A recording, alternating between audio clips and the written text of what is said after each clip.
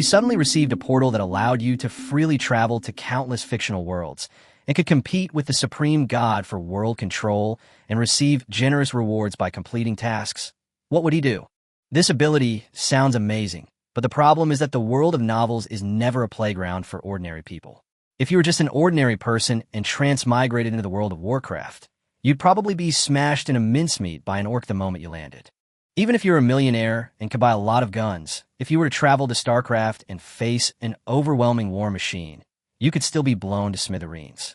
Even if you're a boxing champion who could easily take down 10 ordinary people in real life, if you enter the world of Resident Evil, the most likely outcome would be that you'd just become a stronger zombie. Forget about getting the reward. Even coming back alive would be a question. And this man's name was Jiyu. He just so happened to obtain such a portal. Initially, Jiyu was simply curious and wanted to verify whether it was real or not, so he entered the Resident Evil world alone. But it was only after this journey that he truly understood what it meant to have a near-death experience. Zombies, viruses, chaos, death, almost every step pushed him to the brink of destruction. In the end, Jiyu barely managed to escape from that world by exerting all his strength.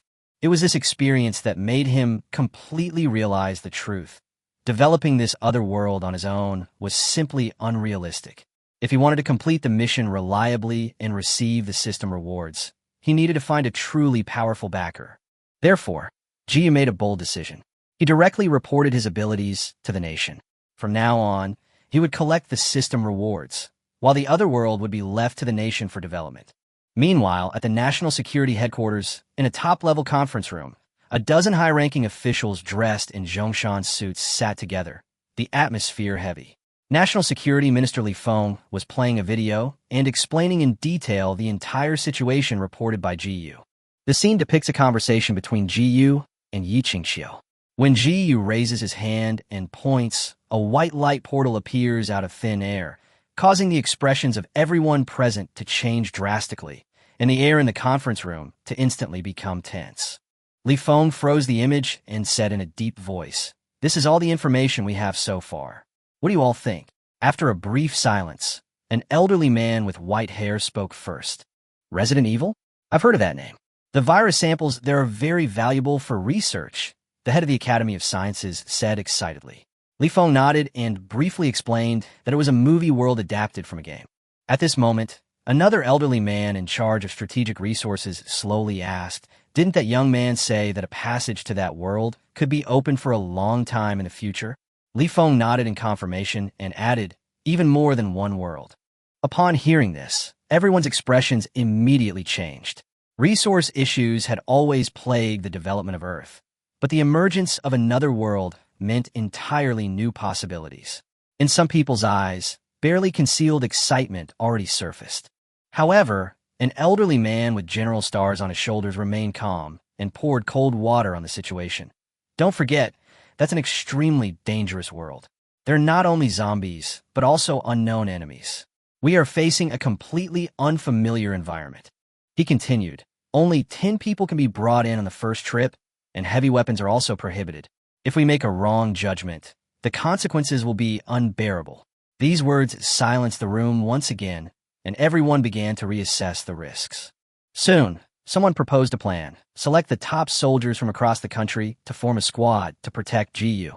Another person immediately added, "His safety must be the priority, and the teleportation channel must be stabilized." Following this, various suggestions were put forward.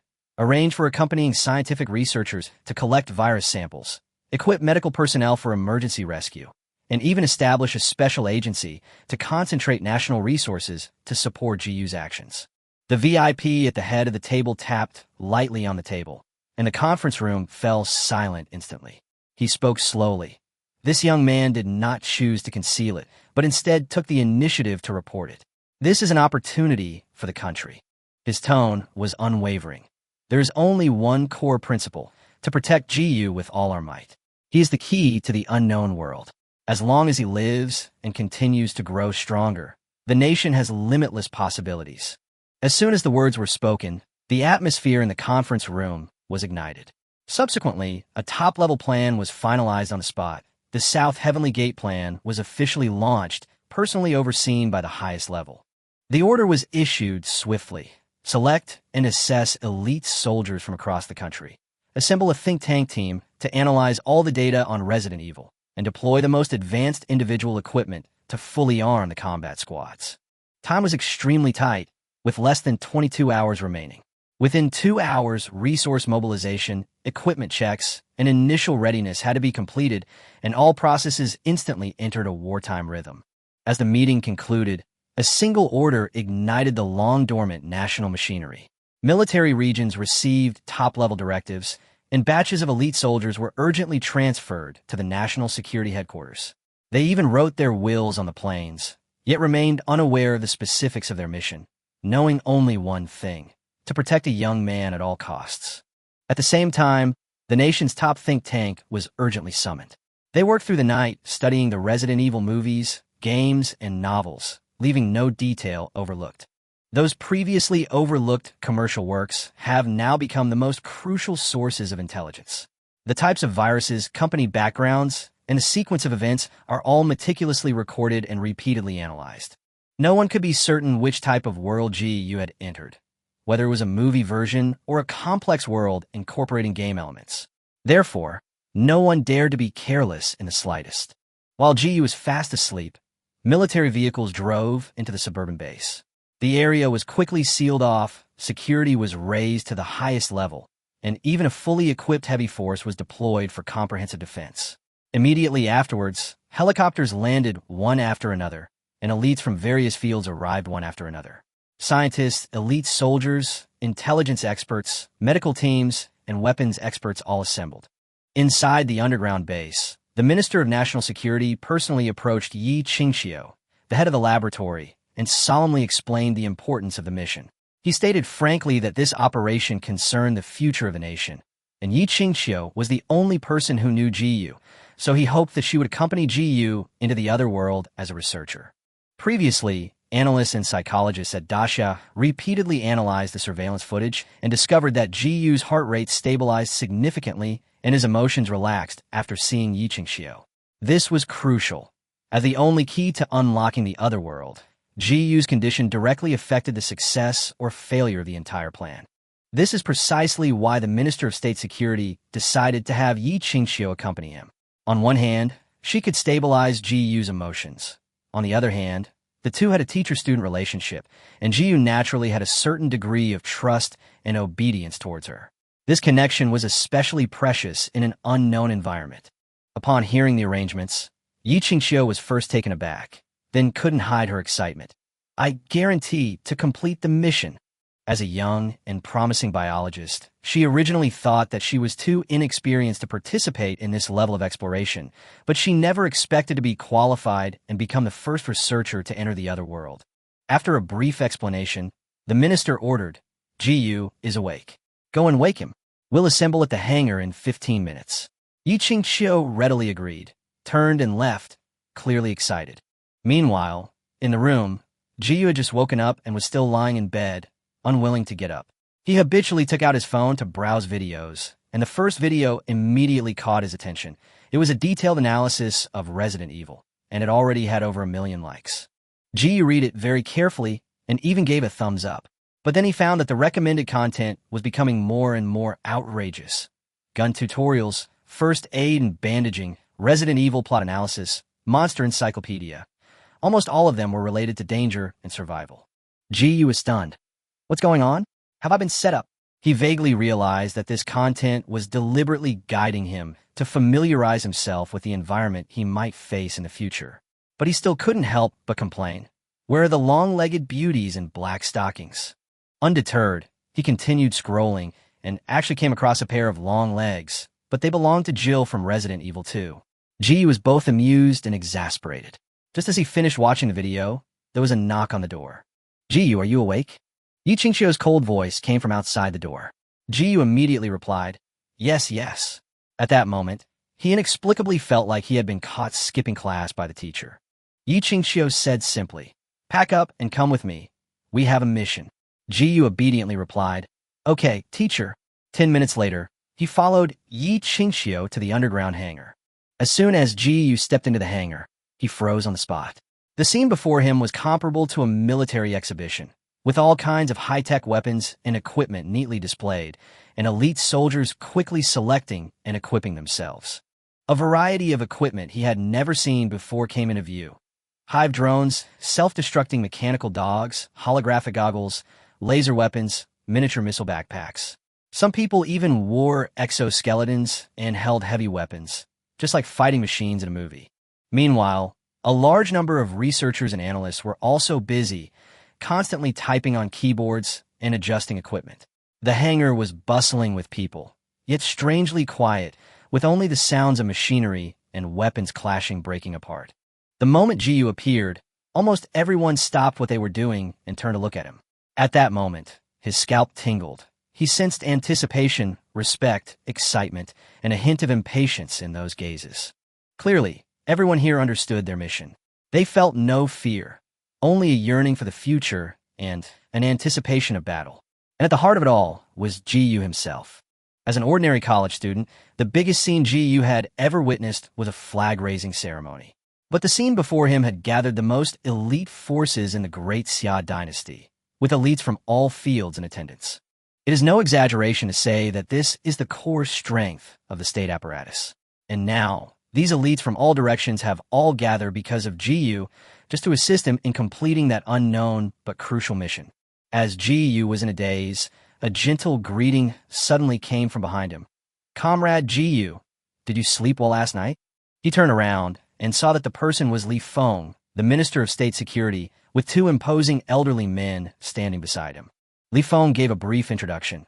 "This is Commander Zhang Wuqing, and this is Dean Zhao Yuanchao. They are in charge of the Nanshaman Project and the Super Soldier Project." Then, he pointed to the people in the hangar. "These people are all under your command, responsible only to you, and are specifically responsible for protecting your safety in the other world." As soon as he finished speaking, all the elites in the hangar saluted in unison.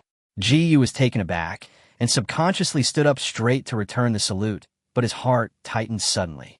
This scene was far more exaggerated than he had imagined.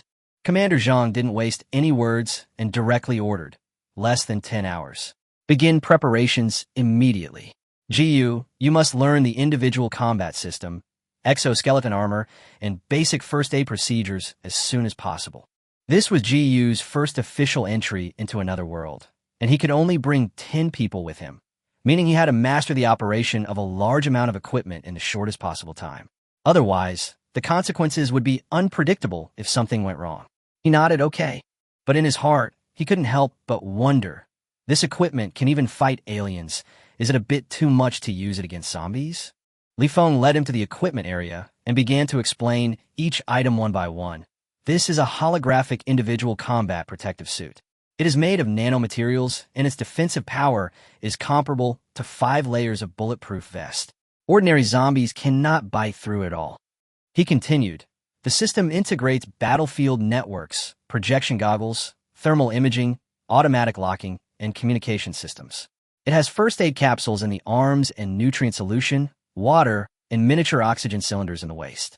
The internal temperature and air pressure can also be regulated, so it can sustain itself for a period of time, even in extreme environments." Jiyu gasped in shock. The entire set of equipment was probably worth as much as a house. He couldn't help but take a few more glances, and all of this was actually prepared for him. Then, Li Feng introduced the weapon. This is the latest strategic automatic rifle, with a 50-round magazine and a grenade module, equipped with an auto-aiming system that can be linked with the combat uniform to automatically mark threat targets. Jiyu had only one thought in his mind. This is simply cheating. There are also swarms of hive drones and escort drones, which can automatically eliminate enemies after inputting commands. Li Feng pointed to the side, and 2 self-destructing mechanical dogs, equipped with machine guns and laser-cutting devices, which will self-destruct when necessary. Seeing that the mechanical dogs could even wag their tails, Jiyu was momentarily dazed. These equipment were so outrageous that they didn't seem like products of reality. The overall equipment was geared towards protection. Heavy weapons like missiles, landmines, and rocket launchers were neither heavy enough for Jiyu to move, nor could he operate them, so they weren't assigned to him to avoid accidental injury. Even so, he still trained for several hours before he could barely master the basic operations. As for the others in the group, Their equipment was even more extravagant. All 8 super soldiers were equipped with exoskeletons and top-of-the-line weapons.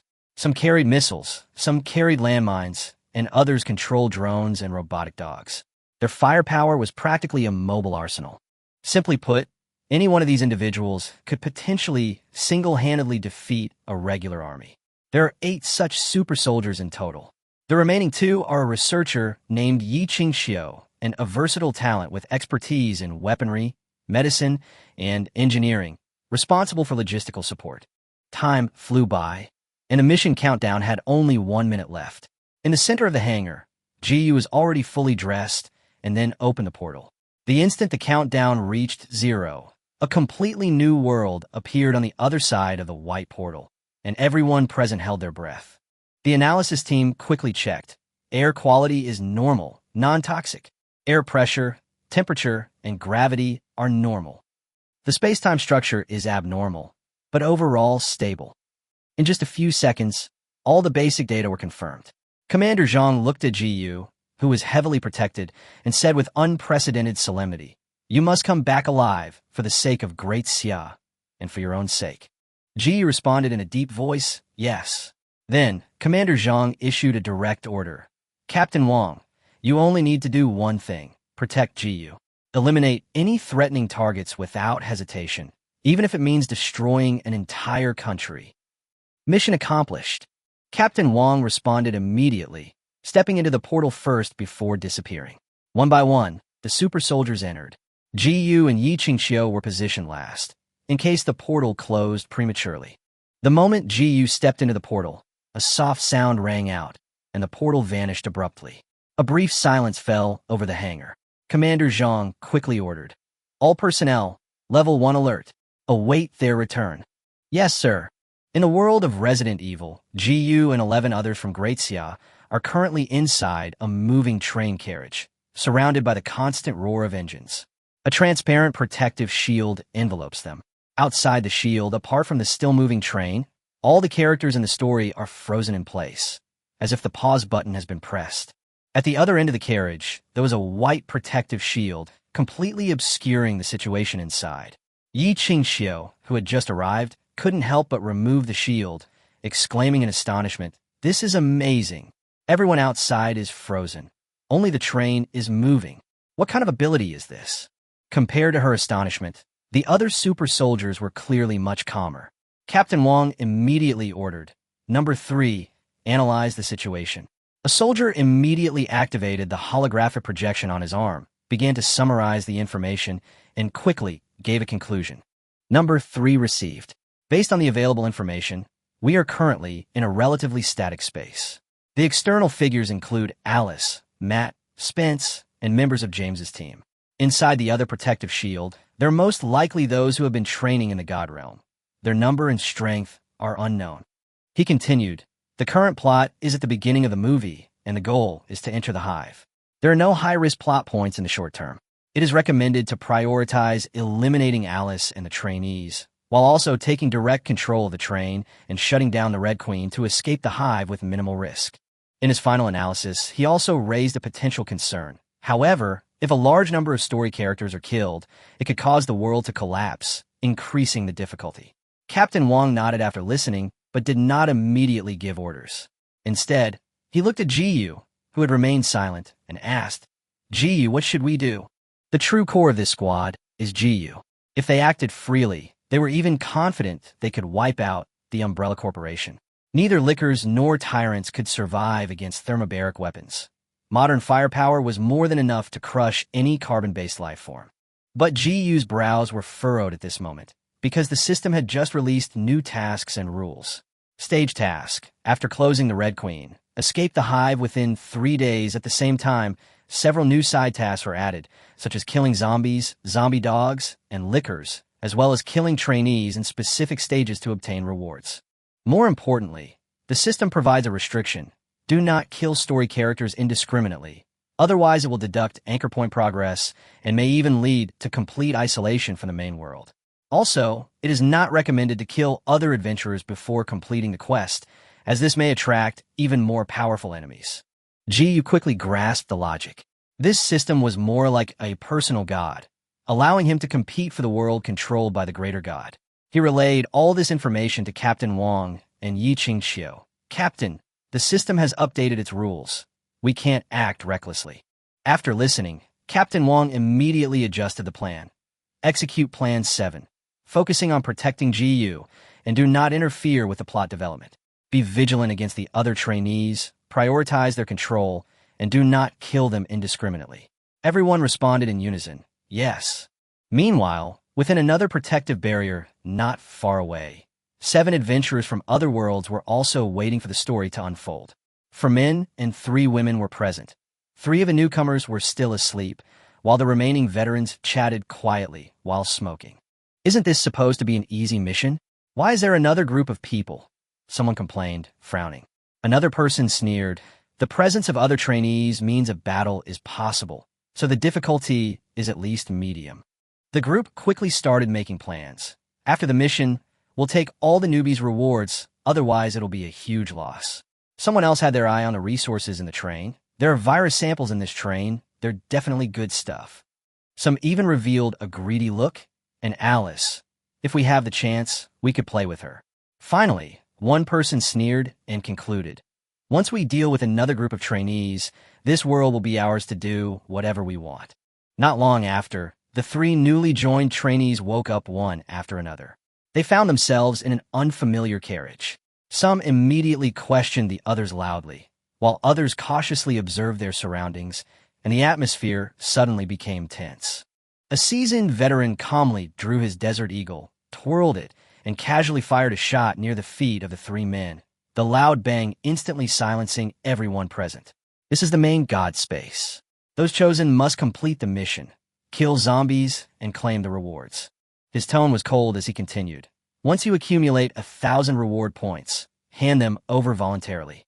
We will ensure your safety, otherwise, you will bear the consequences. These words were simple and blunt, clearly stating the rules, and also revealing a sense of cruelty. After saying that, he pointed to another protective shield not far away. See that? Those are people from other god realms. We can hunt each other down and steal resources. If you don't want to die, behave yourself.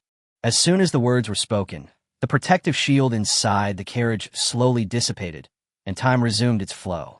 The scene inside the protective shield on the other side was then completely exposed to everyone's eyes, leaving them all stunned. There were quite a few people on the other side, but what was truly shocking was their equipment. They were armed to the teeth, and just standing there, they looked like a mobile arsenal.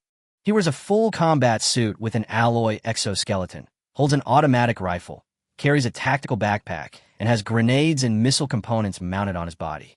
A drone hovers on his shoulder, and a mechanical dog lies at his feet. This scene left the trainees dumbfounded. Is this still fighting zombies? Are you sure this isn't a war?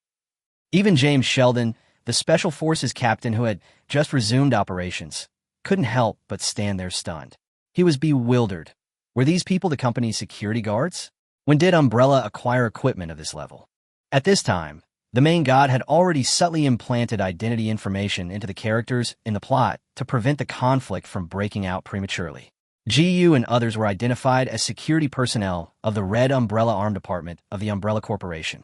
GU stood in the center of the group, his goggles quickly scanning everyone in the carriage and analyzing their threat levels. James Sheldon's threat level was 6, which was considered low, and his teammates were about the same. Among the trainees on the other side, for had a threat level exceeding 10, classifying them as medium threat. However, the most dangerous person in the entire arena was the woman who had temporarily lost her memory, Alice. Alice's threat level is a staggering 39, almost reaching the high threat threshold. Keep in mind that GU's super soldiers, even fully armed, only reach between 30 and 40. Yet, she's currently approaching that level unarmed. Once she unleashes her full power, her unarmed combat ability rivals that of a heavily armored soldier, absurdly strong. Captain Wang immediately became alert, raising his gun to shield GU and staring intently at the seemingly harmless woman in the red dress. He whispered through the communicator, "Number 3, something's wrong." Soon, the analysis results came in. Alice was a perfect clone. Her genes had mutated, and she was an experimental subject belonging to the biological evolution route. However, her abilities had not yet been fully awakened, and she still lacked the T-virus as a key. Hearing this, Yi Qingqiu and the group couldn't help but get excited. She's an excellent research subject. Maybe she can find the direction of human evolution. Just as everyone was lost in their own thoughts, a gunshot suddenly broke the silence. Bang! A super soldier raised his hand and fired, accurately knocking the Desert Eagle from the hands of the trainee opposite him. Before the other side could react, an even more terrifying scene unfolded. A swarm of drones roared into the air, and the robotic dogs deployed their weapon systems, with countless gun barrels simultaneously locking onto the target. Grenades were launched mid-air. Hive drones unleashed a barrage of suicide spike grenades, and some even set up recoilless rifles, instantly lowering the atmosphere to freezing point. Faced with the lock of hundreds of gun barrels, the trainees turned pale and surrendered one after another. Sorry, no one dared to make another move. This was a complete annihilation. Even if they had acquired abilities, it would be meaningless against this kind of firepower. Unless they were truly superhuman, they simply couldn't withstand it. James stood to the side, cold sweat beading on his forehead, silently releasing the safety from his rifle. He had already grasped the situation. These people were simply not in the same league. Just as the atmosphere was becoming increasingly tense, Ji finally spoke. Captain Wang, forget it. The mission is more important. His tone was calm, clearly showing he didn't take the other side seriously. Captain Wang nodded and holstered his weapon, and the drone and robotic dog quickly returned to their positions, resuming their silence. The entire process was perfectly synchronized, like a well-trained machine. At that moment, everyone realized that the core of this terrifying force wasn't the fully armed soldiers, but Ji, who stood in the center and looked the most ordinary. Who exactly was he? Because Ji was wearing a mask, no one could see his face clearly. They could only judge from his voice that he was probably a young man. Yi Qingqiu stood to the side, observing the reactions of both sides, and soon noticed something unusual. She lowered her voice and reminded them, Ji, Captain Wang, have you noticed? They could understand Chinese. Everyone was slightly taken aback, only then realizing that despite speaking different languages, they could communicate without any obstacles. Ji then reacted and nodded, saying, it seems this is the power of the main god. Yi Qingqiu's discovery made everyone even more vigilant. Just then, the train jolted violently and came to a stop. James immediately led the group off the train, followed closely by Alice and other characters from the storyline. The trainees hesitated for a moment, then raised their hands to signal and walked past Ji and the others. Their faces clearly showed resentment, because they all knew that the T-virus serum and its original solution were hidden in the secret compartment of the carriage. But now it was no longer their turn to take action. After everyone else had left, a super soldier used brute force to pry open the hidden compartment and took out a silver briefcase. Yi Qingqiu immediately took it, opened it, and saw 2 rows of blue-green reagents neatly arranged inside. She couldn't hide her excitement as she said, this is the T-virus serum and stock solution. As long as we get the system data, Great Xia can optimize it and even mass-produce gene enhancers. Given the current technological level of Great Xia, the value of these samples is astonishing. Ji's heart raced. He knew very well that without national support, he would never have been able to obtain these things. Captain Wang said in a deep voice, let's go, follow them. The group, with Ji at the core, maintained a distance from the team ahead, allowing the story to unfold naturally. Before long, the group arrived at the entrance to the hive. JD whispered to James, Captain, those people are dangerous. James nodded in response. I know, they're sent by the company. Just make sure there's no conflict. Ji and his group were equipped with such advanced equipment that it instilled instinctive fear in others. At the same time, the other trials of the main gods were secretly discussing among themselves, their tone filled with doubt and greed. They don't seem like trainees, they're more like soldiers, someone whispered. And that equipment is completely unfamiliar to me. Another person sneered. Once the lickers wake up, their equipment will be ours. Some even targeted Alice, speaking frivolously and making no attempt to conceal their malice. Because of this, Alice instinctively distanced herself from them, instead slowly moving closer to Ji. She walked ahead alone, her body trembling slightly. Seeing this, Yi Qingqiu's eyes lit up, and she whispered in Ji's ear, the opportunity has arrived. Ji was taken aback. What opportunity? Yi Qingxiu lowered her voice and said, "Give her the coat. Get closer to her. Maybe we could bring her back to Daxia for research in the future." Captain Wang immediately frowned and objected. "No, we can't let Jiyu take the risk. Alice is too threatening." Yi Qingxiu didn't care. She is currently in a state of amnesia, which is the best time to make contact. In the midst of the argument, team member number 3 quickly analyzed the situation using a microcomputer and soon concluded, "The current risk of contact is the lowest. We recommend that GU or academician you handle it." Yi Qingxiu immediately gained the upper hand. For the future of Great Xia, this risk must be taken. Captain Wang remained silent for a moment, then could only look at GU. "You decide." Under everyone's gaze, GU simply pulled a jacket from his backpack, grinned, and said, "I'll take it." He clearly didn't want to miss such an opportunity. So, under the watchful eyes of the super soldiers, GU walked up to Alice and handed her the jacket. "Here you go. You look a little cold." "Thank you." Alice paused slightly, then took the coat with a grateful smile. After putting it on, she looked at the high-tech equipment with curiosity in her eyes. "Are you really Umbrella's security force?" she asked tentatively. GU, his face masked, replied calmly, "Absolutely." Alice pointed to the drones and robotic dogs. "What are these?" "You casually introduced a swarm of drones, robotic dogs, and guard drones. They're beautiful," Alice exclaimed sincerely, then asked somewhat shyly, "Do you have any cigarettes?" Upon hearing the mention of cigarettes, GU subconsciously glanced at Yi Qingxiu. It seemed she was the only one in the group who smoked. He'd never seen any of the elite soldiers touch one. Yi Qingxiu didn't waste any words, walking directly to Alice's side and offering her a Zhonghua brand cigarette. Alice paused slightly, then took the cigarette and lit it. Yi Qingxiu also simply removed his mask, revealing a face that was in no way inferior to Alice's.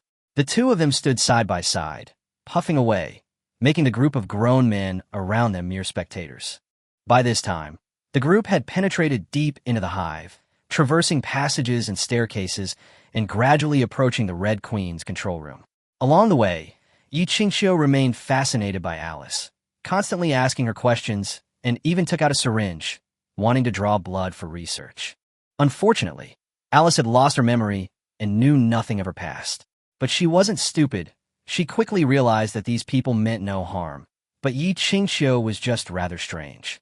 So she deliberately distanced herself and moved closer to GU. In her intuition, GU was the true core of this team, and he had a gentle personality and wasn't too scheming. He wasn't as cold and wary as Captain Wang and the others, nor was he like Yi Qingxiu who would ask for blood at the drop of a hat. After a brief conversation, Alice remembered his name and couldn't help but ask, "GU, they've gone into the control room. Are we going in?" GU shook his head. "No need, we'll wait here." At this moment, they were in Restaurant B, deep underground, surrounded by piles of iron boxes, and inside each box was a liquor frozen in ice. GU knew very well that the key to this mission was not shutting down the Red Queen, but their escape afterwards. Even if someone interfered, the Red Queen would eventually be shut down. It was the inertia of the plot, and they just needed to wait for the right opportunity. Thinking of this, GU looked at Alice seriously. "Come with us, we will protect you and take you away from the hive."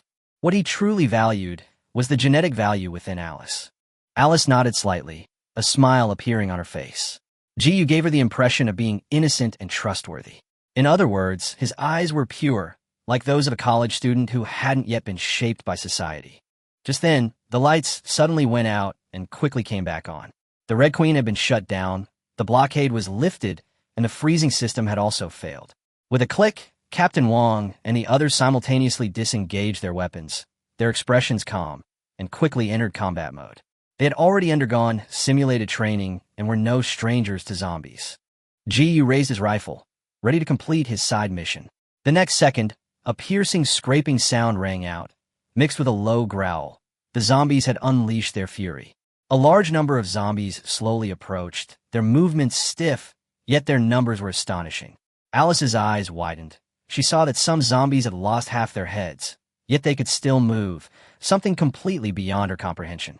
She glanced at GU and the others instinctively, only to find them all unusually calm, as if they were already used to this kind of scene. Only Yi Qingxiu pushed up her goggles and muttered excitedly, "It would be great if we could catch a few to take back and study." These low-level zombies weren't particularly strong. They were slow-moving and had low attack power. They might be dangerous to ordinary people, but they posed almost no threat to fully armed super soldiers. Switch to melee weapons. Captain Wong ordered. 8 soldiers simultaneously activated their arm armor, which instantly transformed, their left arms unfolding into shields and their right arms spraying out blades. Alice was completely stunned. "You're going to fight hand-to-hand?" Captain Wong glanced at her indifferently, then walked to Ji Yu's side, his tone noticeably gentler. "Don't be nervous. Don't you have a mission? Just follow the training. Shoot like you're playing a video game. We guarantee that no zombies will get within 10 meters of you." Ji nodded and began shooting under Captain Wong's guidance. 3 points in a line, burst fire. With continuous practice, he gradually became more proficient, killing a zombie on average with 3 shots. Meanwhile, on the front lines, 7 super soldiers had already made contact with the horde of zombies. Their movements were clean and efficient, killing more than a dozen zombies in a single exchange, almost a one-sided rout. Captain Wong glanced at the battle situation, then suddenly frowned and ordered, "Don't kill too quickly. Let Ji Yu finish his mission first." The soldiers immediately halted their attack, repelling the zombies and leaving the rest for Ji Yu to finish them off. Over the comms, several people couldn't help but complain, "These zombies are too weak. They're nowhere near as good as the ones we trained on. Don't be careless. Thermal imaging shows the lickers are about to wake up." "The lickers are only a medium threat. Nothing serious," another person chimed in. "Are there tyrants in a hive?" Someone responded, "No, not in the movie. It's like playing house. Why aren't those trainees making a move yet?" Someone complained in a low voice. Finally, Captain Wong calmly reminded, "Don't get distracted. Protecting Ji Yu is the priority."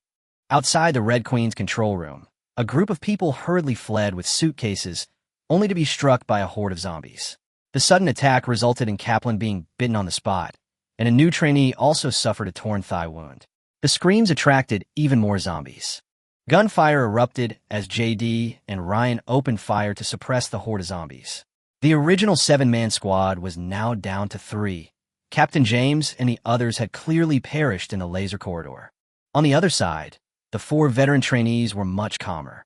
They raised their weapons and frantically harvested zombies, their eyes only on the reward points. 1 point per zombie. Kill them quickly. The number in the hive is limited. They had even started eyeing the lickers in Restaurant B. Someone suddenly frowned. "Where are those Xia people? They're so well-equipped. How come they haven't made a sound?" Someone else sneered. "They've probably already been overwhelmed by the horde of zombies." But others became alert. "Something's not right. Be careful." As they fought and retreated, they soon spotted Ji Yu and his group in the distance. 7 super soldiers clad in exoskeletons were engaged in close combat amidst the horde of zombies, their movements ruthless and efficient. "Holy crap. These are definitely soldiers." The trainee was shocked. "Those armors aren't just for show. Their strength and explosive power are outrageous. The fact that they dared to engage in close-quarters combat with zombies speaks volumes about their strength." Just then, a dull thud came from inside the cryogenic chamber. The next second, a licker tore through its metal shell and crawled out, its muscles exposed, its claws gleaming, and its entire body exuding an intense sense of oppression. The scene fell silent instantly. Even seasoned veterans dared not make a move. They knew all too well that this monster was difficult to deal with, not to mention that more lickers would be awakening soon. "Don't make a sound. Let it go find those Xia people," someone whispered. "We'll wait to pick up the scraps." They even started to comfort the bitten newbie. "Hang in there. As long as you kill enough reward points, you can recover when you return to the main god space." The plan was simple. Sit back and watch the tigers fight. Once the lickers had worn down the Xia Kingdom soldiers, they would strike and reap the rewards, also stealing the virus serum. Soon, the lickers were drawn by the commotion and charged directly at Ji Yu and his group. The other cryogenic chambers also began to shake, clearly indicating that more monsters were awakening. The trainees couldn't help but exclaim in surprise. "They're not even using firearms?" In their eyes, fighting a licker with melee weapons was practically suicide. However, the next second, the scene before them completely overturned their understanding. The licker that charged forward, just as it got close to a soldier, was grabbed by the head and slammed hard to the ground. Immediately afterward, a punch slammed down, instantly shattering bones and muscles. The entire process was swift and clean, as if he had casually crushed an insect. This scene sent chills down the spines of all the trainees. They finally understood the difference in strength between them. The opponent hadn't even used high-tech weapons. He could overwhelm the liquor simply through hand-to-hand combat. If a conflict were to break out, this group of people probably wouldn't even have a chance to react. The remaining Special Forces members and Matt and the others exchanged glances and moved towards GU without hesitation. After losing their captain, they desperately needed a new ally, and this team was clearly the safest. At this moment, GU was under tight protection. Captain Wong dragged over a crippled liquor. GU, finish it off with your rifle. GU steadied his breathing, aimed, and pulled the trigger. After a few shots, the liquor was dead, and his side quest progressed. Captain Wong nodded and said, "Catch 2 more for him to practice on, and don't let the zombie dogs go either." His tone was casual, but he directly used these monsters as training targets. Yi Qingxiu excitedly said, "I'm going to take samples. These biological structures are very special." Captain Wong immediately sent someone to escort him, while he himself continued to stay by GU's side. Alice watched the whole thing, deeply shocked. GU was clearly not good at combat, yet the entire team revolved around him, with everyone operating around him. The image of the soldier crushing the liquor with his bare hands, in particular, made her feel a sense of oppression. She almost reacted instinctively, but then realized there was no need to intervene. Just then, an even more intense series of impacts echoed from deep within Restaurant B, reverberating throughout the space. All the cryogenic chambers began to vibrate simultaneously. More liquors were awakening.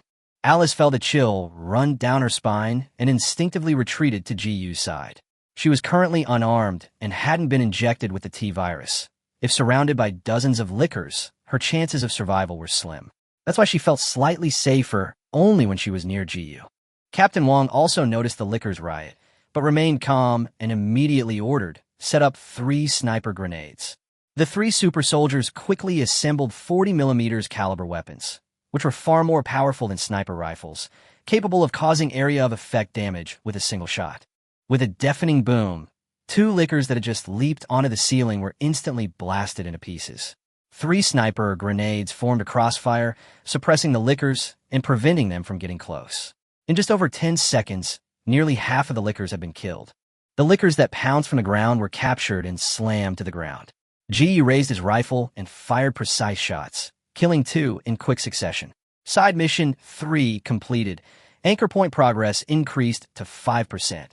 He reported in a low voice, "Captain Wong, mission complete." Captain Wong nodded in response, and then asked, "How many more zombies are we short?" GU replied, "About a dozen more." The two communicated in hushed tones through the combat system, barely needing to speak as the information was transmitted. At this moment, a team member reminded, "Special Forces soldiers are approaching. Should we stop them or kill them?" Captain Wong looked at Kaplan and the others, about to order an interception, when Yi Qingxiu suddenly spoke up, "Let them come over." She explained, "Their weapons pose no threat to us, and Kaplan has the Red Queen motherboard, an AI core that is of great significance to us." Captain Wong hesitated slightly, still worried about GU's safety. Yi Qingxiu immediately turned to GU. "Help the teacher this time. The Red Queen motherboard is really crucial." GU thought for a moment, then nodded and said, "Let them come over." Captain Wong had no choice but to signal his team members to make way. 2 super soldiers first cleared out the surrounding zombies with fire, then cleared a passage. Kaplan and his group felt like they had been granted a pardon, but then they heard a cold warning, "Put down your weapons or die." The mechanical dogs activated simultaneously, their guns locked onto them. Ryan and JD had no choice but to surrender and walk over with their hands raised. Faced with such overwhelming firepower, they had no other option. Ryan couldn't help but look at the equipment and muttered, "Your weapons are ridiculously overpowered." No one responded to her teasing. Kaplan put down the box containing the Red Queen motherboard, and Yi Qingxiu immediately took it, looking excited. "It's so worth it. We've got the motherboard, virus samples, and biochemical data. As long as we leave the hive, this is the perfect mission." Captain Wong remained calm and undisturbed, following GU's instructions.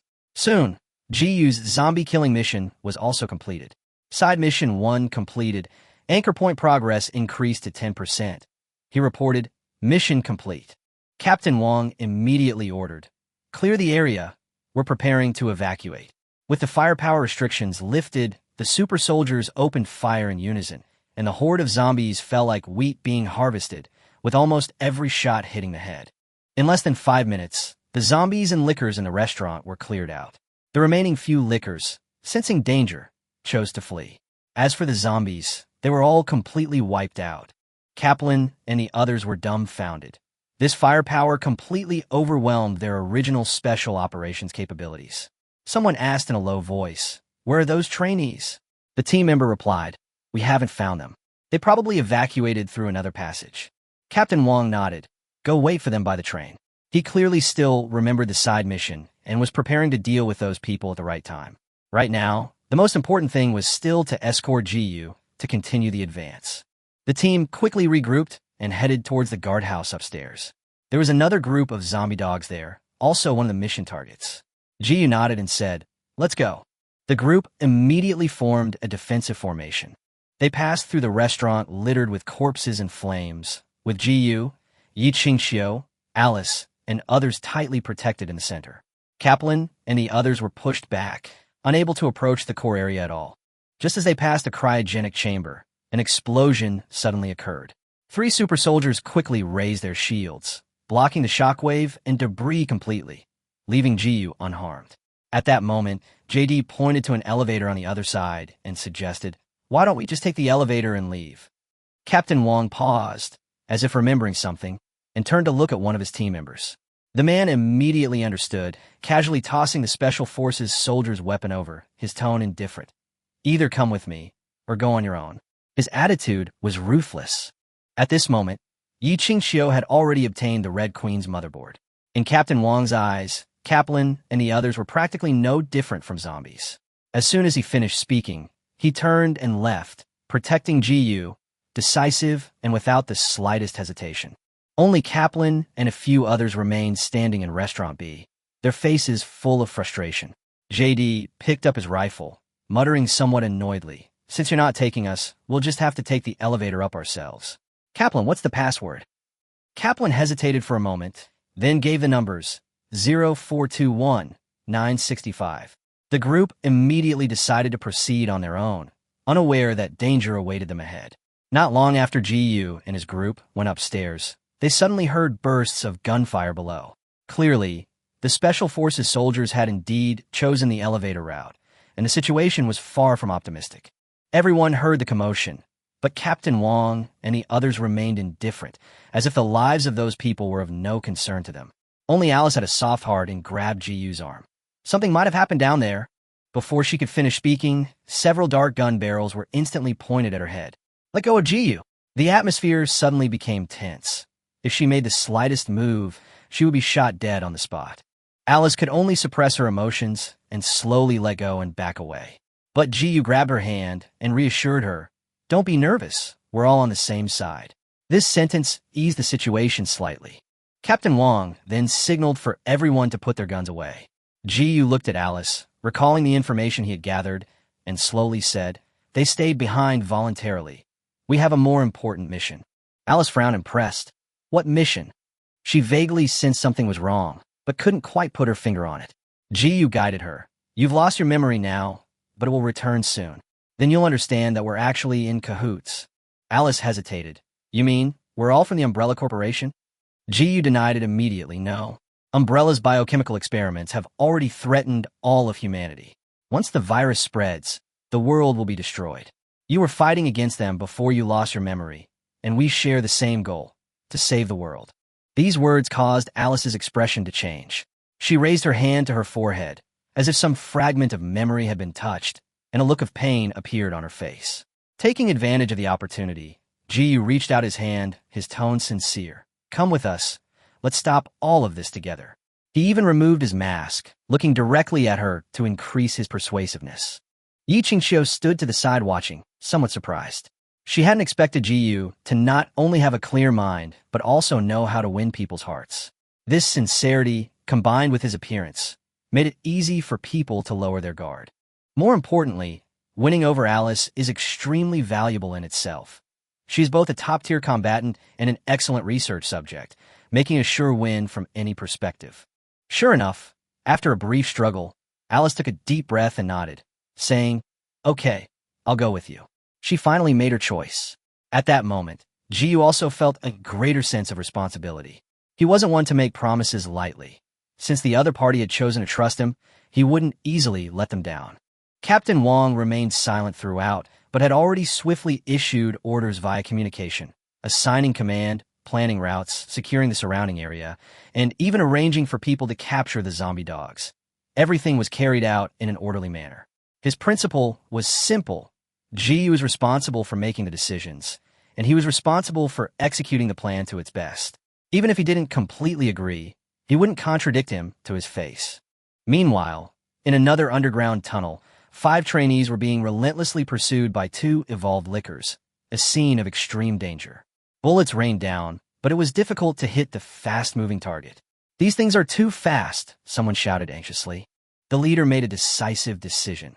"Ditch the newbies, let's get into the pipes." The words had barely left his lips when a gunshot rang out. The newbie was struck in the knee and fell to the ground screaming. The lickers immediately pounced, tearing at him, while the 4 veteran trainees used the opportunity to escape. They had no intention of fighting to the death. In a god's space, survival was always the top priority. After passing through the pipes, they entered the hive experimental area. After clearing out the scattered zombies, they bumped into Kaplan and his group as soon as they turned a corner. The scene was somewhat eerie. Only Kaplan, Matt, Spence, and the already infected Ryan remained in the group. JD was nowhere to be seen. Spence, having regained his memories, was pointing a pistol, forcing the others to drop their weapons. "Spence, you mean you're the one who turned the hive into this?" someone asked coldly. Spence, his expression crazed, made no attempt to hide it. "That's right.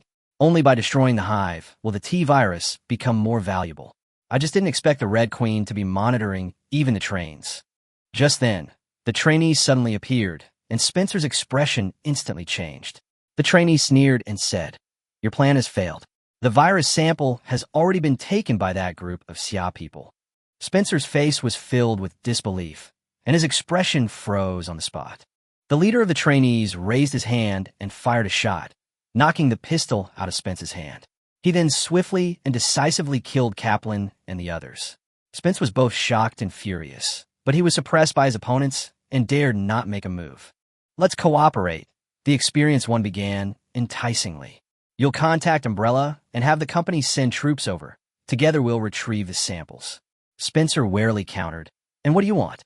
The other party smiled meaningfully. "The virus is yours. We only want the equipment of that group." They knew very well that only by relying on the power of the protective umbrella could they have a chance to deal with GU's team. Spence remained suspicious, but the other party handed him recording equipment. "Send the video back, and the company will investigate. We're imposters. They'll find out easily." In the end, Spence wavered. Meanwhile, GU also made new progress. Side Quest 2 completed.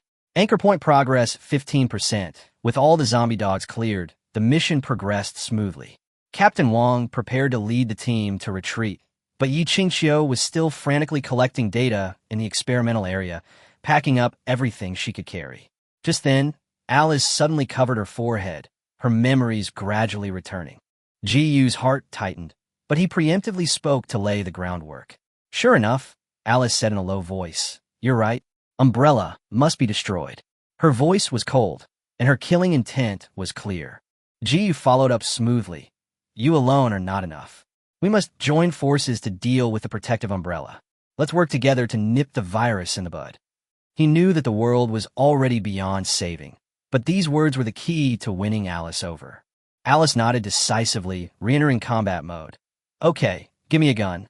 Captain Wong handed her a modified pistol, and after taking it, her expression became even more determined. Afterwards, the group retreated to the entrance of the hive, set up an ambush next to the train, and prepared to wait for the trainees to appear so they could finish the job. Meanwhile, Spence had already sent the secretly filmed video back to Umbrella headquarters, falsely claiming that the fall of the hive was caused by GU and his associates. The video, showing super soldiers slaughtering monsters, greatly shocked the top brass of Umbrella. At this point, Weskier was in overall control of the protective umbrella, while Alex, Isaacs, and Sergei each managed their respective departments. The 4 unanimously concluded that this mysterious team had to be eliminated. Deploy UBCS and USS. The order was quickly given, but someone immediately raised an objection. Alpha Team is already headed to the Arkley Research Institute. After a brief discussion, everyone quickly agreed on the direction. Recall Hank prioritized eliminating the hive. Some even suggested activating Tyrant. Despite the risks, the top brass ultimately agreed. They didn't care about the cost. Even destroying Raccoon City was just an experiment for them. Thus, the most elite troops quickly assembled, preparing to enter the hive. GU was completely unaware of this. Outside the hive, time ticked by, and two soldiers whispered, "Captain, those guys aren't dead inside, are they?" Captain Wong calmly replied, "Wait another hour. If they don't come out, retreat." His principle was very clear: prioritize GU's safety. Side missions were merely secondary objectives. When time ran out and the trainees still hadn't appeared, Captain Wong didn't hesitate any longer and decisively ordered, "Withdraw and return to the ground." The group then boarded the train, preparing to leave the hive. With a ding, the elevator to the mansion above the hive opened. 3 super soldiers stepped out first, quickly scanning the surroundings with their guns raised. After confirming it was safe, they reported over the comms. "Report, mansion safe." The elevator then resumed its descent. Shortly after, GU arrived at the mansion under Captain Wong's escort. The moment he stepped out, a system notification sounded in his mind. Stage 1 mission completed. The reward was then issued. The anchor point progress increased to 35%, and a 3-day rest period began. The system simultaneously issued the next phase of the mission: escape Raccoon City and seize the G-Virus.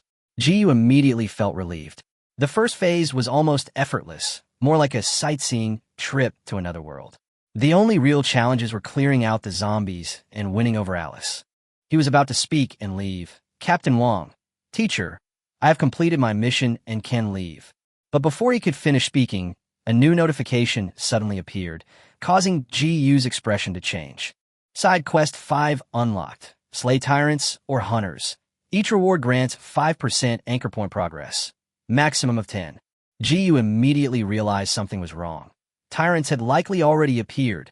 Almost simultaneously, a report came through the comms. Report: 3 high-threat targets, suspected to be tyrants, have been spotted outside the manor and are approaching at high speed. Captain Wong remained calm and turned to ask GU, "Is this considered a mission?" GU nodded without hesitation. "Sure. 5% per animal. No need for me to personally intervene." Captain Wong's lips curled up slightly. "Very good. Then let them witness the power of Great Xia." Inside the hive, they had been fighting cautiously. Now that they were in open territory and had the option to evacuate at any time, everyone was no longer hesitant. Captain Wong quickly ordered his men to split into groups and finish the fight within 3 minutes. The robotic dogs and drones sprang into action instantly, rushing out of the mansion. Dozens of meters away, 3 tyrants, each over 2 meters tall, appeared, exuding an overwhelming sense of oppression. Alice's expression changed drastically upon seeing this. "GU, it's too dangerous here. Let's go." In her mind, a tyrant was capable of destroying a small army. But GU stopped her, his tone calm. "Don't be nervous. This is nothing." Alice was taken aback, and GU took the opportunity to explain the truth to her. "Actually, we come from another world." He slowly told her everything, trying to make Alice accept reality.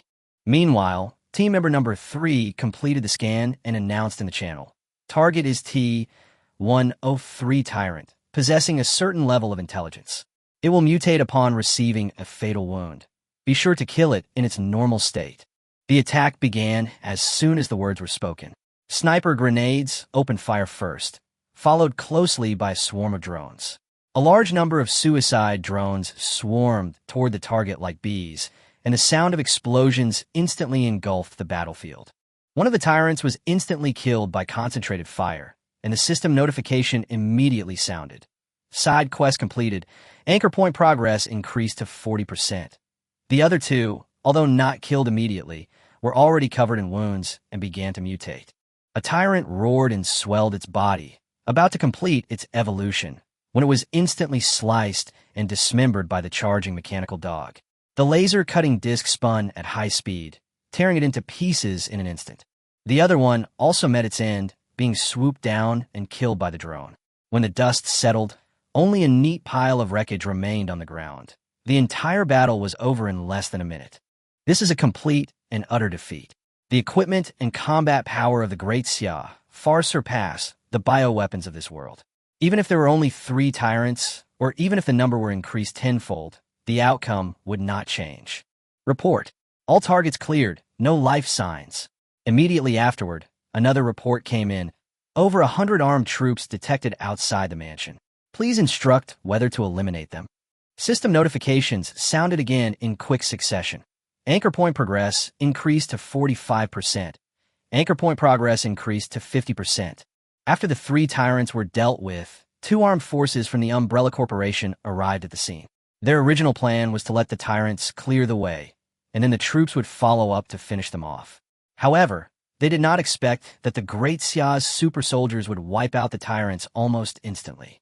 At the entrance of the mansion, Captain Wang glanced back into the room. Ji Yu and Yi Qingxiu were talking to Alice, whose expression was complicated. After confirming everything was in order, he immediately gave the order. Begin now. Free fire? Meanwhile, a commotion shook Umbrella headquarters. Weskier and other high-ranking officials witnessed the 3 tyrants being easily killed, and they all stood up in disbelief. Mechanical dogs, drones, sniper grenade launchers, the Hive Strike system, plus exoskeleton armor. These weapons they had never seen before made everyone realize that the enemy's technology had far exceeded their comprehension. Umbrella Corporation has always believed that technology cannot overcome the limits of the human body, which is why they turned to researching viruses. But now they have discovered that truly advanced technology is enough to crush biological weapons like Tyrant. Sergei couldn't help but suggest retreating. Their weapons are terrifying. Continuing to fight is just suicide. But Weskier coldly refused. No, we must at least get a set of equipment, even if it's just a fragment. The value of this equipment far outweighs the immediate risks. Successful research could even propel Umbrella's technological capabilities to a leap forward. After the order was given, the Red Umbrella troops had no choice but to launch their attack. Soon, gunfire erupted outside the mansion. 3 Hive drones hovered overhead, providing cover, while mechanical dogs and dragonfly drones strafed relentlessly. Despite having only 6 super soldiers, they unleashed the firepower of an entire army. The sniper grenades, in particular, were devastating. Each explosion wiped out a large swath of enemies, rendering any cover meaningless against such firepower. In contrast, the Red Umbrella troops found their bullets ricocheting off their exoskeletons, causing almost no effective damage. The disparity between the 2 sides was clearly visible. In the darkness, several rockets struck a Hive drone, leaving it teetering on the brink of collapse. Enemy snipers immediately concentrated their fire, attempting to shoot it down and eliminate it. But the next second, the drone flashed red and crashed directly into the ground. Boom! The huge explosion swept around, with the force equivalent to tens of kilograms of TNT, instantly creating a deep crater, engulfing a large number of Red Umbrella soldiers. Immediately afterward, another robotic dog on the other side self-destructed, sending metal fragments flying everywhere and killing several soldiers instantly. It turned out that these drones and robotic dogs had been modified so that they would automatically self-destruct if they went out of control, giving the enemy no chance to capture them. In less than 5 minutes, over 100 elite troops were completely routed. The disparity in weaponry between the 2 sides meant this wasn't a battle, but a one-sided crushing defeat. Drones provided aerial suppression, robotic dogs provided ground support, and explosive weapons provided long-range coverage. This comprehensive network of firepower left the enemy utterly helpless. In the end, only a handful of Red Umbrella soldiers escaped, and even the elite Death God Hank could only retreat in disarray. On the Great Xia side, they only lost 1 drone and 1 mechanical dog, while their 6 super soldiers were unharmed. Captain Wang glanced at the gradually quieting battlefield and said calmly, "All right, come back." He then added, "The group of trainees below will be coming up soon. Get ready to entertain them." At this moment, at the elevator entrance below the mansion, the 4 trainees and Spence had already noticed the commotion above. "They've started fighting," someone whispered. The leader quickly analyzed, "Now's our chance. Those Xia soldiers should be held back outside. We'll go up and launch a surprise attack from behind." He continued, "That young man in their team is weak. If we can catch him, we can counter the whole team, and you can get the virus sample too. With the plan set, the group didn't hesitate any longer and went straight into the elevator. With a ding, the elevator doors opened, and a piercing, buzzing sound suddenly rang out. 3 water glass grenades, like locks on a prey, accelerated sharply, heading straight for the elevator interior. The next second, a series of explosions erupted, and a terrifying shockwave instantly swept through the entire space. The violent explosion nearly overturned half of the mansion. Spence, who was inside the elevator, died instantly, and a weaker trainee was also blown to pieces. Side Quest 4 completed. Anchor point progress increased to 55%. The scene was a complete mess. The remaining 3 used various methods in the life or death moment. One erected a protective shield, another transformed into a werewolf, and yet another turned into blood, miraculously withstanding the explosion. However, the elevator was already damaged and was rapidly falling, seemingly saving their lives. Captain Wong had no intention of letting them off the hook. He coldly ordered, "Use thermobaric weapons." As soon as the order was given, the 93mm rocket launcher fired rapidly, and a thermobaric bomb blasted deep into the elevator shaft. A few seconds later, a muffled explosion came from underground, and the surroundings shook violently like a small earthquake. Anchor point progress continuously increased to 65%. Clearly, another trainee had been killed, but one person had survived by sheer luck. Captain Wong, only 2 are dead. 1 escaped, Ji reported in a low voice. Captain Wong frowned, but didn't seem to care. It's all right, he can't get up here. His tone was calm, yet it exuded absolute confidence. Then, Captain Wong looked at Alice, and Ji immediately said, "She has agreed to return to Great Xia with us."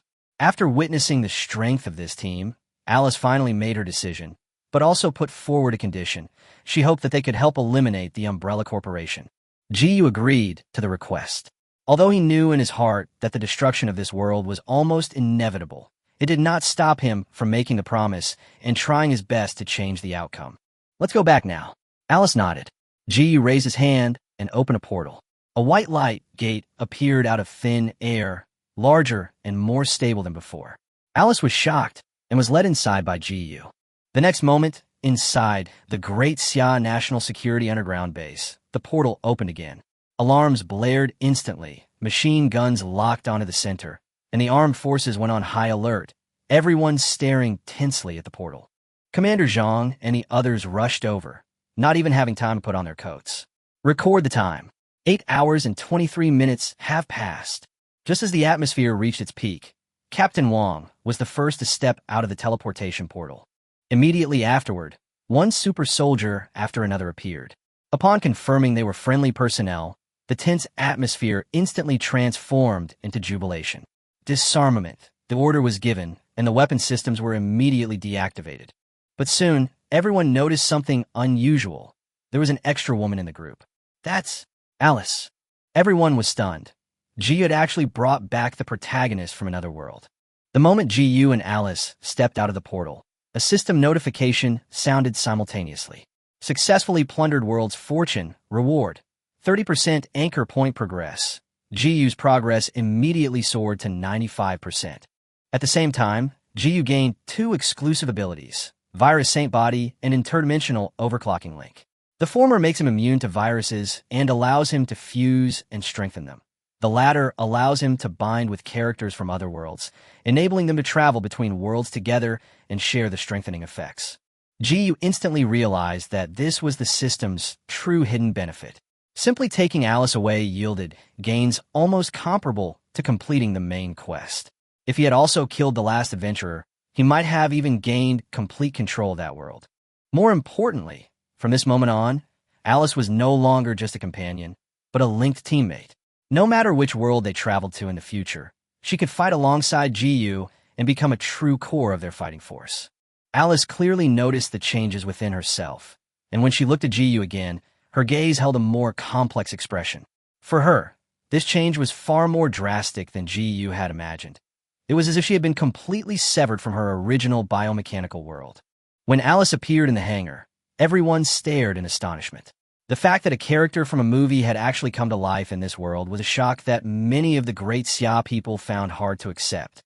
They initially believed that the other world was perhaps just a virtual existence, while their own world was real.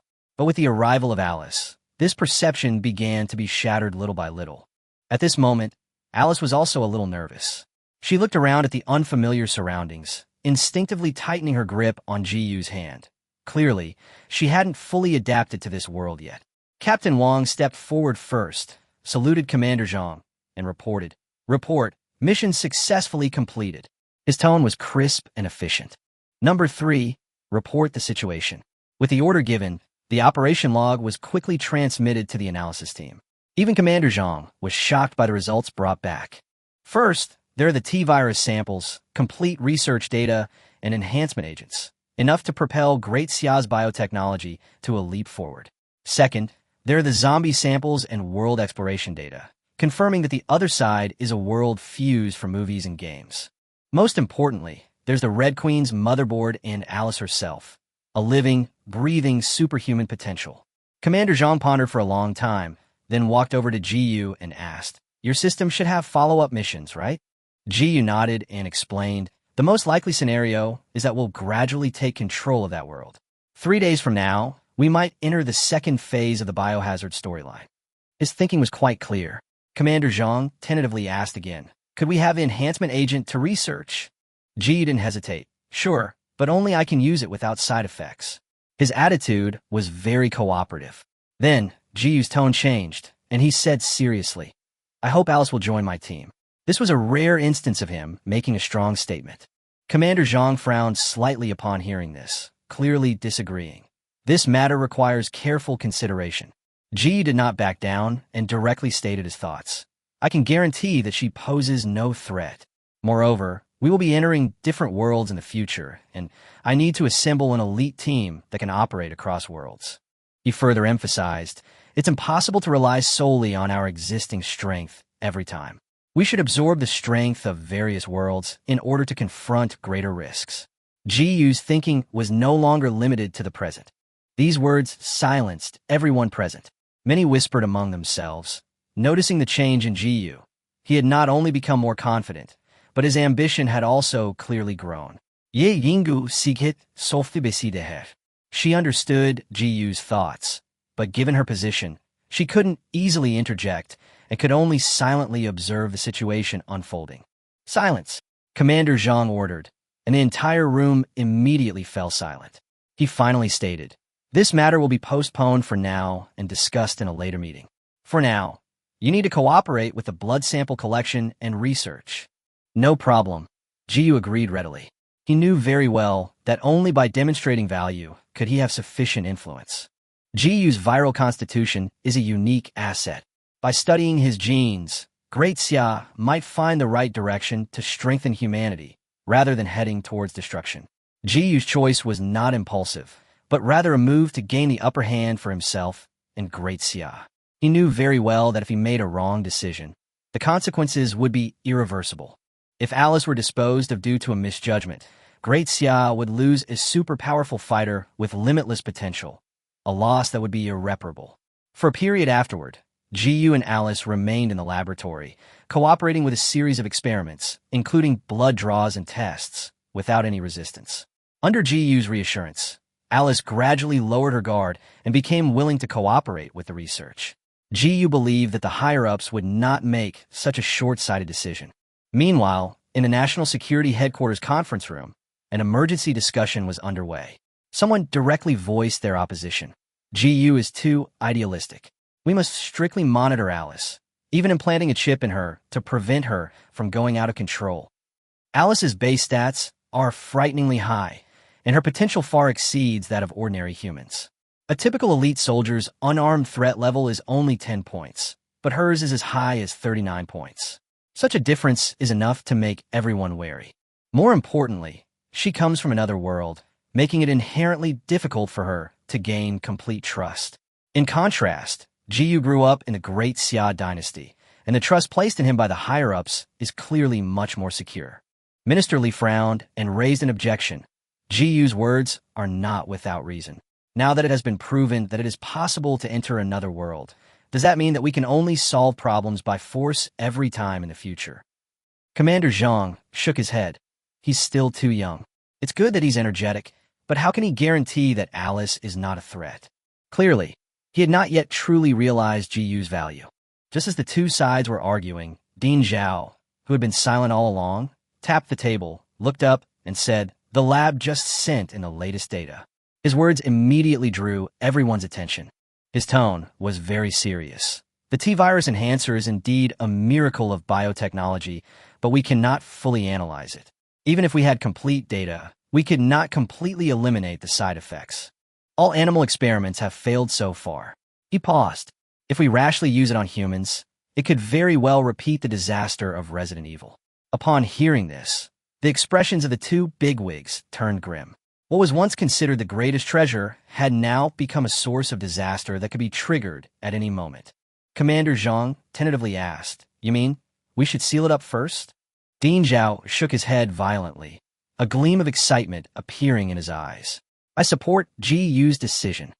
His words stunned everyone. Everyone was taken aback, clearly not expecting him to reach such a conclusion. Dean Zhao took a deep breath, suppressing his excitement, and said, "Because Ji Yu's body has undergone a special change. He is now immune to all viral side effects, and is even converting them into beneficial evolutionary processes." Commander Zhang didn't react for a moment. Dean Zhao simply explained in the most straightforward way. Ji Yu is not just a key, he can also inherit the most core power of another world. Even if Great Xia develops resources from another world, its technology will eventually encounter bottlenecks.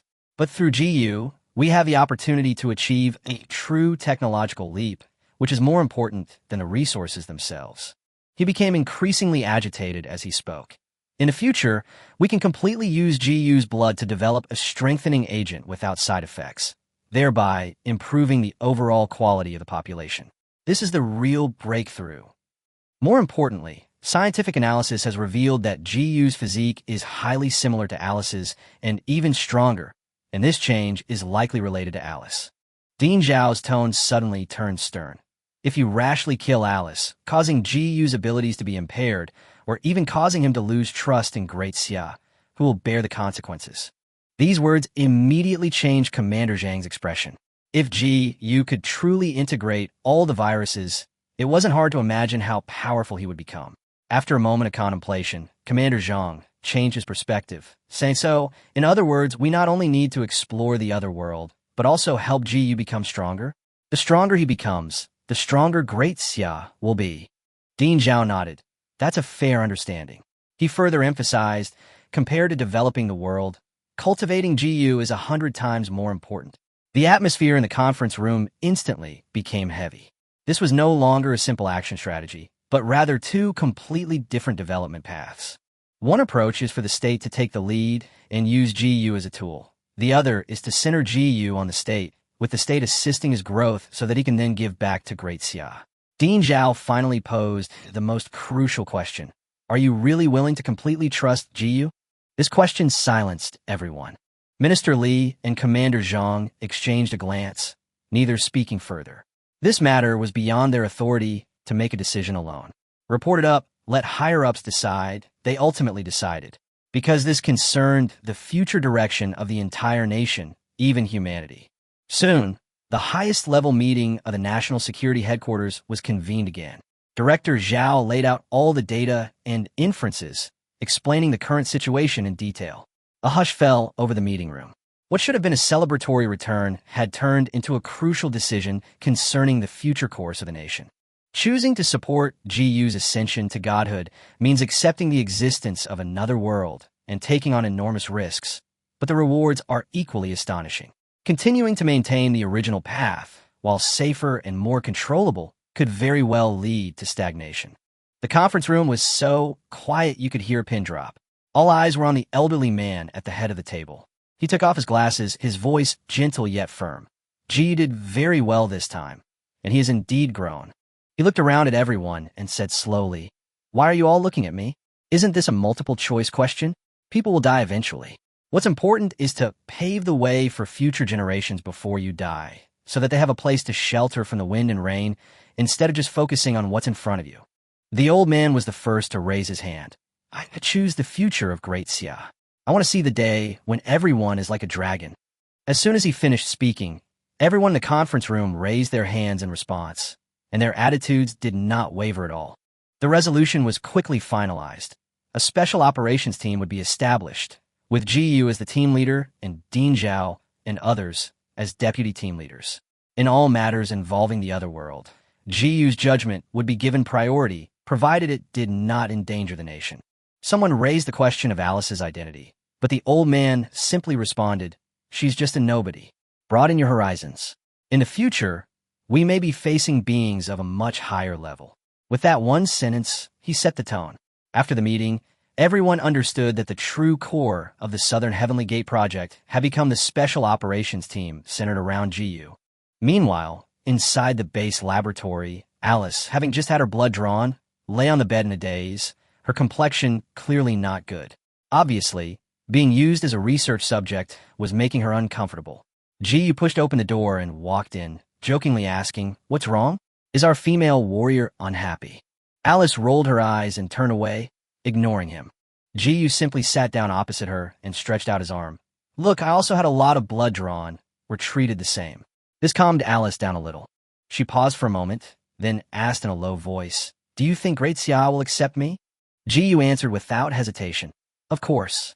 A country that can provide for over 1 billion people in peace and prosperity has a vision you can't even imagine."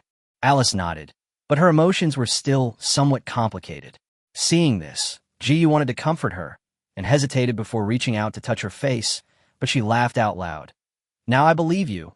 You really are only 20 years old." The next moment, Alice took the initiative to move closer and even sat directly on Jiyu's lap, saying in an ambiguous tone, "Now that I've come with you, I'm yours now, and you can make me do whatever you want." Jiyu was taken aback and subconsciously asked, "What is it?" Alice nodded, a hint of teasing in her eyes. After hesitating for a while, Jiyu finally managed to say, "Then can you teach me combat techniques?" The atmosphere froze instantly. Alice stood there, stunned. That's it. She hadn't expected Jiyu to be so serious under these circumstances. Just then, a dry cough came from the corner, and Commander Zhang's voice rang out over the loudspeaker. "You two, deal with your personal matters back in your dorms. Come to the conference room immediately." Alice, feeling helpless, pinched Jiyu's cheek, giving him a "you can't escape" look before the two headed to the conference room together. The atmosphere inside was noticeably different from before. As soon as Jiyu entered, he noticed the complicated gazes directed at him. Before he could even sit down, Commander Zhang announced the latest orders. A special operations team will be established, with you as the team leader. Team members can be appointed by themselves without approval, and this will be effective even if we are in another world. These words gave Jiyu a sudden shock. Subsequently, the official personnel list was announced. Commander Zhang, Dean Zhao, and others were appointed as deputy team leaders, while Captain Wang, Yi Qingxiu, and Alice became the first batch of members. All of them enjoyed the highest level of treatment. Jiyu's rank was directly raised to the level of a full-fledged department head, with benefits even comparable to those of a full-fledged minister. This leap surprised even himself, while Alice could hardly contain her excitement, because she had been officially accepted. Yi Qingxiu was more concerned about something else and immediately asked, "When will you be injected with the T-virus?" "The research team is waiting for the data. The success rate is too low at present, so they can only rely on their blood to continue the improvement." Jiyu answered without hesitation, "Any time is fine." He had made up his mind to fully cooperate with the country in advancing the research. Commander Zhang, however, waved his hand and suddenly asked an unexpected question. "Jiyu, do you still plan to continue your studies?" This question completely baffled Jiyu. How could he still go to school when things had already progressed to this point? Commander Zhang had considered this carefully and said to Jiyu, "Doesn't your system have a rest period? Developing another world also needs to be done at a pace. You can go back to school to attend classes during the week. You can't stay away from normal life forever." Jiyu paused for a moment, then quickly nodded in agreement. "So after this mission is over, I'll go back to school and look for a job?" Commander Zhang nodded. "The government will cooperate and arrange a respectable position for you." This was actually a strategy devised by the Great Xia think tank, with the aim of gradually integrating Jiyu into real society, reducing the mental stress brought about by long-term exploration of another world and further enhancing his sense of belonging. As for Alice, Commander Zhang had other plans. I've prepared a new identity for you. Go to GU's school and be a foreign language teacher. Help him improve his foreign language skills. Alice agreed readily, and her gaze towards GU held a deeper meaning. After the meeting, the two went to the research area to prepare for the T-virus injection. While Great Xia now possesses the capability to mass-produce viruses and serums, it remains extremely cautious about their use domestically. All the top research teams are waiting for their blood data to develop an enhancement drug with no side effects. The higher-ups have also issued a strict order. Even with only a 0.1% risk, it must not be used. Inside the laboratory, GU and Alice lay on the operating table, where Yi Qingqiu personally performed the procedures. She reassured them, "Don't be nervous." GU gave a wry smile. "Teacher, be gentle. I'm afraid of needles." As soon as he finished speaking, the blue virus was injected into his body. Almost instantly, GU's body began to change drastically. His height exceeded 1.8 meters, his muscle lines rapidly took shape, and he was full of explosive power. Veins bulged beneath his skin, and blood and sweat poured out continuously. GU seemed to be undergoing a transformation. The leap from an ordinary person to a powerful life form was almost visible to the naked eye. The monitoring instruments were alarming wildly. Vital signs increased tenfold. Heart rate and metabolism increased threefold. Organ function increased eightfold. The data kept updating, which was shocking. Yi Qingqiu suppressed her shock and quickly ordered an 4-drip to maintain GU's condition. She asked, "How are you feeling?" GU grinned. "Right now, I just feel very hungry." He turned his head to look at Alice, and his entire demeanor had noticeably changed. The feeling of power and confidence fused together made Alice's heart race, and she couldn't even look away. Outside the laboratory, Commander Zhang and others watched the data changes closely. Dean Zhao, looking at the report, gradually lost control of his emotions. "A miracle. Perfect fusion. This is evolution," he exclaimed excitedly. His body has surpassed that of ordinary humans. This is a leap in the level of life. He even went so far as to describe this change as divine. Commander Zhang's expression turned grave. He gestured for Captain Wang to report. GU's threat level before the injection was 9, and now it has soared to 51. This number silenced everyone present. An ordinary person's threat level is only a few points, elite soldiers only around 10, and even top-tier armed soldiers rarely exceed 40. GU, after just one injection, broke through 50, becoming a truly high-threat individual, even surpassing Alice. Dean Zhao's fervor was not an exaggeration. He saw not only a surge in data, but also the possibility of humanity's first perfect fusion of a deadly virus, achieving true evolution. GU's blood sample will be key to breaking through gene enhancement technology. This significance far outweighs everything else. Subsequently, Yi Qingqiu also injected Alice with the T-virus. However, the result was somewhat unexpected. Her appearance remained almost unchanged, and the improvement in her physical condition was far less pronounced than GU's. This made Dean Zhao frown. Report: Alice's vital signs have increased threefold overall, with her heart rate, metabolism, and other indicators all exceeding those of a normal person by more than double, and her muscle and bone strength increasing by about 70%. The researchers quickly reported the data. Dean Zhao frowned, sensing that something was amiss. Logically, the enhancement shouldn't be limited to this level, but regardless, Alice still possessed extremely high research value. At least her fusion with the T-virus was near perfect. Just then, Commander Zhang's expression suddenly changed.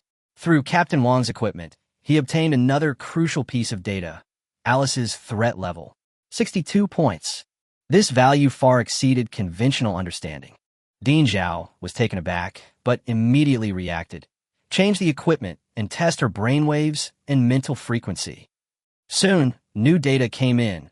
Her brainwave activity was 30 times that of an average person, and her mental fluctuations even exceeded the range of the instrument's detection. Test GU again. The results showed that GU's brainwaves increased 5-fold, and his mental frequency increased 10-fold. The difference in the direction of enhancement was extremely obvious, suggesting that the T-virus might follow different evolutionary paths depending on individual differences. Jiyu focused on physical enhancement, his combat strength approaching that of a tyrant, while Alice awakened an extremely terrifying mental ability. Dean Zhao immediately became excited, draw blood, immediately summon the nation's top geneticists, and launch the new project. He hurriedly left the command center, almost frantic. Commander Zhang calmly ordered, activate the highest level of security measures. All personnel involved must be rigorously vetted, and any risks must be eliminated in advance. Minister Li nodded solemnly. He knew very well that the significance of this research went beyond simply enhancing combat capabilities. It could even lead to a breakthrough in lifespan.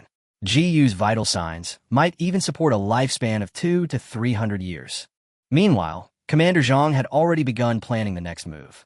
2 days later, GU would be able to re-enter the bio world, this time with 20 people, meaning they would have to redeploy their most elite forces and equipment.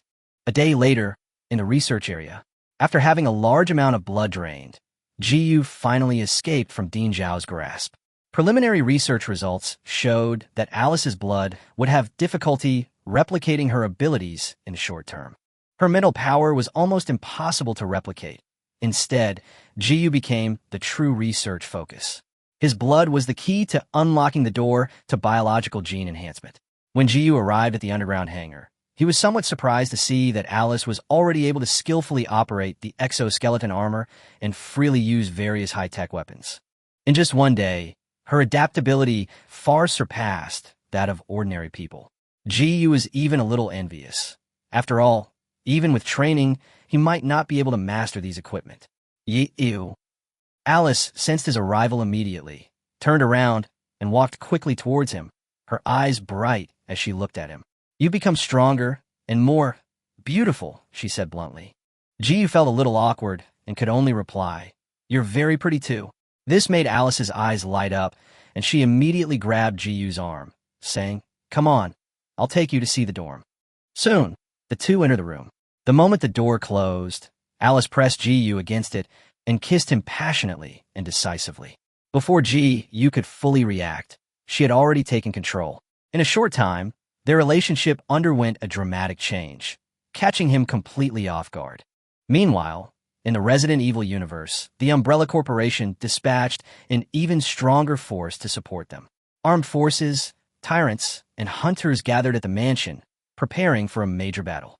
However, upon entering the scene, they discovered that the formidable team had vanished completely, as if it had never existed. Report to headquarters. No signs of life found inside the mansion. The fruitless search report plunged Weskier, far away at headquarters, into a brief silence. A moment later, he coldly ordered, "Enter the hive. They're likely hiding underground. Search it thoroughly." His tone was unwavering and authoritative. With the order given, a large force quickly sprang into action. They first blew open the sealed elevator shaft, entered the railway station, and then, with the aid of biological weapons, forced their way forward, conducting a near-destructive search. However, their efforts were ultimately futile. GU and the others had already left this world.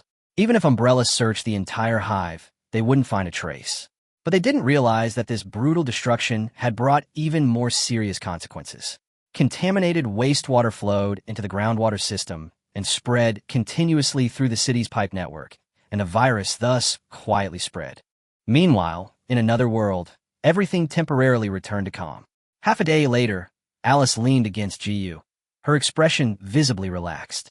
Her eyes held obvious amazement, a change clearly inseparable from GU's enhanced physical abilities after the virus treatment. GU was about to speak when Alice covered his mouth with her finger. "Don't say it. I know what you're trying to say." Her tone was playful. She said softly, "You can travel through the world, and in the future, I won't be the only one by your side. I know that very well." Her attitude was unusually calm. "But I'm already very satisfied to be the first," she added with a smile, her tone carrying a sense of straightforward acceptance. GU was speechless for a moment. He truly couldn't refute such a statement. With his abilities, it was almost inevitable that he would come into contact with more people in the future. Moreover, the T-virus enhancement brings not only strength, but also significantly improved physical fitness and energy, something GU has already experienced firsthand. Alice suddenly leaned closer and whispered teasingly in his ear, The analysis team predicts that you have an 84% chance of bringing Jill and Ada Wong back as well. Ji-yu looked embarrassed and tried to make amends, saying, "There's at least a 16% chance that it won't happen." Alice shook her head directly. "No, that 16% is because you take all the female leads away." With that one sentence, Ji-yu was speechless. Ji-yu was speechless. This analysis team had clearly gone astray. He was about to complain when he suddenly realized something else. His expression changed, and he looked at Alice seriously. "Have you seen those movies?" His tone was tinged with worry. After all, knowing that she was just a movie character is not easy for anyone to accept, let alone that she was a clone. Alice just smiled faintly and reached out to touch his face. "My feelings right now are real, and that's enough." Ji was taken aback, then couldn't help but nod. Indeed, very true. He felt this deeply. After a brief moment of relief, Ji stood up and said, "It's about time. We should gather." The two quickly got ready and left the dormitory. Inside the underground hangar, only 1 hour remained before re-entering the other world. 3 modified armored vehicles were neatly parked there, attracting considerable attention. Ji examined the size of the armored vehicles, a sense of doubt creeping into his mind. Given the size of the portal, it seemed impossible for them to fit inside. Commander Zhang walked over and explained, "We've already done special treatment. It should be able to pass through, albeit with a bit of confidence." Soon, the portal opened. The engineering team and soldiers entered first, and then, with the assistance of a crane and exoskeleton, an armored vehicle was slowly lowered into the portal at an angle. The armored vehicle passed just barely hitting the limit. Ji was somewhat surprised. The execution capabilities of the Great Xia were indeed not to be underestimated. Commander Zhang continued, "The armored vehicle is covered with titanium-chromium alloy, which can withstand artillery fire of up to 100 millimeters in diameter. Its performance has been maximized." He then explained the personnel structure: a combat team, a research team, an engineering team, and a support team, totaling 20 people with clearly defined roles. At the same time, Commander Zhang cautioned, "Don't risk your life unless absolutely necessary. We will provide stronger support later, but only if you return alive." Ji nodded in understanding, but added, "Alice doesn't take up a spot." Commander Zhang was taken aback, then quickly realized what he meant and changed his mind. "Then let's add another researcher." After completing the first phase of the biohazard mission, Ji's teleportation portal was upgraded again, doubling the number of people it could carry. The team was also fully expanded, and the overall combat power clearly reached a new level. Meanwhile, multi-operated small artillery pieces were also brought into the biohazard world and mounted on armored vehicles. This significantly enhanced firepower, laying the foundation for the battles to come. According to the analysis of the Great Xia strategists, the second phase of the biohazard operation would involve facing a city-wide zombie horde, while also dealing with pursuit from Umbrella and interference from unknown trial participants. Under these circumstances, mobility and firepower suppression became crucial. Therefore, for this operation, Great Xia deployed almost all of its available equipment. Before departing, Commander Zhang solemnly instructed, "Ji, you must come back alive." Ji nodded in response, said nothing more, and turned to step into the portal. As 3 armored vehicles and heavy weaponry entered one after another, the 20-man squad passed through in turn. Ji was still the last to step in, and his figure immediately disappeared into the portal. Inside the hangar, everyone's eyes were fixed on the teleportation portal. Commander Zhang ordered in a deep voice, record the time, and await Ji's return. The atmosphere was heavy, yet filled with anticipation. The next moment, the scene shifted. Ji stepped into the biohazard world once more, this time in Raccoon City. A system notification sounded. Stage Mission 2. Escape Raccoon City and retrieve the G-Virus. Mission time limit: 2 days. Failure will result in permanent detention. Meanwhile, multiple side quests refreshed. Defeating William, clearing out high-level monsters, and even hunting down God Trialists would all grant Anchor Point progress rewards. More importantly, while in a resting state, Ji could open a portal to return to reality at any time, giving him some leeway. But when Ji looked up and around, he was still stunned. Raccoon City was deathly silent, the streets deserted, as if it had completely fallen. He picked up a newspaper from the police car and saw the headline, "Mysterious Virus Outbreak. The Dead Devour the Living." Clearly, The virus had spread widely. "Ji-yu, get in." Alice's voice came from beside the armored vehicle. Ji-yu snapped out of his daze, quickly boarded the vehicle, and the convoy started moving. The three armored vehicles advanced in formation, with Ji-yu in the middle one, carrying Alice, Yi Qingqiu, Captain Wang, and other corps members. At this moment, Captain Wang suddenly spoke up. "You are in full command of this operation. This is the commander's order." His words instantly silenced the atmosphere in the car. Ji was slightly taken aback, but quickly understood. This meant that his role had truly shifted from the protected to the decision-maker. He took a deep breath and said into the communication channel, "Number 3, analyze the situation." Number 3 quickly provided a precise assessment. The current plot is in the second phase of the biohazard. The city is under lockdown, and Umbrella is highly likely to intensify its pursuit. At the same time, they also need to be wary of interference from lickers, tyrants, and trainers. Number 3's final suggestion was, try to follow the main storyline and evacuate the city hall to avoid triggering uncontrollable variables. This was currently the safest option. However, Ji remained silent. He knew very well that while this plan was safe, it was too passive, almost entirely dictated by the plot. His core objective was to seize the G virus, but he didn't even know the location of William's lab. A blind evacuation would only waste time. 2 days was extremely tight. If they couldn't find their target, even leaving alive would be tantamount to mission failure. Ji quickly sorted out his thoughts. The most important thing right now wasn't escaping, but gathering intelligence and pinpointing William's exact location and that of the laboratory. He raised his head, his tone firm. "Gentlemen, I have a new idea." Clearly, Ji was preparing to take a different path from the original plot. Meanwhile, on the rooftop of a tall building in the north of the city, 12 main god-level trainees descended simultaneously. Their auras were formidable. They were all seasoned veterans. These individuals appeared relaxed, even somewhat excited. A world like Resident Evil 2 is just a vacation for us. Clearly, they didn't take the difficulty seriously. In their view, the threats in this world were limited, the mission was simple, but the rewards were generous, a rare freebie. However, someone cautioned, "Don't be careless. The timeline may have changed." But this remark was quickly drowned out by laughter. On the outskirts of the city, inside Umbrella's temporary base, Senior Supervisor Kane quickly located 3 armored vehicles driving on the street through surveillance. That mysterious team had appeared once again. Besides GU and his group, he also discovered Alice. What shocked him even more was that Alice's physical data was clearly abnormal, suggesting she had already undergone viral enhancement. This immediately made Kane realize the seriousness of the situation. He immediately reported to headquarters, drawing the attention of Weskier and other high-ranking officials. Both the well-equipped team and the evolved Alice were targets that Umbrella Corporation had to capture. Soon, Umbrella research laboratories around the world sprang into action, with a large number of helicopters equipped with bioweapons taking off urgently, heading straight for Raccoon City. This time, they had no intention of letting GU and his group escape. Meanwhile, at another temporary base, Dr. Charles hacked into the system, monitoring the entire city in real time. His daughter, Angela, was trapped at school after a car accident, and Umbrella had no intention of rescuing her. To rescue his daughter, Charles chose to stay. He observed the movements of different teams through multiple surveillance cameras. GU's group, the trainees, Jill's team, Carlos, and others were all within his sight.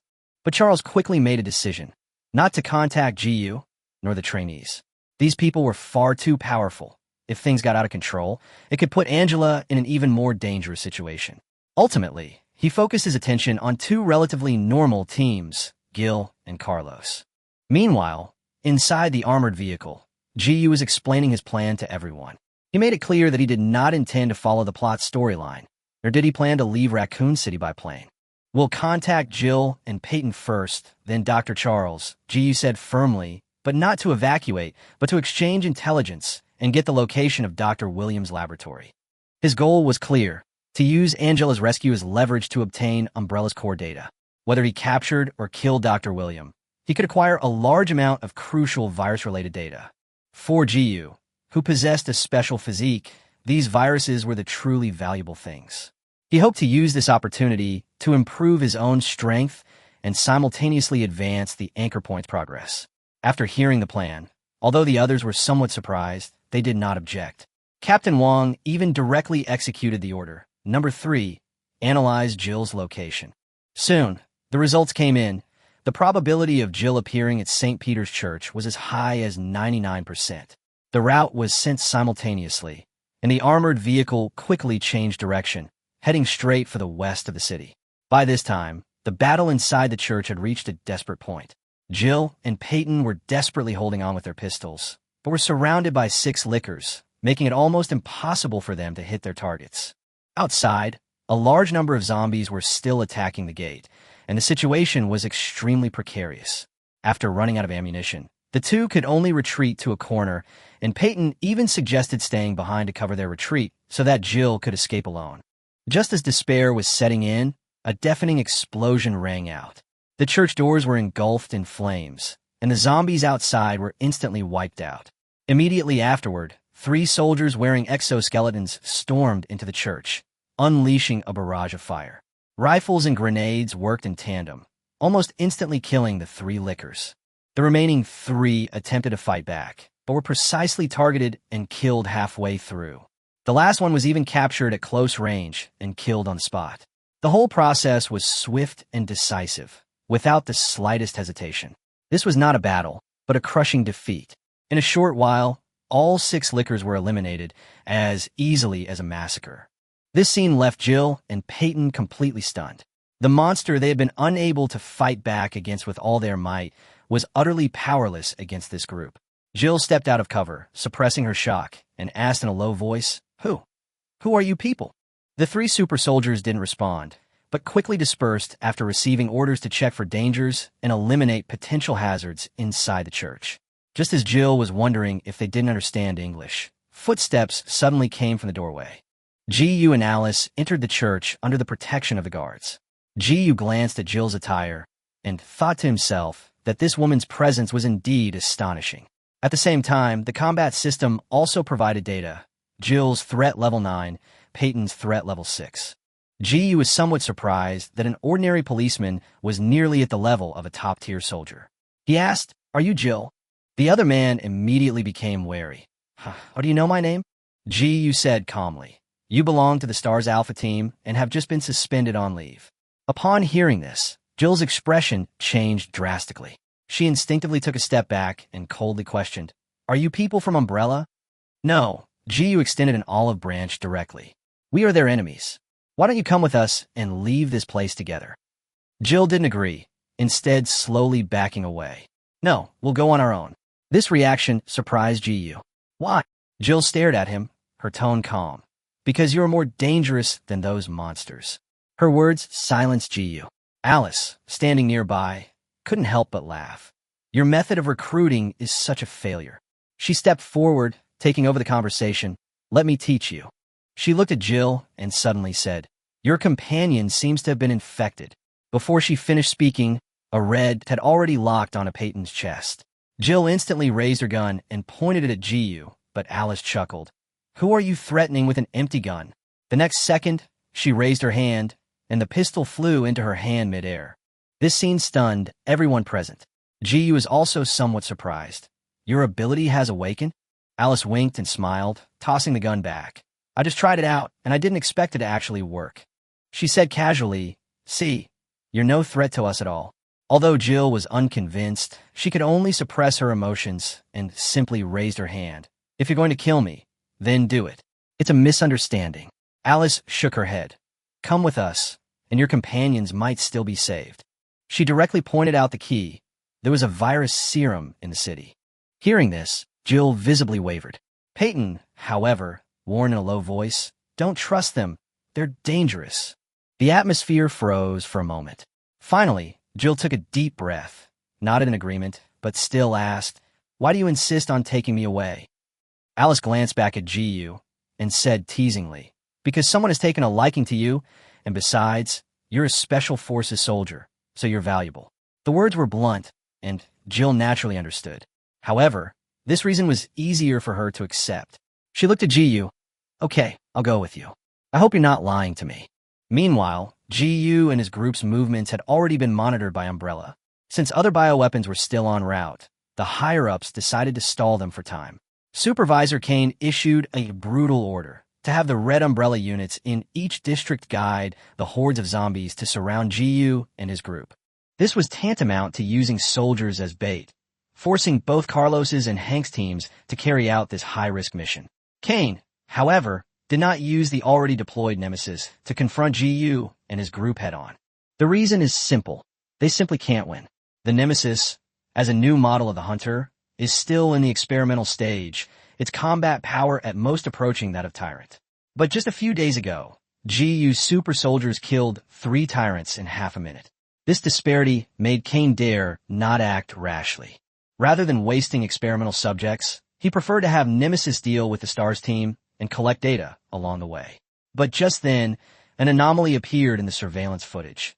More than a dozen trainees were frantically slaughtering zombies in the city. These people are unpredictable and unlike ordinary people. Neither hordes of zombies nor lickers are a match for them. Kane watched for a while, his eyes gradually brightening with excitement. Send 3 Nemesis over there to test their strength. Meanwhile, inside the armored vehicle, Jiyu frowned slightly. He couldn't understand why Dr. Charles hadn't contacted them yet. This clearly contradicted his initial assessment. He quickly gave the order, Number 3, hack into the city network and check for recent car accidents. Not long after, the results came back. A truck had indeed crashed into an Umbrella SUV, indicating that Angelo was still in Raccoon City. Jiyu was silent for a moment, then asked, Analyze why Charles didn't contact us. Number 3 quickly deduced that the other party might think they were uncontrollable or even knew about Umbrella's actions in advance, so they dared not make contact easily. This explanation made Jiyu nod. Although his judgment had been off again, he was constantly refining his thinking. Since he's not coming, we'll go there ourselves. Our target, Angela's school. Jiyu was certain that Charles was observing them from the shadows. Once they approached the key location, the other side would no longer be able to remain silent. The convoy then turned around and headed straight for an elementary school in Raccoon City. Inside the vehicle, Jill curiously surveyed her surroundings. This armored vehicle and its equipment far exceeded her understanding, filling her with questions about the origins of this team. In terms of both discipline and equipment, these men seemed to be top-tier elites. Alice noticed her gaze and teased with a smile. Want to touch my gun? Call me sister and I'll give it to you. Jill was initially dismissive, but after hearing the weapon specifications, she couldn't help but murmur in agreement, Sister, let me see. Alice smiled smugly and handed over the gun. The two quickly struck up a conversation, and their relationship eased considerably. The 3 then lit cigarettes and puffed away in the carriage, creating a more relaxed atmosphere. Jill suddenly changed the subject, looking at Jiyu. You said before that you wanted to have sex with me? He looks like a student to me. Is he really that good? Her tone was clearly skeptical. Alice smiled meaningfully, stronger than you can imagine. She didn't elaborate, leaving him in suspense. Jill scoffed. I feel like I could take him down with one hand. Jiyu's demeanor was too reserved. He certainly didn't seem like a strong person. Alice didn't refute him, but simply said, maybe one day you really can beat him if he doesn't fight back. The 2 men chatted more and more congenially, gradually developing a mutual respect. Jiyu, however, was still pondering his next move and paid no attention to their banter. Unbeknownst to them, the neighborhood around the convoy was undergoing a transformation. The number of zombies was rapidly increasing, the distant gunfire was growing more intense, and the atmosphere was becoming increasingly oppressive. As the convoy was moving, the entire armored vehicle suddenly shook violently. Alice, Jill, and Jiyu became alert almost simultaneously, their gazes instantly sharpening. Something was clearly wrong. The armored vehicle had barely advanced when the driver's voice suddenly came through the communication channel. Report. A large horde of zombies has appeared ahead. The road is completely blocked, and we cannot proceed. Jiyu frowned and looked at Captain Wong. The captain immediately stood up and ordered, Stop. Team 1, clear the horde of zombies. Team 2, guard the vehicles, fire freely. The 3 armored vehicles quickly came to a stop as more and more zombies gathered around, densely surrounding them. Captain Wong swiftly divided his 12 soldiers into 2 teams and began standardized combat operations. One squad of infantry, coordinated with drones and robotic dogs, advanced precisely targeting and eliminating the ever-approaching zombies. The other squad, on the other hand, unleashed maximum firepower, mounting machine guns and grenades on the roofs of their vehicles, creating a firepower akin to a small artillery emplacement. Gunfire and explosions erupted incessantly, quickly creating a death zone centered on the convoy. In a short time, the horde of corpses was wiped out en masse, a truly horrific scene. Jill and Peyton couldn't help but get out of the car to investigate, and what they saw left them completely stunned.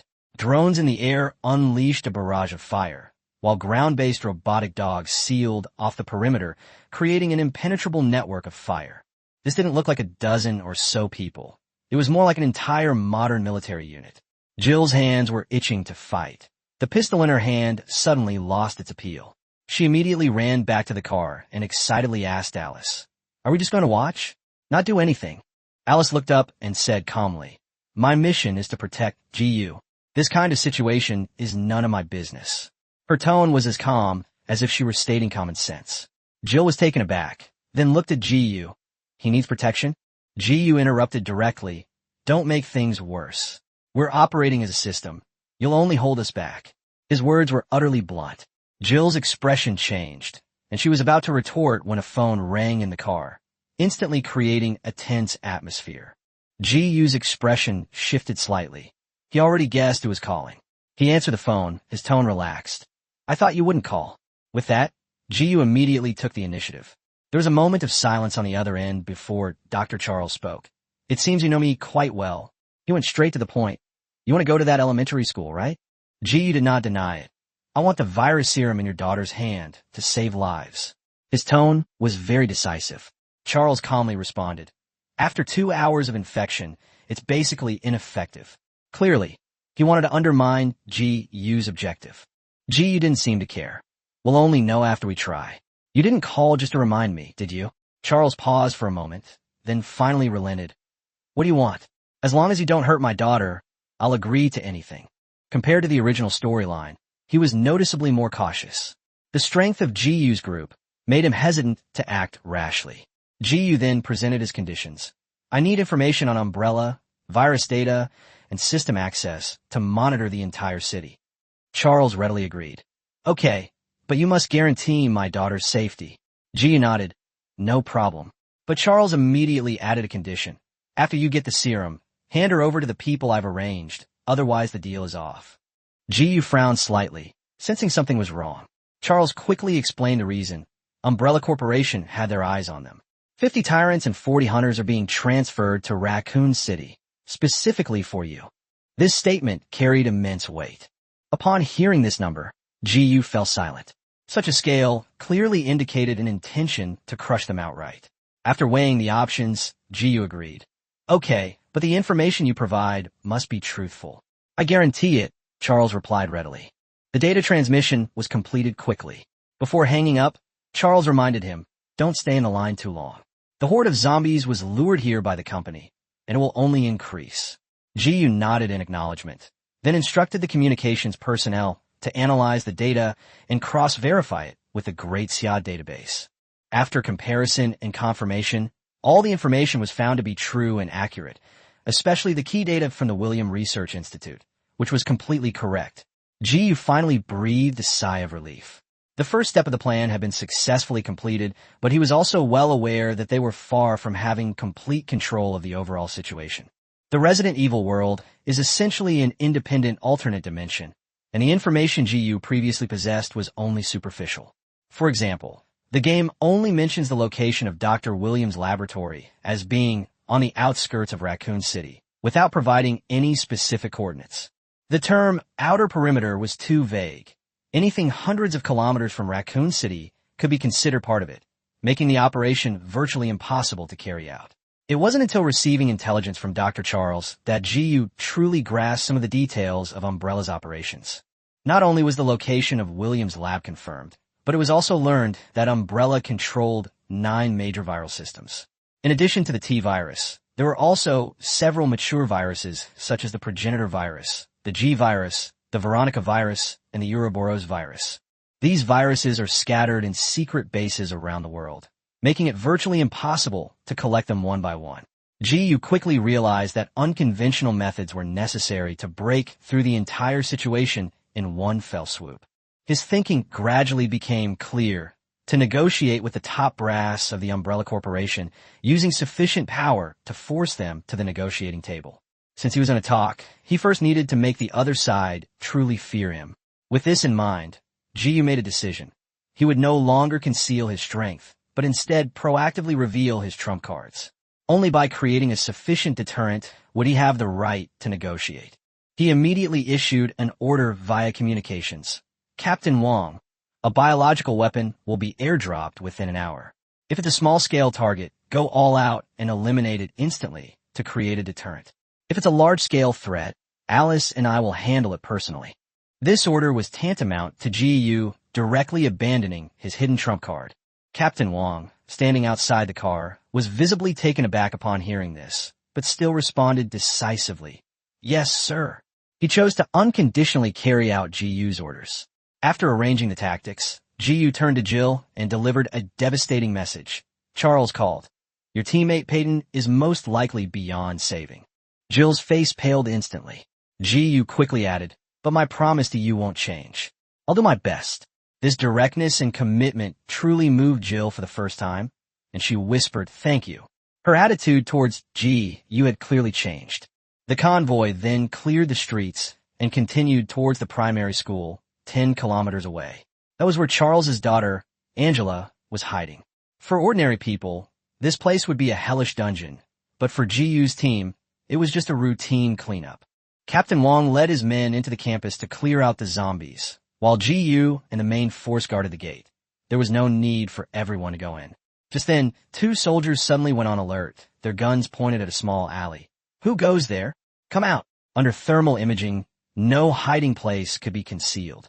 Soon, 3 figures emerged from the alley. It was UBCS recruits Carlos, Nicola, and Yuri. They too were carrying guns, but their expressions were visibly tense.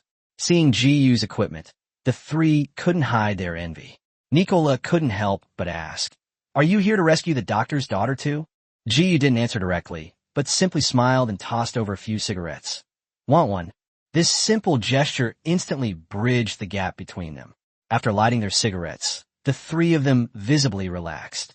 Yuri couldn't help but complain. Do you guys have any way to get out of here? I'm so fed up with these dead people. Gu replied calmly. We're not going the same way. When a little girl comes out, you can take her. This statement startled all 3 of them. Carlos finally spoke, staring at Gu and saying, you don't seem like company people. The atmosphere instantly tensed. Gu didn't evade the question, directly admitting, that's right, we are enemies of Umbrella. As soon as he finished speaking, the 3 instinctively gripped their weapons. But Gu continued, don't be nervous, you're pawns too, aren't you? His words directly exposed their current predicament. Then, Gu accurately stated the identities and organizational affiliations of the 3 men, completely stunning them. Carlos and the others took several steps back, their eyes filled with astonishment and suspicion. Why aren't you leaving? Carlos continued to press. Gu was about to explain when he suddenly looked up into the depths of the alley. 4 more figures appeared in the thermal imaging. Gu spoke calmly. Your reinforcements have arrived. Charles is quite capable. The next moment, 4 USS Special Forces soldiers emerged from shadows, the leader being none other than Death Hank. The atmosphere instantly plummeted to freezing point. Nikolai tried to ease the tension. Don't be nervous, we're all on the same side. But Hank completely ignored him. He had personally experienced the Manor incident and had clearly witnessed the terrifying fighting power of Gu's team.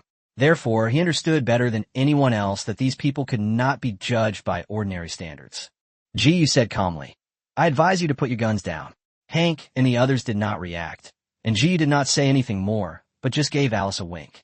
The next second, Alice's pupils contracted sharply, and the rifles in Hank's and the other 3's hands flew out of thin air, landing heavily to the side.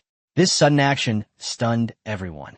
Carlos and the others were dumbfounded, completely unable to comprehend what they were seeing.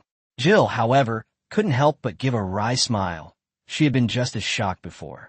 Hank reacted quickly, raising his hands to surrender and stopping his teammates from making any rash moves.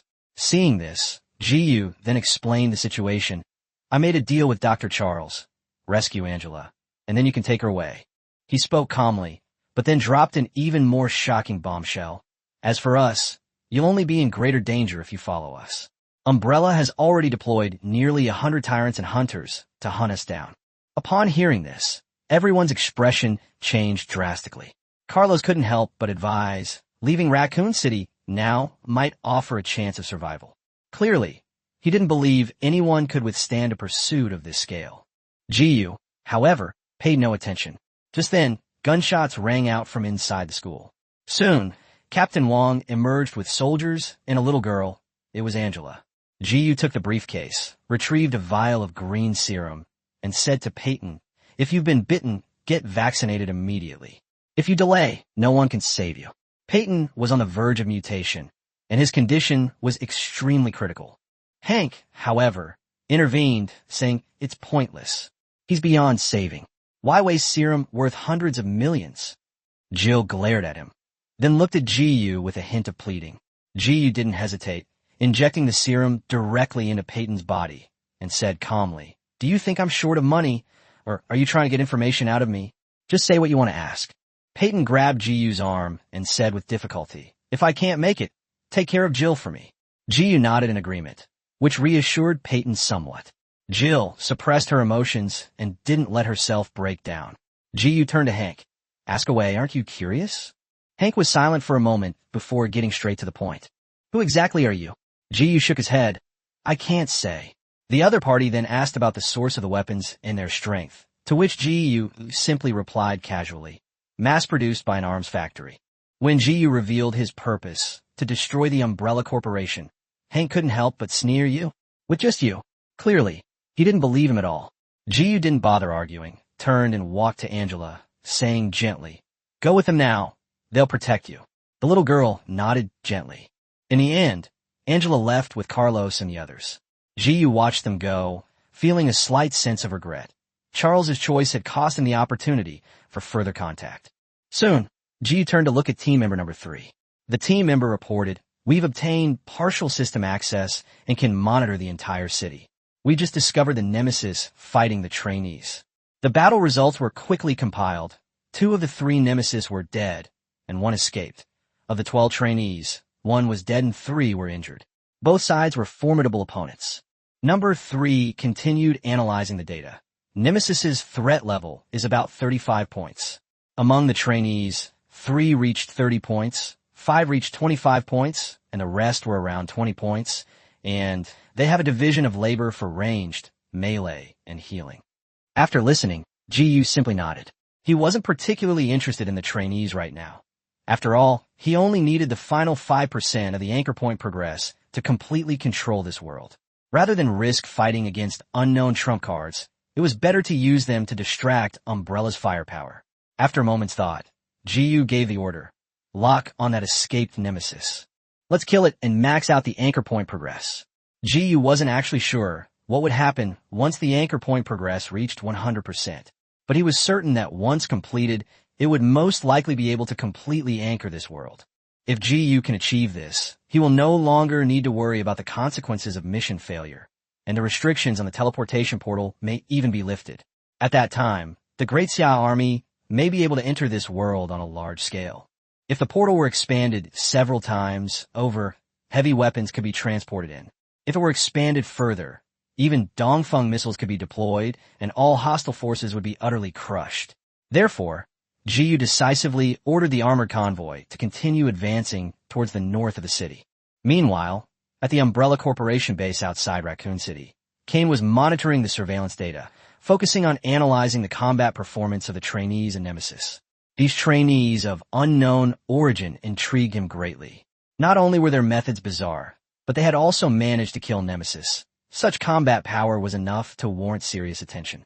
Kane immediately elevated the trainees' importance to second only to Alice, and planned to round them up and capture them once the main force arrived.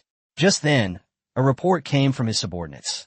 Charles had betrayed the company, leaking company secrets to outsiders. Kane sneered and immediately ordered his arrest. But when he reviewed the surveillance footage, he discovered something unusual. Alice had disarmed Hank and the others with just a glance. This scene stunned Kane. He immediately ordered his men to analyze it frame by frame. and they quickly concluded that there was a very high probability that Alice had awakened some kind of special ability. Upon confirming this, Kane's attitude changed instantly. He immediately canceled the order to arrest Charles to avoid alerting him, while simultaneously becoming thoroughly excited. Compared to the uncertainty surrounding the trainees, Alice's value was clearly much clearer. She was a product of Umbrella Corporation, with all her genetic data controlled by the company. If they could capture her, they might be able to create a superpowered army. This gain far outweighed everything else. Thinking this, Kane even suppressed the urge to report it. He wanted to claim all the credit for himself and use his existing forces to capture Alice directly.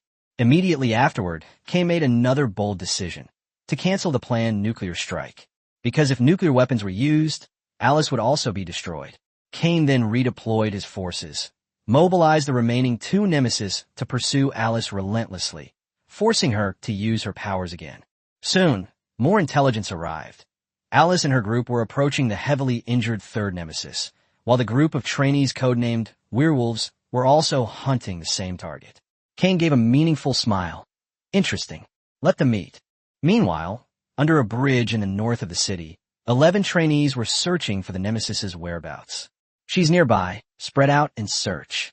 Their persistence stemmed from the high reward points that would be gained by defeating the nemesis. However, they were unaware that their actions were being monitored simultaneously by multiple forces. A kilometer away, Ji-yu stared at the screen, his brow furrowed slightly. The appearance of these trainees had complicated the situation once again. Their target is also that nemesis. Ji-yu had no intention of engaging in a direct confrontation with the trainees. He was only 5% away from reaching the final anchor point, and there was absolutely no need to risk a fight. Moreover, he planned to use these people to divert Umbrella's firepower. Ji-yu decisively ordered, Captain Wong, lock on a nemesis, use sniper grenades for long-range focus fire, and retreat immediately after killing her. Captain Wong did not hesitate at all, and the 3 super soldiers quickly climbed the high-rise building, set up their weapons, and completed the lock-on. At this moment, Nemesis was hiding under the bridge, recovering from her injuries. Her body was on the verge of going out of control, and the veins in her chest were bulging, threatening to mutate at any moment. Target locked. With the order given, a grenade hit its mark precisely. The explosion instantly vaporized the upper body of the nemesis. Anchor point progress plus 5%, reaching 100%. Ji-yu was shocked. This meant he had completed the key node of the current world. But the next moment, the system popped up a new choice, leaving Ji-yu completely stunned. Option 1. Lock the world and become a resource point. Option 2. Continue to increase to 300% and completely control the world. Both paths have extremely extreme costs and benefits. The first option is relatively safe, essentially sharing world resources, but other major god forces will still intervene, severely limiting its potential. Great Xia cannot invest significant resources in this area, making it difficult to truly develop the world. The second option is to completely confront the main god. Once the anchor point exceeds 100%, not only will it attract stronger challengers, but it will also increase the difficulty of the world. At the same time, the portal will close, completely isolating it from the Great Xia. But if successful, they will gain true control, no longer limited by the number of people or scale, and will be able to launch their own exclusive exchange system. This is the future that Ji-yu and Xia truly desire.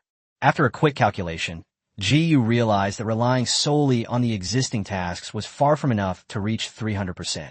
Unless he continuously killed trainees or plundered more key figures, it would be virtually impossible to complete. He informed everyone of all this through the communication system. Captain Wong's attitude was clear, I'll follow your orders. Alice also stated directly, I'll go with you. All the pressure fell on Ji-yu alone. Yi Qingxiu offered crucial advice. Since this is the simplest world, if we don't dare to fight here, what will we do in the more difficult worlds to come? Only by taking complete control can we have a future. These words hit the nail on the head. Ji knew very well that if they only dabbled and stopped, Great Xia would never truly rise. Only by taking a gamble could they possibly turn the tide. Ji took a deep breath and finally made his decision. I choose the second path. His tone was calm, yet carried an unwavering determination. Next, we will face the dual pressure from this world and the main god space. and we will no longer be able to receive any support. Jiyu's gaze swept over everyone. There may be casualties, so everyone be prepared. A brief silence followed the words. But soon, everyone's eyes hardened. There was no turning back once the choice was made. Jiyu knew very well how difficult it was to push the anchor point to 300%. The difficulty was practically jumping from beginner level to hell level. Realizing this, he acted decisively, reinforcing his firepower before the progress truly broke through 100%. He opened the portal in front of Jill and ordered, "Captain Wong, take men back to replenish ammunition, drones, and heavy weapons. The more the better." The operation was swift and decisive, without the slightest delay. Captain Wong immediately led his team away. The fact that the surrounding signals would be completely blocked when the portal opened had already been verified, so Jiyu wasn't worried about being exposed. This scene, however, completely stunned Jill and Peyton. The two watched helplessly as a team vanished into thin air, their expressions showing signs of collapse. Jill couldn't help but ask, "Who exactly are you people?" Jiyu sighed and laid his cards on the table. "We come from another world where there are no protective umbrellas and no viruses. I want you to make a choice, whether you want to come with me or not." This wasn't just an invitation, it was also part of Jiyu's plan. Once Jill became a teammate, she would not only enhance their combat strength but also continue to advance the anchor point's progress. Jill hesitated, instinctively glancing at Peyton. At this moment, Peyton was on the verge of mutation, his eyes graying white, almost completely losing his human characteristics. He struggled to speak, urging, "Jill, go. This world is finished. Go with him, at least you can live." His voice was broken, yet unusually firm. Before he could finish, Peyton let out a painful growl, his body beginning to spiral out of control. Jill was shocked, but Jiyu stopped her. "He can't hold on any longer. You can finish him off." Jiyu handed over the gun, his tone calm and collected. Guided by Jiyu, Jill trembled as she raised the gun. Finally, a gunshot ended everything. Peyton collapsed to the ground, and Jill completely broke down, slumping into Jiyu's arms. Jiyu gently comforted her, helping her calm down. After she calmed down a bit, Jill asked softly, "When are you taking me away?" Jiyu shook his head. No rush. He needed to complete the supply replenishment first. Otherwise, once he broke through 100%, the difficulty would increase dramatically. Soon, the portal opened again. This time, it was Commander Zhang and two other high-ranking officials who arrived. Their first experience in the biohazard world was marked by varying expressions. Minister Li curiously observed his surroundings. Commander Zhang looked grave, while Dean Zhao excitedly began taking samples. After a brief exchange, they quickly left, giving the space to the frontline operations. Subsequently, a large influx of supplies poured in. Armored vehicles, artillery, drones, and robotic dogs, instantly doubling the team's firepower. Once preparations were complete, Jiyu helped Jill step into the portal. The moment she entered the Great Xia world, a system notification sounded.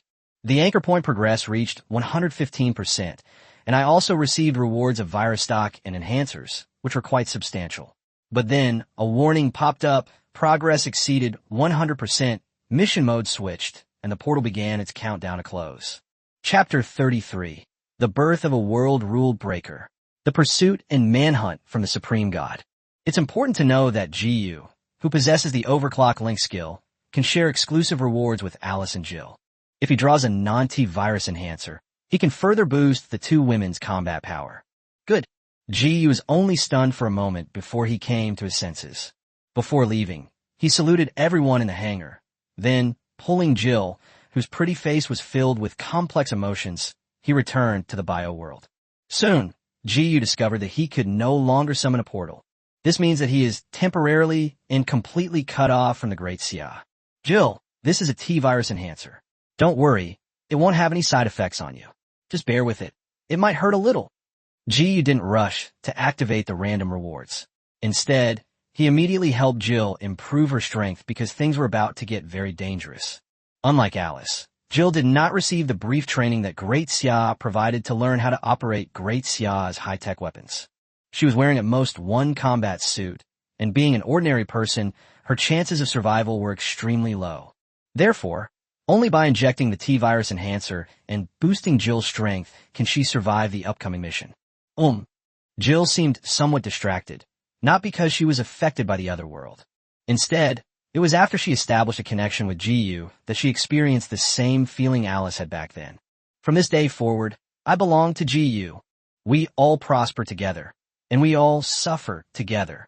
This caused Jill to keep looking up at Jiyu while she was receiving the virus enhancer. What's wrong? Is there something dirty on my face? No, it's nothing. I've never used the virus enhancer before, so it will probably take some time to take effect. Go change your clothes in the car. If you feel unwell anywhere, remember to tell me immediately. Good. Meanwhile, on the trainees' side, the moment Jiyu's anchor point progress broke through 100%, the cold voice of the Supreme God echoed in the minds of all those undergoing the trials. Slay the world's rule breaker, Jiyu. Reward: 100,000 exchange points. Kill Jiyu's teammates. A reward of 10,000 exchange points will be given for each kill. Main quest cancelled. All regular rewards cancelled. Switch to kill mode. You cannot return to the main god space unless you kill all the rule breakers. Hiss. Who is so bold as to break the rules that govern the world? Did they anger even the Supreme God? The adventurers who were originally tracking the goddess of vengeance stopped in their tracks, because the main god has cancelled the regular rewards. This means that even if they find and kill Nemesis, they won't receive any reward. The only reward is to kill Jiyu and the others. Boss, who is this Jiyu? Is he a trainee from another main god space? I don't know. We urgently need intelligence. We can't just run around like headless flies. The reward is incredibly generous. I've never encountered anything like it before. 100,000 reward points. Wow. That's more than surviving 5 worlds. Don't forget, if we don't kill those people, we won't be able to return to the main god space. All the rewards will be useless then. What should we do? We know nothing about this world. We've only seen movies, and we don't even know if Jiyu is a man or a woman, where he is, or what his identity is. Don't panic. The leader, a seasoned veteran, calmly began to analyze the situation. We need to capture a member of the Umbrella Corporation. They are natives with a global intelligence network. Ideally, we should be able to contact Dr. Charles from the storyline. He can monitor the entire city and find a person we want. All right, it seems we'll have to search for his daughter's whereabouts school by school. Just when the trainees were feeling scratching their heads in frustration. On a rooftop a kilometer away, 12 sniper grenade launchers were already set up, aimed at the trainees in the riverbed. Captain Wong knew that Jiyu needed the anchor point progress. Fortunately, the god trialers are the best source of anchor point progress, and there is no limit to the amount they can acquire. Shot. Bang, bang, bang. 12 40mm grenades, each with the power of an artillery shell, exploded among the trainees.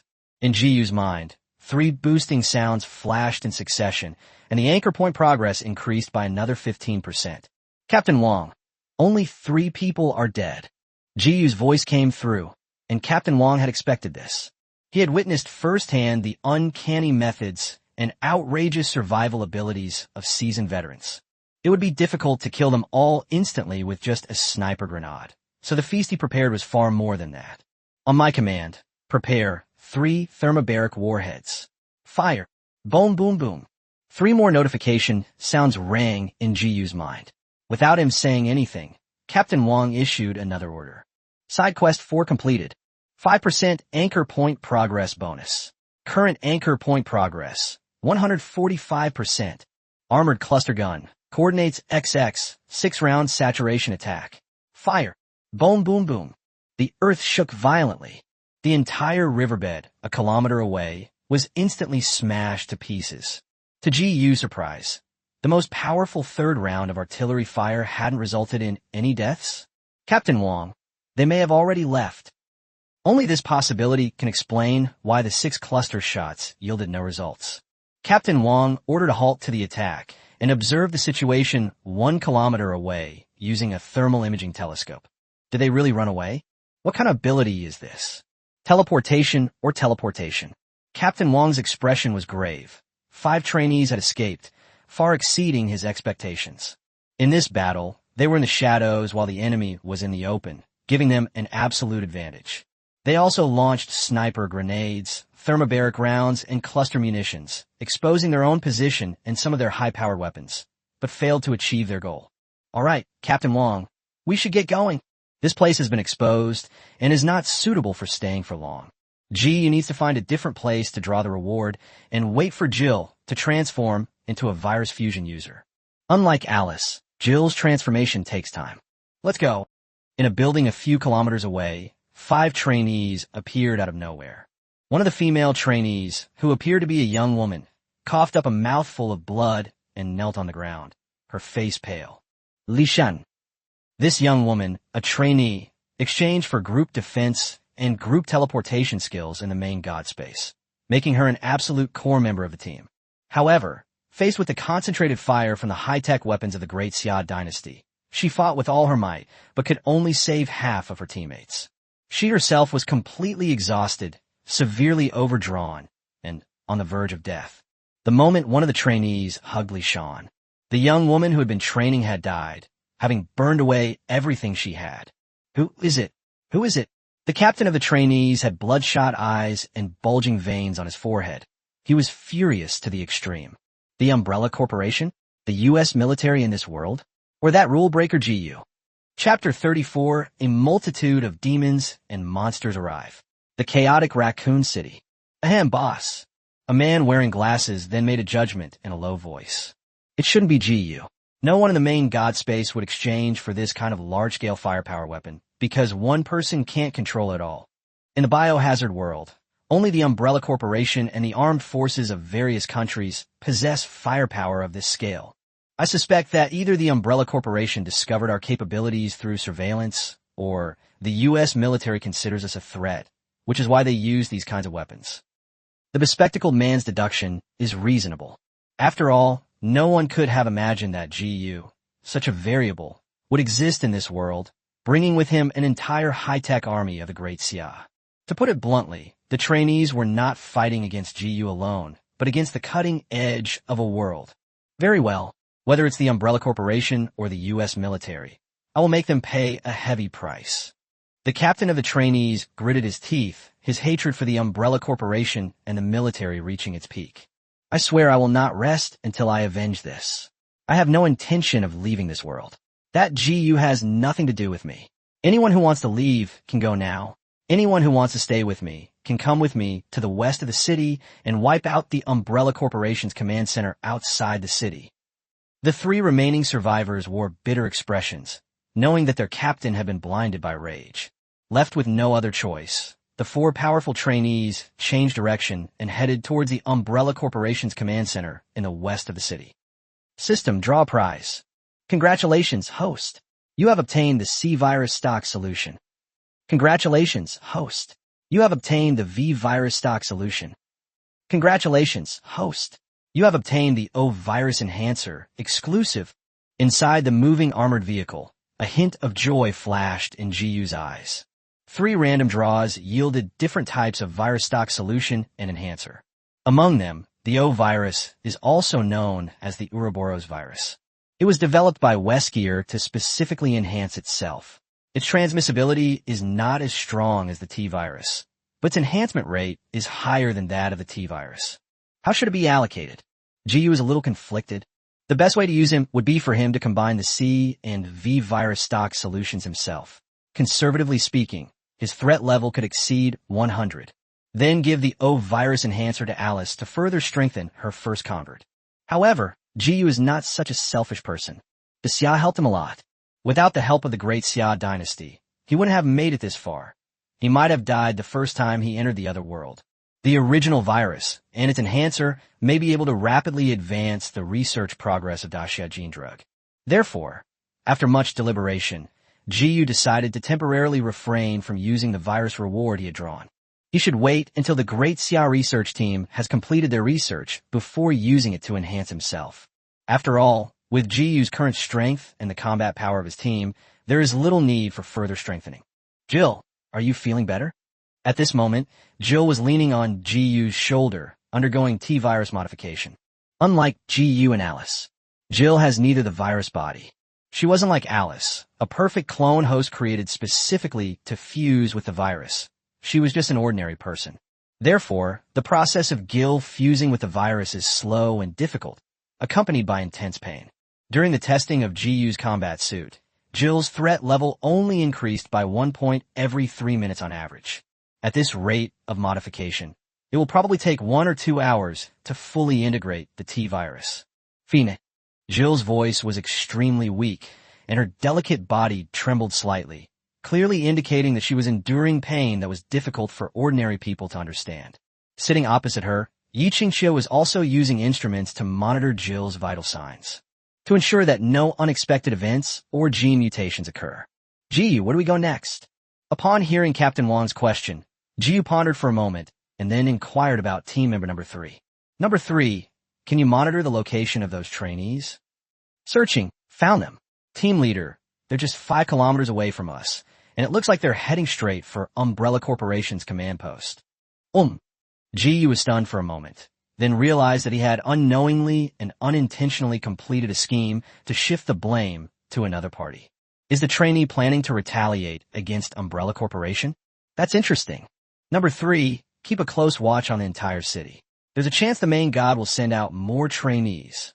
Yes, Ji's current plan is to wander around the city, kill the main god trainees, and obtain a continuous stream of anchor point progress. While waiting for the arrival of Umbrella Corporation's bioweapons, it would be best to draw out various types of bioweapons. For example, executioners, super lickers, and so on. It would be even better if we could attract legendary characters from the Resident Evil universe. Team leader, we've made a new discovery. Just as Ji was pondering this, team member number 3, who was monitoring the entire city, sent him several videos. The first video. On a street next to a building, surveillance cameras were interfered with for unknown reasons. A few seconds later, everything returned to normal, and a group of men and women with different appearances and clothes appeared out of thin air, numbering as many as 18. Almost instantly, Ji knew that this group of people were trainees from the main god space. Calculations can be made remotely using instruments on the combat uniform. Among the trainees, one person's threat level was suspected to be above 50, while the weakest of the remaining trainees had a threat level of at least 30. It's clear that the main god has gone all out, sending in a powerful team of trainees. The second video. It was a helicopter that dropped a group of special armed personnel in the north of the city. Their identities were unknown. However, Ji recognized one of the women in the group, Jessica Shirawat. This woman, a spy infiltrating the Sanlian Company, is actually an elite agent of the Biochemical Counterterrorism Committee. So, it seems that Sanlian Company, not wanting to be left out, has also come to Raccoon City to get involved. The third video. On the western outskirts of the city, in the open space of the Umbrella Corporation's command post, helicopters landed and took off one after another, bringing a large number of armed troops and iron boxes. The biological weapon has arrived. Kane personally greeted the troops and gave them various instructions. Etc. Suddenly, Ji seemed to have discovered something. He pulled back to the scene of a large number of helicopters landing, and in a corner where no one had noticed, he saw a red figure. No way. Almost all the main characters from the Resident Evil games are here, except for Li Songwang, the god of hand sands. Raccoon City is really going to get interesting. I wonder what kind of sparks will fly when so many main characters come together. Chapter 35. Oh no. The Supreme God is running away.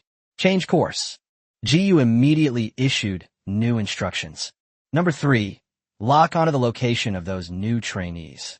Continue attacking them with cluster cannons. Let's give these newly arrived trainees a warm welcome. Yes, 18 trainees in total. Even if he only kills half of them, Ji will still gain 45% of the anchor point progress. If the main god is willing to keep sending people in, Ji believes he can quickly reach 300% of the anchor point progress. Half an hour later, Ji's convoy arrived at a park. The first team of super soldiers got off the vehicle and quickly cleared away the wandering zombies around them. The second team of super soldiers climbed onto the top of the armored vehicle and operated the cluster cannon. Captain Wang used the city surveillance footage from team member number 3 to pinpoint the group of trainees 5 kilometers away. Cluster gun salvo. Coordinates XXX, 6 rounds, fire. Boom boom boom. Side quest 4 completed. 5% anchor point progress bonus. Current anchor point progress, 150%. Load thermobaric weapons. Coordinates changed to XX, 6 rounds, fire. Boom boom boom. 5 kilometers away, flames soared into the sky. Under the bombardment of cluster cannons and thermobaric weapons, the area was almost turned into a living hell. Switch to incendiary bombs. Coordinates XX, 6 rounds, fire. Change to high explosive shells. Captain Wong seemed to be testing the lethality of different types of shells against the trainees, and he was having a great time blasting them. Meanwhile, inside the armored vehicle, GU's mind was constantly ringing with notification sounds. Until GU's anchor point progress increased to 180%, which meant that he had killed 7 trainees before he quietly reminded them. Captain Wong, they've escaped. They ran away again. These trainees, their methods are truly bizarre. Cease launch. Get in the vehicle and change positions. Captain Wong dared not linger. After the convoy started moving again, he ordered team member number 3 to locate the trainees. Number 3, search for the coordinates of those trainees. Yes, team member number 3 operated the laptop, using big data modules and AI calculations to filter out normal humans in the city. If we can't find it, they might have blocked the surveillance footage or hidden it. Keep searching. Captain Wong's expression was extremely cold. As long as they are still in the city, they cannot stop moving. GU thought the same as Captain Wong. He didn't believe that the trainees could completely hide. At this moment, he was watching a live stream of the conflict between the 4 survivors of the first wave of trainees and the armed forces of the Umbrella Corporation. At the bridge in the west of the city, the 4 trainees displayed incredible abilities. The leader, the captain, transformed into a weakened version of a Hulk. They seemed almost invulnerable, charging back and forth among the Umbrella Corps. There is another person who possesses similar telekinetic abilities to Alice, controlling throwing knives to kill enemies in a way that is impossible to defend against and is extremely insidious. The last 2 trainees, one of them was silently chanting a spell. A dog was crouching beside the other person, and a green light was shining from his hand, constantly striking the trainee who was chanting incantations. Druids and mages? Is this a preparation to unleash a large-scale spell? GU looked on with a hint of envy. These trainees can exchange for various magical abilities in the main god space. Only he, a pseudo-experienced player, could not exchange anything. Fortunately, GU remembered that after he had completely mastered this world, the system will open an exchange shop, which should be similar to the exchange list in the god space, right? The next moment, the sky over the west of the city changed dramatically. 6 massive bolts of lightning descended from the sky, sweeping across the surrounding streets and instantly killing or wounding hundreds of red umbrella soldiers. Holy crap! It turns out it wasn't a magician, but a Taoist priest trick, even more formidable than senior brother Shijian. After unleashing his ultimate move, the Taoist priest collapsed to the ground, utterly exhausted, seemingly having lost all his fighting ability. GU couldn't help but sigh regretfully, they're finished. Alice and others, who were also watching the live stream, nodded in agreement. Despite the Umbrella Corporation's heavy losses, conservatively estimated at over 300 dead and wounded. However, these 4 trainees were also at their last gasp. However, to GU and the others' utter surprise, the city surveillance cameras monitored by team member number 3 suddenly went blurry and nothing could be seen anymore. When the scene returned, the 4 trainees had vanished. Wrong. Not good. GU realized what was happening and exchanged a glance with the 3rd team member, who had the same thought. These trainees have returned to the main god space. Only when the consciousness of the supreme deity descends will the image become blurry and lose frame rate.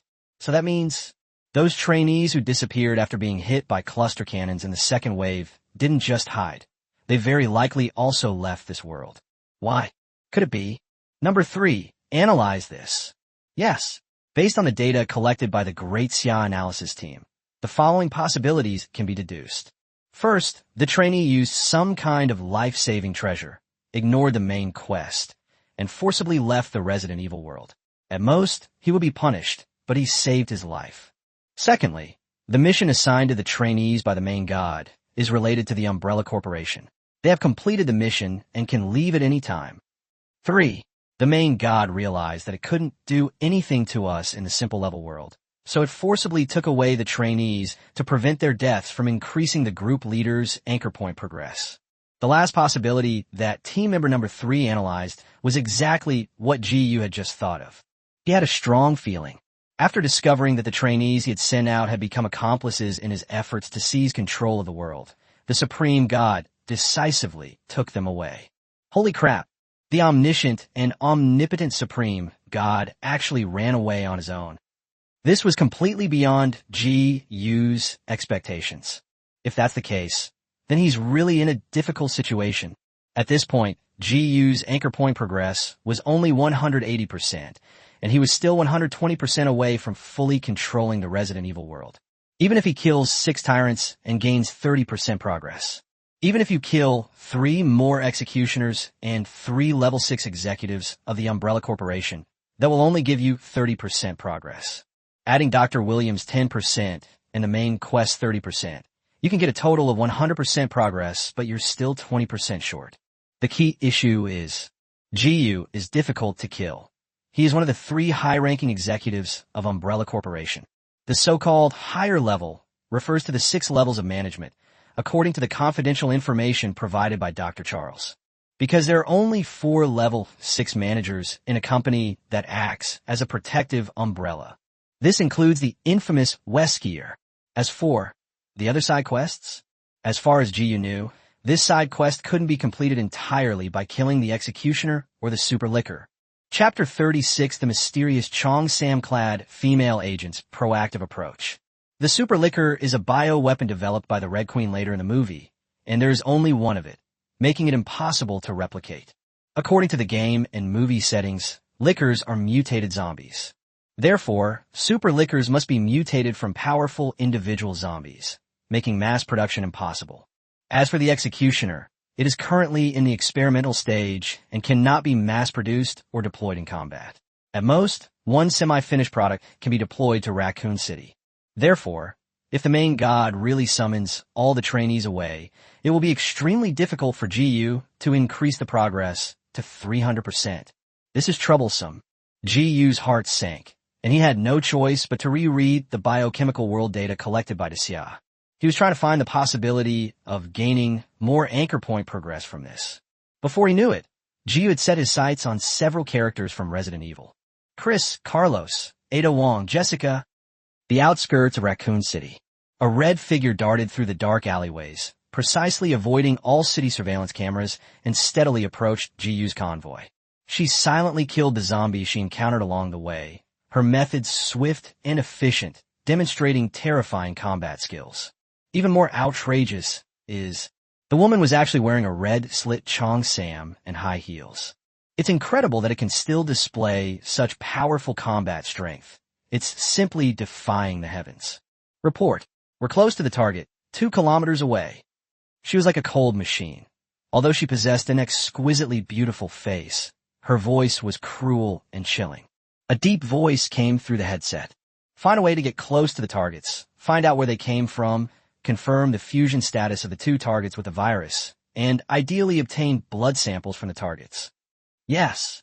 The woman in the Chong-Sam frowned slightly, clearly feeling that the task was very difficult. As she ran, she reviewed the information the Umbrella Corporation had gathered about the target, trying to find clues that would be helpful to the mission. The person leading the convoy appeared to be a young male college student. Or, how about trying seduction? Male college students, on the other hand, often have an excess of hormones, and the House of Commons frequently replaces the House of Lords, making it somewhat feasible. If you can successfully deceive the other party, you might be able to forcibly capture the target. Thinking of this, the woman in the Chong-Sam pulled out the dagger, strapped to her thigh, and expressionlessly shredded the Chong-Sam. He then made bloody cuts on his thighs and arms, his cold expression gradually softening into one of helplessness, feigning the appearance of a panicked survivor. Having completed her disguise, the woman in the Chong-Sam threw away the silenced pistol and clutched her bleeding arm. She limped out of the alley, her face filled with panic, followed by several menacing zombies. Help me! The woman chose the perfect moment. Just a few dozen meters away, GU's convoy sped towards them. What she didn't know was, in GU's convoy, besides Jill, Alice, who had seen the series of movies, all recognized this stunningly beautiful spy with an Eastern face. Team leader, a story character has appeared ahead. The driver of the first armored vehicle twitched his lips, reported the situation to GU, and then added something else. She's an agent from the Resident Evil game, Ada Wong. Ew. When you feel sleepy, the Umbrella Corporation will deliver a pillow. GU is currently in dire need of anchor point progress, and it just so happens that Ada Wong is a popular female character in the game. If he completes Phase 2, he might also kidnap Ada Wong and leave the biohazard world. So, at the very least, it should provide him with more than 10% of the anchor point progress, right? Okay, let's do it. Parking. At GU's command, the armored convoy slowed down. Let's see what Ada is up to. Everyone, don't give yourself away. Pretend you don't know her. Yes. When the armored convoy stopped, Ada Wong, trembling with fear, immediately limped over. Help me. Two super soldiers got out of the car, raised their rifles, and accurately shot down the zombies behind Ada. Ada's pupils visibly contracted upon seeing the weapons and equipment equipped by the super soldiers. Perhaps realizing that GU's equipment was too advanced, Ada quietly discarded the earpiece in her cochlea. All of Ada's little actions were actually being monitored by GU, as was her level of threat. Dozy Oklaki. This should be the limit of threat that humans can pose, unless Ada also underwent viral enhancement. Thank you so much. Thank you for saving me. Oh my god, I thought I was going to die. Ada displayed just the right amount of panic, like a survivor in the city, without revealing the slightest flaw. Unfortunately, the super soldiers around GU all knew Ada's true identity and watched her perform in silence. Can you take me away from this city? I'm so scared, wah. Super soldier. Ahem, brothers, this is going to arouse Ada's suspicion. You should at least give her some kind of reaction. GU couldn't stand it anymore and reminded him in the communication channel. Immediately, a super soldier hesitated before speaking. Okay, you can take that car. Following the direction the super soldier pointed, Ada obediently nodded and limped into the armored vehicle. Her eyes lit up as soon as she came up, because this entire carriage was filled with her targets. GU, with his delicate features, Alice, with a playful expression, and Jill, who is drowsy, a seemingly harmless male college student, and two slender women who are physically weak. Ada thought that with her skills, she should be able to subdue the three of them in the blink of an eye. In fact, Weskier did not tell Ada Wong detailed information about Alice and GU. These are top secrets, and no unofficial agent could know them. Alice, in particular, is someone even the Umbrella Corporation doesn't fully understand just how powerful she is now. Hello, please sit there. GU's attitude and expression were still as pleasant as a spring breeze, showing no sign of threat, just like a little brother next door. Alice, with her legs crossed and a playful expression, was shaving her nails with a dagger, exuding a relaxed vibe. As for Gil, she is at a critical stage of virus integration, and her threat level has increased to 39 points. She is just one step away from breaking through to the high threat level. Once the armored vehicle's hatch was closed, the convoy set off again. Ada Wong suppressed the urge to attack, sitting opposite GU and the other two with a smile, her pretty face still showing a hint of lingering fear. Thank you all. I thought I was really going to die. Wow, what's happening to the city? Is this the end of the world? Chapter 37 Ada Wong. Fusion virus? Is this human language? On the surface, Ada Wong appeared to be someone who had just escaped death and was relieved. In reality, she subtly began to gather information, asking questions with a face full of curiosity. Your equipment is so advanced. Is it some kind of high-tech weapon developed by the government? Well, I guess so. Wow, am I really saved? Will you take me out of the city? At this moment, GU's brain was also working at lightning speed, and he was still looking through Ada Wong's information. This woman's identity in the game is very mysterious. You could only confirm that Ada was an agent of some organization in the early stages. Midway through her career, Ada collaborated with Weskier and became an unofficial member of the Umbrella Corporation. Later on, no one knew for sure who she was working for. I bet even the company that developed the game Clash of Clans hadn't figured out Ada Wong's specific identity yet. At this moment, GU was thinking about how to win Ada over and make her work for him willingly. It's important to understand that Ada is not Alice or Jill. Compared to Ada, the two women were as innocent and naive as white lotuses, lacking any guile. They were pure female warriors. Ada, on the other hand, is a top-notch agent who can handle being a multifaceted spy with ease. It's easy to imagine how difficult this woman is to deal with. If Jiyu couldn't truly understand Ada, he wouldn't be able to convince her to leave the biohazard world with him. But I heard that the only bridge leading out of the city, the West Bridge, is blocked. How should we leave? Ada seemed like a survivor who was worried about not being able to leave Raccoon City, and every question she asked was extremely tricky. Jiyu initially adopted a less is more approach, refraining from revealing any useful information. Only now is he considering having a proper talk with Ada. We have our own methods. By the way, I still don't know your name. Oh, my name is Ida, and yours is Ada. What's yours? Jiyu, this is Alice, and this is Jill. What's wrong with her? Ada glanced at Jill, who was on the verge of fainting, and a look of fear flashed across her face. She wouldn't have been bitten, would she? I've seen people who get bitten, and they always end up. What masterful language skills. Almost every sentence is used to gather information. No, she's just sleepy. She'll wake up in a bit. Ada cursed inwardly, seemingly not expecting that Jiyu, who appeared naive on the surface, was actually a cunning old fox. She tried to get information indirectly for a long time, but couldn't get a single useful piece of information out of him. Was my disguise not vivid or realistic enough? A normal young man wouldn't be so wary of a pitiful, ragged, yet alluring and beautiful older woman, would he? Not to mention, Jiyu and Ada both have Asian features, so they should have been able to lower Jiyu's guard. Handsome young man, do you have any bandages here? When one plan failed, Ada devised another. She feigned pain and secretly gave Jiyu a flirtatious wink, her intentions quite clear. When I was running away, I tripped and fell and got cut. Can you help me? For you. Jiyu remained unmoved, took out a first aid kit from the car, and threw it over. This action caused Ada's pretty face to stiffen slightly, and she almost couldn't help but explode on the spot. Straight man. Such a good opportunity to take advantage of someone. Yet Jiyu remained unmoved? Well, it's not impossible to understand. Ada glanced at the equally stunning Alice and Jill, thinking that Jiyu probably preferred Western women and had a different aesthetic. In reality, Jiyu is completely protecting Ada.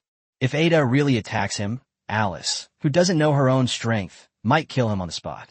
Across from Jiyu, Ada silently bandaged her wounds and secretly hid the dagger from the medical team. Thank you, you're such a kind person. Puff. Alice, who had been keeping a straight face, couldn't hold back any longer and burst out laughing when she heard this. Ms. Alice, what are you laughing at? No, I thought of something funny. It has nothing to do with you. Ada's patience was finally reaching its limit. A woman's instincts, like those of a secret agent, told her that her identity had likely been exposed. Just then, Jill, who was leaning on Jiyu's shoulder, slowly woke up. Jill, threat level, 45 points. Slightly weaker than Jiyu, Jill also focused on physical enhancement and failed to awaken superpowers. Jiyu turned his head to meet Jill's gaze, while Jill looked at him with a complex gaze that revealed a hint of affection and shyness. Now, Ada suddenly stood up, intending to attack Jiyu. The next moment, her whole body froze.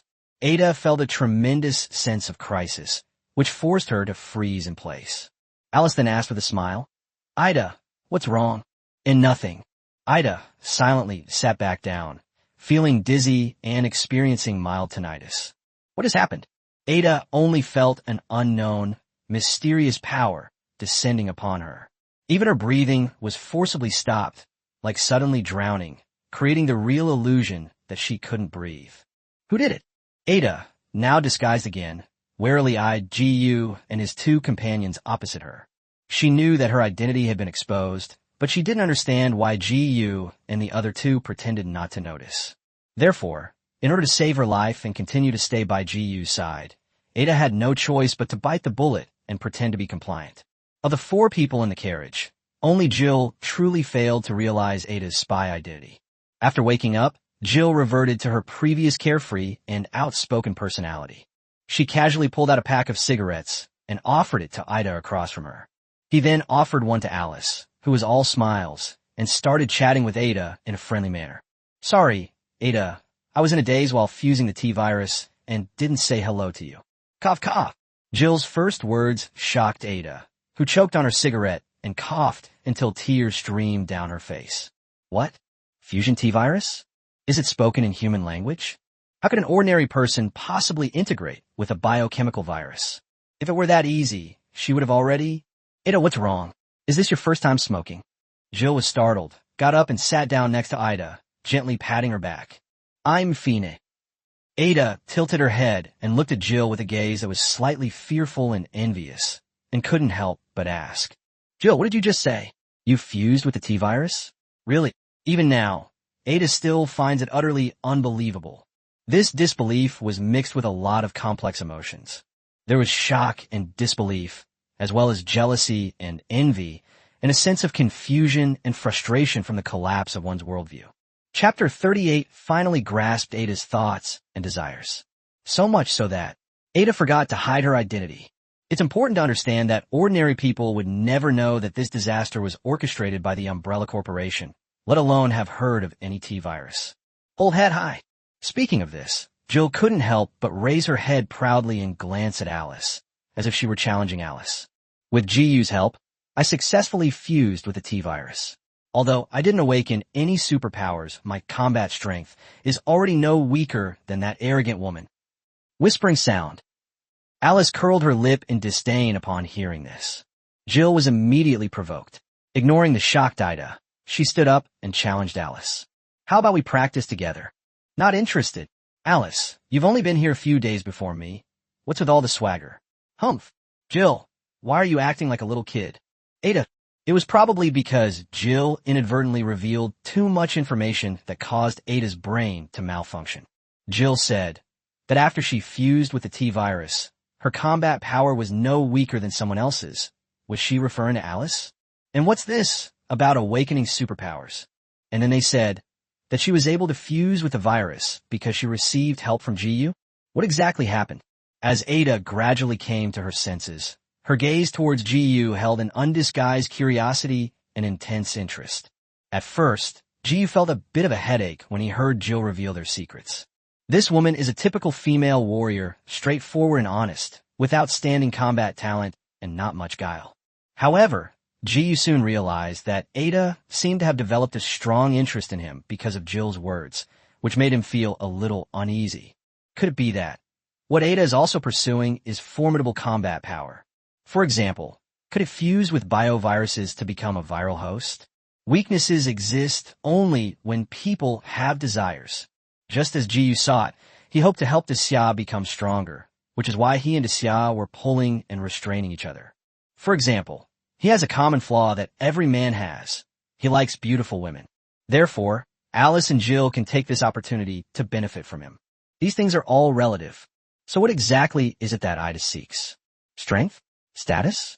Wealth? GU didn't know what Ada really wanted. However, at this moment, he noticed something amiss in Ada's tone and expression. If GU could win over Agent Ada with just one dose of the virus enhancer, it would be a huge win for him. Coincidentally, he happened to have a booster for the O virus. So, GU smiled at Ada and asked, feigning confusion, Ada, how did you know about the T-virus? Exclamation point. Oh no, was I too shocked just now and accidentally gave myself away? That's not right either. Perhaps my identity was already exposed the moment I appeared. Ada took a deep breath, her expression changing from harmless to cold and ruthless. GU stopped pretending. She couldn't take it anymore and was about to confront them. There isn't a single normal human being in this car. GU continued his act. What are you talking about? Am I pretending to be anything? Could it be that I made a mistake in my judgment? Actually, GU hadn't discovered his true identity. Just as she thought of this, Ada saw a hint of a smile in GU's eyes, and she immediately became furious. You bastard! Ada leaped up like a mother leopard, jumped onto GU, and held a short dagger to his neck. At the same time, she used her long legs to control GU's arms and thighs, and performed a close-quarters choke. Don't move! Jill, standing nearby, turned around in shock, about to make a move, but Alice stopped her. At this point, Ada's close-quarters choke was complete, and it would be impossible for an ordinary person to break free. Unfortunately, GU is no ordinary person. He exerted a little force with his hands, using brute force to break free of the tight restraints, and then used his other hand to control Ada's delicate body. Don't get so agitated. Ada's pretty face flushed red because their actions were too.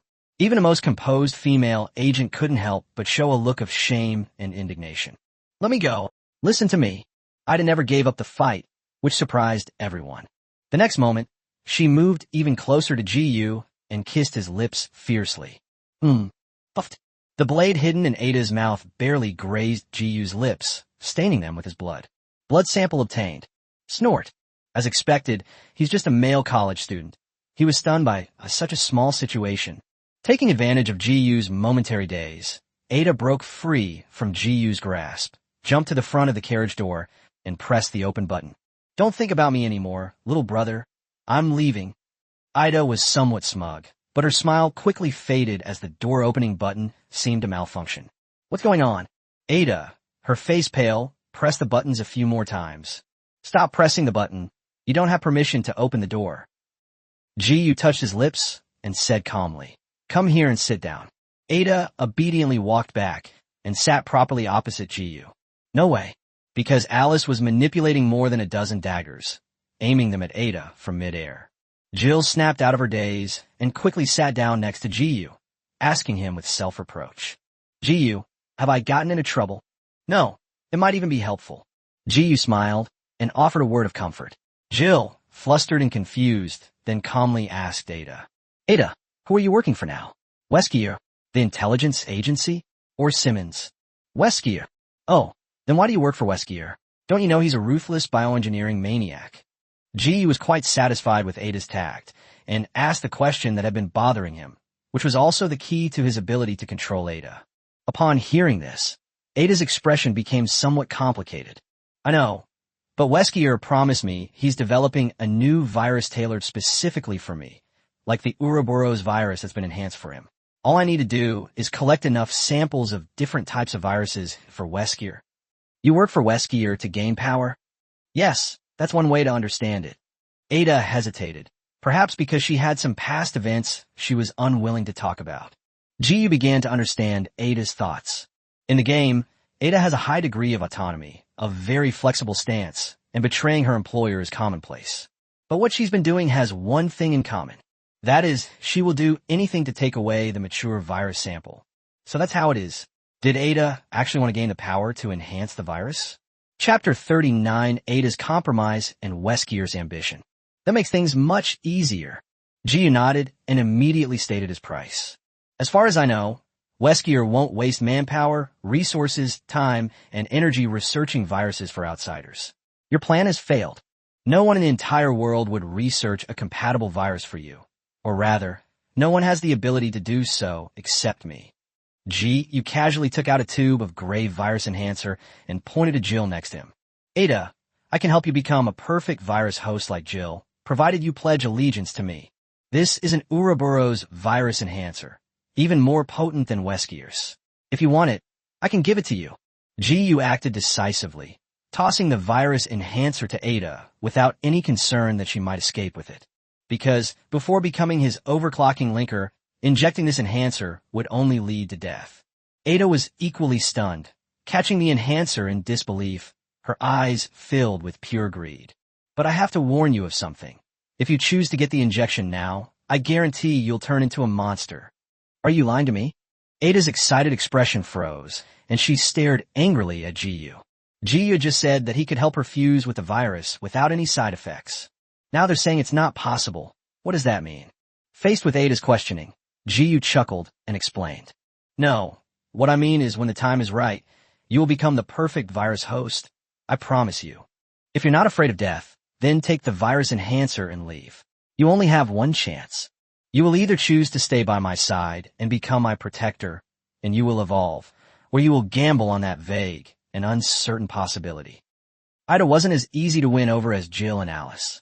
You must offer tangible benefits for the other party to be convinced. "Huh, all that high-sounding talk, isn't it just that you wanted to warm your bed? Do you admit it or not? You want to sleep with me?" "I admit it. Ji is a bachelor. What's there to be ashamed of?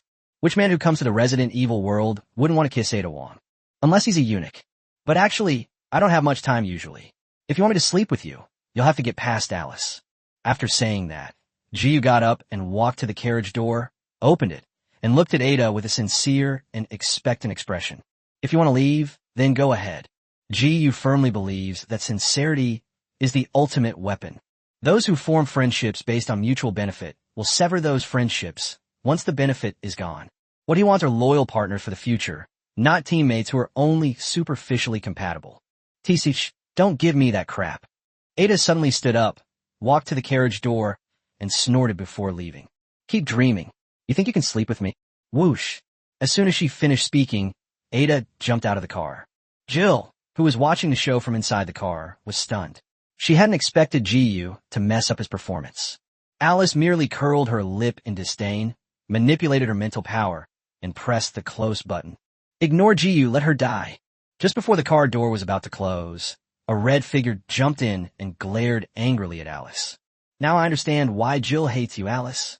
Ordinary home-cooked meal. Alice shrugged, while Ida turned to look at Jiyu and casually tossed the enhancer to him. Remember your promise. If you dare to lie to me, I'll kill you. Question mark. Is it the kind of killing that Jiyu understands?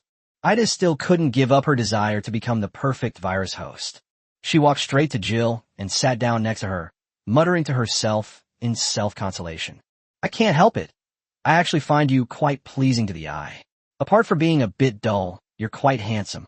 Tell me, what do you need me to do? Do you want Weskier's intelligence? Or Umbrella Corporation's secrets? I have inside information about several large companies. Which one are you interested in? Jiyu smiled slightly. I'm not interested in any of that. I'm only interested in you as a person. Why don't you tell me what you've been through in the past? Jiyu had obtained most of the information about the Umbrella Corporation from Charles. Jiyu was more interested in knowing about the mysterious Ada Wong's past. These words, seemingly unintentionally, touched upon Ada's innermost thoughts. Actually, it's nothing much, just a little girl who grew up in war and experienced all sorts of terrible things. I'm all ears. Umbrella Corporation headquarters. Weskier sat alone in the conference room, repeatedly watching the video of Jiyu and Alice demonstrating their superpowers. Kane thought he could get away with it, but in reality, Weskier had seen everything he did. As a biochemical madman whose mind has been corrupted by a virus and who has almost lost all human emotions. Weskier's sole purpose is to merge different viruses, grow stronger and stronger, until he becomes the sole ruler and god of the world. Alice's appearance gave him hope. Telekinesis, that's a standard feature of gods. Kane's deliberate concealment has already touched a nerve with Weskier. He decided to take matters into his own hands, capture Alice for research, and uncover the many mysteries surrounding Jiyu. As for Ada Wong, whom Weskier sent to Raccoon City not long ago, that was nothing more than a pawn that could be discarded at any time. He never trusted anyone, nor did he care about anyone's life or death. Da-da-da. Suddenly, the crisp sound of high heels rang out. Weskier glanced sideways, his eyes behind his sunglasses devoid of emotion, giving Aiko Sella only a fleeting look. This woman, exuding aristocratic air, with exquisite and beautiful features, a tall and voluptuous figure, dressed in luxurious and revealing clothes, and displaying an arrogant and venomous demeanor, is another pawn controlled by Weskier. Weskier, the preparations are complete. I will dispatch all the armed forces of the Sanlian Company's branch to cooperate with your operation. Another batch of the latest test subjects has just been packed and is ready to be dispatched at any time. Iskala looked at Weskier's retreating figure with fervor and anticipation. She has great ambitions. She wants to become the queen who rules the world. And the king she chose was Weskier. Having successfully integrated the Ouroboros virus, Weskier conquered Aiko Sella with his immense and incredible power. In her eyes, Weskier was a living god. It is also her only hope of realizing her ambitions and dreams. Okay, let's proceed according to plan. Weskier's calm voice caused Aiko Sella's excited body to tremble. Soon, this world will belong to you and me. I now grant you the authority of a level 5 supervisor of Umbrella Corporation to assist me in reclaiming the company's assets. Yes, my king. Upon hearing this, Aikasala turned and left without hesitation. She seemed to see herself soon standing beside the invincible Weskier, reigning over the world as a queen. But Weskier didn't care about Ixal at all. He had already prepared the ending for this love-struck, crazy woman. That is, after capturing Alice, she would become an experimental subject for testing virus data. As for ruling the world only needs one king, doesn't it? Chapter 48, Battle of One-Sided Slaughter. Raccoon City. As expected, a fierce battle broke out. Super soldiers from the Great Xia world versus bioweapons from the biohazard world. Boom boom boom. Da da da. Gunshots and explosions rang out incessantly. An entire block was turned into a battlefield, and the towering flames could be clearly seen from dozens of miles away. Under the onslaught of the Great Xia's high-tech, high-powered weapons, Umbrella Corporation's troops and biological weapons suffered mass casualties. Even a powerful tyrant is still as fragile as a piece of paper.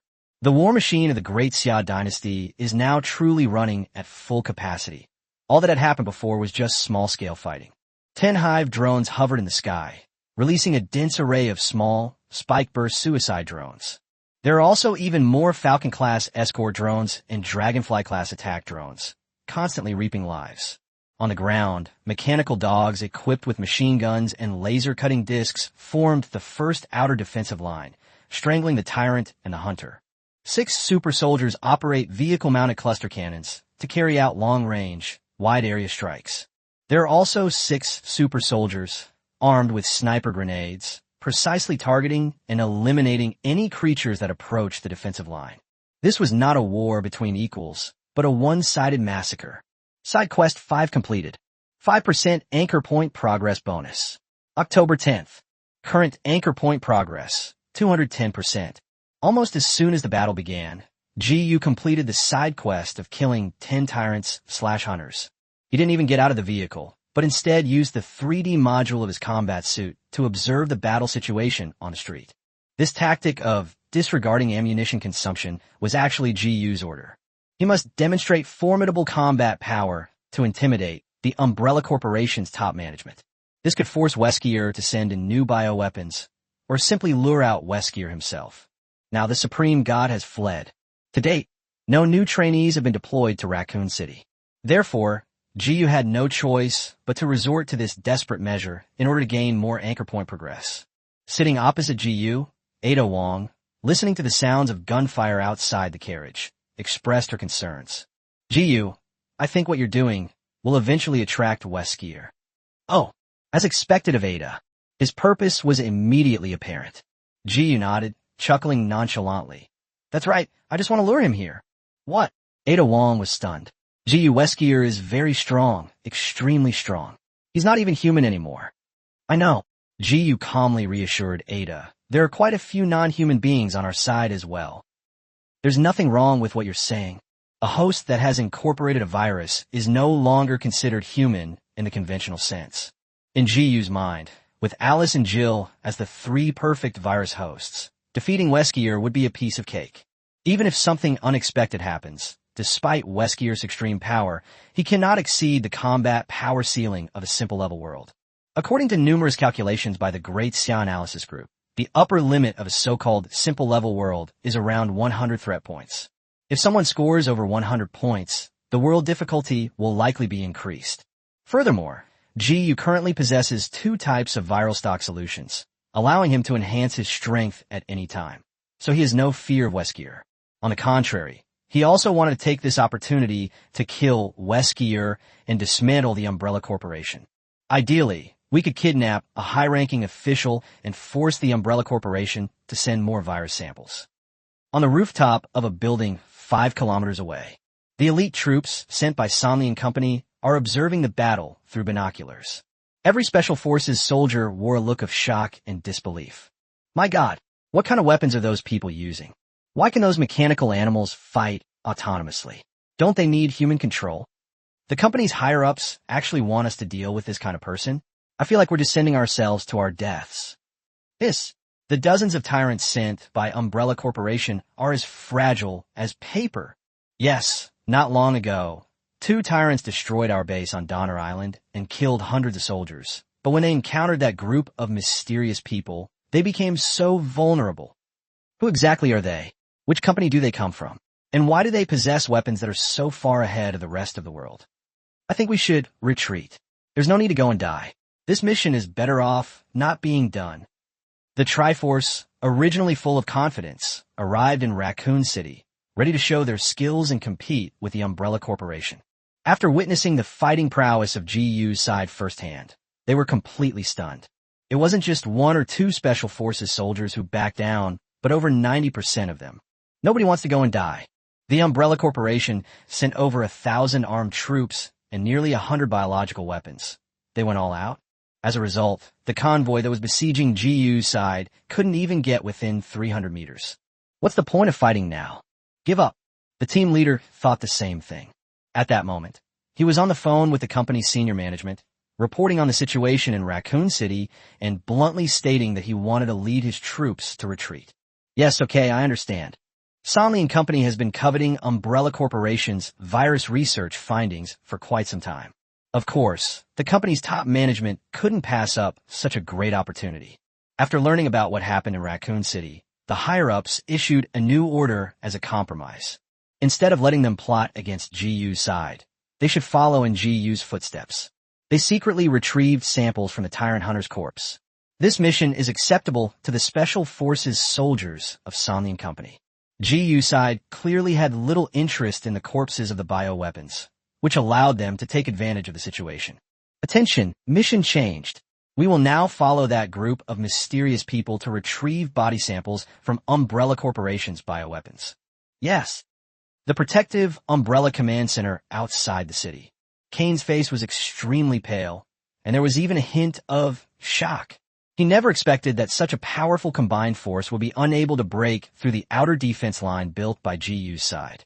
Despite having only about 20 people in GU's convoy, they were able to unleash terrifying firepower comparable to an army. Command, we need backup. Requesting retreat. Requesting retreat. The target's firepower is too intense. Headquarters, the last tyrant has fallen. We request an immediate evacuation. Inside the command post, the cries for help and requests for evacuation from the remaining troops echoed. Every minute, at least 10 red Umbrella soldiers die. Kane was stunned. He was hesitating, conflicted, and indecisive. Because if the mission to capture Alice fails, and so many of the company's troops are lost, he will surely die. Chapter 41, The World Boss Arrives. Retreat is not permitted. Kane roared through gritted teeth. Break through the lines and capture Alice. Just after Kane gave the order to send his troops to their deaths. The curtain to the command post was lifted, and Icosala swayed his hips as he walked in, followed by a group of armed men. Who are you? Since Iscala was a former executive at Trinity, Kane had never met him before and immediately became wary. Where are the guards? No need to shout anymore. They've surrendered. Icosala raised her head, arrogantly surveying the panicked Kane, and dismissively pronounced his death sentence. I am now a level 5 supervisor at Umbrella Corporation. Kane, you concealed information about the company's assets in Raccoon City. Lord Weskier has personally ordered your execution by firing squad. What? Impossible. Kane was so frightened that he drew his pistol from his waist, attempting a final act of resistance. Bang! After a gunshot, Kane had a bloody hole between his eyebrows and fell straight to the ground. All right, I'm in charge here now. Icosala stood with his arms crossed, his arrogant posture that looked down on everyone else, which intimidated the entire audience. She gracefully walked to the command screen and gave almost the same order as Kane. Trash doesn't deserve to live. Give the Red Umbrella troops in the city the order. They're not allowed to retreat before the mission is completed. Anyone who dares to retreat will be killed without mercy. Yes. Immediately afterwards, Icosala narrowed her beautiful eyes and watched the high-tech weapons displayed by GU's side on the city's surveillance cameras. A barely perceptible hint of seriousness flashed across her pretty face. What powerful firepower! But still no match for Weskier. In Iskala's heart, her King Weskier was an invincible being. Once the plan is complete, they will be able to rule the world. So Iskala opened the laptop in his briefcase and sat in the corner, watching Weskier's actions in the city. Yes, Weskier is here too. At this moment, Weskier was leading a group of bioweapons under his control straight toward GU's position. However, Weskier's primary objective was not to deal with GU's team. He wanted to use the people from Sonley & Company to test the combat power of the latest biological weapons. On the laptop, when Weskier encountered the Triunited forces, Icosala witnessed a one-sided massacre. The executioner, the super licker, and several hellhounds surrounded Weskier. Almost instantly, this elite armed force collapsed. He truly deserves to be her king. Icosala didn't care at all about the life or death of these Tri-Combined Company armed forces, even though they were her colleagues. She's only interested in powerful individuals and world domination. She doesn't care how many people die. The rooftop of the building. The elite special forces sent by the Somnium Company were attacked and killed by Weskier. In a blink of an eye, half of the people died at the hands of biological weapons. Under the captain's orders, the other survivors parachuted off the rooftop of the building to evacuate, hoping to escape as quickly as possible. The captain chose to stay behind to cover the rear, firing wildly at Weskier as he approached with his hands behind his back.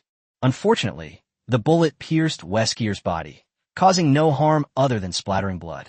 Weskier seemed immune to conventional firearms, appearing in front of the captain in a few flashes. "You monster!"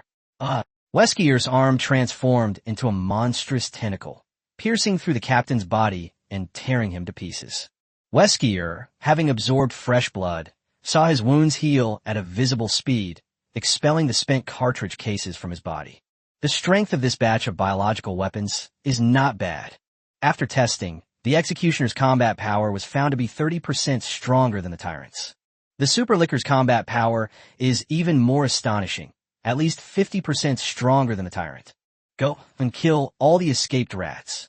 After testing its combat capabilities, Weskier will also test the execution capabilities of the new bioweapon. The best approach is to let the bioweapons move freely and observe whether they will go out of control. And so, at Weskier's command, the executioner, the super licker, and several hellhounds charged down from the building. They scattered and frantically hunted down Jessica and the others who had escaped by parachuting. On a street, Jessica, carrying a sniper rifle, ran at top speed in one direction, her target very clear. She's going to seek refuge with GU's side. Weskier is terrifying. In the entire Raccoon City, apart from GU's side, who might be able to contend with Weskier's monster, Jessica couldn't think of a better alternative. Coincidentally, she was positioned very close to GU's convoy. Bang, bang, bang. Suddenly, a crashing sound came from behind Jessica as she ran. She looked back in horror and saw countless vehicles overturned by brute force, and the enormous figure of the super licker could be vaguely seen in the distance. Damn it! Jessica was decisive.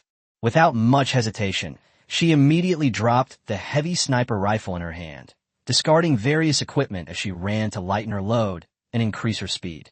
In the end, Jessica was left with only a strapless top on her upper body and a pair of super short leather pants on her lower body. Using the complex street environment, she effectively hindered the super licker's progress. Jessica skillfully navigates the alleyways, engaging in a life-or-death race against the super licker who is hunting her down. Gradually, she approached the location of GU's convoy and began to shout for help. "Help me!" The battle on GU's side did not last long. When the fearless biological weapons were almost wiped out, the stubbornly resisting Red Umbrella troops also collapsed. Humans are not biological weapons, so defeat was to be expected. GU got out of the car and sighed with a slight sense of regret. Chris died in this battle. Not only Chris, but several other characters from the Resident Evil series also died as a result of the war. Hopefully, Weskier will arrive in Raccoon City soon. He was unaware that Weskier had already arrived and was not far from him. Icosala used his authority as an executive at Umbrella Corporation to block some of the surveillance on GU's side, thus deceiving them. Just as GU was about to get into his car and leave, his ears suddenly twitched. Someone is calling for help? GU turned to look at Alice and Jill. The two women nodded, clearly having heard the sound as well, and looked warily towards a small alley not far away. "Attention! There's an emergency." The voice of team member number 3 rang out in everyone's earpieces at that moment. "I've discovered that surveillance cameras in one area of the city have been deliberately blocked. Everyone be careful." Was the surveillance blocked? It's not a complete block, but only a portion of it. Chapter 42, Level the Cannon. The super licker turns into a dead dog. It's important to know that Dr. Charles's access level is 5. Anyone who can block access at level 5 must be a higher-ranking member of Umbrella Corporation, or even higher. Or perhaps Charles is actually dead, and Kane is in power, secretly controlling the city's surveillance. As soon as team member number 3 finished speaking, the super soldiers around Jiyu all simultaneously aimed at the dark alley. Captain Wong pressed the headset button. Academician Yi, something's happened. Come back quickly. Yi Qingxiu was currently leading a group to collect flesh and blood samples from the tyrant and the hunter. Captain Wong was not entirely at ease and issued the order in a firm tone. The next moment, something no one expected happened. The person who ran out of the alley was a tall, imposing, brown-haired Western woman dressed in revealing clothes. This woman is Jessica? Help me. Huff, huff, huff. Jessica, who had narrowly escaped death, looked extremely disheveled. She had abrasions all over her body, was panting heavily, was covered in sweat, and her face showed undisguised fear. Jiyu hesitated for a moment, then ordered, "Let her come over. Watch out for the enemy." Even someone as clueless about military matters as him could tell that Jessica was being chased by something. Not to mention the super soldiers like Captain Wong, who have extensive combat experience. Therefore, the super soldiers around Jiyu did not relax at all because of Jessica's appearance. On the contrary, they became even more vigilant.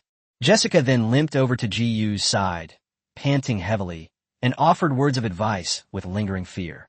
"We run. That monster is immune to firearms." The fear on Jessica's face was genuine.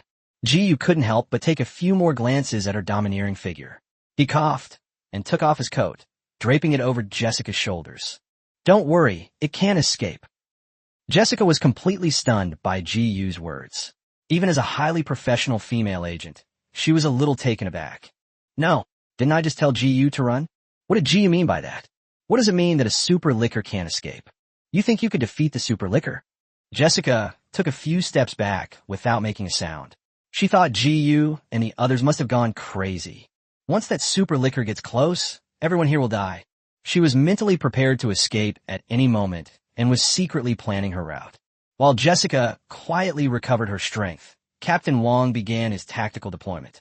Deploy robotic dogs and drones for reconnaissance. 2 robotic dogs and 3 dragonfly drones rushed into the dimly lit alley. Da-da-da.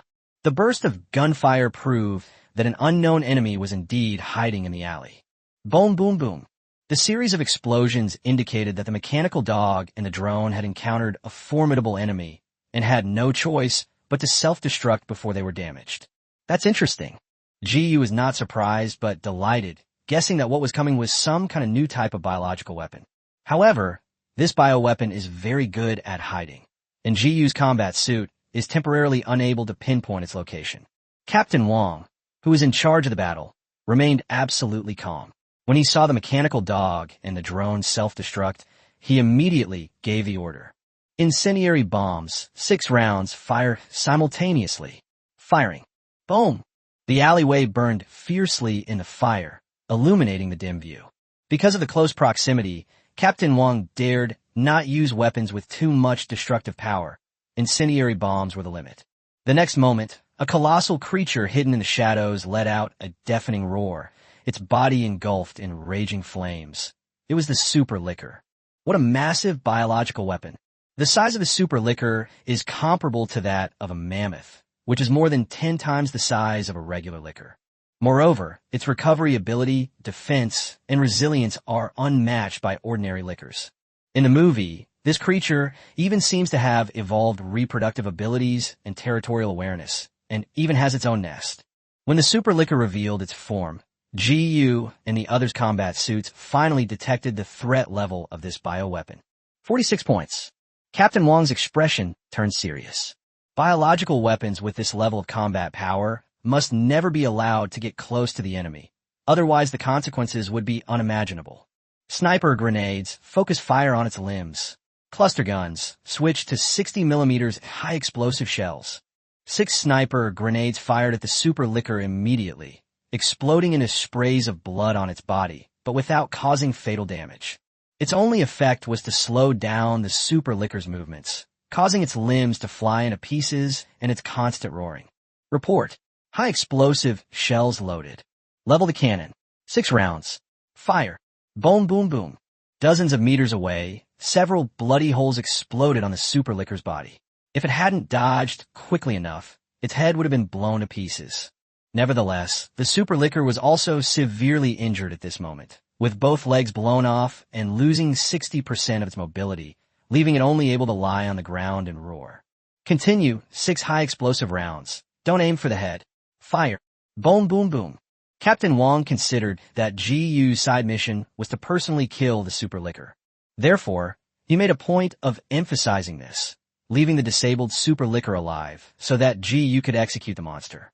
In fact, what Captain Wong didn't know was, GU possesses overclocking link skills that eliminate the need for him to do anything himself. Alice and Jill, who were by his side, killed the super licker, which also counts as killing with their own hands. When the smoke cleared, the super licker had completely lost its ability to move and turned into a pile of rotten flesh. Seeing this, Alice took a step forward, pulled a long dagger from her waist, and casually threw it at the super licker. Whoosh! Under the control of a mental force, the dagger precisely pierced the super licker's brain. Side quest 7 completed. 5% anchor point progress bonus. 1/3. Current anchor point progress. 215%. Super licker is dead. Jessica, standing next to GU, had her pupils contract sharply. She first glanced at the expressionless super soldiers around her. Then, with a slightly questioning look, he observed the nonchalant Alice. If Jessica wasn't seeing things, did the dagger Alice threw change direction mid-flight? This mysterious unit is terrifying. Only by seeing it up close can one truly appreciate just how incredible the firepower of the Great Xia army was. It should be noted that the super licker that was killed had just recently killed 5 Special Forces soldiers from the Tri-United Company in a single encounter. It was physically invulnerable to bullets and blades. As a result, they were utterly defeated by the army from the Great Xia dynasty. And there's Alice, the woman standing next to GU. Despite her slender figure and seemingly frail appearance, she exerted a tremendous sense of pressure on Jessica. Who exactly are these people? Chapter 43Gu's target is Weskier. The closer Jessica got to GU and the others, the stronger her doubts and curiosity became. Jessica thought that by seeking help from GU's side, she could hold off the super licker and find a chance to escape. Unexpectedly, even a powerful super licker couldn't get close to the convoy before being beaten to a pulp. That's incredible. At this moment, Ada Wong, who had remained in the car, got out and examined the dead super licker before giving GU a deep warning. GU, I've never seen this before. It must be a new biological weapon developed by Umbrella Corporation. I suspect a high-ranking Umbrella executive might have come to Raccoon City. Oh, is Weskier really coming? Although Ada didn't explicitly say who it was, both of them knew that the so-called high-ranking member of Umbrella Corporation was Weskier. Then, Ada looked at Jessica, who was standing next to GU, trembling, and calmly exposed her true identity. GU, be careful of the woman next to you. Her name is Jessica. She's a female agent trained by the Sanlin Company. She went undercover in the Biochemical Counterterrorism Committee and was then sent by the committee to the Sanlin Company to steal intelligence. A double agent. GU turned his head and met Jessica's gaze, who looked embarrassed. Jessica wisely raised her hands, seemingly to deliberately show off her domineering figure to GU, and pleaded pitifully. Don't send me away. I've lost all my weapons and equipment. I can't survive in the city alone. GU didn't rush to express his opinion, but instead asked a profound question. Jessica, answer me one question, and if you satisfy me, you can come with us. Now tell me, who did your tri-unit troops encounter? Call. At first, when Jessica heard GU's words, her heart jumped in her throat, thinking that GU wanted to find out confidential information about Sanlin Company. As it turned out, GU seemed uninterested in Sanlin Company and asked a trivial question. We were ambushed by Weskier, a level 6 executive of the Umbrella Corporation. He's like a monster, invulnerable to bullets and blades, incredibly strong, and able to control bioweapons. We were forced to scatter and flee. Weskier, he really is here, and he's nearby, isn't he? GU was very satisfied with Jessica's answer and spoke frankly to her. You can stay now, and you can leave whenever you want. If you're interested in joining us later, come and talk to me. Like Ada, Jessica is a former special agent and not easy to deal with. However, GU believed that as the other party followed him for a longer period of time, they would naturally be attracted by the various abilities he possessed. Becoming stronger and evolving are the ultimate pursuits of any life form, and no one can refuse them. Okay, I'll think about it. Jessica said that on the surface, but in reality, she didn't take it seriously. It wasn't that she disdained it, but rather that she had no reason to betray her employer and choose to desert. Jessica's idea was to stay by GU's side for the time, being to gather intelligence, and, incidentally, complete the task of collecting samples of the biological weapon's flesh and blood. For example, that super liquor that had just died and was still steaming. After the battle, Yi Qingxiu led the research team to collect flesh and blood samples immediately. Jessica was plotting to find an opportunity to get close to Yi Qingxiu and steal some samples to take back to the company before leaving. Optional side quest 10. Personally kill 5 hellhounds. Reward. Plus 5% anchor point progress. A new side quest has been triggered? Upon hearing the system notification, GU immediately issued an order through the communication channel. Teacher, come back quickly immediately. Ow! Hurry up. Yi Qingxiu, who was collecting the flesh and blood of the super liquor, had no choice but to frantically finish up the remaining tasks. However, the field of scientific research collection is notoriously slow. Seeing this, GU turned his head and winked at Alice and Jill beside him.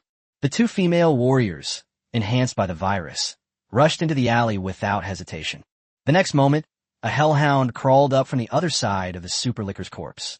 Then it looked down at Yi Qingxiu, who was right in front of it, and its head split open, turning into a terrifying monster with 8 serrated petals. Yi Qingxiu was so frightened that she froze on the spot. Da. After a burst of gunfire, the hellhound convulsed and collapsed beside Yi Qingxiu. Sister Yi, you all need to leave quickly. Alice came to Yi Qingxiu's side, helped him up, and stuffed the half-smoked cigarette into Yi Qingxiu's mouth. After scanning the combat suits, the hellhound's threat level was only 14 points, posing no threat to Alice and Jill. As they were talking, Jill killed 2 hellhounds that popped their heads out and then raised her chin at Alice. Whispering sound. Alice casually drew her dagger and flung it, pinning one of the hellhounds that was attacking Jill to the wall.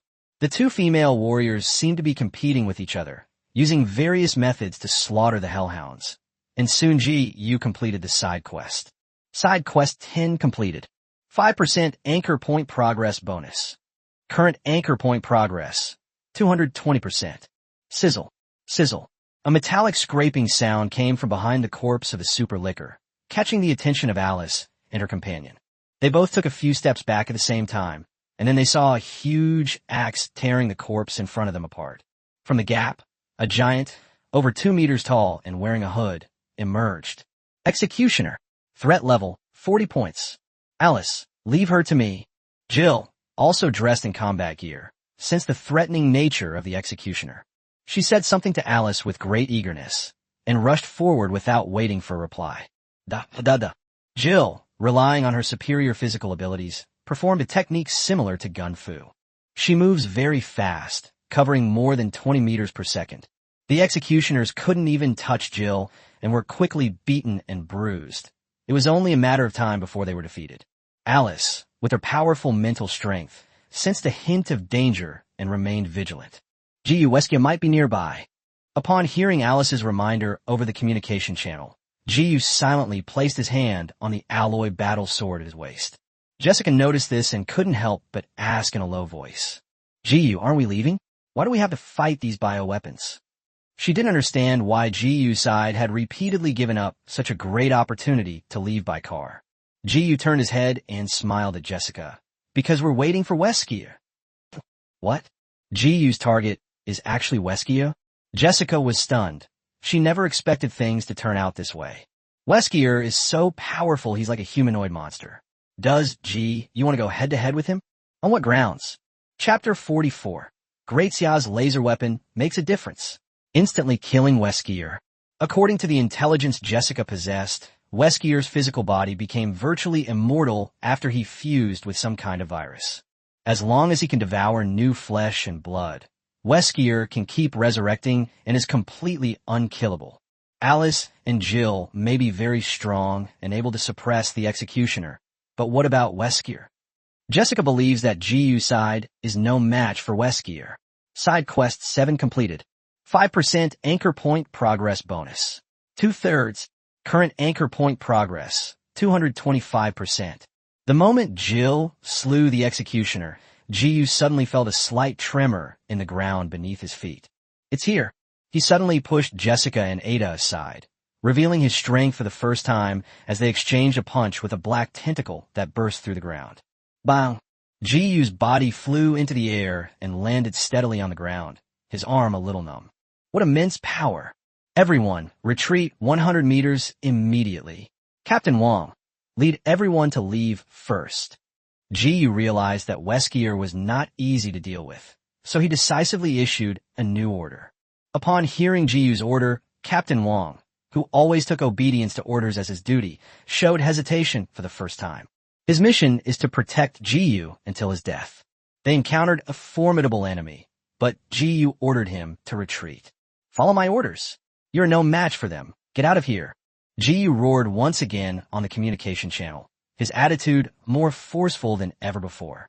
Before Captain Wong could make up his mind, the ground suddenly cracked open.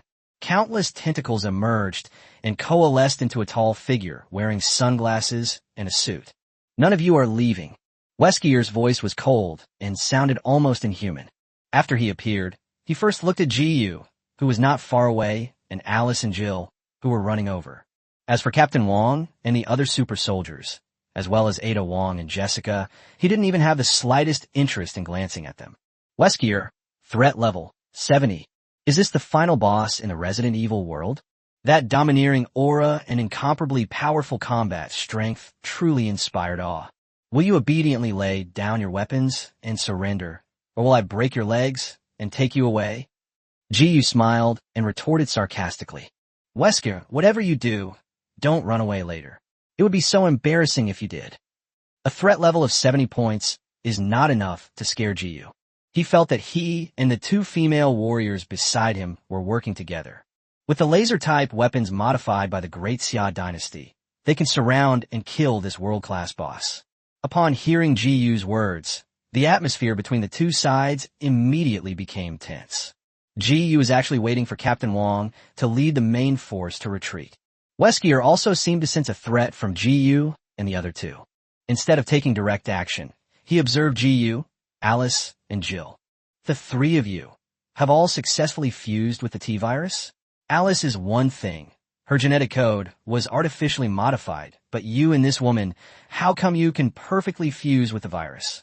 Tell me the reason, and I'll let your people leave. Weskier noticed, of course, that Captain Wong and the others were slowly retreating.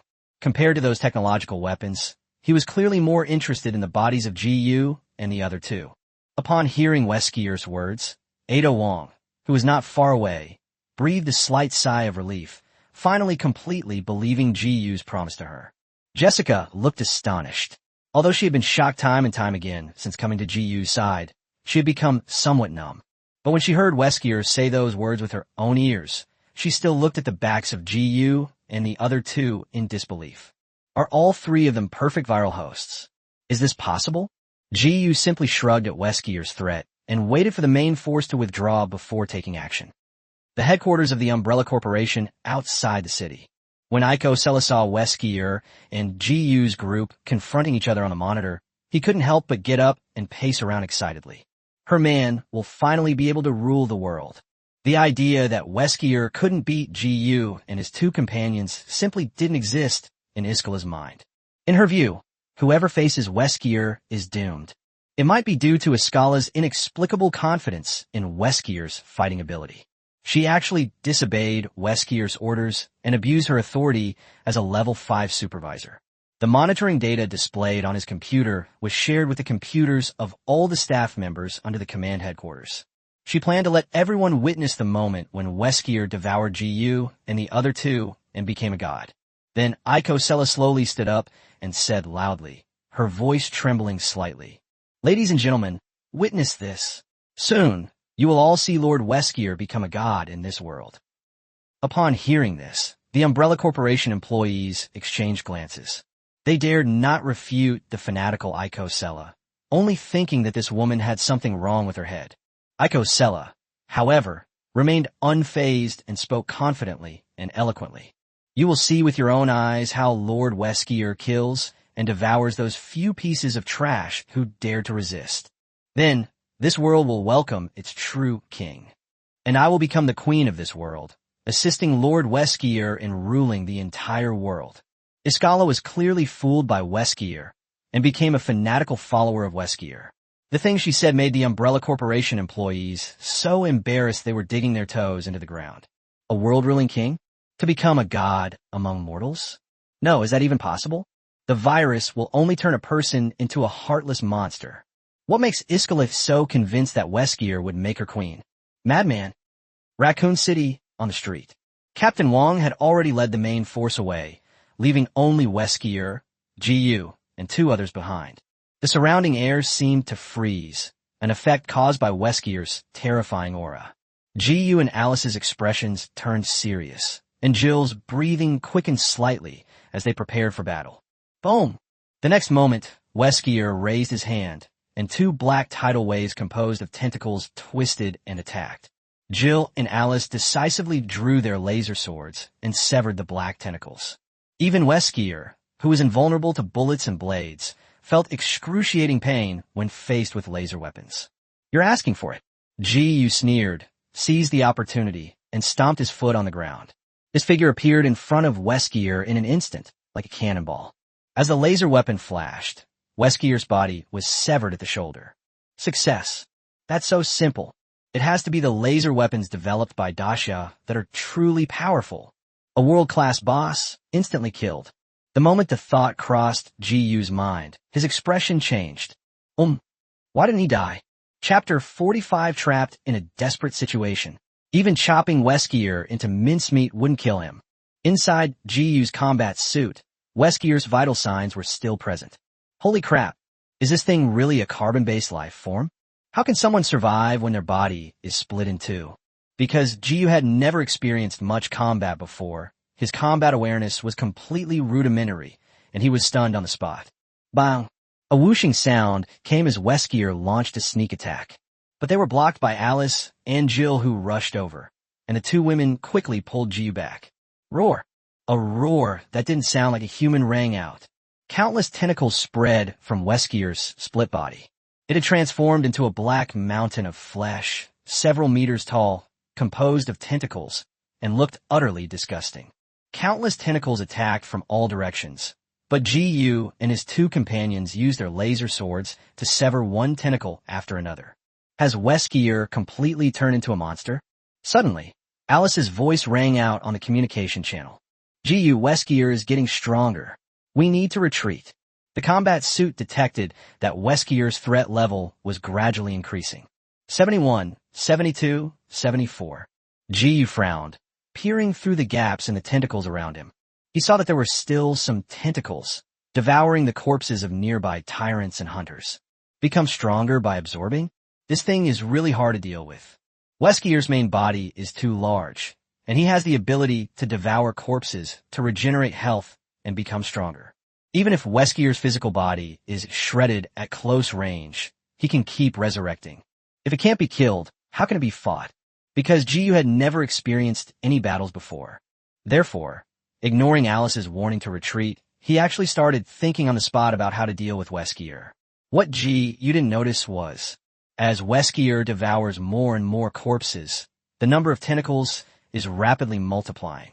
One after another, dark and disgusting tentacles spread out from Weskier's body, gradually expanding the area they covered.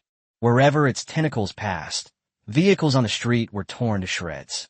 A 3-story supermarket was swept away by a few tentacles and turned into ruins in the blink of an eye, demonstrating terrifying destructive power.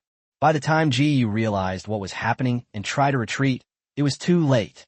Weskier used his endless tentacles to create a domain that covered 100 meters, enveloping GU and the other 2. No matter how many tentacles Alice and Jill severed, new tentacles continued to multiply and regenerate, plunging the 3 into a desperate situation. Not good. Seeing this, GU realized that he was holding the team back. In such a critical moment, he had to come up with a way as soon as possible, at the very least, to get the 2 women with him out of Weskier's tentacles. So, under the cover of Alice and Jill, GU began a brainstorming session, thinking of a way to defeat the enemy.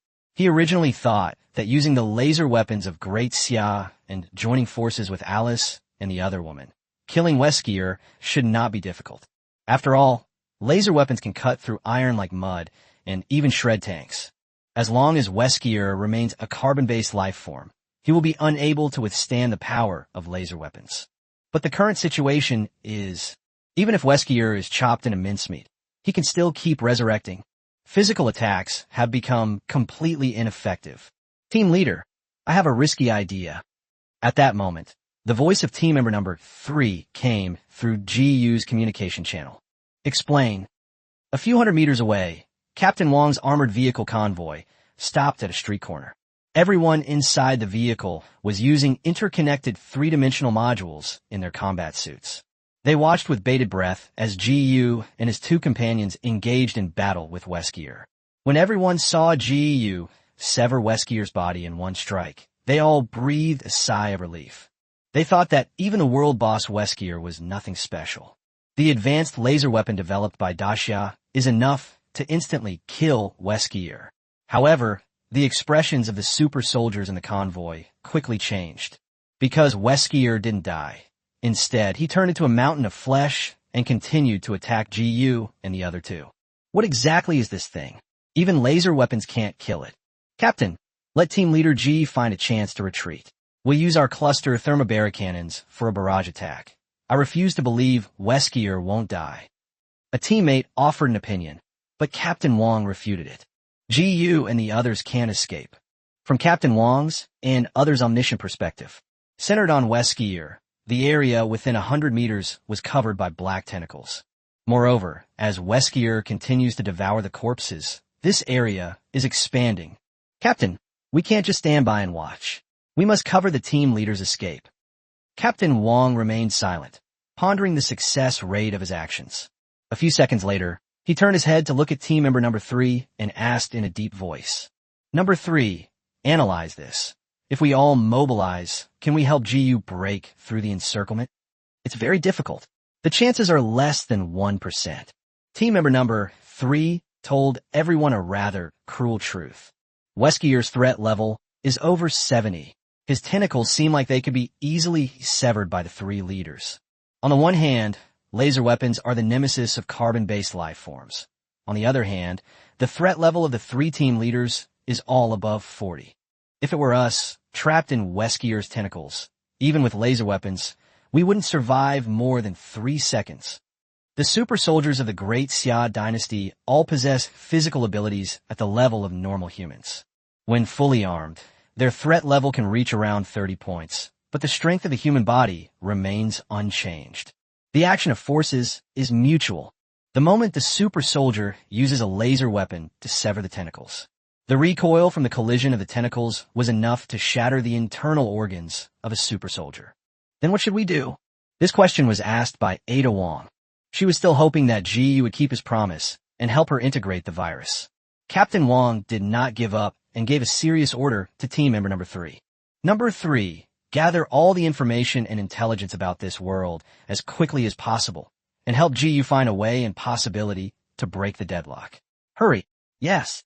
Team member number 3 had already used the computer's calculation capabilities to simulate and deduce methods to kill Weskier, but had not yet found any feasible solutions.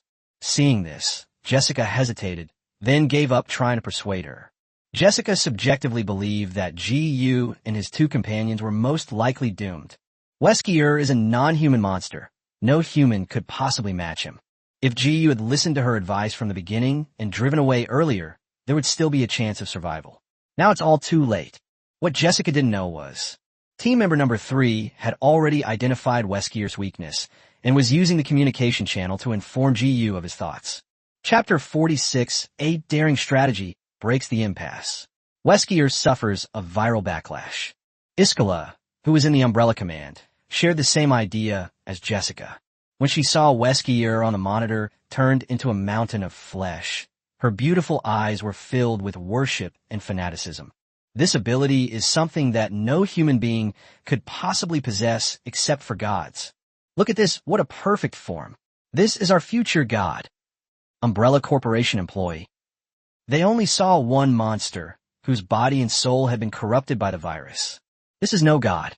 The more the employees of the protective umbrella looked at it, the more their scalps tingled with unease. Many people are unaware that their boss is actually a viral monster made of tentacles.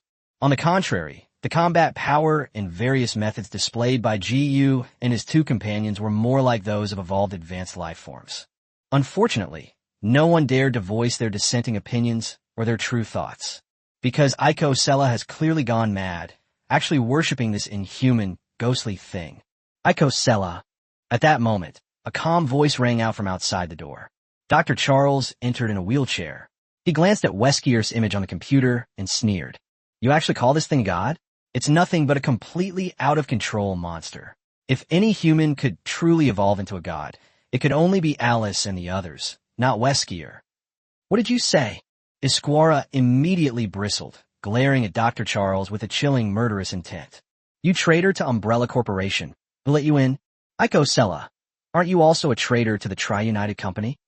Dr. Charles, expressionless, questioned, Did you send someone to kidnap my daughter? He came here specifically because of his daughter, Angela. Hank and Carlos's team were almost able to take Angela out of the city. However, with Iskala's seizure of power, Charles's authority was restricted, and he completely lost contact with Angela in the city. Oh, you mean that little girl? Iskala gave a nervous laugh. She should have become a part of Lord Weskier by now. Shouldn't she? Dr. Charles was stunned, his face filled with disbelief. His own daughter is dead? Meanwhile, Iskala continued to rub salt into Dr. Charles's wounds, making nonchalant, sarcastic remarks. You should feel fortunate. The daughter of a traitor like you has become part of God. Lord Weskier used the viral antibodies in your daughter's body to perfectly fuse with the T-virus, making her even more powerful.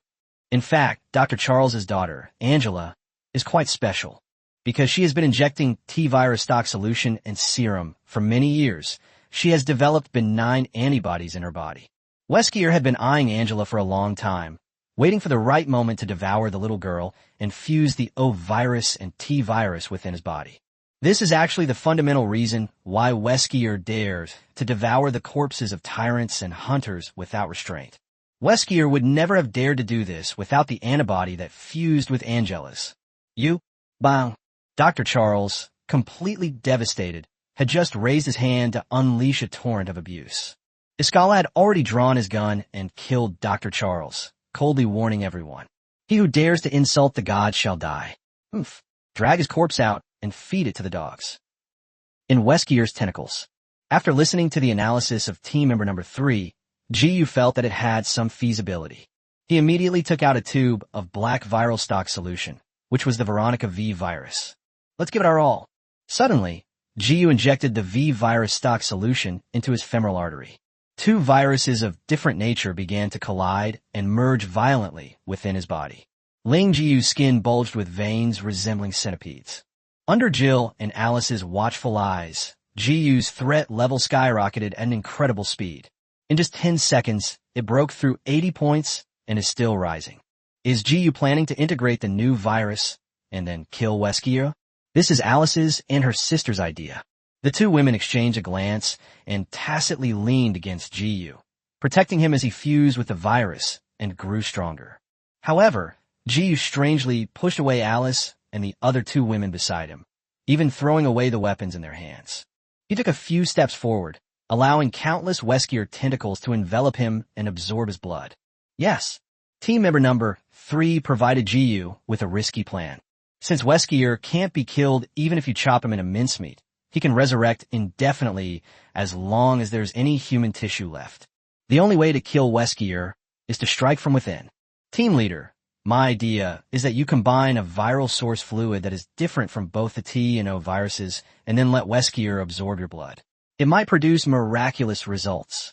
It's important to know that different biochemical viruses theoretically cannot fuse together. GU is able to fuse with the virus holy body, and this physique is another exclusive skill. Not long ago, Dean Zhao of Daxia Hospital conducted extensive analysis and experiments on GU's blood. His blood was found to be non-replicable and non-clonal, and possessed some unknown toxicity. In other words, The properties of the virus body are only miraculous when it is inside GU's body. Anyone who dares to absorb GU's blood will die a horrible death. Team member number 3 considered that Weskier dared to devour the corpse of the tyrant developed by the T-virus. That proves that Weskier shouldn't be afraid of the backlash from the T-virus. Therefore, he suggested that GU inject a completely new virus into Weskier, which might be able to kill Weskier at the root. After all, so many different biochemical viruses had all entered Weskier's body. It would be strange if there were no adverse reactions, right? Ew. Alice and Jill were stunned when they saw this. You don't come any closer. GU is now enveloped by countless tentacles, his body pierced in various places, and his voice came from within a clump of tentacles. GU was too threatening. His physical strength was even tougher than a tank. Weskier's tentacles tried to tear his body apart, but they couldn't do it in a short time.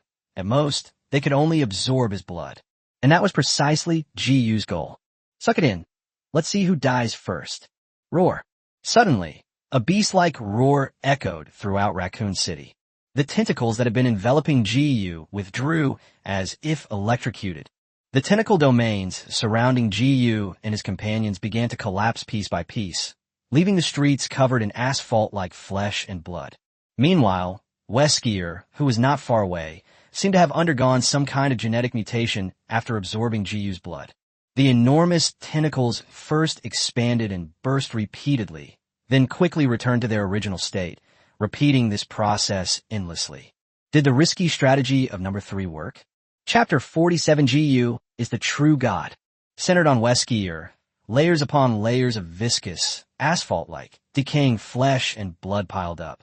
It's clear that Weskier is fighting against the genetic mutations in his body with all his might. Finally, Weskier shrunk from his mountain of flesh form back into human form. His limbs, chest, abdomen, and even head were all exploding and shattering. Furthermore, due to the effects of the Ouroboros virus, the rapid recovery felt like undergoing some kind of torture. What are you? At this moment, Weskier's gaze towards GU revealed an uncontrollable fear. Ah! He roared to the sky, and before his arm exploded, he took out a vial of reagent and resolutely injected it into his carotid artery. This is Weskier's last resort to save his life. He knew very well that if he didn't do this, he would surely die.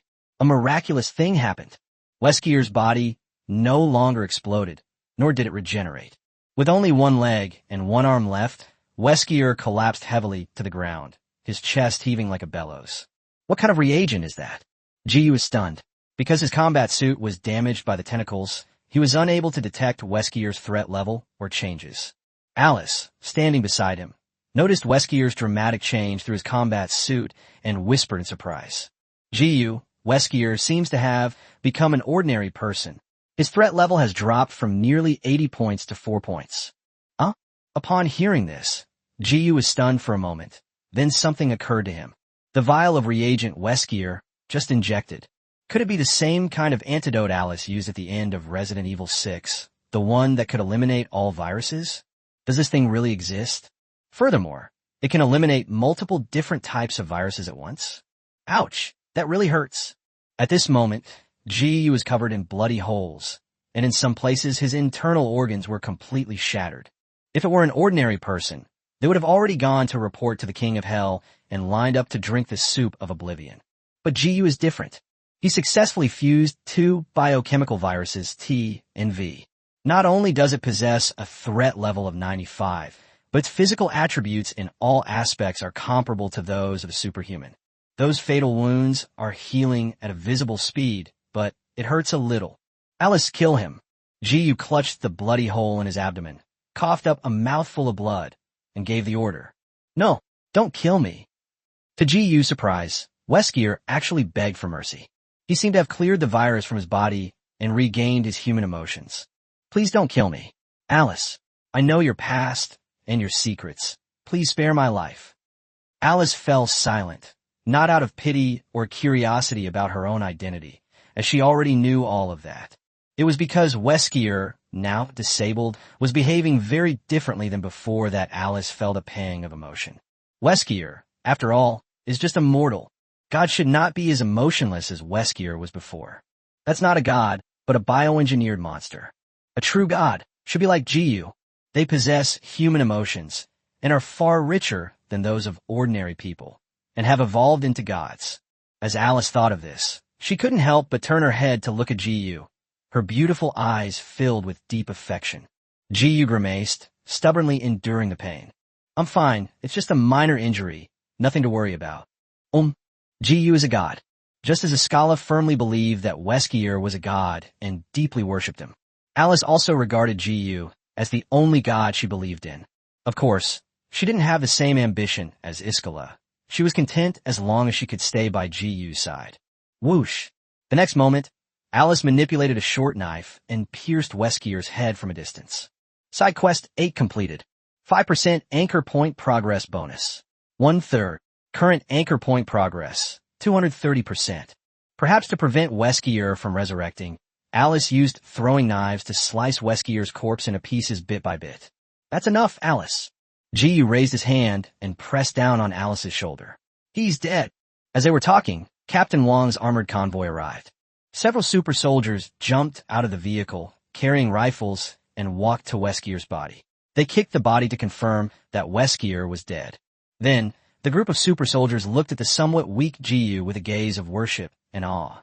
Team leader Jiyu is amazing. It's no exaggeration to say that Weskier's transformed tentacle monster was enough to wipe out an entire army from Great Xia. More importantly, according to various sources, Weskier is practically immortal. However, he was defeated by Jiyu, who seemed harmless.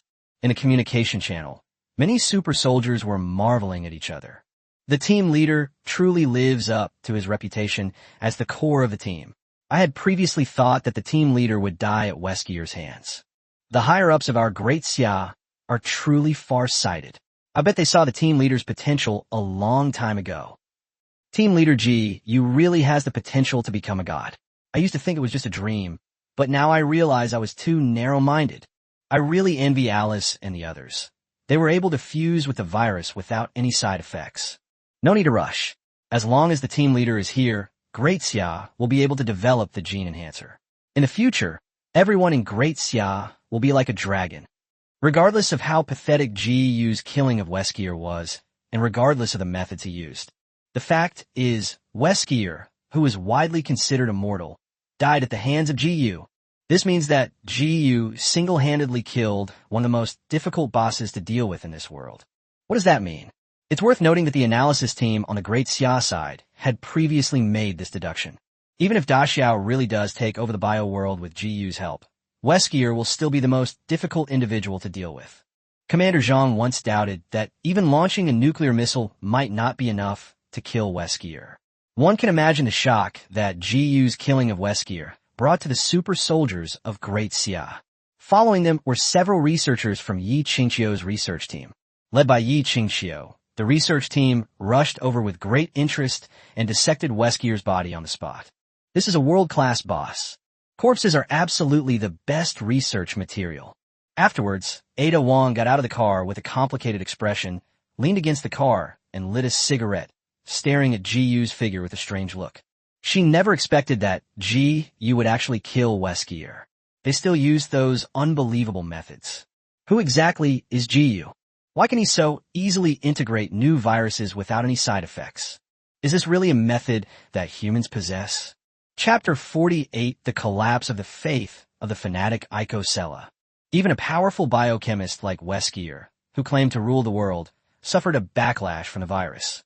Jiyu injected the new virus directly during the battle, but he did not mutate into a monster. They did not lose human emotions. On the contrary, they were no different from ordinary humans. At this moment, Ada Wong was truly certain that Jiyu could help her fuse with the virus without any side effects. Can I have a cigarette? Jessica then walked over to Ada, took the cigarette with slightly trembling hands, and hesitantly inquired about the information she was concerned about. Ada, you shouldn't be on Jiyu's side, right? I've heard of you in the company. Why are you following Jiyu? What's your purpose? Because I'm waiting for Jiyu to help me fuse the virus. The kind without side effects. What? Jessica's cigarette, which she had just lit, fell to the ground. A fusion virus with no side effects? Because Jessica was a newcomer, She wasn't wearing a combat suit like Ada, so she couldn't see how Gu killed Weskier. All she knew was that Weskier had died at the hands of Gu and his two companions. That alone was enough to shock Jessica. It's important to know that Weskier is a level 6 executive at Umbrella Corporation. It could even be said that Weskier is the head of Umbrella Corporation and its most powerful biological weapon. His death means that Umbrella Corporation is doomed. And Ada actually said that you could help her fuse the virus? What does this mean? Yes, that's right. Just as you think, literally. Ada emphasized it again. Anyway, Weskier is already dead, so she didn't betray her employer. It's just that good birds choose good trees to perch on, and telling Jessica some things won't have any impact. Jessica paused for a moment, then blurted out what was on her mind. Why? Why should Gu help you? It's very simple. I chose to side with Gu, and I'll sleep with him in the future. That's my reason. Ida spoke casually, but to Jessica, it sounded incredible. Just by sleeping, you can qualify to fuse with a virus? And there are no side effects? Is it that simple? If that's the case, Jessica thinks she could sleep with Gu until he throws up. A completely new idea popped into Jessica's mind uncontrollably. She tilted her head slightly, staring intently at Gu's figure. If Ida can do it, why can't I? No matter what world you're in, no one can resist the temptation to become stronger. Even in a technologically advanced country like Great Xia, they're still researching biological viruses and trying to develop gene enhancers. The protective Umbrella Command Center outside the city. When Weskier inexplicably suffered a viral backlash and began to break down. Upon realizing this, Aiko Sella's expression suddenly changed. What's going on? What's wrong with Lord Weskier? That's impossible. Lord Weskier is a god. He couldn't possibly be affected by a virus. It's fake. It must be fake. There's something wrong with the surveillance footage. Aiko Sella's incredulous voice echoed throughout the command center. Her voice carried a sense of despair, as if the world were ending. Like a fanatical believer whose faith has collapsed, he has fallen into a state of madness and self-denial. The Umbrella Corporation employees all looked at the seemingly deranged Aiko Sella with pity. Some people cast interested glances at Gu and Alice, who were being monitored. How did these three manage to do that? They actually killed Weskier, that monster. Soon, Weskier, who was on the surveillance footage, reverted to his human form. He injected himself with a drug to clear the virus from his body, and then lay on the ground like a dead dog. Lord Weskier, get up! Aiko Sella roared wildly, even pounding his keyboard in a fit of impotent rage. Launch a nuclear missile. Yes, launch a nuclear missile. Blow these people up. The staff at the Umbrella Corporation were all stunned. Even if a nuclear missile is launched at such close range, wouldn't they still die? This woman has completely gone mad. One of the level 2 managers quickly and cautiously reminded him in a low voice. Director Escala, Director Kane had already canceled the military's nuclear strike plan. Then restart. Aiko Sella glared at the man with red eyes, causing the second-level manager to lower his head. How could it be possible to launch another nuclear strike? Are you trying to make a fool of the U.S. military? Seeing that no one was paying attention to her orders, Aiko Sella suddenly lost control of her emotions and cried in despair and grievance. After experiencing the frustration of a collapsed faith and the pain of a torn heart, this arrogant woman suddenly broke down and cried uncontrollably. However, an even more dramatic scene followed. Weskier, whom Ikasla regards as a god and who is about to rule the world. After he became an ordinary person, he actually begged Gu for mercy. Please don't kill me. Weskier's voice was weak, but it resounded like thunder in the command center, leaving everyone stunned. Many people were immediately relieved, because in the eyes of Umbrella Corporation employees, Weskier's reaction was quite normal. After all, everyone is afraid of dying. But in Iskala's eyes, it was something that absolutely could not happen. How can a god beg for mercy from a human? If he did that, would Weskier still be a god? Aiko Sella, her face streaked with tears, was stunned. Her delicate body slumped back into the chair, her pretty face deathly pale, her eyes lifeless, as if she had lost her soul. Her ambition, her dreams, shattered like glass in that moment. Even when Aiko Sella later saw Alice use a throwing knife to kill Weskier, it didn't stir any emotion in her. Aiko Sella slowly pulled out a pistol, pressed it against his forehead, and prepared to commit suicide. The god he worshipped and believed in is dead. As a fanatical believer, she naturally had to be sacrificed, just as Iskasila was about to shoot himself. The staff in the command center seemed to have discovered something and could no longer help but whisper among themselves. Holy crap. Look, that young man's injuries are healing rapidly. This recovery speed is faster than that of the tyrant and the hunter. How can it be so fast? I know this young man has fused with the virus, but why hasn't he mutated? Why does he still maintain his human form? Yes, under normal circumstances, if a biological weapon suffers a fatal wound, it will completely lose control, its genes will mutate, and it will turn into a monster. Quickly check this person's physical data. The results are in. According to the tests, this person's stats are a third stronger than Lord Weskier's. I don't think that's the point. The point is that he's so powerful, yet he doesn't have a single mutated feature. He's not mutated, he's evolved. Upon hearing this, the command post fell so quiet you could hear a pin drop. Chapter 49, Iskasela's Changes. Captain Wong advises GU to take the right path. What did you just say? You mean the kind of evolution I understand? As a staff member asked in a trembling voice, everyone in the command center couldn't help but express their opinions. That's right. If there truly are gods in this world, it is this young man. He is the real god. Do you remember what Dr. Charles said before he died? It makes a lot of sense now. Charles truly lives up to his reputation as a level 5 scientist at the company. His insight is remarkable. He must have realized long ago that a god has indeed been born in Raccoon City. But it's not our Lord Weskier, but someone else entirely. Well, I think it would be pretty good to be ruled by this young man. I just saw him joking and chatting with his teammates. He's incredibly approachable. Shut up. Do you guys have a death wish? Don't forget there's someone else right next to you. Unbeknownst to him, Icosella had already lowered his pistol. She stood silently behind a group of staff, watching the comparison data between GU and Weskier on the computer screen. Is this person the real god? Icosella's gaze toward GU held a strange undertone, as if she had rediscovered her purpose. If GU is the god and the ruler, then could I rely on him to become the queen of the world? Iskala is not a normal woman at all. Her thought process is completely different from that of ordinary people, especially when she saw GU in the surveillance footage, surrounded by a group of stunningly beautiful women, including Alice. Jealousy and murderous intent flashed in Icosella's beautiful eyes. This is not your own god, but she can snatch GU away. It doesn't matter who God is. What matters is that she becomes the most honorable queen beside God. How can we seize GU, this young god? Sir, Commander, this convoy is heading towards our base. What should we do? Icosella narrowed her beautiful eyes, revealing a strange and neurotic smile, and immediately issued an incomprehensible order. Everyone disarm, open the bridge gates, and welcome the convoy. What? The Umbrella Corporation staff were stunned. GU's side killed the head of the Umbrella Corporation, and they didn't resist. Should we just surrender? It doesn't seem like it's impossible. GU's side is too powerful. Not only are they equipped with high-tech weapons, but at least 3 of them are biological weapons. Even Weskier is dead. What are they still resisting for? I voted. However, Iskala had much more to do.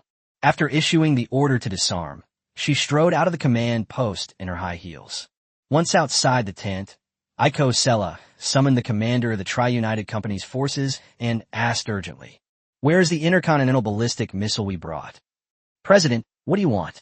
"Activate the self-destruct system of the intercontinental ballistic missile immediately." "Give me the self-destruct button, quick." "Yes." The armed captain of the Sonlian Company didn't understand what Icosella was trying to do, so he could only follow orders. They just disarmed them, and now they're going to activate the missile's self-destruct sequence. Could it be that Iskala went completely insane after Weskier died? Although the armed captain had many thoughts running through his mind, he dared not disobey Icosella's orders, because Icosella's background is too illustrious. She is not only a senior executive of Sonlian Company, but also the eldest daughter of a prominent family. Thus, at the Umbrella base outside the city, all armed forces were de-escalated and their lethal weapons were removed, silently awaiting the arrival of GU's convoy. Raccoon City. GU's physical condition has now completely stabilized, and his threat level has increased by 2 points, reaching a terrifying level of 97. Yi Qingqiu was sitting next to Ji Yu, drawing his blood, eager to have Ji Yu's blood tested. Ji Yu, on the other hand, had a furrowed brow and looked somewhat conflicted and disappointed. He was blaming himself. Ji Yu believed that his combat experience and combat skills were too poor. Throughout this battle, he was actually hindering Jill and Alice the whole time. Despite possessing immense strength, they are unable to unleash it. Aside from the fact that Ji Yu adopted the risky strategy of team member number 3 at the last moment and won by sheer luck, he offered almost no positive assistance. Captain Wang, after returning to Great Xia, I've decided to seriously undergo formal professional training. Captain Wang was in another armored vehicle. After hearing Ji Yu's words through the combat uniforms communication channel, Captain Wang raised an eyebrow slightly and surprisingly began to persuade Ji Yu. Ji Yu, you seem to have misunderstood. What's the meaning? You are the core of the team and the only one in the Great Xia God-making project. You don't need to fight personally. Learning those things is a waste of your time. But my performance in this battle... Team leader, Captain Wang calmly analyzed. As the core of the team, you shouldn't be taking risks yourself.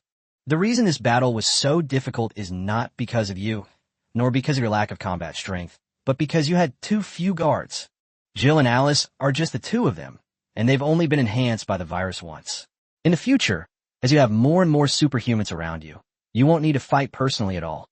Instead of learning those useless combat techniques, let's think about more important things. For example, the team leader can select more characters from the biohazard world, bring them back to Great Xia, and train them to be your personal bodyguards. Captain Wang strongly opposed Ji Yu's personal involvement in the battle. His idea was to make Ji Yu the commander and cultivate superhumans around him, similar to Alice and Jill. One reason is that combat skills and experience cannot be accumulated in a day or two. On the other hand, Captain Wang believed that Ji Yu's choice to fight personally was putting the cart before the horse. Ji Yu's special ability allows him to continuously recruit powerful individuals from other worlds. It doesn't matter if they're male or female, as long as they're strong and loyal enough. This is Ji Yu's greatest advantage. One day, Ji Yu will transform into a god, with a group of loyal and powerful followers standing behind him. That's when he can conquer an alien world with a single command. That's what the Great Xia dynasty hopes to see. Having witnessed the battle that killed Weskier, Captain Wang has seen the unwavering loyalty of Jill and Alice to Ji Yu. Even though Ji Yu made the wrong decision, the two women still stayed by his side and never abandoned him. At the same time, Alice and her two companions proved their worth and fighting prowess through their actions. The army of Great Xia was ultimately far too weak compared to the native powerhouses of this other world. This is only the first world that Ji Yu has traveled through. In the future, if Ji Yu opens up higher-level worlds, can the technology that the Great Xia possesses truly cope with all crises and powerful enemies from other worlds? The answer is no. Chapter 50, Number 3, your analysis was excellent. Don't do any more analysis in the future. Only by constantly recruiting powerful individuals from other worlds can Ji Yu ensure his own safety. As for the Xia, as long as Ji Yu can ensure safety, he will continuously give back to the Xia. Let Great Xia absorb nutrients from the other world, and its national strength will grow stronger and stronger, forming a positive cycle. Team leader Ji Yu, please seriously consider my suggestion. Don't go down the wrong path and develop unnecessary wrong ideas. Captain Wang's words made Ji Yu fall into deep thought. Was my own thinking wrong? Instead of improving their own combat power, they should recruit more powerful characters from the storyline to serve them, just like summoners. Why does it feel like it's similar to Pokemon trainers? When a battle broke out, he casually pointed and shouted, "I choose you, Alice." Puff. This seems quite interesting. What Ji Yu didn't notice at that moment was that Alice and Jill, who were sitting opposite him, exchanged glances and felt a little guilty, blaming himself for being too weak in combat. They both heard what Captain Wang said and thought his suggestion was absolutely correct.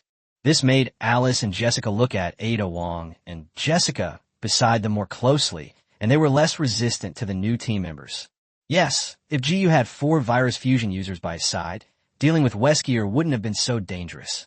They might still not be able to kill Weskier, but they could keep him pinned down.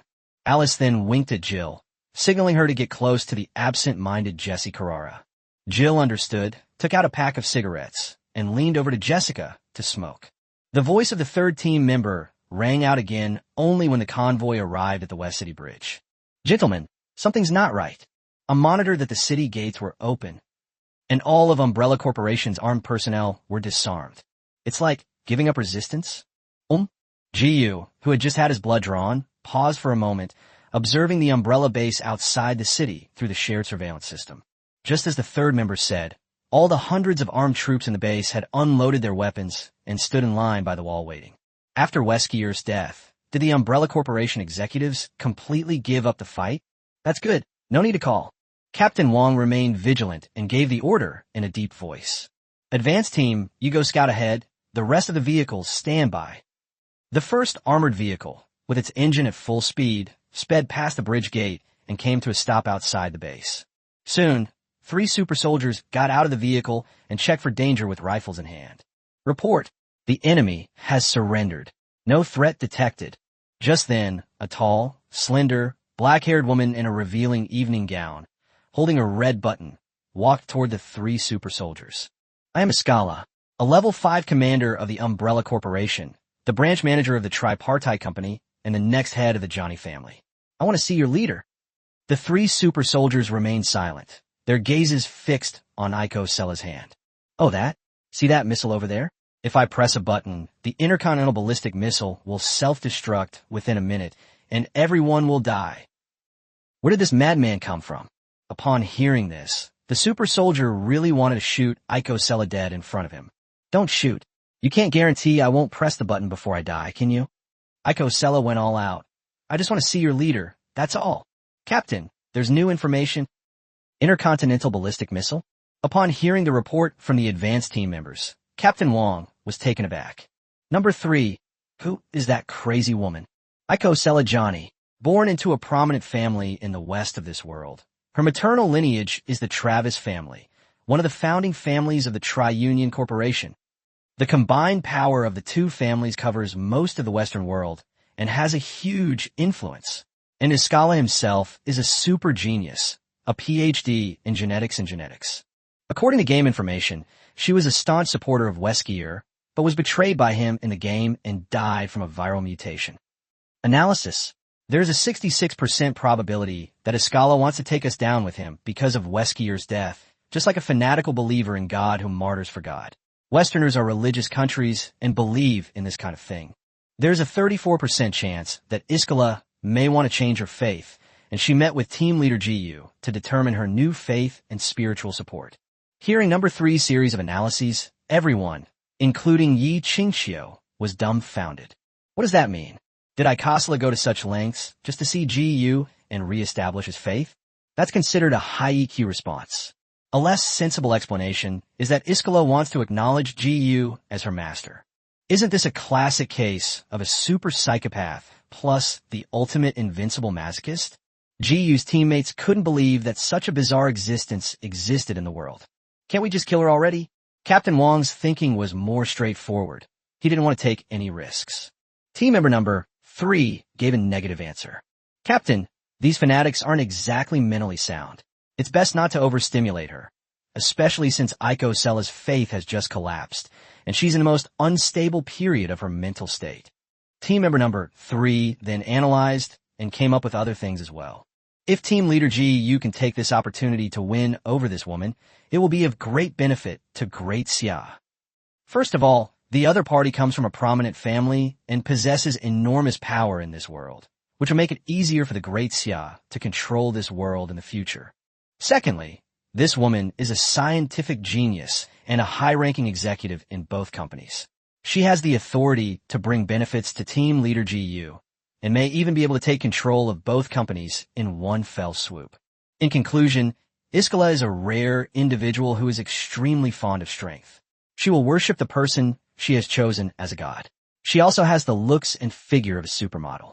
Team leader GU likes this kind of foreign woman the most. He probably won't refuse her initiative to join him. Ew. Is it necessary to be so blunt? GU coughed awkwardly and pressed his earpiece as he spoke. All right, number 3, your analysis is very good.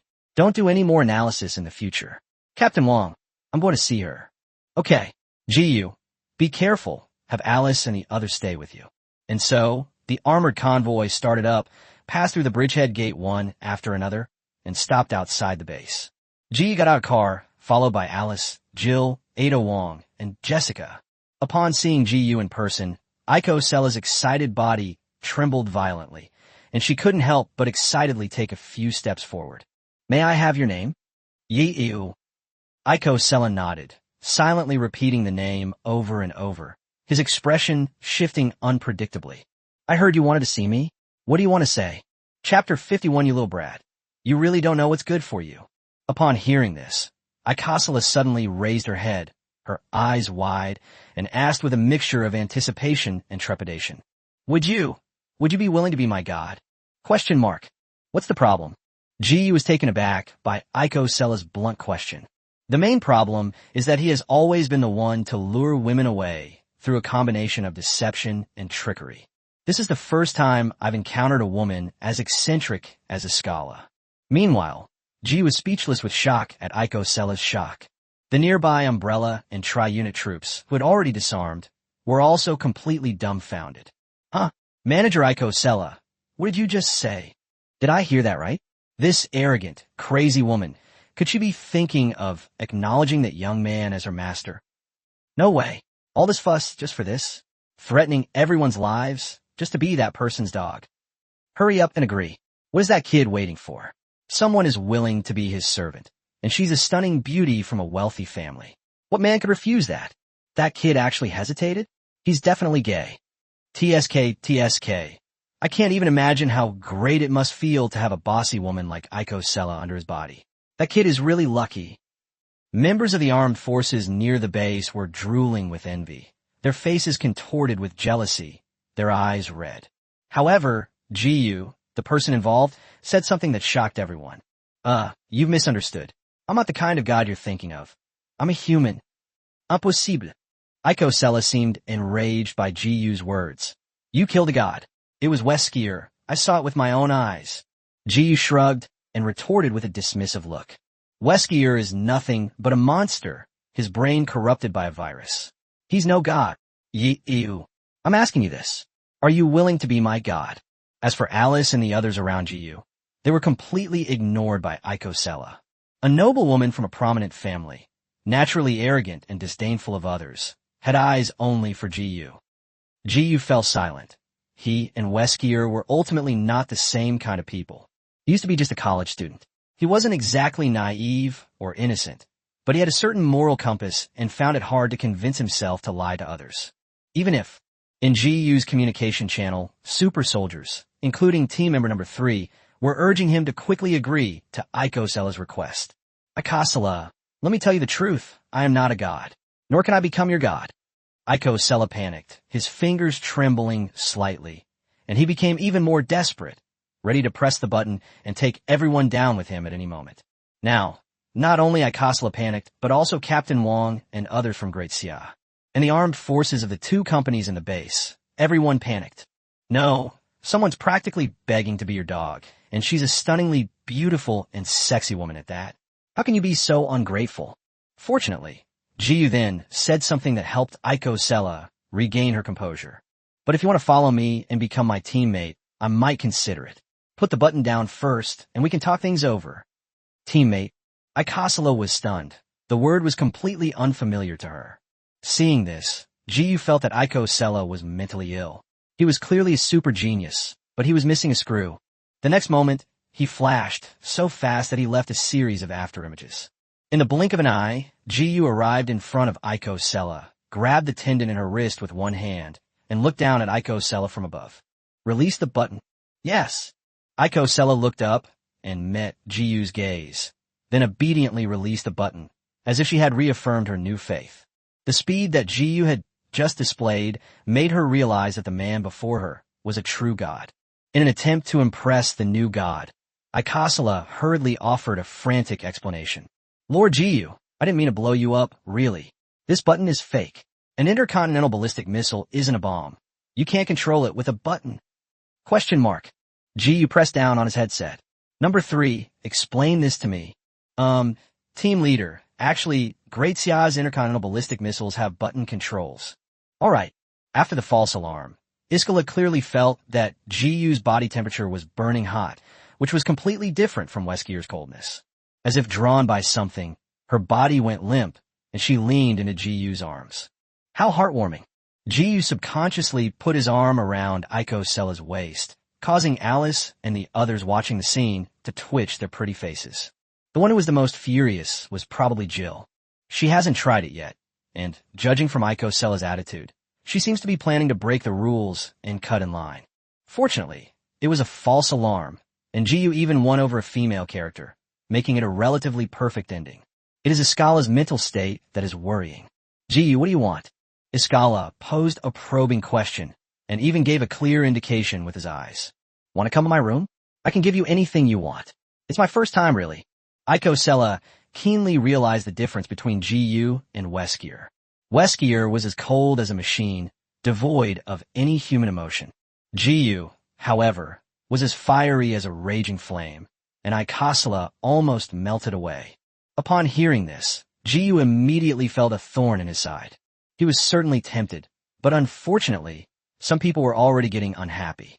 Well, there will be plenty of opportunities for this in the future. Giyu gave an awkward laugh and deliberately changed the subject. I want the Umbrella Corporation, all the virus samples. Can you use your privileges to get them for me? Or can you tell me where I can find these things? The various viruses controlled by the Umbrella Corporation are extremely important to Giyu. If he were lucky enough to obtain the G virus, he wouldn't even need to go to Dr. Williams' lab. He could complete the mission directly. Even if things don't go well, Giyu can fuse different types of viral stock solutions one by one to achieve unimaginable improvements. Virus sample? Aiko Sella was incredibly efficient. She immediately stood up straight from Giyu's embrace and pressed the earpiece to issue various commands. Deploy all the viral stock collected by Sonley and Company to me, regardless of the cost. I'm a level 5 supervisor at Umbrella Corporation. I hereby order every laboratory within Umbrella Corporation to cease all experiments. I need all kinds of viral stock and serum from the company, everything. Contact the Johnny family's butler and tell him it's my order. I don't care how much it costs. Buy all the virus sample from the black market as quickly as possible, immediately. At Giyu's command, Aiko Sella displayed incredible obedience, which impressed him slightly. Is this what it feels like to be kept by a rich woman? How could Weskier abandon such a wonderful woman as Iskala? It's true, the virus has entered his brain, and he's completely lost his humanity.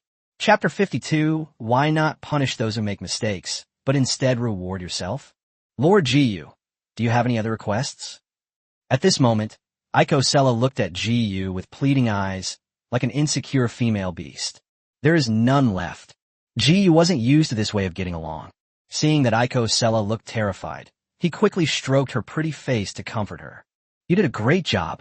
Really? Feeling the warmth from Giyu's large hands, Aiko Sella carefully kissed Giyu's neck deeply. Seeing that Giyu did not refuse, her little actions gradually became more and more excessive. With Aikasala's defection, the umbrella base outside the city changed hands directly. The troops of Desya successfully took over the defense of this area. In addition, Iskala had preemptively cut off communications between Umbrella and Tri-Union. The top executives of both companies are currently unaware of what exactly happened in Raccoon City. They didn't know that Weskier was actually dead. Under Iskala's orders, countless helicopters took off from over a dozen islands in this world, carrying the original virus solution to Raccoon City. Strangely, Jessica, the only person in the base with a motive to secretly pass the information to the higher-ups of the Tri-United Company, remained completely unmoved. She watched as Iskala transferred the resources and important assets of both companies to Giyu's side. At this moment, Jessica's mind was filled with the whispers Jill had said to her in the car. Jessica, if you join us, Giyu will help you become the perfect virus host. From now on, you only need to serve and protect Giyu. We have power you can't even imagine. This world will eventually submit to Giyu, and you are one of those standing beside him. Jill's words, like the whispers of a demon, plunged Jessica into a struggle. Ada Wong's initiative to join them, Ixala's change of faith, and the fighting prowess displayed by Alice and Jill. This caused the scales in Jessica's heart to gradually tip. She witnessed firsthand how the troops around Ji-Yu killed the super licker. We witnessed the death of the biomonster Weskier once again. It's important to understand that Weskier's existence directly threatens the entire Somnian Company. At his peak, Weskier was capable of single-handedly destroying Triple Company. This virus fanatic, however, died at Ji-Yu's hands. Ji-Yu's sheer power was enough to make Jessica waver. Not to mention, there's also the fusion virus that Jill promised, which will become the perfect viral host. As female warriors, Jessica, like Ada Wong, want to become stronger or even evolve. If in the future you only need to serve one boss well to get all of this. Jessica believes her skills are no worse than Alice's and the others. With that thought in mind, Jessica finally made up her mind. She took out a recording device hidden in the middle of her chest and crushed it into pieces. Making this decision means Jessica has absolutely no way out. In the future, she can only learn from Jill, follow Ji-Yu's lead, and contribute her own strength. Inside a tent at the base. Don't get excited, Jill. Ji-Yu sat in the chair, his face full of embarrassment. Jill, on the other hand, had one foot on the edge of the chair, her threatening tone obvious. Ji-Yu, were you just trying to sleep with that woman? How could that be? Didn't the atmosphere just suddenly change? I'm warning you, you have to sleep with me second. Anyone who tries to cut in line will regret it. Question mark. Why not punish those who cut in line, but instead reward? No, punish yourself. Ji-Yu felt completely innocent. He glanced sideways at Alice, who was sitting on the bed playing with a dagger, and looked at her with a pleading expression. Jill, forget it. It's unnecessary. It's absolutely necessary. No, what I mean is that this kind of thing will become the norm in the future. Besides protecting Ji-Yu, our daily routine will be about outsmarting and outfighting with our sisters. Alice understood perfectly and explained it calmly. Think about it. This is only the first world Ji-Yu has experienced, and he already has 5 of us women around him. What about the future? If you get angry over such a small thing, you'll drive yourself crazy sooner or later. Jill's lips twitched, her face filled with helplessness, melancholy, and a hint of resentment. This matter is indeed unsolvable, because, as the core of the team, Ji-Yu will only have more and more guards around him. Ji-Yu is a male college student, at the age when his hormones are at their peak, so it's impossible for him to refuse the female character's offer of allegiance. For example, right now, Ji-Yu is staring blankly at the long, white legs so close to his face, which made Jill give a haughty snort. Furthermore, Alice, inappropriately, delivered another blow. I've calculated it. Even if Ji-Yu completes the main quest, his anchor point progress can only reach a maximum of 270%. If Ji doesn't take Aiko Sella and the other 2 back to Great Xia, it will be difficult for him to increase the progress of the anchor point to 300%.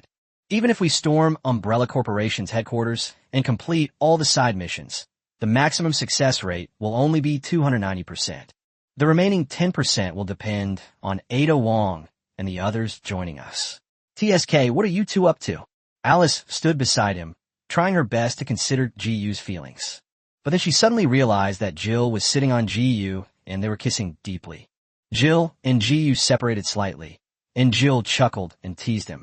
Alice, what's the use of all your high-sounding principles? I haven't even actually eaten Ji-Yu yet, and you're already getting anxious?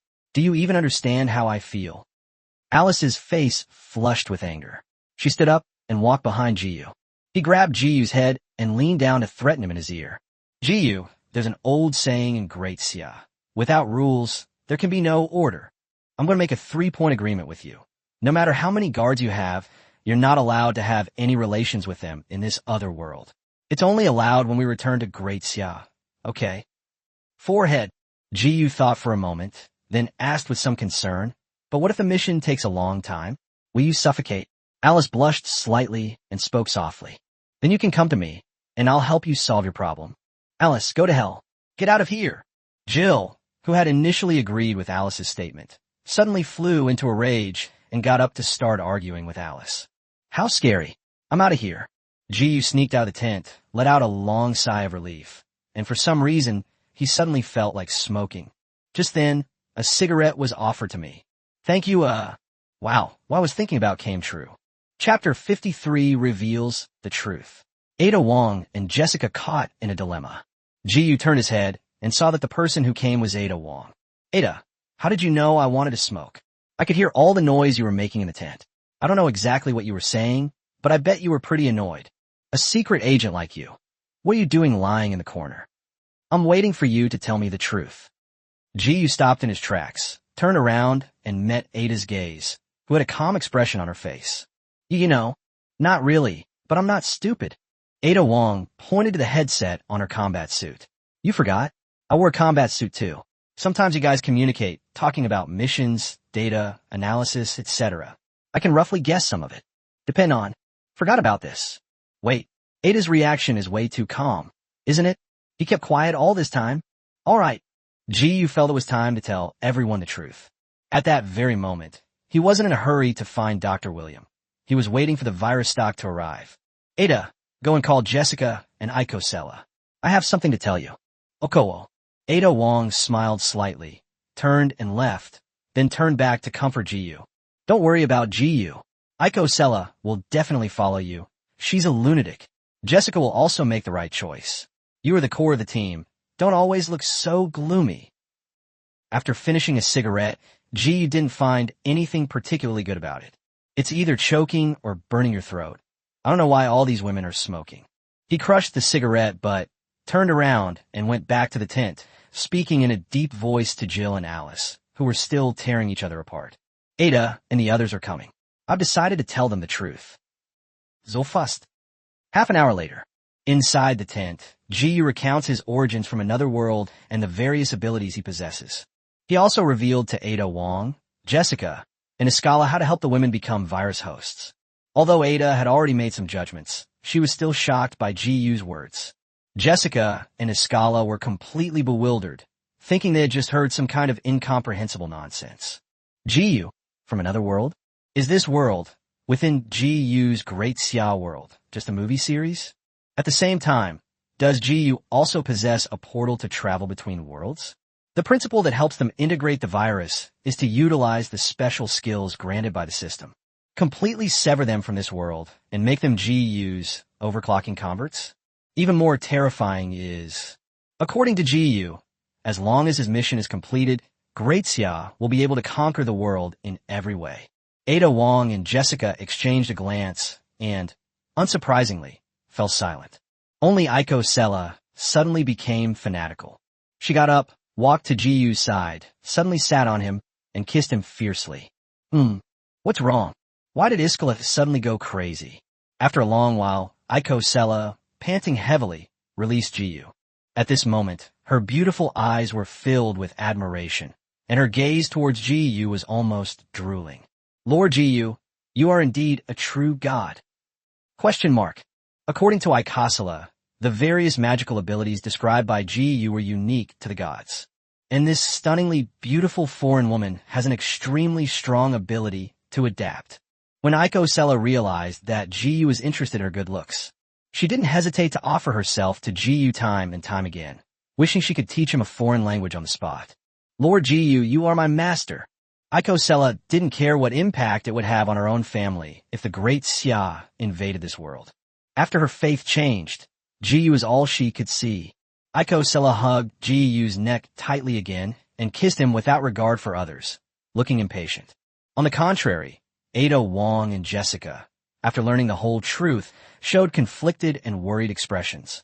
After all, they hadn't been completely separated from this world by Jiyu's arrival in Daxia, and they still had a certain sense of belonging to the bio-world. So Jessica turned to Alice and asked in a low voice, Alice, why did you say before that this world would inevitably be destroyed by a biochemical virus? She didn't understand why the spread of the virus could be prevented if the U.S. military simply hardened its resolve and used nuclear weapons to wipe out Raccoon City. According to Alice, the world they live in will eventually become apocalyptic, and 99.99% of humanity will become the Walking Dead. Destruction is inevitable. Alice sighed. Jessica, Jiyu did try his best to stop the spread of the virus. Didn't I say that at the very end of Jiyu's first visit to this world, he used a high-powered weapon to seal off the entrance to the hive? But as you've seen, the virus still spread. I suspect that Umbrella Corporation forcibly opened the hive's doors after we left, causing the virus to leak. Based on the intelligence we have, the virus has likely infiltrated the groundwater, and its spread is completely uncontrollable. Raccoon City is just the beginning. Soon the entire United States, and even the world, will become a paradise for the virus. The T-virus is completely out of control. Once the virus enters the extensive network of groundwater, it is virtually impossible to stop its spread. Even if Raccoon City were destroyed and all the zombies were killed, it would still be in vain.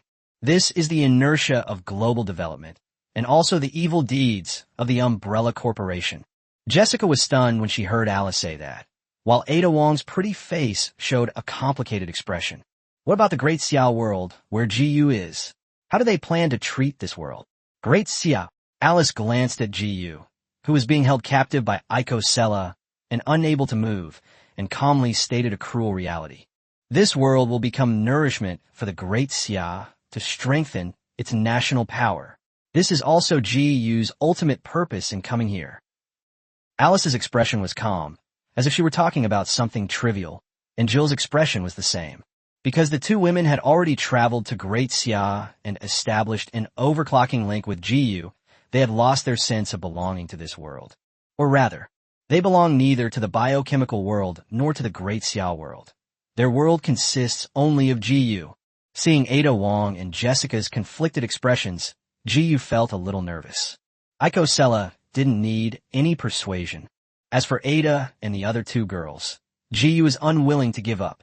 Besides receiving various rewards and increasing anchor point progress, GU genuinely hoped to recruit Ada and Jessica as teammates. Will two top female agents from the biohazard world choose to follow him? Chapter 54. News of Raccoon City leaked. GU's little plan fails.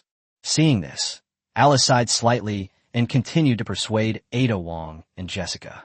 You two should just give up those unrealistic fantasies. As far as I know, you two are orphans who grew up during the war, and following GU is your only way out. If you really want to do something, you can choose to cooperate with Great Xia when you become strong enough in the future. Then we'll rebuild a new home on this wasteland. That's the smart choice, understand? Alice said this to Ada and the other two women on purpose, but it was just a casual remark to comfort them. She believed that once Ada Wong and Jessica went to Great Xia with GU, they would no longer have such thoughts. Of course, except for Icosella. That woman is a complete lunatic. They may have lost all their options.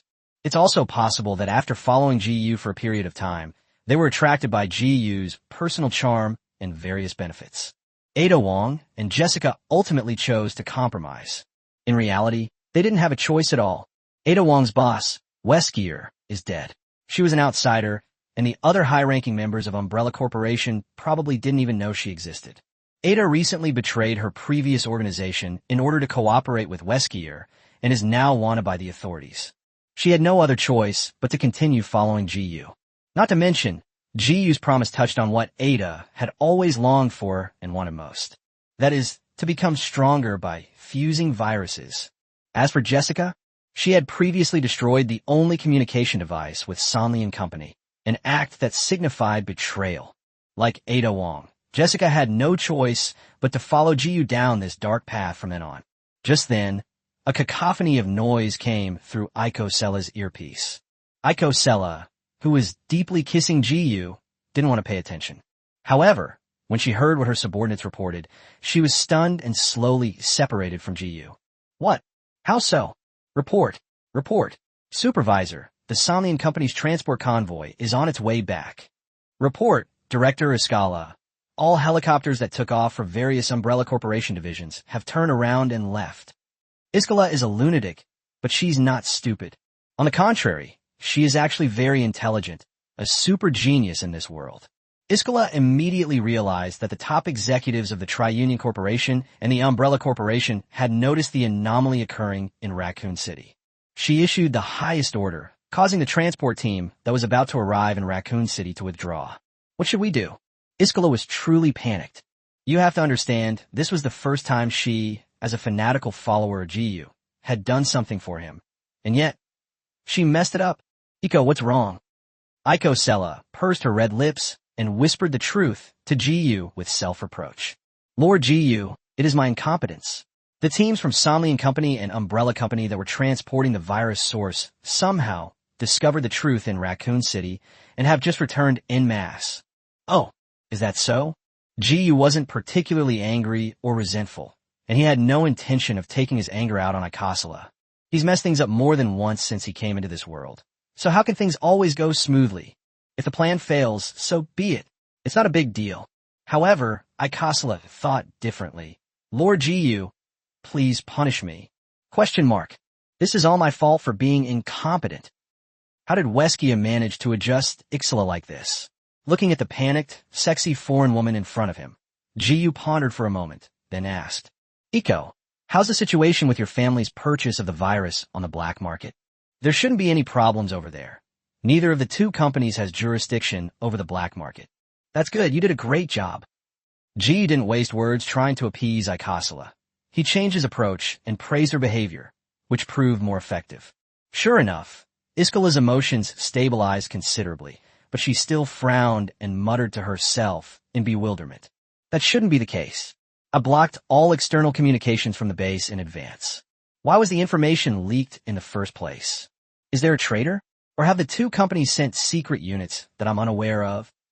Jessica, who was not far away, was stunned when she heard Iskala's words, and a look of panic gradually appeared on her pretty face. Really? Could it be because of that? Jessica realized why the information had been leaked, but she dared not say it aloud, fearing that Jiyu would blame her if he found out. Ada Wong keenly noticed Jessica's unusual behavior beside her. Her eyes darted around, and she leaned close to Jessica's ear and whispered something. Jessica, just say what you're thinking. Don't you want to know how the people we're going to follow in the future will treat us when things go wrong? Now that we still have the right to leave, why not take this opportunity? Upon hearing this, Jessica had a sudden thought and realized that Ada Wong's words made some sense. When they first joined Jiyu's team, they didn't really know much about Jiyu's style and personality because they hadn't encountered anything yet. This is a perfect opportunity to test Jiyu's true attitude towards his followers. With that in mind, Jessica mustered her courage and took the initiative to express her judgment. Jiyu, I think, it might be because of me that the information was leaked.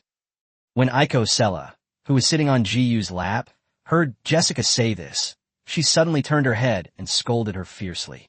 Useless! Don't you know how important those virus samples are to Lord Jiyu?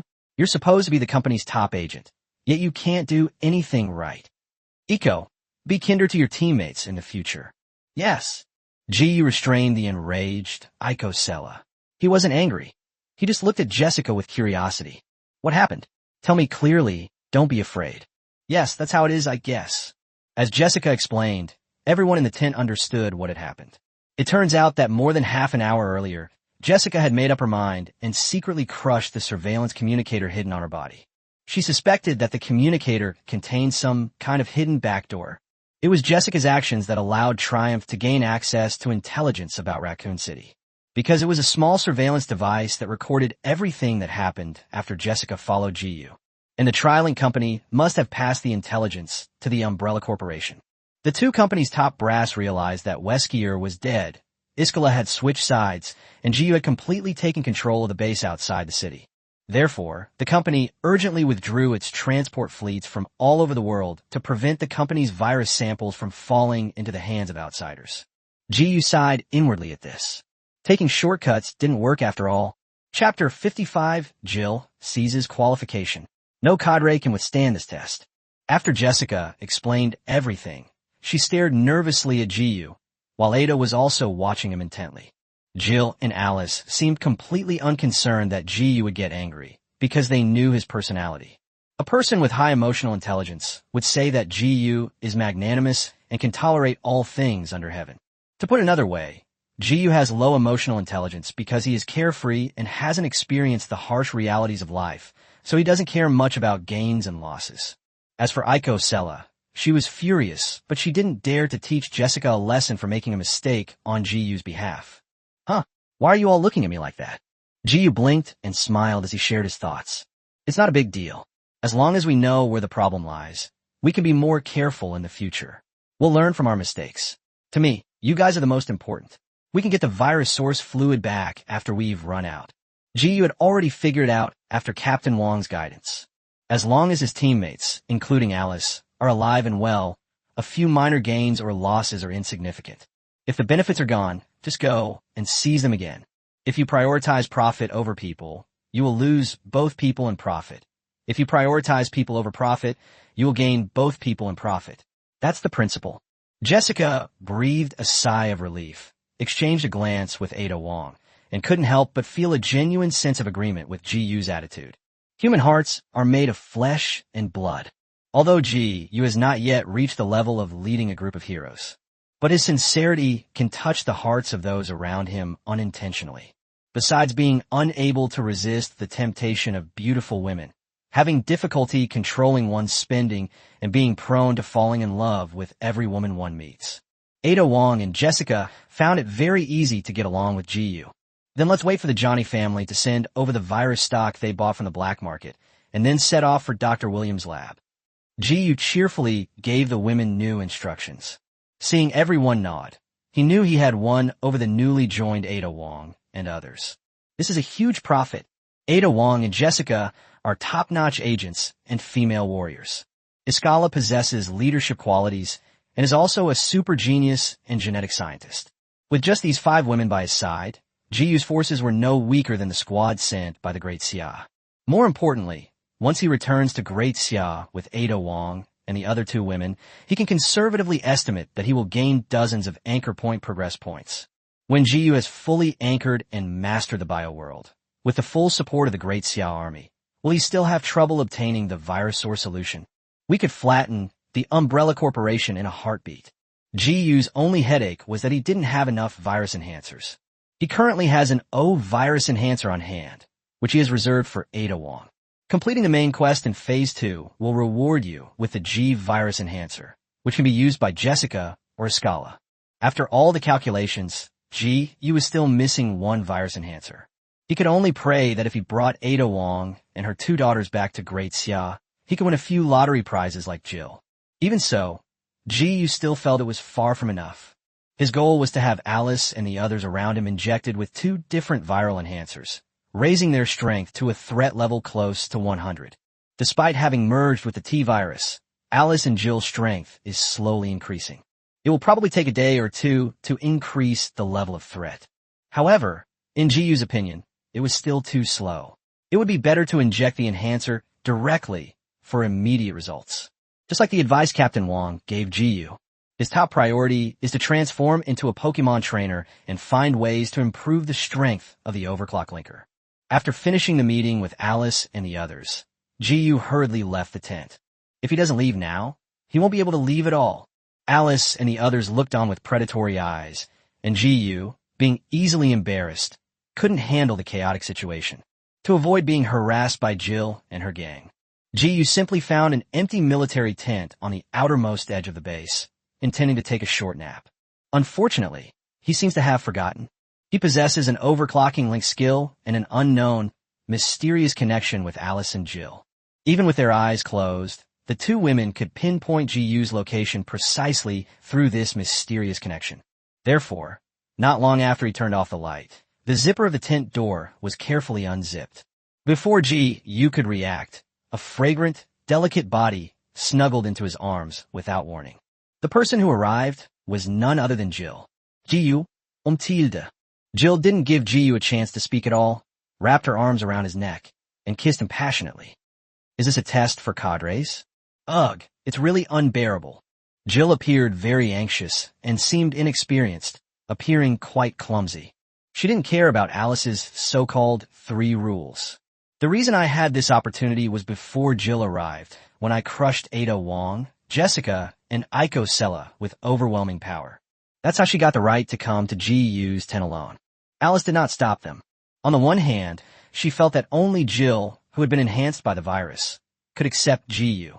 On the other hand, there's plenty of time in the future for her to deepen her relationship with Ji Yu. After all, Alice was worried that if she continued to suppress Jill like this, Jill would go berserk. Jill, wait.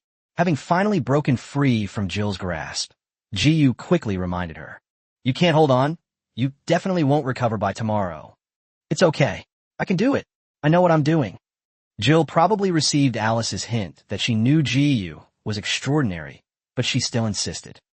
All right. With things having come to this point, Jiyu had nothing more to say and had turned the tables, seizing the initiative. Just as Jiyu and his teammates were waiting for the Joni family to purchase the virus stock solution from the black market, the headquarters of the Umbrella Corporation welcomed a group of high-ranking and powerful guests. Senior executives of Sonley & Company. The predecessor of Sonley & Company was Travis Company.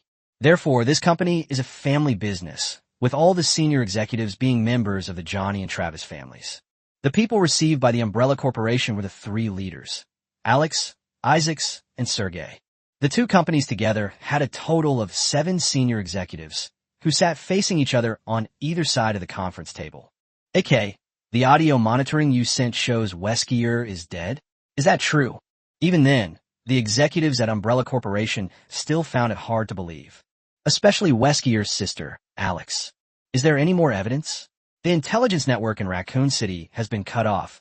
We're not receiving any messages. The information Jessica leaked was only in audio format, and it was very noisy and unclear. Umbrella Corporation finds it hard to believe that anyone could kill Weskier, who is virtually immortal. Do such powerful beings truly exist in this world? Chapter 56, The Protective Umbrella, and the 3 alliances cooperate to prepare a surprise for GU. The head of the 3 unions company was A.K. Joni, Icosala's uncle. He took out something that looked like a USB flash drive and handed it to his attendant. This is footage of Raccoon City taken by U.S. military satellite. Our satellites were blocked internally. It cost us hundreds of millions to acquire this. You'll see for yourselves when you see it. As the large screen played a video showing an aerial view of the entire battle between GU, his 2 companions, and Weskier in Raccoon City. Alex and 3 other high-ranking members of Umbrella Corporation were stunned. Weskier, is he really dead? How could such a powerful host of a biochemical virus die at the hands of an unknown young man? Who is that Xia countryman? Have you found out his identity? GU killed Weskier. It's no exaggeration to say that the shock it brought to Alex and his 2 companions was unprecedented. Because the 3 top executives of Umbrella Corporation knew very well just how powerful Weskier was. He was practically an immortal, indestructible ultimate biomonster. That's why the Umbrella Corporation was willing to obey Weskier's orders, even though he was a monster. Only if Weskier is alive can Umbrella Corporation be considered a world-class corporation. Now that Weskier is dead, Umbrella Corporation's power has been severely weakened. Alex and his team felt a strong sense of crisis, which forced them to take the initiative to contact their old rival, the Tri-United Company. Cannot be found. AK shook his head. We've used every means in the world, but we can't find any information about this group. They seem to have appeared out of thin air, with no identity, no past records, and everything about them remains a mystery. At this moment, another senior executive from Sonley & Company coldly revealed something else. Icosala has betrayed us. She first sided with Weskier and became a level 5 director of Umbrella. And for some reason, we sided with that mysterious Ya Kingdom person and helped to mobilize the resources of both our families. In the end, they even ordered the Johnny family's butler to spend a huge sum of money to buy the virus from the black market. This means that the target of that group of Xia people should be the various virus samples from your Umbrella Corporation. Based on Icosala's various actions, the senior management of Sonley & Company deduced GU's true purpose. That is, all kinds of viruses developed by the Umbrella Corporation. Knowing this, we can figure out what GU and his group will do next. My niece, Icosala, has gone completely mad ever since her parents died.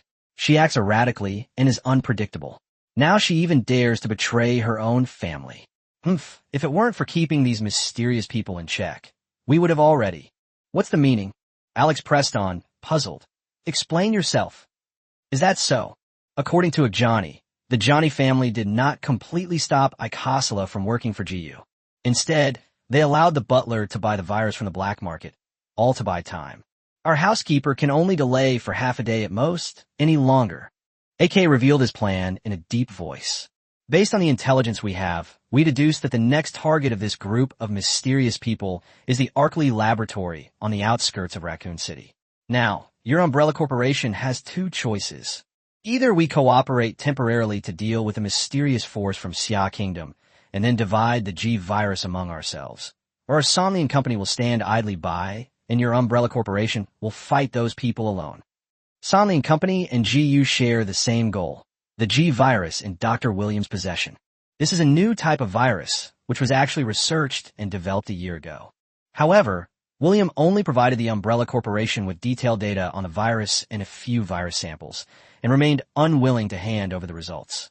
Until recently, Dr. William revealed his inclination to sell the virus to the U.S. military, which crossed the line for Umbrella Corporation. That's why they decided to kill William and steal the G virus directly. Unfortunately, this plan was disrupted by the sudden appearance of GU and his group. At this moment, the Somnian company brought up the G virus again. After exchanging glances, Alex and his two companions decided to cooperate with the Somnian company. No way. Weskier, the Umbrella Corporation's trump card, is dead. Now, a being has emerged that appears to be even more powerful than Weskier. Alex felt unprecedented pressure and threat. Great. I hope we can have a pleasant collaboration. AK was very satisfied with the result and recounted in detail the conspiracies and schemes that Somnian company had prepared against GU's side. Gentlemen, we only have half a day to prepare. My idea is to sacrifice Dr. William, set a trap, create a monster, and kill these mysterious people. As far as I know, the G virus has a strong growth potential. Don't get excited. Everyone knows that both of our companies have their own spies, and this kind of publicly available internal intelligence is easy to obtain. Seeing that Alex was getting restless, AK calmly stated the facts, leaving the three Umbrella Corporation executives speechless. When it comes to creating powerful biological weapons, Umbrella should be the best at it, shouldn't it? Upon hearing what Ake said, Isaacs and Alex, both high-ranking officials with scientific backgrounds, huddled together and discussed in hushed tones. After a long pause, Alex nodded and confidently assured him, "Leave it to us. Umbrella Corporation will turn Arkley Labs into a graveyard for these people. Based on the characteristics of the G virus, we will spare no expense to create a monster even more terrifying than Weskier. No matter how strong those people are, they could never be a match for a fully formed G." AK clapped his hands and then made his statement. "Don't worry, we'll pay for it afterwards, bribe the military, launch a nuclear strike, and eliminate all destabilizing factors. Whether it's the monsters you created or those mysterious people, they'll all die under the nuclear bomb." Okay, it's settled then. The two companies then reached a cooperation agreement and began to plan against GU's side. No sooner had the meeting ended than Sergey of the Umbrella Corporation dispatched an elite force to raid Dr. William's laboratory at top speed. They deliberately turned Dr. William into a hornet's nest. They also injected all the G virus in the laboratory into Dr. William's body. Immediately, they captured William's daughter and wife, broke their legs, and dumped them next to the soon-to-mutate Dr. William. The G virus is different from the T virus. G is a special strain of parasitic virus that can reproduce and has an extremely low infectivity rate. In the game, Dr. William, who is infected with the virus, keeps searching for blood relatives to reproduce with in order to evolve better. After completing the preparations, the Umbrella Corporation's forces began destroying the samples and data in the laboratory. They were about to create a deadly trap for GU and his group who were about to arrive. Just as the Umbrella Corps was halfway through its mission, the captain who was monitoring Dr. Williams' body suddenly roared, "Run! He's about to mutate!" Chapter 57, A Trap Laid In. GU and his group fall into the trap. Dr. William, lying in a pool of blood, began to convulse violently. Then a huge eye emerged from William's wound, coldly staring at the Umbrella Corps in the experimental area. "Captain, but we still need to destroy the experimental equipment." "On my command, retreat immediately." The captain felt a tremendous chill as the G-mutant's eyes stared at him. His scalp tingled and his spine went cold. Without hesitation, he turned and ran, too terrified to care about the lives of his teammates. "Ah!" A scream came from the experimental area behind them. Those were the Umbrella Corps members who couldn't escape in time and were cornered by Dr. William. It's not quite the same as in the game. William wasn't injected with the G virus when he was half dead. Since William is still alive in the game, the G virus needs to mutate slowly in order to completely replace William's will. William was already dead at that moment. He was just a corpse. The G virus accepted William's body without any hindrance, and he quickly transitioned to the G2 stage upon waking up. William's original human form underwent an unbelievable transformation. Its skin cracked, forming a fleshy, keratinized surface. Its left hand transformed into a massive claw, and its limbs evolved into a beast-like form. A new head appeared next to Dr. William's head, making him look as bizarre as a two-headed demon. The enormous eye that appeared at the wound site rolled alone on his chest, while a smaller eye appeared on his back. At that moment, William's two eyes, one big and one small, were both fixed on their daughter Shirley, who was being held in his wife Annette's arms not far away. Roar. After a roar, an indescribable, terrifying commotion erupted in the experimental area, accompanied by a woman's shrill scream. The next day at noon, at the base outside Raccoon City, Ji had just woken up when he received a message from icosella. The Johnny family delivered the virus stock solution, which they had purchased at a high price from the black market. Unfortunately, only the cheapest and most widespread T-virus and parasite were available. Let's leave the T-virus aside for now. That parasite wasn't actually a poisonous strain. It was more like some kind of mutated life form, with absolutely no possibility of fusion. Ji wasn't exactly disappointed, but he did feel a little regretful. He was just a hair's breadth away from obtaining all the virus samples in this world ahead of schedule. As for Jill, just as Ji had warned her last night, she simply couldn't get out of bed. At this moment, Jill's entire delicate body was curled up in Ji's arms, and she no longer resembled a heroic female warrior. It's time to wake up, Jill. Okay, you get up first. I'll take a nap a little longer. For the first time in her life, Jill stayed in bed. She felt it wasn't her fault. The main problem was that Ji was inhuman. Seeing this, Ji felt quite helpless. He had no choice but to get up first, find icosella at the base, and obtain the virus stock solution purchased by the Johnny family. Lord Jiu, these samples cost billions. Upon seeing Jiu, icosella immediately sought credit and looked at him expectantly. Yes, thank you for your hard work, Eco. Icosella clearly wanted praise, while Jiu picked up a test tube from the box in front of him. Is this a parasite? Inside the test tube, in Jiu's hand, there was a strangely shaped yellow worm.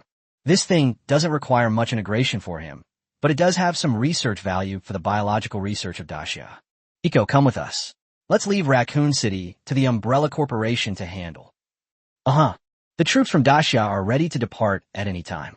As for the armed personnel on the base, Jiu did not trust them and only intended to take icosella with him. Icosella, however, was completely indifferent to the power he had once wielded. Without hesitation, she abandoned the armed personnel and bases of both companies and boarded Jiu's car. Soon Jill, dressed and holding her back, slowly boarded the bus last. The armored convoy from Dacia left the base, its target being the underground laboratory more than 30 kilometers away. Inside the car, Jiu was listening to the analysis of team member number 3. Team leader, we arrived in this world at 11 p.m. last night. There are less than 37 hours left until your mission deadline. Based on the intelligence we have so far, we can infer that Dr. Williams' laboratory was not attacked by the Umbrella Corporation, and Hank's team died in Raccoon City. With our capabilities, we can seize the G virus from the lab in just 1 hour. My advice is to avoid conflict with William to prevent unnecessary trouble. Last night, team member number 3 gathered a lot of new intelligence, and after integrating it, they arrived at today's conclusion. Now that Weskier is dead, Umbrella Corporation has lost a large number of biological weapons and troops, making it difficult to reorganize and continue targeting GU. William was a scientist, and his laboratory had little armed force. GU could easily seize the G virus and complete the mission ahead of schedule to return to Dacia. However, team leader, there's something that might pose a certain risk. At this point, player number 3 offered his guess. Jessica told me yesterday that she accidentally leaked some information about Raccoon City. If Tri-Union Corporation is acting out of self-interest, they might take action. Impossible. The person who refuted team member number 3 was icosella. She was also wearing combat gear and connected to the Great Xia's communication system. She made a solemn promise. The top executives of the Tri-United Company are all from the Travis and Johnny families. I asked the butler this morning, and the families don't seem to care much about Jessica's defection. After a long silence, Jiu gave Captain Wong a new order. Captain Wong, stay alert. When we get to the lab, send an advance team in to find William. Try not to hurt him, just take the G virus. Yes. In Jiyu's opinion, dealing with a scientist who is completely powerless is not worth all the trouble. He didn't even plan to go to the lab himself. He could easily complete the mission by simply sending a few super soldiers. This means that Jiyu voluntarily gave up one of the side missions, namely the mission to kill the mutated Dr. William. His plan was to first complete the main quest, expand the size of the portal, and increase the number of people he could bring into the biohazard world. He also brought Ada Wong and her 2 daughters back to Great Xia to become his overclocking linkers and inject them with virus enhancers. Once everything is fully prepared, if the progress of the anchor point is still a little short, Jiyu will lead the Great Xia army to destroy the Umbrella Corporation, then kill 2 level 6 high-ranking Umbrella executives to gain progress on the anchor point. Prioritize stability. Jiyu's arrangement was actually fine, and Captain Wong agreed with it. Unfortunately, Jiyu and the others were unaware that a trap had been set for them, and they were waiting to be caught. Chapter 58. The advanced team is wiped out. The Great Xia forces are facing an unprecedented crisis. Half an hour later, Jiyu's convoy stopped in a deep mountain forest. William's laboratory is very well hidden. It's difficult to find without knowing its exact location. Advanced team, take the elevator into the lab, retrieve the G-virus, and bring it back. Yes. 3 super soldiers, fully armed, were the first to disembark and led the way, rushing into the laboratory and taking the elevator to William's underground laboratory. Jiyu and the rest of the main force did not go in. Everyone got out of the car and rested on the spot, waiting for Jiyu to complete his mission. Some engineering team drivers and super soldiers huddled together, chatting in a light-hearted tone. This mission was really easy. Yes, the most difficult one to deal with was actually Weskier, who was taken care of by the team leader himself. Currently, there shouldn't be any force in this world that can threaten us. Once the advanced team brings the virus back, we should be able to return to Great Xia, right? I've had enough of eating compressed rations every day. I want something hot. Me too. I think I'll be able to take a few days off when I go back this time. How about we go for hot pot? I'll treat everyone to a big drink. In the middle of the convoy, Jiyu leaned against an armored vehicle, chatting with Alice and the others. Once my anchor point reaches 300% progress, Great Xia will be able to transport a large number of troops and various high-powered weapons. At that time, we only need to play a supporting role, and we don't even need to come over. We can leave everything to the Great Xia army. Upon hearing this, Jill asked the question that had been weighing on her mind for a while, with some trepidation. Jiyu, will Great Xia accept us?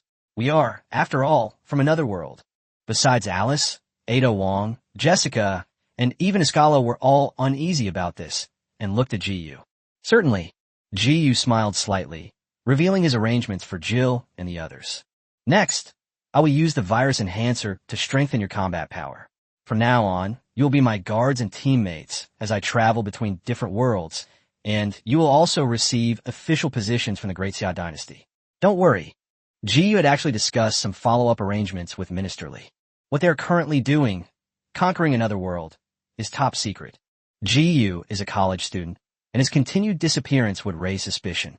Therefore, Goen plans to establish a research and pharmaceutical company, modeled after the Umbrella Corporation in the biohazard world.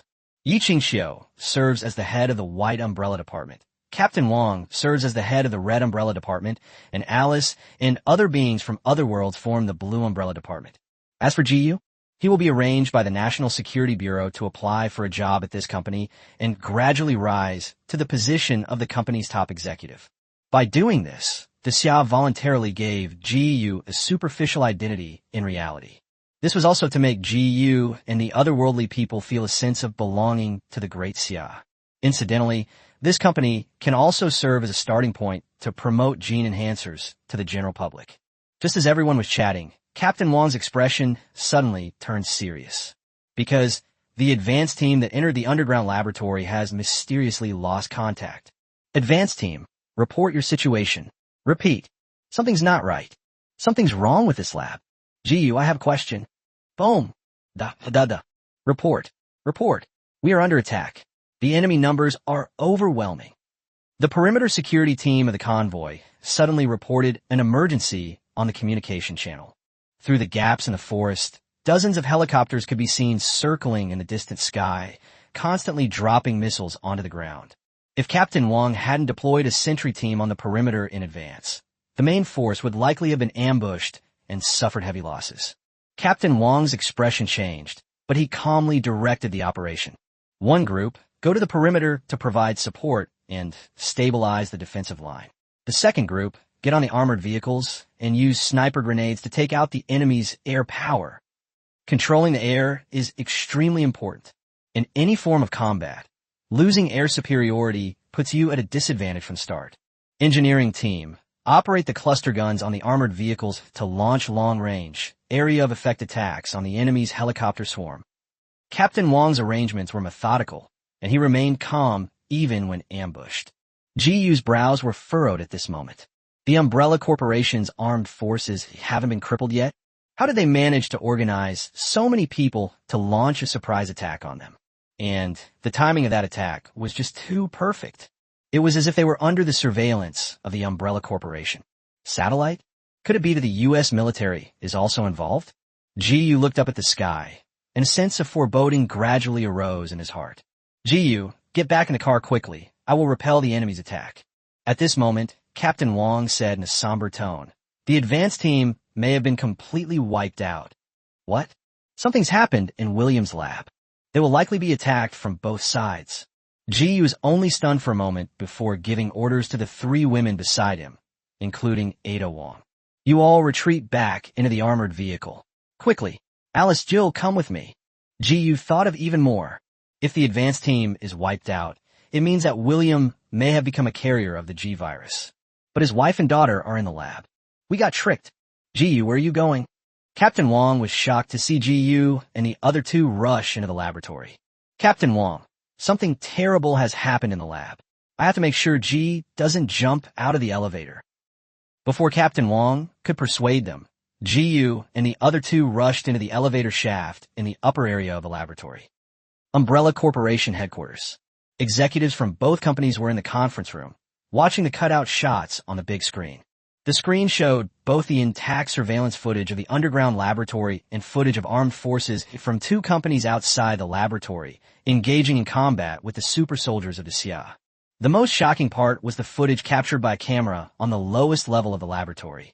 A gigantic ball of flesh and blood was constantly expanding and pulsating. Every now and then, it spits out a G2 mutant that is 2 meters tall and has 4 arms. You can vaguely see 3 distorted human faces on that ball of flesh. 2 women and 1 man. It's Dr. William and his family. Clearly, the G virus has undergone unpredictable mutations. Dr. William merged with his wife and daughter, becoming an immobile, gigantic mother-like life, form capable of reproducing G mutants. The entire lower laboratory was filled with wandering mutants, collecting energy materials for the mother to reproduce. This scene caused AK from Somni and Company to frown and couldn't help but express his opinion. This thing is completely out of control.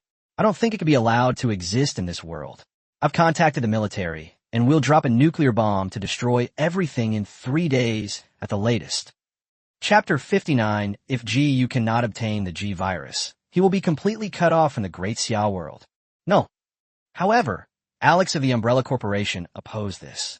Haven't you noticed? G has evolved into a perfect mother.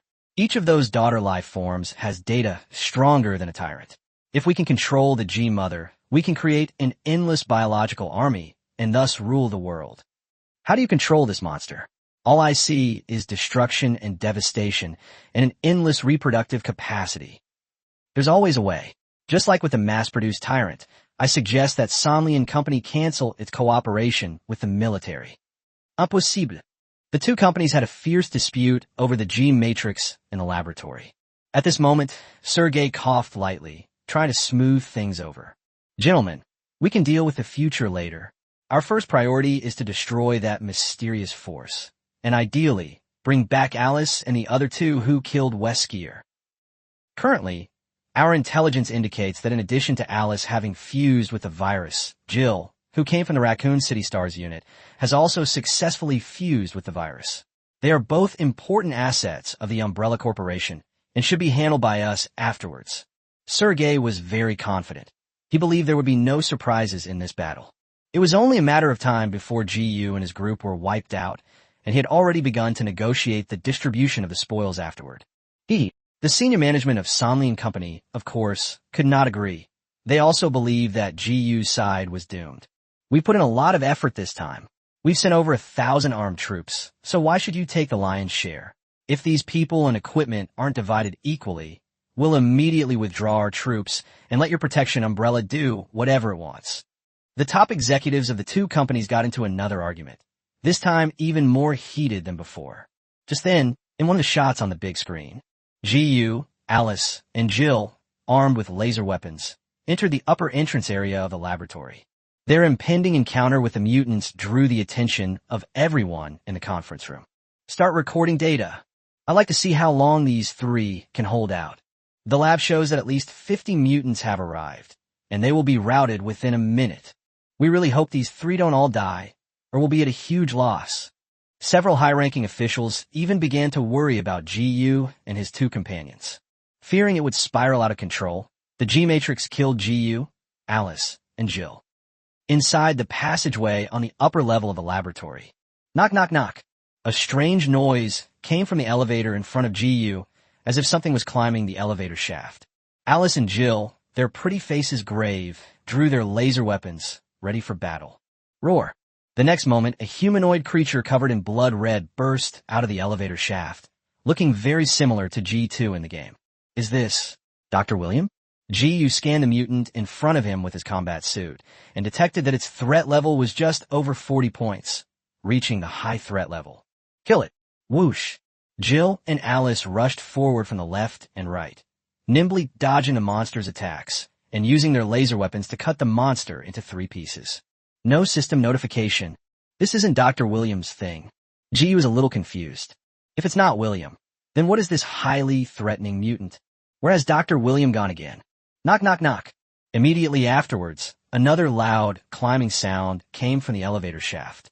It wasn't just one sound, but a very dense, seemingly numerous movement. Hiss! What abilities does the perfect evolution of the G virus possess? In the Biohazard game, Dr. William did not actually evolve successfully. Each time he suffered a fatal injury, his genes would mutate and he would degenerate, and he still couldn't catch his daughter Shirley.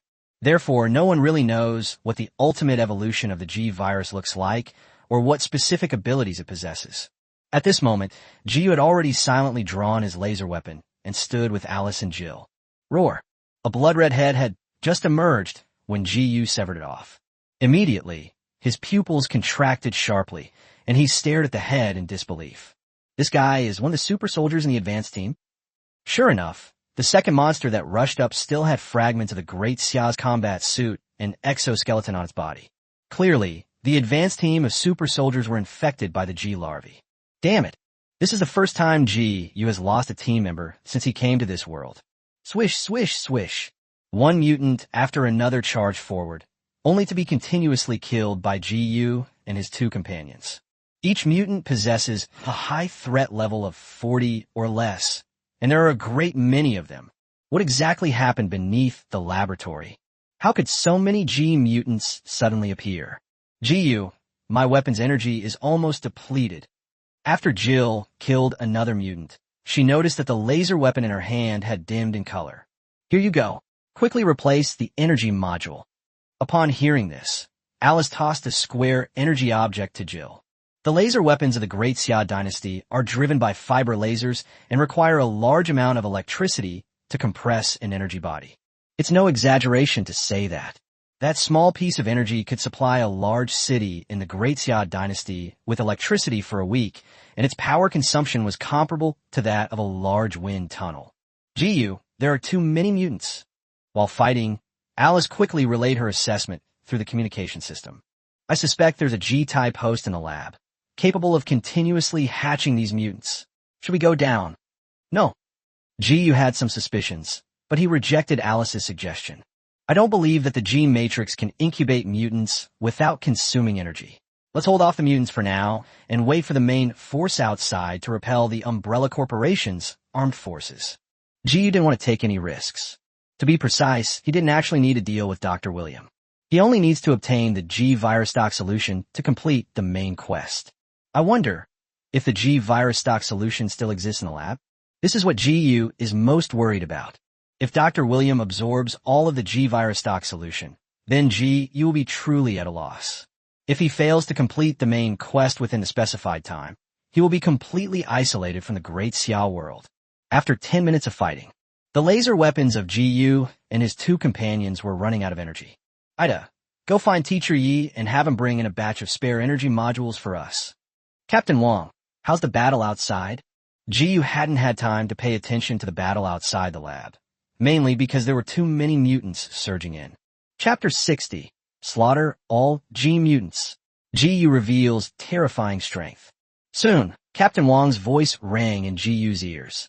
GU, we've defeated the enemy's air force. We're using robotic dogs and drones to clear out the armed forces on the ground. What's the situation on your end? It's hard to explain in a few words. In short, the situation is very bad. GU's words made Captain Wang's heart sink to the bottom. Then GU said half-jokingly, "Of course, there's good news too. I feel my practical experience is improving rapidly, GU's personality is like that. No matter what situation he's in, he can always maintain a relatively optimistic attitude. GU, hold on for 5 more minutes. I'll bring reinforcements to your aid as soon as possible. 10 minutes is fine. Da. Just as GU hung up the communication with Captain Wang, a barrage of gunfire erupted behind him. He turned his head slightly and saw Ada Wang and Jessica rushing in with rifles, accurately firing at the mutants climbing up. What the hell are these things? Ada Wang and Jessica, both former secret agents, had a slight change in expression. The pungent stench in the passage and the hellish scene before them truly shocked the two women. Wearing combat uniforms, the two of them could naturally see that the threat level of the mutants was over 40 points. At this moment, the entrance area of the laboratory was piled with the corpses of dozens of mutants. It's easy to imagine how intense the battle was for GU and his two companions during those 10 minutes. Ada Wang and her sister couldn't help but glance at Alice and Jill a few more times, their beautiful eyes filled with envy. A biomutant with a threat level of 40 can be killed without hesitation. This is the combat power after the perfect fusion of the virus. It's important to know that any single G-virus variant is more powerful than a tyrant/hunter. They're essentially super lickers. GU and his two companions, who had been enhanced by the virus, were able to kill so many mutants. Besides relying on the high-tech weapons of the Great Xia dynasty, the strength of GU and his two companions is even more important. Even a fully armed super soldier couldn't have held off the horde of mutants for so long and emerged unscathed. If you put the G-mutant into a game, it would be a boss-level monster. Having witnessed the effects of the virus enhancer firsthand, Ada Wang and Jessica felt an even stronger desire to receive GU as help and become virus hosts like Jill. Ada, where's the energy module? It's behind us. We'll be there soon. As soon as Ada finished speaking, Aiko Sella appeared, carrying several laser weapons and a box in her hand. Lord GU, I've come to exchange your weapons for energy blocks. Iskala gave Alice and Jill the new, fully equipped weapon. They then took over the laser weapon, which was running out of energy, replaced the energy module inside, and took on the logistical work. With the addition of fresh troops, GU and his two companions temporarily stabilized their defenses. The main problem is that the elevator shaft entrance and exit are not large, while the mutants are quite big. Only 2 mutants can climb up at a time, so there's not much danger. The real problem was that the mutated corpses were piling up, crowding out the space available to GU and the others. While Aiko Sella was changing her weapon energy block, GU simply dealt with an attacking mutant with his bare hands. He unleashed a powerful punch, the terrifying force striking the mutant's chest. Bang! As expected, the mutant was sent flying backwards, its speed so fast that it left after images. After being hit by GU's full-force punch, the mutant's body exploded in midair. The mutilated corpse crashed into the concrete wall behind it, creating a large crater and causing a noticeable tremor underfoot. So strong. What kind of power is this? The 3 girls, Ada Wang and her 2 companions, who were providing support from the rear, were stunned on the spot and even forgot to fire. It's important to know that the mutant's physical strength is enough to withstand the insane fire of a strategic rifle. It's as tough as an armored vehicle. Conventional firearms cannot kill mutants at all. At most, they can cause minor disruption. Only laser weapons can cut through the mutant's body, and they consume a great deal of energy. This terrifying mutant was shattered by GU with a single punch? Doesn't that mean, with GU's explosive power, he could blow up a tank with one punch? Aiko Sella's gaze toward GU was filled with an extreme, fanatical adoration. She was absolutely certain that GU was a god, and he was a god who was willing to have a relationship with her. If the timing hadn't been so inappropriate, Aikosela would have rushed over without hesitation and offered herself to him. GU was also a little stunned, because this was the first time he had gone all out after fusing the two viruses. What immense power! What terrifying explosive force! Is this the combat power after combining two viruses? As both are high-threat life forms, GU felt that he could kill Jill or Alice with a single punch, and the difference in strength was enormous. Lord GU, here's your weapon. Aikosela's voice interrupted GU's thoughts. He casually caught the laser sword with the replaced energy block and personally stood in for Alice and Jill. As time went on, Ji-Yuning clearly noticed that the number of mutants climbing up was decreasing rapidly. Just as he predicted, no matter how powerful the G-virus is, even if Dr. William evolves it perfectly, he cannot create mutants out of thin air. It definitely requires an energy supply. As the last mutant was slain, Alice stood atop the elevator shaft, stepping over layers of corpses, and looked down. Were they all killed? GU, it seems like all those ghostly things are dead. Don't let your guard down, Alice. After the battle was temporarily over, GU sat down on the ground, waiting for Captain Wong and the others to arrive. Yes, he ended the battle faster than the Great Xia forces outside the laboratory, almost wiping out all the mutants inside. Aikosela immediately transformed into a devoted fangirl, rushing to GU's side to shower him with concern and even blatantly groping him. Lord GU, are you alright? Let me check you out. No, don't touch me like that. At this moment, Aikosela sat her entire body in GU's lap, making GU look extremely embarrassed. Umbrella Corporation headquarters. The atmosphere in the meeting room gradually shifted from a power struggle to an extremely oppressive silence. The executives of both companies watched the entire video of GU, Alice, and Jill slaughtering the G-mutants. Unsurprisingly, they no longer had time to argue about how to deal with GU and the other two, because right in front of them, GU killed hundreds of G-mutants. What the hell is there to argue about? The most urgent thing is to figure out how to avoid being retaliated against by GU. Chapter 61. Sonlian Company backs down, forcing Umbrella to bring in a third major force. Of course, the changes in the mindset of the senior executives of both companies were actually a process.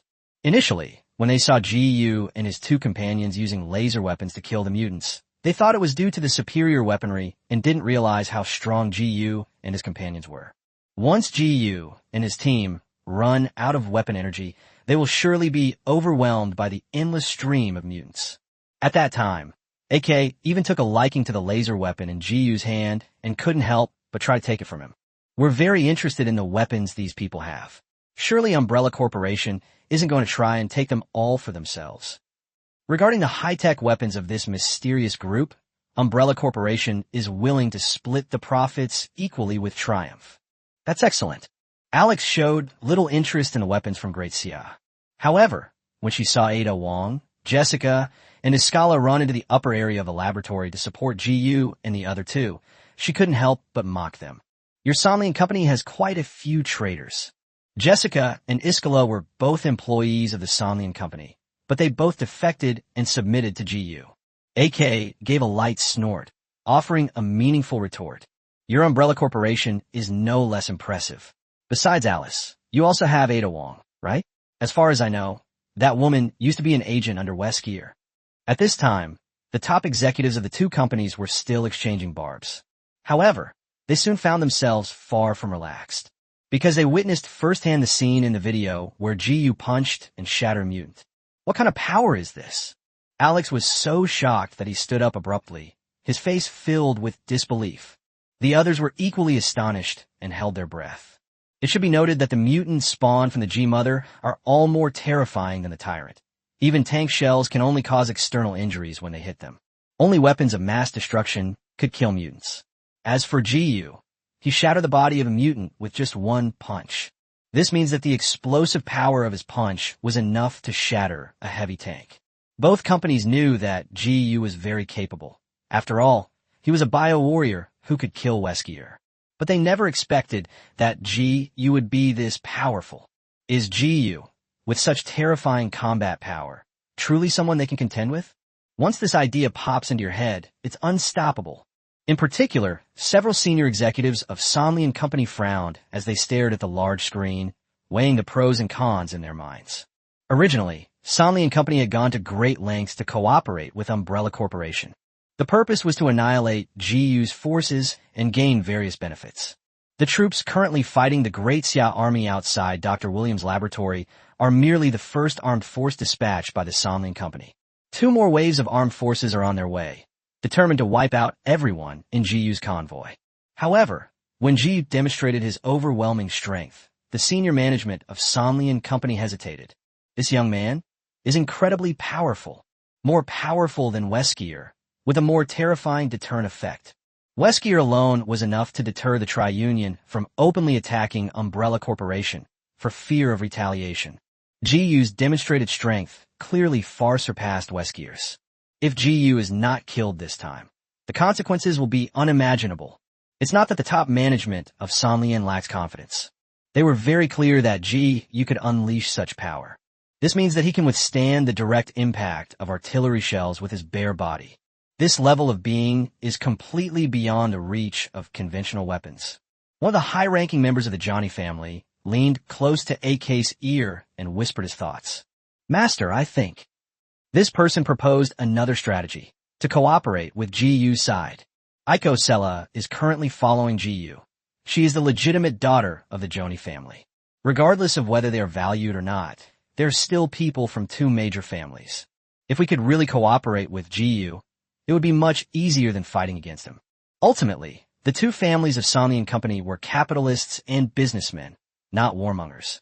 Their aim in dealing with GU was simply to make money and do business. There was no need for them to fight to the death.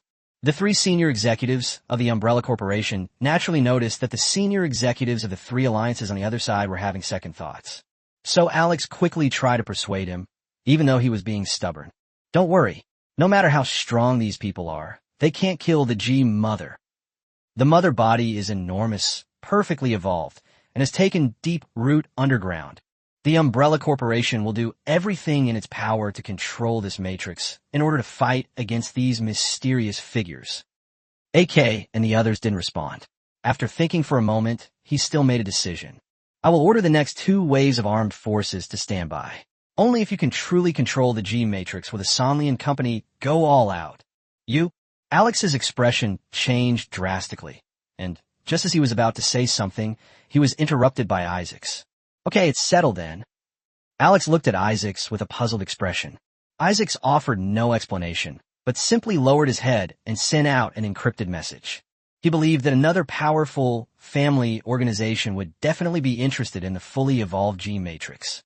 In particular, the head of the family organization is also the National Security Advisor of the United States and has the influence to mobilize the U.S. military. Since Sonley and Company wants to back down, let's just bring in new forces and stir up this mess as much as possible. As for the G-Matrix, Isaacs thought the same thing as Alex. He also believes that the Matrix cannot be destroyed. As long as the family organization mobilizes its forces to eliminate GU's side, the Umbrella Corporation will ultimately be the one to benefit. Because Isaacs had already figured out how to control the Matrix. Once everything is settled down, he will personally go to Dr. Williams' laboratory to clean up the mess. Upper area of the laboratory. After clearing out the enemies outside, Captain Wong rushed into the laboratory to check the situation inside. When he saw the mountain of mutated corpses piled up near the elevator shaft, his pupils contracted sharply. Captain Wong is a veteran, and he can tell just how intense the battle was from the extent of the damage to the surrounding environment. It's no exaggeration to say that if GU hadn't led his men to hold the line here and prevent the mutants from running rampant, the entire Great Xia army outside the laboratory may be wiped out as a result. GU, are you alright? No, it's nothing. GU smiled, then said with a hint of helplessness his guess. Captain Wong, I suspect there's no longer any G virus in this lab. Dr. William has completely mutated, probably through Umbrella Corporation's methods. What about you? No combat casualties, right? Chapter 62. To sacrifice for the rise of Great Xia is our glory. Number 7 and a member of the engineering team have been killed. Ji Yu's smile froze, and he silently took out a cigarette from his pocket and lit it. To date, they have lost 5 men before they have even gotten deep into William's laboratory. Although Ji Yu was mentally prepared that sacrifice was inevitable when exploring and pioneering a different world, he still felt extremely distressed. Ji Yu, their sacrifice was worthwhile. Without an advanced team to lead the way, no one would know that the laboratory was a trap, and going down rashly would inevitably result in more casualties. If it weren't for Captain Wang and his men fighting to the death, the enemy outside would have attacked, leaving Ji Yu vulnerable for both sides. He knew all of this, but Ji Yu couldn't suppress the urge to take revenge on the Umbrella Corporation. He will avenge this sooner or later. He absolutely must. It wasn't for any reward, but because he couldn't eat or sleep until he got rid of this pent-up anger. Captain Wang, were those armed men who attacked us from Umbrella Corporation? No, most of them come from another company, Sanlian. I see. Ji Yu silently memorized the name of the company, Sanlian. Whether for the benefit of Great Xia or out of personal revenge, neither of these two companies can continue to exist. You must understand that everyone sent by the Great Xia to protect him is an absolute elite, the backbone of the Great Xia. Every sacrifice of a person weakens the soft power of the Great Xia dynasty. This can't go on. Just as Ji Yu was smoking, team member number 3 hurriedly walked in. He raised his hand and knocked the surveillance camera in the corridor away as he spoke. Team leader, Captain, I found a reason why the advanced team lost contact.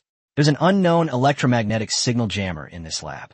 It doesn't directly block communication, but it turns our communications into gibberish. This is the amazing place. If the advanced team's communications were directly blocked, Captain Wang would detect the anomaly in advance and order the advanced team to withdraw. Even after the advanced team had penetrated deep into the laboratory, Captain Wang was still able to receive messages from the advanced team members, although they were intermittent and he couldn't understand them very well. In other words, the combat suits of the Great Xia lost their normal communication capabilities inside the laboratory. They had to rely on their eyes to see and their mouths to communicate. All right, Captain Wang, I'll take Alice and Jill down to see what's going on. Ji Yu flicked away the cigarette, and stood up to issue a new order. Captain Wang stepped forward, frowning as he asked, Team leader, are you only taking 2 people down with you? Right. No. That's an order. Captain Wang remained silent for a moment, then retorted in a deep voice without yielding an inch. Team leader, I know you don't want more people to be sacrificed, but this is our mission. Perhaps you think we are weak, but even if we're used as cannon fodder, we will still have value. Team leader, I cannot obey your order. After Captain Wang finished speaking, he gave orders to the 3 super soldiers standing behind him. You will follow the team leader and go down to the lab to explore. Yes, 3 super soldiers, fresh from the baptism of war and still bearing the marks of their wounds, stepped forward. Their faces showed no fear. Their gazes were firm, and they were prepared to sacrifice themselves. Ji Yu fell silent, seemingly pondering how to persuade Captain Wang. The 3 super soldiers grinned, expressing their attitude. Team leader, there are no cowards in the soldiers of Great Xia who are afraid of death. This is our choice. Team leader, even if we die, we will be martyrs.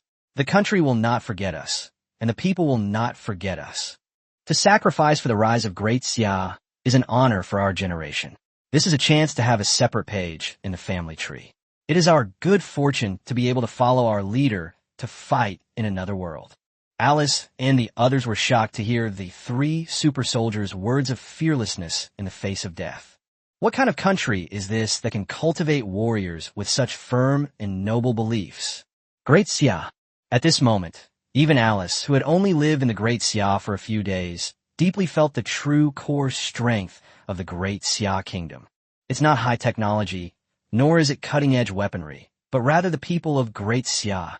Technology can be developed, and weapons can be iterated, but only the collective consciousness of the entire nation has forged the strongest backbone of the Great Xia. It is through the arduous and selfless efforts of generations of Daxia people that the hope of this nation has been upheld. Ji sighed softly and nodded helplessly. He couldn't bring himself to speak up and persuade the super soldiers to stay. That would be an insult to the warriors. Alice, you go first. Alice, recovering from her shock, nodded.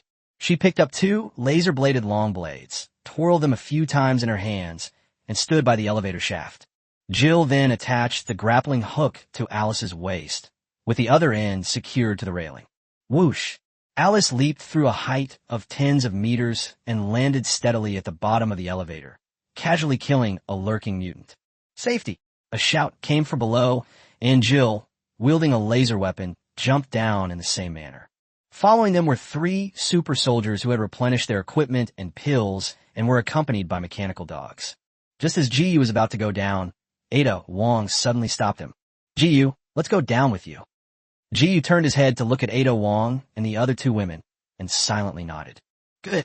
And so, Captain Wong led the main force to remain above the laboratory to keep watch. Ji then led Alice and the others into the laboratory to investigate the situation. After leaving the upper passage of the laboratory, Captain Wong considered that Sonley and company might retaliate. Therefore, based on the convoy's remaining ammunition, he made new deployments. Number 3. You take your men and lay small nuclear landmines 30 kilometers away. Second team, mark the artillery firing data around the laboratory. Team 1. Clear away obstacles within a 500-meter firing range.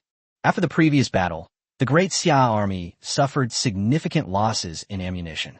30% of the robotic dogs and drones were lost, and the stockpile of various missiles was less than half of what it used to be, with only 1/3 of the bullets remaining. These supplies can at most support the Great Xia Army in fighting a medium-intensity battle. Therefore, Captain Wong pulled out his last trump card, a nuclear landmine. This thing has an explosion radius of over 20 kilometers and can affect areas over 100 kilometers away. It's a tactic that kills 1,000 enemies, but also inflicts 800 casualties on yourself. But Captain Wong had no choice. He must guard the laboratory entrance for GU to buy him time to seize the G virus and complete the main mission. Chapter 63 time is of the essence. In order to complete the main mission, GU plans to attack the Umbrella Corporation.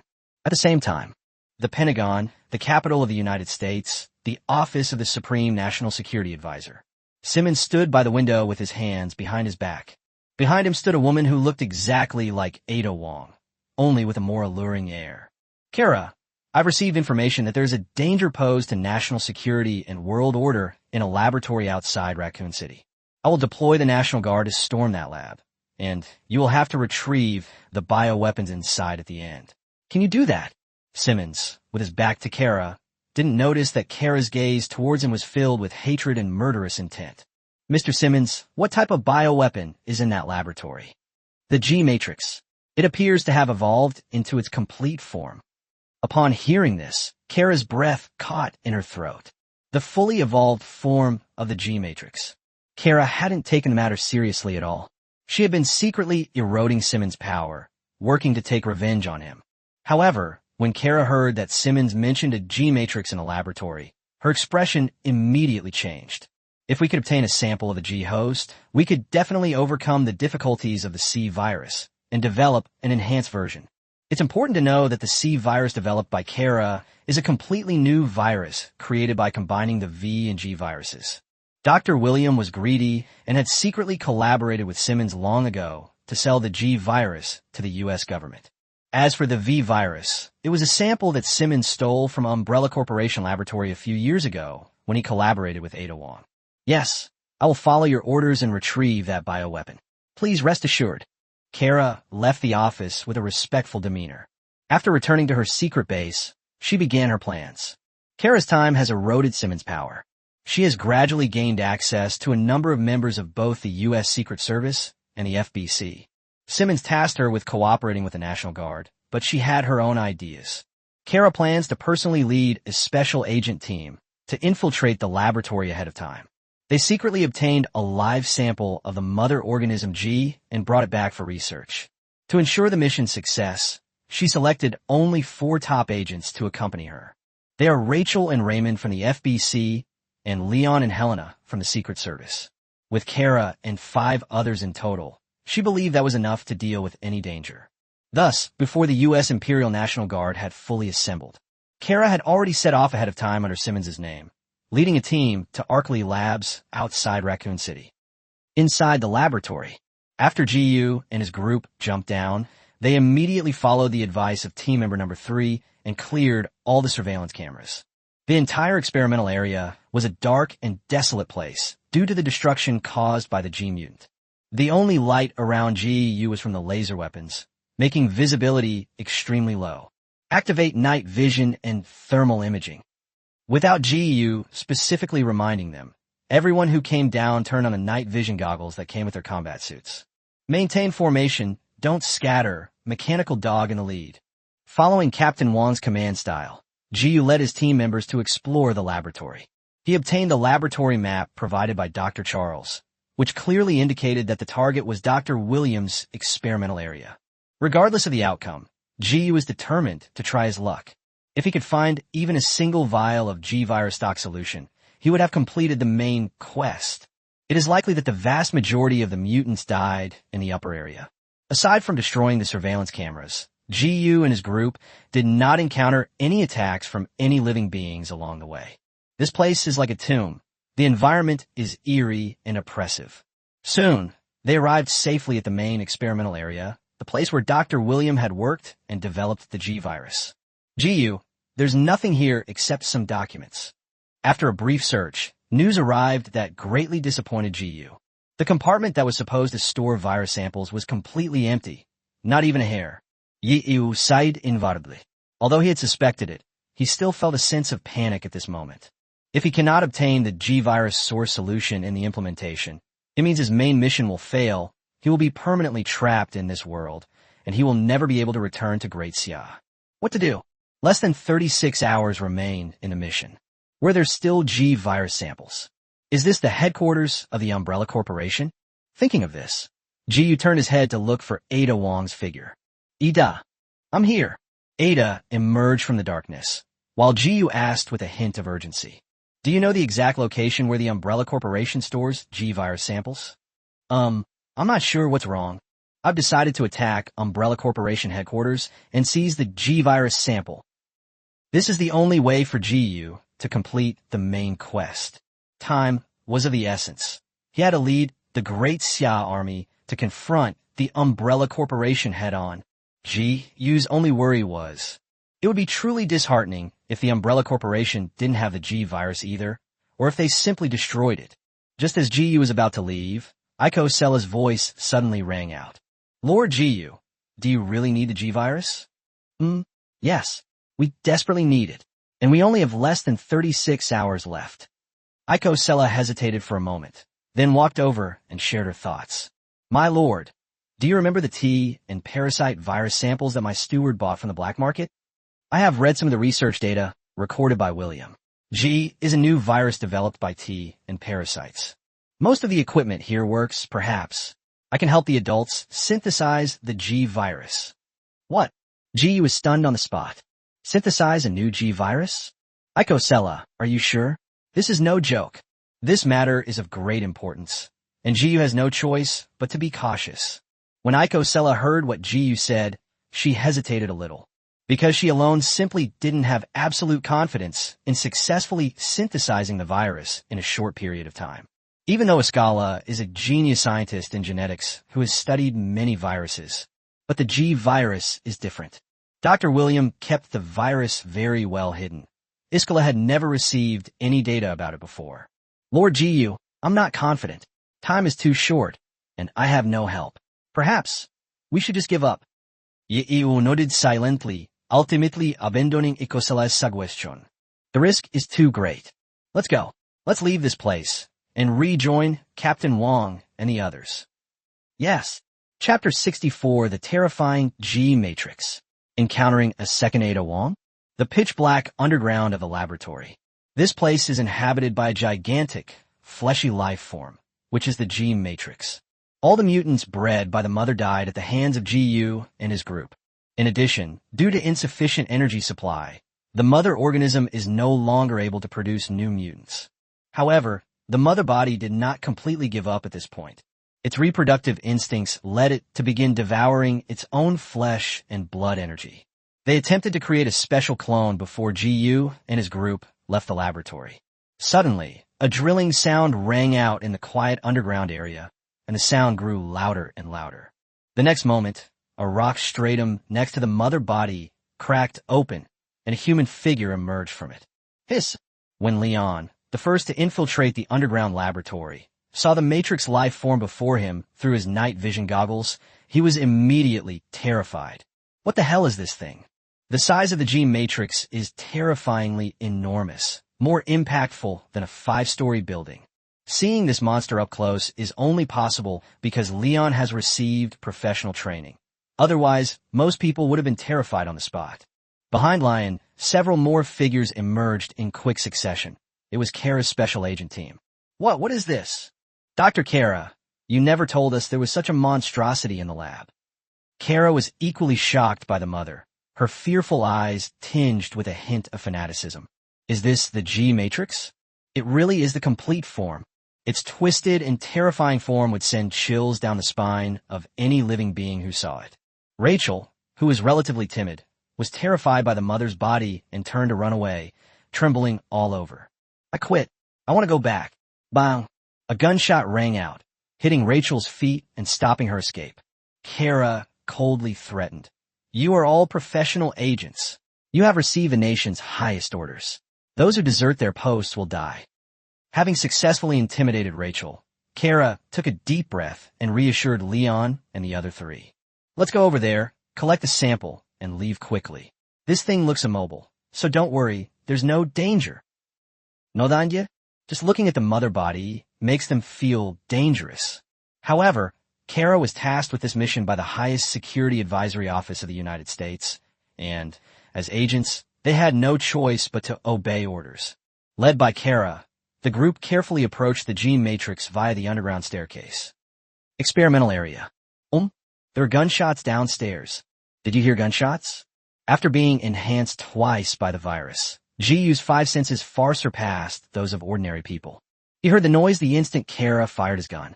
The 3 super soldiers and Ada Wong and her 2 daughters shook their heads, indicating that they hadn't heard.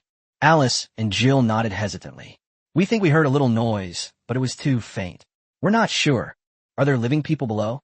Could it be that Dr. William or his wife and daughter were lucky enough to survive? Gu stopped in his tracks and couldn't help but start thinking. Because whether it was Dr. William's wife or his daughter, as long as one person survives, Gu has a chance to obtain the G-virus. According to game data collected by Desya, William's wife was his experimental assistant and must have known how to synthesize the G-virus. William's daughter is even capable of binding to the G-virus. Perhaps by extracting a blood sample from her, one could obtain the G-virus. Let's take a gamble. In order to complete the main quest, Gu decided to take a gamble. Let's go down and take a look. Stay alert. At Gu's command, the mechanical dog led the way, and instead of taking the elevator, the group walked down the stairs to the lower level of the laboratory. Bang, bang, bang. They had only gone halfway down when sporadic gunshots could be heard clearly. This time, not only Gu heard it clearly, but everyone in the team heard it. Are there really living people down there? Moreover, judging from the frequency of the gunshots, it was clearly not just 1 or 2 people. Roar. Immediately afterwards, a beast-like roar rang out, indicating that in addition to living people, there were also mutants on the lower level. Speed up. When Gu and his group reached a high platform at the top of the lower level, the thermal imaging revealed a massive heat source dozens of meters underground. What is that? Even Gu was stunned. He had never seen such a huge viral life form. Compared to the lump of flesh before him, Weskier's mutated tentacle monster looked like a toothpick. Unknown life form. Threat level, 99 points. A biomonster that was almost 100. Even with a threat level of 97, Gu still felt a bit of pressure when he saw this monster. Needless to say, the others felt extremely uncomfortable and terrified just by looking at the mother's body. With his sharp eyes, Gu used night vision goggles to see 2 distorted female faces faintly visible on the mass of flesh. William's wife and daughters. Wrong. Since William's wife and daughters are dead, or rather, eaten by the mutated William, then who was the person who just fired the shot? Are there other people in the lab? Ji was stunned, and then he heard footsteps getting closer and closer. Turning his head, he saw 4 figures running around the corner in a panic. 3 women and 1 man, all of whom were acquaintances of Ji. Li Sangwang, Helena, Rachel, and one more is... How come there's a second Ida? Standing next to Ji, Ada also saw Kara running towards them and immediately looked bewildered. Does she have a twin sister? Bang, bang, bang. Gunshots rang out again, interrupting Ji and the others' thoughts. The one who fired wasn't Kara and the others who were running out of bullets. It was the super soldiers around Ji. Because behind Kara and her 3 companions came a mutant with 6 arms and a human face on its chest. Help us! The night vision goggles on Kara and the other 3's faces were probably lost when they ran away. They didn't see Ji and his group, who were only a dozen meters away, at first. It wasn't until the super soldiers' rifles spewed fire that they realized someone was nearby, so they shouted loudly, "Let them come over!" At Ji's command, multiple strategic rifles opened fire simultaneously, hindering the mutant's movement. However, this mutant was so powerful that it was suspected to be Dr. Williams' original form. The combat suit detected that the opponent has a threat level of 75. Therefore, Ji did not intend to get entangled with the mutants here. Instead, taking advantage of the fact that the mutants were temporarily suppressed by rifle fire, he threw a grenade. Boom! Half of the platform shattered on the spot, and the mutant fell directly down. The crisis was temporarily averted, and 3 rifles were immediately pressed against Kara and the others' foreheads. Put down your gun. Chapter 65, No one can threaten my teammates, not even the President of the United States. Since Kara came to Ji's side, she has been staring intently at Ada Wong, who is in a daze and hesitates to speak. Her expression was complex, filled with hatred, anger, grievance, and a hint of resentment. Upon hearing the super soldier's command, Kara slammed her pistol to the ground, venting her pent-up resentment. Rachel and Leon, being single, simply threw their pistols into the dark underground, since they were out of bullets anyway. Only Helena looked unwilling and wary, and hesitated to put down her gun. Hurry up. All right. With the dark muzzle of a gun pointed at her and several mechanical dogs watching her menacingly, Helena had no choice but to drop her gun and surrender. Ji had already realized what was happening. The woman in front of me who looks exactly like Ada is most likely Kara, one of Simmons's men. He just couldn't understand why characters from Resident Evil 6 would suddenly appear in William's lab. Let's go up there first and talk about it later. Ji glanced down one last time at the enormous, fleshy ball dozens of meters underground, then led everyone up the stairs to the middle area of the laboratory. Mid-level experimental zone. In a relatively clean room, Ji, along with Alice and the other girls, was confronting Kara and her 3 companions. No matter who you are, I advise you to run away right now. Kara remained calm and immediately took the initiative, threatening Ji. Based on my initial assessment, the monster on the lower level is virtually impossible to kill without the use of weapons of mass destruction. It has evolved a sense of reproduction and territory. Its roots have penetrated underground rivers, absorbing groundwater to replenish nutrients. Facing Kara's eloquent speech, Ji suddenly interrupted her calmly. You're Carla Radamus, one of Simmons's men, right? Kara was stunned the moment Ji spoke. This is the first time her identity has been recognized by outsiders since she changed her appearance using the C virus. So who are you? Kara, who had previously been cold and hostile, frowned and met Ji's gaze. How do you know me? That's not important. I want to know, what exactly is the purpose of your visit? Why should I tell you? Upon hearing this, Alice, who was standing behind Ji, flicked her finger and a dagger flew out of the air, aimed at Kara's eyes. Superpowers? Kara tilted her head, gave Alice a deep look, and then, quite knowingly, revealed her purpose in a low voice. We came here for the G-Mother. We were almost able to collect a sample of its flesh and blood, but unfortunately, a monster suddenly crawled out of its body. Is that thing the G-Matrix? Furthermore, in the game storyline, Kara was created using the C virus, based on the blood of William's daughter Shirley and the Veronica virus. Later, she was deceived by Simmons and accepted the C virus modification, successfully merging with the C virus. Finally, the pupae transformed into the likeness of Ada Wong, becoming a replacement. So, Kara researched the G virus? Thinking of this, Jiyu looked at Kara with a hint of anticipation. Kara, you collected samples from the G mother virus, probably to research an enhanced version of the C virus and get revenge on Simmons, right? Upon hearing this, Kara's expression changed drastically. The three agents behind her were equally shocked. Is Kara's aim to retaliate against the nation's top security advisor, Simmons? Wouldn't that make them accomplices? In the United States, this is a capital offense. Kara, you lied to us. Helena was the first to explode, glaring angrily at the slightly flustered Kara. Whether she lives or dies, it doesn't matter. Being a secret agent is inherently a precarious job, but Helena's younger sister has just come of age. Beautiful lady, don't get so excited. Jill noticed Helena seemed to be on the verge of going berserk, so she went over and pulled her back. Get out of my way. Helena not only has a fiery temper, but also incredible strength. In the game, this woman can control the recoil of a shotgun with one hand, carry an adult on her back while running quickly, and kick away a large zombie with one kick. According to the standard combat suit test of the Great Xia Dynasty, Helena's threat level was the highest among the four present, reaching an astonishing 15 points. It's no exaggeration to say that it's 1 in a billion. Of the other two women, Rachel has a threat level of 8. After being modified, Kara possesses combat strength comparable to Ada's, with a threat level of 12. Even the protagonist, Lee Sanquang, is not as good as Helena. He only has 11 threat points. It's clear how ridiculously powerful this tall, voluptuous, and imposing presidential bodyguard is. However, Helena was facing Jill at that moment. Helena had barely erupted when Jill easily subdued her, pinning her hand to the table. Could this be the power of humans? Leon glanced at Gil, who was looking nonchalant, his face full of disbelief. He and Helena were colleagues, and had trained together for a period of time. Let me put it this way. Helena's arm strength was so great that she could lift him, a Western man weighing over 100 kilograms, up by herself. Jill was even more outrageous, managing to subdue Helena with one hand. Is one of these people human? First there was Alice with superpowers, then Jill with superhuman strength.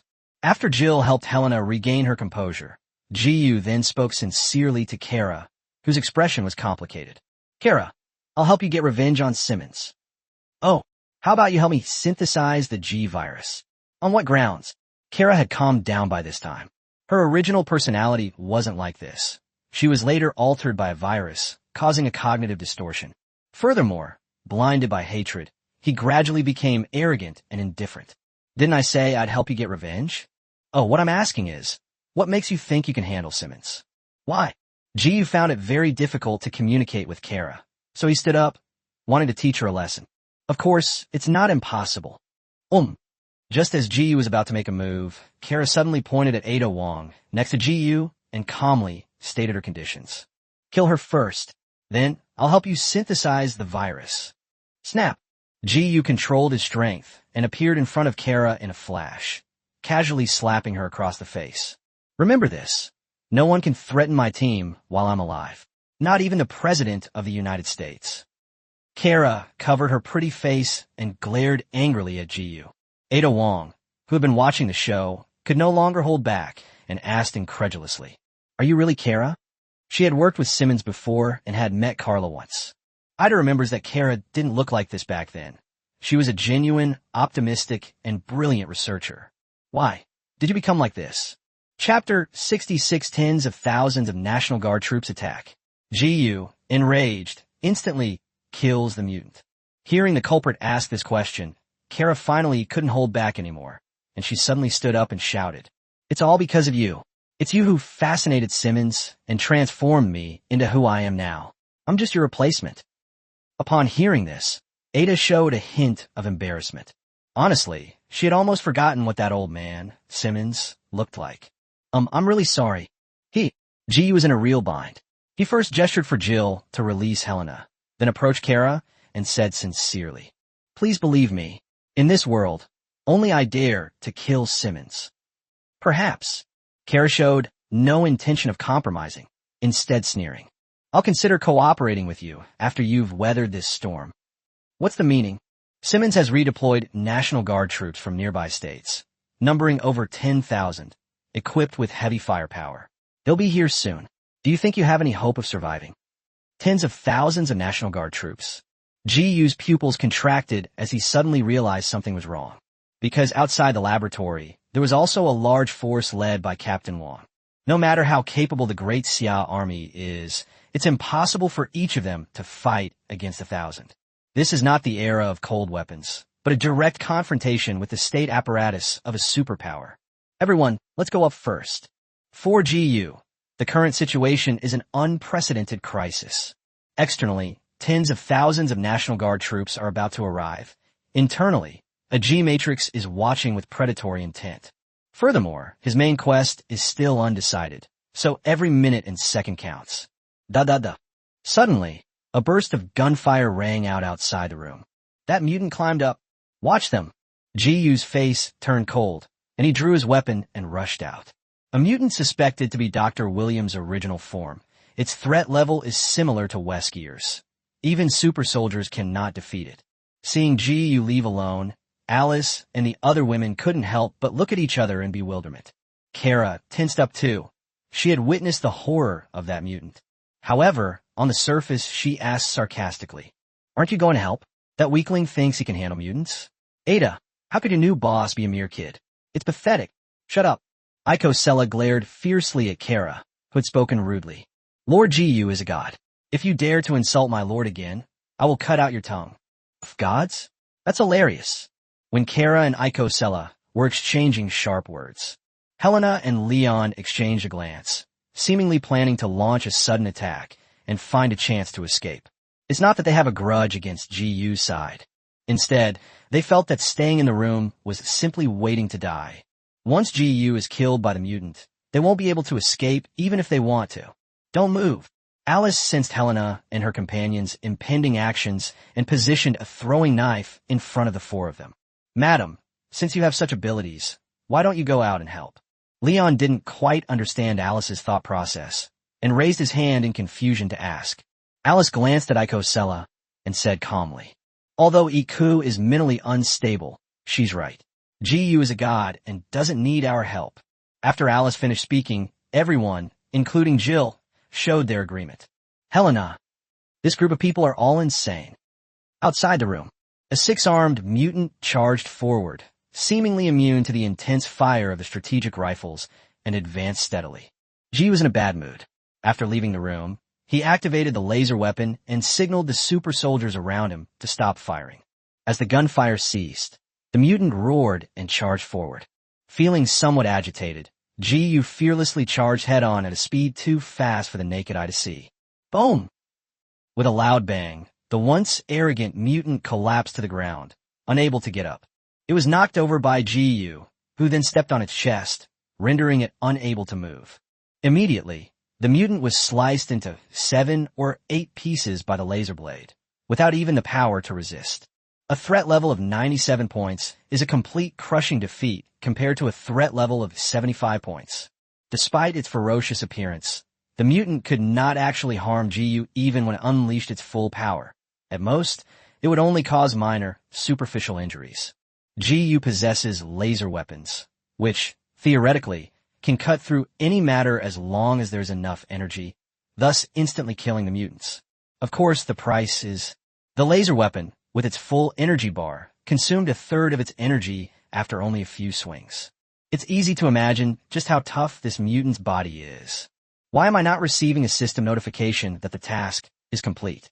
It should be noted that this mutant is not only incredibly powerful, but also has a face on its chest that looks remarkably like Dr. Williams. Logically, it should be Dr. Williams' real body, and killing it should complete a side quest. Could it be that the cutting angle is incorrect? You casually beheaded the dead mutant, but there was still no system notification. It seems that Williams' true form is that fleshy ball underground, right? This is the only explanation. Lifting the mutant's head, Ji sheathed his sword and walked back to the 3 super soldiers. The 3 elite soldiers of the Xia Kingdom were completely shocked. They were wearing combat suits, and you could tell that the mutant had a threat level of 75, making it virtually invulnerable to bullets and blades. The mechanical dogs simply couldn't catch it. They were all prepared to sacrifice themselves. As a result, Ji stormed out of the room in a rage, killed the mutant within 2 seconds, and returned carrying the mutant's head. Throughout the entire process, Ji-Yu's movements were swift and decisive, and his attacks were ruthless and swift. It's clear that the recent ambush at the upper level of the laboratory has greatly improved Ji-Yu's combat experience. He was a completely different person from when he dealt with Weskier in Raccoon City. When Ji-Yu returned to the room, the three super soldiers whispered among themselves in amazement. The team leader is amazing. College students are really something else. They learn so fast. Stop talking. Send a mechanical dog to keep watch at the stairwell, in case any more weird things come up. Inside the room, Ji-Yu pushed open the door and entered, finding the atmosphere somewhat tense. He was gradually losing patience, his murderous aura sweeping over Kara and the other three before tossing the mutant's head onto the table. Bang. Kara, I'm running out of time. I'm giving you one last chance. Help me synthesize the G virus, and afterwards I'll help you perfectly fuse it with the C virus. Then you can kill Simmons yourself. Otherwise, I'll leave you all in the lab. Ji-Yu brought the mutant's head specifically to show Kara and the other three, with the aim of intimidation. Did Ji-Yu really kill that powerful mutant? That's way too fast. Chapter 67, A Mighty Army Presses In. The Great Xia Empire is in grave danger. In reality, Ji-Yu left the room for only a minute, so the actual fighting time should have been even shorter. In other words, Ji-Yu basically killed the mutant instantly. Realizing this, Leon and Helena wisely abandoned their idea of resistance. No way. Ji-Yu's side is too powerful. They cannot be defeated by force. Kara and her team knew all too well just how difficult this mutant was to deal with. Lion conservatively estimates that the mutant killed by Ji-Yu could take on 5 of Umbrella Corporation's mass-produced tyrants. However, this seemingly invincible biomonster was instantly killed by Ji-Yu single-handedly. Kara met Ji-Yu's gaze with a complicated expression. She could see that Ji-Yu was deliberately displaying his strength in order to force her to submit. Can Ji-Yu help her fuse with the C virus? He even promised to take revenge himself? In the past, Kara would never have believed what Ji-Yu said. Killing Simmons would mean making an enemy of the U.S. government. But when Ji-Yu threw the mutant's head on the table, she hesitated. It's obvious that Ji-Yu has been enhanced by the virus. This isn't just a regular virus enhancement. Kara still doesn't quite understand why Ji-Yu, who is so powerful, can still maintain his human form and have his own consciousness. It makes no sense at all. It was precisely because Kara saw Ji-Yu's personal strength that she believed his words and helped him fuse with the virus. Although Kara was unwilling to admit it, Ji-Yu's deterrent measures did indeed have an effect. For example, even the most unruly Leon and Helena quieted down. Kara also fell silent, ceasing her clamor and beginning to seriously consider the pros and cons of cooperating with Ji-Yu. Seeing this, Icosala proudly raised its head, like a peacock that had defeated its opponent, and looked at Kara and the others with an arrogant attitude. Even Alice and the other girls were somewhat surprised. They all knew that Ji-Yu was very strong. However, Ji-Yu's combat experience has always been a weakness, and despite his great strength, he has been unable to utilize it effectively. This slaying of the mutant signifies that Ji-Yu is beginning to transform into a powerful figure, no longer the clueless college student he once was. As for Rachel, she had no desire to resist at all. From the moment she entered the room, Rachel sat alone in a corner. She kept observing Ji-Yu and the others with her beautiful eyes hidden in her long golden hair. Only after witnessing Ji-Yu's terrifying combat power firsthand did Rachel make a decision that surprised everyone.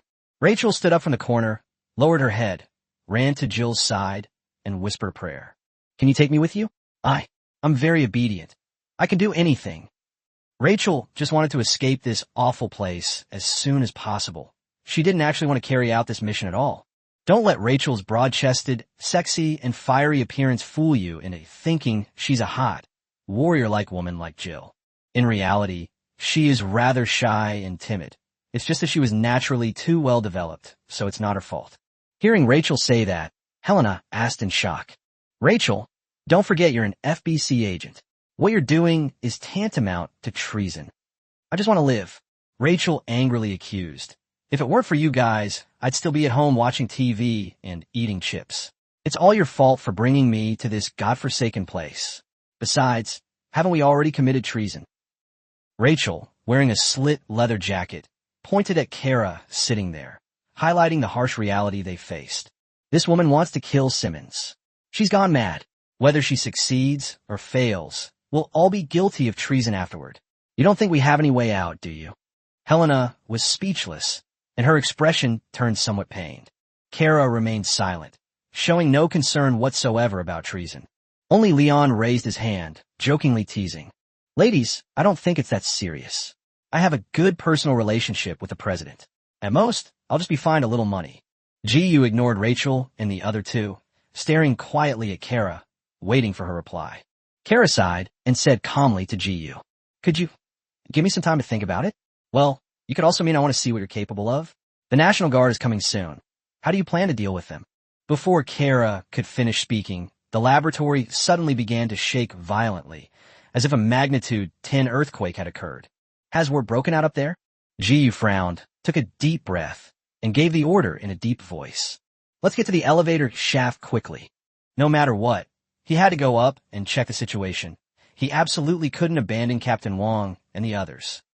Outside the laboratory, 3 small mushroom clouds exploded dozens of kilometers away, likely caused by the National Guard accidentally triggering a nuclear landmine. Captain Wong had given the order early on, and everyone took cover in the laboratory. The shockwave did not cause any casualties. Upon hearing the explosion and feeling the ground shake, Captain Wong's expression turned extremely grave. The enemy is here again. Moreover, they appear to be numerous. Otherwise, it would have been impossible for them to trigger the explosions of 3 nuclear landmines. This wave of enemies has been eliminated, but will there be another wave? What's going on in the lab? Did Ji-yu and his team gain anything? Because communication was cut off in the laboratory, Captain Wong was unaware of Ji-yu and the other situation.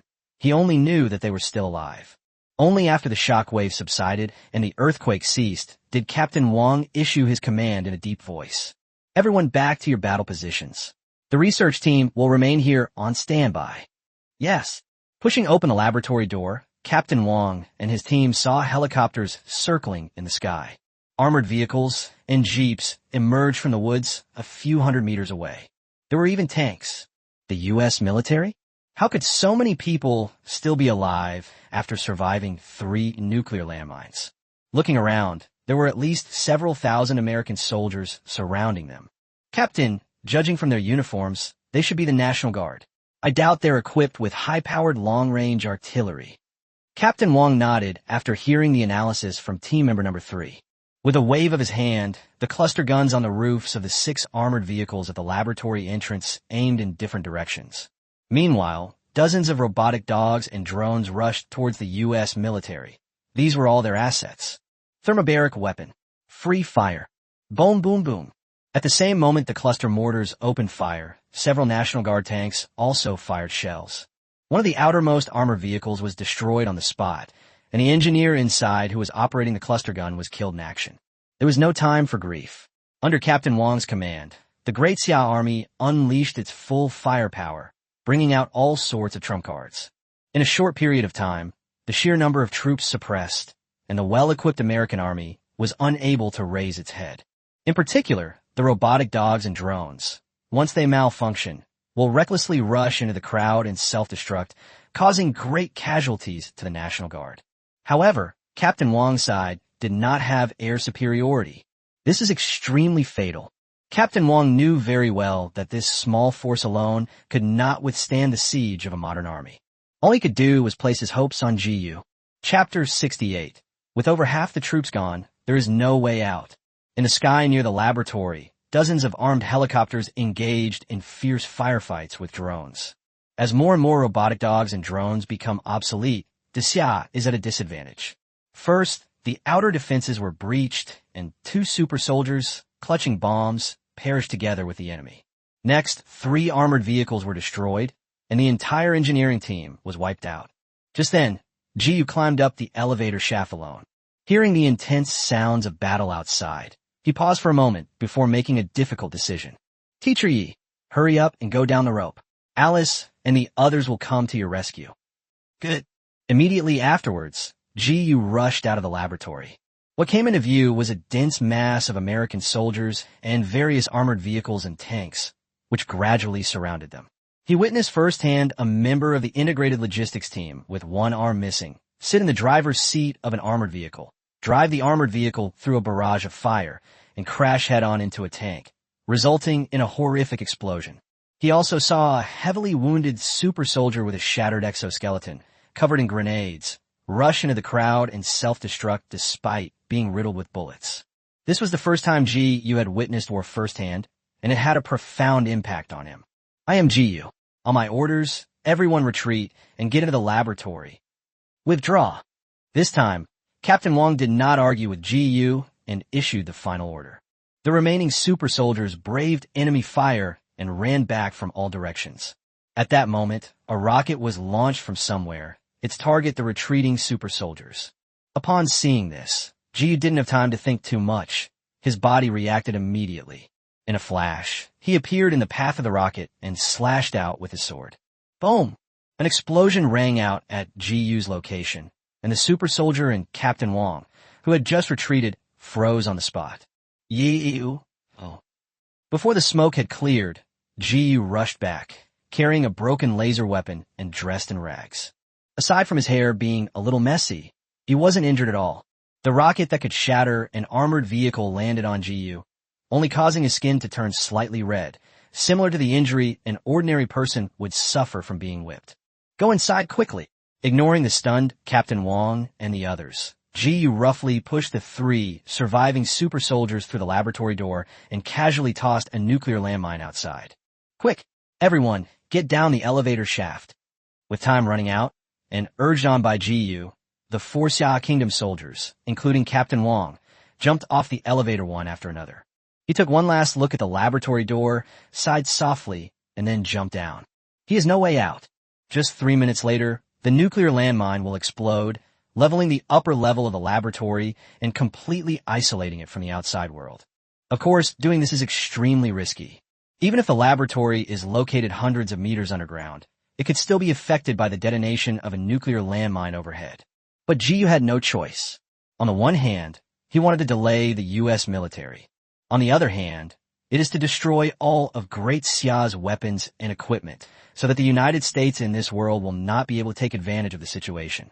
Even if the U.S. military eventually manages to dig a tunnel, it will be more than 10 hours later. Making this decision meant that Ji was placing all his bets on Kara, Aiko Sella, and the research team. This also means that he must take advantage of the remaining time to find a way to eliminate the G-Mother in the lower level. Seeing Captain Wong and the others jump down the elevator shaft, Ji took a deep breath and leaped in as well. Boom! As Ji was the last to jump down, a loud bang came from above. The entire laboratory began to shake violently, with debris falling and the building appearing to be on the verge of collapse. The tremors lasted for several minutes before gradually subsiding. At this moment, the elevator shaft behind Ji was blocked by countless rubble, completely isolating it from the outside world. He scanned everyone around him with a serious gaze. Alice, Jill, Ada Wong, Jessica, Ixala, Rachel, Gala, Liu, Elena, Captain Wong, team member number 3, 5 super soldiers, and 3 research team members, including Yiqingxiu. Of the 12 combat team members, 5 were killed in action, and all 3 members of the engineering team and 2 members of the comprehensive logistics team were killed in action. Gentlemen, we have no way out. Above the laboratory is the U.S. military. It won't be long before they can dig through the elevator shaft and get in. At the bottom of the laboratory, there is another G-Mother, which can breed mutants at any time and launch a surprise attack on us. And our mission is still not finished, and may never be finished. At this point, Ji paused for a few seconds and looked at Kara in the crowd. Kara, we're in this together now. No matter what you think, getting out of here is the most important thing. I've decided to kill that G-Mother first, and we'll deal with the rest later. Kara! Ji did not give up hope, nor did he continue to pressure Kara, because it was pointless. He suddenly realized that since Kara was able to infiltrate the laboratory, there must be a secret passage leading out of the laboratory in the lower levels. After killing the mother, perhaps we can leave this hellish place with Kara's guidance. Once we're out, we'll figure out a way to seize the G-virus samples held by the Umbrella Corporation or the family organization that protects us. Team Leader Wong, take your men and set up a new defensive line here in the elevator shaft. Professor Yi, your research group is going to the experimental area with Icosella. Take advantage of the time to study the data on the G-virus. Alice, come with me to the lower level and take care of that monster. Yes. Under GU's arrangement, the remaining troops were divided into 3 parts. GU took the lead, followed by Alice, Jill, Jessica, Ada Wong, Rachel, Kara, Leon, and Helena. Throughout the journey, Kara remained silent, seemingly lost in thought. She would occasionally steal a glance at GU's back with a complicated look. The group went up the stairs to the lower level of the laboratory, where they faced the mother structure from several dozen meters away. Jill, use the sniper grenade launcher. GU brought all sorts of high-powered weapons with him this time, including high-explosive and thermobaric bombs. This is the last remaining possession of the Great Xiao army. It needs to be used sparingly. Upon hearing GU's order, Jill picked up her sniper grenade and was about to aim at the mother structure when Kara stopped her. Etc. What's wrong? Wearing night vision goggles, Kara carefully observed the immobile mother, seemingly trying to ascertain something. Chapter 69, Slaying the G-Mother and Eliminating the Hidden Dangers in the Lower Level of the Laboratory. Then, Kara suddenly pointed to the surface of the maternal body at the 2 distorted female faces and said, "Shoot those 2 faces." Jill turned her head to look at GU, who nodded. Bang! After a loud bang, the sniper grenade exploded in the air above the mother structure without causing any damage to it. That was just now. Protective film? Just as the sniper grenade was fired, a protective membrane appeared around the mother structure, blocking the damage from the grenade. Kara seemed to have known about the mother's ability all along, and showed no surprise, continuing to observe the 2 faces. She discovered that the positions of the 2 faces had shifted when the grenade was fired. This suggests that those 2 faces could indeed be the mother's weakness. GU, we must find a way to break through the surface defenses of the Matrix. Otherwise, even the most powerful weapon will not be able to harm the Matrix itself. Even without Kara saying it, everyone could see that. So, GU took out the laser weapon, activated it, and tossed it to Alice. Alice, what is the maximum range of your telekinesis? Uncertain, but it should be over 100 meters. I could harm the mother. As Alice spoke, she controlled the laser weapon to shoot out, slashing sharply at the mother's weak point. Sizzle. When a mother's protective membrane came into contact with a laser weapon, it instantly exploded into a burst of flames. Along with it came the disgusting smell of roasted meat, which permeated the lower level. Roar. The mother sensed a deadly threat and let out a silent, low-frequency roar. Under the watchful eyes of GU and the others, the original Matrix, which had a radius of nearly 100 meters, shrank at a speed visible to the naked eye. With each throb, the mother body spits out a mutant from its mouth parts. This indicates that the mother body was fighting desperately, even at the cost of devouring its own flesh and blood, in order to resist. In the darkness, countless mutants climbed up the rock wall, their target GU and his group. Upon seeing this, GU's expression became slightly serious. Because he had previously blown up half of the platform, they were unable to go down to stop the mutants. But what if the platform is compromised? GU, Alice, and Jill falling down might not be a big deal, but it's hard to say what will happen to the others. Retreat to the stairwell. Under GU's command, everyone quickly retreated and finally arrived near the relatively safe stairwell. At this moment, the mutants had already jumped onto the platform and surrounded it from 2 directions. Jill, you protect the other side. Don't conserve the laser weapon's energy. Alice, keep using the laser weapon to attack the Matrix remotely. I don't believe its energy is limitless. Find an opportunity to shatter those 2 faces. Jessica, you assist Jill and help her replace the energy cubes in her weapon. Ada, Rachel, Kara, use your night vision goggles to observe the surroundings and monitor all the mutants. I don't want this thing to escape or sneak up on us. Yes. Due to the urgency of the situation, GU had assigned tasks to Kara, but Leon and Helena were the only ones who did not receive orders. Lion is a stereotype of GU who worries that he will ruin his teammates' lives. Helena's situation was more complicated, Jiyu never even considered trying to win her over. Jiyu is aware of this much. They are elite agents specially trained by the U.S. DSO department. A staunch Western liberal fighter and the president's bodyguard. How could he be persuaded by a few words? As for Jiyu, he had no intention of using laser weapons and planned to fight the mutants hand-to-hand. Because there are not many energy modules left, they cannot withstand such losses. Not long after Jiyu finished speaking, the first mutant rushed over and was punched in the face. It flew out like a cannonball, crashed into the rock wall, and turned into a pile of minced meat. On the other side, Jill was also engaged in a fierce battle with the mutants. A laser beam flashed, cleaving one mutant's body in two, and then another mutant charged toward Jill. Bang! Before she could dodge, Jill was knocked back 2 steps by the mutant. Clearly, her strength was far inferior to Jiyu's. Even with the help of laser weapons, she alone could not hold the line of defense on the other side. Alice noticed this and felt a little anxious. However, her telekinesis was controlling laser weapons to attack the mother from a distance. And because of the great distance, she couldn't free her hands to help Jill. Ada Wong's timely rifle fire successfully covered Jill's retreating advance. Jessica also hurled a laser weapon, accurately hitting another mutant. Even Kara, whose attitude was ambiguous, and Rachel, who was a bit timid, picked up their rifles and decisively supported Jill. With the combined efforts of several people, they managed to stabilize the defense on the other side. Helena kept observing her surroundings. She took a deep breath, as if she had made up her mind, put on night vision goggles, and took Ada's place in the fight to monitor every mutant. Helena was very self-aware, or perhaps it was a woman's intuition that made her so clear. Ji didn't trust herself, so she didn't participate in the battle. As time went on and the battles on the platform intensified, Jiyu's side gradually gained the upper hand. Meanwhile, the underground mother organism is shrinking rapidly, and eventually, for reasons unknown, it stops reproducing new mutants altogether. Jiyu, something's not right. Kara keenly noticed the changes in the mother's body.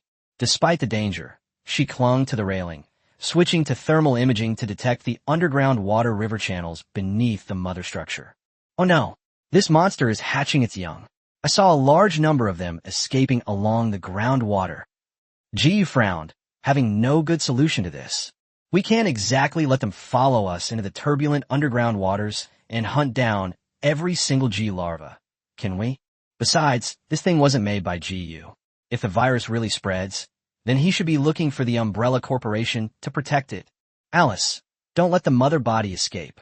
Jiyu's only concern was the progress of the anchor point after killing the mother. The larvae could run as far as they wanted.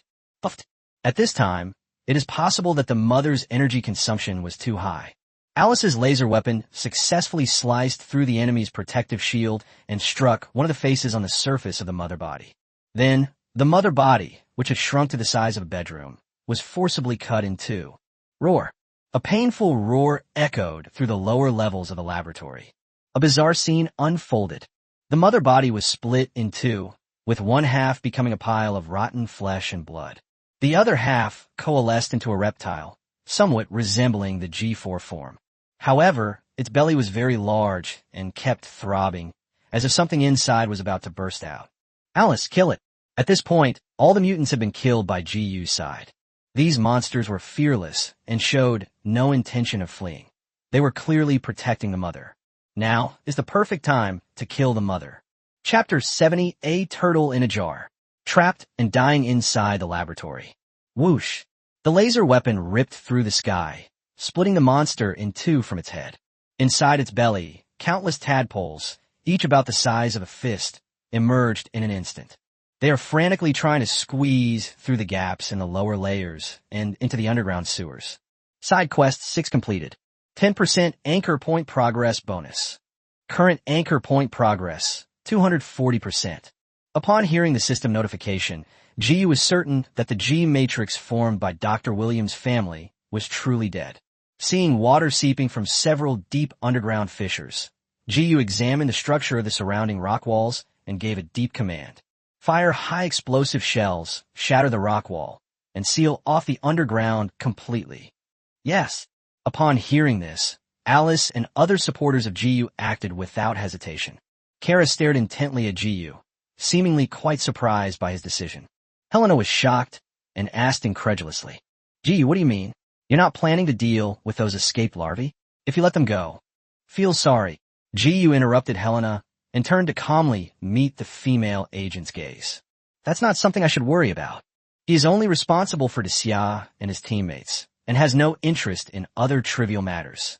Unbeknownst to many, Gu, the college student who needed Captain Wang to personally impart his experience and guide his thinking, had changed.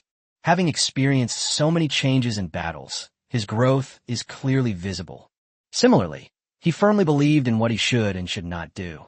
The price was the sacrifice of many comrades from the Great Xia.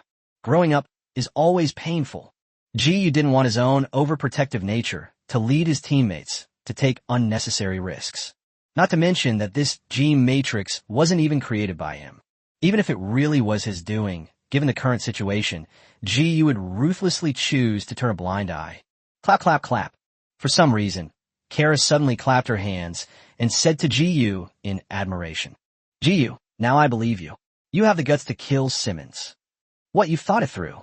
Kara nodded slightly, then asked thoughtfully, "Is the G virus important to you?" "Yes, it's very important." "So how long do I have?" "About 34 hours. "Not enough." Kara frowned upon hearing this. "Gu, you may not be very familiar with virus experiments. Even though I had all the information and the precise formulas, I still studied the G virus. But just building the model takes more than 10 hours. The following experiments depend entirely on luck. No one knows how long it will take to synthesize the G virus. It's okay, we have no other choice." Before Gu came to the lower level, he had thought that he might be able to leave the laboratory through the passage that Kara and the others had sneaked in through. But now, with the continuous seepage of groundwater from the lower areas, this plan is probably no longer feasible. In other words, Gu and his group are now completely trapped inside this laboratory. The only hope is to research and create the G virus in order to complete the main quest and return to the Great Xia world. "All right." After Gu finished speaking, he looked at Alice and the others who were ready and nodded solemnly.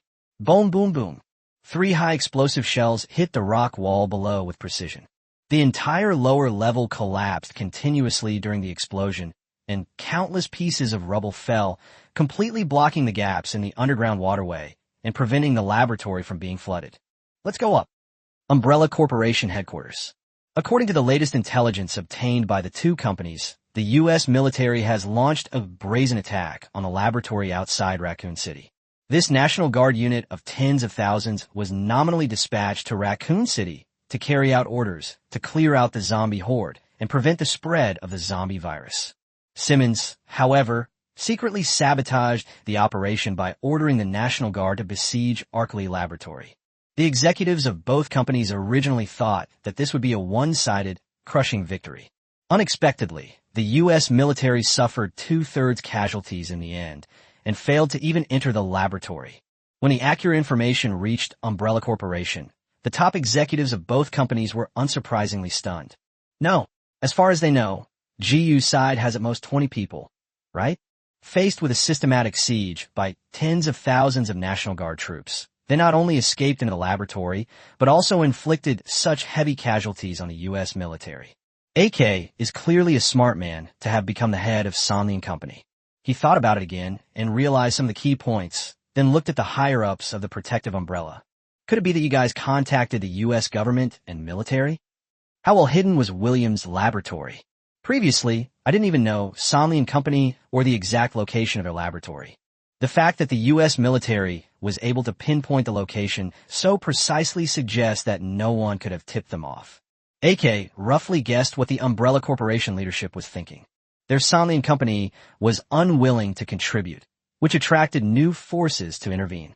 This would not only eliminate Gu's forces, but also provide more nutrients to the mother body. This achieves multiple goals at once, with the Umbrella Corporation ultimately reaping the benefits. The plan was well thought out, but unfortunately, the Umbrella Corporation underestimated the fighting strength of Gu's side and messed things up. Isaacs nodded generously, showing no concern that his plan would fail, and said casually, "Don't worry, the military has suffered such heavy losses, they won't give up halfway."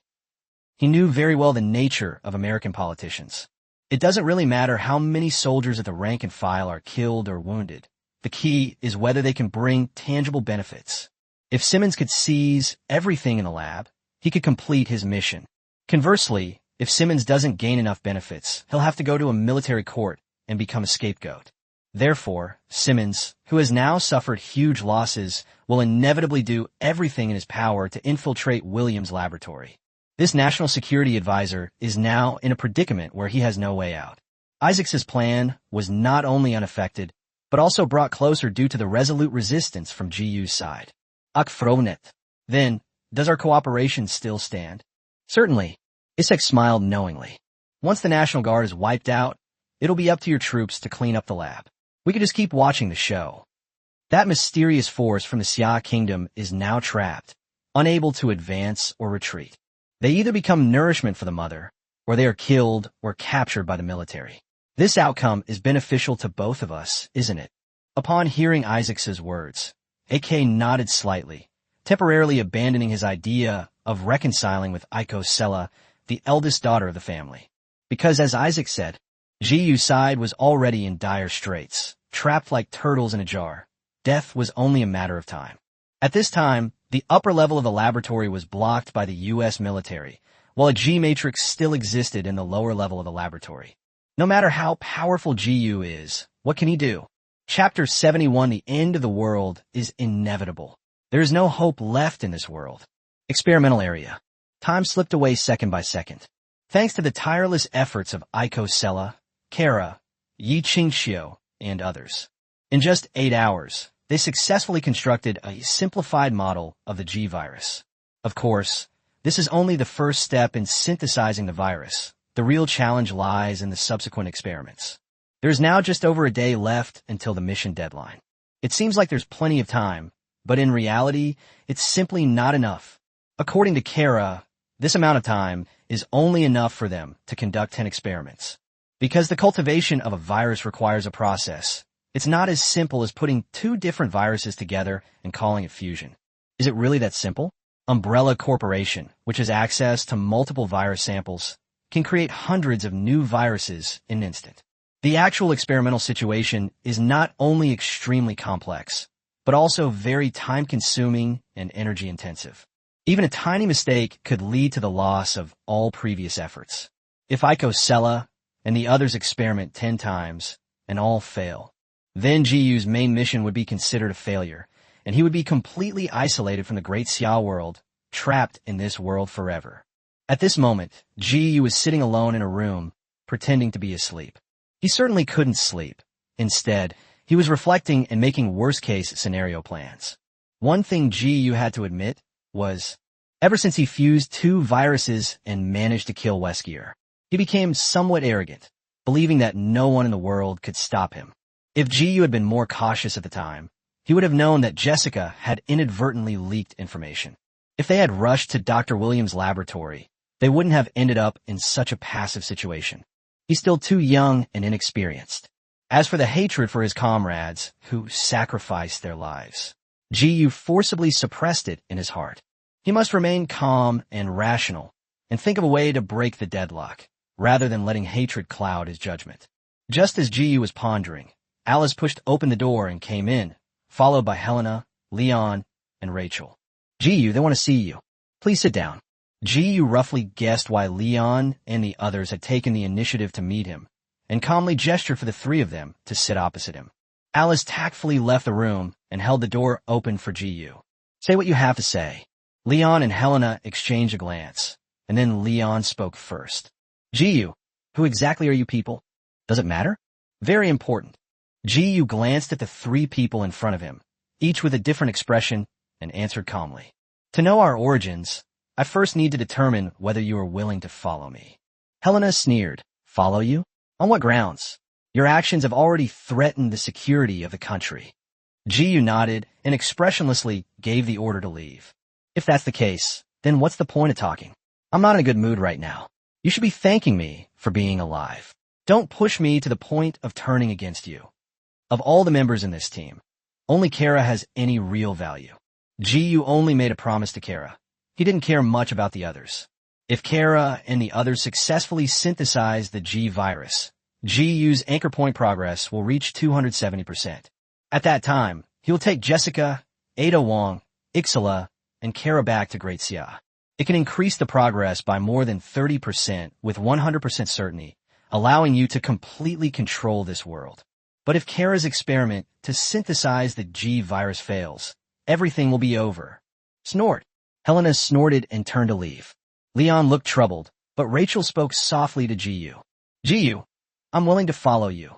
GU smiled gently at Rachel, his attitude no longer aggressive. Helena had already reached the door when she turned her head and noticed that Leon was not moving. She frowned and asked, Leon, what are you waiting for? Leon sighed softly and told Helena some unfortunate news. Helena, I recently received an encrypted message from a friend. Our family members have been arrested for treason. Simmons is blaming us for the heavy casualties in the National Guard. He says it was because we betrayed the army and defected to the enemy that so many military personnel died. This is actually why Lion had to come to GU to find out what he wanted to say. Helena froze on the spot upon hearing this, her face filled with disbelief. What did you say? My sister has been arrested. Helena trembled all over. She immediately looked at GU, probably hoping to grab him to explain herself and rescue her sister. However, when she thought of GU's terrifying combat power, Helena could only slump down and sit on the ground. When GU heard what Leon said, he showed a hint of curiosity. This kid is definitely the protagonist. He can even contact the outside world. A friend? It couldn't possibly be the president's daughter, Ashley, could it? So what? You shrugged. You want to abandon the light and join the darkness? Given Lion's extensive network of connections, his decision to side with GU was indeed akin to abandoning the light for the dark. No, GU, I hope you can reach a settlement with the U.S. government, at least so that our families are not implicated. This is what Lion is asking for. In the room, only Rachel showed no reaction. Because she is a single woman, and her parents divorced many years ago, she was probably already killed by the cutting line, a metaphor for being cut off from marriage. Rachel's elderly grandmother passed away a few years ago, leaving her with no regrets. Hearing Leon say this, Helena, who was sitting in front of the door, looked up at GU with anticipation. Why? GU sighed heavily and told Leon his thoughts. Leon, I think you're oversimplifying things. You may not realize that this world is finished. There's no hope left. GU, what do you mean by that? The virus outbreak in Raccoon City has spread along the groundwater. In less than half a month, the entire United States will become a dead zone, and in 3 months, the apocalypse will arrive, with 99% of humanity turning into zombies. By then, the president, the military, and even the president's daughter who sent you the message will only be able to eke out a living. If they're lucky, they might become survivors. If they're unlucky, they'll become zombies after the first wave of the virus spreads. In my opinion, it's actually a good thing that your family members have been arrested. The place where the family members of agents of your rank are being held is probably extremely safe, close to the center of power, which reduces the danger by 80%. The world is about to become the end of the world. What's the point of worrying about all that nonsense? According to my calculations, the world will undergo a major reshuffle. The strong will become stronger, and the weak will perish. That's all. When GU revealed the cruel truth, Leon and Helena were stunned. It turns out that the virus had already spread throughout Raccoon City. Is the end of the world inevitable? Is it unchangeable? Chapter 72 explains the whole story, successfully winning over Kara and her 2 companions. Lion quickly recovered from his shock. He was not convinced by GU. Instead, he became even more confused. So what exactly is your purpose? If what you say is true, at a time like this, instead of establishing a post-apocalyptic base, you're stuck in this godforsaken place researching the G virus. GU did not answer the question, clearly not wanting to reveal his identity to Lion. Lion understood GU's meaning, gave a wry smile, and wisely got up and left. I'm sorry, I can't betray my country, nor can I abandon my family and friends. If the world really ends, I'd rather die on this land. Leon left, but Helena, who was initially eager to leave, chose to stay. She stared intently at GU, her voice pleading. GU, as long as you can save my sister, I'll do whatever you say from now on. I can't guarantee I can save your sister, but I will try my best. Are you willing to accept that? Willing. Get up. Ji walked over, took Helena's hand, and as their hands clasped together, Ji couldn't help but raise an eyebrow. That's incredibly powerful. As expected of Sister Jean, this should be considered a rare talent, right? Ji felt that, given Helena's physical talent, the most suitable substance for fusion would be the G-virus enhancer. Alice, go and call Kara over. Tell her I have something important to tell her. Ji didn't rush to explain the situation. Instead, he called out to Alice at the door. He didn't want to repeat himself several times, so he took this opportunity to call Kara over and ask about the progress of the virus research. A few minutes later, Kara, with a furrowed brow, walked into the room. When she saw Rachel and Helena in the room, she roughly guessed Ji purpose. So, the woman walked over and sat down opposite Ji, checked the time, and said, Ji, let's get to the point. Time is of the essence. Okay, what I'm about to say might seem unbelievable to you, but please hear me out. As Ji continued his eloquent speech, Rachel and Helena's eyes widened, and even Kara was stunned. Ji, is he from another world? After listening to Ji's explanation, many things suddenly seemed to make sense. For example, the various high-tech weapons that Ji and his team possess, and why Ji was so eager to obtain the G-virus. In fact, the theory of parallel universes was proposed a long time ago. Around the 1950s, some physicists deduced, based on quantum mechanics, that multiple different universes exist. As a top scientist, Kara is very quick to learn. Similarly, she also realized that Ji's true purpose was to conquer their world. However, Kara didn't care much about what would happen to her world in the end. She was more concerned about other things. Ji, do you mean that you can only help me integrate the virus after you take me to your world? Right. Okay, I understand. Kara nodded, stood up, and solemnly stated her position. I'm willing to go with you. Please remember to keep your promise. I'm going back to the experimental zone now. This woman, she's definitely not quite right in the head. After Kara hurriedly left, Helena and Rachel finally snapped out of their shock and looked at Ji with complicated expressions. Ji, I'll say it again. If you rescue my sister, my life is yours from now on. Helena's demands remained unchanged despite her sister-obsessed nature, and she even took the initiative to make concessions. As for what you said about helping me fuse the virus, I can wait until the last one to fuse and give the opportunity to others first. Rachel blinked, then suddenly stood up and sat down next to Ji, asking in a low, shy voice. Ji, do you like how I look now? Or would you like me to tie my hair up? No, this is exactly how you look.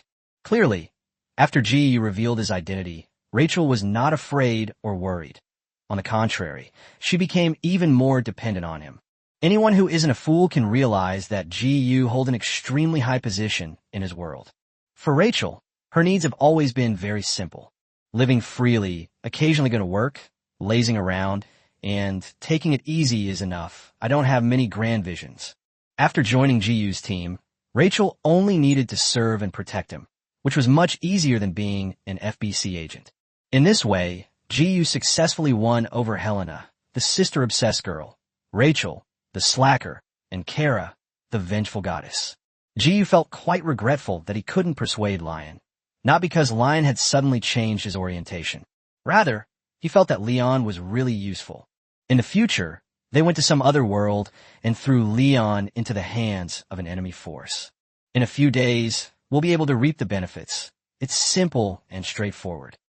5 hours later, a small-scale battle broke out on the other side of the elevator shaft. The National Guard, in conjunction with the local police counterterrorism unit, dug open the entrance to the laboratory.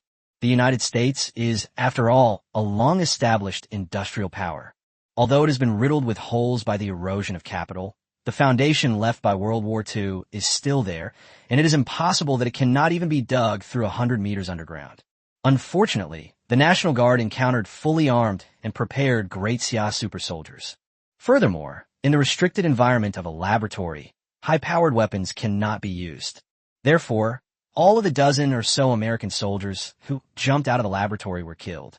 Captain Wang had no intention of launching a counterattack. Following Ji's orders, he guarded the elevator shaft entrance. No matter what methods the U.S. military used, the Great Xia remained unmoved and proceeded steadily. Tear gas, flashbangs, poison gas, smoke grenades. The National Guard tried everything they could, but they couldn't break through the elevator shaft defenses, resulting in the deaths of more than 300 soldiers. I thought that everything would be a waste of time from now on, and all I had to do was guard the elevator shaft and wait for the research results from the experimental area. Unexpectedly, a minor but significant change occurred during this time. Lion has vanished. No one knows exactly when he disappeared. It could have been a few hours earlier when Lion refused to cooperate with GU and left the room. No one could say for sure. Helena quickly went to find GU and shared her deductions. GU, Lion most likely came out through the same passage we used to infiltrate the lab. Could he? Won't. GU was not worried at all and answered decisively. Leon is a smart man. The first thing he did after leaving was to rescue his family, and the second thing was to clear his name. He didn't have time to be a collaborator. Lion had witnessed firsthand just how terrifying GU's fighting strength was. In the confined space of a laboratory, GU was virtually invincible. Leon would only come back to die if he were truly insane. Chapter 73. Finding the key to merging the G virus. Moreover, a robotic dog was stationed at the bottom of the stairs in the laboratory. Even if Leon really led his men to attack from behind, GU would be able to react immediately. However, Lion's sudden departure did remind GU of something. The exit passage on the lower level of the laboratory was not completely blocked. Perhaps he doesn't need to put all his eggs in one basket with Kara and Icosella. GU planned to stay for a few more hours and use that passage to leave. And perhaps by going to Kara's experimental base or launching a raid on the Umbrella Corporation, they might actually be able to obtain the G virus. Helena, tell me, where does the passage you came from lead to? We came along the underground drainage network outside the city, and after approaching this laboratory, we used drilling tools to create a path. Oh, I see. GU nodded, keeping the matter in mind, and prepared to leave the laboratory with everyone when things became unmanageable. Elevator shaft. A long time has passed, and no American soldiers have jumped down to their deaths. However, Captain Wong did not let his guard down and remained highly vigilant. Suddenly, a rope was lowered down with a walkie-talkie attached to it. Captain Wong gestured to the soldiers around him to calm down, wanting to hear what the U.S. military had to say. You men, you have 1 hour to lay down your weapons and surrender. Your heinous acts have caused a global uproar. If you continue to resist, the government will not let you off the hook. The world was in uproar. Captain Wong was stunned for a moment, not understanding what the sentence meant. They were merely accompanying GU on his mission, killing zombies and bioweapons along the way, and never actively killed any humans. How did it become a criminal act? According to news reports, it was you who released the biovirus, which contaminated Raccoon City and turned millions of people into zombies. The president has approved the nuclear strike. Raccoon City will be reduced to ashes in 3 hours. If you want to live, surrender, and you will be treated humanely. What does the virus outbreak in Raccoon City have to do with them? Isn't this Umbrella Corporation's fault? Why are they being pinned on their heads? As expected, the U.S. government is shameless no matter which world it is. Captain Wong sneered, raised his gun, and smashed the walkie-talkie, making his stance clear. No soldier of the Great Xia dynasty is a coward who surrenders. You all continue to hold the line. I'll go tell GU about this. Yes. When GU, standing outside the experimental area, learned that the United States was going to launch a nuclear strike in a few hours, he didn't show much surprise and appeared unusually calm. This is a long-standing tradition in the United States. At least in the movie world, the United States has dropped nuclear bombs quite a few times. In response, GU simply set a new alarm, shortening Kara and Icosella's experiment time by a few hours. Meanwhile, in the laboratory, Kara gradually figured out some of the tricks of the trade. After several failures, she figured out how to integrate the G virus and was getting closer and closer to success. No, we were all wrong before. G is a mutated virus, not a fusion virus like C. Quickly take out all the cultured dishes, infect the cells with the T virus first, and then forcibly inject the parasite's tissue. Kara and Iskala are indeed genius scientists in the bioworld. In terms of research capabilities in genes, heredity, and virology, they would easily outperform Yi Qingxiu and other members of the research team at Daxia University. They quickly deciphered the structure and generation principle of the G virus through several experiments. In fact, this virus mutated completely randomly. It wasn't directly fused together like the C virus. In other words, they don't need overly sophisticated operations. They can develop the G virus simply by relying on sheer numbers. So Yi Qingxiu and the others quickly took out a large number of petri dishes. First, the T virus is injected into it.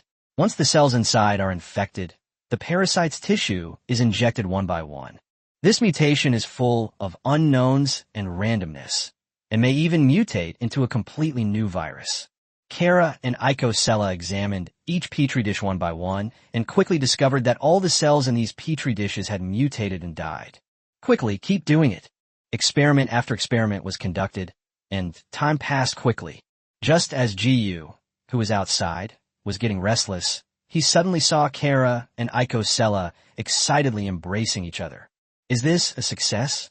Jiyu hurriedly pushed open the door and entered the laboratory, but did not receive any system notifications. What's going on? Kara, what's going on? Yi-ew. Kara ran to Jiyu's side first, and proudly said with her head held high, I already know how to fuse the G virus. I can give you a vial of the original solution in just half an hour.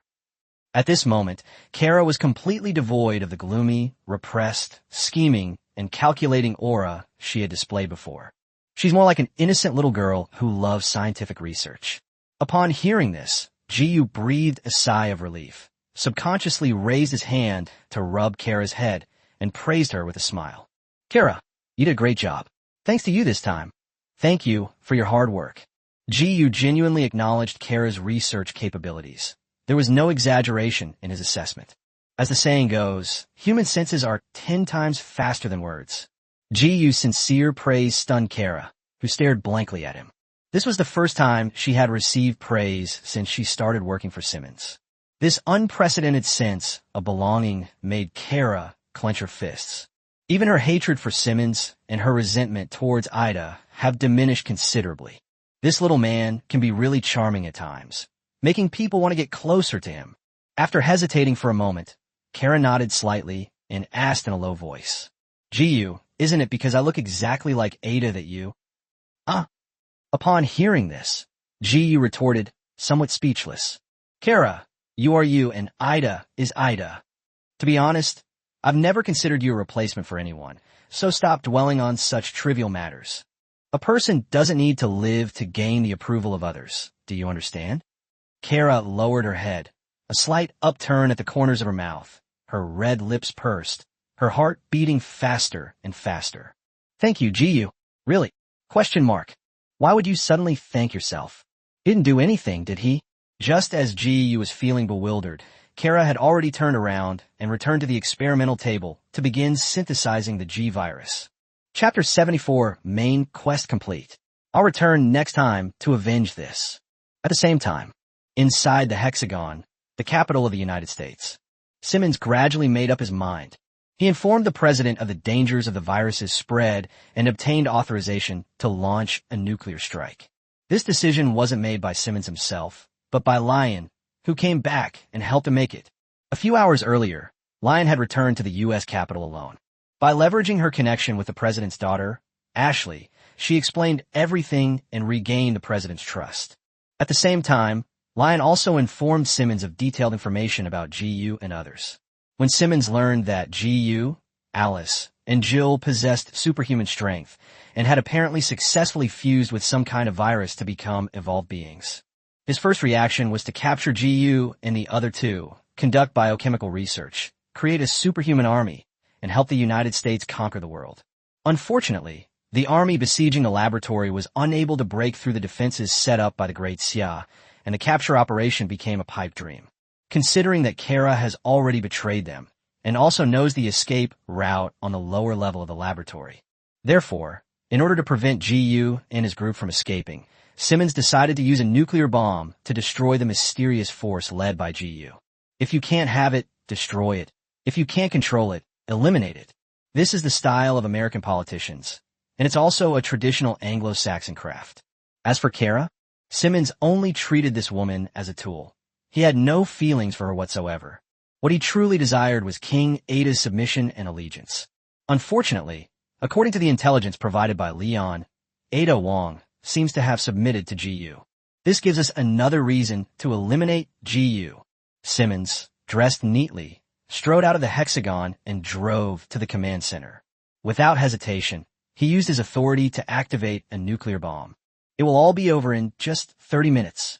Simmons made no attempt to hide his actions.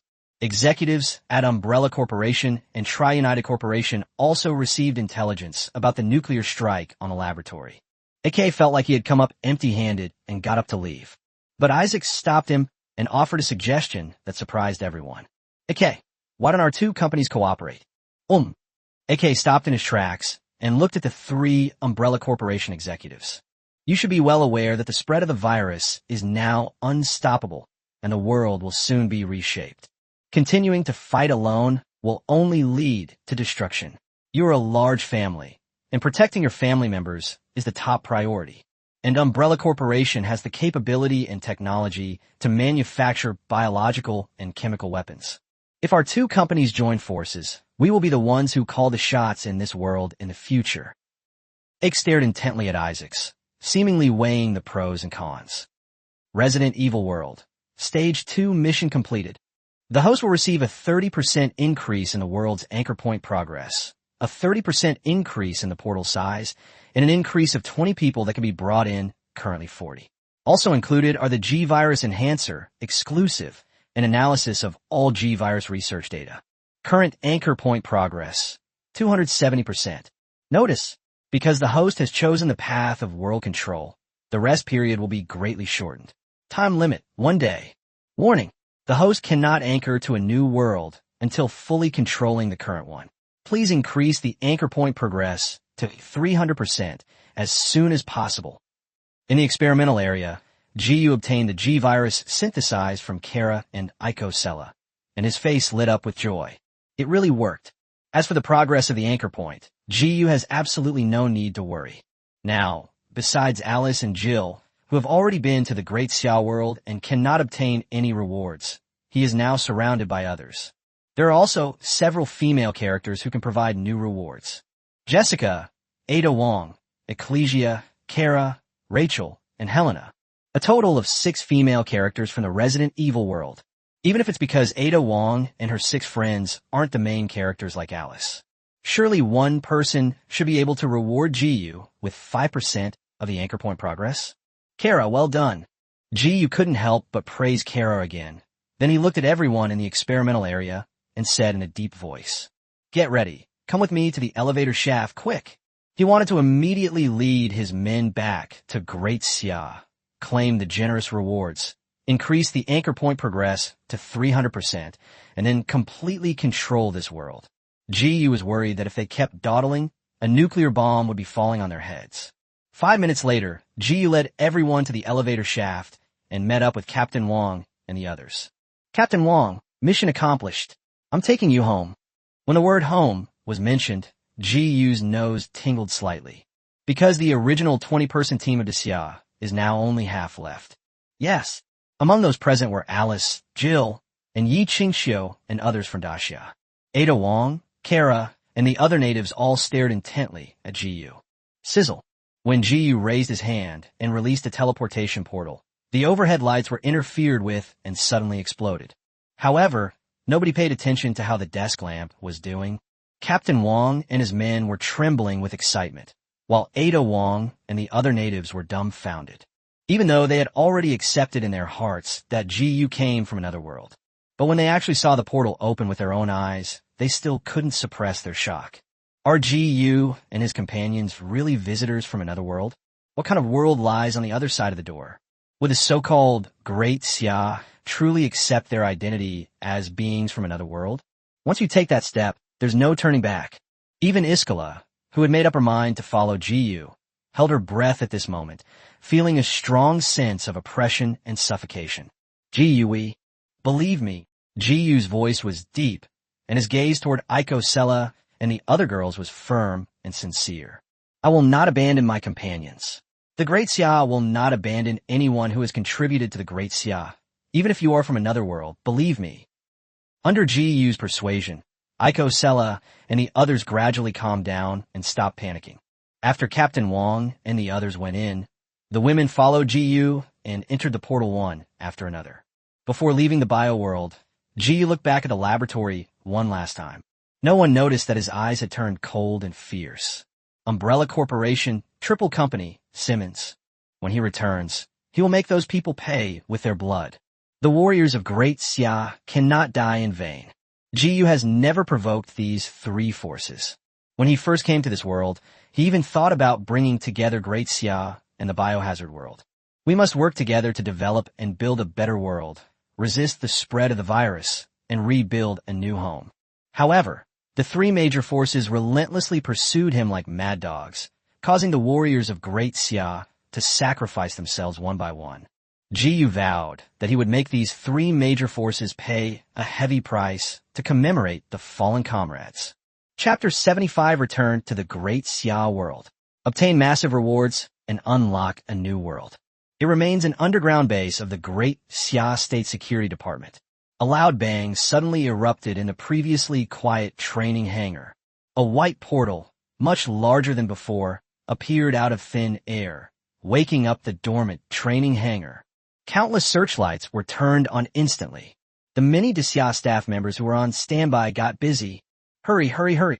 Team Leader Gu is coming back. Notify Commander Zhang. Notify Minister Li. Notify Dean Zhao. The entire national security base resembled a colossal beast awakening from its slumber. This time, no machine guns were aimed at the portal, because everyone knows that only Gu can open the portal. At this moment, every staff member in the base had an expression of barely suppressed excitement and anticipation on their face. Commander Zhang rushed to the scene, and even tripped and fell halfway there because he was in a hurry. He knew very well that the reopening of the portal meant that Gu had completed the main quest. This also means that Gu did not suffer a complete defeat in the biohazard world after choosing the hell difficulty. Xiao Li, quickly tell the Central Committee this good news, and tell the leaders. No sooner had Commander Zhang finished speaking than Minister Li rushed in and roared. Logistics team, get ready. Gu and his team are on a very dangerous mission this time. Don't be careless. Dean Zhao also rushed over immediately after receiving the news, even losing one of his shoes in the process. Analysis team, tell me quickly, how long have Gu and the others been gone? Report, 12 hours, 31 minutes, and 17 seconds more than one day. Excellent, excellent. That's wonderful. Gu is a hero of Great Xia. Under everyone's expectant gaze, Captain Wang was the first to stride out of the teleportation portal. Seeing Captain Wang's disheveled appearance and the minor injuries all over his body, the joyful expressions on Commander Zhang and the others' faces changed. Even Captain Wang, who was in charge of the operation, looked like this. It's easy to imagine how fierce the battle was for Gu and the others. It's very possible some comrades have sacrificed themselves in the biohazard world. Reporting to the commander, we have successfully completed our mission. After Captain Wang came out, he saluted everyone in the hangar. Despite being extremely tired, he still did not choose to sit down and rest. Instead, he forced himself to turn around and pulled each of his teammates out of the portal. The staff of Daxia, who had initially been full of excitement, gradually became serious, because every super soldier who returned to Great Xia was covered in wounds. First, the soldiers' group was reduced by nearly half. Next were Yi Qingxiu and 2 other members of the research team. Finally, Alice and other characters from the otherworldly storyline walked out of the portal one after another. Did the engineering and coordination teams all perish? The hangar fell into a deathly silence. They saw not only Alice and Jill, but also a group of female characters who were visiting Great Xia for the first time. Ada Wong, Jessica, Ecclesia, Kara, Rachel, and Helena. The last person to step forward was naturally Gu, the core of the rectification team. When Gu set foot on the land of the Great Xia world, he let out a heavy sigh. He ignored the various system notifications and instead walked slowly to Commander Zhang and the other 2 leaders, reporting in a deep voice. Reporting to the commander, mission accomplished. 20 men were expected, 10 men present. The engineering team and the support team members have all been killed. Commander Zhang looked at the young man, who had become somewhat weathered and quieter, and nodded slightly, answering solemnly. Well done, Gu. Their sacrifice was worthwhile. Great Xia will never forget your contributions. As he spoke, Commander Zhang raised his hand and patted Ji Yu on the shoulder, expressing his approval. He then looked at everyone who had returned, including Alice and her companions from the bio-world. The party and the people will forever remember everything you have done for the Great Xia. At this moment, no one was in a hurry to ask about Ji Yu's gains in the biohazard world, because anyone could see that Ji Yu and his group had definitely gone through an extremely difficult battle. It took enormous sacrifices and costs to complete this mission. Ji Yu, you guys should get some rest. The logistics staff will take care of the rest. Only then could Ji Yu finally breathe a sigh of relief and begin to organize his various gains and rewards. Alert! Detected that the host has taken away 6 characters from the Resident Evil world. Ada Wong, Jessica, Iskala, Kara, Rachel, and Helena, and plundered a portion of the world's destiny. The host is rewarded with 55%. 15 plus 10 plus 10 plus 10 plus 5 plus 5 is equal to 55.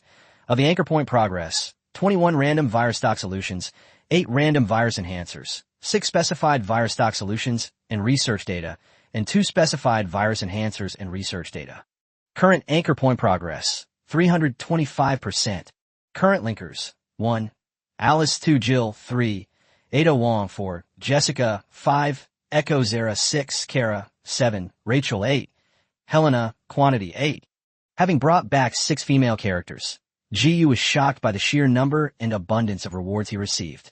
Moreover, in addition to various rewards, Ji Yu's anchor point progress successfully exceeded 300%.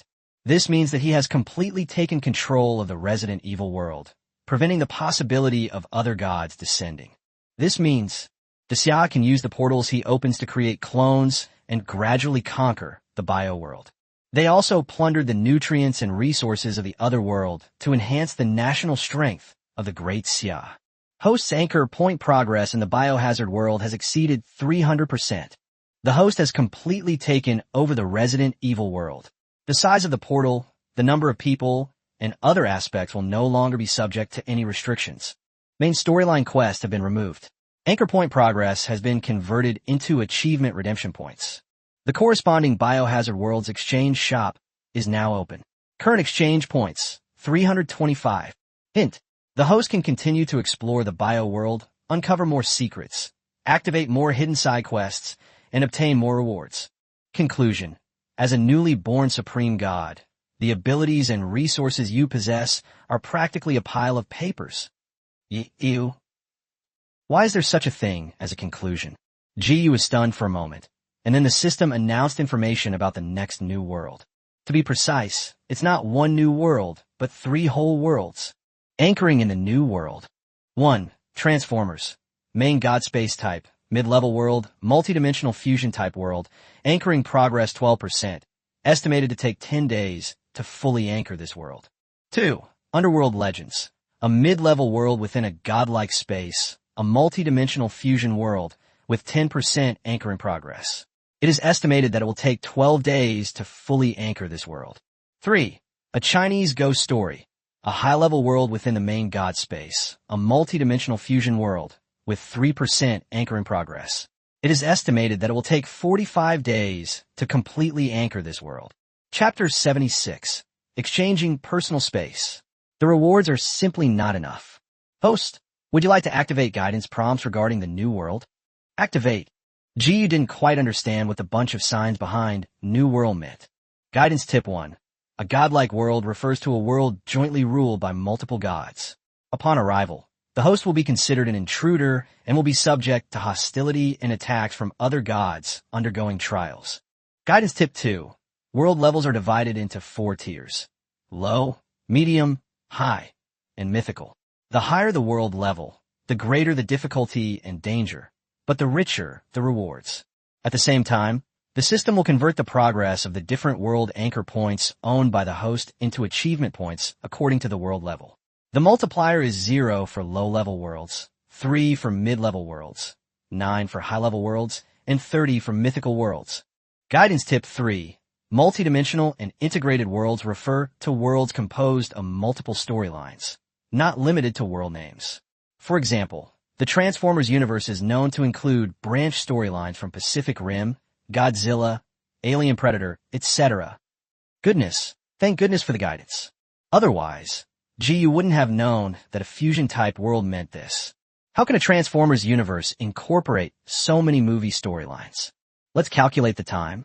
My next world won't be here for at least another 10 days. Realizing this, Jiu immediately found a chair, sat down, ate his boxed lunch, and gave commands to the system. System, open the shop. Let me see what I can redeem. The shop Biohazard World is now open. Yeah, they're all useless stuff. Although you had some idea of what was valuable in the bio world, the only things that mattered were the viruses and enhancers. But after seeing the pile of garbage with his own eyes, Jiu was still somewhat disappointed. Random viral stock solution and serum, valued at 5 achievement points. Random virus enhancer, 15 achievement points. 10 achievement points for specifying the original virus solution and serum, with accompanying research data. Designated virus enhancer, with accompanying research materials, 30 achievement points. Personal space, 10 by 10 by 10 volume, 150 achievement points. For every 50 achievement points paid, the personal space volume will increase by 50%. The only thing that really appealed to Jiu was this personal space. No rush. Let's draw those random rewards first. Upon returning to Great Xia, Jiu's first consideration was, she enhanced the strength of Ada Wong and the others she brought back from the Resident Evil world. This way, he can better prepare for the challenges of the next new world. Secondly, Jiu wants to take advantage of the remaining time to rest and lead the Great Xia to completely conquer the bio world. We must at least establish a solid foundation and bridgehead in the bio world. By the way, get revenge. System, draw a prize. Congratulations, host. You have obtained the V-Virus stock solution. Congratulations, host. A total of 21 random virus samples gave Jiu access to all types of viruses in the Resident Evil world. This was within his expectations. After all, quantitative change can lead to qualitative change. What Jiu really cared about was the random extraction of virus enhancers. Let's continue the lucky draw. Congratulations, host. You have obtained the T-Virus Enhancer, exclusive. Congratulations, host. After a series of draws, Jiu successfully obtained 8 doses of virus enhancer. There are 2 samples of C-Virus, Pupa, 2 samples of V-Virus, Veronica, and 1 each of T-Virus, Tyrant, B-Virus, Abyss, a virus, Beast, and P-Virus, Fear. Including the G-Virus and O-Virus enhancers that Jiu already had. The only thing he lacked was the enhancer for the progenitor virus. Good. However, the quantity is not enough. Jiu's idea was that it would be best to have each of the 8 female guard around him, including Alice, integrate more than 2 viruses. To raise their strength to a level exceeding 100 threat points, 16 to 24 doses of virus enhancer would be needed. It's important to know that the world Jiu is about to visit is at least at the mid-level. Even with his current strength, he might not be enough to handle it, let alone Alice and the others. Alas, the task ahead is arduous and the road is long. Jiu did some quick mental calculations. Half of the 300-plus achievement points were gone when redeeming a personal space. Use the remaining achievement points to redeem a dozen or so random virus enhancers. It seems we can only barely gather 24 portions of resources to help the women improve their abilities. Being a Pokemon trainer isn't easy. Jiu suddenly realized that the various rewards and resources he had just acquired were about to disappear before he could even enjoy them, and they weren't even enough to last him long. System, spend 150 achievement points to exchange for a personal space. Personal space is really important. 1,000 cubic meters can hold a lot of things, such as the various virus stock solutions and enhancers that Jiu won in the lottery. 150 achievement points deducted. Personal space successfully redeemed. Remaining achievements, 175 points. Jiu planned to use all the remaining achievement points to exchange for random virus enhancers. Try to strengthen everyone around you, so that their threat level is at least over 100 points. Tongzi, exchange for 11 random virus enhancers. Deduct 165 achievement points, redeemable for 11 random virus enhancers. Remaining achievements, 10 points. That's all. There's absolutely nothing left. We've been completely drained, including the 10 virus enhancers that Jiu currently possesses, and the 2 designated virus enhancers that he hasn't drawn yet. He is still 5 achievement points away from collecting 24 virus enhancers. This is difficult. Yi. Just as Ji was feeling troubled, Commander Zhang had finished listening to Captain Wang's report and came to his side. Take your people back and get some rest. Get some sleep, and we'll make further arrangements after you wake up. Ji thought so too. He also planned to tell Commander Zhang about the changes to the portal and the many new pieces of information he had obtained at the meeting tomorrow. It should be noted that Commander Zhang and the others were unaware that Ji had now completely taken control of the bio-world. The Great Xia side still believed that Ji had only completed the second phase of the main quest and entered a period of rest. Because Ji never explicitly mentioned that bringing back female characters from another world would grant him anchor point progress and rewards. It wasn't that he deliberately hid it from the Xia, but rather that no one had asked him about it. Ji planned to tell Commander Zhang the good news at the meeting tomorrow. Today, he should rest well first. He's really too tired. After Commander Zhang finished speaking, he glanced at Alice and the others gathered around Ji and gave a meaningful reminder. Ji, you must take good care of your health. Don't overwork yourself. It's better for young people to be more moderate. What does that mean? Chapter 77 New Orders. Protect Ji at all costs. Ji was stunned. Before he could ask any further questions, Commander Zhang turned and left. Minister Li had already come over with several identity files and documents.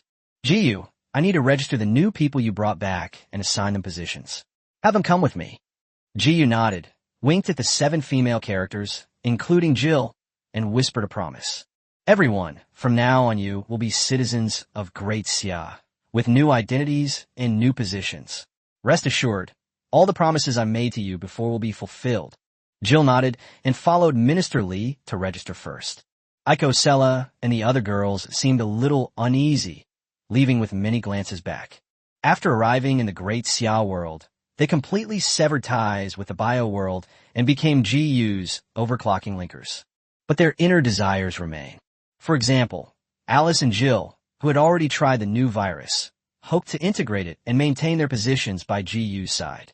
Jessica and Ada Wong want to fuse with the virus to become stronger and become powerful like Alice and Jill.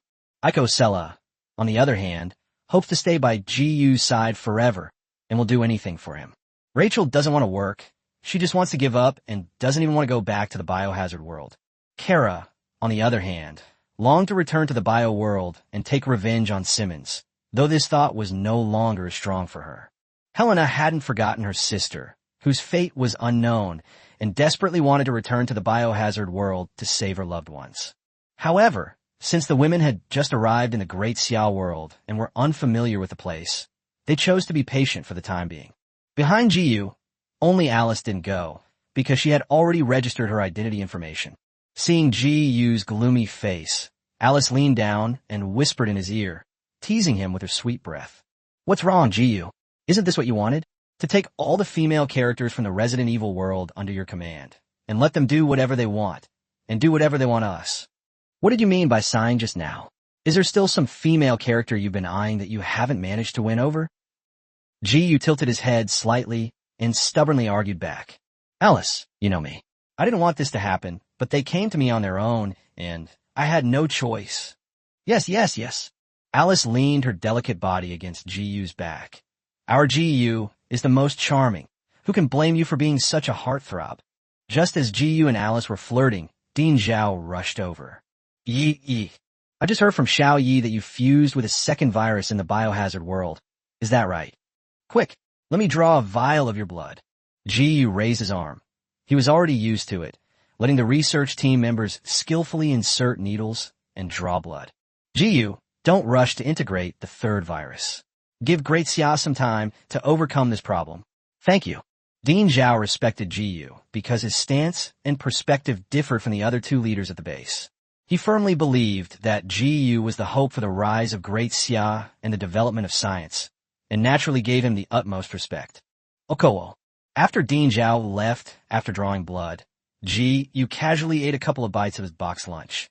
After all the women, including Jill, had registered their identity information and returned to his side. GU then took the girls to the cafeteria for a meal and arranged for them to stay in the dormitory next to Alice's. As for GU, he no longer has a dormitory. Or perhaps, because there weren't enough rooms, he voluntarily gave up his room to Anton Gill and the others. Jiyu moved directly into Alice's dormitory and even took a unique hot shower. In the conference room at the base, Commander Zhang, Minister Li, Dean Zhao, and other high-ranking officials of Daxiao worked overtime overnight to hold a meeting to discuss the next steps. Everyone, we all know that Jiyu has chosen the path of controlling the bio-world. According to the analysis team's calculations, he is currently at least 40% short of the anchor point progress before he can reach 300%. Captain Wang reported to me that the U.S. military in the biohazard world has taken notice of them. Not only did they send in tens of thousands of National Guard troops, they even dropped a nuclear bomb. I predict that the next time Jiyu leads a team into the biohazard world, they will directly face an attack from the U.S. military, Umbrella Corporation, and other major forces. Therefore, the situation is extremely serious for us. Minister Li presented the intelligence that the Xia possessed in a clear and organized manner. Commander Zhang then stated calmly, "The Central Committee has issued a new order, instructing us to fully cooperate with Jiyu's actions and spare no effort to help him completely control the bio-world. I will select top soldiers from various military regions to protect Jiyu. Jiyu has increased the number of people entering the bio-world by 20.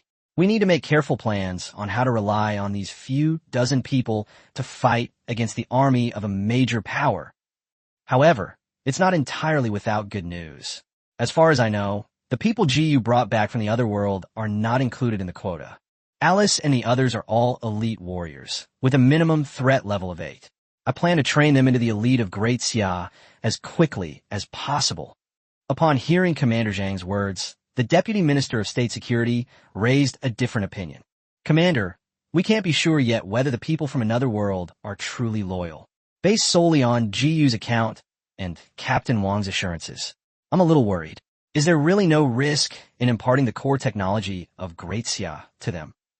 Jiyu's overclocking link skill had such a magical effect that no matter how he explained it, even the higher-ups in Daxia found it difficult to fully trust them. Actually, at first, Captain Wang didn't really believe it either. It wasn't until he saw with his own eyes Jiyu and Alice fighting side by side that he understood. Captain Wang finally believed Jiyu's explanation and began to sympathize with Alice and the other woman. "We have no other choice." Commander Zhang's expression was stern. "Everything must prioritize Jiyu's safety. We cannot lower Jiyu's security level over such a trivial matter." I suggest you take a look at Captain Wang's report. During this operation, Jiyu faced many dangerous situations. Kill Weskier in Raccoon City, destroy the G-Matrix in the lab, and even withstand rocket-propelled grenades with your own body. We are facing global pressure and threats, and there is no room for the slightest negligence. When the base's high command heard Commander Zhang say that Jiyu had killed Weskier and the G-Mother, they had no idea what was going on. But when Commander Zhang said that Jiyu was able to withstand a rocket attack, everyone was stunned. To withstand a rocket attack with one's bare body. How could this be human? Even the Wolf Warrior movies wouldn't dare to film like this, right? Chapter 78, The Great Xia's investment and efforts have finally paid off. Dean Zhao, who had been looking down at the tablet computer, suddenly coughed and offered an explanation. "Gentlemen, you may not understand, but with Jiyu's current strength, it's nothing that he can withstand rocket attacks. What I find unbelievable is that he was able to kill Weskier and the G-Mother."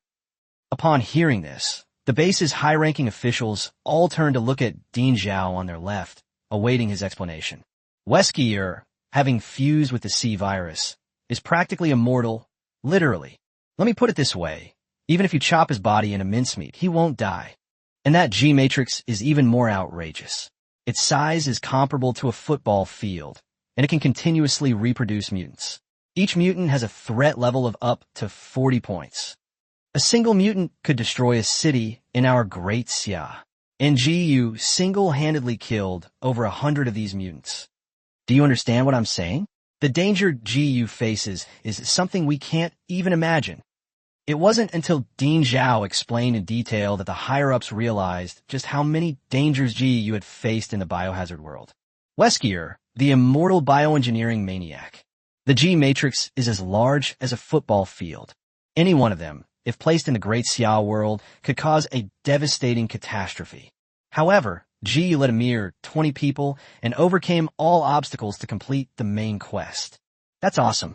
The base's high-ranking officials nodded in agreement, agreeing to increase the security level around GU. Indeed, if the biohazard world is so dangerous, teaching Alice and the others the technology of Great Xia doesn't seem like such a big deal. Old Zhang. At this moment, Dean Zhao seemed to have discovered something and stood up excitedly, exclaiming in surprise. The research department has the results from analyzing GU's blood. Oh, what's wrong? Dean Zhao widened his eyes and, without keeping everyone in suspense, stated his conclusion directly. We might actually be developing a gene enhancer. What? This surprised even the usually composed Commander Zhang.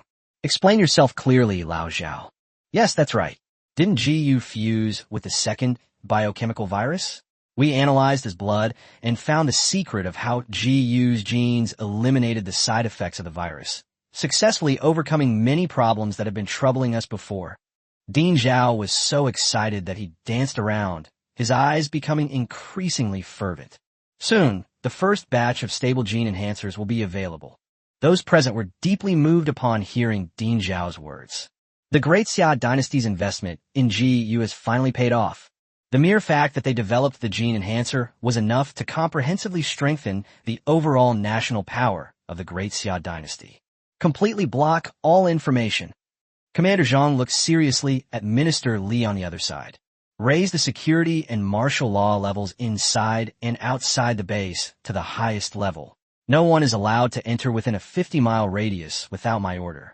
Arrest any suspicious persons on the spot and kill anyone who attempts to resist. Yes, the last 10 steps are the hardest for a 100-step journey. Commander Zhang knew very well that the closer they got to the final moment, the more cautious they needed to be. Now that the challenges of gene enhancers have been overcome, the next step is to conduct clinical trials and mass production. At such a critical time, if anyone loses their will or is blinded by self-interest, they could leak information and secrets. That would bring unimaginable and enormous losses to the Great Xia. Minister Li, you continue to chair this meeting. I'm going to the Central Committee to personally report this matter to the leaders. Yes. After the imposing Commander Zhang left, a series of barely suppressed whispers broke out in the conference room. I didn't expect to see results so quickly. What a windfall. With the gene enhancer, who will be our Great Xia's match in the future? The Great Xia will once again stand at the pinnacle of the world. Our goal is to conquer other worlds and explore the stars and the sea. All of this is thanks to GU's hard work and achievements. I suggest that GU's position and benefits be raised. Everyone he brought back should be promoted and receive a raise. With the help of GU's blood, the prototype of the gene enhancer was constructed in less than half a day. Dean Zhao brought in batches of animals, mainly primates, for clinical trials. Minister Li received Commander Zhang's order to once again mobilize elite soldiers from various military regions of Daxia on a large scale. Regarding family background, the screening is extremely strict. Even if a family member has traveled abroad, they are not considered. All sorts of the latest, yet-to-be-released technological equipment, along with batches of elites, have gathered at the base. Such a large-scale operation, no matter how perfectly concealed by the Great Xia side, still arouse suspicion from various countries. What is the Xia doing? Do you want to go to war? Consequently, a large number of spies entered the territory of Great Xia by various means, attempting to uncover the secrets that Great Xia was carrying out. Although the vast majority of spies were arrested or expelled by the National Security Bureau. However, some clues indicate that a top-level plan and operation is underway in the suburbs of Southern City in the Great Xia dynasty. It's unclear whether it's a scientific experiment or weapons development. In any case, it's shrouded in mystery. No wonder foreign spies were able to discover the approximate location of the national security base. It's clear that the Xia is placing far too much importance on GU and the base's security. The original single heavy combined arms brigade responsible for perimeter security has been replaced by a full 5 heavy combined arms brigades. The municipal party committee of the city next to the base even received an official document from the highest level. The city is strictly prohibited from developing suburbs near the national security base, and all villagers in the suburbs must be relocated to other places within 3 months. The resettlement fee was paid by the state. Each villager who was willing to leave received a large house of 200 square meters and a demolition compensation of 5 million yuan. The military even mobilized a large number of troops to plant trees on the base, in order to use various means to isolate themselves from foreign satellite surveillance. It can be said that the secrecy work has been taken to the extreme. Commander Zhang went to the capital alone to meet with the leader and told him about the situation and the good news he had learned. One reason is to obtain more resources and manpower support. On the other hand, it was also to inquire about the specific arrangements for GU and other aspects. Commander Zhang's idea was to establish a research and pharmaceutical company with a structure similar to that of an umbrella company. They also had GU come in for an interview to maintain a semblance of their former status. Otherwise, GU's continued disappearance is not a good thing. If foreign spies were to investigate thoroughly and uncover the truth about GU, it could easily expose the Great Xia's Nanchuman plan. Therefore, in order to prevent any unforeseen circumstances, GU needs to maintain his public identity. After all, no one would suspect an ordinary college student, right? Chapter 79 GU. Why are you running around like this? The commander agreed to Commander Zhang's proposed arrangement for GU's identity and also offered some new suggestions. For example, pay more attention to GU's life and don't interfere in his private life. The women GU brought back from another world must be treated equally, and so on. To put it bluntly, we need to ensure that GU remains firmly on the side of Great Xia on his path to godhood. The leader emphasized to Commander Zhang several times that the relationship between the Xia and GU was essentially one of cooperation, not one of superior and subordinate. GU sacrificed his life for the Great Xia, and the Great Xia must reward and repay him. The hero's fervent spirit must not be dampened. Commander Zhang agreed wholeheartedly. After receiving instructions from his superiors, he took a plane overnight and hurriedly returned to the National Security Base. The next morning, GU woke up from Jill's bed and stretched comfortably. Last night, after putting Alice to sleep, he reluctantly went to Jill's dormitory. No way. Jill said she had a cat that could do backflips and insisted that GU come and see it. As it turned out, when GU arrived, he discovered that the cat that could do backflips was actually Jill herself. Lying in bed, GU fell in a deep thought. The labs in the biohazard world have probably been destroyed by nuclear bombs. He will have a 10-day rest period before he can start exploring the next new world. GU will definitely have to go back to the biohazard world again to clean up the mess and make some people pay the price. While you're at it, uncover the hidden side quests in this bio world to earn even more rewards. There's nothing we can do about it. After all, GU, the Pokemon trainer from the God of War version, caught 8 new pocket monsters at once. These pets are all money-devouring monsters. Fortunately, this time, GU is no longer outnumbered. His teleportation portal created a clone that could be sent to an aircraft carrier, so he wasn't afraid of the American military at all. GU planned to rest for a few days in Daxia and help Alice and the others integrate at least 2 viruses to enhance their strength. He himself also needs to constantly become stronger in order to meet the challenges of a new world in the future. Just doing these things will take a day or 2. Once everything is ready, GU will lead a Great Xia army into the bio world and establish a bridgehead. Thinking of this, GU patted Jill's shoulder and said softly, "Jill, it's time to get up. Aren't you going to eat breakfast?" "Oh no, I'm already full." ? Jill not only refused to get out of bed herself, but she also clung to GU like an octopus, preventing him from getting up. "We have a meeting to attend. Get up quickly." GU was a little embarrassed. He was afraid that if Jill continued to dawdle, it would anger Icosala and the others, and in the end, he would be the one to suffer. It's important to understand that female characters from another world, once they become GU's overclocked linkers, will develop an uncontrollable and intense dependence on him. Yesterday, they had just arrived in Daxia and hadn't fully adapted to their new identities yet, but their mindset has probably changed completely by now. If we let Icosala and the others rush into the room, GU won't be able to get anything done all day. So, urged by GU, Jill reluctantly got up to wash up. GU quickly dressed, ran out of the dormitory without saying goodbye, and headed straight for the training hangar. We have no choice but to run, because he had already predicted, through his mysterious perception with the overclock linkers, that Icosala and the others were about to arrive on the battlefield. Training hangar. When GU walked in carrying a bag of Ruji ammo, Chinese hamburger, eating as he went, he saw 3 special operations squads whose uniforms were clearly different from the standard military uniforms of the Great Xia Army. Each team has a small number of people, only 20 or 30. The armbands on their arms bore the words Dragon Soaring, Tiger Warrior, and Wolf Fong, respectively. At this moment, the three special operations teams were lined up to receive Commander Zhang's instructions, each standing ramrod straight. Jiyu glanced at it curiously for a few moments, then found Captain Wang, who was wrapped in bandages, and went over to ask him. Captain Wang, who are those people? Captain Wang took the Rujiamo, Chinese hamburger, from Jiyu and explained with some emotion. They're special operations elites drawn from various military regions of Daxia. They're the bluest of the blue teams. Each of them is no weaker than us elite soldiers. Some of them are even former elite soldiers who have been recalled. The Central Committee personally named the three special operations teams Longxiang, Hubin, and Langia. They will be under your command from now on and will be able to supplement your combat forces at any time. How is it, Jiyu? Did you sleep well last night? Your floor of dorms was all emptied out, except for you and the woman you brought. Did you manage to work yourself to death? Huh? Jiyu gave an awkward laugh. It was clear that Captain Wang was in a very good mood after returning to Daxia. In the biohazard world, Captain Wang never smiles, let alone jokes, and always remains vigilant. Old Wang, when is the meeting? I have something very important to report to Commander Zhang. It should be soon. Captain Wang glanced at his watch, then seemed to remember something and said to Jiyu in a low, excited voice. Jiyu, there's great news from the research department.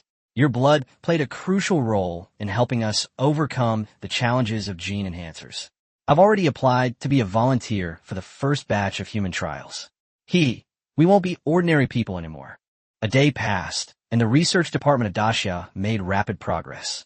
Clinical trials on animals have yielded excellent results, with minimal side effects and no risk of mutating into zombies. Upon hearing this, Jiyu is equally excited, as a native of Daxia and a young college student with ideals. Of course, he hopes that his motherland will become better and stronger. Really? Then I'll go take a look around the research area. Not long after Jiyu left, Ada Wong and a group of women, dressed in their finest attire, arrived at the training hangar. They sensed Jiyu's presence, but couldn't find him. So, using the overclocking link, they followed Jiyu to the research area. Upon seeing this, Captain Wong secretly clicked his tongue in amazement. Jiyu is quite tired. This kind of hardship is something that most men can't endure. It must be so painful to have so many foreign women chasing after you every day, asking for food and drink. Research area. Jiyu. Outside a laboratory, Jiyu, who was squatting down drinking soy milk, suddenly felt a chill run down his spine. He turned slightly and found Alice and the others standing behind him, completely surrounding him. Jiyu, what are you doing running around so early in the morning?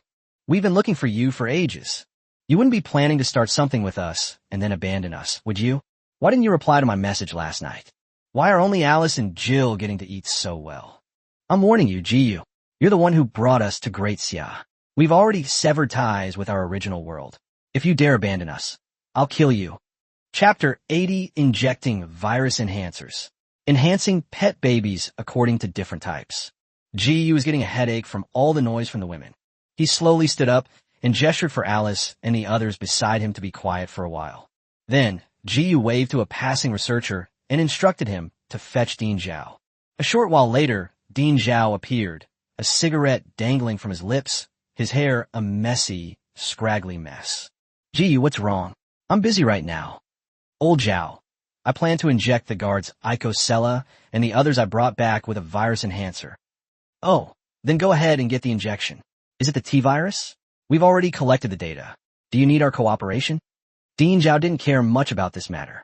One reason is that Jiyu's research value far exceeds that of Alice and others. Only his physique is that of a viral superhuman, possessing the code to overcome gene enhancers.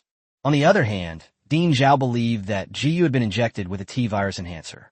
The Daxia Research Department has comprehensive data on this virus enhancer. No, old Zhao. Jiyu realized that Dean Zhao had misunderstood and quickly emphasized it. I also possess 8 different types of viral enhancers, and this time I'm not just going to inject my people with one type of viral enhancer, but at least 2. What? So suddenly? Dean Zhao was immediately stunned, not expecting Jiyu to go to such lengths. Ugh, Xiao Li is really something. He has to review everything. which has made our research department severely understaffed. Alright, you. I'll temporarily transfer Yi Qingqiu's team to you to record your people's physical data. The research on gene enhancers will be put on hold for now. Dean Zhao planned to continue developing gene enhancers after Yu led his team to the bio-world for the third time. No way. There are far too few researchers at the base. Minister Li's identity verification process was outrageously strict, eliminating 95% of the applicants. Many of the top scientists in Great Xia cannot pass the identity verification, resulting in the current research department having one person doing the work of 3. Good. Therefore, under Dean Zhao's arrangement, a large laboratory was urgently vacated. Alice and the others lined up and lay down on the experimental table. Yu had already decided last night what kind of enhancer he should inject Ada Wong and the others with. Furthermore, he exchanged 2 designated virus enhancers for the progenitor virus. He also used the 11 random virus enhancers he redeemed with achievement points to try and get them. So, Yu walked over to Ada Wong and took out the O virus enhancer from his personal space. Ada, bear with it. This is the Ouroboros virus, which is very suitable for your constitution. Ada Wong nodded nervously, letting Yu inject her with a virus enhancer. This isn't something Yu just made up off the top of his head. It's worth noting that in addition to the lottery reward of virus enhancers, he also receives random rewards of virus stock solution and research data. Yu spent a considerable amount of time and effort privately to better train Alice and the others. All viruses were categorized by characteristics, and detailed enhancement strategies were developed for each recruited female character. Just like Pokemon trainers, different Pokemon have different attributes, so they naturally need to be strengthened in different ways. Through Yu's research, he discovered that the 9 viruses in the bio world each had different effects. Among them, T-virus and progenitor virus, solar ladder, are comprehensive viruses, meaning they can improve in all aspects. In fact, neither Jill nor Alice's physical characteristics were suitable for early-stage fusion with the T-virus. Because Jill is an agile warrior, while Alice is a superpowered warrior. In addition to the 2 combined types of viruses, Yu also classified 4 other types. Power type virus, G virus, a virus, beastly. Agile viruses, O virus, Ouroboros, C virus, pupa. A psychotropic virus, specifically the P virus, fear.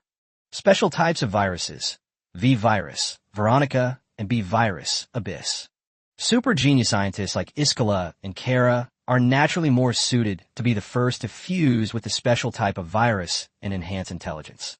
For superpowered individuals like Alice, it's best to first fuse with the P virus to enhance their telekinetic abilities. Jill, Rachel, and Ada Wong are clearly agile warriors. Jessica and Helena are typical power-type female warriors. After making these divisions, Yu knew how to strengthen Alice and the others around him. It's not that the future Alice girls can only fuse with a few compatible viruses, but can't fuse with other viruses from the biohazard world. The first virus to integrate and adapt can lay a good foundation and maximize its own advantages. For example, Helena. She possesses superhuman strength. By combining several viruses with power-enhancing agents, she can amplify her unique characteristics. In the future, even if Helena incorporates other types of viruses, Yu estimated that this wouldn't affect her growing strength. That's the gist of it. After injecting Ada with the O virus enhancer, Yu went to Jessica and the others and injected them with different types of virus enhancers. Jessica, injected with a virus enhancer. Icosala, injected with the V virus. Kara, injected with the B virus. Rachel, get injected with the C virus. Helena, inject the G virus. As Yu injected the virus enhancer into each of the 6 female characters one by one, each of them experienced similar symptoms to Jill's. Drowsiness, nausea, dizziness, etc. At this moment, Yi Qingqiu's research team and Dean Zhao were also in the laboratory, recording Jessica and others' physical data. This time, with his experience, Dean Zhao prepared all the known testing equipment. They will strive not to miss any tiny changes in Ada Wong and the others' bodies. Report. Jessica's vital signs are rapidly improving. Report. Iskara's vital signs haven't changed much, but her blood seems to have undergone some unknown mutation. It's extremely destructive. Report. Helena. Her heart rate, blood flow, metabolism, and everything else have skyrocketed. My God, this is incredible. The one who changed the most was naturally Helena. Sister Jean was born with superhuman strength, and she was further enhanced by the G virus, which amplifies her power. The combination of the two resulted in a terrifying boost that shocked all the scientific researchers in the Great Xia dynasty. In terms of threat level, Helena's threat level increased by a full 10 points shortly after she received the virus enhancer. This is just the beginning. As time goes on, Helena's improvement will become increasingly terrifying. There's even a chance it could surpass Alice. It's not impossible. Chapter 81 GU's importance far exceeds our expectations and needs to be further enhanced. It's important to know that GU and Alice are completely exceptional cases. They didn't receive any viral enhancers. They received the original viral fluid, and the fusion speed was astonishingly fast. Normally, it should be like Jill's, which requires more than an hour to fuse. Therefore, it is quite astonishing that Helena increased her threat level by 10 points immediately after merging with the virus. However, at this moment, Dean Zhao did not pay any attention to the fusion data of Ada Wong and others. He looked at the tablet in his hand, his face first filled with doubt, then gradually turning into disbelief. Finally, Dean Zhao suddenly raised his head and stared intently at GU with a look of shock mixed with a hint of fear. This fear wasn't of GU, but rather awe of the unknown. So this is how GU transformed a character from another world? It's amazing. It's incredible. It's so mysterious and terrifying. Thanks to the advanced technology of Daxia and the thorough preparations made by Dean Zhao, the detection reached the minute cellular level. Therefore, through the data and changes from various instruments, he finally learned how GU had transformed Alice and others. It should be noted that GU had indeed entrusted the virus enhancer to the Great Xia Research Department for research. After completing his research, Dean Zhao determined that this enhancer had a gene mutation rate and mortality rate of over 99.9999%. In other words, only one lucky person out of hundreds of millions of people might emerge, like Weskier. Furthermore, even lucky individuals like Weskier, who fused with the virus, could not escape the fate of becoming monsters. The side effects of the enhancer are still unimaginably severe.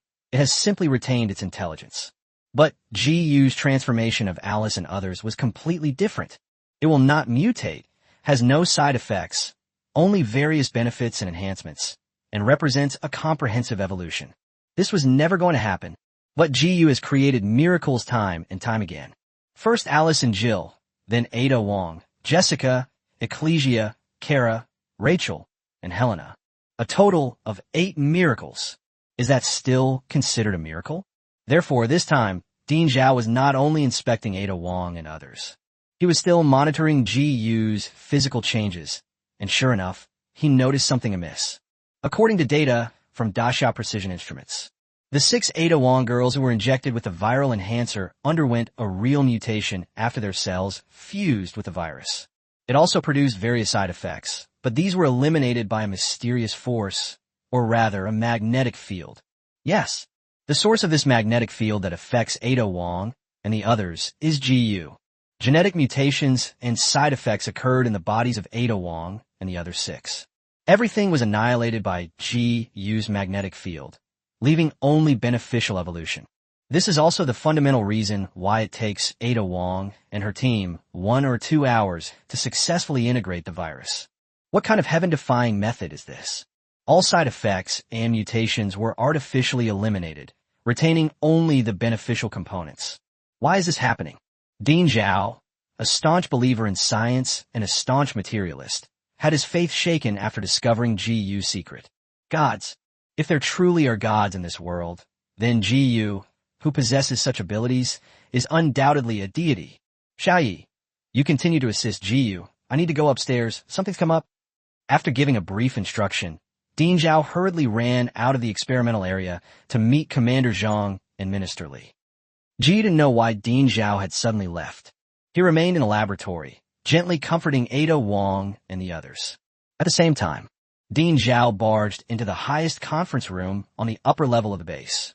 Commander Zhang and Minister Li were watching the situation in the laboratory in real time on a large screen. Old Zhao, didn't we say the meeting was at this time? Why are you? Before Minister Li could finish speaking, Dean Zhao rudely interrupted him. None of those things matter. Forehead. Commander, Minister, I'm absolutely certain that GU is a god. 100% certain. Is the old man having another fit of madness? Minister Li looked completely bewildered, while Commander Zhang calmly gestured for Dean Zhao to sit down and explain. Don't rush, old Zhao. What secret have you uncovered this time? Listen to me. Dean Zhao, spitting as he spoke, recounted all his recent discoveries. Commander Zhang and Minister Li were deeply shaken, their expressions shifting rapidly like a dye vat. GU possesses a mysterious magnetic field that can influence characters brought back from another world. Honestly, the two big shots didn't quite understand what exactly they meant by those words. Old Zhao, what is your conclusion? Dean Zhao had calmed down considerably by this point. He noticed that his two colleagues looked like they didn't quite understand, so he spoke in a deep voice. What I mean is, GU is extremely important. We know that. Anything else? GU is very important to the Great Xia dynasty. Does this need to be emphasized again and again? Who doesn't know that? No, you don't understand. GU's importance far exceeds our imagination. We previously only regarded GU as a medium and opportunity to connect with another world, and we assigned him the level of minister. In my opinion, this level needs to be raised to the highest level. Highest? The highest level in the Great Xia dynasty. Hiss. Upon hearing this, Commander Zhang and Minister Li exchanged a shocked glance. They couldn't make this decision because there was only one person in the Great Xia dynasty who could make it. What does the highest level mean? The three people in the meeting room all knew very well. When it comes to the critical moment, the three of them would even have to die for GU, without the slightest hesitation. The heavy combined arms brigades outside the base must protect GU at all costs, even if the price is the destruction of several cities in the Great Xia dynasty. At GU's command, all levels of the Xia kingdom must carry out all his orders without any compromise. This is the embodiment of the highest level of treatment. Dean, we can't make this decision. After a moment of contemplation, Commander Zhang spoke slowly and solemnly. Minister Li, you need to keep the news under wraps. Everyone who participated in this virus injection experiment today must be closely monitored. I don't want a single word of data to leak out, understand? Yes. Commander Zhang then took a deep breath, pressed a button on his earpiece, and whispered a few words. Soon, a video call connected to the base's encrypted channel, and the figure of a kind old man appeared on the large screen. Greetings, Commander. All three people in the conference room stood up. What's wrong? Why are you suddenly looking for me? The old man maintained a smile throughout, calmly observing the three of them. Chapter 82 witnesses the birth of one perfect virus host after another under GU's hands. Dean Zhao knew what Commander Zhang meant by contacting the bigwigs. He quickly produced various data and repeated what he had said earlier to the big boss. The bigwig in the video call didn't show much change in expression. He nodded slightly only after Dean Zhao finished speaking. So that's how it is. GU's abilities are really that amazing? I'm finally relieved now. Since the otherworldly people he brought back were affected by the magnetic field, it means their loyalty can be guaranteed. Since that's the case, let's raise GU's level. But don't tell him directly. Let's just do it without saying anything. Young people shouldn't be too complacent. It's enough that we know. Commander Zhang, let's proceed with the plan we discussed yesterday. From now on, any otherworldly beings brought back by GU will no longer need identity verification. They will be directly granted the identity of the Great Xia. Minister Li, I need to ensure that the security and confidentiality of the base are foolproof. Recently, foreign spies have become increasingly arrogant. My order to you is that there is no upper limit. Anyone who dares to threaten Great Xia, arrest them without reporting. Dean Zhao, you continue to cooperate with GU in virus experiments. It's graduation season now, so you can take some time to go to the Seven Sons of National Defense University to select people. Whoever you like, bring them back and train them. Yes, although the big shot didn't say it explicitly, but Commander Zhang and the other two knew that this meant they had agreed to Dean Zhao's proposal and request. From this moment on, GU's importance level has been further elevated. After the communication ended, the large screen went dark, and the connection was disconnected. Commander Zhang and the other two finally breathed a sigh of relief and sat down. Commander, Dean Zhao gave a wry smile. I used to think that Great Xia was full of talented people and had no shortage of manpower, but now I feel that we are short of usable talent. Dean Zhao's deliberate complaints were actually a way of pointing out that Minister Li's review standards were too strict. Now, Jiyu's importance level has been raised again. This means that the elites and talents in the base must be replenished quickly. Minister Li simply shrugged and said indifferently, I had no choice. We couldn't let spies in, could we? The identity checks will only get stricter in the future, and we won't allow for the slightest mistake.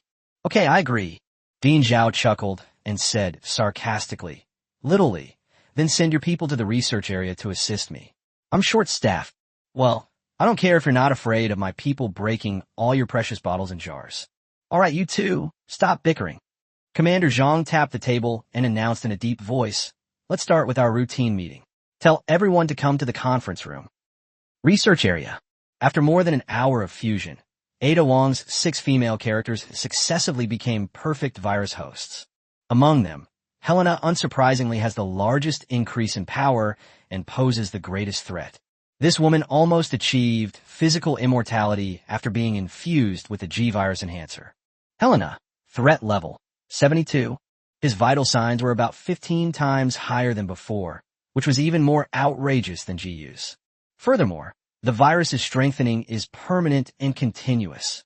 As time goes by, Helena and the others will only become stronger, continuing their slow and steady evolution. As for the other female characters, Ada Wong, threat level, 49. Overall vital signs improved by 8 times. Jessica, threat level, 47.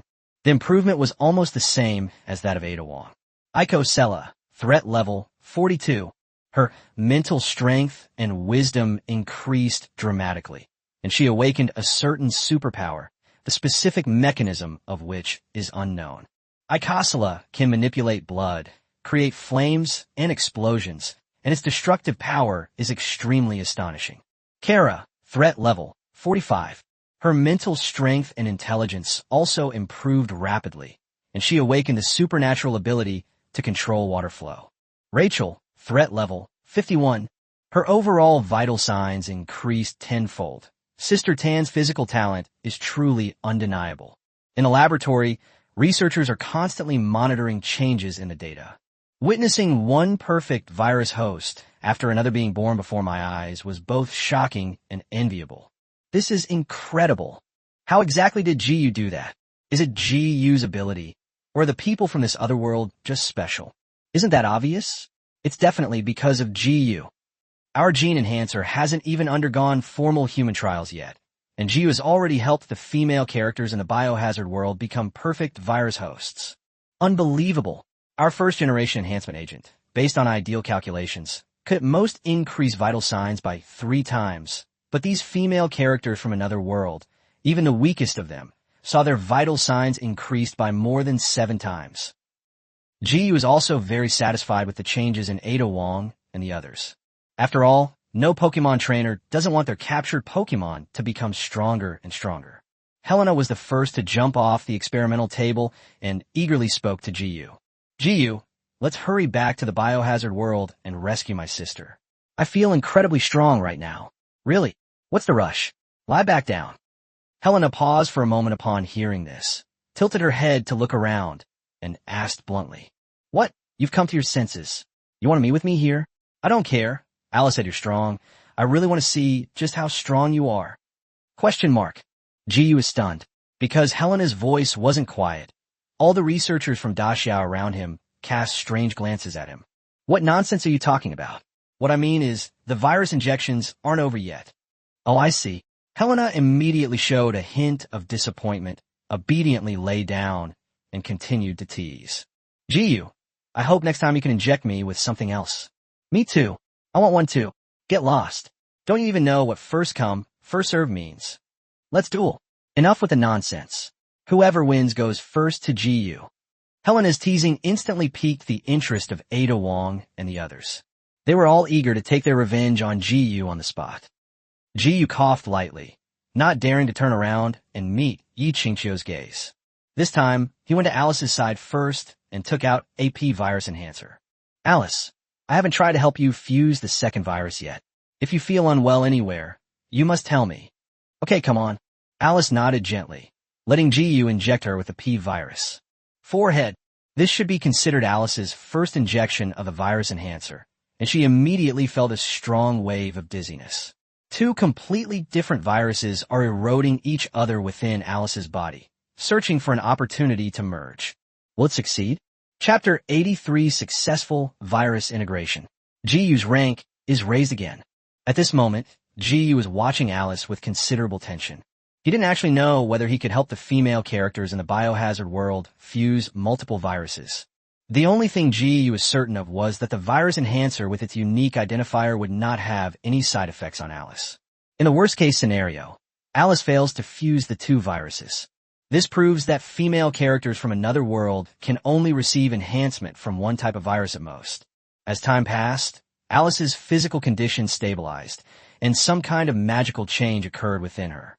As it turns out, the overclocking link technology is truly amazing. Yi Qingqiu, who had been paying close attention to the instrument data, suddenly shouted to GU. GU, Alice has succeeded. The two viruses in her body have begun to fuse. As soon as Yi Qingqiu finished speaking, the researchers reported Alice's various data one after another. Report. Alice's brainwave activity has increased from 31 times to 45 times in a short period of time, and it's still increasing rapidly. Team leader, we've upgraded the instrument specifications and detected that Alice's mental frequency fluctuations are 130 times that of an ordinary person. Report. Alice's vital signs have also been enhanced, increasing from 7 times to 10 times. The fusion and enhancement speed of the second type of virus is much faster and more intense than the fusion of a single virus. Within just 10 minutes, Alice's various data points calmed down and became relatively stable. Her brainwave activity level was 55 times that of an average person. The fluctuation of mental frequency reached a terrifying 150 times. Based on comprehensive vital signs, the level reached approximately 11 times.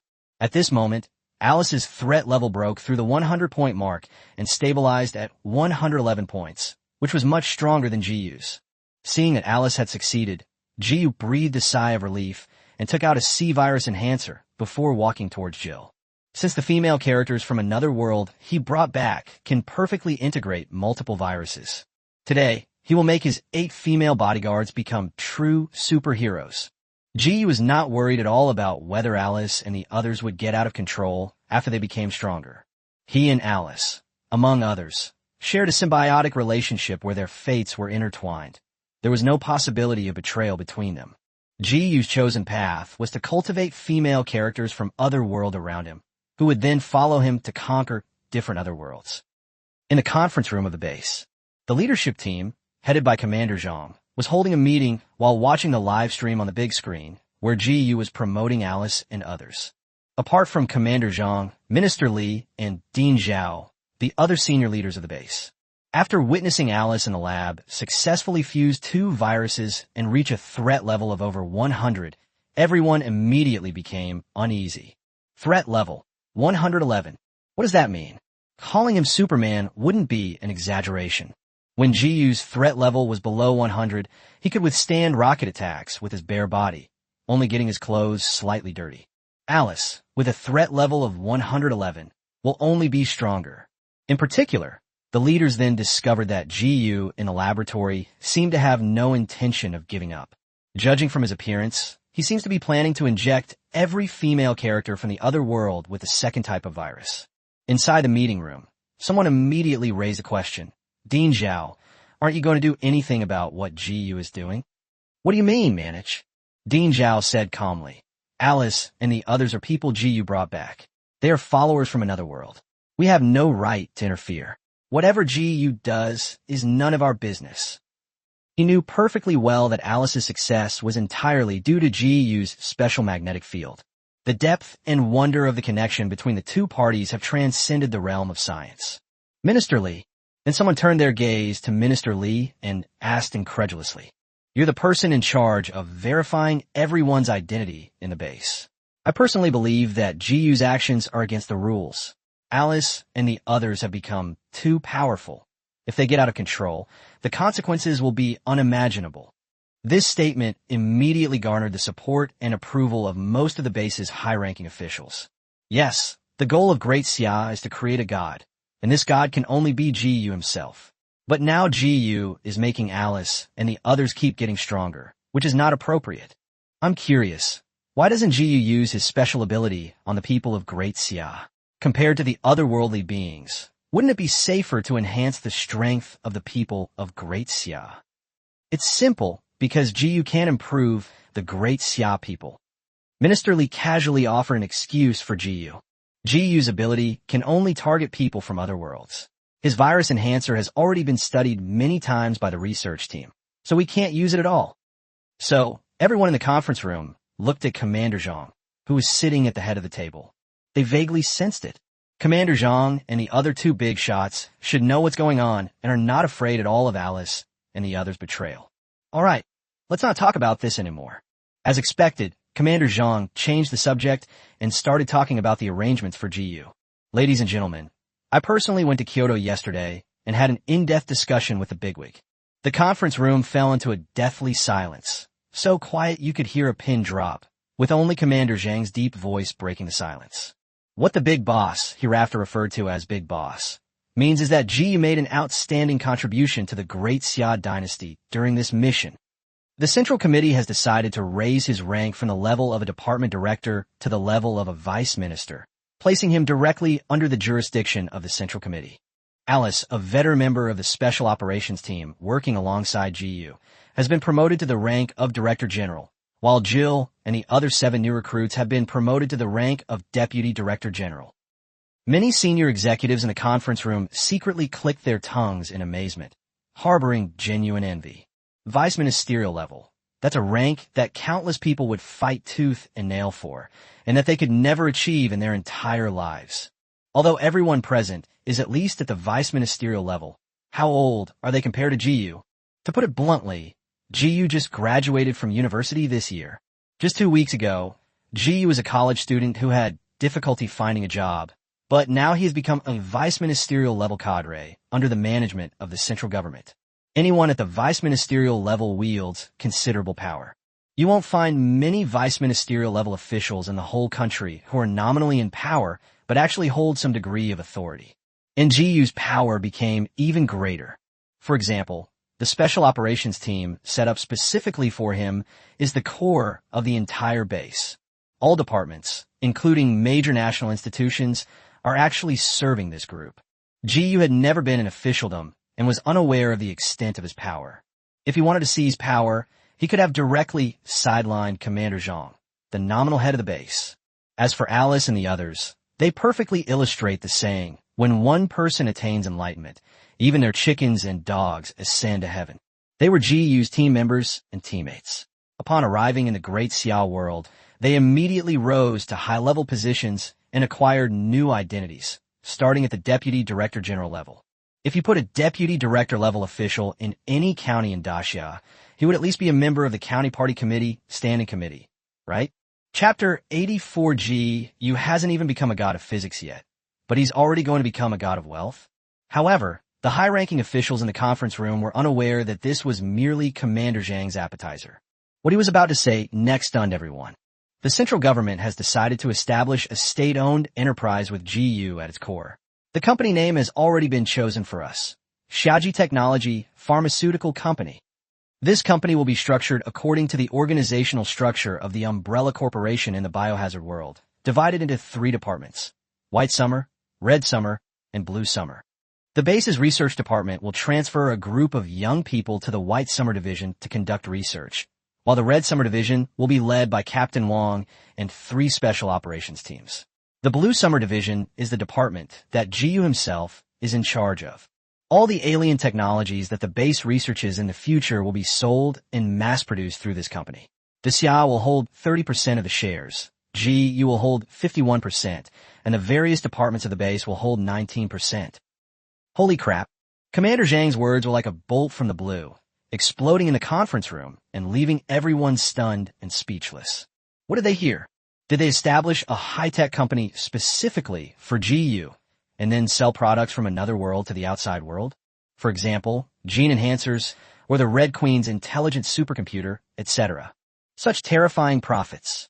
It's no exaggeration to say, even if you only own 0.01% of this company, its future value will far surpass the combined value of the world's top 100 companies. And GU alone owns 51% of the shares. This means that GU received the lion's share of the rewards from the Great Xia's conquest and development of the other world. Perhaps GU is still young and doesn't understand how incredible this company is. But none of the high-ranking officials present were unaware of this. First, gene enhancers will be officially launched soon. Before mass production and iteration, the first-generation enhancer could probably sell for at least 1 million units. There are plenty of wealthy people in the world. Would they care about a mere million? Once it's proven that the virus enhancer is effective, people will buy it like crazy. Secondly, based on the various high-tech intelligent products developed by the Red Queen, this company will also handle the sales, generating profits that are impossible to calculate. Finally, the base's research department, based on the viruses in the bio world, is able to develop effective drugs to treat countless incurable diseases. This is all money. GU is rather simple-minded. He is always only focused on gene enhancers. Unbeknownst to many, the research department has already developed several effective drugs. As the head of the research department, Ding Zhao didn't care much about these minor byproducts. In reality, each of those miracle drugs represents an inexhaustible source of wealth. And these were merely the first world GU had ever experienced. In the future, GU will lead the Great Xia to conquer one world after another. His technology company will produce countless different products from another world. Each one can bring unimaginable shock to the world, and it is also an absolutely monopolistic product with no other counterparts. Goodness, GU himself hasn't even become a god of physics yet, but he's already going to become a god of financial wealth. Who can hold their tongue like that? Of course, even if you can't hold it in, you have to, because these are the orders of the Great Xia's leaders, and no one can disobey them. After Commander Zhang finished speaking, the senior executives in the conference room exchanged glances, all seeing the same signal and thought in each other's eyes. Make sure that your descendants who have passed the identity verification join GU's company. They couldn't get into Lanxia's department. That was GU's private territory. Even the more peripheral departments like Red Summer and White Summer, and even the more peripheral ones like Human Resources and Sales, are all places that people are desperate to get into.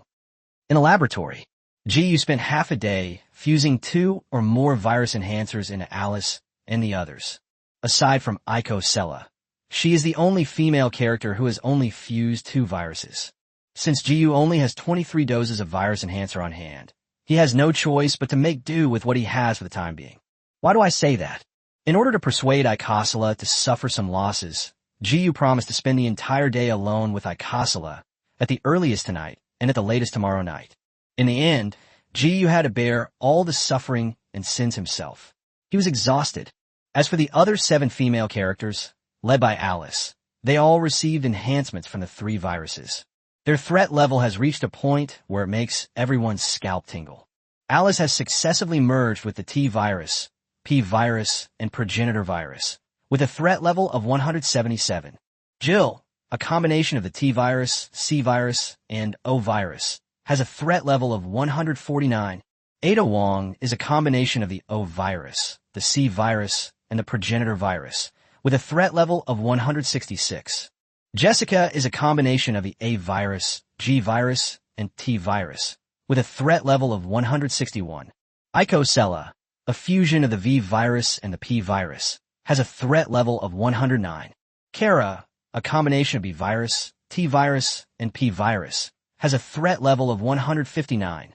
Rachel is a combination of the C virus, O virus, and G virus, with a threat level of 167. Helena, a fusion of the G virus, a virus, and progenitor virus, has a threat level of 188. The strongest in terms of statistics is Helena. This woman's base stats are incredibly strong, and with the best enhancements, she's even a step above Alice. However, if it really comes down to a fight, Alice is still the strongest.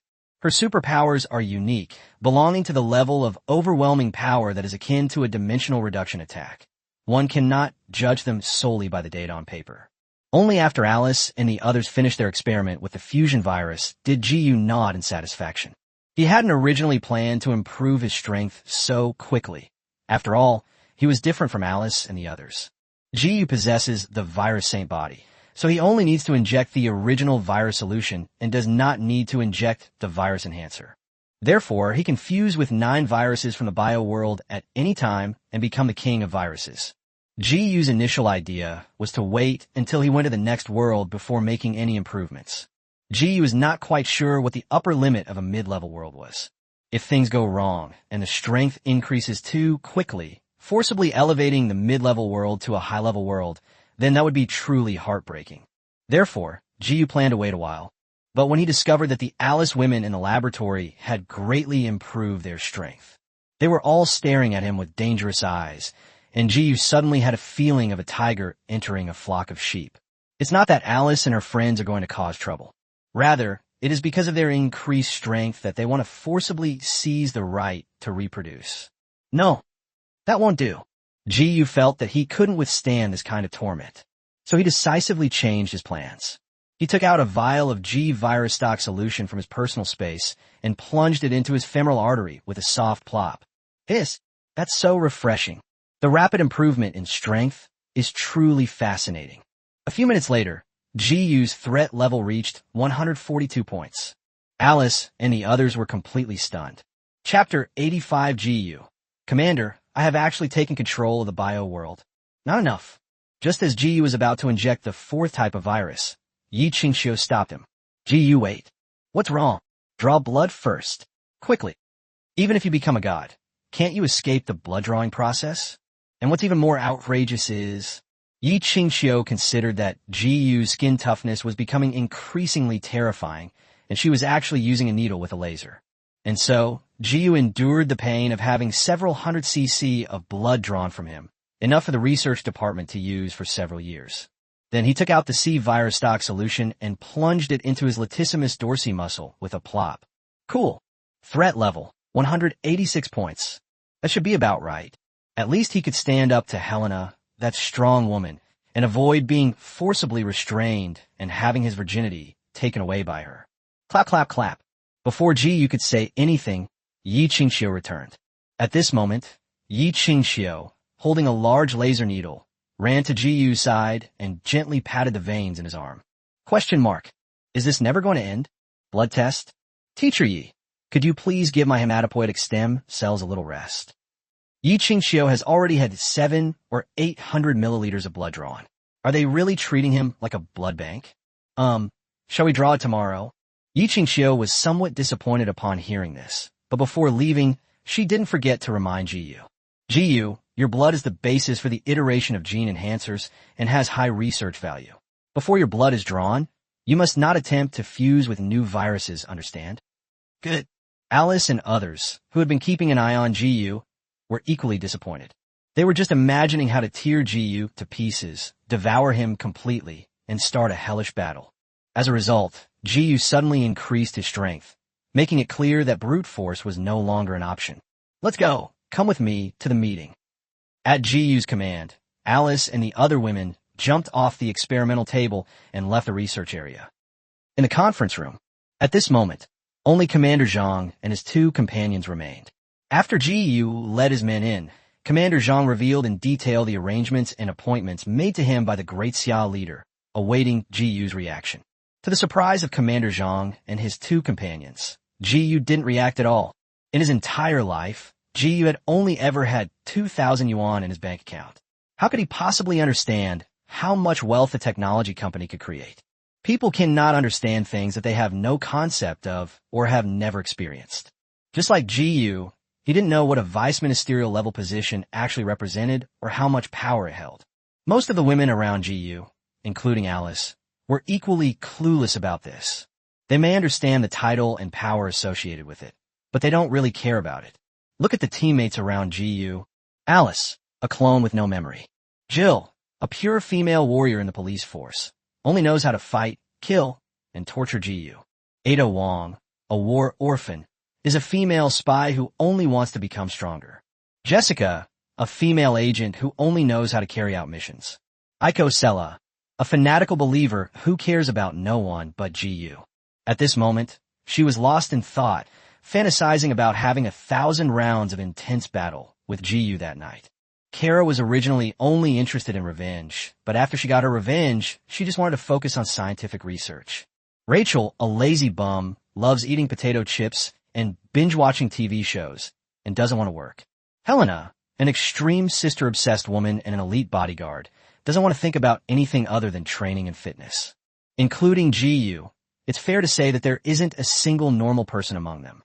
For most people, the power and wealth that require a lifetime of effort and pursuit are something that Jiyu and his group have absolutely no concept of. Oh, I see. Jiyu nodded calmly, his eyes as clear as those of a contemporary college student. Commander, please thank the big boss for me. I will make even greater contributions to Great Xia. This kid probably doesn't understand how much power a vice ministerial level official has, or what it means to own 51% of the shares in new company. Commander Zhang and Minister Li exchanged a glance, both seeing a hint of speechlessness, but also a touch of relief in each other's eyes.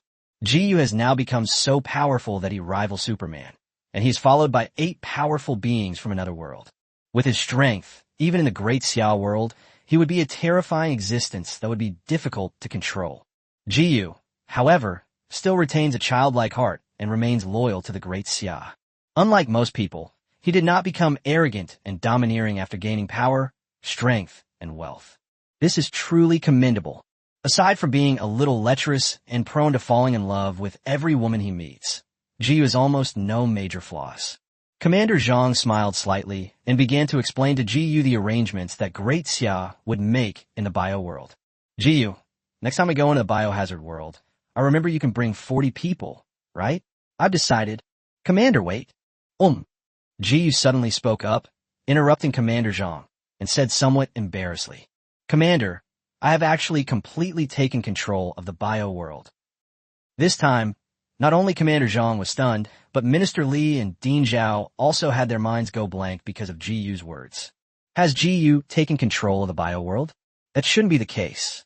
According to the calculations of the Xia analysis team, he still needs a considerable amount of progress on the anchor points to reach 300%. Jiyu, what exactly do you mean by control? Commander Zhang was still somewhat incredulous and asked hesitantly. It means exactly what it says. Jiyu explained, looking slightly embarrassed. Commander, Minister Dean, I may have been too anxious and forgot to tell you. Actually, after I bring female characters from other worlds back to Great Xia, I get an anchor point progress reward. My anchor point progress has already exceeded 300%. Therefore, I can freely control the size of the portal clones in the bio world, and there are no limits on the number of people or the time. As Jiyu finished speaking, the conference room became so quiet you could hear a pin drop. Has the Great Xia dynasty truly gained control of another world with Jiyu's help? This was nothing short of a bolt from the blue for the top brass of Xia. I see. No wonder Jiyu insisted on abducting so many female characters from other worlds. Emotions could bring him so many benefits. Once they understood, the three of them looked at Alice and the others with more approval. If they hadn't been willing to follow Jiyu, it would have been extremely difficult for him to take control of the bio world.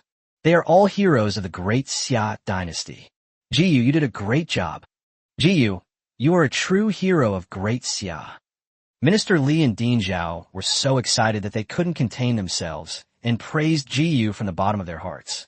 Now that Jiyu has taken control of the bio world, doesn't that mean Great Xia can send out its steel army to conquer this other world?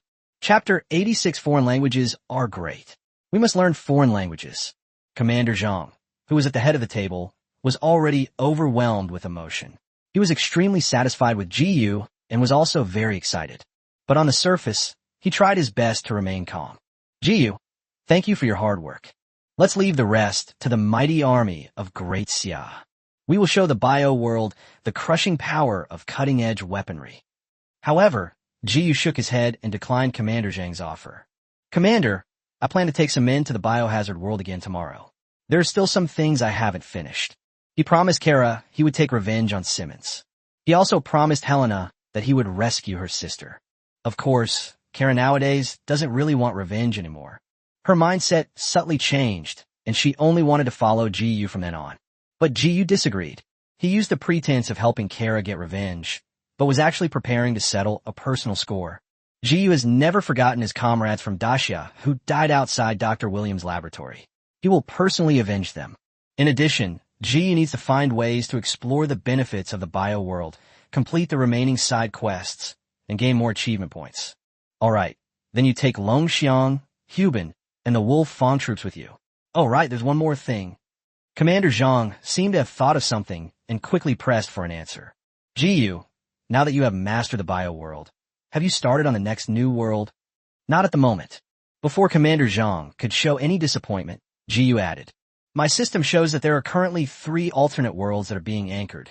Transformers, Underworld, and a Chinese ghost story. The first 2 are mid-level worlds, and the latter is a high-level world. Hiss. 3 different worlds? Jiyu, when will you be able to anchor yourself in 3 new worlds? The fastest would take 10 days, 9 more days until we can teleport to the Transformers world, but Jiyu paused for a moment, then began to explain to Commander Zhang and the other 2 the differences between these worlds, as well as the characteristics of fusion-type worlds. After listening to Jiyu's explanation, even though Commander Zhang usually didn't have time to watch movies and didn't know the plot, he understood. But when he learned that all 3 worlds were fusion worlds, combining different settings from multiple worlds, Commander Zhang could also realize just how dangerous these 3 worlds were. Commander Zhang immediately pressed his earpiece and issued orders to various departments in the base. Analysis Department immediately analyzed the plot and details of Transformers, Alien Predator, Pacific Rim, and other movie series. Research Department conduct human trials of the gene enhancer as soon as possible. The sooner the better. The Armed Forces Department has developed laser-based and electromagnetic weapons for individual soldiers. I'm talking about individual soldiers. Commander Zhang issued a series of new instructions before finally requesting the deployment of troops to the Great Siam military. The Heavy Combined Arms Brigade outside the base is on standby. The 6th Heavy Combined Arms Brigade will be secretly transferred to the base. Dacia has 56 heavily armed Combined Arms Brigades, making it the absolute elite of the army. Equipped with state-of-the-art artillery, tanks, and other heavy weapons, the force numbered around 6,000. This operation will not take place on home soil, nor overseas, but in another world. In order to avoid attracting attention from foreign countries, the heavy combined arms brigades guarding the base could not be mobilized, and only the nearest unit could be temporarily drawn from the existing force. Furthermore, according to Commander Zhang's plan, the 6th Heavy Armored Combined Brigade should be stationed in the other world for at least a year. This People's Liberation Army soldier is needed to abandon his family and temporarily isolate himself from the Great Xia. Jiyu, it will take the military at least 2 or 3 days to get into the biohazard world to help you. Be careful. Yes, I'll be careful. After the meeting, on the way back to the lower level of the base, Aiko Sella suddenly grabbed Jiyu's arm and pulled him toward her dormitory without saying a word. Lord Jiyu, I'll cook for you tonight. Aiko Sella brought her red lips close to Jiyu's ear and whispered seductively. This feast is all about me. Aiko Sella had specially prepared different styles of clothes and stockings. This was so that Jiyu could enjoy his meal without getting visually fatigued. Tomorrow they're going to the biohazard world, so Iskala has to make the most of every minute. As Jiyu entered Aiko Sella's dormitory, Alice and the other girls in the corridor couldn't help but show envious expressions. They all pondered in their hearts how they could devour Jiyu. Even Rachel, who usually gives up easily, was now stirred up by her competitive spirit and desire to keep up with others. She doesn't think her skills and abilities are inferior to her sisters. This is due to both women's competitive nature and the subtle influence of overclocking link skills. For example, Alice and her friends are now completely cut off from the biohazard world. They belong neither to the Great Xia world nor to any other world. Their world consists only of Jiyu. In essence, Jiyu became the world, and they were nations within Jiyu's world, naturally leading to an instinctive struggle for territory and resources. At the same time, while Jiyu was at Aiko Sella's dormitory, having a lavish meal all night long, a heavily armed combined arms brigade received a top-level order and secretly headed to the National Security Base, where Jiyu is located. On the march, every soldier received an order. They're going to war. You can't ask about the location. You can't ask about the destination. You can't ask about anything. From the moment of the transfer, All communications must be forcibly cut off, and only those who write their wills with pen and paper are allowed to do so. Although some soldiers felt doubtful and uneasy, no one was afraid or apprehensive. They are soldiers of the Great Xia dynasty, and fighting for the Great Xia dynasty is their mission. At this moment, no one spoke in any of the carriages. Only the rustling sound of soldiers writing their wills could be heard. To avoid detection by foreign spies and suspicious individuals, the 6th Heavy Armored Combined Brigade operates under cover of darkness. It is estimated that it will take at least 2 days to reach GU's base. There, the upper level of the base is already under expansion construction.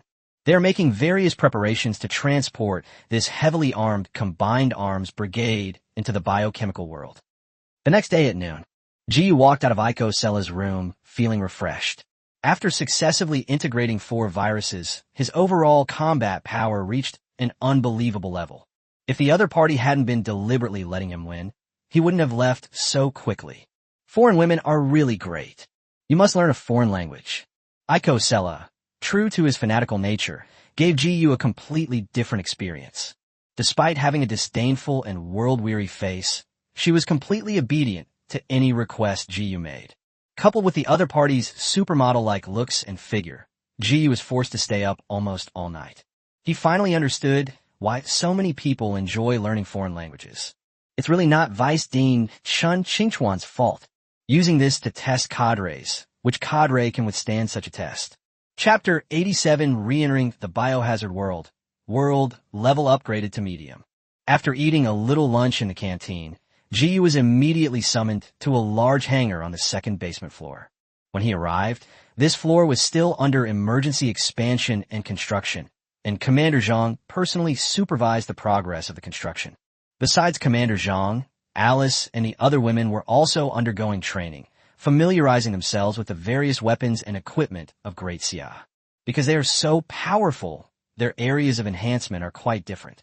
Therefore, the Great Xia dispatched an armed logistics team to tailor different equipment for each of GU's followers. For example, Alice wasn't equipped with many melee weapons, but instead carried various small, throwable laser weapons. This allows her to use her superpowers to control and maximize her strength. For example, Helena, who is the strongest and most physically capable, wears a special leather suit and has a plasma melee burst device on her wrist, which can destroy a heavy tank with one punch. To GU's surprise and amazement, Alice and the other women were all dressed in tight-fitting leather jackets and pants. Besides Alice and others, Captain Wang and his team were also there, along with the 3 Special Forces teams, Long Xiang, Hu Bin, and Langya. Yi Yu. Upon seeing GU appear, Commander Zhang quickly ran over. Can your teleportation portal be fixed in the center of the hangar? Once the 6th Heavy Armored Combined Brigade arrives, I will arrange for them to enter the bio world to support you. Good. Upon hearing this, GU took the initiative to walk to the center of the hangar. Under everyone's watchful eyes, he casually waved his hand, releasing a massive white gate that was over 10 meters high and more than 20 meters wide. A portal of this size cannot be entered by just a heavy armored brigade. Dongfeng series missiles, electromagnetic and plasma weapons, etc. can all be sent in. Okay. Upon seeing this, Commander Zhang excitedly exclaimed, "Good," 3 times. The staff of the Great Xia Empire around them were all staring at the teleportation portal with expressions of shock. Is this the gateway to another world? Next, under the leadership of this young man, GU, they will conquer and explore the other world. At this moment, the 3 Special Forces teams, Dragon Soaring, Tiger Mighty, and Wolf Fong, who had just arrived at the base, couldn't help but feel a deep respect for GU. GU, when are you planning to leave? Upon hearing Commander Zhang's question, GU sensed Icosala's location and condition before answering. Probably in 2 or 3 hours. Remember, don't be reckless. You must wait for the Great Xia army to arrive. If you encounter any danger, retreat immediately, understand? Okowo. GU had already made a plan. This time, his entry into the biohazard world is only aimed at Simmons, the Umbrella Corporation, and the Tri-United Corporation. The main objectives are to fulfill promises, avenge wrongs, and obtain more rewards. As for capturing the bridgehead and conquering the other world, that was the mission of the Great Xia army. For hours later, GU and his group gathered in front of the teleportation portal.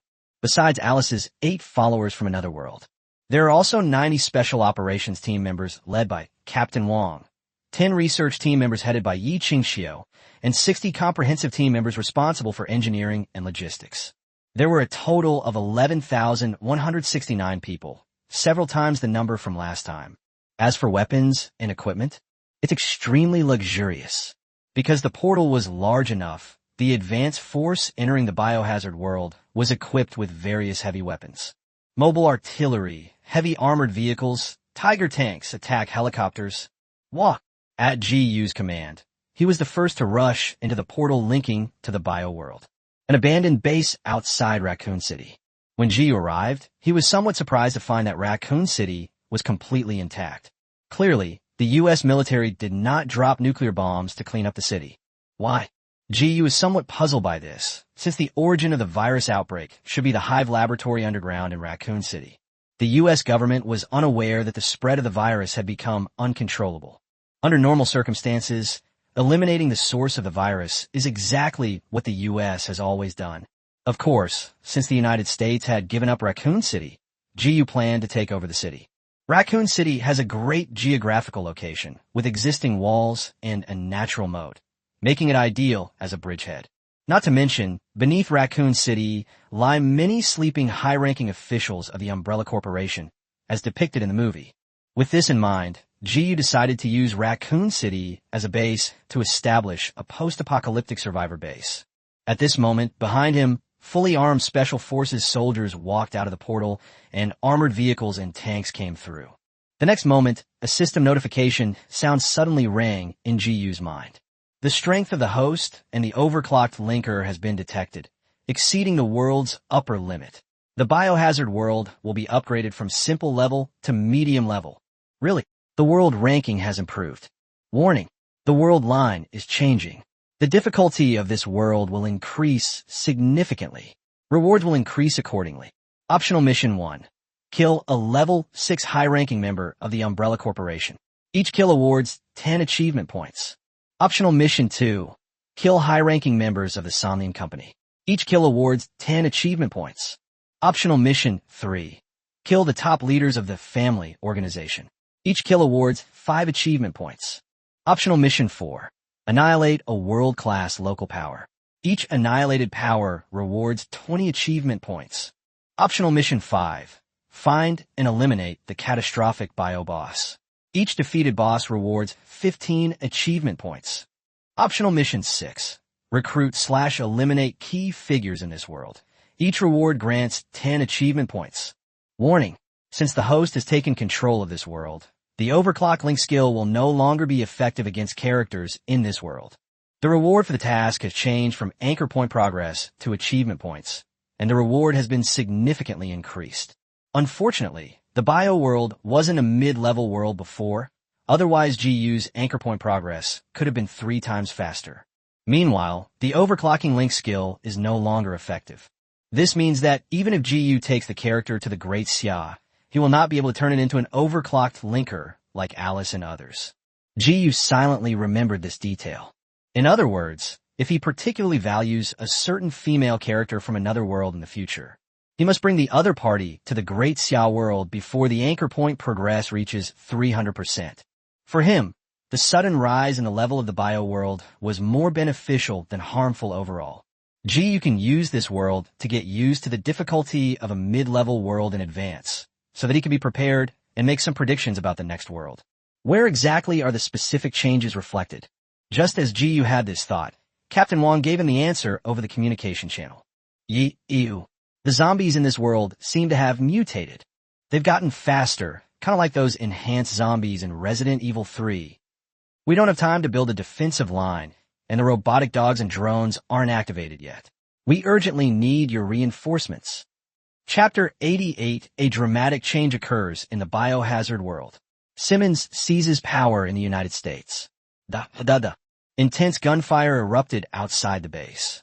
GU ran towards the sound and saw waves of fast-moving zombies emerging from the gates of Raccoon City. Just a few dozen meters apart, Captain Wong's nearly 100 troops, firing their guns and cannons simultaneously, were were still struggling to contain the horde of zombies charge. Seeing this, Ji-Yu's heart tightened. Alice, you guys go. Yes. 8 powerful female warriors crossed the defense line and unleashed a variety of techniques. Helena and Jessica were at the forefront, wielding melee weapons and fighting against the zombies. Each of their attacks not only killed several zombies, but also sent a large horde of them flying. Ada Wong, Rachel, and Jill moved like phantoms through a hail of bullets. In the blink of an eye, the 3 women killed dozens of zombies that were approaching the defensive line. Alice controlled a dozen or so throwing knives, forming a defensive network that precisely pierced the heads of each zombie. Aiko Sella and Kara, who awakened their special abilities, used even more unbelievable methods. Suddenly, Ikasala stretched out his hands, and raging flames appeared out of thin air. Flames descended from the sky and landed at the city gate, halting the continuous outflow of corpses from behind. Kara manipulated the water in the moat, creating sharp water lines that swept across the area, beheading all the corpses in the region. With Alice and the other strength, dealing with ordinary zombies is like a game changer. Inside the defensive line, the Great Xia Special Forces, who were initially tense due to their first encounter with a horde of zombies, all breathed a sigh of relief. They witnessed firsthand how Alice and her group of 8 women easily killed a large number of zombies, leaving them deeply shocked. That's incredible. There is absolutely no need for the Great Xia Army's help. The women around Ji were all incredibly powerful and exceptionally skilled. With a mix of ranged and melee attacks and coordinated attacks, they even unleashed magical attacks, managing to wipe out the entire horde of corpses outside the defensive line in one fell swoop. Seeing this, Captain Wong breathed a sigh of relief. He had just thought that the base was about to be overrun by the sudden horde of zombies. The horde of zombies attacked too suddenly, and their speed was unbelievably fast, catching them completely off guard. Ji frowned at this moment because he had just detected the threat level of ordinary zombies through his combat suit. It has actually jumped from a measly 3 points to 8 points now. There were even some individuals with a threat level exceeding 10 points. The increase is just too outrageous. Could these zombies have mutated on their own? If the threat level of a regular zombie can exceed 10 points, how strong must the licker be? And what about the tyrant? Is this what medium-level world difficulty is like? Number 3. I'm here, team leader. Ji pressed down on his headset and commanded in a deep voice, find a way to connect to this world's network as soon as possible. I need to know the specific details of the virus's spread. Yes, Raccoon City has been without internet for a long time. The infrastructure in the United States is unbelievably bad, and it's the same in every world. It's beyond words. The engineering team from Dasha also had to help the United States build a simple information base station. Otherwise, they wouldn't be able to access the internet here. Helena, who had just forced the city gates shut with brute force, rushed over immediately upon hearing Ji-Yu's call. What's wrong, Ji-Yu? Don't you have Lion's cell phone number? Contact him by his satellite phone and ask him what's going on in the U.S. Capitol. Good. Ji-Yu wondered if the world had been overrun by a virus after he had only been gone for 2 or 3 days. No wonder he was so suspicious. You should know that zombies used to move slower than an old lady crossing the street. The zombies nowadays are all comparable to 100-meter sprinters. Ordinary people who encounter them will only face certain death. What Ji didn't know was, due to the continued spread of the virus, half of the cities in the United States have fallen victim to it. Simmons' family-owned organizations, Tri-Union and Umbrella Corporation, they're sparing no effort to mass-produce weapons and attempt to gain a foothold in the New World Order. Moreover, the 3 major powers tacitly divided up their respective territories. The Umbrella Corporation and the Tri-United Company voluntarily withdrew from the United States, and even from the entire Americas. Among them, the Umbrella Corporation focused its operations on the European continent and the Western world. Somlian Company, on the other hand, focuses on the southern continent of Africa. The 3 major powers not only possess their own armed forces, but also use biological and chemical weapons to encroach on the national sovereignty of their respective regions. For example, Simmons secretly infected the U.S. president with the virus. They began to use the emperor to command the feudal lords and to win over all the big capitalists. The intention was to use a family organization to replace the U.S. government and seize military and political power. Currently, Simmons is the nominal emperor of the United States. Even the protagonist, Leon, was kept in the dark and had no choice but to obey Simmons' orders. Therefore, GU led his team to descend upon the biohazard world once again. Simmons monitored GU's whereabouts while Helena contacted Lion in the office of the U.S. National Security Advisor. Simmons frowned, a look of disbelief in his eyes. Those mysterious Ya people are still alive? The nuclear attack razed Dr. Williams' laboratory to the ground. How did GU and his group survive? Just a few days ago, Simmons was still feeling quite sorry for the deaths of GU and others. In Simmons' view, GU and his team have great research value. As for Raccoon City, this city is very special. Simmons wasn't actually clear on what was so special about it, but he secretly reached a pact with the Umbrella Corporation. The Umbrella Corporation will withdraw from the United States in exchange for not attacking Raccoon City. This trade is entirely beneficial for Simmons, with no drawbacks. He can only wield such immense power as long as the virus continues to spread and reach the entire world. Otherwise, he wouldn't even be considered a high-ranking official in the Pentagon. But now GU's forces have appeared outside Raccoon City, which is making Simmons feel a bit troubled. The troops around GU are extremely powerful, and each one is fearless. Last time, Simmons mobilized tens of thousands of National Guard troops, resulting in a loss of over 70%, and ultimately the problem was solved with nuclear weapons. With the virus spreading rampantly in the United States, the U.S. has fewer and fewer troops available, and Simmons doesn't want to confront GU's side head-on.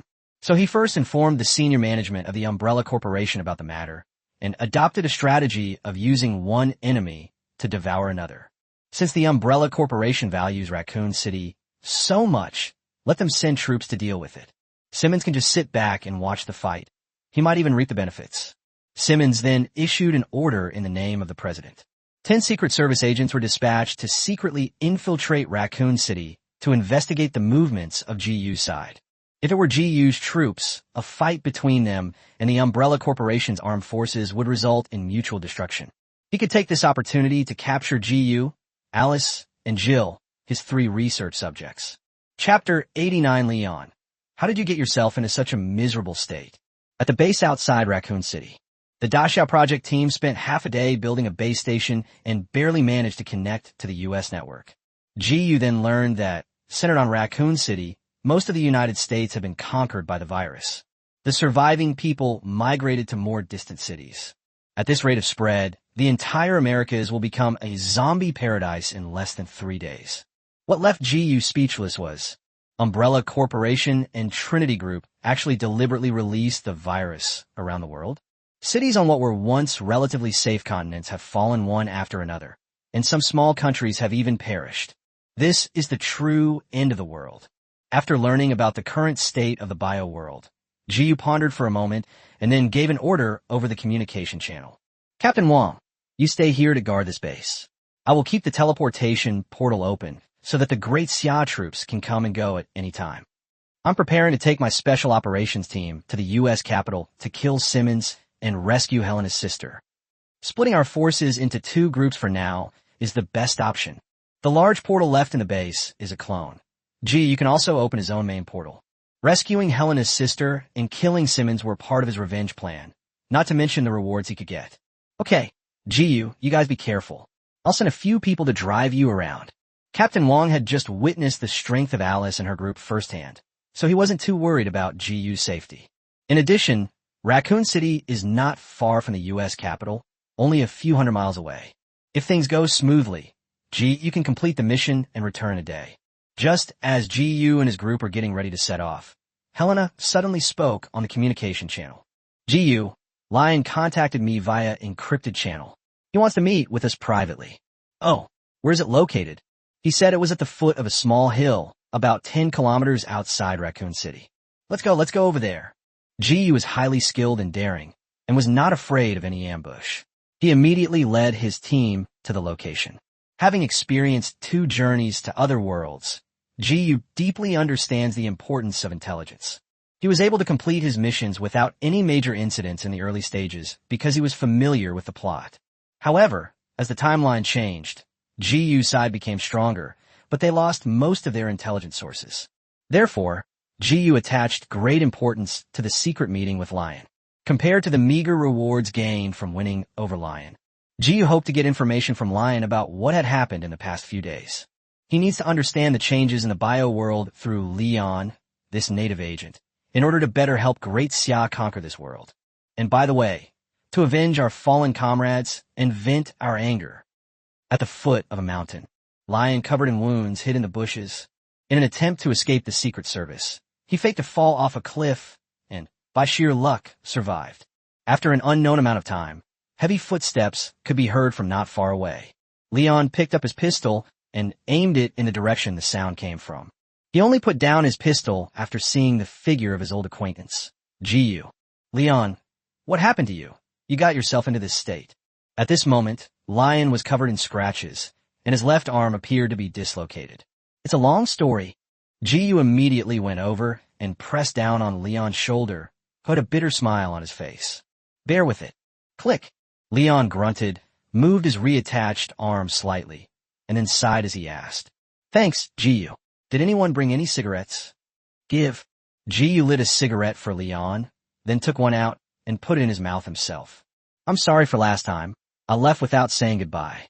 As Leon explained, he observed Alice and the other women emerging from the woods, a look of shock flashing in his eyes. As a top agent who has been carrying out dangerous missions for many years, he could vaguely see the changes in Alice and the others. That aura, unique to powerful life forms, was too terrifying to be concealed. In particular, among them was Helena, Lion's most familiar colleague. The old, powerful woman already put pressure on Lion. The pressure now is even more terrifying, almost suffocating Lion. It's okay, I understand. Jiyu casually dismissed it as a trivial matter. He simply sat cross-legged in front of Lion and asked bluntly, What do you want to say by requesting to meet with us? Upon hearing this, Lion's fingers, which were holding a cigarette, trembled slightly, and he spoke slowly in a low voice. Jiyu, I suspect that the president is already dead. You know, I'm actually the president's bodyguard, and I know the president's personal habits. A few days ago, when I returned to the Pentagon, I met with the president and briefed him on the intelligence regarding that laboratory. But just one day later, everything changed. The president is no longer receiving anyone and is under tight protection. He does receive food and drinks in his room every day, but I find this strange. Did you know that the president used to have meals and chat with Ashley every day? 2 whole days have passed, and the president hasn't even left that room. G nodded, having roughly guessed what had happened. It's estimated that the U.S. president is either dead or infected with the virus. Kara, standing behind Jiyu, curled her lip in disdain upon hearing Leon's words, seemingly knowing what was going on. Leon, I'm asking you, how is Helena's sister now? Yes, our families are all in the Pentagon, and for now, they're relatively safe. Leon glanced at Helena, who was visibly relieved, and then stated his request. Jiyu, I need your help to rescue the president. This is why Leon risked falling off a cliff to seek a meeting with Jiyu. Before you could say anything, Kara asked the first question. Leon, isn't Simmons the one currently in power in the United States? Yes, he is now the National Security Advisor and, concurrently, the Secretary of Defense. Oh no, that's it. The president is dead. What? Kara sneered and explained, Simmons has been secretly plotting for a long time, trying to replace the U.S. government. Now that the virus has spread throughout the country, I suspect he will use the virus to infect the president, and then use the emperor to command the others, thus completely taking control of the country.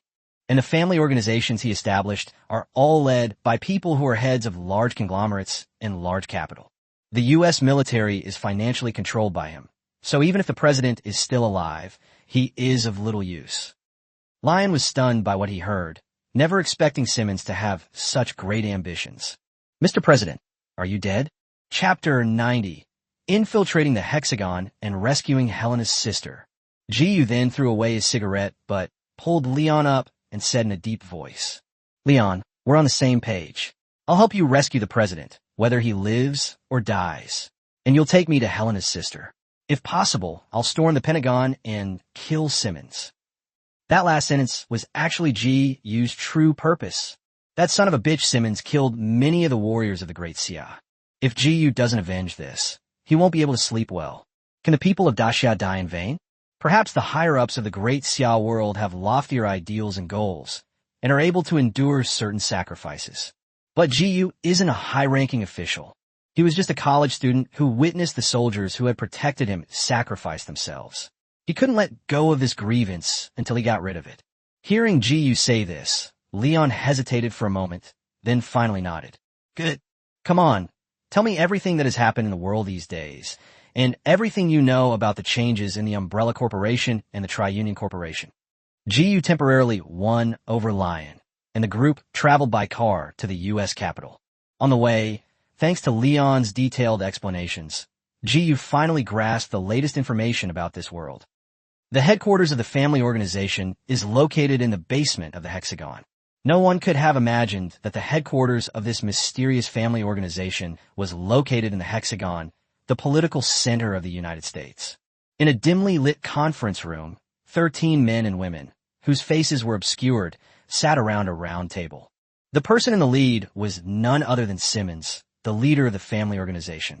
The remaining 12 are the heads of the 12 largest financial groups in the Americas, and also the 12 most powerful and wealthiest families in the continent. Ladies and gentlemen, times have changed. The world order is about to be reshaped. Only by being enhanced by the virus can one have a long lifespan. And let the family continue to prosper in this era and become a leader in the world. Simmons slowly stood up, revealing the injection marks on his arm. Facts have proven that the newly developed virus enhancer is extremely effective. It can enhance our physical fitness in all aspects and also preserve our intelligence. Most importantly, the virus has given us a lifespan that is almost immortal. As long as we don't suffer fatal injuries, the virus won't mutate, and we can live on. Gentlemen, the opportunity for eternal life is right before us. What are you still hesitating for? As Simmons spoke, the round table began to change, and an enhancer appeared in front of each person. This is an optimized version of the C virus. Neither Umbrella Corporation nor Triple Company could develop it, but my lab cracked it. It represents immortality. Many heads of large conglomerates were tempted after hearing what Simmons said, but they still had reservations. Someone asked, Simmons, won't you really turn into one of those monsters outside? Who wouldn't want to have their wisdom live forever? I've already said it. As long as you don't suffer fatal injuries, your genes won't mutate, and the virus will remain in a semi-dormant state. Okay, I'll go first and give it a try. Among the 12, there was an elderly man who was very old and had difficulty speaking. He needed a blood transfusion every month to survive and was the first to speak up. It wasn't that he was particularly courageous, but rather that he was already at the end of his rope and could pass away at any moment, suffering from more than 3 terminal illnesses. The old man removed his oxygen mask, shakily picked up the syringe, and injected himself into his withered arm. The next moment, the old man suddenly convulsed as if he had epilepsy, which frightened many people into standing up and staring at him in horror. Simmons, however, remained completely calm. A few minutes later, a magical and amazing scene unfolded. This centenarian, at a speed visible to the naked eye, reverted to childhood and gradually transformed into a robust man in his 40s or 50s. Sparse white hair fell out and a head of brown hair grew in its place. The withered skin regained its flesh and blood. At the same time, all the old man's various age-related diseases were cured, making it a truly miraculous medicine. The middle-aged man with brown hair stood there in disbelief, while the other 11 were completely stunned. What Simmons said was actually true. They all lowered their heads, staring intently at the injection in front of them, their eyes filled with greed and longing. Simmons' lips curled up slightly as he gracefully gestured with his hand. Everyone, please proceed. Those who do not wish to be injected may leave at any time. Those who wish to be injected, please remember not to get injured in the future. Oh, by the way, this version of the virus enhancer is still under improvement. Therefore, you need to obtain the antiseptic formulation from me every year. Otherwise, the consequences will be unimaginable. Clearly, the virus enhancer Simmons provided had a backdoor, allowing him to control these large conglomerates. However, this did not deter the big conglomerates. Young people who have never experienced aging cannot possibly understand the desire of older people for eternal youth and immortality. Throughout history and across the world, countless emperors have pursued immortality. This is human nature. The more power and wealth a person possesses, the more they desire to survive.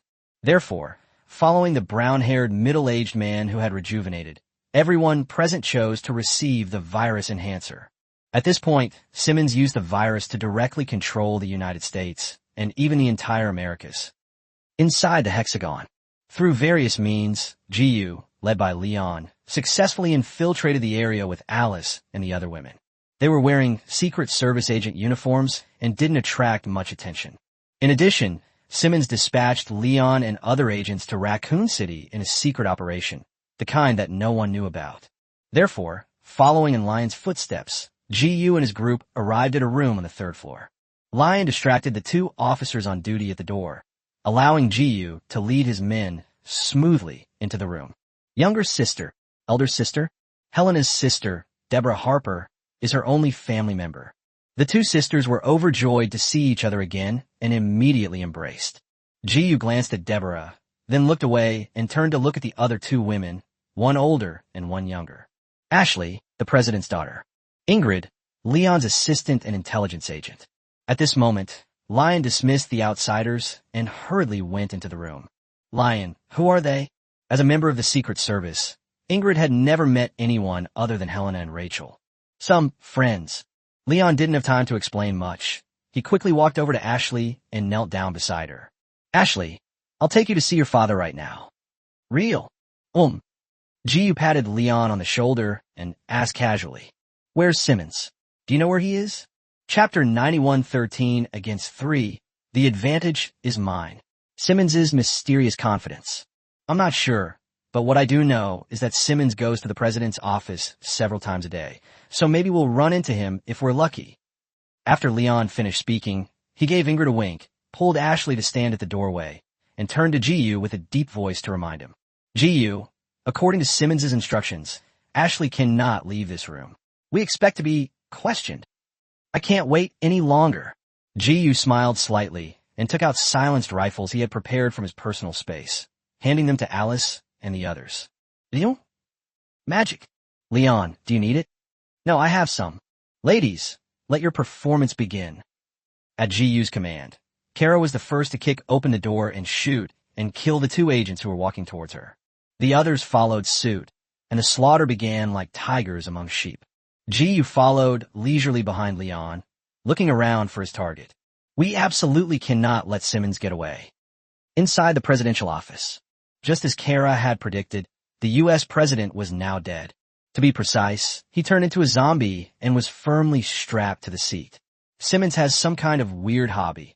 He can imitate the president's signature, but doesn't give him a straight answer. Simmons was sitting at the president's desk, elegantly enjoying the lunch that was supposed to be served to the president. He ate with relish, occasionally making sarcastic remarks about the walking corpses so close at hand. Suddenly, Simmons, who was enjoying his lunch, received a message from his subordinate, and his brows furrowed. What? Has the hexagon been invaded by the enemy? How could that be? Simmons, looking incredulous, walked to the sofa next to him, sat down, and started watching the monitor on the computer. When he discovered from the surveillance footage that the people who broke into the hexagon were actually GU and his group, he couldn't help but raise an eyebrow. Walking right into a trap? If Simmons had any reservations about GU and the others before the injection of the virus enhancer, he is now fearless. In Simmons' view, the most difficult thing for GU's side to deal with was the group of Xia Kingdom warriors who were armed with high-tech weapons and were fearless in the face of death. As for GU and his group strength, it was actually just SOSO. Once separated from the main force, its deterrent effect is greatly reduced. Especially in the underground conference room of the hexagon, the 12 family heads who had just been enhanced by the virus were still there. On GU's side, only 3 people were clearly enhanced by the virus: GU, Alice, and Jill. Everyone else is just an ordinary person. Including himself, there are a total of 13 virus hosts in Simmons' family. 13 against 3, the advantage is in my hands. Thinking of this, Simmons revealed a playful expression and calmly issued orders to his subordinates in the Pentagon. Don't stop them. Let them come over. Simmons displayed extreme confidence because he had already notified the 12 family heads in the basement in advance. As long as GU's side dares to come to the presidential office, they won't be able to escape. Bang! A few minutes later, the door to the president's office was kicked open violently. Kara rushed in first. When she saw Simmons sitting calmly on the sofa, she picked up her rifle, pointed it at him, and sneered. Simmons, you've finally met your match. In reality, Kara's hatred for Simmons is no longer as intense. Although she still looks exactly like Ada Wong, even more so than twins. However, Ji-yu never considered Kara as a replacement for anyone. This attitude gradually caused Kara to fall in love with someone else and stop making a fuss about getting revenge on Simmons. On the contrary, Ji-yu, under the pretense of avenging her, insisted on coming to the Pentagon to kill Simmons, leaving Kara speechless. Kara, thank you so much for your help in bringing these people to me. You've worked hard. Despite having a rifle pointed at him, Simmons calmly ate his lunch. He picked up a napkin, slowly wiped his mouth, looked at Ada Wong standing next to Ji-yu, and said with a smile, Ada, after so many years, you're back in my life. This time, I won't let you leave again. ? Ada glanced at Simmons with a puzzled look, then deliberately mocked him with disdain. Excuse me, who do you think you are? Have I seen you before? Simmons' smile froze instantly. He was arrogant, considering himself the sole emperor and son of the Americas, and after being enhanced by a virus, he became an immortal being. For Ada Wong to say that was tantamount to trampling on his dignity.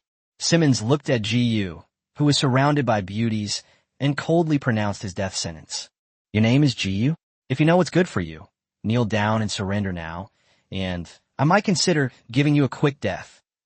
Is there something wrong with this person's brain? Is it that politicians in Western regimes are too incompetent, or is their mindless sense of superiority innate? Even the most incompetent county magistrate in the Great Xia dynasty wouldn't be this brain-dead, would he? Ji was too lazy to waste words with a dying man. Simmons was right there. He couldn't escape. Dad! Just as Ji was puzzled by Simmons's strange behavior, a voice with a sobbing tone sounded behind him. Ashley, who had just entered, broke free from Leon's grasp and ran towards the president, who had turned into a zombie. Ji, stop her! Lion was shocked, even though he was somewhat prepared for the president's death.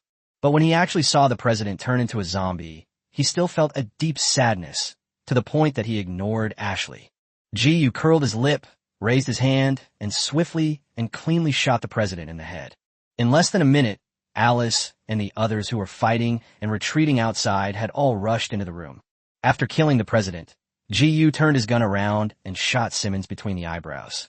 He had no interest in wasting time talking nonsense with the other person. Everyone's pretty busy. After getting his revenge, he still needs to settle accounts with the Umbrella Corporation and the Tri-United Company.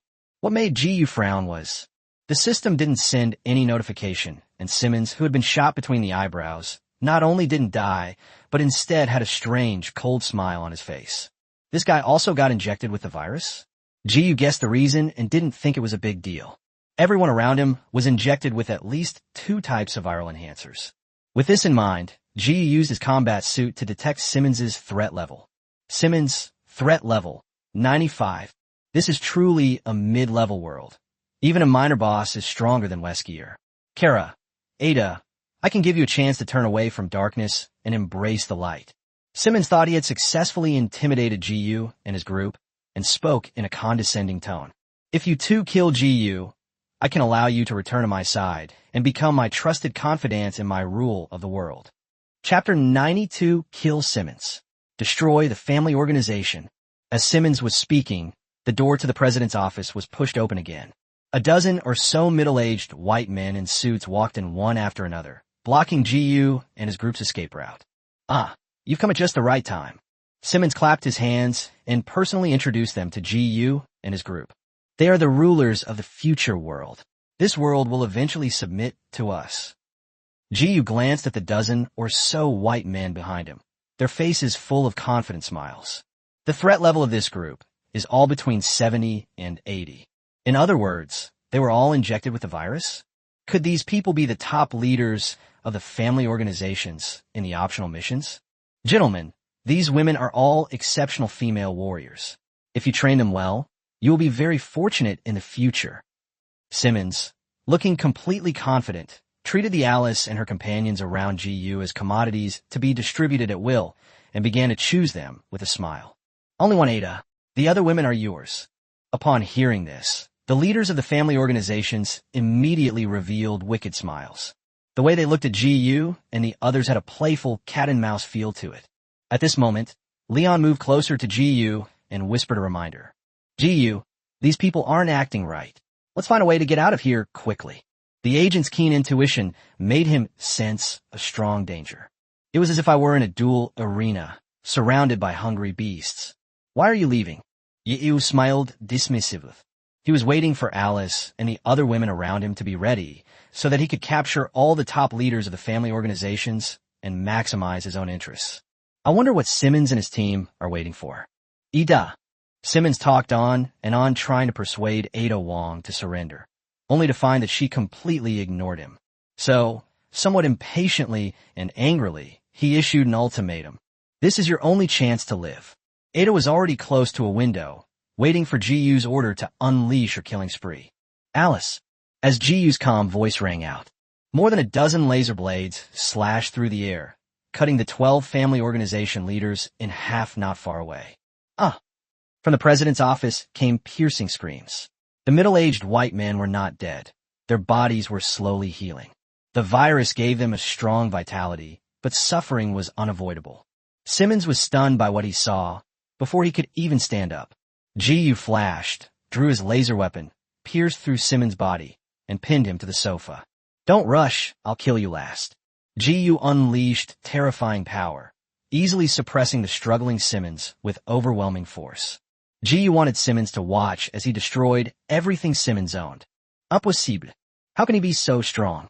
Simmons was stunned, and then he saw something even more horrifying. A family head was sliced to pieces by a throwing knife controlled by Alice. They didn't even have time to mutate into monsters before they died beyond any hope of survival.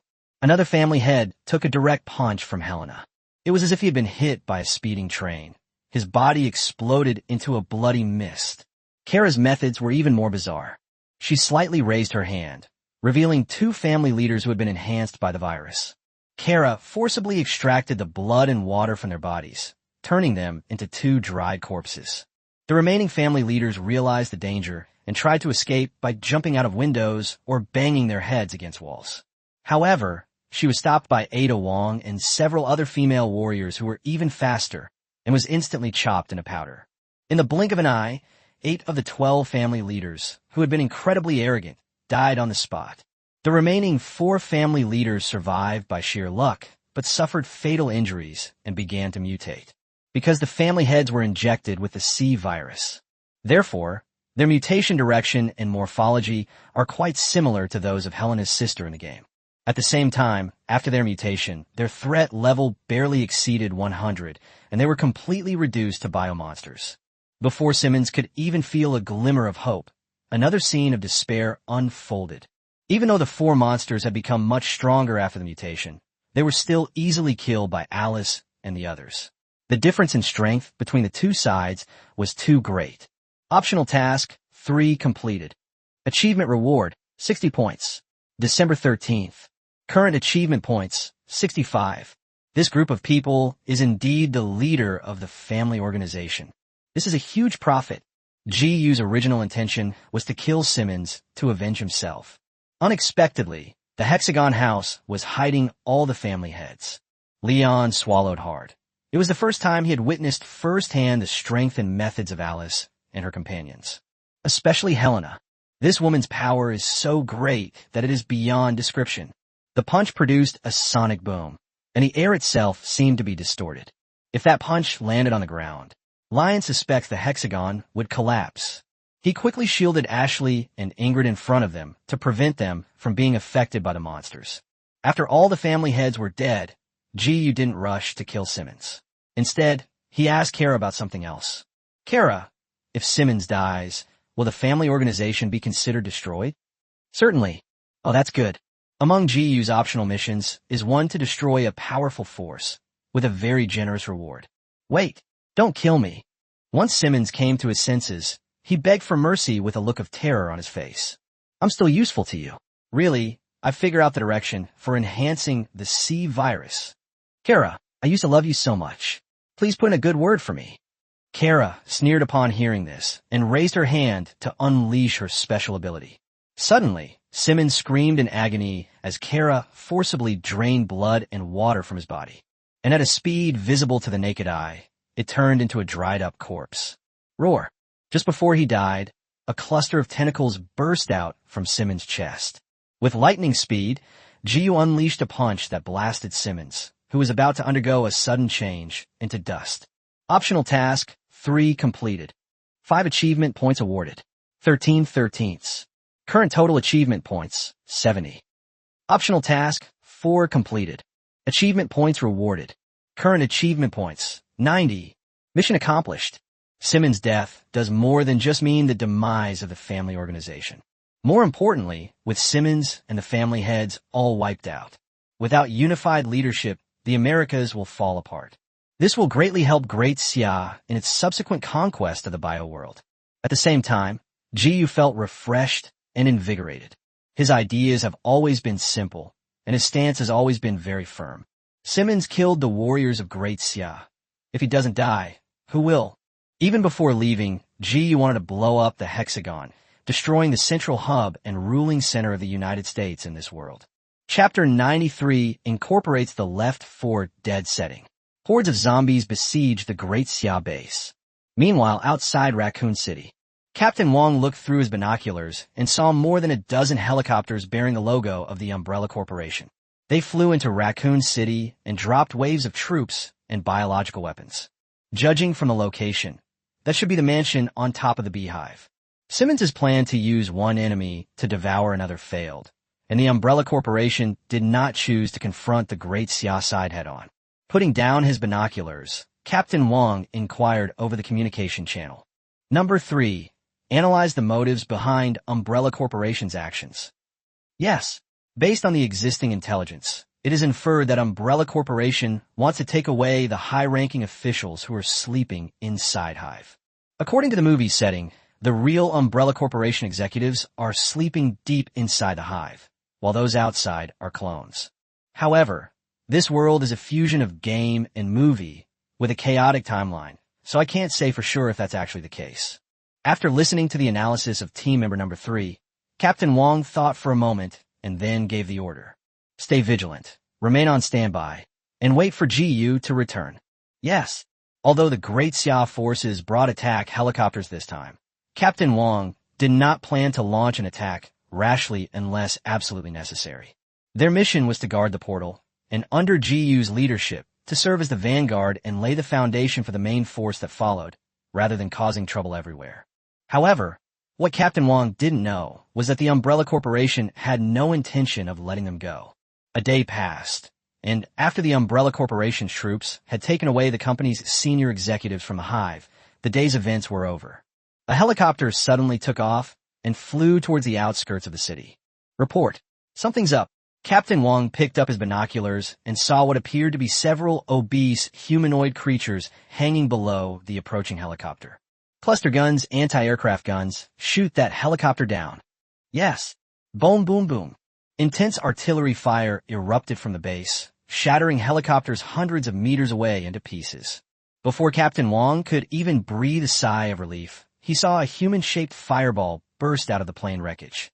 And they continued to drag the sling, rushing rapidly towards the outside of the city. Tyrant. This isn't the old kind of tyrant with a threat level of only 30-something points. It's a tyrant with a threat level of over 60 points. Switch to high-explosive shells. Blast it to smithereens. At Captain Wong's command, tens of thousands of cannons fired simultaneously from the base. However, the tyrant, enhanced by the world's best, was fast and had strong defenses. It ignored the concentrated fire of high-explosive shells and kept getting closer to the bridgehead. Prepare thermobaric weapons. Blow up the bridge. In GU and Captain Wong's plan, Raccoon City is the bridgehead for the future of Great Xia. Therefore, they have always been reluctant to destroy the bridge connecting the inside and outside of the city. But now that tyrant's behavior is a bit too bizarre. Despite his extreme reluctance, Captain Wong decisively issued the order to blow up the bridge. Boom, boom, boom. The tyrant, who had just stepped onto the bridge, was immediately bombarded by countless cannonballs and fell into the river along with the bridge wreckage. Captain Wong's brows were furrowed at that moment. He knew, of course, that the world's difficulty had increased. Jiyu had told him this before he left. Captain Wong never expected that the tyrant would be so powerful. Ordinary cannonballs are no longer enough to threaten the tyrant. Only electromagnetic, pulse, plasma, laser, and ultra-powerful weapons can counter the bioweapons of this world. Number 2. Go back to Great Xiao right now, report the situation to the commander, and request a few high-powered artillery pieces. Yes, high-powered weapons are not so easily mobilized. These weapons are all national strategic assets, and they are being closely watched both domestically and internationally. The sudden disappearance of even one of these machines would strain the international situation and spark countless speculations. Captain Wong naturally knew this, but in the biohazard world, as the world level increased, it became more and more dangerous. He needs to prepare in advance. Just when Captain Wong thought the crisis was temporarily over, a fat figure suddenly flew in from the city and landed at the city gate in a parabolic arc. What kind of zombie is that? This is a special zombie that is over 2 meters tall, obese and clumsy, covered in disgusting pustules, and constantly spewing out mucus from its mouth. Captain Wong's combat suit system detected this strangely shaped zombie, with a threat level of only 25 points. Why did the tyrant throw this zombie over here without any regard for the consequences? Unlike Captain Wong's confusion, team member number 3 saw the zombie's appearance clearly. He was stunned for a moment, then revealed an expression of uncontrollable terror. Could this thing be? Captain, no. Kill it. Da. To Captain Wong's surprise, the zombie with a threat level of 25 was incredibly fragile, practically crumbling at the slightest touch.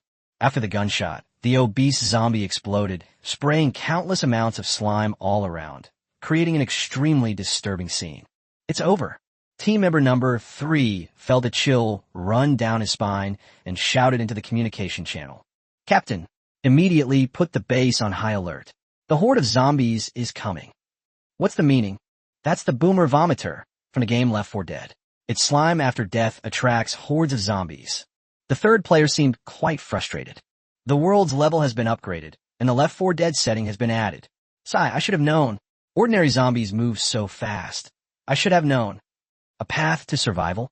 Captain Wong doesn't usually play games, so he didn't quite understand what it meant. But he sensed the fear in the voice of the third team member, so he decisively gave the order. I'm the base commander. All personnel, go on high alert and enter level 1 combat readiness. Don't worry about ammunition consumption. Logistics team, get moving and transport supplies back and forth to Daxia. Number 3, hurry back to Great Xia and tell the commander the details. We need reinforcements. Gentlemen, hold your ground. Do not retreat. Believe in Jiyu. Believe in Great Xia. We will win. As Captain Wong gave his urgent pre-battle mobilization speech, the earth began to tremble slightly. Through thermal imaging, the soldiers could see countless zombies rushing towards them from the woods surrounding the base. Meanwhile, the horde of zombies in Raccoon City seemed to have been activated. They jumped into the water, swam across the river, climbed the city walls, and rushed towards the base outside the city. Boom, boom, boom. If viewed from God's perspective, one would see an extremely terrifying and astonishing scene. Centered on the base, hordes of corpses surged in from all directions. Among them were some strangely shaped zombies that I had never seen before. Jiyu, the zombie horde is attacking the base. We urgently need reinforcements. Chapter 94. Great Xia warriors hold the base till death. Awaiting U.S. rescue. On a highway between the U.S. capital and Raccoon City, 3 armored vehicles are driving. In the end, Leon left with Ingrid and Ashley. Jiyu failed to win over Leon and his 2 companions, and he also couldn't kill them, so he could only let them go. He's not a biomonster like Weskier or Simmons, nor is he an ambitious corporate executive. Jiyu is a college student who received 9 years of compulsory traditional education in Daxia. He cannot bring himself to kill his friend for a little benefit. Some might think that Jiyu is too soft-hearted. He didn't want to argue. He will do some things without hesitation if he can, and he will choose to stick to his principles if he cannot. For example, for the sake of Daxia, he directly blew up the hexagon. Before leaving the hexagon and blowing up the U.S. Central Command, Jiyu obtained most of the intelligence about this world. Next, he plans to divide his forces to deal with the Umbrella Corporation and the Sonlian Corporation, making the top executives of both companies pay for their crimes and blood. After doing all that, Jiyu stopped wandering around. Once the 6th Heavy Armored Combined Brigade arrives to take over the base's defenses, he will leave this world with Alice and the other women to prepare for exploring the next world. Just then, Captain Wang's urgent voice came through Jiyu's earpiece. Yi-Yu. The zombie horde is attacking the base. I've dispatched an attack helicopter to pick you up. The situation is critical. I've already sent someone back to Great Xia to request reinforcements. Number 3 said we killed the Vomiter and some zombies from Survivalists. After listening to Captain Wang's report, Jiyu's expression slowly changed. A path to survival? Is this a change resulting from the world ranking upgrade? The special zombies in Left 4 Dead are no joke. Okay, Captain Wang, you hold the base. I'll get back to support you as quickly as possible. After the call ended, Jiyu frowned, his mind racing with thoughts. The addition of a Left 4 Dead setting to the Resident Evil world is somewhat beneficial to Jiyu. For example, killing those special zombies should activate new missions and earn more rewards. But for the Great Xia dynasty, the disadvantages outweigh the advantages. The original Great Xia only needed to face a simple biohazard world to conquer it and acquire resources without paying a heavy price. But now, as the world becomes more difficult, the danger of conquering it is also soaring. Prepare for battle. As Jiyu spoke, he pulled up the relevant information about the Left 4 Dead game stored in the microcomputer and sent it to Alice and the other girls. About an hour later, the attack helicopter sent by Captain Wang met up with Jiyu's convoy. Jiyu brought everyone with him except the driver, including Helena's sister. The group boarded a helicopter and sped towards Raccoon City. During this time, Jiyu kept a close eye on the situation at the base and maintained contact with team member number 3. Number 3, report the situation. Team leader, so far we've lost 17 men, mainly due to long-range ambushes by smokers and spitters. Currently, the world has just increased in difficulty, and the threat level of special types of zombies is up to 30 points. It's equivalent to the level of a tyrant in a simple biohazard world. With the various weapons that the Great Xia dynasty possessed, holding the defensive line would not be a problem. The real threat to the soldiers of the Great Xia dynasty came from the smokers and spitters hiding in the shadows. These two special zombies are ranged attackers, and their attacks are extremely insidious, making them difficult to defend against in the chaotic battlefield. No witches or tanks appeared, right? Not yet. At least it hasn't been detected in Raccoon City, but we don't know about the surrounding forests. Team leader, when will you be back? Soon, in about 10 minutes, I'll be able to see Raccoon City. Just as Jiyu breathed a sigh of relief, he heard a surprised exclamation from team member number 3 through his earpiece. Team leader, the tanks seem to be appearing. On the high platform in the center of the base. Team member number 3 saw that patches of forest in the distance were collapsing, as if some kind of prehistoric behemoth was charging towards the base. Captain, a giant zombie has appeared at the 12 o'clock position. Cluster cannon. 8 thermobaric rounds at the 12 o'clock position. Fire. Upon hearing the reminder from number 3, Captain Wang dared not be careless and reacted immediately. Boom, boom, boom. The distant mountains and forests were covered by towering flames. A giant zombie, over 5 meters tall, with bulging muscles and a severely disproportionate body, continued to charge, engulfed in flames. What the hell is this thing? Tank. Threat level. 76 points. Progressive artillery fire to prevent that zombie from getting close to the base. Type 199, a main battle tank. Charge straight through. Move out the heavy armored vehicles and block the road. Under Captain Wang's stern command, 3 Tiger main battle tanks from the Great Xia army drove out of the base, firing at a rate of 1 shell every 10 seconds as they charged toward the giant zombie. Drones carrying laser-cutting discs took off, and mechanical dogs charged fearlessly, crashing into the giant zombies in self-destruction. Meanwhile, 8 heavy armored transport vehicles formed a shield wall, creating the base's last line of defense. Countless artillery shells rained down on or around the giant zombie, blasting it until it was covered in blood. In particular, the laser disc attacks from mechanical dogs and drones during their self-destruction are most lethal to giant zombies. After nearly 10 minutes of continuous fire, the giant zombie finally died under the siege of various weapons from the Great Xia. What terrifying life! This is the threat level of an individual life. Once the combat power exceeds 60 points, it can ignore most fire weapons. Even though the Great Xia army used all its methods and successfully killed a tank, Captain Wang and his soldiers at the base were still deeply shocked and terrified, unable to forget the terrifying momentum of the tanks charging forward. Roar! The next moment, a deep roar echoed through Raccoon City. Captain, Falcon Team has detected a giant zombie swimming across the river in Raccoon City and is approaching the city walls. Immediately afterwards, the distant mountains and forests shook again, clearly indicating that another tank had appeared. A pincer attack from both sides. Captain Wang did not give up or back down. Anyone else could despair, but he, as the commander, could not. Split the tank company into 2 groups and charge through. Deploy all armored vehicles and stop the giant zombies from getting close. Attack helicopter squadron. Fire all the shells you have. Engineering team. Instruct all drones and robotic dogs to self-destruct. Cluster guns, free fire. The battle near the base instantly intensified. More and more special zombies are appearing, attacking the base's defenses. Warriors of the Great Xia kept dying, but new ones kept replacing them. Commander Zhang, on the other side of the portal, received a message from the biohazard world. He mobilized almost all the armed forces in the national security base to provide support.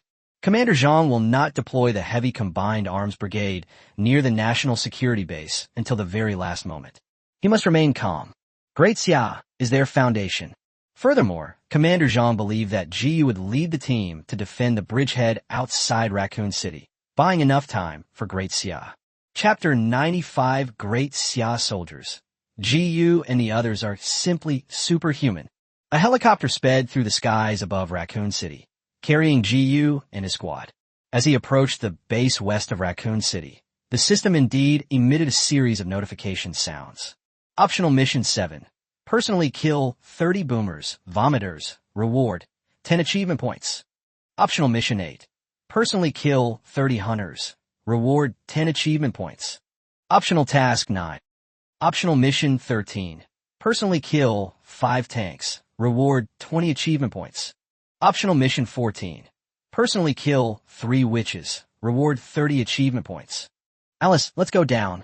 Before the helicopter could even reach its lowest altitude, Jiyu couldn't wait any longer and jumped from a height of over 30 meters. Alice and the other women followed suit, leaping without even using ropes, and landed on the outer perimeter of the base's defenses. Jiyu chose to land the site of the collapsed city wall of Raccoon City. At that moment, a tank was slowly advancing under artillery fire. Bang! Jiyu descended from the sky, landing precisely on the back of the tank, smashing the giant zombie right through it. The moment he landed, he drew his laser weapon and viciously stabbed it into the miniature head of the tank. Puffed! The heavily injured tank instinctively launched a counterattack, throwing a punch at Jiyu. But Jiyu held it back with one hand, while the blade of his other hand sliced across, splitting the tank in 2 on the spot. Sold out instantly. An uninjured tank at its peak poses only 80 threats, while Jiyu's threat level is more than double that of a tank. Despite its massive size, the tank was utterly helpless against Jiyu. Meanwhile, other locations within the base. Jessica, who was pursuing a strength-enhancing path, ran head-on into another tank. Her fighting style is just as fierce as Helena's. Upon landing, Jessica leaped and overturned the tank, smashing half of the giant zombie's body with a single punch. It's important to know that tanks can withstand 10 minutes of artillery fire from the Great Xia. The sheer strength of this giant zombie's body defenses is beyond description. However, when faced with Jessica, the tank became as fragile as a piece of paper. This shows just how exaggerated the level of threat it posed was, reaching the level of Jiyu and his group. With Jiyu and the others coming to the rescue, the base's defenses, which were originally on the verge of collapse, instantly became as stable as a mountain. No matter how many hordes of zombies or special zombies come, they will all die, effectively relieving the pressure on Captain Wang and other Great Xia warriors. Although this was not the first time the Great Xia army had fought alongside Jiyu and others, but they had never witnessed firsthand how strong Jiyu and his group were. or rather, there were no reference points at that time. The last time a horde attacked the base, it consisted of ordinary zombies that were a bit fast. This time, however, it was different. The horde of corpses included many special zombies. The tanks, in particular, recently gave the soldiers of Dacia a strong shock. It took countless shells to barely kill one tank. However, these terrifying giant zombies were as weak as chicks when they encountered Gu and his men, and could be killed in the blink of an eye. Over the communication channel, the exclamations of the great Xia soldiers came to mind. Holy crap, that's way too strong. He's practically a Superman. I was thinking of arm wrestling with them, but thankfully they didn't agree. Are these genetically enhanced warriors? Will we be able to become this powerful in the future? Yes, brother, I will. No, I must apply to be among the first batch of test subjects. You think you'll get a turn? Dream on. The first batch is Captain Wong and his elite soldiers. We'll be waiting for the second batch at the earliest. Brothers, I can understand superhuman strength and speed, but how did they manage to control objects and manipulate water and fire with their minds? Are you sure this is the work of a virus? I don't know. Let's not ask around. Team Leader GU's Special Operations Team is under the highest level of secrecy. We just need to follow orders. The combat power displayed by GU and his group was simply too terrifying. As a result, many soldiers of the Great Xia not only had time to discuss it, but some even passed cigarettes to each other. Optional task, 7 completed. Achievement reward, 60 points. December 13th. Current achievement points, 65. Optional task, 9 completed. The battle lasted for more than 2 hours. GU killed all the zombies, not just those inside and outside Raccoon City. Instead, he found a way to avoid attracting the horde of zombies and took the initiative to end the battle. That is, not killing those who keep vomiting. Throwing these special zombies far away, where they won't be attracted by the slime smell, will naturally prevent the horde from continuously attacking the base. GU also gained a lot from this battle. 8 new optional quests have been triggered, except for the one involving the witch. The other 7 tasks were completed, earning a total of 80 achievement points. Current achievements, 170. After the battle, under Captain Wang's command, the soldiers of Dacia cleared away the corpses around the base and rebuilt a stronger new defensive line. Upon receiving the report, Commander Zhang, disregarding everyone's objections, insisted on wearing a gas mask and passing through the portal to the biohazard world. Upon arriving, Commander Zhang glanced at the battlefield and immediately knew how difficult the battle had been. He visited each soldier individually to offer his condolences, and finally approached GU and the other women, including Alice, who were gathered around a campfire, puffing away. GU, thank you all so much this time. Commander is too kind. It was my oversight that the world's difficulty level increased and new settings were added. GU habitually offered him a cigarette, which Commander Zhang took and immediately put in his pocket. GU, the 6th Heavy Armored Combined Brigade won't arrive until tomorrow. The time flow is the same in both worlds, so I'll trouble you to guard this place for another day. Don't worry, Commander. GU nodded, speaking on behalf of all the soldiers present, and offered his advice. Commander, you must go back now. The Great Xia base cannot do without you. Good. That's right, Commander. As soon as Commander Zhang turned around, GU quickly pulled up a white female college student next to him and introduced her.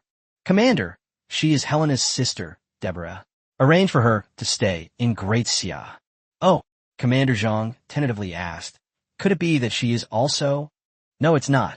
GU understood what Commander Zhang meant and explained. She's just an ordinary person. I can't enhance her abilities. Commander, you can decide what to do. Okay, I understand. Commander Zhang waved to Deborah, who was a little timid. Helena quickly comforted her sister and watched her follow Commander Zhang to the Great Xia world. After Commander Zhang left, GU sat down on the ground again, his eyes gradually turning cold. Umbrella Corporation. Tri-Union Corporation. Chapter 96 Injection of the 4th Virus Enhancer. GU vows to destroy 2 companies. GU has never forgotten that these 2 companies have tricked him more than once. This resulted in many members of the Great Xia team sacrificing their lives in Dr. Williams' laboratory. GU had never forgotten this grudge, but he had kept it buried deep in his heart. The warriors of Great Xia must not sacrifice themselves in vain. Previously, GU neither had the time nor the strength to retaliate against the 2 companies, but now he does. His confidence stemmed from the Alice girls around him, as well as from the achievement points he had just gained. After finishing his cigarette, Ji-yu looked around at the Alice women gathered around him and quietly revealed his plan. I plan to inject you with the fourth type of viral enhancer. Ugh. Alice and the other women showed joy. As female warriors, none of them didn't want to become stronger. Ji-yu then said in a deep voice, "Once you've finished integrating the virus, I'll dispatch attack helicopters to send you to Europe and Africa to raid the headquarters of Umbrella Corporation and Tri-United Corporation. Go, and return quickly. Do not linger in battle. Kill as many high-ranking officials as you can." The mission lasts for 1 day. This operation was simpler and more brutal than dealing with Simmons or raiding the Pentagon. This was a one-sided act of revenge by Ji-yu. He wasn't particularly concerned about how much benefit or reward he could gain, because soon he will be leaving the bio world and heading to a new alien world. Perhaps in the future, he won't have much time to return to the biohazard world. Before leaving, Ji-yu wanted to destroy the central hubs of the two companies to get justice for the sacrificed warriors of Great Xia. That was all. Just like when he entered the biohazard world for the third time, his first action wasn't to do anything else, but to run to the hexagon and kill Simmons. Your objective for this operation is simple: slaughter. Show no mercy, consider the pros and cons, gather no intelligence, focus on destruction and killing. Yes, come with me. Ji was the first to stand up and walk to a tent in the center of the base. He also called Yi Qingqiu's research team to prepare to inject Alice and others with the virus enhancer. He first spent 135 achievement points to buy 9 random virus enhancers from the exchange shop and drew them all. Congratulations, host. You have obtained the T-Virus Enhancer, exclusive. Congratulations, host.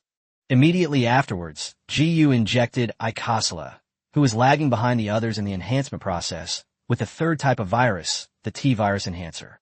Alice's 7 female characters are all powerful beings who have fused 3 viruses. Ji pondered for a moment, and then allocated the different types of virus enhancers he had drawn. Alice, the 4th type of virus fused with, is a special type of V-virus, which will also continue to enhance her mental power. They just won't awaken the superpowers of controlling water and fire like Kara and Icosala. Because Alice's superpowers and the direction of their enhancement have gradually taken shape under the influence of the T-virus, P-virus, and progenitor virus. The same principle applies.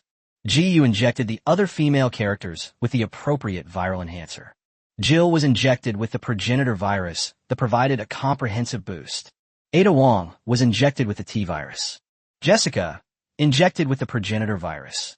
After fusing with the T-virus, Icosala was then injected with the B-virus. Kara, injected with the V-virus, continues to enhance her powers. Rachel, get an A-virus injection. Helena, injected with the T-virus. Just as Ji finished operating, Yi Qingqiu and Captain Wang, having received the message, hurriedly entered the tent. Ji, why didn't you wait for us to get here before giving the injection?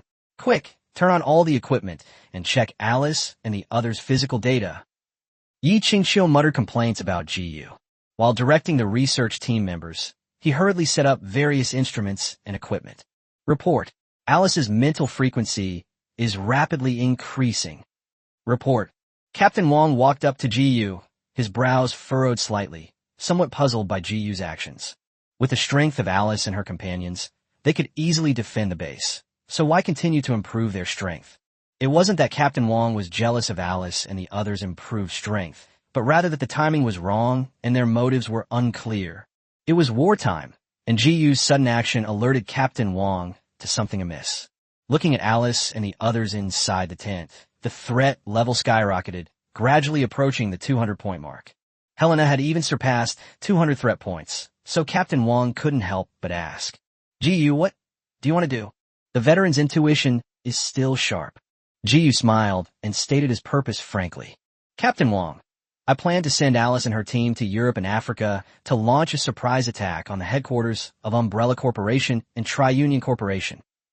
This kid holds a grudge. How come I never noticed this before? Ji, have you thought this through? Isn't doing this a bit too much? Don't worry, Captain Wang. Ji had already made plans. I will only send 6 people in 2 groups to carry out the raid mission. They need to go and come back quickly. I will not leave the base myself, but will take 2 team members to guard this place. This is also the fundamental reason why GU immediately improved the strength of Alice and her female companions after he had enough achievement points. He divided his special operations team into 3 parts, 2 offensive and 1 defensive. Naturally, he needed to improve their strength to ensure that nothing went wrong. Besides, GU paused, trying to persuade Captain Wang. Destroying the central hubs of these 2 companies will benefit the future combat operations of the Great Xia Army. Otherwise, the existence of 2 forces in this world that produce energy-based weapons could threaten the safety of our army at any time. Wasn't this zombie horde attack on the base the work of the Umbrella Corporation? Let's just wipe out both companies and save ourselves from losing even more soldiers in the future. Alright, you're the highest commander here. I will listen to you. Captain Wang nodded and did not continue to persuade him. Or rather, he had no right to interfere with GU's decisions at all. Therefore, after taking one last look at Alice and the others, whose threat level had stabilized, Captain Wang turned and left the tent to dispatch the attack helicopter squad. An hour later, the 2 teams, a total of 4 helicopters, took off from the base. Each of GU's 6 team members flew off in a different direction. GU's method of division is quite interesting. The first group of 3, consisting of Alice, Jill, and Ada Wong, was tasked with raiding the Umbrella Corporation headquarters. Among them, Alice is the only one of the 2 female characters whose threat level has exceeded 200 points, reaching 205 points. Jill has a threat level of 191, while Ada Wong has 197. The second group was led by Helena, who had the highest threat level of 219. The team members are Jessica, with a threat level of 195, and Rachel, with a threat level of 199. Coincidentally, GU also wanted to take this opportunity to see just how strong an individual life form with a threat level of 200 could be. Chapter 97, GU hates you to the core. Therefore, you are doomed to die. As for the 2 special female characters, Kara and Aiko Sella, they remained at the base. After the enhancement, Kara's threat level increased to 188 points, while Aiko Sella's was 189 points. GU discovered this not long ago when he injected the women with the 4th type of virus enhancer. The improvement in Alice and others was not as obvious as before. Yi Qingqiu's research team analyzed that this might be because the strength and physical foundation of Alice's female members were too strong, making it increasingly difficult to improve as the game progressed. There is another possibility. That's the 4th type of virus enhancer, which isn't really suited to the enhancement characteristics of Alice and her friends, which is why this happened. GU had no good solutions to this. All he could do was continuously acquire resources and nurture the Alice-like women around him. Europe, at the Umbrella Corporation headquarters, in the top-floor conference room. Alex sat in the head seat, flanked by holographic projections of Isaacs and Sergei on either side. Alex, our research has made a major breakthrough. The first to speak was Isaacs, who was in charge of developing the virus. He wasn't at headquarters, but rather in a secluded laboratory.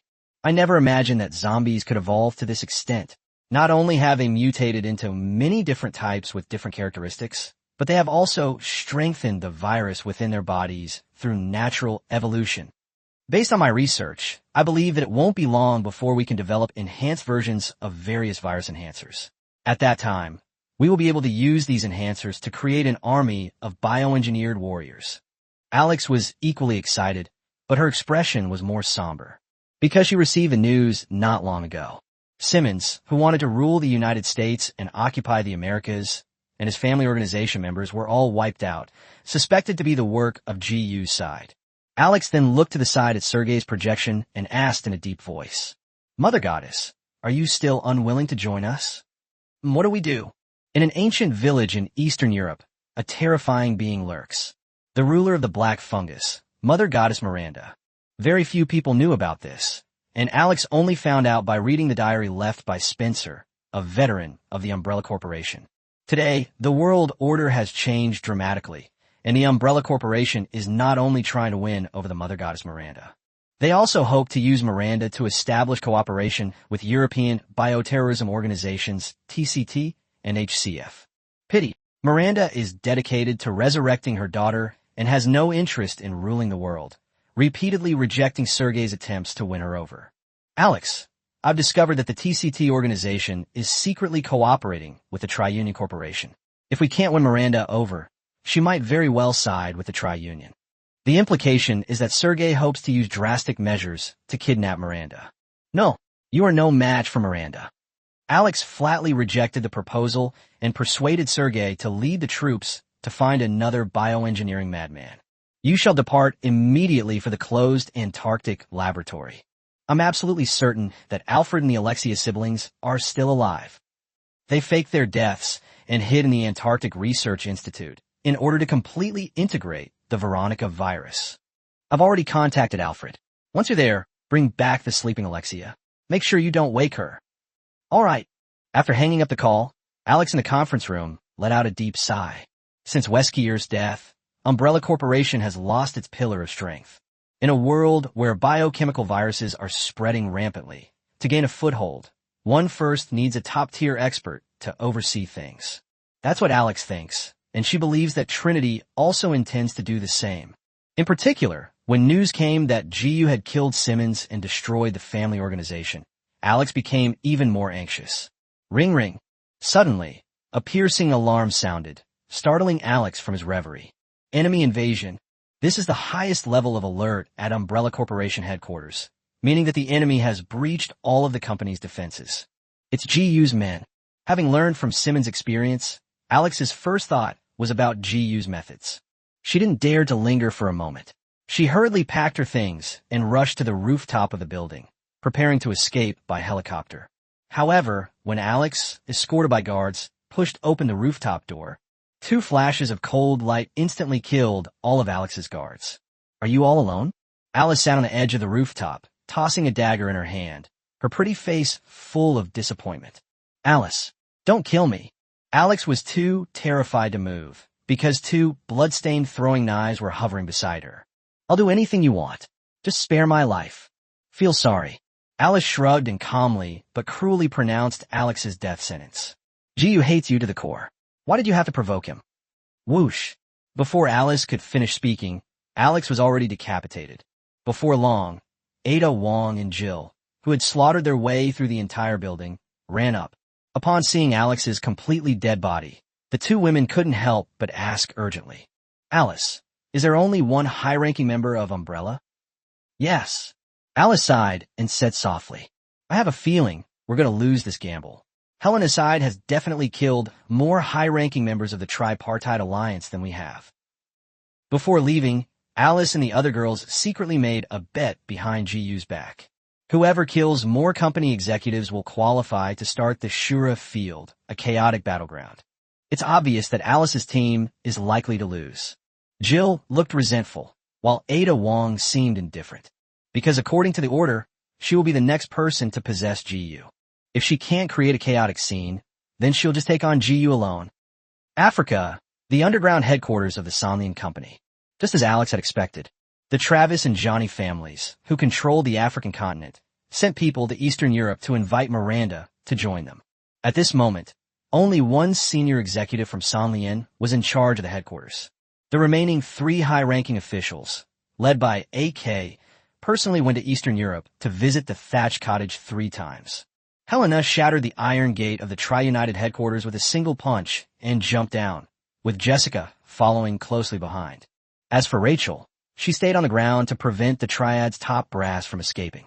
Rachel opened a bag of potato chips and happily started eating, never stopping to slack off. On the contrary, the Xia soldiers piloting the helicopter were guarding the surroundings with their rifles. Boom, boom, boom. Various tremors emanated from underground, accompanied by dense gunfire and explosions, clearly indicating that the battle was extremely fierce. The 2 great Xiao warriors clicked their tongues in amazement, marveling at how formidable GU's team members were. 2 mere people dared to penetrate the heavily guarded underground headquarters. Their bravery was beyond human comprehension. Chapter 98, the 6th Heavy Armored Combined Brigade arrives. The Great Xia Steel Beast bares its fangs. It should be noted that the headquarters of Sonlian Company not only houses a large number of armed forces, but also mass-produced biological weapons. If the Great Xia Army wanted to capture the headquarters of the 2 companies, it would need to send at least a division-sized elite force to have any chance of success. GU Special Operations Team only needs 2 to 3 people to easily complete the mission. This shows just how serious the threat to an individual's life can be, reaching the level of Helena and others. The more the warriors of Great Xia interacted with Gu and the others, the more envious they became. Will they be able to become as powerful as Gu and the others? Half an hour later, Helena and Jessica returned, covered in blood, and said to Rachel with some disappointment, "There's only one senior executive from Sanlian here. AK and the others are said to have gone to Eastern Europe. We killed everyone and the bioweapons inside. I never thought that the Tri-Unit could also mass-produce tyrants. So it looks like we lost. Alice and her gang of sluts got away with it." After completing their mission, Helena and Jessica boarded the helicopter, filled with disappointment, and flew towards the United States. It's clear they don't care at all about the shock that destroying 2 companies in the biohazard world brought to the Great Xia warriors. Alice and the other women only cared about how to seize the opportunity to possess Gu. They racked their brains day and night for this matter. At the base outside Raccoon City. Optional task 1 completed. Achievement reward 10 points. 1/3. Current achievement points 45. Optional task 2 completed. Achievement reward 10 points. 1/4. Current achievement points 55. Gu received the system's reward notification in real time, proving that one senior executive from each of the 2 companies had died. Good. Gu wasn't greedy. His goal was revenge and slaughter. Destroying the headquarters of the 2 companies would be enough to vent his anger. A day passed quickly, and the 2 combat teams that Gu had sent out returned to the base one after the other. Meanwhile, in the Great Xia world, the 6th Heavy Armored Combined Brigade also arrived at the National Security Underground Base.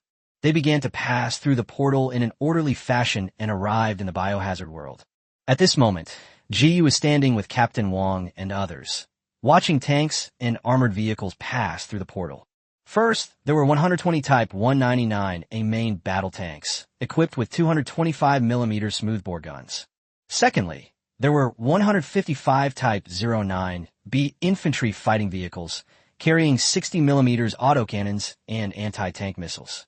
In addition, 38 Type 11A 255mm self-propelled howitzers with a range of 140 kilometers. 54 240mm mortars/howitzers, 18 HJ, 30 missiles, 40 HQ, 28 Sea Air Defense missile vehicles, and 50 Type 18 6-barreled anti-aircraft gun vehicles. It is also equipped with a 7-star millimeter-level 3-dimensional positioning system, 1,600 various attack drones, 3,000 digital mechanical dogs, and 500 large-scale combat robots. In addition, this heavily armed Combined Arms Brigade is also equipped with the latest technological weapons. There's 1 more Plasma Artillery Battalion, 2 more Inland Water Defense Battalions, 2 more Attack Helicopter Squadrons, 3 more Electromagnetic Artillery Battalions, and 3 more Laser Tank Battalions. The number of combat troops was increased from 6,000 to 8,000. Of course, this doesn't include logistics, support, and other services for all branches of the armed forces. If you add them all up, it would be close to 20,000 people. Finally, Commander Zhang personally escorted 3 land-based mobile intercontinental ballistic missiles over. The model was Dongfeng 97. Its maximum range is enough to hit the moon, giving it the ability to operate in the oxygen-free and weightless environment of space. As for its power, it's hard to say. After all, the Great Xia dynasty had never actually used it. Upon seeing this, Gu walked over with a look of shock on his face. "Commander, why did you send over such a powerful weapon?" "Oh, I'm just doing this as a precaution. Don't worry, this thing won't be activated unless absolutely necessary." Commander Zhang smiled, then coldly gave orders to the entire 6th Heavy Armored Combined Brigade that had arrived in the bio world. "General Sun, your goal is to take this city. I want to ensure that not a single zombie remains in the city. Can you do that?" Mission accomplished. After experiencing the shock of traveling to another world, all the officers and soldiers of the 6th Heavy Armored Combined Arms Brigade gradually regained their composure. Under General Sun's command, this massive steel behemoth of Great Xia bared its sharp fangs at the horde of corpses in Raccoon City. Jiyu, meanwhile, had already returned to the Great Xia world with his people. Also returning were Captain Wang, the 3 special operations teams, and Yi Qingqiu's research group. This elite force will not participate in the subsequent mission to conquer the world. Their mission was to cooperate with GU in exploring new alien worlds, serving as the vanguard and establishing a foothold for the Great Xia dynasty. The real large-scale wars were handled by the professional army of the Great Xia. In other words, the conquest and development of the Resident Evil world is temporarily no longer of much concern to GU. He needs to prepare for entering the next world. Currently, the Transformers world, which has the fastest anchoring speed in the GU system, will be open in just over 5 days. After returning to the Ministry of State Security's underground base, GU went to Alice's dormitory and had a good night's sleep. The next day, under Minister Lee's arrangement, he returned to the university he attended. Jinling University, in the school cafeteria. GU was sitting in a corner, quietly eating his set meal. He didn't have many friends before, and even fewer after his senior year internship. He's a typical socially awkward young man. Therefore, GU disappeared for many days during this period without attracting the attention of his classmates and teachers. Today, he went back to the university specifically to go through the motions and cover his tracks. GU will be recruited through campus recruitment to work at the newly established technology pharmaceutical company of Goen. To be fair, the school food was pretty good. Before he knew it, he had eaten several servings. Just as GU was enjoying his meal, a senior student suddenly rushed into the cafeteria and excitedly shouted, "Students, a big company has arrived at the campus recruitment area. A monthly salary of 500,000 yuan, 8 types of insurance, and 1 housing fund. And it's a newly established state-owned enterprise. The interviewer is a stunningly beautiful woman, and I heard she's only hiring 1 person from our school. Even many of the younger professors went for interviews." Boom! The college students in the cafeteria were stunned by the news. A monthly salary of 500,000, 8 types of insurance, and 1 housing fund? Really? With such good benefits, why not recruit from the top-ranked universities? A senior student immediately asked anxiously, "What kind of company is it? What are the requirements for hiring?" "A pharmaceutical technology company. They don't seem to have any requirements for education or experience. It seems to be all based on the interviewer's personal preferences. So far, out of the hundreds of people who have been interviewed, not a single one has passed. They've all been rejected. So that means we all have a chance?" Now, the senior students couldn't sit still any longer. Chapter 99 GU, why are you so slow? It's important to understand that companies that come to universities to recruit are large, legitimate companies that have followed proper procedures. They're unlikely to be fraudulent. Moreover, although the company was newly established, it is a registered state-owned enterprise, and its information can be found online. As a result, the students in the cafeteria went completely crazy. "Hurry, let's go. That's a monthly salary of 500,000 and a package of 8 insurances and 1 housing fund. Not looking at experience and education? Then what do we look at? Looks and who's nice to talk to. Regardless of what we look at, we all need to present ourselves well before the job interview and leave a good impression on the interviewer. I heard the interviewer is an extremely beautiful woman. Even if I don't get the job, it would be nice to see a beautiful woman." In a blink of an eye, all the hundreds of senior students in the cafeteria had run out. Even some third-year students were tempted and left the cafeteria one after another. Clearly, everyone was ready to try their luck at such a great opportunity. Sitting in the corner, GU couldn't help but twitch his lips. How did you manage to cause such a big commotion? He thought it was just a formality, a low-key onboarding process. Now it's gotten to the point where the whole university knows about it, and even professors are applying for the job. GU remembered that he and Minister Lee had agreed yesterday that Ada Wong, who has an Asian face, would be the interviewer, right? He wasn't in a hurry at all and continued eating quietly because this was his position and no one could take it away from him. At this moment, GU's classmates sitting at the next table were also quickly clearing away their dishes. When the classmate returned, he found that GU didn't seem to want to go with him at all, so he couldn't help but ask, "GU, aren't you going? Maybe you'll get lucky and they'll hire someone from our class. Everyone has a chance, and that's a monthly salary of 500,000. In this technologically advanced era, the purchasing power of digital currency is roughly the same as it was decades ago. A monthly salary of 3,000 yuan is considered a high salary for a college graduate. A monthly salary of 500,000 is an astronomical figure. Squad leader, you guys go ahead. I'll eat first, and then we'll talk." GU is listless, clearly more interested in food than in finding a job. He was forced to run back and forth between 3 rooms last night. Who could understand how hard he worked and how much he was exhausted. Hey, why are you like this? I heard that big company is only hiring one person. If you go too late, you might not get the chance. Never mind, just eat quickly. Seeing that Ji remained unmoved, the class monitor could only give up trying to persuade him and hurriedly ran away. Ji didn't get up until he had eaten and drunk his fill and leaned back in his chair to catch his breath before slowly walking towards the school's recruitment area. When he arrived here, he discovered Beijing Goen made a huge fuss. Other companies that come to campus to recruit, the smaller ones, might set up a booth or something. Larger companies recruit students class by class in lecture halls. The recruitment method that Goen prepared for GU was a bit outrageous. Surprisingly, a temporary prefabricated house was set up in the recruitment area. 6 burly men in black uniforms and sunglasses stood at the entrance, their waists bulging, clearly armed. Aren't these people Special Forces members from Longxiang, Hubin, and Langya? Ji was utterly speechless. He glanced at the long, winding queue of at least several hundred people waiting to get in, and his cheek twitched. Are jobs with a monthly salary of 500,000 really that popular? Left with no other choice, Ji could only stand at the back of the line. Not long after, he discovered that a long line had formed behind him. Every college student in line looked on with anticipation. The person who emerged from the prefabricated house looked ashen-faced and utterly dejected. How did it go? What did the interviewer ask you? They didn't ask me anything, just looked at my resume, and then let me leave. Huh, what does that mean? You're lucky. I went in, and they didn't even look at my resume. It was only 10 seconds before they let me out.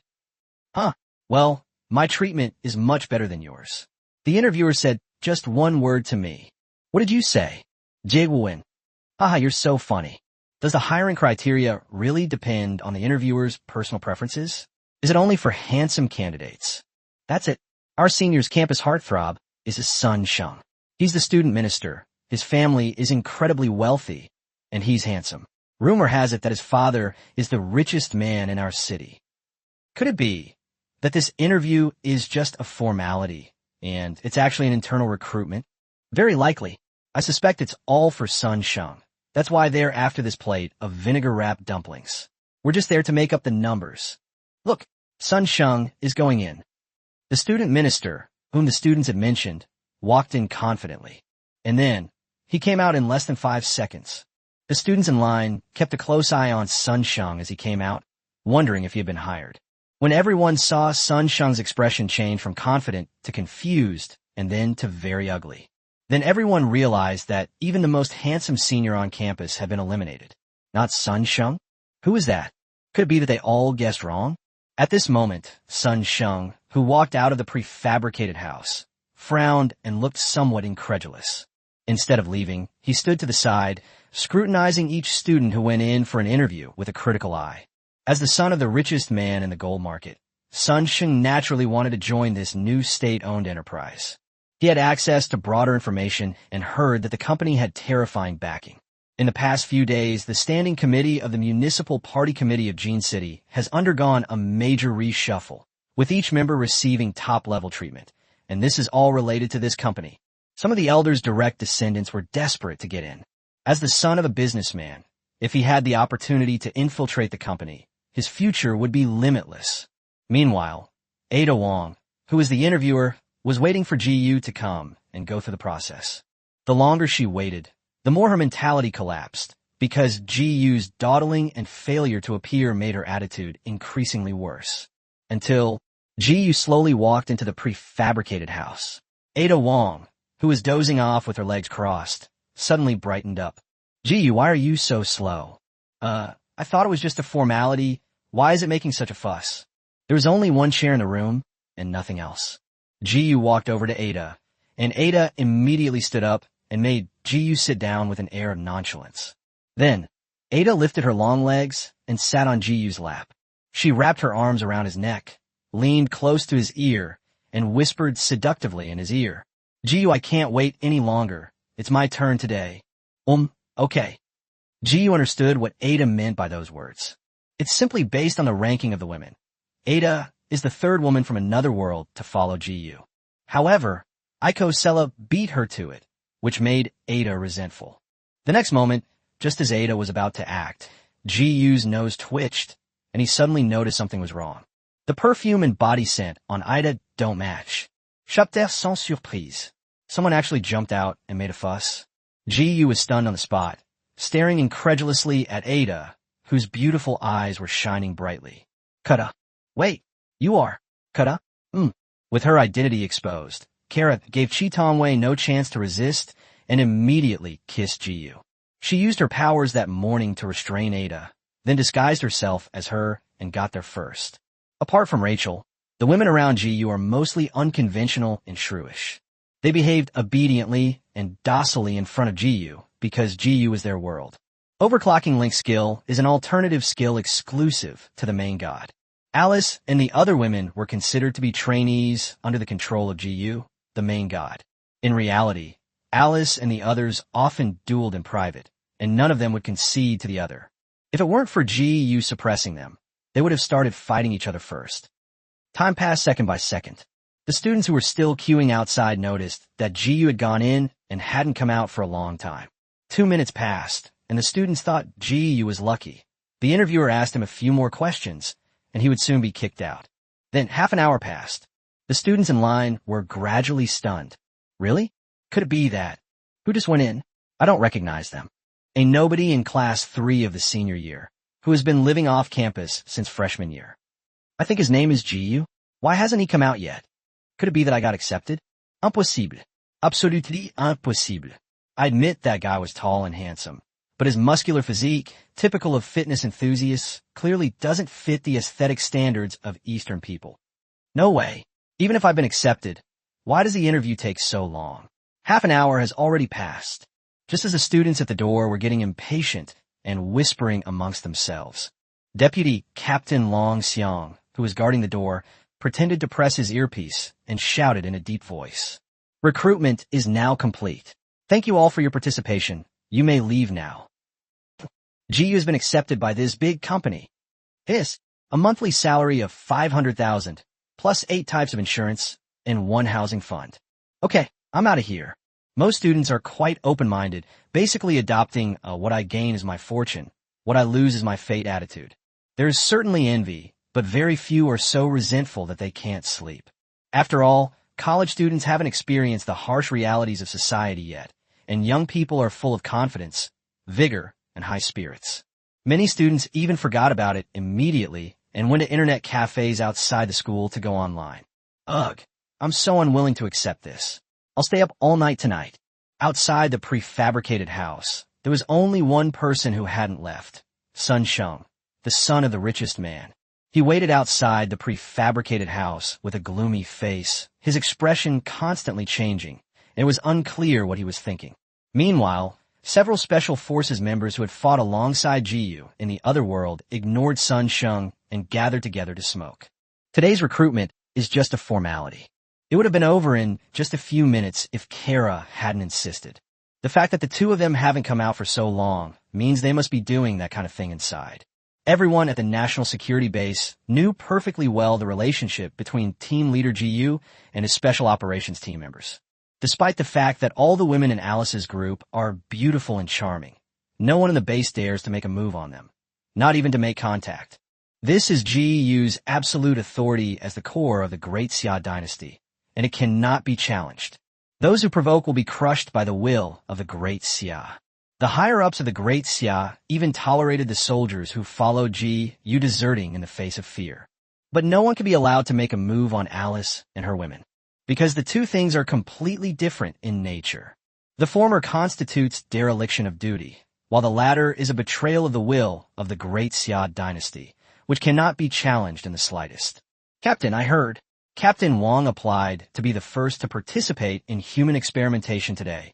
Keep your voice down. Don't you know you need to keep this a secret? I wanted to ask, when will it be our turn? We're about to head to the next world. I'm getting impatient. Hurry up. You have to line up properly. I'm already in the 3rd batch. You better get in the back. Having experienced the battles of the biohazard world, witnessed the alien world, and learned that Special Forces members can continuously grow stronger, which of them wouldn't want to be a Superman like Ji-Yu?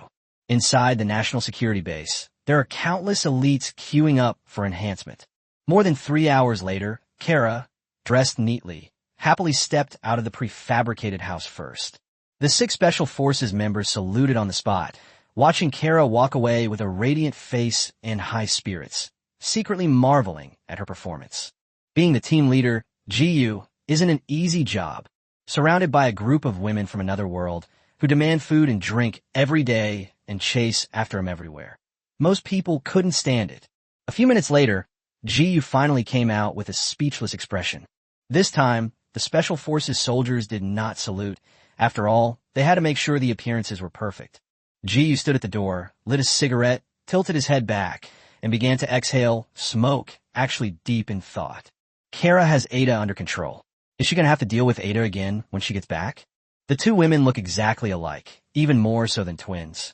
How could he possibly tell them apart? Thinking of Ada's furious expression, Jiyu's lips curled up into a smile. So your name is Jiyu? Just as Jiyu was feeling melancholy, an unfriendly questioning voice suddenly rang out beside him. Jiyu turned his head and met Sun Sheng's gloomy gaze, then calmly nodded. Jiyu, give me your job application form. Question mark. Do such people really exist in this world? Jiyu was clearly taken aback, obviously not expecting anyone to actually dare to jump out and make such a fuss. Is this the effect Ministerly wanted?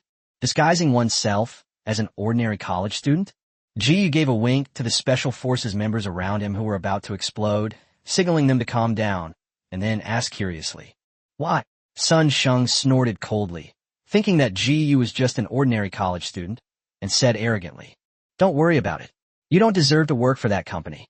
Let me tell you, my dad is the richest man in Jinshi. I'll give you 10 million, and you give me your position, or I'll force you to send someone to deal with you. Hire someone to deal with him? Are you looking for Doctor Strange or Iron Man? Upon hearing this, Jiyu couldn't help but shake his head and chuckle. Despite experiencing so much, he didn't feel angry or furious. He simply found it amusing, looking at Sun Sheng as if he were looking at a clown. The gods paying no heed to the clamor of mortals, just as a dragon does not notice the ants hopping about beneath its feet. Therefore, Jiyu simply shrugged and walked away casually, followed by 2 Special Forces members. You stop right there. I'm warning you, Chapter 101 Someone dares to threaten Jiyu? The Municipal Party Committee leadership undergoes a complete overhaul. When a Special Forces soldier saw Sun Sheng dare to chase after him and threaten Jiyu, he punched Sun Sheng to the ground on the spot and said coldly, Get out, or die. They were all veterans who had fought countless zombies, and their killing intent was almost tangible. They took Jiyu's place and taught Sun Sheng a lesson. It should be understood that Jiyu's importance is unparalleled in the entire Great Xia dynasty. Sun Sheng's actions were tantamount to running up to the U.S. president and threatening to force him to step down. It was almost as if he were the top leader. Putting aside other things, Jiyu's current rank is that of a vice-ministerial level cadre. If you stop a vice-ministerial level official and threaten him to give up his position to you, what is that if not courting death? In ancient times, if Jiyu were to travel, the common people on both sides of the street would have to kneel and wait for him. Furthermore, Jiyu was too lazy to argue with Sun Sheng, yet Sun Sheng dared to chase after him and threaten him again. The fact that the Special Forces soldiers didn't empty the magazine on the spot is already considered relatively amiable. Sun Sheng, who had fallen to the ground, wanted to start cursing. However, when he saw the pistol hidden on the Special Forces soldier's waist, he was completely dumbfounded. Entering a school campus and carrying a gun? What does that mean? Even the bodyguards of the standing committee members of the Jean City Municipal Party Committee, the minister of the United Front Work Department, or the commander are not allowed to carry guns when entering universities. The 6 men in black in front of us were armed, which means they were of frighteningly high rank. Sun Sheng fell silent. He realized he might have bitten off more than he could chew and couldn't help but feel a little regretful. He was also blinded by greed because the rumors about the newly established company in Jinshi were rampant among the upper management. Sun Sheng thought that Jiyu was just lucky to be accepted, so he naturally wanted to take Jiyu's place. The deputy captain of the Special Forces team clearly wasn't going to let Sun Sheng off so easily. Even if Jiyu was just going through the motions, it was still a legitimate job application process. What gives Sun Sheng the right to jump out and threaten Jiyu to give up his position? Does this threaten Jiyu's personal safety? So, The deputy captain immediately took out his phone and called Minister Lee. Sir, there's been a problem at the school. A senior student named Sun Sheng is supposedly the son of the richest man in the country. The deputy captain reported the truth about what had just happened, leaving Sun Sheng dumbfounded. What does no mean? Are we going to target the Sun family? Just because he accidentally bumped into and threatened Jiyu? What exactly is that person's identity? Let's go. Jinshi, Standing Committee Meeting Room. Upon receiving orders from Minister Lee and the Central Committee, the members of the Municipal Party Committee Standing Committee convened an emergency meeting. Just now, the central government issued an official document instructing the Jinshi Municipal Party Committee to investigate the company owned by the richest man in the city, Sun. Which company that can grow big and strong doesn't have some problems and a dark history? The sheer amount of tax evasion and other bad debts alone would send shivers down the spines of the Sun family. But the central government's orders were even harsher. In the future, no one or any force that dares to threaten Jiyu's safety will be allowed to appear in Jin City where Jiyu will live. Not even a tiny bit. It's important to know that Jin City was previously just a second-tier city, all for the purpose of protecting Jiyu. Now, it has become one of the top cities in the country. The composition of the Municipal Party Committee leadership is even more extravagant. The Municipal Party Secretary, who is the top leader of the Municipal Party Committee, and the Mayor, who is the top leader of the municipal government, are both at the deputy level rank. The Provincial Party Secretary of the province where Jinshi is located is only at the ministerial level. All the other Municipal Party Committee members in Jinshi were promoted to top positions, starting at the vice ministerial level. The heads of all the departments below were all promoted to high-ranking positions, either at the level of Director General or Deputy Director General, each one more outrageous than the last. This shows just how much importance the central government attaches to Jiyu. He himself did not experience it clearly because the central government only did things without saying anything. In fact, half of the people on both sides of the street that Jiyu usually passes by are plainclothes officers. If any suspected foreign spy is discovered and dares to approach within 100 meters of Jiyu, the National Security Bureau can make them disappear on the spot. And at this very moment, at Jiyu's university, a student claiming to be the son of a billionaire suddenly appeared and dared to threaten to harm Jiyu. Is he looking for death? The Sun family's Xingxing group has been involved in numerous tax evasion, power for money transactions, power for sex transactions, and corrupting officials in Jinshi City over the years. The central government has issued instructions to thoroughly investigate the Sun family, deal with them severely, and show absolutely no leniency. As the municipal party secretary spoke, he tapped the table and asked with a forced smile, "Gentlemen, no objections, right?" It's clear that even a top-ranking municipal party secretary harbors some resentment about this. On the one hand, the central government gave him a severe scolding. It's embarrassing to talk about something like this that happened in the area just a few days after I was parachuted in. He couldn't hold his head up when he returned to the capital for meetings. On the other hand, the municipal party secretary, who knew the inside story, also wanted to send his own child to work in a company under Jiyu's name. But he would never use threats. He would only rely on connections and favors, begging and pleading to find a way out. So what did the son of the richest man do? Did he go up and threaten Jiyu himself? He even threatened to hire someone to deal with Jiyu? Who the hell gave Sun Sheng this courage? Upon hearing the municipal party secretary's words, the full-time deputy secretary, one of the Iron Triangle of Jin City, was deeply moved. That is, the backing and support of the richest family. Son, he couldn't help but whisper, "Secretary, is it really necessary to make such a big deal out of this? It's normal for college students to be hot-blooded and impetuous. As for Jiyu, he doesn't have any connections. Why not let Sun Sheng join the pharmaceutical company?" Oh, I forgot. This full-time deputy secretary was not parachuted in and was unaware of Jiyu's true identity. All right, you can leave now.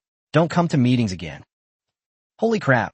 He was simply kicked out of the municipal party committee standing committee for raising an objection. Get out. Hurry up. The municipal party secretary's face was stern, showing no mercy whatsoever. The full-time deputy secretary in front of me is so insensible. He was originally only a deputy director-level official, but because of Jiyu, he became a ministerial-level official, and yet he still dared to contradict the central government's instructions? Since you value the Sun family so much, let's deal with it together. And so, without GU's knowledge, the Municipal Party Committee underwent another major reshuffle, replacing all the ignorant and unintelligent cadres.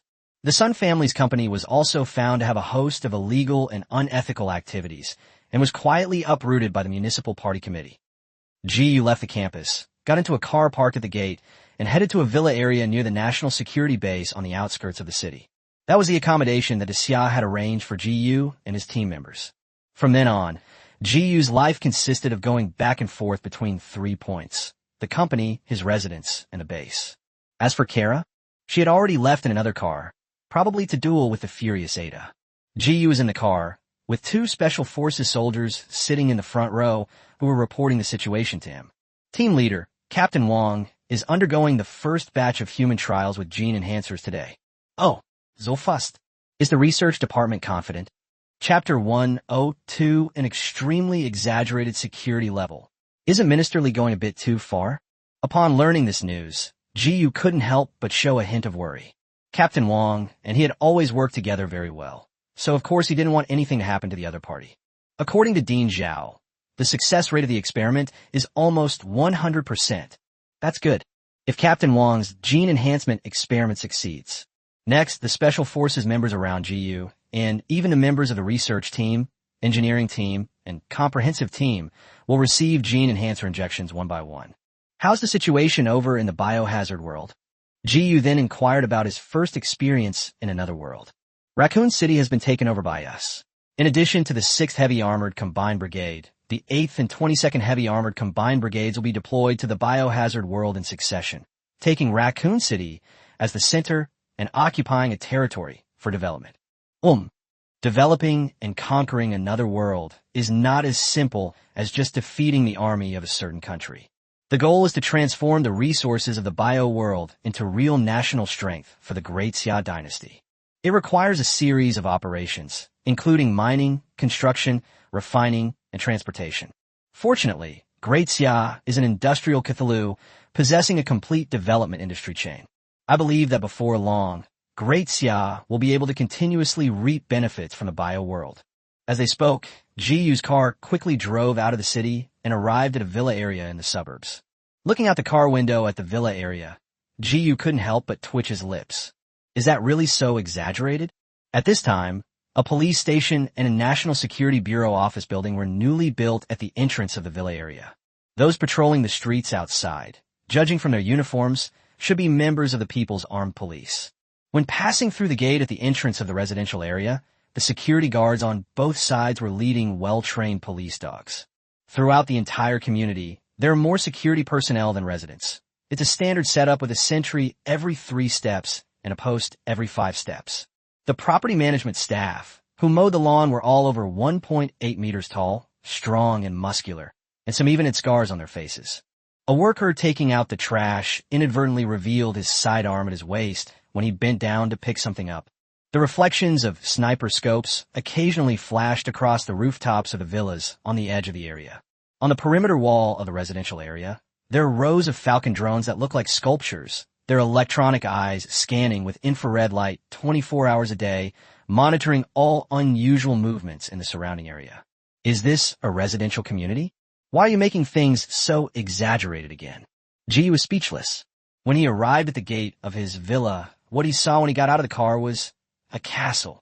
Isn't Minister Li going a bit too far? Team leader, these are all clear instructions from above. Minister Li is just following orders. In the eyes of the central government, protecting GU's safety is far more important than concealing GU's identity. They would rather GU's identity be exposed than give foreign forces an opportunity to take advantage of them due to security negligence. All right, G, you could only walk into his future residence under the watchful eyes of the Special Forces soldiers. Snap! The moment the door opened, a jet of water hit the wall in the entryway. The living room was in complete chaos, with Ida and Kara, who looked like twins, wrestling and pulling each other's hair. You bitch! I'll kill you today. Come on, you bitch. I wanted to teach you a lesson for a long time. Ew. How terrifying. GU quietly bypassed the living room and wandered around the various rooms on the first floor and in the basement. Rachel was wearing shorts and casually lying on her bed in her room watching a short drama. Wearing glasses, Aiko Sella was intently conducting an experiment of unknown origin. The basement has been converted into a training room, and Helena and Jessica look like they're competing in weightlifting. Alice and Jill were dueling in the ring, having a great time. How come these women have so much energy? Clearly, this castle will be Ji-Yu's future home, and the place where he and his followers will live. After wandering around for a while, Ji-Yu left the basement without disturbing the Alice women who were all busy with their own things. What he didn't notice was, when Jessica sensed Ji-Yu's presence, she casually tossed aside a 1-ton barbell and excitedly followed him. Upstairs, Ji-Yu chose a large, unoccupied bedroom with its own bathroom, intending to take a bath. Kara went a bit too far during the school interview that day. In order to suppress Ji-Yu, she shamelessly used her supernatural abilities, and in the end, she was barely evenly matched with Ji-Yu. After working for several hours, Ji-Yu was covered in sweat and naturally wanted to take a shower to refresh himself.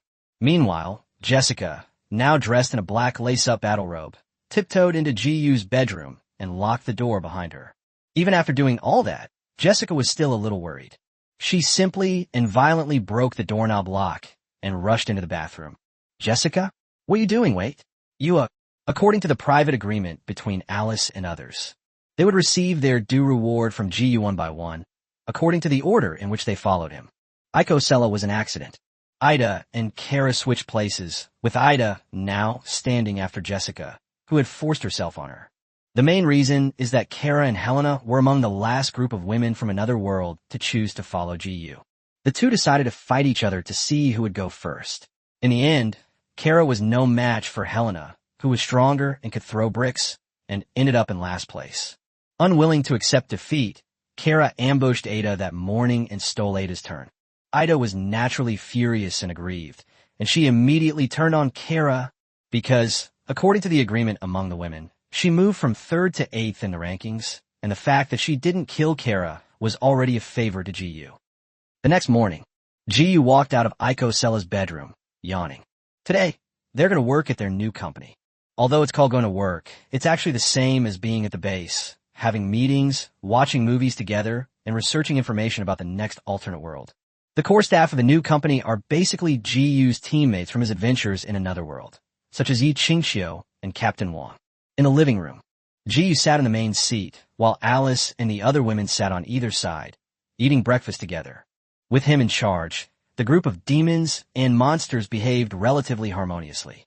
Ada kept a dark expression on her face, glaring angrily at the smug Kara from time to time. Around noon, Ji-Yu and his group arrived in a private car in front of a building in the city center. "Which floor is the company on?" After getting off the bus, Ji-Yu looked up at the dozens of stories high building and secretly clicked his tongue in amazement. The driver was also taken aback by Ji-Yu's question and answered subconsciously. "This is the building? What's wrong, team leader? Is the entire building like that? Good heavens. How much will this cost?" Chapter 103. The Intelligence Analysis Department is a gathering of elites. The entire national machine revolves around Ji-Yu. Inside the building, you can see professional soldiers with guns everywhere, and even the female receptionist is a former soldier. It's no exaggeration to say that Minister Lee has considered every detail of the company and arranged everything meticulously. The offices of Ji-Yu and other key personnel are located on the 12th floor in middle. After taking the elevator up, Ji-Yu led his 8 team members into a large conference room. At this moment, all of Ji-Yu's acquaintances were present in the conference room. Yi Qingxiu led the research team, engineering team, comprehensive team, and 3 special operations teams, as well as Captain Wang and other first batch of elite soldiers. When Ji-Yu saw Captain Wang sitting in the front row with a big smile on his face, he immediately felt relieved. It seems that the research department's human trials were very successful. Captain Wang's aura had noticeably intensified several times, and his threat level when unarmored was estimated to have increased to around 20 points. With this level of threat and individual combat capability, coupled with the availability of various high-tech weapons, they're already capable of dealing with G-virus mutants single-handedly. Sure enough, after Ji-Yu came in, Captain Wang was the first to stand up and report the good news. "Yi-Yu, the human trials at the research department were a success. The first generation type 1 gene enhancer is perfect, raising my threat level to 22 points. Next, all the team members who will follow you to the next otherworld will be injected with the original enhancement agent to assist you in exploring the new world. Congratulations! Yi Qingxiu then laughed and gestured for Ji and the others to sit down quickly. She then used virtual digital technology to control the projector in the conference room. They played a series of old 5D movies, including the first Transformers film from decades ago. Actually, they had all seen the movie, except for Ji and Alice and the other women. Honestly, this movie was a huge hit worldwide back then. It was considered a sci-fi masterpiece. When the movie ended, Ji's brows furrowed slightly. The world of the Transformers movie isn't the apocalypse. In the biohazard world, he can still lead his teammates to wreak havoc and act without any scruples, because the streets are full of zombies. The Transformers universe originates from a science fiction film set in a modern society. The story revolves around two factions of Cybertronian robots invading Earth. In other worlds like this, which aren't post-apocalyptic, it's really difficult to launch any action. We can't just go up there and slaughter civilians, causing chaos in the whole world, can we? At the same time, decades later, Ji still feels a sense of incongruity when he watches the Transformers movie again. Because there's no explanation for why Optimus Prime, the leader of the Autobots, insists on adhering to the principle of not harming humans. It felt as if some kind of robot law had been imposed upon me, which was quite bizarre. Logically speaking, as the leader of the Cybertronian civilization, shouldn't Optimus Prime have considered the fate of his people more? With many doubts in his mind, Ji originally thought that the Alien vs. Predator, Pacific Rim, and Godzilla movies would continue to be shown. Unexpectedly, Yi Qingxiu stopped the screening, leaving Ji completely bewildered. At this moment, with Yi Qingxiu's series of actions, a virtual earpiece appeared in everyone's ear, and the voice of team member number 3 sounded simultaneously. Team leader, we only need to watch the first Transformers movie. Why? My system indicated that Transformers is a merged world, composed of multiple movie universes. I know, but after the analysis department worked overtime, we came to a new conclusion. You say. Team member number 3 cleared his throat and slowly began to recount the various conclusions drawn by the base's analysis department. Team leader, everyone, after experiencing the various aspects of the biohazard world, the analysis department has reached several new and definitive conclusions. First, a simple level world shouldn't be like a mid-level world, which incorporates multiple different movie storylines. The supporting evidence is that once the Resident Evil world was upgraded to a medium level, new settings from the Left 4 Dead game were quickly added. Upon hearing this, Ji's heart stirred, and he felt that it made a lot of sense. The Intelligence Analysis Department of Great Xia is indeed composed of elites. To be honest, it seems like Ji is leading the team to explore the other world all by himself. In reality, the Great Xia mobilized the entire national machinery to back him up. This is a collision between two worlds, only initiated by Ji as the medium. Secondly, the analysis department also pointed out that the difficulty distinction of mid-level worlds should be related to the amount of different world storylines merged. For example, the Resident Evil world currently only incorporates the settings of the Left 4 Dead game, which can be considered the lowest difficulty medium world. And the second alternate world we're going to, the Transformers world, is known to have incorporated more than 3 other world storylines, so it will be even more difficult. Based on this, we can extrapolate.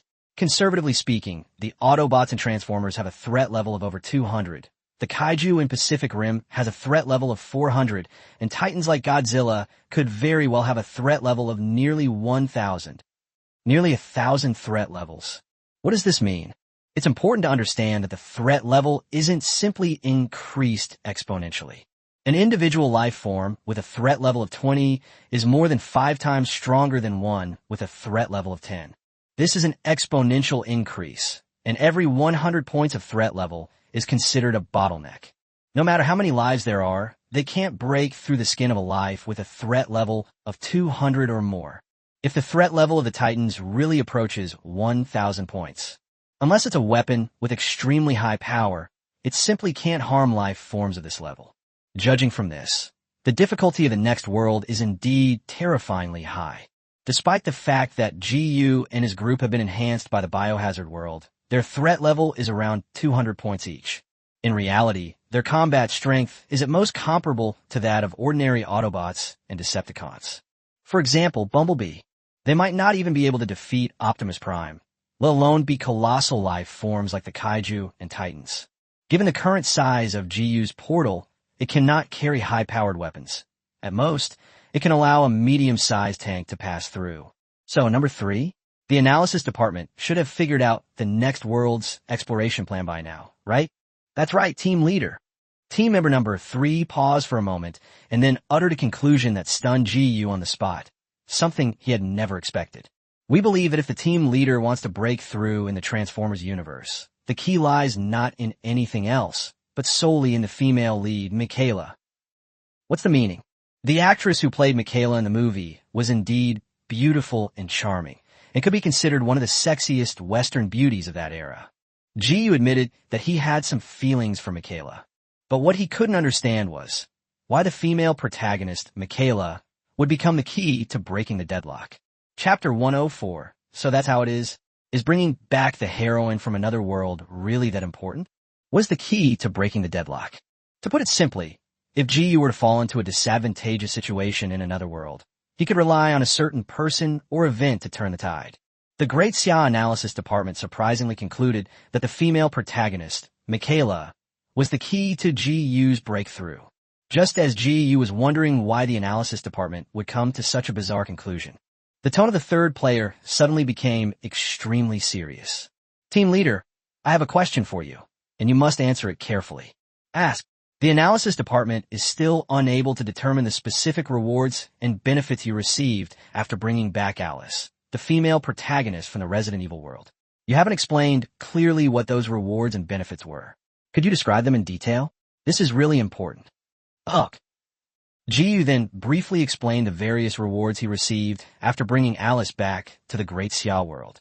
This includes the virus body and overclocking link skills. The Analysis Department was right after all. After listening, team member number 3 quickly relayed the analysis results to GU. Team leader, the reason you were able to keep getting stronger, or rather, to turn the tide and take the initiative in the Biohazard world, was actually because you brought back Alice and obtained 2 skills related to the Biohazard world. Virus Holy Body gives you a physique that allows you to fuse with different viruses and continuously grow stronger. The Overclock Link skill gives you the ability to abduct female characters from another world and steal their destiny. What does this mean? It means that the female protagonist of the Transformers universe is even more important to you than completing the main storyline.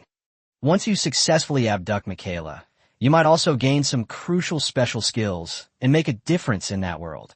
This is why Chinchio didn't show other movies.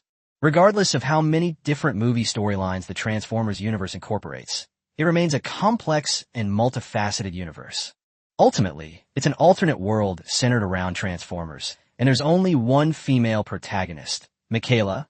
Upon hearing this, GU is also stunned and turned to look at Alice, who is blinking her beautiful eyes. Is that how it is? Bringing the heroine back to another world is more important than completing the main quest? It seems it really is. If I bring Michaela back to the Great Xia world, the system might reward him with several more types of physiques or skills similar to the Virus Saint Body. At this moment, after receiving the crucial information from GU, the third player immediately contacted the Analysis Department at the Goen base. Thus, a group of elite intelligence analysts, utilizing various high-tech methods and their super brains, came together. Finally, several routes for GU to explore the Transformers world were analyzed. Team leader, the Analysis Department has sent back the results. Based on the Transformers universe, we conducted a comparative simulation with the Resident Evil universe. There's a 70% chance that your first main quest will be to seize the spark of Cybertronian civilization. And the mission will take even longer than the one in the Biohazard world. Conservatively estimated, it will exceed 1 month. How long is the task duration in 1 month? Wait a minute. GU interrupted team member number 3, who was about to continue. If we disappear for a month, won't the Great Xia region just explode? Don't worry, team leader. The flow of time is actually different in each world. Oh, even in the Biohazard world, it's more than an hour behind Great Xia. Maybe we'll spend a year in the new alien world. while only a day will have passed in Great Xia. That's all right. Go on. Good.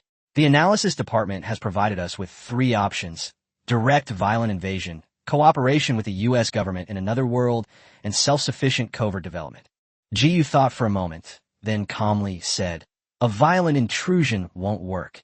We can only take 40 people at most, and with Alice and the others, that's less than 50. Unless you drop nuclear bombs everywhere after you go, it's pointless. I don't want to fight every day." As for cooperation, Great Xia has no reason to cooperate with the government of another world. Besides, the United States is the descendant of a bunch of bandits. Cooperation means compromise and concessions. They might make exorbitant demands for our advanced technology. Whether we give it to them or not, it will be a loss for Great Xia. Jiyu today is no longer the naive and ignorant college student who followed going away barefoot. Having experienced so much, especially in the biohazard world, where he witnessed the shamelessness of the U.S. government, politicians, and big capitalists, he completely lost trust in these people. Cooperation is not out of the question, but we must recognize who the boss is. Only when the Great Xia becomes the eldest brother, holding the power to set the rules, can it reap the greatest benefits. Ji will only consider cooperating with the government of another world if necessary. Otherwise, it's out of the question. Yes, team leader, you're right. The third team member looked at Ji with more recognition and appreciation in his eyes. Ji has indeed grown very quickly. Aside from his womanizing and vindictive nature, he is increasingly resembling an excellent leader.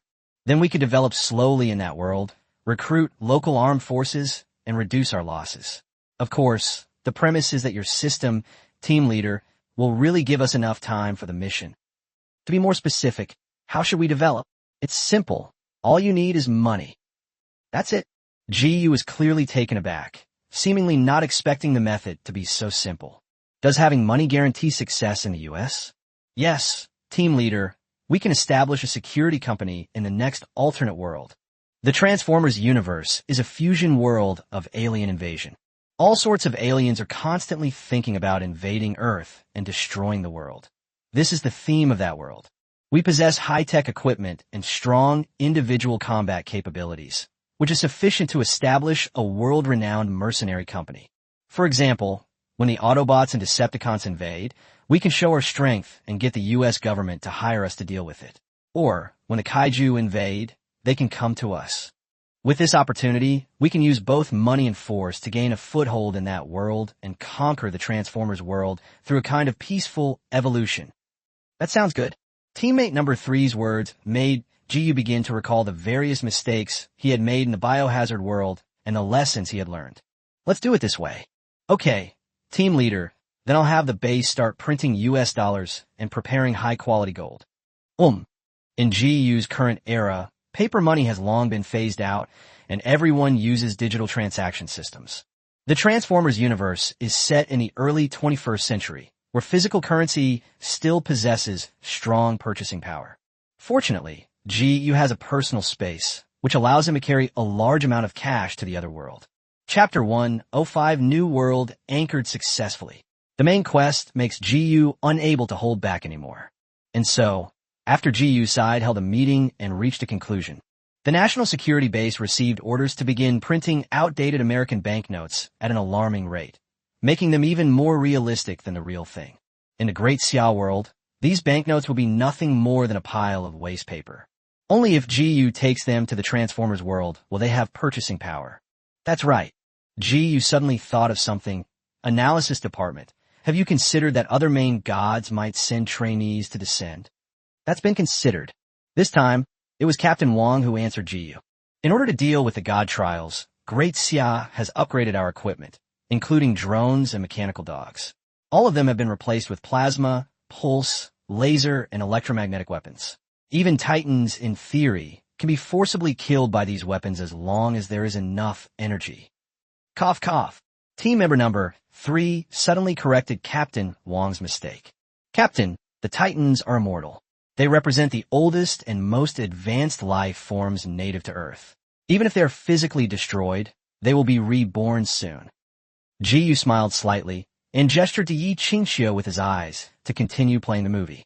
The Xia has collected all the alien invasion movies about that era, not limited to the 4 movies suggested by the system. Some bizarre movies are truly awful, making Ji want to vomit, but he still had to endure watching them speechlessly. You definitely can't watch all these movies in one day. The meeting lasted for most of the day, and Ji decided to enjoy it home. And Captain Wong and his team have even more to do. They undergo modifications using a viral enhancer, become familiar with new high-tech equipment, and gather more information about the other world. Fortunately, since everyone had already experienced another world, they no longer felt the awkwardness of the first time and were more composed. In the time that follows, Ji would watch movies in the living room every day, carefully studying every plot detail. On the sofa next to him, Alice and her friends were naturally sitting around, watching the movie with him. Ji is quite attentive when watching movies. He even takes notes. Exploring another world is no child's play. He is well aware that he bears the responsibility of commanding the entire operation. The difficulty of exploring the Transformers world far exceeds that of the Resident Evil world, so Ji dared not let his guard down. On the contrary, Alice and her friends became stumbling blocks and obstacles for Ji as he seriously studied the movie plot. They would wear different styles of sexy clothes every day, trying every means to seduce Ji. This made Ji's rest period quite fulfilling. Meanwhile, at the National Security Base on the other side, following Captain Wong, the second and third batches of Great Xiao warriors underwent viral enhancement, and each of them became a super warrior with a threat level exceeding 20 points. The research department is also working day and night to develop the virus, attempting to iterate and develop a second-generation gene enhancer. Meanwhile, the Armed Forces Department was tailoring new individual equipment for the soldiers. Because the second alternate world that GU is about to enter is completely different from the bio world. It was a relatively stable alternate world where the U.S. government's rule was deeply entrenched. The absence of a virus spreading to assist GU and his group would allow the Great Xia army to take advantage of the chaos. Therefore, the Great Xia forces could not arrive fully armed as they would in the biohazard world. They need to conceal their identities, develop quietly, and establish a firm foothold. The elites of the Great Xia Analysis Department deduced countless known possibilities. The information, along with potential dangers, was stored in the database of Team Member Number 3. This is one of the benefits that GU's reporting system brings to the country. Before he even entered the other world, the state apparatus of Great Xia had already made thorough preparations for him. For days passed quickly. Back at the base, GU's system finally emitted a notification sound indicating successful anchoring. New world anchor successfully established. Teleportable world, Transformers, Multiverse God Space, Medium world. Phase 1. Help the Autobots or Decepticons seize the Allspark and a leadership module. Task rewards. World anchor point progress plus 30%. Portal ratio plus 30%. Number of players allowed to enter plus 30. Random Titan Beast Totem. Exclusive and totem training system analysis. Once GU was anchored in the Transformers universe, he received information about his first phase of the main quest. Totem system? What is this? The description seems to suggest that it can be cultivated and is related to Titans. Based on the virus enhancer awarded in the main storyline of the biohazard world, GU judged that the totem was also a means of strengthening oneself. Aside from the rewards, what really made GU lose his composure was the content of the mission. The first phase of the mission alone allowed him to seize the spark of Cybertronian civilization and the Autobots leadership module. Is he forcing himself to become an enemy of the Autobots? Forget about the spark, everyone's fighting over it. The nature of the leadership module is completely different. This thing is also called the energy treasure, and it is the core heritage of the Autobots. If GU really seizes the leadership module, wouldn't the Autobots fight him to the death? It's like a foreigner coming to the Great Xia dynasty and stealing the Xianyuan sword, the 9 tripods, and the Imperial seal. Just watch the people of Daxia. Whether they do it or not, you're doomed. If I don't make you poop out, you're lucky you poop clean. My head hurts. Left with no other choice, GU informed Team Member Number 3 of the mission information he had received. Team Member Number 3 immediately consulted with the base's analysis department to conduct various possible calculations regarding GU's main mission. Finally, the analysis department came to a conclusion. The task is very difficult. The only chance of success is for GU to find a way to win over Optimus Prime, the leader of the Autobot faction. Then he brought the Autobots to the Great Xia world and made them his followers. In this way, the leadership module can theoretically coexist with Optimus Prime. By exploiting a system bug, I indirectly completed the task. The Great Xia dynasty was still somewhat envious of the various advanced technologies of the Cybertronian civilization. If you can really bring the Autobots back to Great Xia will certainly be willing to regard the Autobots as allies. This approach has many advantages. For example, when Jiyu goes to other different worlds in the future, he won't need to bring any means of transportation. The Autobots' combat power is far superior to any tank or armored vehicle. They only consume a few dozen liters of engine oil to fight a war. If you run out of money, you can sell the Autobot. They can come back on their own afterwards. Isn't that convenient? The only uncertainty at present is that no one knows whether GU's overclocking link skill can bind to silicon-based life forms. The overclock link skill, to put it simply, is actually an exclusive skill of GU as the main god. Those who take refuge in his otherworldly role can be seen as trainees in a certain sense. If GU cannot connect with the Autobots, this main mission will be truly as difficult as climbing to the heavens. Chapter 106, Entering the Transformers World. Great Xia, victory is assured. GU, this young chief god, had a rather tough and difficult time. In addition to training Alice and other trainees himself, he also had to personally go in a battle to meet the various needs of Alice and others. Ultimately, the analysis department, after synthesizing intelligence from the Transformers universe and the main storyline, concluded for GU that first, lure the female protagonist, Michaela, to make contact with the Autobots. Then participate in the war between the two factions of Cybertronian civilization, and take this opportunity to complete the main quest. Commander Zhang then walked over to GU, who was sitting on a box in the hangar, and gave him a stern reminder. GU, I've read the analysis department's conclusions. Your mission this time might involve staying in this other world for a long time. Remember not to act impulsively. This is a mid-level world, and it's extremely dangerous. After a pause, Commander Zhang hesitated before offering further advice. If things are hopeless, prioritize your own survival. GU, Great Xia already possesses the biohazard world. Giving up the Transformers world is no big deal. Don't rashly activate that hell mode. Commander Zhang's meaning is quite clear. He didn't want GU to choose to completely control this mid-level world like he did in the biohazard world. That would be too dangerous. Don't worry, Commander. I'll handle things as they come. GU did not make a decision at this time, because only after he actually enters the world of Transformers can he draw conclusions based on the actual situation. Yes, be extra careful. Commander Zhang did not try to persuade him further, leaving the final decision entirely to GU. With the Xia as GU's strong backing, the only thing Commander Zhang could do was to arrange for GU and his group to have all the necessary support when entering the other world. This time, besides GU and Alice and the other women, there's also a combat team of 30 people led by Captain Wang, a research team of 3 people led by Yi Qingxiu, an engineering team of 4 people, and a comprehensive team of 3 people. 40 elites from all walks of life in the Great Xia dynasty, each of whom had undergone genetic enhancement. Even Yi Qingqiu possesses a superhuman physical foundation. Compared to their first time entering the biohazard world, this unit from Great Xia was dressed in sharp suits and appeared to be carrying no weapons. In fact, each member of the combat team carries a variety of high-tech individual weapons. They wore integrated combat suits underneath, connected to a virtual local area network with a communication range exceeding 10,000 miles. GU, on the other hand, went to the base's production factory and frantically stuffed US dollars and gold bars into his personal space. Only after he had completely filled the space did he return to the training hangar, satisfied. Amidst these intensive preparations, GU and his team were ready to enter the Transformers world at any time. The next moment, a portal that had expanded by about 50% was summoned out of thin air by GU. Gentlemen, let's go. GU turned around and looked around at everyone in the hangar.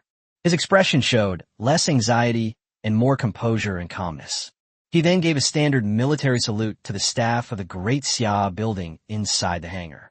Great Xia will surely prevail.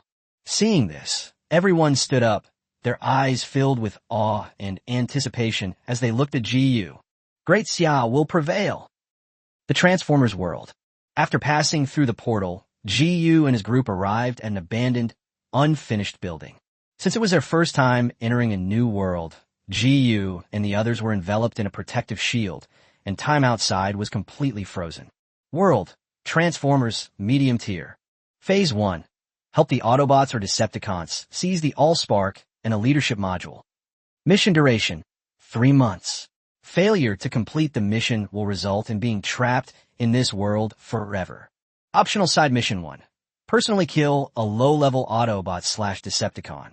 Reward, plus 3% anchor point progress, no cap. Optional side mission 2. Personally kill elite-level Autobots/Decepticons. Reward, plus 5% anchor point progress, no cap. Optional side mission 3. Personally kill a Valkyrie-level Autobot/Decepticon. Reward, plus 10% anchor point progress, no cap. Optional side mission 4. Personally kill a Commander-level Autobot/Decepticon. Reward, plus 15% anchor point progress, no cap. Optional side mission 5. Personally kill a Leader-level Autobot/Decepticon. Reward, plus 20% anchor point progress, no cap. Optional side quest 6. During the confrontation phase, kill the main god space trainees.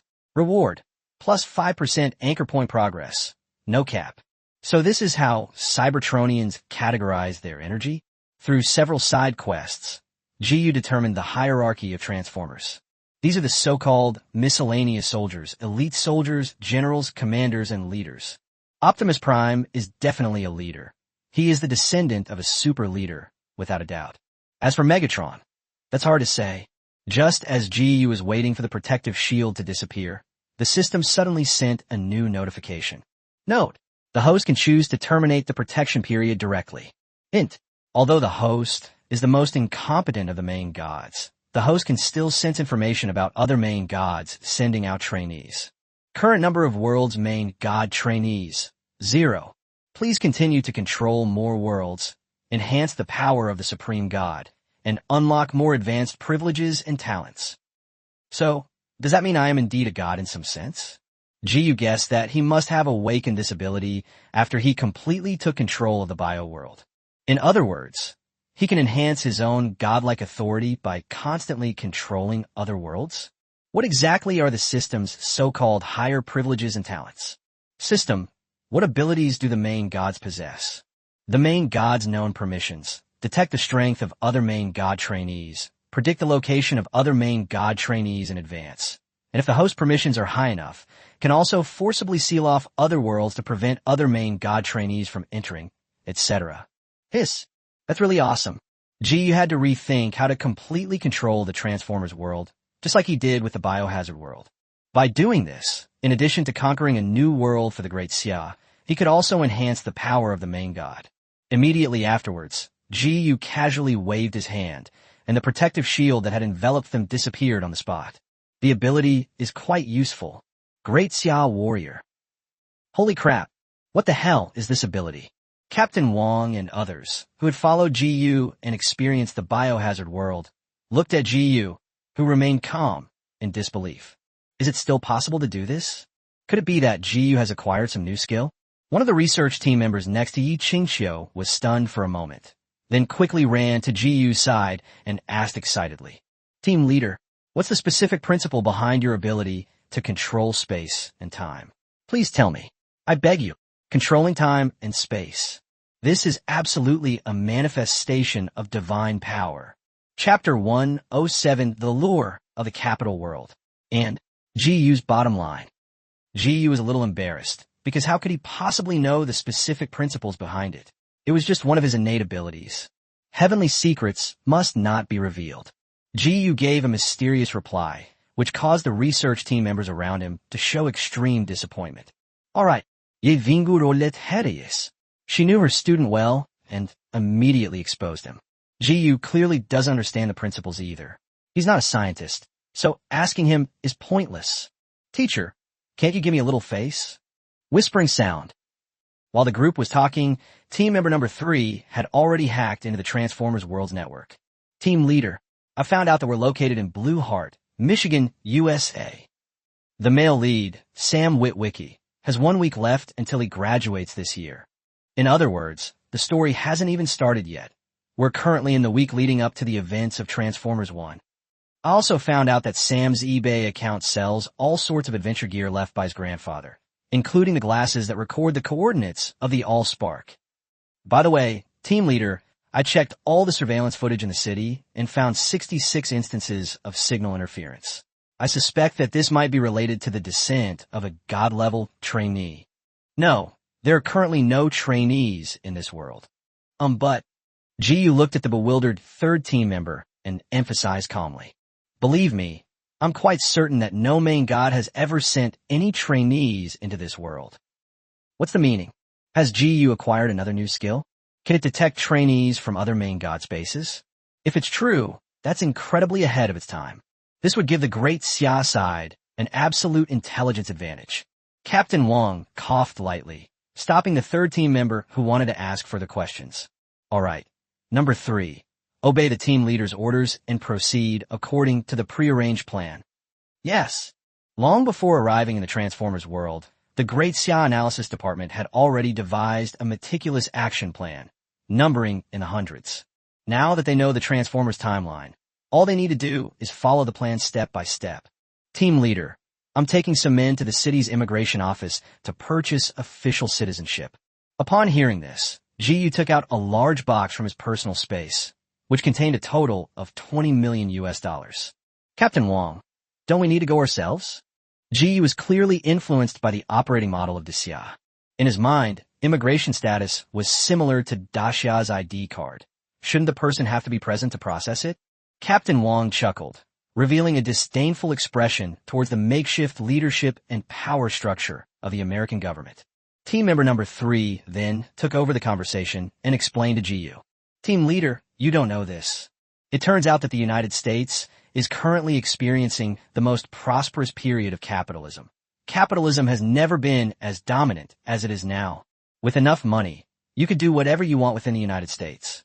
Furthermore, the U.S. immigration service in this world is not under the rule of a president who wants to make America great again. Therefore, the immigration department is a marginal department, not valued, and far less brutal, domineering, and unscrupulous than it was in some other era. To put it bluntly, there's not much profit to be made, and they're so poor they're about to close down. In order to raise money, immigration offices in various places put prices on immigration status.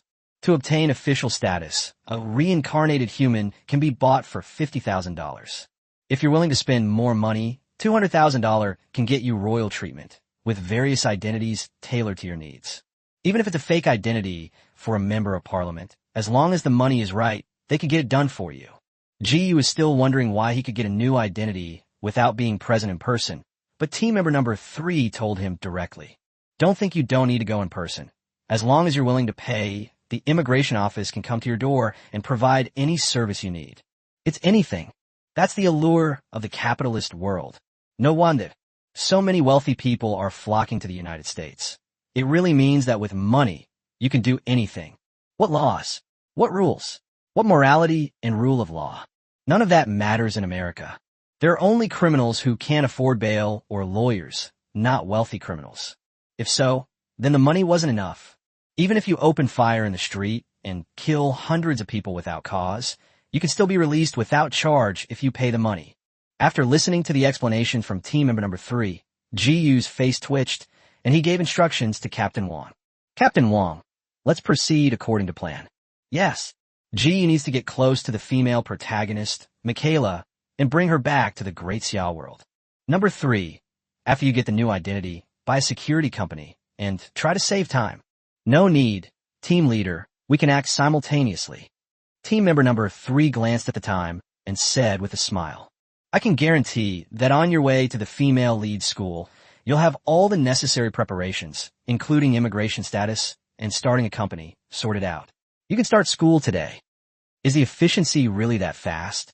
GU was somewhat skeptical, but he still looked at Aiko Sella beside him and decided to act immediately. According to the plan formulated by the Great Xia, Aiko Sella's identity will temporarily be GU's mother, the kind of person of noble birth. After all, Iko truly came from a top-tier noble family, and his noble air was undeniable.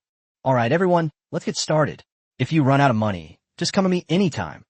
After a pause, Ji suddenly seemed to realize something, and his expression became extremely serious, even a bit cold and ruthless. He glanced around at everyone, his gaze sweeping over each one, and coldly stated his final bottom line. Gentlemen, I don't have many requirements or restrictions for you, but there's one thing you must remember. In the United States, drugs are never banned, and they're cheaper than cigarettes. If anyone dares to get addicted to drugs during the mission, I will kill him with my own hands. Please remember, everyone, the reason why our great Xia can stand at the top of the world today is because of the sacrifices of generations of anti-drug police officers. The fight against drugs is a war to the death for our great Xia. Anyone who dares to cross this line will be killed. You could even tolerate betrayal from those around him, but he would never tolerate anyone using drugs. Yes, sir. Everyone's expression changed. No one dared to take it lightly. Chapter 108: Successfully Approaching the Male and Female Leads. In fact, Jiyu knew that the great Xia troops who followed him were disciplined. Captain Wang and his team had already been informed of these matters by the higher-ups of the Xia. But Jiyu still had to take the initiative and emphasize it again. The reason is simple. This mission is unlike the one in the Resident Evil world, which is mainly about confrontation and fighting, and there is no time to stop. In the Transformers universe, Jiyu will primarily rely on strategic planning and strategizing, with force as a secondary method of acquisition. Therefore, every great Xia warrior around him is likely to take on important responsibilities or stand alone. In this situation, temptations from all sides will increase significantly. Once someone takes drugs, they will be controlled, which will directly harm the interests of the great Xia world and cause incalculable losses. This is something you will never allow to happen. Moreover, the harm caused by drugs is so great that I believe no one in Daxia is unaware of it. It is an aversion ingrained in their genes. Jiyu's words immediately made the atmosphere around him extremely serious.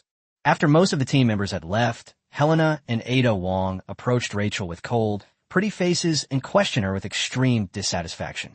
Rachel, what's wrong with you? Why aren't you fighting with Eco for your identity? Such a good opportunity, and you just gave it up? You're a complete waste. Rachel. Helena and her two companions appeared disappointed in each other, but in reality, they were still thinking of themselves. Because, according to the private agreement among the women, after Jessica, it's Rachel's turn. If Rachel doesn't actively pursue Jiyu, Helena and Ada Wong, who are ranked behind her, won't be able to keep up. In fact, it was 4 or 5 days earlier on the very night that Jiyu had moved to the villa area. Jessica then barged into the bathroom and even broke the fish tank. However, Rachel's lack of action these past few days has left Helena and Ada Wong completely speechless. I'm sorry. Despite her voluptuous and sexy appearance, Rachel is actually quite shy compared to other women. She kept fantasizing about Jiyu taking the initiative to contact her, and then she would half-heartedly comply, instead of taking the initiative like Jessica did. Helena grabbed Rachel's head and threatened her. I'm warning you, get moving. Otherwise, you'll be sparring with me tonight. I'll think about it. TSK, I think you want to get beaten up. More than 4 hours later, with a helpless expression, Jiyu began to execute the plan. Iko Sella must have completely gone mad. Fortunately, no adventurers have descended upon this world yet, and there is still a week before the story begins. At the same time, just as the third member had predicted, they now had new identities. To be precise, the immigration office got everything done in half an hour and spent the rest of the time selling health insurance. Jiyu's new identity is naturally that of a member of a prominent family. Her mother is a Squara, who comes from a noble and wealthy family. Without even saying a word, Ikasala could easily gain the respect and admiration of ordinary people just by standing there. With Iskala's skillful operation and the protection of a large sum of money paving the way, he was able to achieve his goals.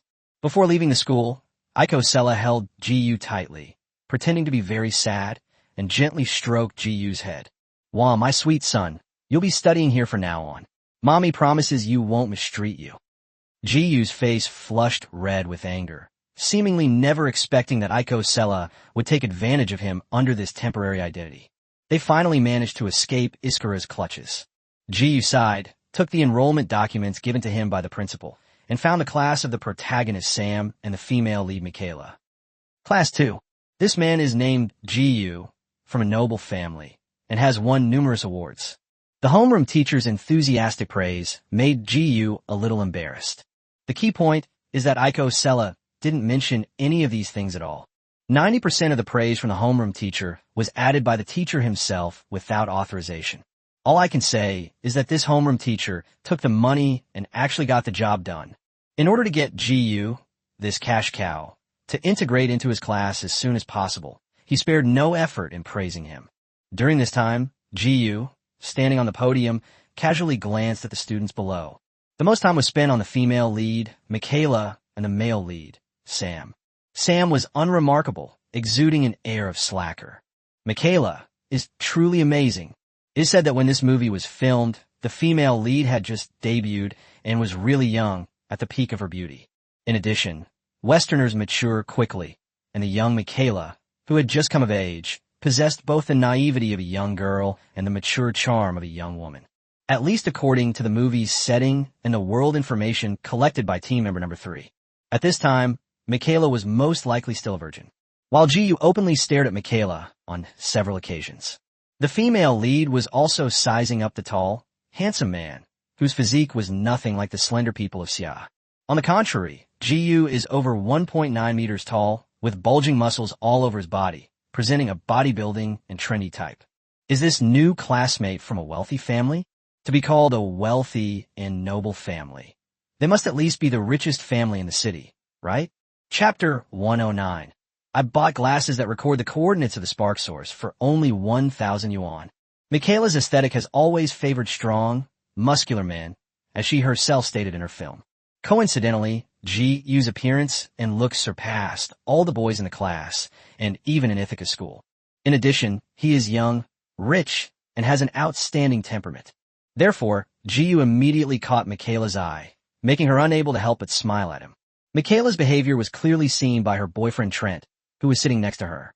So, Trent, feeling jealous, took out his homemade slingshot and, taking advantage of the homeroom teacher's inattention, wanted to embarrass Ji-yu in front of everyone. Whoosh! However, Ji-yu, who was standing to the side, seemed to have eyes in the back of his head, and with lightning speed, he caught the eraser that Trent had thrown at him. Oh cool! Many classmates looked amazed, and some even applauded Ji-yu's performance, which made Trent's face even uglier. The homeroom teacher had already realized what was happening. He was furious and about to reprimand the class bully Trent when Ji-yu suddenly raised his hand to stop him. It seems my classmates are very enthusiastic towards me. Is the class monitor here? With a playful smile on his face, Ji-yu casually took out several stacks of US dollars, threw them on the desk of the first row squad leader, and said indifferently, "I'm new here, so it wouldn't be good if I didn't show my appreciation. Here's the money. Classmates, use it to throw a party or something. Consider my treat." Boom! The students were stunned. Then everyone started excitedly banging on the table, and some even whistled and shouted. Ji-yu is so cool. In the U.S., tens of thousands of dollars would be enough for these students to live a life of luxury for several days. It's not like it's a gathering of the super rich where they spend millions. After doing all that, Ji-yu walked to an empty seat in the back row with a smile on his face and sat down. His seat was conveniently located between the male protagonist Sam and the female protagonist Michaela. Michaela's attention was always on Ji-yu. Clearly, they were very interested in this young, wealthy, noble, and tall Xiagwa student. Westerners place great importance on bloodline, unlike the East, which values ability more. Ji-yu was able to attract countless admirers at school simply because of his prestigious family background. Not to mention, Ji-yu is really rich. Tens of thousands of US dollars were just thrown away, casually. Didn't you see how stunned the homeroom teacher was? "Ah, you're so beautiful." Ji-yu's goal was very clear, to win over Michaela before the plot even began. This is the optimal choice that countless elites in the Disya analysis department analyzed for him, working day and night. "Honestly, you're the most beautiful girl I have seen since I came to America." Michaela was amused by Ji-yu's clumsy attempts at sweet talk. She took the initiative to shake hands with Ji-yu, ignoring her boyfriend's livid face beside her, and said with a smile, "Thank you, but I'm not some school beauty. The most beautiful girl in our school is Ellen from class 1. Could there be a girl more beautiful than Michaela at this school? This school is absolutely insane." Ji was clearly taken aback, and Sam, who was sitting on the other side, nudged Ji-yu. Hey, buddy? Hello, my name is Sam Witwicky. Hi, what's up? Don't interrupt my chat with a pretty girl. Ji-yu showed obvious impatience. Half of it was feigned, and the other half was real.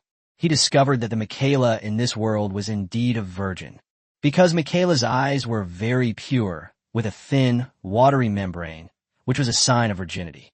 Anyway, the plot hasn't started yet, and Sam can't escape. Ji-yu has plenty of ways to get those glasses, so there's no rush. Ji-yu, I wanted to ask. Sam looked rather embarrassed when he saw that Ji-yu was completely ignoring him. But he still mustered his courage and took the initiative to speak in a low voice, trying to get Ji-yu's attention. Ji-yu, the classmate next to you, seems to be in a hurry.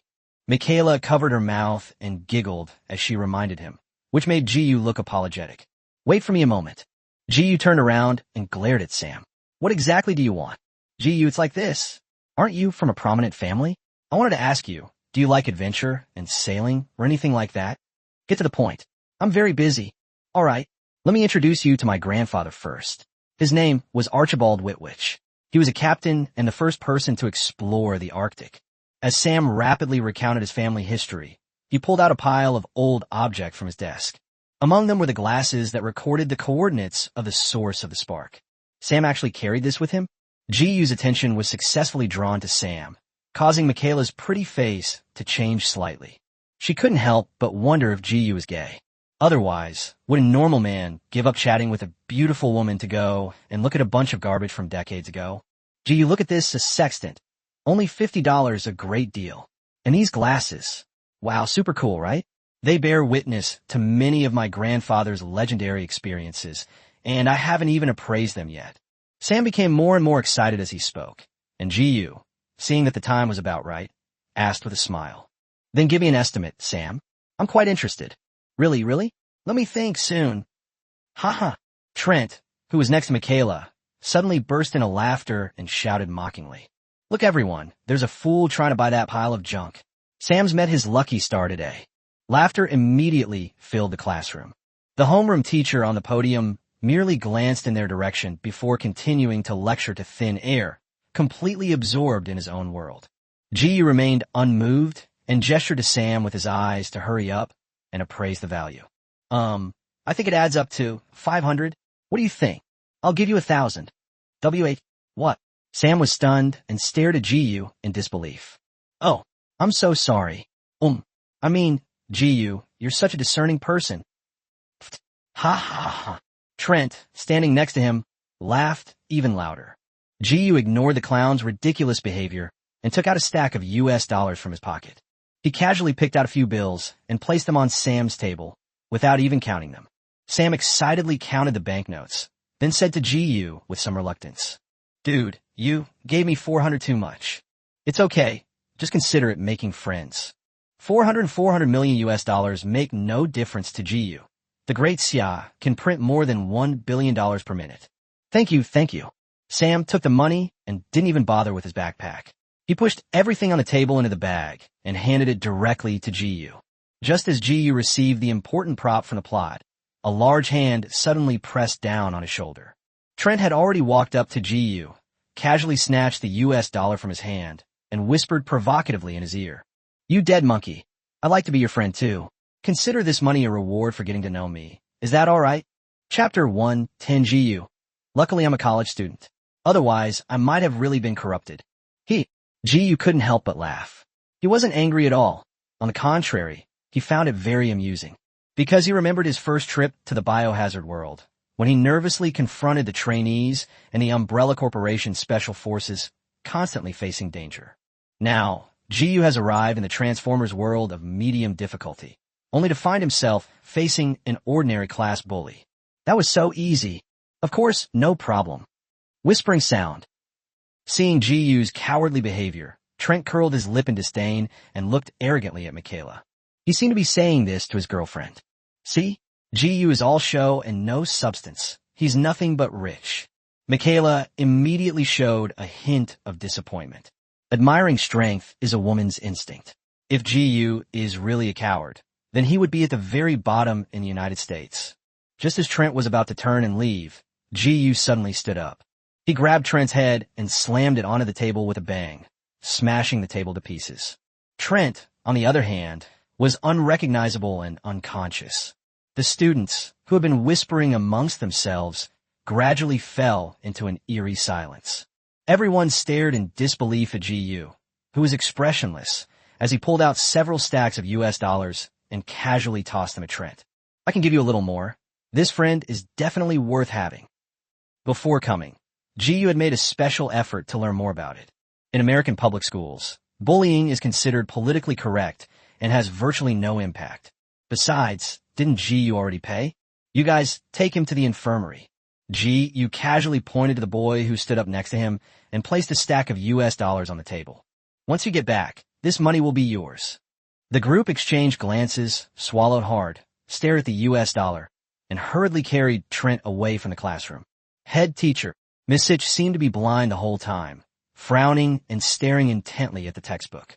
They seemed engrossed in figuring out how to solve the problem, completely unaware of what was happening in the classroom. The other students were even more outrageous. They felt no sympathy for Trent, only jealousy for the students who went to the infirmary. Can you really get tens of thousands of dollars in kickbacks for carrying someone to the infirmary? This scene made GU sigh inwardly. Holy crap, the Americans are really having a great time. Money really does give you the power to do whatever you want. GU personally experienced the allure of the American capitalist world, and his faith began to waver slightly. Fortunately, his will was extremely firm. He took a deep breath and forcibly suppressed the bad thoughts in his mind. Honestly, it's just that GU is young and still a college student full of passion. If it were a middle-aged person, they would probably have been corrupted by the United States long ago. Hey, GU, aren't you going a bit too far? Michaela then took the initiative to speak, revealing her dissatisfaction. Before GU could explain anything, our heroine suddenly questioned her. If you take Trent to the infirmary, who will take me home after school? Forehead? GU was stunned. He stared at Michaela, who was blinking her beautiful, tender eyes for a moment, and then said seriously, I'm sorry, it's my fault. I'll take you home tonight. Then I'll accept your apology. Upon hearing this, GU seized the opportunity, got up, grabbed Sam's backpack, and plopped down next to Michaela, even put his arm around Michaela's chair. Michaela didn't refuse. She even leaned closer to GU's arm and chatted with him, laughing and joking. The two seemed to be flirting rather than attending class. Or rather, no students were paying attention in class at all. They were all doing their own thing. That's the charm of joyful education. Sam, standing nearby, was so envious of GU and Michaela that he was practically drooling. Unfortunately, GU's aristocratic background prevented Sam, a native-born American, from coveting Michaela. Trent was just the son of a local bully. Sam wouldn't dare mess with him. If it were GU, he wouldn't even entertain the thought. At this moment, Sam was more immersed in the joy of selling the old antique for a high price. He had no idea how precious those glasses were, and that they were his only chance to defy fate. At the same time, in Class 1, everyone was talking about GU. Have you heard about that? I'm so envious. Why doesn't he transfer to our class? Ilham, haven't you been single for years? Why don't you try flirting with that transfer student? You have a great chance. Forget it. I'm not interested in guys who are too skinny.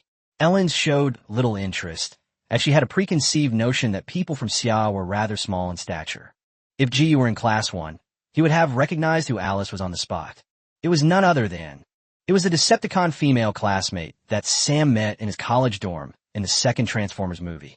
Cybertronians usually have a reference point when they transform. Whether it's a car, an airplane, or a real person, they can all find their subject in reality. In Transformers 2, the Decepticons, in order to get close to Sam and retrieve the Allspark fragments, sought out Ellen, who knew Sam. Unfortunately, Sam was too pathetic and didn't recognize the Decepticon in disguise as Ellen. Boom, boom, boom. Suddenly, the roar of an engine echoed throughout the school classrooms. The sound was exactly like the engine of an extremely expensive luxury car. Some students near the window instinctively looked out the window upon hearing the sound. Immediately afterwards, gasps of amazement echoed throughout the classrooms. Holy crap, am I seeing things? Is that a limited edition Black Phantom Ferrari? Wow, I heard online that there are only two in the world. One was bought by a wealthy Westerner and is being exhibited as a collector's item. Is this the other one? This car is said to cost as much as $1.5 billion, making it one of the most expensive luxury cars in the world. Could it be that tycoon who drove into our state? Look, that car is parked in front of our school.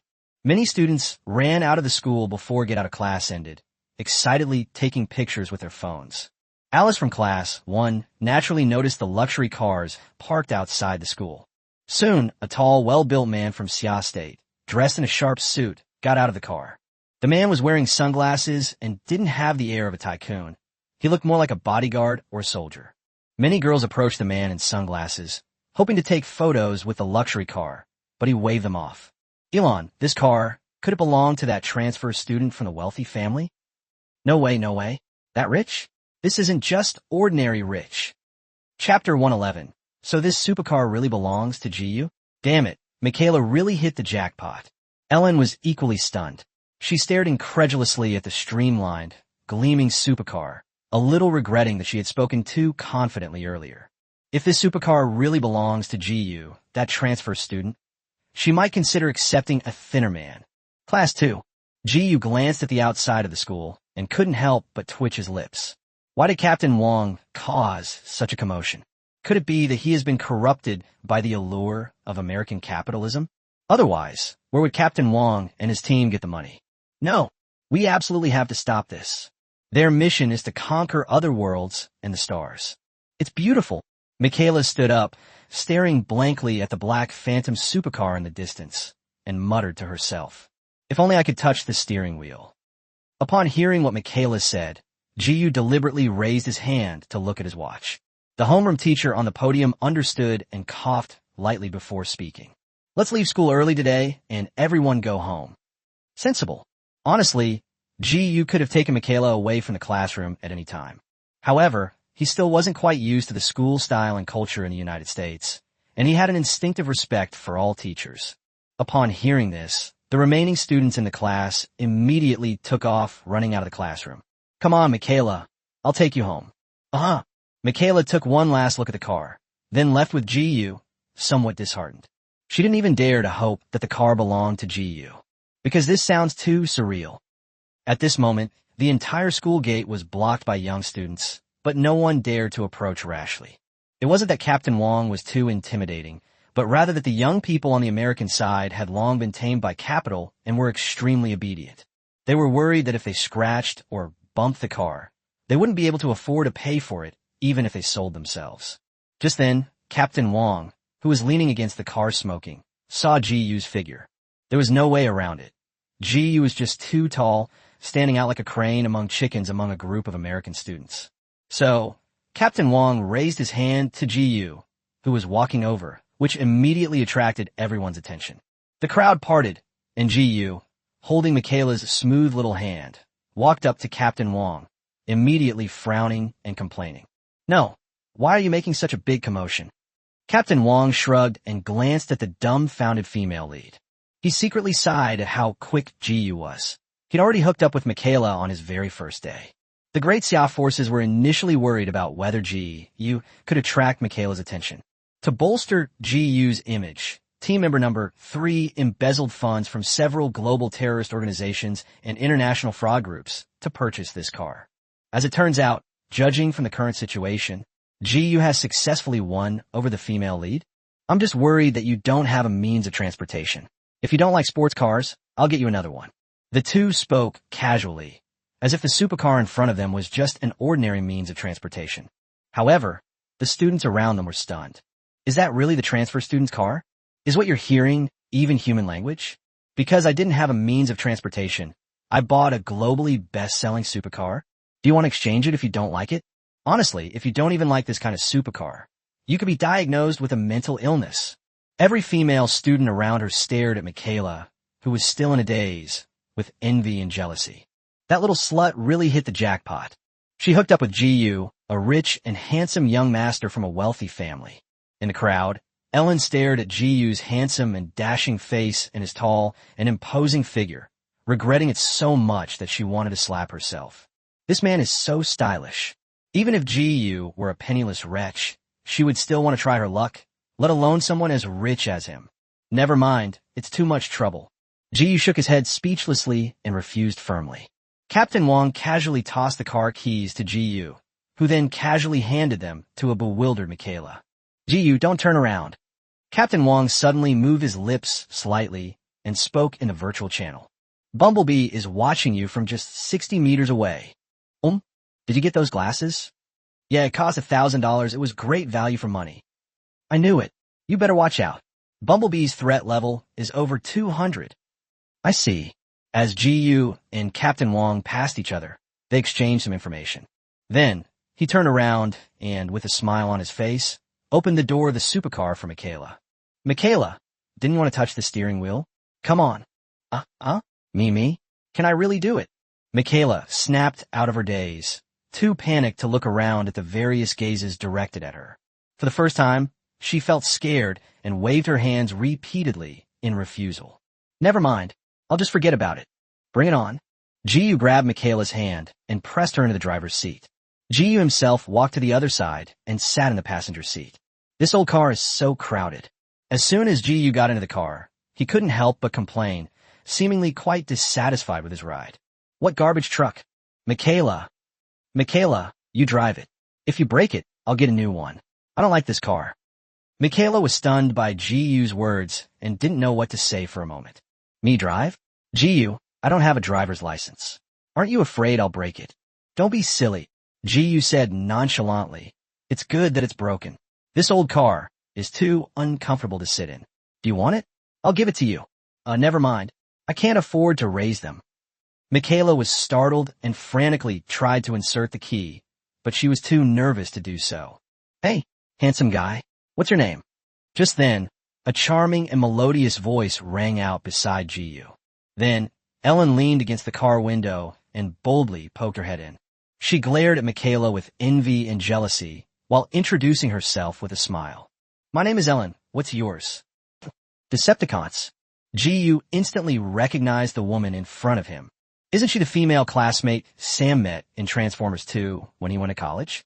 Just as Ji-yu was about to make a move as a reflex, Michaela, sensing the danger, pushed Ellen aside on the spot. Elon, who Ji-yu is none of your business. Not Decepticons. The virtual scan in front of Ji-yu flashed by, confirming that the girl in front of him was just an ordinary person. That was terrifying.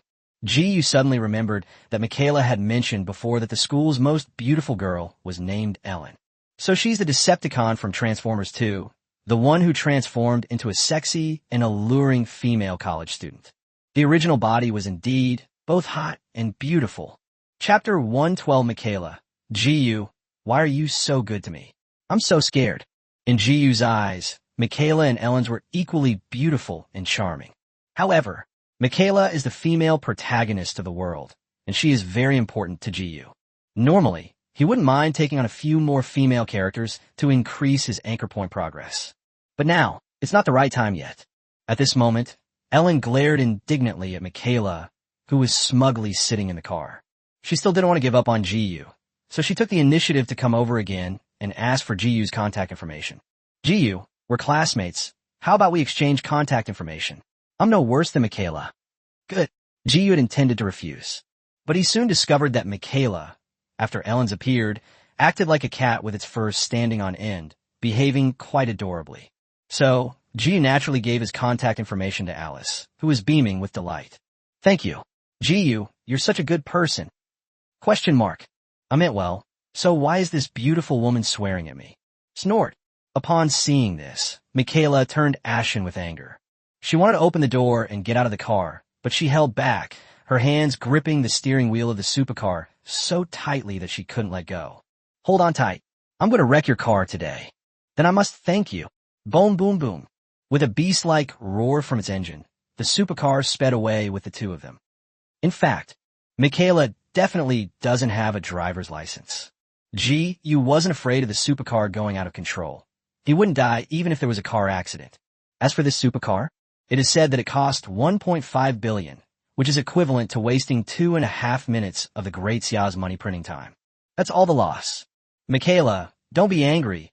I'll take you to eat something delicious. Oomph. If I'm not satisfied, you're dead. And if you're satisfied, pfft. Young girls get angry quickly, but their anger dissipates even faster. Ji made Michaela laugh with just a few casual words. Ji, do you know what? Trent actually doesn't like me driving. How should I put it? You should understand, right? Yes, I understand. Ji replied casually, I don't care about those things. If you like driving, I'll pick you up from your house every day, and you can drive me to and from school. Then it's settled. In the following time, Ji demonstrated his financial power. He first took Michaela to the city's most luxurious restaurant and booked the entire place for a high-class candlelight dinner. Michaela felt flattered and experienced the extravagant lifestyle of the wealthy. Then, Ji took Michaela to the most expensive luxury shopping mall. As soon as the two got out of the car, the parking attendant frowned slightly when he saw Michaela's rustic and unfashionable attire. This gaze made Michaela lower her head in self-consciousness, and she couldn't help but hug Ji arm tightly.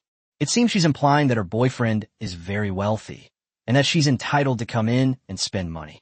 Seeing this, Ji casually pulled out a wad of banknotes, quickly counted out 10 bills, and threw them onto the hood of the car. Take care of the car. Ji secretly gave the parking attendant a thumbs up in his heart. Despite her alluring and fiery demeanor, Michaela was surprisingly conservative throughout the journey and did not actively offer herself to anyone. This was the first time Michaela had initiated intimate physical contact with Ji since arriving here. As you wish, sir, please come in. With Michaela by his side, Ji strode into the luxury shopping mall. He had only one task for him today. He picks up girls, spends money, and leaves a deep impression on the female lead, Michaela. This wasn't Ji abusing his position for personal gain. Rather, it was a plan devised for him by the elites of the Great Xia Analysis Department. He was essentially being ordered to flirt with women. Therefore, Ji used every trick in the book to win the heart of the female lead. Any clothes that Michaela glanced at, she bought. That sums it up in one word. So arrogant, they have no friends. In just 1 hour, Ji had already spent over $100 million on Michaela. Behind the two, several service staff were pushing carts filled with various luxury goods. Royal service. Ji, stop buying, let's go. Michaela dared not spend any more money, and even dared not look at the surrounding goods, for fear that Ji would swipe his card again. Is that enough? If not, enough. Enough already. The mall is about to close. Ji tilted his head slightly and looked at the service staff behind him, one of whom showed a professional smile. Dear guests, our mall will remain open today. Michaela, are you kidding? With such a big client, why will we be leaving work? Want to be killed by the execution threshold? Huh? I'm tired. Can you take me home? Michaela felt a pang of panic. She clung tightly to Ji's arm and whispered a plea. Let's stop here for today. Michaela was genuinely scared. Ji's sudden appearance and his unexpected kindness made her feel as if she were in a dream. Everything before her eyes gave her a strong sense of unreality and insecurity. All she wanted was to go home as soon as possible. Okay, I'll take you. Ji keenly noticed the change in Michaela's emotions and realized that he might have overdone it. So he took out a wad of cash and threw it to the waiter behind him. Send these items to number XXX. It is our honor to serve you. At the entrance of Michaela's dilapidated little house, Ji sat in the passenger seat, silently watching Michaela, who had her head resting on the steering wheel and was somewhat out of control. Ji, why are you doing this to me? If you want to sleep with me, then come on. It might make me feel better. Believe it or not, this is actually my first time. I'm willing to give myself to you tonight.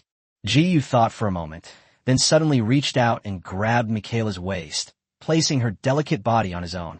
Supercars don't have much space to begin with. Ji was tall and muscular. Therefore, at this moment, Michaela could only kneel on Ji's lap, and the two sat together almost completely. Michaela, I mean you no harm. You should be able to sense that, right? I'm just a little scared. Michaela knew herself well. She was a delinquent with a criminal record, and she couldn't understand why Ji was being so kind to her. The two had only known each other for an afternoon when Michaela was horrified to discover. It seems that she has fallen in love with the man in front of her without even realizing it. What are you afraid of? Don't worry, I won't eat you. Ji wasn't just making this up. Michaela is not one of Alice's women. She has not undergone viral enhancement, and her physical condition is only at the level of an ordinary person. Ji's combat strength was already beyond human levels, so he dared not mess with Michaela. Chapter 113 Planning Ahead. Ji wants to use Sam's head for his own purposes. Alright, go home now, don't think too much, Question mark. Ji was completely bewildered. In reality, he hadn't made a move at all. On the contrary, Michaela kept making small moves, but he managed to deflect them all. Go home quickly, Michaela. Ji has to go back to his newly established company for a meeting. He can't keep chasing girls. Hearing Ji say that, Michaela's heart tightened, and she started to overthink again. Why is Ji in such a hurry to leave? Should we go find that little slut, Ellen? Ji, would you like to come in for a glass of juice before you leave? Michaela didn't want Ji to stay overnight. Because she was already ashamed and insecure enough, she didn't want Ji to see how dilapidated her home was. However, compared to the risk of Ji being taken away by someone else, Michaela gritted her teeth and made up her mind to show Ji her worst side. He's really busy. The Transformers storyline hadn't started yet, giving Ji a week to prepare and plan. As the commander, he had to take responsibility. Please, Ji, don't leave tonight, okay? Michaela kept pleading and cajoling, which forced Ji to give in. Holding meetings with virtual images doesn't seem like a bad idea. Ji, if you were a model, you'd definitely make the biggest entertainment headlines.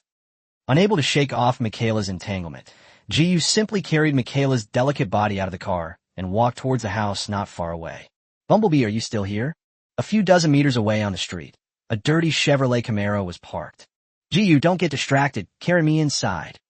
Michaela forcefully turned Ji's head back to its normal position, letting Ji carry her into the house. As soon as she entered, before she even had a chance to change her shoes, Michaela completely exploded. Ji was quite helpless and could only stick to his bottom line and not let Michaela cross it.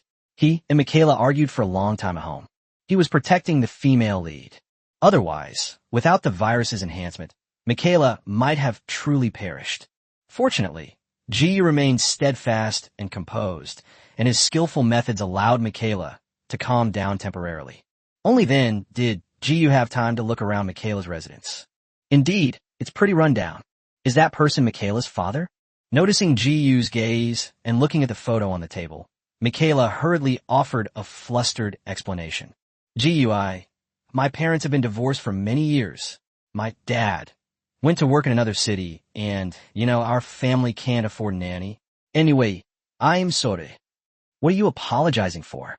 Ji stroked Michaela's pretty face and said with a smile, why don't you bring your father to my house for dinner in a few days? Good. Michaela didn't dare to look Ji in the eye. She just gave a perfunctory reply. In reality, she didn't dare tell Ji that her father was in jail for stealing a car and his bail period hadn't expired yet. Ji, I'm very happy today, but also very tired. Can you hold me while I sleep? Good. Ji spread out the sofa and lay down on it with the upset Michaela in his arms. Only after confirming that Michaela had fallen into a deep sleep did Ji's expression turn serious, and a virtual image flashed before his eyes. Okay, I'm free now. Let's start the meeting. A meeting room at a new company. Alice and her female companions, Captain Wong, Yi Qingxiu, the group leaders, and several squad leaders from the warrior group were all present, silently waiting for something. The next moment, Ji's virtual projection appeared at the head of the table, and the meeting officially began. Oh, it's our heartthrob. You must have had a very fulfilling afternoon, right? After harboring resentment for many days, Ada Wong, without waiting for Captain Wong and the others to report, began to mock them in a sarcastic tone. Ji, why aren't you back so late? Are you bewitched by Michaela? Ji glanced helplessly at Ada Wong, who was pouting her red lips, and coughed to change the subject. Gentlemen, I have successfully won over the female lead. How about you? How was your day? Captain Wong completely ignored the love-hate relationship between Ji and Alice and the other women and meticulously summarized today's operation. Reporting to the team leader, our plan is progressing very smoothly. Among them, number 3 is a candidate to run for state legislator, and he has successfully connected with several high-ranking officials. We have also made contact with major forces, such as the Shaw Brothers and the Emperor Organization. Over there in the General Affairs team, there's Su Yiming, who's following up on Transformers 4, the Chun sisters from the Emperor Organization, the daughter of the Shaw Brothers president, and that female professor from John Bull, among others. For the Great Xia army led by Ji, this advanced planning time was extremely valuable. With the various movie storylines yet to begin and the God of Trials yet to descend, this is the perfect time for them to make their plans. The Great Xia Analysis Department derived countless possible solutions that could help GU's side establish a foothold in this world, and he certainly wouldn't waste them. First, they need to gain sufficient influence with the U.S. government. Team leader number 3 and several other socially adept captains would spend money to buy their way into positions as counselors. Secondly, establish contact with key members of each faction in advance. At that time, G will be able to complete his main mission by utilizing some of the power of this world, instead of fighting alone with only a few dozen people. Finally, after Captain Wong finished his report, he brought up the immediate plans for the Great Xia side. GU, number 3 has covered for you. The glasses are still being sold on Sam's eBay account.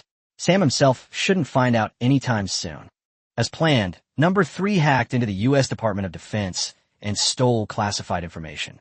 Clues about the glasses are now circulating on the dark web, and I believe the Decepticon Soundwave will soon find out. When the time comes, team leader, you'll distract Bumblebee and give the Decepticons an opportunity. Our plan will most likely succeed. So, the roadblock should be targeting the main character, Sam, in the next couple of days. The early unfolding of this part of the plot can be considered a deliberate move by the Great Xia side, because GU needs to borrow Sam's head. The most suitable thing to kill Sam was the Decepticons barricade. As for why GU insisted on doing this, because, according to the analysis of the Great Xia Analysis Department, the situation in the Transformers world is different from that in the Biohazard world. There is only one female protagonist in the Resident Evil universe, and that is Alice. Since there is no male protagonist, she monopolizes all the fortune of the Biohazard world. GU's bringing Alice back to the Great Xia world signifies that he has received the protagonist's full blessing and gained 2 key special skills. Therefore, this applies to both the Xia and GU. Only Sam died at the hands of the native creatures, leaving only one protagonist in this world. Only by taking Michaela back to Great Xia can GU maximize his profits. That's how cruel and ruthless it is. Chapter 114 GU. I now believe that Americans may truly have an iron will. Having grown up and become increasingly ruthless, GU had already agreed to this plan back in Daxia. So, after arriving in the Transformers world, Captain Wong and the others began to plot and devise a plan to have Barricade kill Sam. Then, GU asked about something else. Captain Wong, what about Maggie, a member of the civilian hacker group? Have you been able to contact her? Yes, we hired her for a lot of money. She'll be flying over tomorrow. Would you like to interview her in person? Okay, I'll go when I have time. Maggie is the female supporting character in Transformers 1. She belongs to a civilian hacker organization and is a senior intelligence analyst. He was also one of the key figures in the U.S. Department of Defense's investigation into the Decepticons' audio frequencies. Considering various factors, GU decided to intercept this woman and secretly manipulate the development of the plot. His special team happened to be lacking an intelligence analyst and a professional hacker, and Maggie met all the requirements. By the way, investigate Ellen from Class 1, Grade 11 at Ithaca High School. If there are no problems, have her come to the company for an interview in a couple of days. Good. Gentlemen, this week is very important for us. GU looked around at everyone and gave the order in a deep voice. We must establish ourselves in this world to take control. If you need more money, just ask me anytime. Yes. Compared to his first time entering another world, GU, as the leader, showed more composure and wisdom. He learned a painful lesson from his mindless leadership of the Great Xia forces against the entire world in the bio world, which led to numerous dangerous situations. This time, GU will try to win over various major forces in the Transformers world in advance. By leveraging the power of local forces, we can complete our mission while simultaneously creating favorable conditions for the Great Xia. The next morning, after dropping Michaela off at school, GU drove to the city center. UG Security Company. Currently, the new company is in its early stages, with incomplete staffing and no external recruitment. Captain Wong's idea was to wait until they obtain the necessary qualifications and government approval. They then hire American veterans at high salaries to serve as cannon fodder. Every gene warrior from Great Xia is precious, and GU strives to save the lives of all team members during the mission. If he could hire enough cannon fodder, he wouldn't mind temporarily assembling a suicide squad. On the way into the company, Captain Wong followed GU and kept reporting. Team leader, she's the daughter of the chairman of the Shaw Group. She's proud and arrogant, and not easy to persuade. The Chun sisters from the Emperor organization are also observing, as is Su Yueming, who is the daughter of a wealthy man and cannot be swayed by money. Oh, by the way, we successfully bailed out Michaela's father, Joseph Baines, last night. He seemed terrified and couldn't believe that we had invested in him to open a car repair shop. Also, Ellen's family background is very clean, and the team leader can hire her at any time. Finally, Captain Wong followed Jiyu to the door of a conference room and solemnly revealed the key point. Team leader, if we want to contact the key figures of the major forces, we still need the Decepticon's corpse. Okay, I understand. Jiyu nodded and took out 10 large boxes filled with US dollars from his spatial storage. Recruiting veterans? Would anyone even come? We're doing a life or death job. Captain Wong smiled and explained, Team leader, you still don't understand the social structure of the United States. On the surface, it looks prosperous, but in reality, there are homeless people all over the streets, and many of them are veterans. Among them are many elite soldiers who have fought in battles. As long as we are willing to pay them, they will fight to the death. Can't the U.S. government even guarantee the basic livelihood of veterans? It's truly bizarre that this country has been able to exist for so many years without chaos and without any rebellion. Captain Wong, I now believe that Americans truly have an iron will. Captain Wong shrugged. It's no use. The soldiers of Great Xia will only get stronger, and our steel has already developed the will.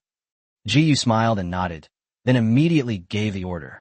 Since the U.S. government is unwilling to provide security for veterans, then we'll recruit mercenaries at the highest salaries. Don't worry about the money. I have plenty. Yes. Then, Jiyu pushed open the door and walked into the conference room, where a blonde, blue-eyed woman was sitting.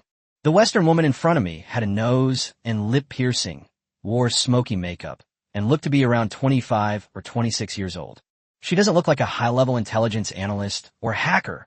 She looks more like a street urchin smoking marijuana. The information even shows that Maggie has tattoos, and they cover a large area. A full back tattoo and a full sleeve tattoo. Outrageous. Maggie Madsen? When Maggie saw Jiyu walk in, she was stunned for a moment before quickly getting up. Hello, I'm here for a job interview. You guys aren't scammers, are you? A 10 million annual salary. Is that true? Jiyu sat down and revealed a smile. Aren't you a hacker member of a non-governmental organization? Can't you find out our company's qualifications and register capital? Your firewall is amazing, even more advanced than the Ministry of Defense's. This is the main reason why Maggie was willing to fly over and give it a try. She doesn't believe that a company with this level of firewall is a scam. Here you go. This is your salary for 6 months. Jiyu casually opened the briefcase he had brought in, which contained neatly stacked US dollars. 5 million. This? Maggie gasped and stammered as she asked. What do you need me to do? Serve as my intelligence analyst, with a trial period tentatively set at 3 months. Jiyu's main quest has a time limit of 3 months. Once he brings Maggie back to the Great Xia world, this intelligence analyst will be his man. Is there still a probationary period? That's right. It would be strange if a company of this size and strength didn't have a probationary period, right? And could the young man in front of us be the person in charge of this company? As an intelligence analyst, Maggie astutely gleaned key information from Jiyu's words. Jiyu is very likely the leader of this company. May I ask your name? Or, how should I address you since I will be working for you from now on? Very good, you passed the test. Jiyu nodded in satisfaction. This was exactly the kind of insightful analyst she needed. My name is Jiyu. Hello, boss. Under the influence of the money, Maggie excitedly closed the box. And she suddenly thought of something and asked again cautiously. I've heard that people in Xia are very resistant to tattoos. Boss, are you bothered by that? I can get them removed. It's clear that Maggie really wants to join Jiyu's team. Jiyu is not only handsome, but also generous. Just as men like beautiful women, women also hope that their boss is a handsome man. Can the United States find a boss who is more handsome and more generous than Jiyu? Chapter 115, these women are all anchor points and rewards. How could Jiyu dare to touch them carelessly? No need, I don't care much about these things. As long as you don't do drugs, it's fine. I'll just remind you of one thing. Now that you've joined my company, cut all ties with your hacker group, understand? Ugh. Maggie breathed a sigh of relief upon hearing this and began to consider how to gain a foothold by GU's side. GU also retrieved information on the Shah Group, the Emperor Organization, and other forces and handed it over to Maggie to handle. These are the people I want to win over. After you review their information, help me analyze how to win them over. This is the company's unique virtual local area network. With this, you can contact me anytime, anywhere in the world. Maggie was completely shocked as she tested the Great Xia virtual high-tech network, her face filled with disbelief. What kind of technology is this? Future technology? After parting ways with Maggie, GU wandered around the company. Under Captain Wang's division of responsibilities, the various departments within the company operated in an orderly manner. Alice's special operations team is a separate entity. The remaining combat teams, engineering teams, research teams, and comprehensive teams each performed their respective duties. After GU returned to his office, Alice and the other women, who had heard the news, rushed into the office, wishing they could tear him to pieces. After finally calming down the group of female team members who wanted food and drink, GU considered that they would soon be facing the tyrant. So he contacted Yi Qingxiu, whose whereabouts were unknown, and asked her to draw his blood. A short while later, Yi Qingxiu walked into the office with a laser needle in her hand. She glanced at Alice and the other women, who were sitting obediently on the sofa, and couldn't help but twitch her lips. These women from another world. It seems only GU can keep them in check. What GU didn't know was, he was only gone from the team for a day, and the restless Alice and her friends almost tore the company apart. The fact that Alice and the others look so well-behaved right now is just a facade. I reckon once GU leaves, these women will start causing trouble again. Ugh, I'm so tired. GU, are you planning to fuse with a fifth virus? Yes, the Decepticons could make a move at any moment. All right. Yi Qingxiu activated the needle and began drilling into GU's arm. Hiss. GU, your skin has hardened again. Last time you only used 1/10 of the energy blocks, but this time you've used a third. When GU Gong fused with a fourth virus, the threat level reached 186 points. Later, he increased his threat level by 1 or 2 points every day, and now it has reached 197 points. Compared to the threat level of over 140 points when the third virus was integrated. GU's overall physical strength is more than 10 times stronger than it was back then. It's alright. GU grimaced as 1,000 cubic centimeters of blood was drawn from him. Only after Yi Qingxiu left did he take out the fifth type of virus stock solution and inject it into his body. Threat level, 247 points. It's overtaken Bumblebee. Bumblebee, the Autobot scout hidden in the city, only has a threat level of 241. With GU's current combat strength, he is not afraid of Bumblebee at all. At the same time, Soundwave, one of the Decepticons' lieutenants, finally found classified information about the glasses by monitoring satellite channels in outer space. Sam Vitviki are the glasses that record the coordinates of the Allspark being sold under this person's eBay account. Decepticons, heed my command. Take those glasses. Roadblock received. The Decepticon scouts were in Sam's city, disguised as a Mustang police car. He immediately set out to search for Sam's whereabouts throughout the city. Coincidentally, Bumblebee had been following GU closely for the past 2 days, giving Roadblock an opportunity to take advantage. He quickly located Sam's whereabouts and looked for an opportunity to kidnap him. Ithaca. GU sat by the window, with Michaela beside him. After GU returned from the company in the afternoon, Michaela, for some reason, kept testing him in various ways. At this moment, Michaela noticed that GU's attention was not on her again, so she leaned close to his ear and whispered question. GU, what are you looking at? Huh? Why is there a police car parked at the door? Decepticon roadblock, threat level, 227. A roadblock has appeared. Judging from the situation, he is probably looking for Sam. So, the Great Xia's plan succeeded? GU wasn't too concerned about the threat level of the roadblocks. Not to mention him and the Alice and her companions. Even Captain Wang and his team, armed with high-tech weapons, could easily overwhelm and kill a Decepticon of this strength. What GU was most curious about was, what level of threat does a roadblock pose among Cybertronians? Are they regular soldiers or elite troops? It's nothing, Michaela. GU thought for a moment, then suddenly said to Michaela, Honey, I need 2 female secretaries. You know I started a company. Do you have any ideas? Of course. I'll have to keep a close eye on you. Wait, Why are there two female secretaries? Oh, I also saved a spot for Ellen from class 1. Upon hearing this, Michaela was so angry that her teeth itched. Immediately, Michaela angrily got off GU. Seeing this, GU took the opportunity to put his arm around Michaela. What's wrong? Don't touch me. Go find your Ellen. Michaela, I assure you, I will never touch Ellen's. She's just a simple secretary. You swear. I swear. Joke. Before bringing the female characters from the Transformers world back to the Great Xiao world to be enhanced, GU will not touch any of them. These women are all part of the anchor point progress and rewards. At the very least, Michaela and the others should be injected with the gene enhancer developed by Daxia.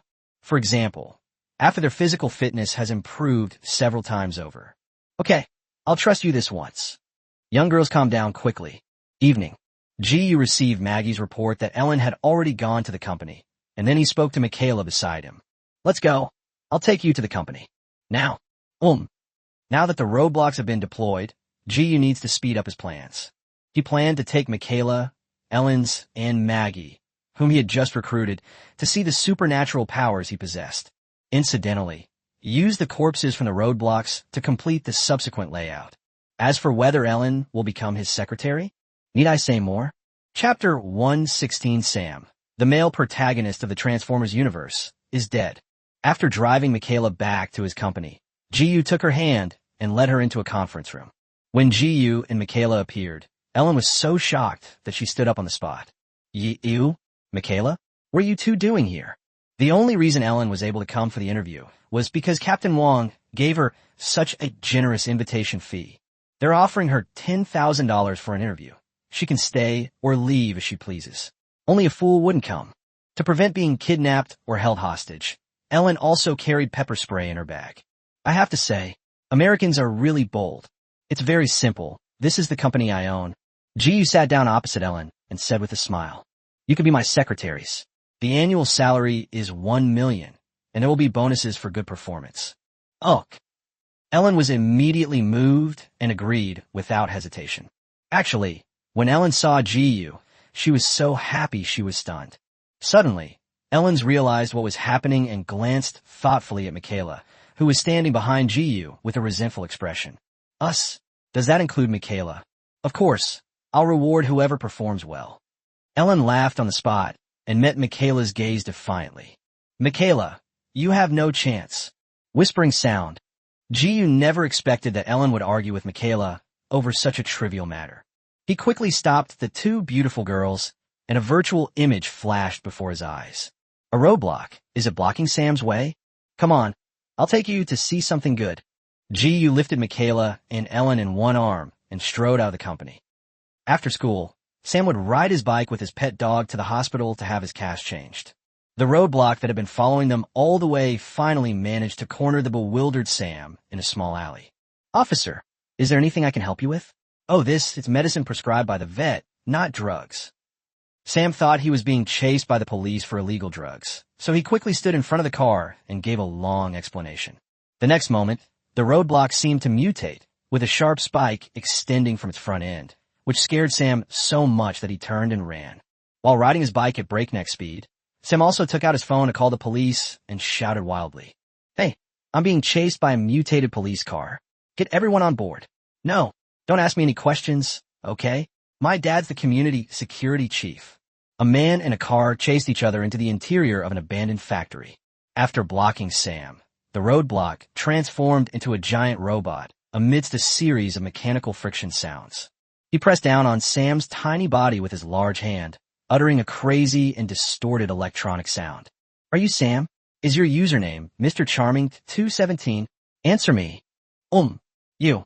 When Sam first saw the Decepticon robots, he was completely stunned, his face filled with terror. "Where are the glasses? Where are those glasses? Tell me, or die." With a slight squeeze, the roadblock caused Sam to suffer multiple fractures, and he couldn't help but scream in agony. Someone please save me." At this moment, at the factory gate not far away, GU, accompanied by Michaela, Ellen's, and Maggie, peered through the crack in the gate at the Decepticon robots inside the factory.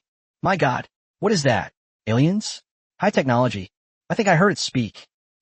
That's Sam. Who is Sam? Our classmate is a loser. Unsurprisingly, when Michaela and her two companions saw the Transformers in person, they all covered their mouths and gasped in astonishment. Gee, let's go quickly. That thing looks very dangerous. Yes. Call the police right away. Ji remained calm and silent, waiting for the roadblock to kill the protagonist Sam with his own hands. Soon after, Sam himself revealed that he had sold his glasses. The enraged roadblock slammed its fist into the ground, killing Sam instantly. The male protagonist of this world is dead. He died at the hands of the Decepticons. He could be considered dead because of GU's scheme. Unbeknownst to him, GU had become able to coldly watch as a classmate he had been chatting with yesterday died, right before his eyes today.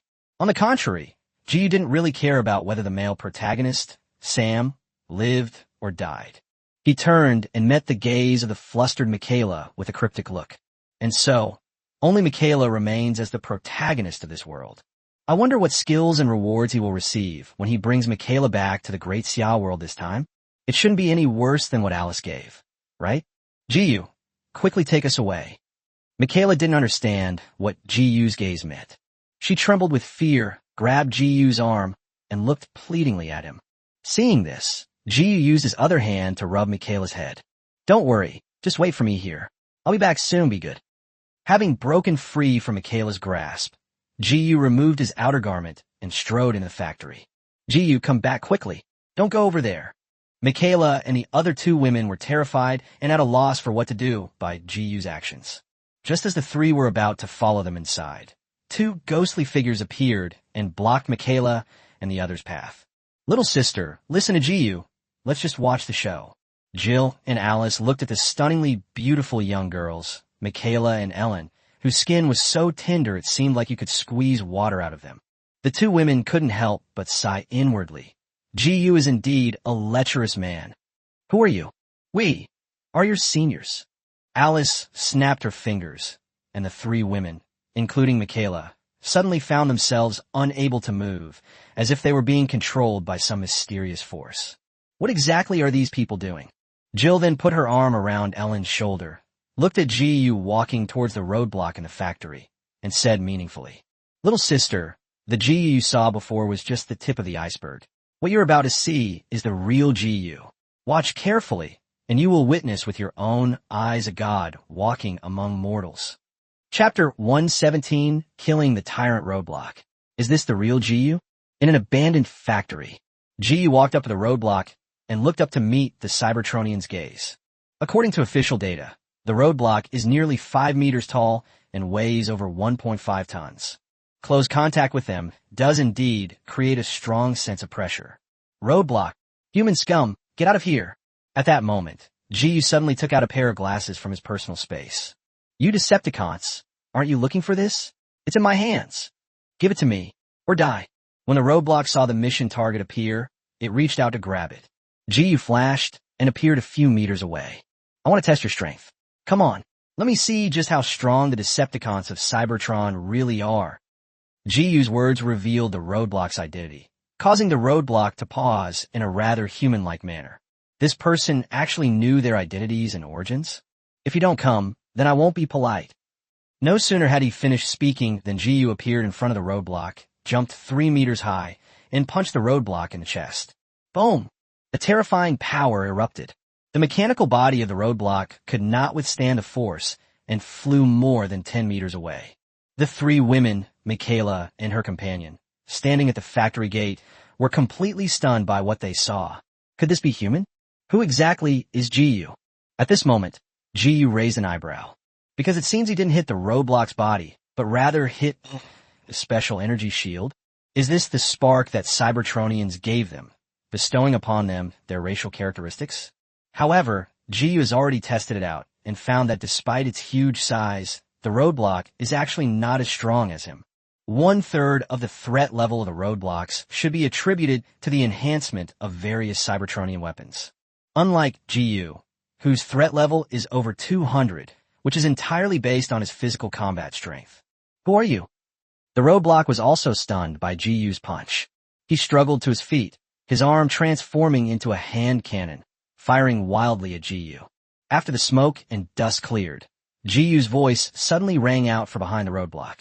Is the strength of the energy shield around you related to the energy level of the spark within your body? What? The roadblock was shocked and turned around abruptly, looking at Jiyu, whose clothes were slightly dirty, in disbelief. Because of Jiyu's performance, he felt fear towards the human race for the first time. Jiyu, however, didn't care at all what the roadblocks thought. Thermal imaging revealed that the energy shield on the surface of the roadblock contained 13 units of high-concentration heat source. Could this standard be used in the future to detect the energy levels of the Cybertronians? The roadblock saw that Jiyu seemed to be deep in thought. His sixth brother, instincts kicked in immediately. He turned around, transformed into a police car, and sped away towards another exit. Jiyu didn't chase after them, but he was a little surprised. No wonder Barricade survived to the fifth movie and even became one of the Decepticons' lieutenants. Because they couldn't beat them, they were really running away. Bang!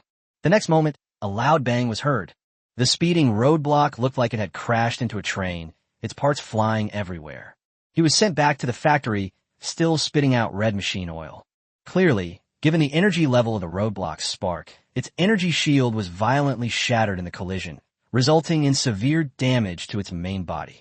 At that moment, at the doorway, Helena shook her numb arm and exclaimed in surprise. That guy's impact was really powerful. At the same time, Jiyu's other team members also entered from various entrances of the factory and surrounded the roadblock that was lying on the ground and unable to get up. Are the Cybertronians really this weak?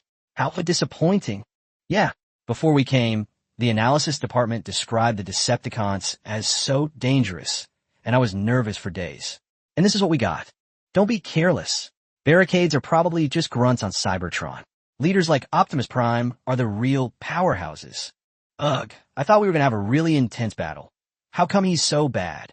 I reckon Captain Wong and his team could easily kill this Decepticon with their pulse weapons. Why do they have to call us here? Isn't this just disturbing my beauty sleep? At this moment, Jiyu walked over to the group of women and glanced at Alice. Alice understood, and a laser knife flashed out, piercing the flame in the roadblock's chest. No, don't kill me. Please. Click, click. A piercing explosion rang out. The roadblock's flame was destroyed, and the red electronic eye went out on the spot, completely dead. Side quest 2 completed. 5% anchor point progress bonus. Current world, Transformers, anchor point progress, 5%. Task 2. It turns out that barricades are considered elite Cybertronians. With this standard, the strength of the other Decepticons and Autobots can be judged. Bumblebee should also be an elite-level Autobot. Ironhide, that kind of Autobot, could be a warrior level. Just as Jiyu was pondering, a small Decepticon suddenly emerged from the corpse of the roadblock. Chaos reigns within the Tape Army under the command of Soundwave. Da-da-da. As soon as the chaos appeared, it launched an attack on Jiyu and the others. Unfortunately, his bullets were too small in caliber, and when they hit Jiyu and the others, it was like a mosquito bite.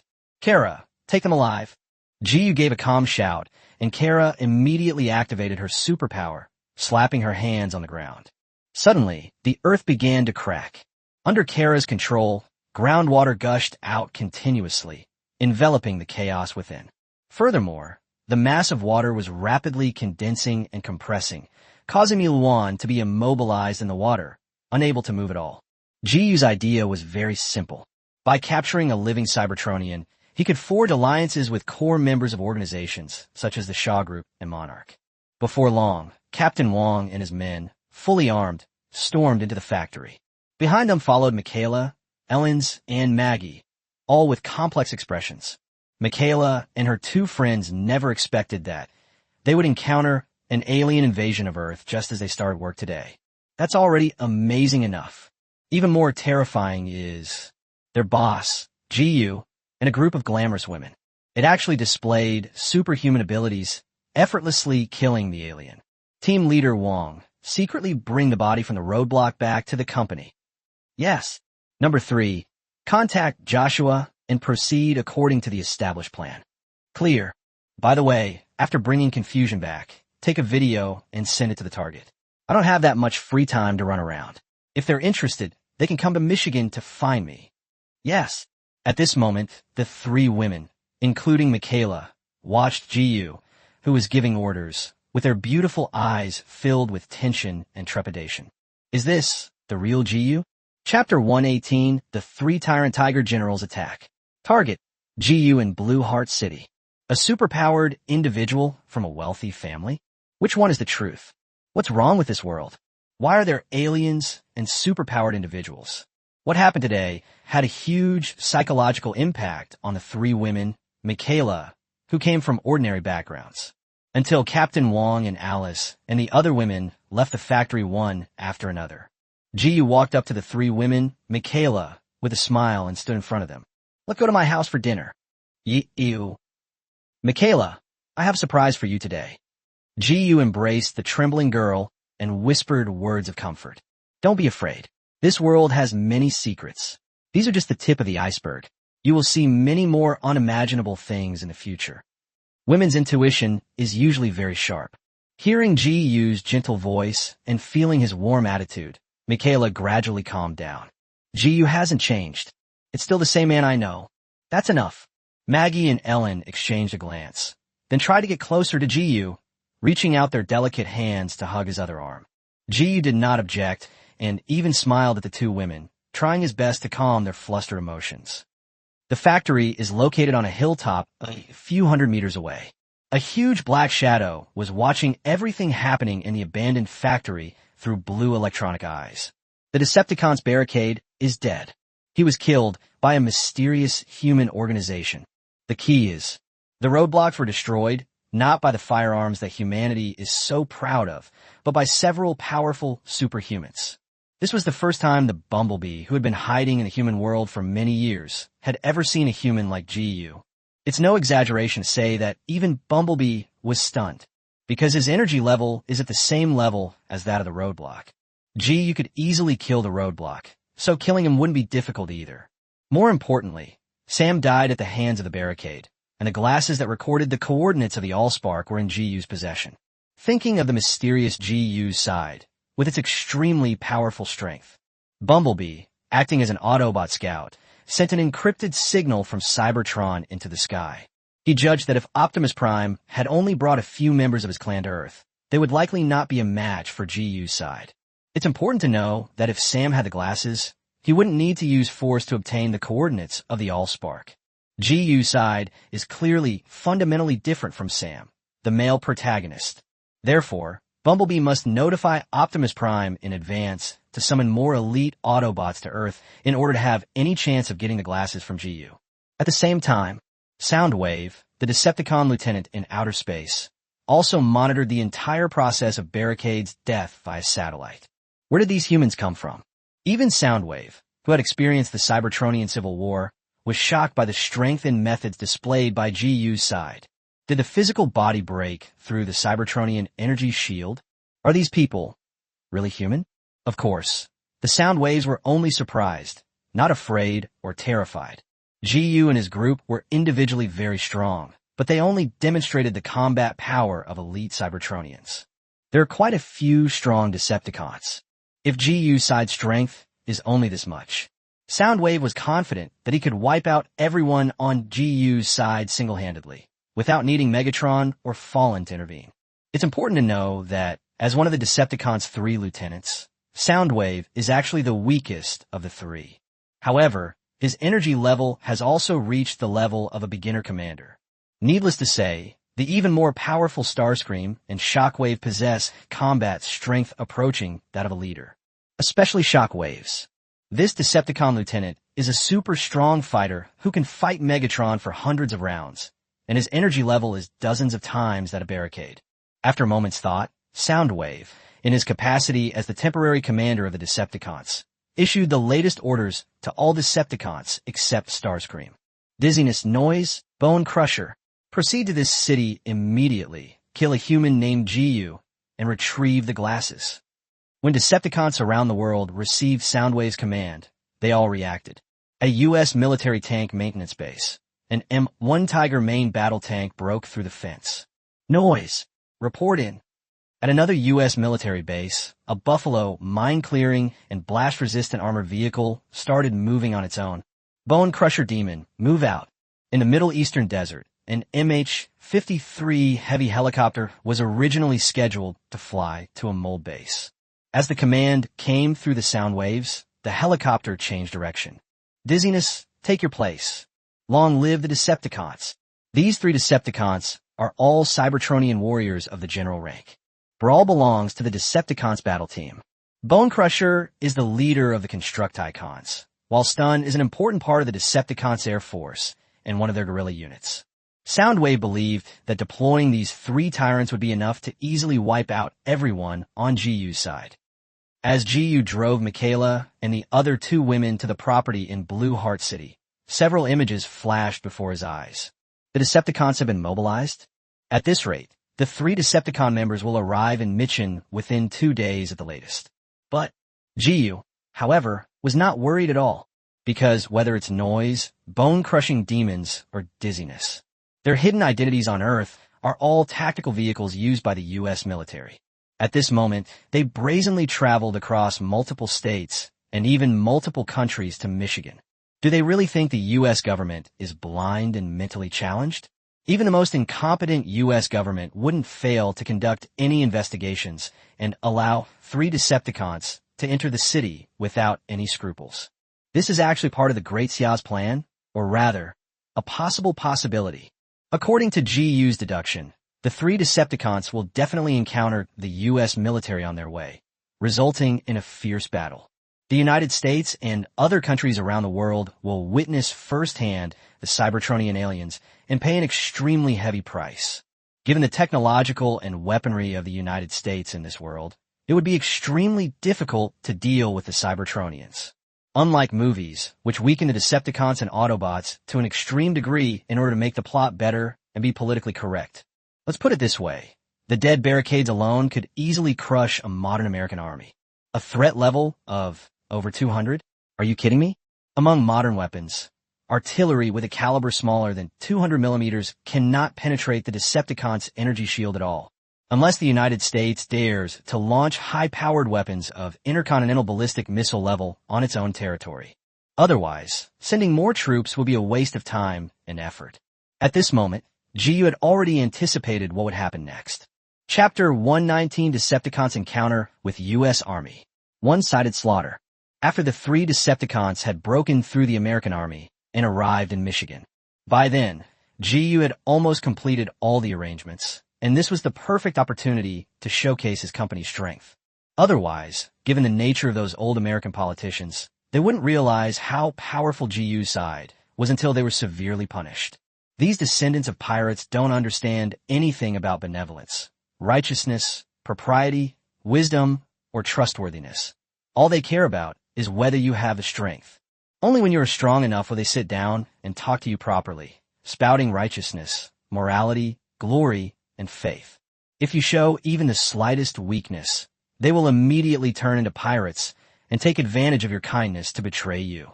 Gentlemen, proceed according to plan. Send men to keep a close eye on those 3 Decepticon members. Yes. GU, what's wrong?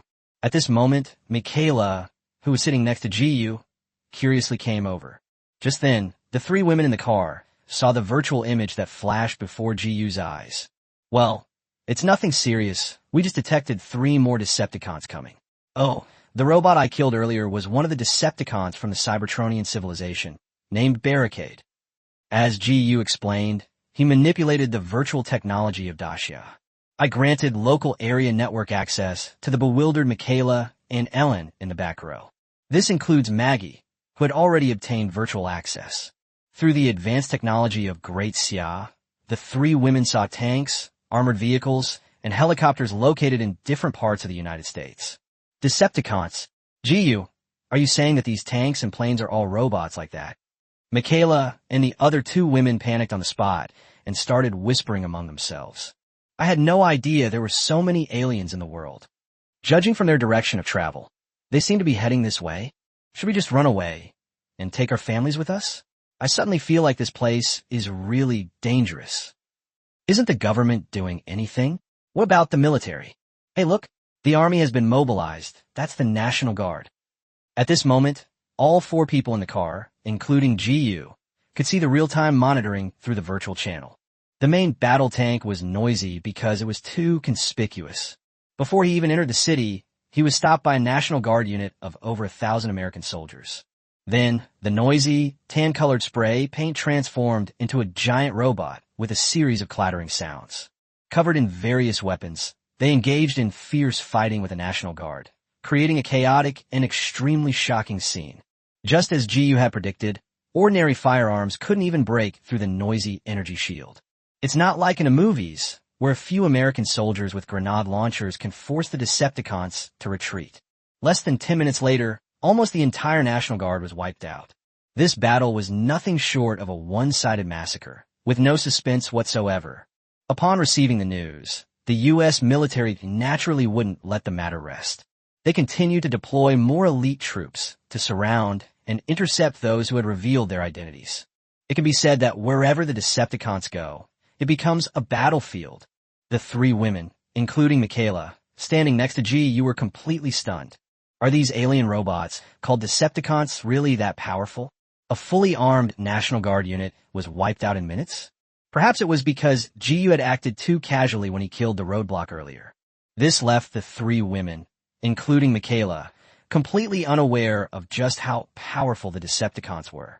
Only now, when they were directly confronting the U.S. military, did they truly understand what Cybertronians were. Michaela and the other two women felt like they were in a dream. How could such a terrifying robot be killed by Jiyu? Just how powerful are the men beside them? You won't know until you compare, and once you do, you'll be shocked.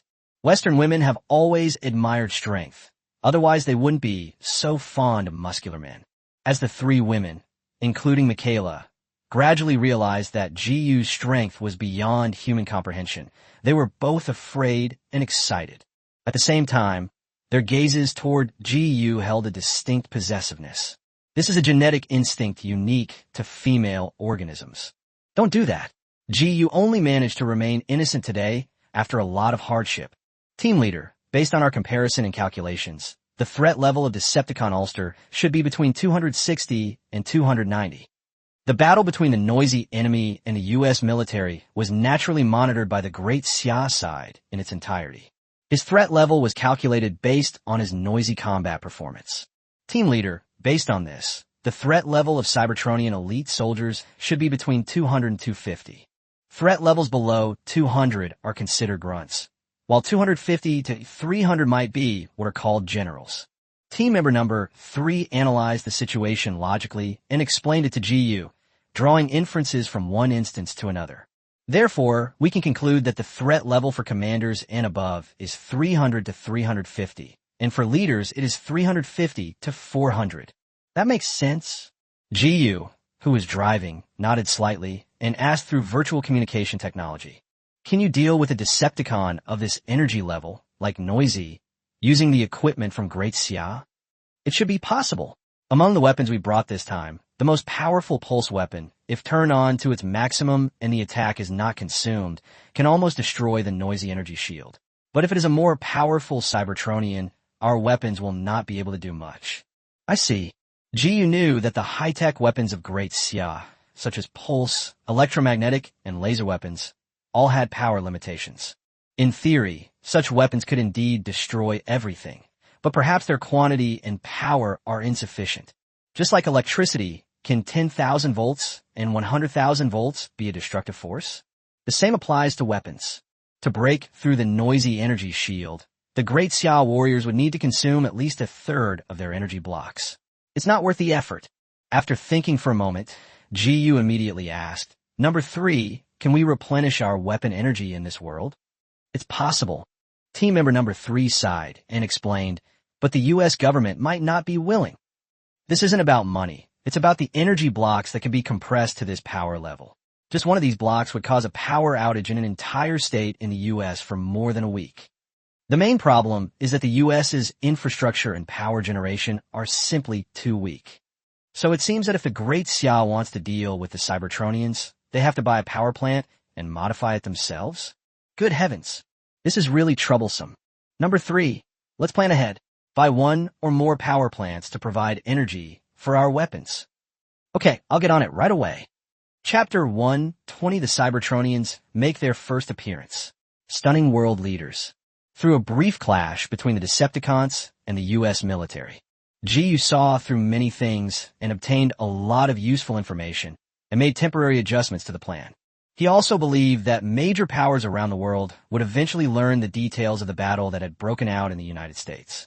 After all, big companies all have their own satellites. The irritable Decepticons' commotion served as publicity for Ji-Yu, effectively advancing the Great Xia strategic plans. With powerful aliens appearing in the world, and combined with the video sent by Ji-Yu, how could major powers not be curious? Ji-Yu's lips curled up, guessing that the people he had targeted would be eager to come to him in the next day or two. This time, he will rely on local forces and resources around the world to complete his main mission. Only by combining force and strategy can we minimize the losses of the Great Xia and maximize our own gains. A townhouse in a luxury community. Ji-Yu, with Michaela and the other two women in tow, parked the car in front of the villa. As soon as Michaela got out of the car, she froze on the spot, staring in disbelief at a middle-aged man pacing back and forth at the door. Michaela's father, Joseph, naturally saw his daughter. His expression was extremely complex, showing excitement, guilt, and self-blame, as well as a hint of unease about the future. "What's wrong, Michaela?" Ji-Yu then walked to Michaela's side and spoke softly. "I paid to bail your father out, and your criminal record has been wiped clean. This is my surprise for you. Oh, by the way, I also opened a car repair shop for your father. Wasn't that your father's lifelong dream? Now it has come true." Michaela suddenly turned her head and stared intently at the smiling Ji-Yu with an extremely complicated look. "Ji-Yu, thank you." Michaela understood, of course, that Ji-Yu did this because he didn't care about her background or past, nor did he care that her father used to be a car thief. Holding Michaela's delicate body, Ji-Yu reminded her in a strange tone. "Michaela, there's one bottom line. I'm talking about that you and your father absolutely cannot touch drugs. Understand? Yes, I would never touch that kind of thing." After Ji-Yu finished speaking, he turned his head to look at Maggie and Ellen beside him. The two women nodded quickly, indicating that they wouldn't touch that thing either.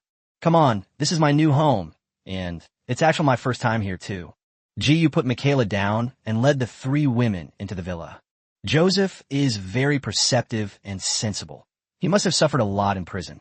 He knew that he could be released on bail and start a new life entirely because his daughter had become Ji-Yu's girlfriend.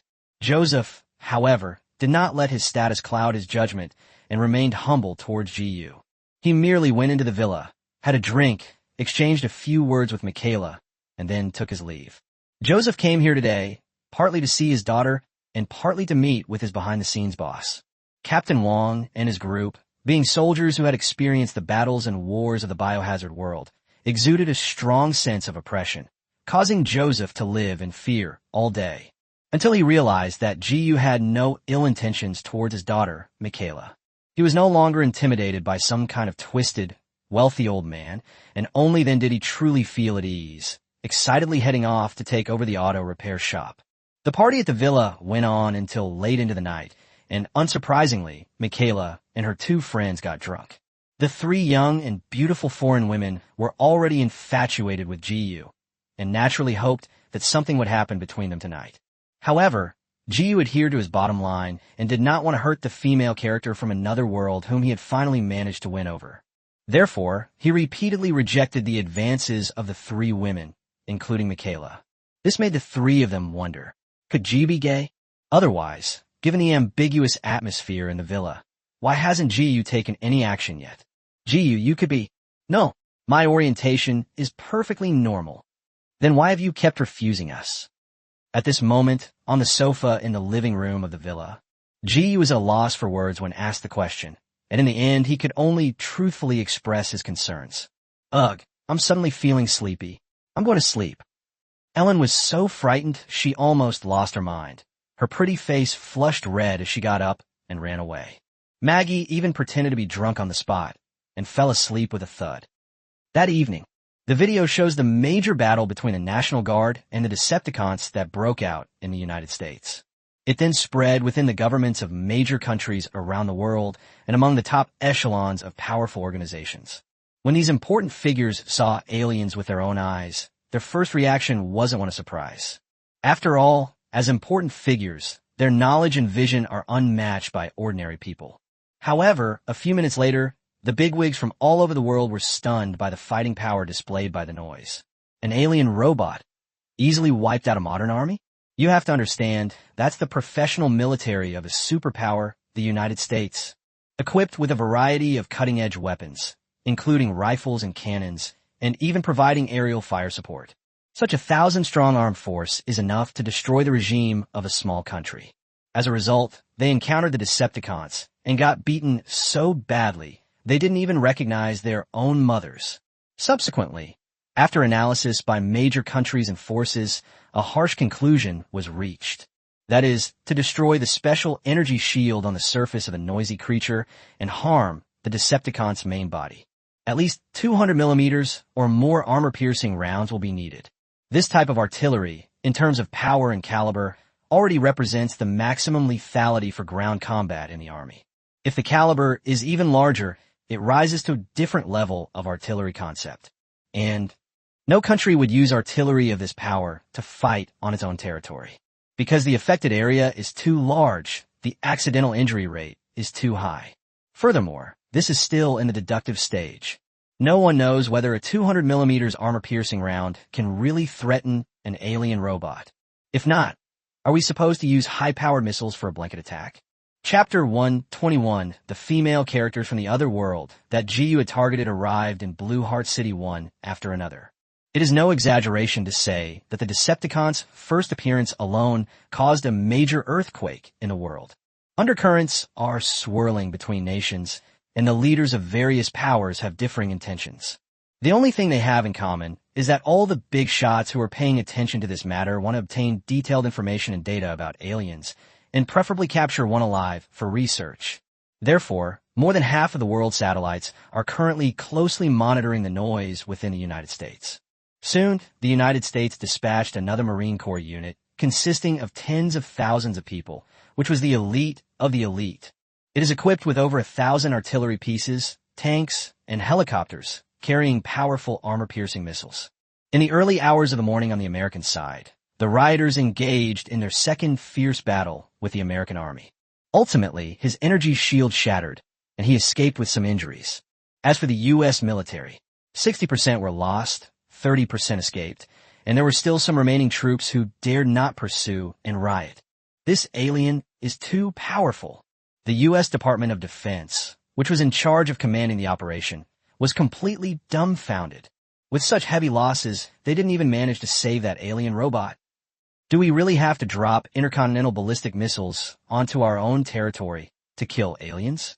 Before the U.S. Secretary of Defense could even make a decision, immediately afterwards, two other Decepticon members, Stun and Bone Crusher, also encountered the American Army. The vertigo-like creature was carrying a scorpion monster inside its body. The two worked together perfectly and managed to kill one of them. The 5,000-strong U.S. Imperial Defense Force then left triumphantly. The bone-crushing demon is even more outrageous. He is about the same size as Optimus Prime, has incredible destructive power, and is even more irritable than loud. After annihilating the army, the Bone Shatterer ignored the warnings from the sonic waves and stormed into the nearest city, wreaking havoc. Clearly, the Bone Crusher, enraged by the U.S. military, has lost control. The battles against aliens that broke out tonight have given a powerful shock to important figures around the world. Currently, the U.S. military is still engaged in fierce battle with the Bonebreaker. Some lawmakers even suggested seeking help from other major powers. Because the U.S. military suffered far too many losses. Tens of thousands of elite soldiers were killed or wounded overnight, a loss greater than all the counterinsurgency wars they had fought in recent years. Of course, no one would agree with this suggestion. The United States considers itself a superpower with unparalleled military strength in the world, so why would it ask for help from other countries? Therefore, the Secretary of Defense ordered that these 3 alien robots be killed at all costs. As a result, the U.S. military had to continuously draw troops from military bases around the world. Even several major aircraft carrier fleets have rushed back, vowing to annihilate the enemy within their borders. The Xia Kingdom, the Xiang River. Xiao Liwen, daughter of the chairman of the Xiao Group, is currently in her office, repeatedly watching a video. In the video, a small alien robot is seen in a daze, strapped to a chair, and undergoing various interrogations. Cybertronian civilization, Decepticons, and Autobots, Allspark, and the Fallen. A barrage of new vocabulary made Xiao Liwen frown. Living aliens? Silicon-based life? How amazing! Xiao Liwen was increasingly captivated by the sight of it. She couldn't help but think of the invitation email she had received not long ago from an obscure company in the United States. At the time, she dismissed the company's invitation and deleted it without even glancing at it. Given Xiao Liwen's family background, would it be appropriate for her to go to the United States to meet people on her own initiative, given her distinguished status? And now, Xiao Liwen had no choice but to silently retrieve the email from the spam folder and read it carefully. Hee hee, are you kidding me? This company has quite the nerve. They actually want to recruit Xiao Liwen as the president's assistant? Are you crazy? It's important to know that the chairman of the Shaw Group only has one daughter. In the future, she will be the head of Shaw Brothers, and also one of the female characters with a significant role in Pacific Rim 2. Snort. Nonsense. Xiao Liwen gave a cold laugh and deleted the email. However, if you stand behind Xiao Liwen, you'll see that she's booking a plane ticket to the United States. Europe, Loch Ness, Monarchy Outpost 49. Dr. Chun Ailing, who was monitoring the sound waves of the Titan Leviathan, suddenly received an urgent message from her sister, Chun Ailing. Little sister, come quickly to my room. So Chun Ailing handed over her work to the other members of the Emperor organization and hurriedly ran back to her twin sister's room. What's wrong? Look at this video. Let me see. The video playing on Chun Ailing's computer was the same one that Ji had sent to Xiao Liwen. Aliens? Or some kind of robotics technology? They're living aliens. Chun Ailing's excited expression made her younger sister frown. Sis, why are you so sure? Look at this again. Immediately afterwards, Chun Ailing played for her sister's satellite surveillance footage of 3 Decepticons battling the military within the United States. When Chun Ailing saw the alien robot's combat power, she was completely dumbfounded. That strong? Sister, what do you mean by showing me these things? Chun Ailing didn't quite understand her sister's intentions. I received a job offer email from a small company, but I didn't think much of it at the time. Chun Ailing listened silently as her sister finished describing the cause and process, and finally frowned and asked incredulously in a low voice. Sis, are you thinking of changing jobs? No, that's not it. I want to take you to meet the person in charge of that company. If possible, perhaps we can reach some cooperation. Oh, by the way, he's also from China, which is probably why he contacted us sisters. Chun Ailing actually guessed some of Ji Yu's intentions correctly. Ji Yu did indeed hope to find an opportunity to infiltrate and take control of the Emperor organization. Compared to cooperating with the head of the Emperor organization, that little guy, Ji Yuning preferred to recruit Zhang, an international figure with a less than stellar reputation. This is a matter of principle. No matter which world Ji Yu goes to in the future, he will never cooperate with Xiao Rizi. He wasn't that magnanimous. At the very least, he wouldn't forget history and hatred. Has my sister made up her mind? When shall we set off? I've booked the tickets. We're leaving in 3 hours. Go get ready. On a private jet, Sui Wiming swirled her wine glass, her gaze deep and aloof. As the heir to the Su family in the United States, she went to Michigan to see Ji Yu at the strong request of her family elders. Without Ji Yu's intervention, Sui Wiming would have cooperated with Joshua before long. He secretly established the Transformers Corporation and became the CEO of the Xia Kingdom region in the 4th installment. Now, Sui Wiming has only been out of school for a few years and hasn't had time to accumulate work experience. She received orders from her family to become an assistant to a mysterious person. This was like a bolt from the blue for Sui Wiming. Chapter 122 Sister Bing Bing. Whoever speaks first loses. Naturally, Sui Wiming felt quite displeased about this. To become the heir of the Su family, Sui Wiming is not only academically excellent, but also a proud and ambitious person. She had heard that the mysterious man, her future boss, was even younger than her. What skills could such a person possibly have? The family actually went to great lengths to make her Ji Yu's assistant. Unfortunately, Sui Wiming didn't have much say in the family yet, so she could only accept it reluctantly. If Ji Yu's abilities are too poor, even if she leaves the family, she won't stay by the side of a good-for-nothing and waste her time. What Sui Wiming didn't know was, There were 3 other people who shared similar thoughts with her. And just like her, she planned to come to Michigan, USA, to meet and get to know GU. Inside a luxury villa community, Michaela and Ellen were still asleep. Maggie, on the other hand, clearly had a higher alcohol tolerance and got up early to work on her laptop. Upon discovering that GU had woken up, Maggie immediately reported it. "Boss, I received a message from supervisor number 3. The 4 Xiaoguo people you invited are on their way. Sui Wenming will arrive the fastest, probably in about 3 hours. Xiao Li Wen will arrive the slowest, probably tonight or midnight."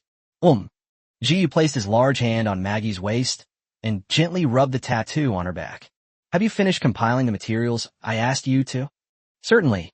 Maggie winked at GU and began to speak eloquently. "The boss has selected 4 candidates, all of whom are from China. Among them, the one with the highest status is Xiao Li Wen. The Xia group is one of the largest groups in the East, and it would rank among the top 20 in the world.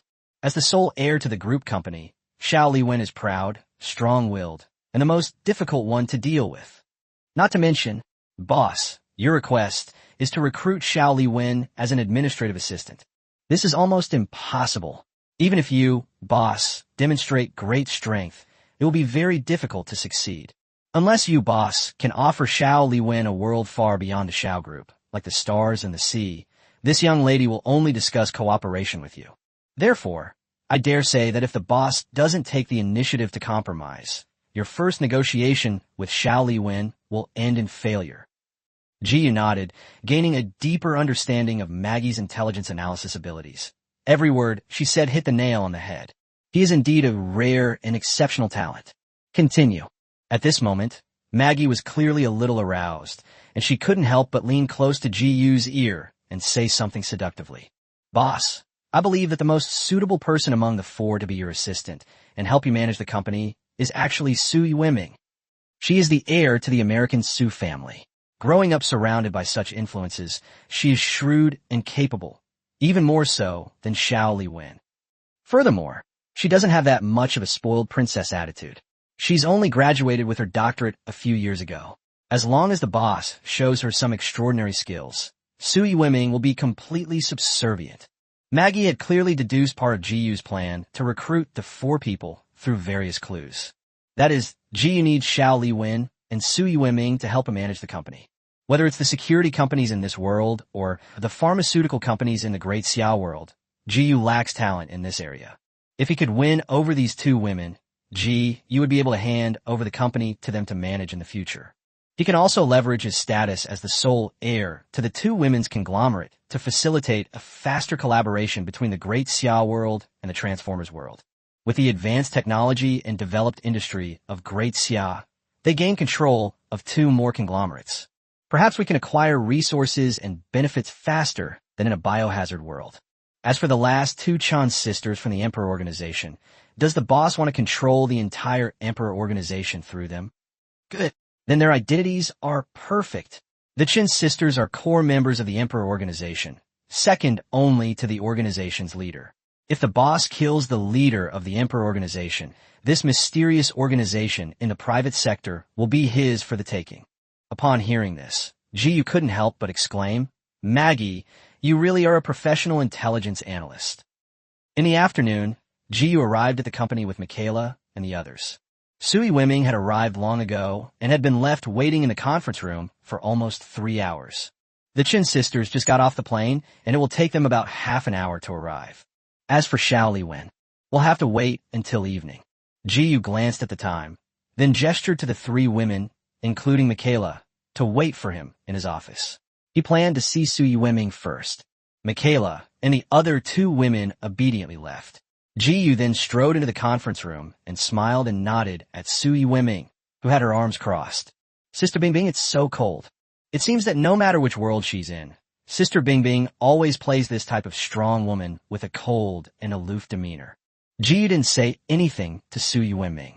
He waited until everyone was there before speaking to her, to avoid having to say the same thing several times. What GU didn't know was it was precisely this strange attitude of his. This piqued Sui Wenming's curiosity, who had originally intended to leave, and she decided to stay. Is this young man the person in charge of this company? He seems more like a print model than a leader. They called me over, but I didn't say anything. What about training hawks? Sui Wiming sneered inwardly, crossed her arms, kept a straight face, and didn't say a word. She was determined that whoever spoke first would lose. Time ticked by, and various virtual images flashed before Ji-Yu's eyes. It can be seen that this is a video recording of a battle between the Decepticons and the U.S. military. At the same time, Ji-Yu was quietly issuing various orders. Number 3. Hurry up and run for Michigan State Representative. If you don't have enough money, just throw it all at the legislature until they're satisfied. Captain Wong, don't worry about Bumblebee. Let him follow whoever he wants. Maggie, I'm giving you access to the city's network. You're in charge of monitoring the entire city's surveillance cameras. If you spot a meteorite impact, report the location immediately. Alice, stop messing around with the chaos. Can't you all just shut up for a bit?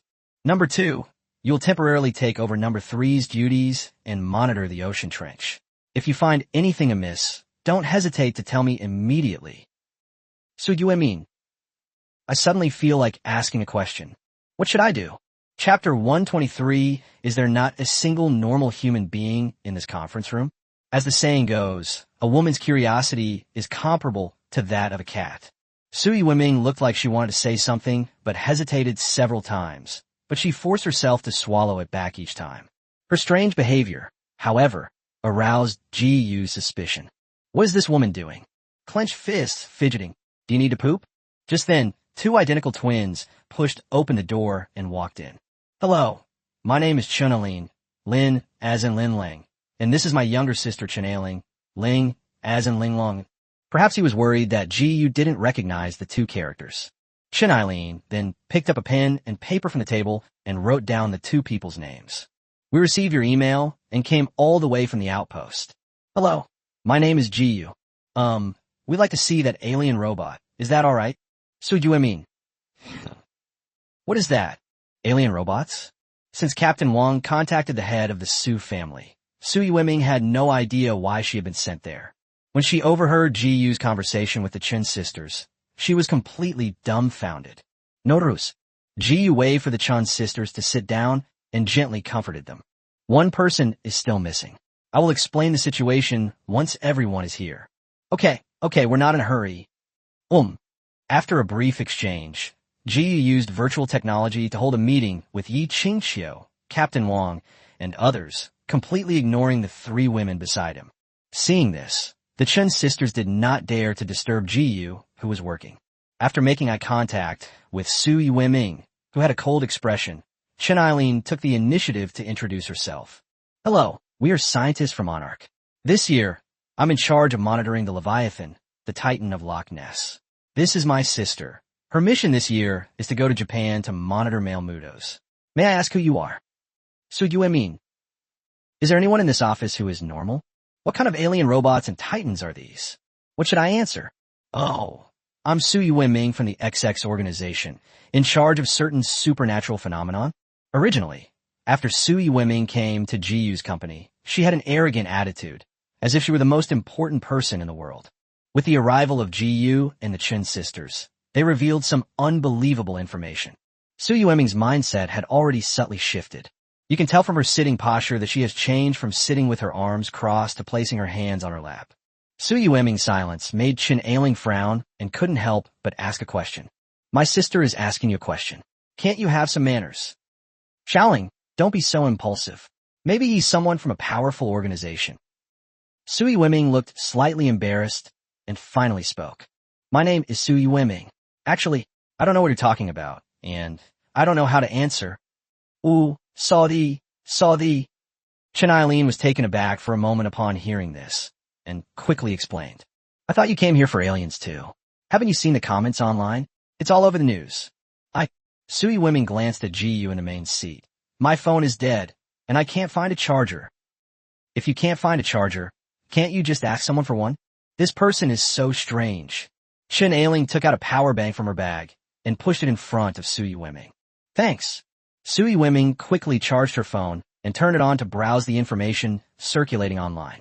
Are there really aliens? Judging from the Chun sisters' words, there's an alien robot in this company. Damn it, why doesn't the old man say anything? He's made me so embarrassed. An hour later, Xiao Li Wen, dressed in a white business suit, walked in with her head held high and chest out. She glanced at everyone with an indifferent look. He then sat down at the other end, opposite Ji. Xiao Li Wen is demonstrating her attitude in this way. Hello, my name is Chun. No need for introductions. I'm leaving soon. I don't need to get to know you. Why are they all so arrogant? What kind of oddballs did Ji hire? After sitting down, Xiao Li Wen kept sizing up Ji, her eyes shifting unpredictably, and it was impossible to tell what she was thinking. The reason she suddenly became so obedient, it was entirely because I was intimidated by the people in this company who gave me a rude awakening. As the heiress of the Shaw Group, Xiao Li Wen would certainly be accompanied by a group of bodyguards when she came to the United States. However, her highly paid bodyguards were all taken down by an unassuming security guard on the first floor of the company. Judging from the clothes of the person who made the move, he was clearly not a core member, yet he displayed terrifying strength far exceeding that of a world-class elite soldier. Left with no other choice, Xiao Li Wen had to come up alone, leaving her bodyguard downstairs. More than an hour later, Ji ended the meeting and glanced at everyone. Have you all understood the situation? Okay, then I'll just get straight to the point. Ji shrugged and stated it casually. Now, I'm giving you a chance. Remember, this chance is only once. It won't come again. Xiao Li Wen, you and Su Yueming will be my assistants and manage the company for me. Chen Eileen, you two can choose to join the company I've established first. Studying the Titans is useless. I have the ability to control this ancient power. You should seriously consider whether you are willing to serve me. Ji spoke very bluntly and in a forceful manner, causing Xiao Li Wen to frown. She was the first to speak out, unable to sit still any longer. Xiao will only cooperate with you, and only if you pay an equal price. Otherwise, there's no point in discussing it. Okay, I understand. And you, Su Yueming? Ji didn't care about Xiao Li Wen's attitude at all, nor was he angry. Instead, he turned his head to look at Su Yueming. Su Yueming originally wanted to be as tough as Xiao Li Wen, but a strong premonition suddenly welled up in her heart. If she and Xiao Li Wen had made the same choice, they might have missed out on a chance. A tremendous opportunity that could change one's destiny. I'd like to be your assistant. Very good, a wise choice. Before long, you will realize what your choice will bring you. Ji smiled slightly, while Xiao Li Wen's pretty face turned cold. She felt that Ji words were implying something about her. What is the wise choice? Better to be the head of a chicken than the tail of an ox. Don't you understand such a simple principle? She is the heiress of the prestigious Shaw Group. Why would she need to be someone else's assistant? Funny. Chapter 124, is it too late to regret it now? Ji, I've said it before, you only get one chance. And what about you? Ji then looked at the Chun sisters, who were in a daze. Upon hearing Ji's question, Chun Ailing quickly pressed for an answer. Ji, what exactly did you mean by the means to control this ancient power? Can you control a Titan? That's impossible. Anything is possible. Although Ji was unclear about the specific purpose of the totem reward from the main quest. But since it's labeled as a Titan, it must be directly related to this ancient power. Alright, if you truly possess such mysterious abilities, my sister and I are willing to serve you from now on. The core members of Monarchy were originally a group of fanatics who worshipped the ancient Titans. Previously, they only dared to observe the Titans from afar. But Ji said he could control it. This was an incredibly huge and unimaginable temptation for the Chin sisters. That's settled then. You all come with me. Ji stood up, maintaining control throughout, and strode out of the conference room. Upon seeing this, the four women present all stood up and followed Ji. Su Yueming, give me back my power bank right now. My phone is off too. If you don't bring a power bank again, I definitely won't lend it to you. Humph. Su Yueming didn't care much about such trivial matters. She was more curious about who Ji really was. Furthermore, Su Yueming felt very uneasy, unsure whether her choice was right. Soon, led by Ji, Su Yueming and the other three women arrived at a large warehouse, where they met up with Michaela and her two companions along the way. At this moment, a rather cruel scene was unfolding in the warehouse. Completely exhausted, he collapsed to the ground, raising his arm and firing bullets repeatedly, his target being Helena. Didn't I give you engine oil? Hurry up and give me a massage. If you dare to slack off again, I'll tear you apart. The massage device, of course, is the Decepticon's unique bullet. As for Alice and the other women, they watched with smiles as Helena tormented and confused them. Ew. Can't these energetic women just sit still for even a second? Bang. As Gu led his men in, Jessica casually tossed aside the 1-ton barbell she was holding, nearly smashing a hole in the ground. Aiko Sella, who was playing with the flames, casually blew them out. The throwing knives that had been hovering around Alice gradually returned to their sheaths. Seeing the magical scenes before my eyes, and the incredible methods displayed by Alice and her friends, Sui Wenming and the other three were dumbfounded and even forgot to breathe. Helena, don't kill confusion. How many times do I have to tell you before you'll listen to me? Ew. Helena turned around with a wronged expression and pointed at Jill, complaining. You don't know, this is only my turn. They did it all before, so why are you only blaming me? All right. You felt an immense headache coming on. Bring me the bewilderment. Oh. Upon hearing Jiu's command, Kara, who was leaning against the wall, snapped her fingers. Suddenly, a stream of water appeared, carrying a confused feeling that made him unwilling to move and was brought to Jiu's feet. Snap! Confusion, wake up. What's wrong with you? Lying there in a daze, sprawled out. If it weren't for the red light still emanating from the electronic eyes, Jiu would have thought his flame had been extinguished. Yeah. Finally freed from the torment, he grabbed Jiu's leg, wiping away tears and sobbing uncontrollably. I was wrong. I'll never do it again. Please don't hit me anymore. Wow. What exactly did Alice and her friends do to a robot? How could they have turned the Decepticons, who represent chaos and disorder, into such a miserable state? Honestly, Jiu felt a little sorry for Miluan. The 4 people standing next to Jiu, including Sui Wenming, were completely dumbfounded. Why is this robot so cowardly? The video clips circulating online show those robots as terrifying beings capable of taking on tens of thousands of enemies single-handedly. Yu frowned. He had actually planned to let Sui Wenming and the other 3 witness the arrogance and strength of the tyrant. After all, Confusion is a Decepticon member with a threat level of 159. As a result, in less than a day, Alice and her friends were nearly driven insane by the chaos. Can I touch him? Shin Ailing suddenly squatted down, tentatively nodded at the bewildered metal head, and asked in confusion.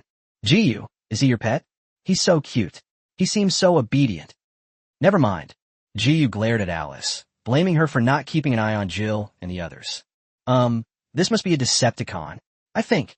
In short, alien robots have souls. They are not inanimate objects, but a type of silicon-based life. They are Cybertronians.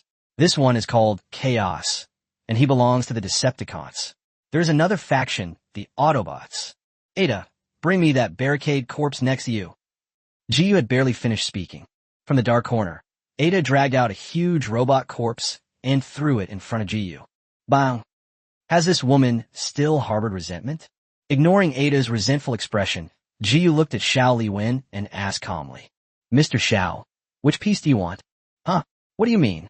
Xiao Liwen looked on in surprise, not understanding what Jiu was talking about. Didn't you want to cooperate with us and make us pay an equal price? I'll give you a piece of robot wreckage, and then the Shaw group will be on our side. Can you do that?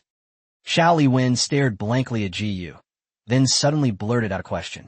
Jiu, about that assistant position you mentioned before. I've already said, you only get one chance. Now tell me, which piece do you want? Snort. Xiao Liwen snorted coldly, feeling very embarrassed, and then pointed to the arm of the roadblock. Give me its left arm.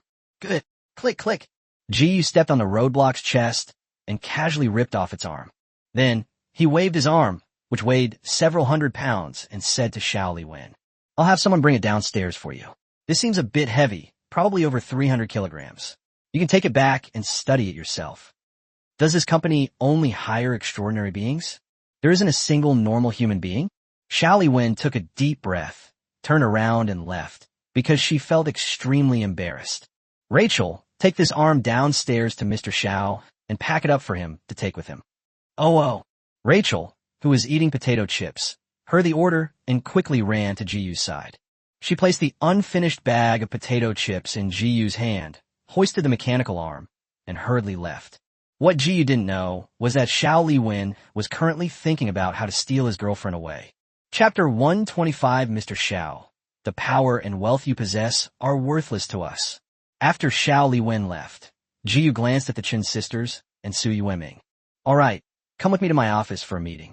I'll first introduce you to the heads of my departments, your assigned positions, and the tasks for the first phase. Yes, boss. An uncontrollable excitement and joy flashed across Su Yueming's pretty face. It was a look of relief at her choice. Fortunately, she did not follow Xiao Liwen's example, but seized this opportunity to change her fate. The Chen sisters exchanged a glance, their beautiful eyes filled with barely concealed excitement. They couldn't help but start considering whether they should simply leave the Emperor organization and devote themselves to following Jiyu from now on. The way Su Yueming and the other two women were behaving made Jiyu's lips curl into a slight smile. He never expected that he could win over 3 female characters from powerful factions so easily. As for Xiao Liwen, who left, whatever. Jiyu had no interest in women with overly spoiled attitudes. If you give someone a chance, but they don't take it, then forget it. On the contrary, Jiyu found Su Yueming more agreeable. The first floor of the company building. The hundreds of bodyguards that Xiao Liwen brought were lying on the ground. A squad leader from Longxiang was stretching his wrists, while the other team members watched the spectacle and offered their opinions. When Rachel carried the mechanical arm and followed Xiao Liwen to the first floor, the group of super soldiers from Great Xia all stood at attention and saluted. Good morning, sir. Xiao Liwen was clearly taken aback for a moment, then turned around and looked at the somewhat shy Rachel with a puzzled expression. Is this woman their superior? It doesn't look like it. No need for such formalities. Rachel placed the robotic arm on the ground and was about to go back when Xiao Liwen called her back. Hey, what's your name? Me? Rachel. Would you like to work for me? I'll offer you a monthly salary of 10 million. Xiao Liwen did indeed want to poach the extraordinary human from Jiyu's side. After giving Rachel her price, she looked at the super soldiers around her. You can come with me too. How much money can Jiyu give you if you follow him? No matter how much he gives you, I'll pay 10 times that amount. Squad leader Longxiang suddenly laughed, his face full of mockery. President Xiao, we don't receive a salary when we work under team leader Jiyu. I'm sorry to disappoint you. No salary? Then why are you still working for him? Xiao Liwen was stunned on the spot, completely unable to understand the thought process of these people. Even though everyone here is an extraordinary human being with formidable strength, why are they willing to work for free and follow Jiyu? Why? On what grounds? Please leave, Mr. Xiao. In this world, many things cannot be measured by money. The wealth and power you possess are worthless to us. Upon hearing this, Xiao Liwen's cheeks twitched. She went back to look for Rachel, only to find that she was gone. Clearly, Rachel didn't take Xiao Liwen, the heir to the Xia group, seriously at all. Xiao Liwen is not stupid. On the contrary, she is very intelligent. From the super soldier's words, she deduced some key information. Could it be that the amazing abilities these extraordinary humans possess are all related to Jiyu? Demi-Yu. Why didn't you just make it clear from the beginning? You really won't reconsider? Xiao Liwen felt extremely resentful. She hoped she could at least poach one person. Even if only one person goes with her, that would be fine. The lobby on the first floor fell silent. The super soldiers' gazes were cold and resolute, ignoring Xiao Liwen's attempts to win them over.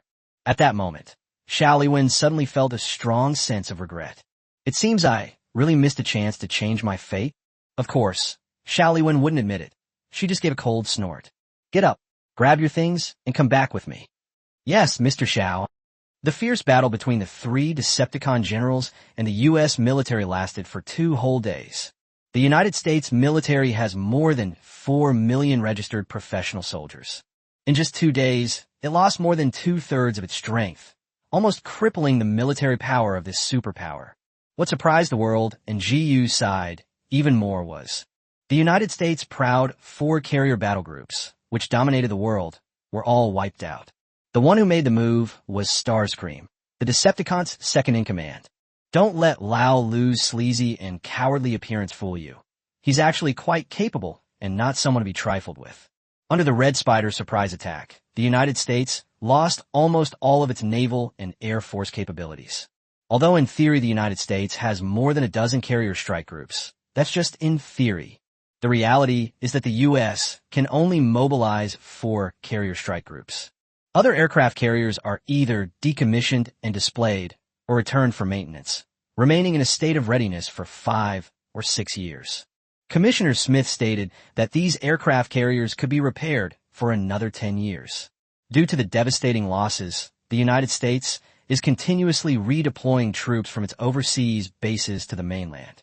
As a result, many of the U.S.'s overseas bases have fallen into disuse and become practically defunct. Meanwhile, the U.S. Department of Defense spared no expense in recruiting new soldiers and notifying veterans to re-enlist, competing with GU's company for personnel. Unfortunately, these measures are merely a drop in the ocean. At this moment, GU is sitting in the back row, next to Michaela and Ellen. Team leader, the last American armed force was recently destroyed by the Bone Crusher. I didn't expect the Decepticons to do such a great job. They've provided us with tremendous assistance. Now that the United States has lost 80% of its military strength, it is no longer a threat. As long as we demonstrate our strength, the U.S. government will have no choice but to cooperate with us. In fact, the Decepticons' actions played a crucial role in our strategy to win over the Autobots. I've discovered that the U.S. government is already in contact with Joshua, whom we've been secretly supporting, and seems to want to acquire alien technology to rebuild their military strength. Number 3 has been elected to Congress. He has sent word that the U.S. government intends to rebuild its industrial capacity and continue to fight the aliens with all its might. After listening to the intelligence summary, GU frowned slightly and asked, Number 2, I'm asking you, how can we stop the United States from rebuilding its industrial capabilities in this world? For the great Xia side, the United States can be strong, but not too strong. Ideally, it should be as strong as Schrodinger's cat. Chapter 126 The Decepticons are about to arrive. The battle is about to begin. In GU's memory, the United States was still very powerful in terms of national strength and industry. World War II proved this point. As a person from another world, Daxia, GU, regardless of his reasons, did not want the United States to truly rise. Team leader, you're overthinking it. The second team member smiled dismissively and began to explain to GU. Industrial capacity cannot be rebuilt in a single sentence. It requires at least a decade and the selfless dedication of at least 2 generations. The United States has been deindustrialized for many years and has completely become fertile ground for capitalism. Now that the government is controlled by major capitalists, it is almost impossible for them to rebuild industrial capacity. I ask you, those who have already eaten their fill of fat and gluttony, and now wish they could devour their own capital, who among them would be willing to give up their current earnings and contribute to national development without expecting anything in return?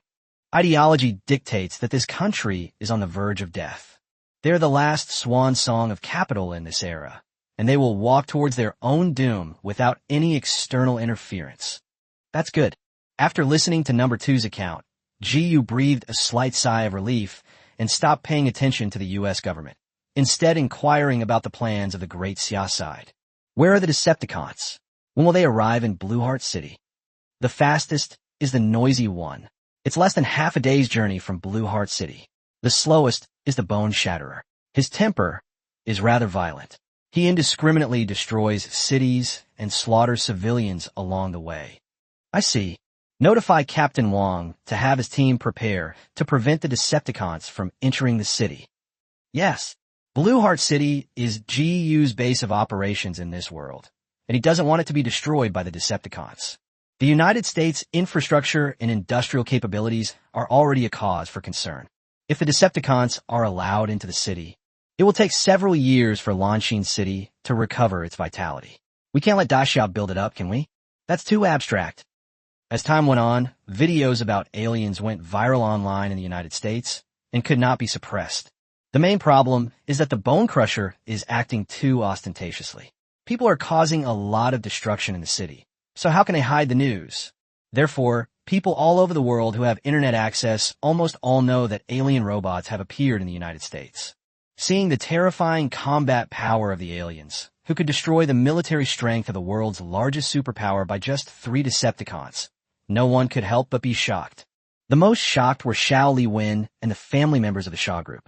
Because Xiao Li Wen went to Blue Heart City in Michigan to discuss cooperation with GU and brought back an alien mechanical arm. What does this represent?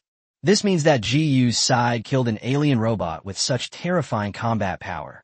The various factions in the world are still unaware that Barricade is merely an elite Decepticon, significantly weaker than the 3 noisy Decepticons. Based on the Decepticons' combat performance, including the one who caused the noise, they further deduced that GU's company possessed unfathomable and terrifying strength. However, the important figures from all sides are still unclear about whether the strength possessed by GU's side is high technology or something else. In short, although no major power actively publicized it, the company established by GU had already spread among the upper echelons, reaching a point where everyone knew about it. In the office of the chairman of the Shaw Group. At this moment, Xiao Li Wen's father was scolding his daughter, who was bowing her head and remaining silent, with a look of dissatisfaction on his face. Xiao Wen, I thought you had grown up and matured, but I didn't expect you to still have such a strong princess temper. That company is very mysterious. Since their leader asked you to be his assistant, why did you refuse? Did you know that because of Su Yueming's connections, the U.S. government has made an exception and appointed several members of the Su family to serve as state legislators? You gave up such a great opportunity. What were you thinking? Xiao Li Wen felt the same regret in her heart, but she still stubbornly insisted on her words. Father, I don't think that company is anything special, and GU is just average. Can't we just cooperate? Furthermore, according to intelligence, the target of those 3 alien robots is Blue Heart City. I'll see how GU deals with those aliens. You? Mr. Xiao sighed deeply and could only gesture for his daughter to leave, turning his gaze to the satellite surveillance footage on the computer screen. At this moment, the Decepticon Roar, a warrior-class creature, was already approaching Blue Heart City. As Xiao Li Wen said, all countries and forces in the world. Everyone was actually watching the Decepticons' movements and what GU's side would do. How to avoid the Decepticons' sharp edge. Or should we choose direct confrontation?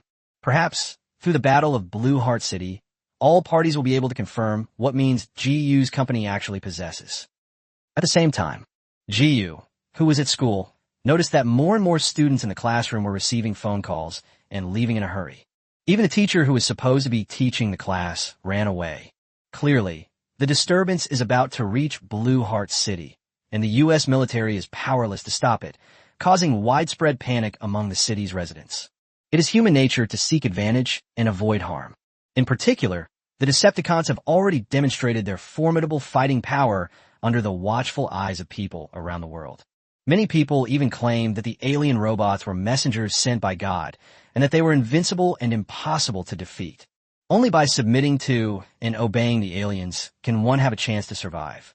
Suddenly, panic gripped the states of America, and all sorts of monsters and demons took the opportunity to emerge. This will cause the already unstable social structure of the United States to collapse due to the Decepticon invasion. Large numbers of people fled from another direction in Blue Heart City, blocking the roads leading out of the city.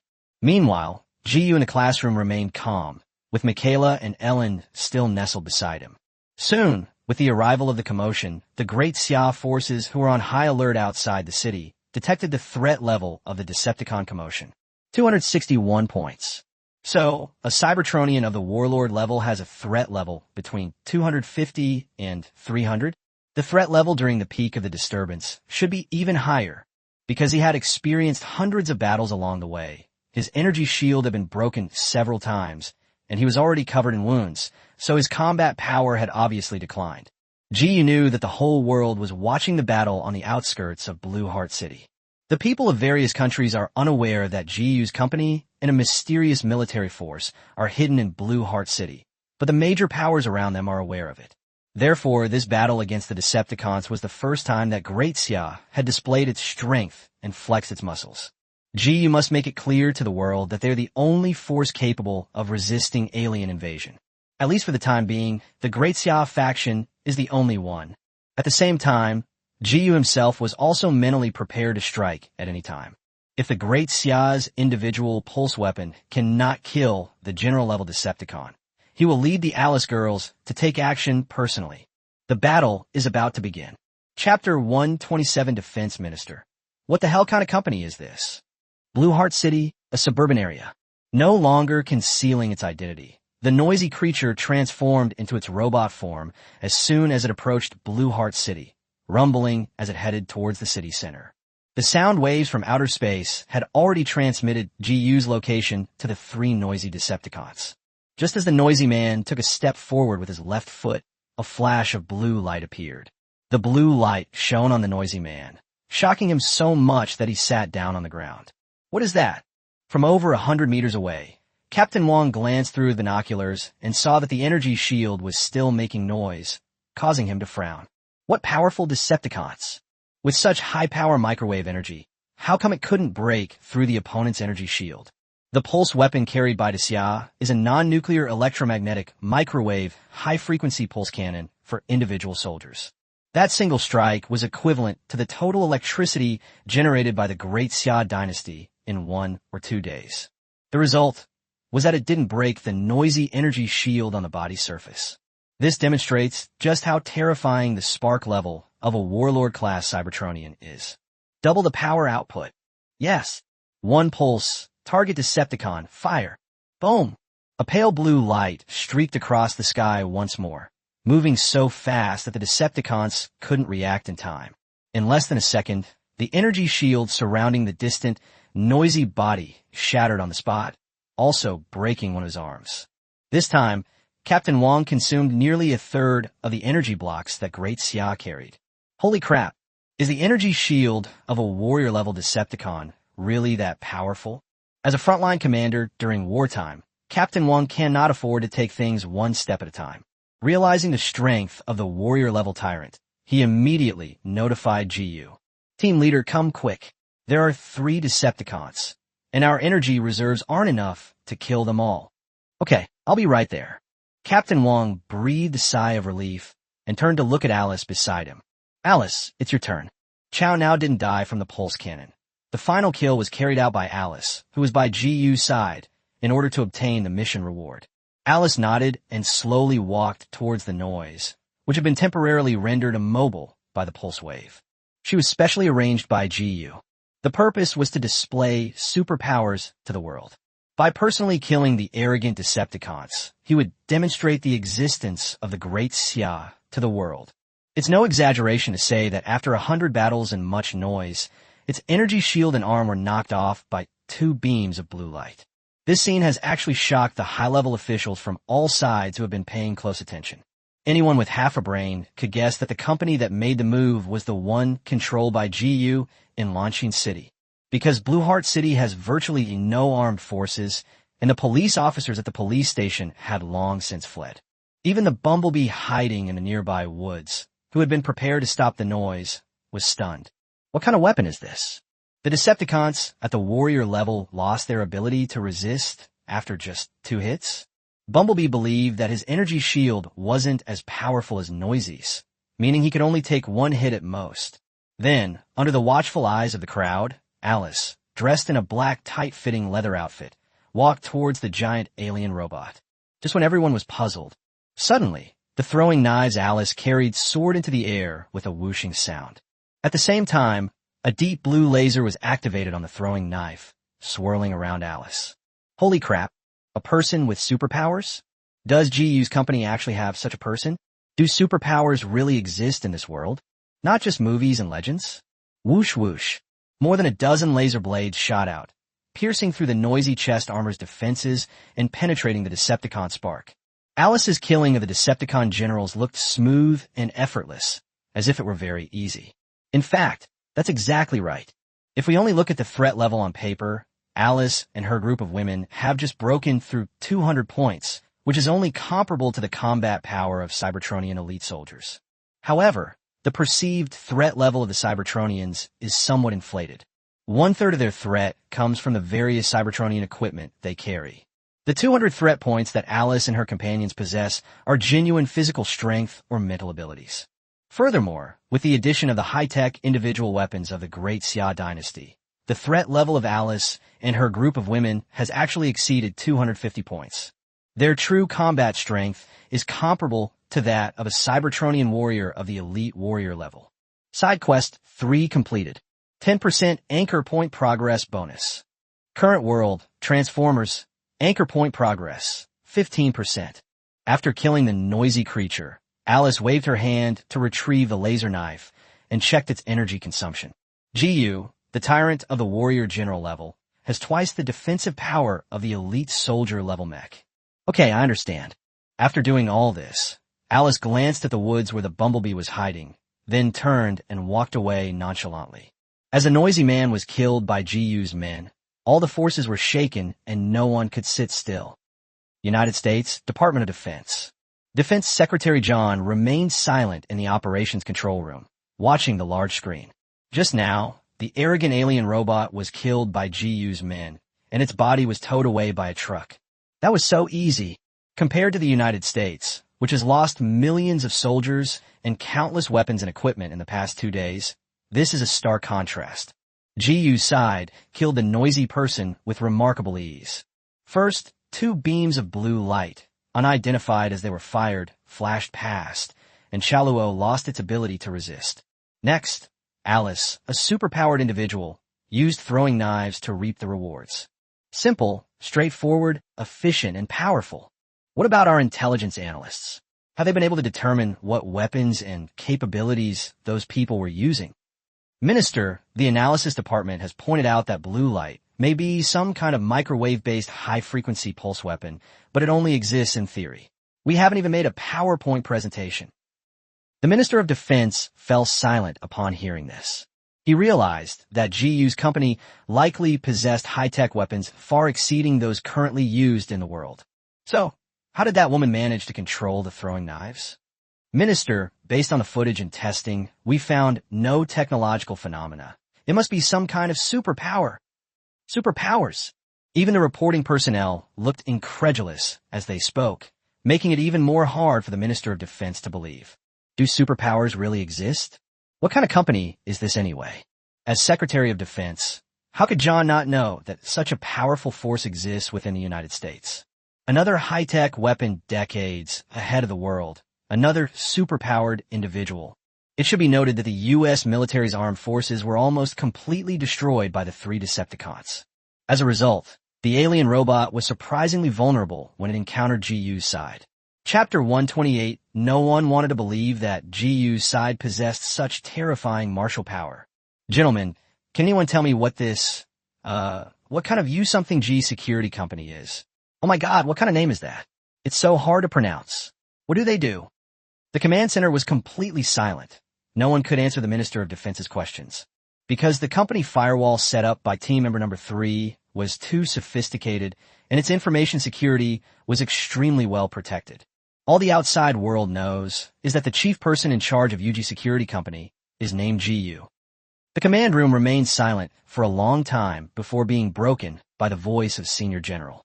Mr. Minister, I think perhaps our judgment was wrong. Oh, you tell me.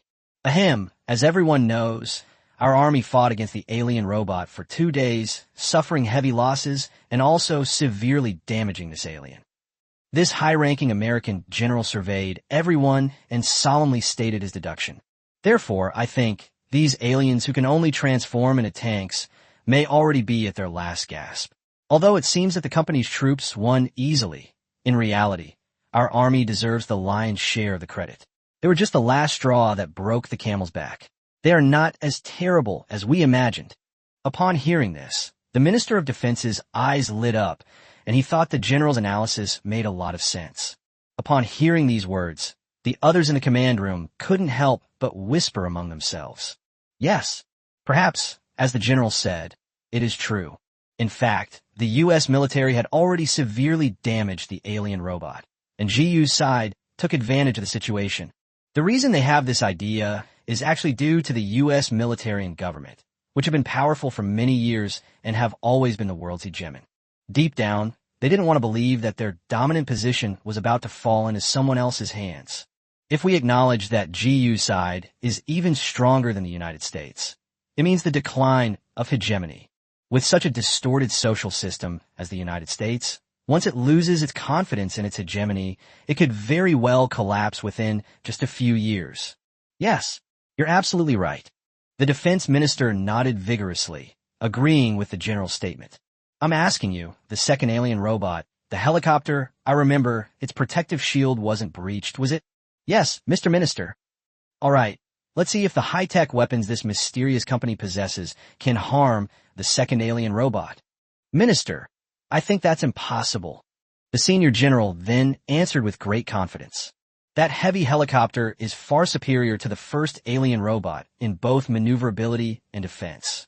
It also carries another small robot that looks like a scorpion monster, which has caused our army a lot of trouble. I estimate this company can't handle that helicopter. That makes sense. The forces that share the same ideas as the U.S. Department of Defense and various government departments are not just one or two, but the vast majority. The first Decepticon to arrive in Heart Blue City was so noisy that its death was a bit too childish. This made it impossible for various forces and national leaders to accept the reality that GU's side was so many times stronger than theirs.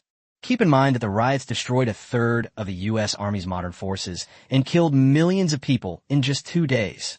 Even the military of the United States, which claims to be the world's #1 superpower and is recognized as the global hegemon, is no match for the noisy rioters. Not to mention other countries. Their fighting power, displayed through sheer noise, is enough to destroy more than 80% of the countries on a continent. Such a terrifying alien robot was dealt with swiftly and easily by GU's men. What does that mean? Is GU's side stronger than all the countries in the world combined? Is this possible? I don't believe it. To be precise, none of the top leaders of major powers in various countries are willing to believe this.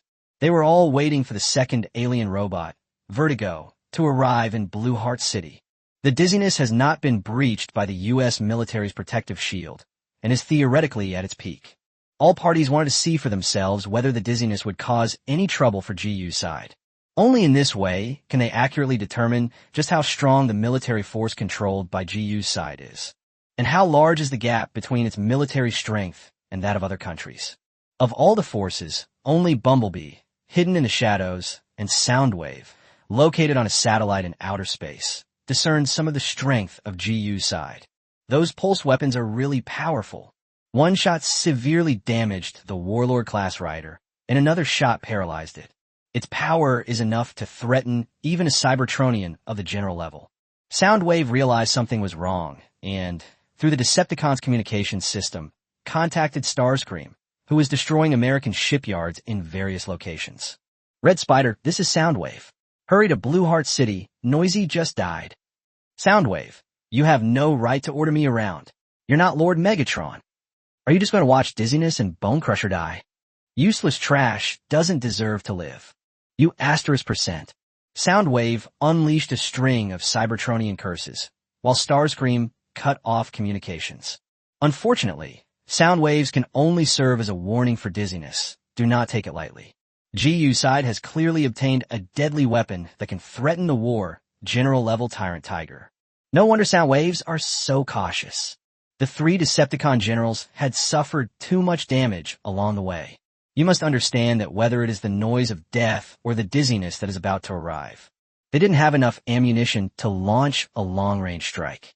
This is why, despite his seemingly foolish appearance and ability to be easily killed by the weapons of the Great Xia dynasty, he was unable to escape, because their missile reserves have run out. The Cybertronians possess the capability to produce ammunition, but this requires their own spark energy to power it. The noisy creatures have been fighting the U.S. military all along, and they're lucky if they can even maintain their energy shields, let alone have the energy to manufacture ammunition. Similarly, the same applies to Dizziness and Bone-Crushing Demons. These 2 Decepticon warriors are also left with only close combat abilities, and their ammunition is severely depleted. Honestly, even the Soundwaves were considering whether to stop the action and prevent Dizziness from taking any risks. This shows just how much pressure GU's side put on the Decepticon intelligence commander. Chapter 129 of Death is unavoidable. GU will face it gladly for the sake of Great Xia. However, when Soundwave considered that Megatron was missing and the Decepticons were leaderless, The only clue lay with Jiyu in Blue Heart City. As the temporary commander of the Decepticons, he had no choice but to grit his teeth and send Stun to try. After all, dizziness has the ability to fly, so if you can't win a fight, you can still run away. Unlike the noisy tank, which is clumsy and slow, and can't even run away after being severely damaged. As for the other Decepticon general, Bonebreaker, this Decepticon is even harder to control than Starscream. At least the Red Spider can communicate, but when the Bone Crusher goes berserk, its sound waves are completely uncontrollable. Not long after, Jiyu took Michaela and Ellen back to the company and settled them in. They then picked up Gillis and her women, who were fully prepared to go to the battlefield outside the city. Jiyu's actions stunned Su Yueming and the Chun sisters, who had already accepted him as their assistant. The three women had never witnessed the true combat strength of Jiyu and his companions. Upon learning the news, Su Yueming immediately rushed out of her office and blocked Jiyu's way as he was leaving. "Boss, where are you going?" "Oh, Captain Wong said their weapons don't have enough power and they might not be able to deal with the Decepticons. I'll go help them clean up the mess." "What?" Jiyu, as the company's core member and sole leader, is actually planning to personally take this risk. Even in high heels, Su Yueming's height still only reached Jiyu's shoulder. She looked up and asked incredulously, "Boss, are you alright? How could you be allowed to do something like this?" I don't agree." The Chun sisters, who came with Su Yueming, also mustered their courage and timidly expressed their attitude. "Yes, we disagree too." "Oh." Upon hearing this, Jiyu couldn't help but raise an eyebrow.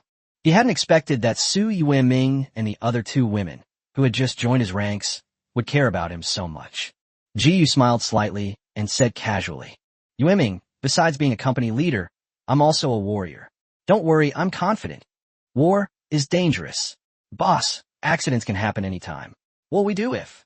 Jiyu raised his hand and placed it on Su Yueming's shoulder, expressing his insistence. "Every soldier will die. That is our fate. Maybe tomorrow, maybe the day after, and I will be no exception." Jiyu is no longer the hot-blooded, naive college student he once was. He has faith and goals, and he clearly understands what his responsibilities are. Similarly, Jiyu is not afraid of death. If death is unavoidable, he will face it gladly for the sake of Great Xia. Just like now, if Jiyu doesn't go to the front line, Captain Wong and the other Great Xia warriors will have no choice but to risk their lives to fight the Tyrant Tiger. The Great Xia side will definitely suffer heavy casualties, which is something Jiyu does not want to see. Furthermore, this battle is extremely important to Jiyu and the Great Xia's plans. He wants to use his unparalleled fighting power to personally bring this battle, which is open to the whole world, to a perfect end. After Jiyu finished speaking, he walked past Su Yueming, who was still standing there in a daze, and left the company with Jill and the other women. Su Yueming turned around abruptly, her pretty face showing a complex expression as she watched Jiyu's departing figure, and finally let out a soft sigh.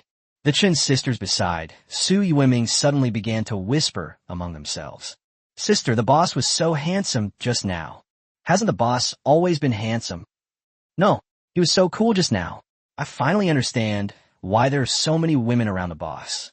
Even my sexual orientation has changed." "Huh? No way. Aren't you a lesbian?" Really? Really? If it's the boss, I'll give it to him as many times as I want." "Get out. It's not your turn." "Yueming, what do you think? Was the boss handsome just now?" "Su Yueming." To be honest, the Chun sisters had hit the nail on the head regarding Su Yueming's feelings. She was indeed deeply attracted by Jiyu's charm.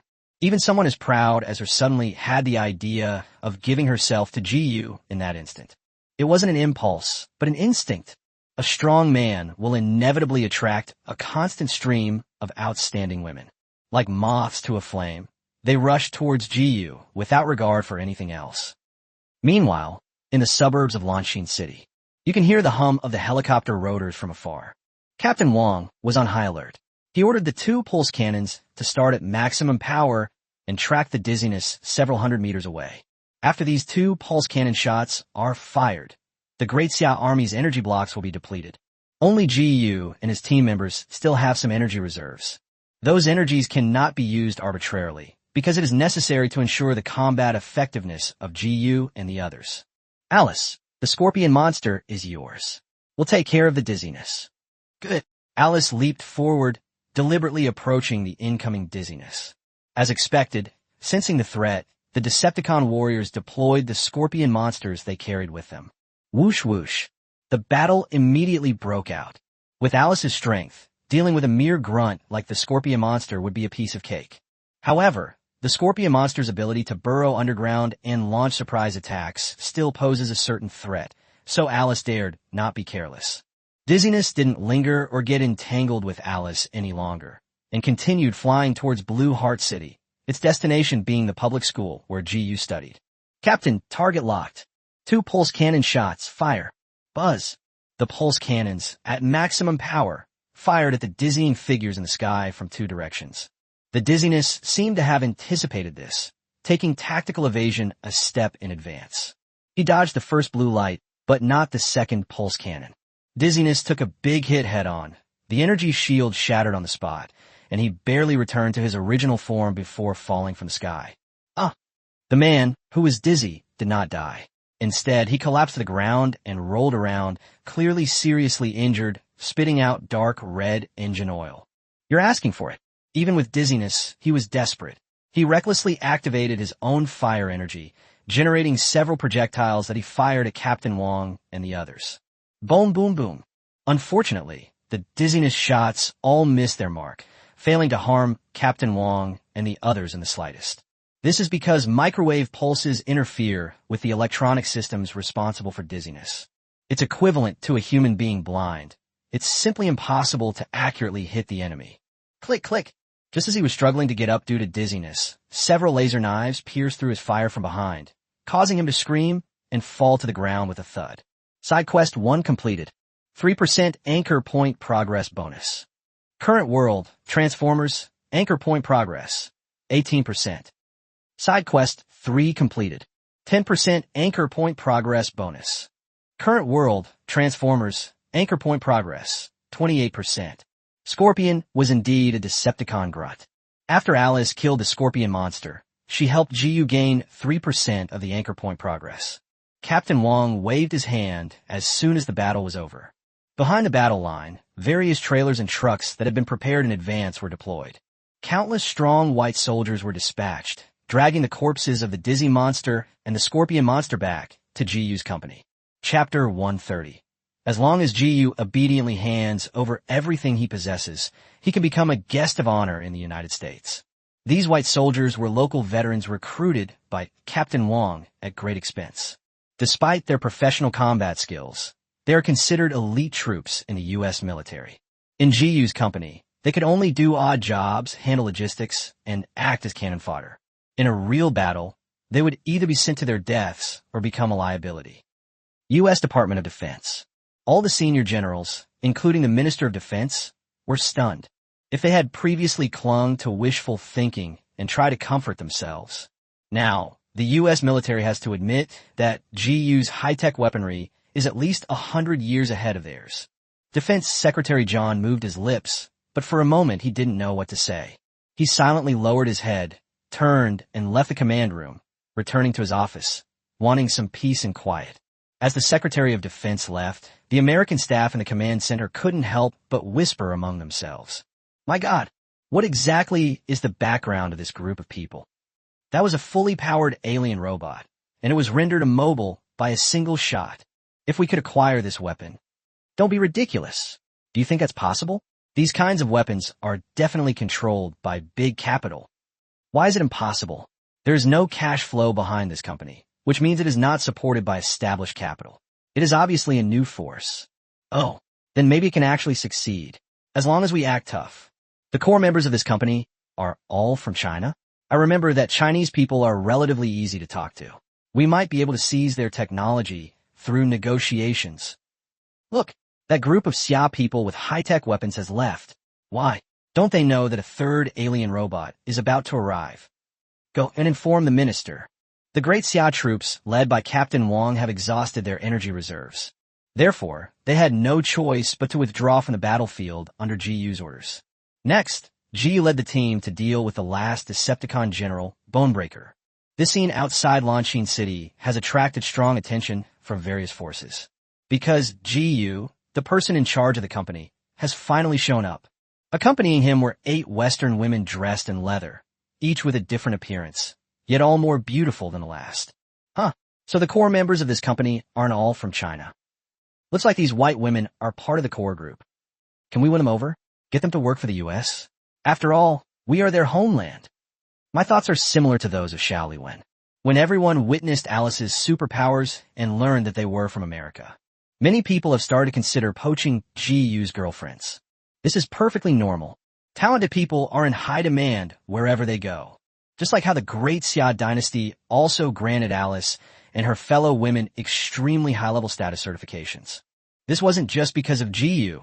It was also because Alice and her group of women were very powerful and were core talents. And it's not just the U.S. military and government that have this idea of poaching talent. All the high-ranking members of the various factions who recognized the extraordinary nature of Alice and her companions shared this view. Unfortunately, they were destined to be disappointed. No one can poach Alice and the others. Strictly speaking, Alice and the others are more loyal to GU than Captain Wong and the others. There is still a very small chance, however low, that Captain Wong and the other great Xiao warriors might betray them. Alice and the others simply do not have that possibility. It wouldn't be an exaggeration to say that both sides are 2 sides of the same coin, or that it's part of GU's body. Of course, the various factions were unaware of this and were still plotting how to undermine GU. The U.S. Secretary of Defense returned to the command center to listen to his subordinates' reports. Reporting to the minister, the company's armed forces have all withdrawn. Their weapons are suspected to have run out of energy. A group of women from our country have arrived outside the city, and a young man leading them is suspected to be GU. Defense Minister, GU has appeared? John rushed over to the near surveillance camera, bent down, and frowned. He stared intently at GU in the video, as if trying to etch this young man into his mind. Is this person GU? A mysterious young man from the East. The person in charge of this company. As expected, too young.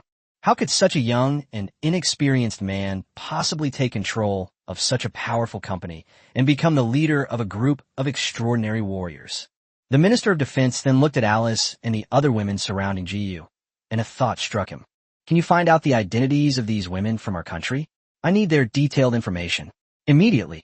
Clearly, the fair-skinned, beautiful, and long-legged Alice and her companions aroused the Minister of Defense's desire to win them over.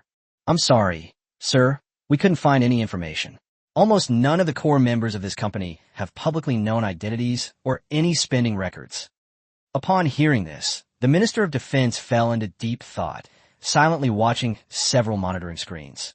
The last alien robot, the most manic, bloodthirsty, and expressive bonebreaker, is about to encounter GU's group.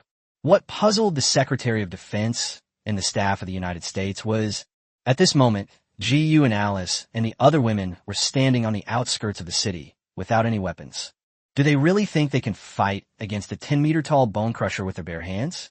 Or is it that everyone, including GU, is a superhuman? Wow, no way. Impossible. Is this even possible? Some of my advisors. I need to assemble a delegation to visit this company. Get ready immediately. Yes. Regardless of the outcome of GU's battle with the Bone Shatterer, GU's company has proven its military strength. They killed 2 alien robots, or rather, 3. Among them were many formidable fighters who were not stunned by the American Army's breach of their protective shield. It is no exaggeration to say that GU's strength greatly shocked the Minister of National Defense, making the dispatch of a delegation inevitable. Even in the final battle, GU's side was no match for the bone-shattering demon. As long as GU is willing to cooperate with the United States, hand over the technology he possesses, and offer up the women around him. And if he obediently hands over the remains of the alien robot, he can become a guest of honor in the United States. At least, that's what the U.S. government and military think. Because GU, as the leader, is a young man from the Xia Kingdom. Being young and from China, the United States government in this era and world naturally looked down on them. It can only be said that GU still doesn't quite understand the nature of the Western Kneeling tribe. He naively assumed that displaying overwhelming military force would make American politicians back down. Chapter 131 Xiao Liwen was filled with regret. Netizens were filled with envy, jealousy, and hatred towards GU. Xia Kingdom, Xiangjiang River, Xiao Group. Sitting in her office, Xiao Liwen was filled with disbelief. Is GU's side really that powerful? It's no exaggeration to say that this level of strength is enough to dominate the world. GU possesses a vast array of high-tech weapons. Even a small glimpse of any of them could instantly create a world-leading military technology company. Damn it. Xiao Liwen felt increasingly regretful, especially after GU proved his superior martial arts skills. But what's going on now? UG Company's armed forces withdrew voluntarily, leaving only GU and 9 others to hold the front line? What does that mean? Do you think these few people can take on the final alien robot? Xiao Liwen had witnessed just a fraction of the methods employed by the women around GU, including Alice. However, she still didn't believe that fewer than 10 people could deal with a huge alien robot. Just then, Xiao Liwen's father walked in and told her some bad news. Xiaowen, I just received news that Xiagua has abandoned its further investment in us and instead supported the Chun family. Didn't you say the Chun sisters are now GU's assistants? I suspect that the change in the attitude of the Xia Kingdom's top leadership is directly related to this. Xiao Liwen fell silent. She seemed not to have expected this outcome. Without the support of the state, the Xia Group's dream of soaring to the top and becoming the #1 power in the East has become an impossible dream. Thinking of GU's refusal and attitude, Xiao Liwen couldn't help but snort coldly. Father, you don't need to worry about this. I'm certain that GU and his team are no match for that last alien robot. The oppressive feeling of the Bone Shatterer was more than 10 times stronger than dizziness and noise. This is a crazy alien who, upon passing through a city, will go in and slaughter civilians, causing the greatest damage and destruction. Seeing that his daughter was still being stubborn and refusing to admit that she had made the wrong choice, Xiao Liwen's father could only sigh helplessly, shake his head, and leave. Xiao Liwen sensed the disappointment in her father's sigh, and she couldn't help but grit her teeth, her face full of resentment. The father had no idea how domineering GU was. It's not like she couldn't make amends. But GU only gives you one chance. Xiao Liwen knew very well that a leader like GU would be adamant in public and would not give her another chance. Traffic congestion on the highways of Blue Heart City has become even worse.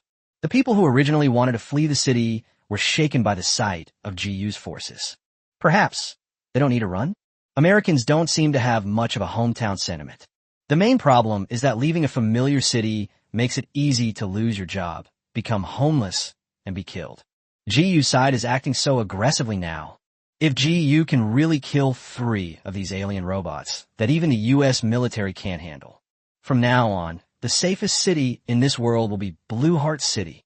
In the future, various forces will send people here, creating an unimaginable siphon effect that will attract a steady stream of important figures from all countries to Blue Heart City. Because the Decepticons are real killers, no joke. Tell me, who wouldn't be afraid of aliens who kill people on sight? Therefore, GU, who was stationed in Blue Heart City and possessed deadly martial arts skills, made the city his only safe haven. Meanwhile, netizens around the world are also paying close attention to the situation of GU and others. Why are they standing outside the city? Could it be that they're planning to deal with the last alien robot? Dude, this is ridiculous. I didn't see them with any weapons. Based on my deduction, these 9 people should all be superpowered. The young man from Xia Kingdom who's leading the group is really handsome. No wonder he's surrounded by so many beautiful women. The food is too good. I admit the guy is handsome, but eating this well is a bit much for me. With so many women, I'm starting to doubt whether that young man can even fight. Wouldn't he be splattering his brains out every day? How would he have the strength to fight? Well, I think, what if they still are? Don't make me laugh. Didn't you see what these women are doing? What are you talking about? We're at war, you idiot. Because Alice and her friends were all wearing different styles of tight leather outfits. It accentuates their figures beautifully, making them voluptuous and sexy. In addition, her outstanding looks have made netizens in other countries drool with envy. If Alice and her friends don't pull any tricks, netizens can still console themselves. They believe that GU and Alice, among others, were simply friends. The problem is, with so many satellites monitoring them, Alice and her friends are not behaving themselves at all. They kept sidling up to GU and trying to take advantage of him. They were clearly all GU's closest women. Netizens even suspect that GU might have refused to speak out if he weren't currently fighting aliens. This group of bold and unrestrained foreign women could easily devour GU on the spot. Suburbs of Lanshin City. GU helplessly pushed Aiko Sella away and scolded her in a low voice. He didn't expect that once they arrived on the battlefield, Alice and the others would reveal their true colors in less than 2 minutes of seriousness. Quiet down. The Bone Crusher is coming. Upon hearing this, Helena spread her hands and began to put pressure on GU. I'm on my period today, so I don't want to do anything. Ada Wong shrugged and complained resentfully. GU, you're feeding Kara and her gang of sluts, not us. I'm not going either. Upon hearing this, GU's cheeks twitched. He knew perfectly well that Helena and Ada Wong were saying this on purpose only to vent their dissatisfaction, not because they really wouldn't take action. Rachel then squatted down beside GU's legs and explained in a low voice, looking aggrieved. GU, it's all my fault. I was too shy to approach you first. Will you come to me tonight? Good. Yay. Despite her stunningly beautiful and mature appearance, Rachel acted like a little girl and even gave GU a peace sign. GU understood that the crux of the problem actually lay with Rachel. If she doesn't take the initiative, Helena and Ada Wong will just have to wait in line. This is why the two women acted like resentful wives every day, driving the Decepticon chaos to the brink of madness. When Helena and Ada Wong heard what GU said, their beautiful eyes lit up, and their pretty faces were filled with joy. Clearly, with GU's promise, the two women no longer felt back pain or leg pain, and they even returned their registrations, full of energy. Chapter 132, The Bone-Shattering Demon Arrives. The Bone-Shattering Demon Falls. Helena cracked her knuckles. Just wait and see how I tear that Decepticon to pieces. Don't be careless. The Bone Shatterer is still very powerful. The Bone Crusher is the leader of the Digging Tigers. It is enormous and possesses incredible strength. Don't be fooled by the fact that Bone Crusher was easily defeated by Optimus Prime in the movie. That's because Optimus Prime is the leader. Meanwhile, the women around GU, including Alice, have all improved their strength during this period, exceeding 200 threat points. But still no one reached more than 250 points. If you are careless, you will definitely get hurt. Don't worry, the Bone Crusher demons are here. With a tremendous tremor, a giant Decepticon roared towards them from several hundred meters away.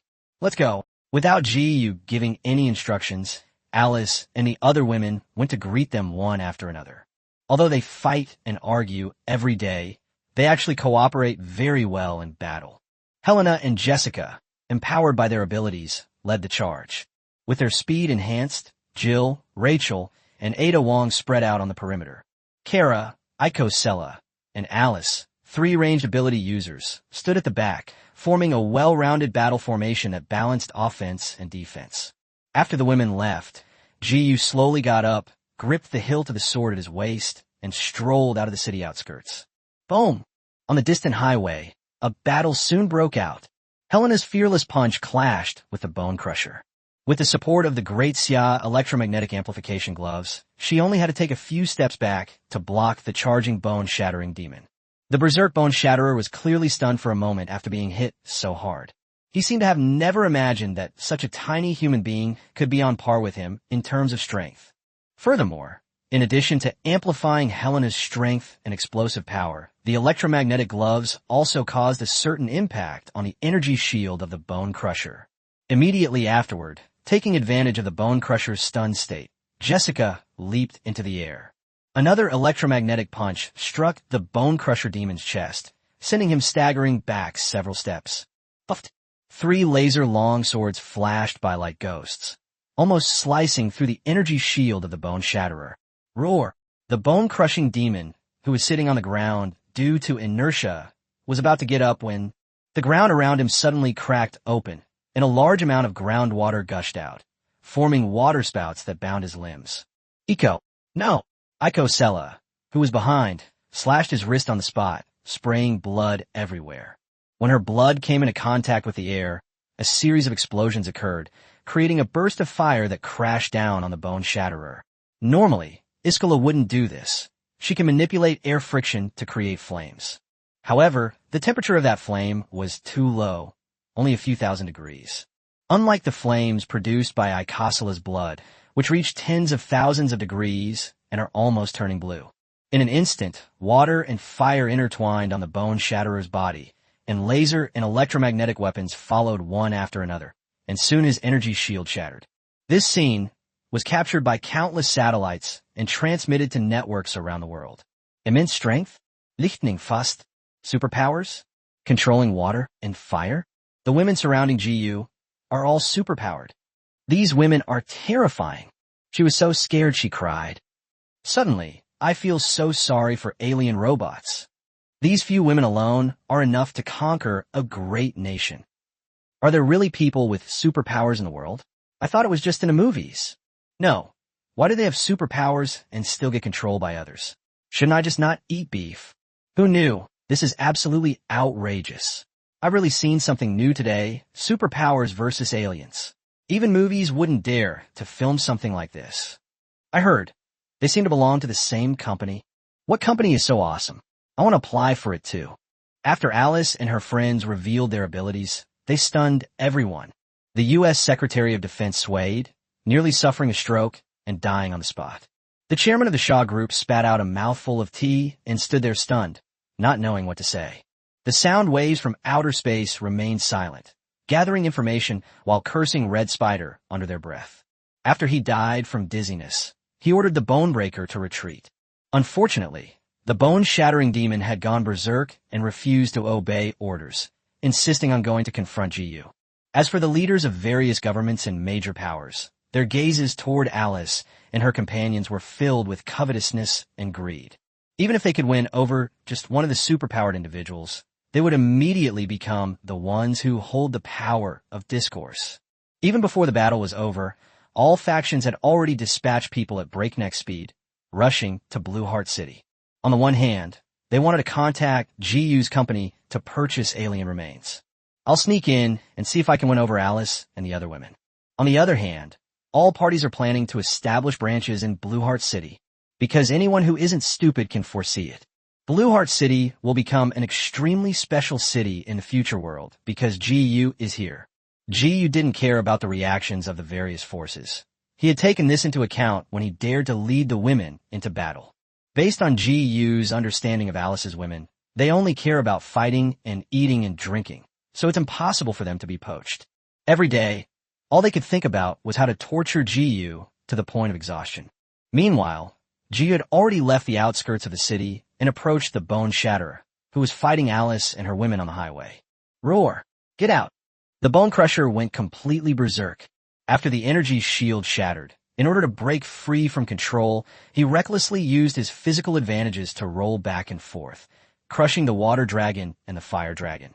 Despite his mecha being covered in wounds, he still stood up again and stared at GU, who was slowly approaching. Come back. Upon hearing GU's voice, Alice and the other women stopped pressing him. They leaped back behind GU and stood still, demonstrating professional military skills and a disciplined, unwavering demeanor. You scum, prepare to die. The bone-crushing demon spewed engine oil from its mouth as it charged toward GU with a thunderous roar, showing no intention of fleeing. Even though the other party was a silicon-based life form, GU still felt an extremely terrifying hatred and anger. GU, be careful. He's very strong. Okay, you all stand by. Bone Crusher, threat level, 255. GU, threat level, 251 points. Last time, after GU received the 5th type of virus injection, his threat level reached 247 points. These days, the number has slowly increased by 4 points, which is comparable to the current level of the injured Bone Shatterer. D. Bang. A loud bang. GU caught the Bone Shatterer's mechanical fist head-on and chuckled. Bone Crusher, your power is nothing special. Even though the bone-shattering demon possesses a warrior-level energy seed and excels in strength, it is still inferior to GU in terms of power. Chapter 133 U.S. President. I want to see GU standing under the flag, swearing allegiance to me. As soon as he finished speaking, GU grabbed the bone-shattering demon's fist with his other hand. They lifted the opponent's several-ton body, slammed it hard onto the ground, and then threw it dozens of meters away. Bang! The bone-shattering demon was thrown around by GU and was completely disoriented, kneeling on the ground, shaking his head. At this moment, the expression on his face as he turned his head to look at Ji became one of human-like shock. After suffering such a heavy blow, even the frenzied red electronic eyes of the bone-shattering demon became somewhat sober. I am not unconscious. Is this human? If Ji were human, the bone-shatterer would have eaten all the Cybertronian excrement. The next moment, the bone-shatterer's vision blurred. Ji, who was clearly dozens of meters away, had already appeared on his back. Boom! A tremendous force struck from behind, and before the bone-shatterer could get up, its entire body was slammed into the ground, creating a large crater. Human scum, the Decepticons will rule your planet. Ji merely smiled dismissively at the bone-shattering demon's clamor. He casually drew his laser sword from his waist, a flash of blue light, and decapitated the bone crusher. Perhaps, but you won't be able to see it. Side quest 3 completed. 10% anchor point progress bonus. Current world, Transformers. Anchor point progress, 38%. The progress of the anchor point is increasing quite rapidly. Before the plot had even truly begun, Ji had already achieved 38% of the anchor point progress. If possible, he would like to control the world. After the battle, Ji sheathed his sword, grabbed the bone-shatterer's finger, and dragged the corpse toward the outskirts of the city. Alice and the other women followed closely around him, creating a breathtaking scene. The U.S. government, the Pentagon, the U.S. president urgently summoned the head of the 7th District and issued a serious order to him. Send people to this company. Since they're on American soil, they must serve the United States. I don't care what methods you use, whether it's threatening with force or bribing with money. Tonight, I want to see the company's leaders standing under the American flag, swearing allegiance to me. The strength displayed by Ji's side was simply too shocking. Furthermore, he possesses too many things that others would covet. For example, Alice and her friends who possess superpowers. The U.S. president even urgently set up a laboratory, just waiting for Alice and the other girls to be sent over so that experiments could be conducted. For example, the various high-tech weapons that Ji possesses. As long as the U.S. military can master these weapons, the military strength lost previously can be fully made up for, and it will become even stronger. Perhaps he's been president for too long, or perhaps he thinks that Ji's side won't resist or wouldn't dare to resist. Including American politicians and big capital, they all naively believe that they could control Ji. Ji, isn't he just a young man from the Xia kingdom? The people of Xia did not revere force. They advocated peace, development, and the principles of benevolence, righteousness, propriety, wisdom, and trustworthiness. Compared to the brutal Decepticons, these are alien robots that are ready to go on a killing spree at the slightest provocation. Clearly, the human forces established by Ji seem easier to bully. It is clear that Ji's series of actions did not deter Western politicians, nor did they achieve the effect he desired. At the same time, countries around the world also began their own actions, sending missions to conduct secret investigations. There is only one goal, to figure out Ji's attitude and uncover the mystery surrounding him. For example, Xiao Liwen, who was far away in the Xiangjiang River in Xia State, was called away by her father again, in the office of the chairman of the Xia Group. Before Xiao Liwen could even sit down after coming in, Xiao's father asked impatiently, Xiaowen, have you seen those superpowered people around Ji? What kind of people are they? Can they be bribed? What are their demands? The Xiao Group can satisfy them all. After a moment of silence, Xiao Liwen shook her head and said with a bitter smile, Father, don't waste your time. I know what you're trying to do, but it's no use. Why? I tried to win over the people around Ji, you know? These people don't get paid. Xiao Liwen explained quietly, they don't need money, nor do they need anything we possess, including power. They are only loyal to Ji. Nothing is needed? Are you only loyal to Ji? Do such people still exist in this world? Why? Xiao Liwen's father didn't understand at all. Despite his daughter's words, Mr. Xiao still insisted on sending people to Lanxin City, hoping to poach his daughter's husband. Seeing this, Xiao Liwen simply shrugged and walked out of the office with a somewhat resentful expression. Ji, that arrogant jerk, why can't I give myself another chance? Compared to Xiao Liwen, who was filled with deep regret. Back at Ji's company, Sui Weiming and her two companions, who were nervously watching the live broadcast of the battle, had completely different mindsets. When they witnessed Jiyu crush the giant alien robot with overwhelming combat power, they were deeply impressed. Su Yueming and the other two women breathed a sigh of relief, but their hearts were filled with shock and elation. Jiyu is too powerful. He is clearly more powerful than Alice and the other women. No wonder Jiyu was able to become the head of this force. That's not all. Su Yueming and the other two women thought of many things in a short time. As the three Decepticons who had destroyed the American military died, one after another at the hands of Jiyu, this means that their company will leap into becoming a world-class superpower. Previously, they would line up to come to the company to meet Jiyu in order to attract investment and build connections with big capitalists. Whether or not they can see Jiyu depends on the mood of Su Yueming and the other two women who are Jiyu's assistants. It's no exaggeration to say that Su Yueming and the other two women, who became extensions of Jiyu's power, also possessed unimaginable power.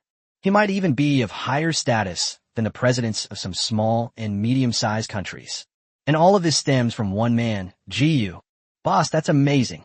He's both handsome and fierce. Sister, I'm going to dress up nicely and get a hair transplant while I'm at it. I feel like my boss would prefer long hair. Then I'll go too. The whispered conversation between the Chun sisters stirred something within Su Yueming. She couldn't help but start thinking that if she worked alongside Jiyu in the future, she should spend more time dressing up. Women dress up for those who appreciate them. Chapter 134, because of Jiyu's displayed strength, the Decepticon commander no longer underestimated humans. Compared to the actions of other countries and major powers, the thoughts of people around the world are much simpler, especially those in the United States. Great, the aliens are finally dead. Wah, I thought America was going to be destroyed by aliens. Anyone interested in joining a group? I want to move my whole family to Lanshin City, or at the very least, to Mijo. I think so too. This world is too dangerous. I feel safer in Blue Heart City. Even being a homeless person would be better. Yes, the United States is a superpower, yet its military strength was destroyed by 3 alien robots. And such powerful robots were killed by that young man from China. I've decided to vote for him tomorrow and make him president. Brother, you've hit the nail on the head. Speaking of which, that young man seems to be from our Xia kingdom. Nonsense. They're clearly from our great Korean country. Insolence. You bastard. He for Japan. You've all guessed wrong. That young man is a Brahmin from our White Elephant kingdom. We plan to welcome him to settle in White Elephant. For a time, the internet was abuzz with debate about Jiyu's nationality. Furthermore, the people all hope that Jiyu can settle in their country. After all, the alien robots are so ferocious that they destroyed the military power of the United States. Who can guarantee that they can resist such an alien invasion? What if some other aliens appear? Forget it. I'll just settle down in Blue Heart, Michigan, in the U.S. You can live here with peace of mind. Jiyu's decision to kill Bashianhu outside the city revealed some of his intentions to many interested individuals. That is to defend against external enemies and prevent aliens from destroying his city. Doesn't this mean that Blue Heart City will be the safest city in the future world, bar none? Because of Jiyu, many wealthy people from various countries have developed the idea of settling down in Lanshin City, or at least buying a property there. No way. The appearance of the Decepticons made these privileged people feel insecure. The U.S. military was no match for them, and apart from receiving protection from Jiyu's side, they couldn't think a better option. Meanwhile, what Jiyu didn't know was, in the dark web of this world, a mysterious tycoon has offered an exorbitant price to buy body parts from Jiyu and Alice and her fellow women. It wasn't just 1 or 2 people making bids. It was a race to the top. For example, one of Jiyu's kidneys is priced as high as 150 billion. Clearly, the wealthy aren't fools. Jiyin was able to kill the bone-shattering demon with his bare hands, exchange punches with this giant alien robot, and gain the upper hand. It's easy to imagine the extent of his internal organs. The effect of his kidney is conservatively estimated to be tens of thousands of times greater than that of an ordinary person. Outer space. The 3 tyrants at the warrior level died at Jiyu's hands, silencing Soundwave. This result was something that Soundwaves never expected. In fact, the Cybertronians visited Earth a long time ago and have a very good understanding of humans. Before Jiyu appeared, there had never been any extraordinary humans on Earth.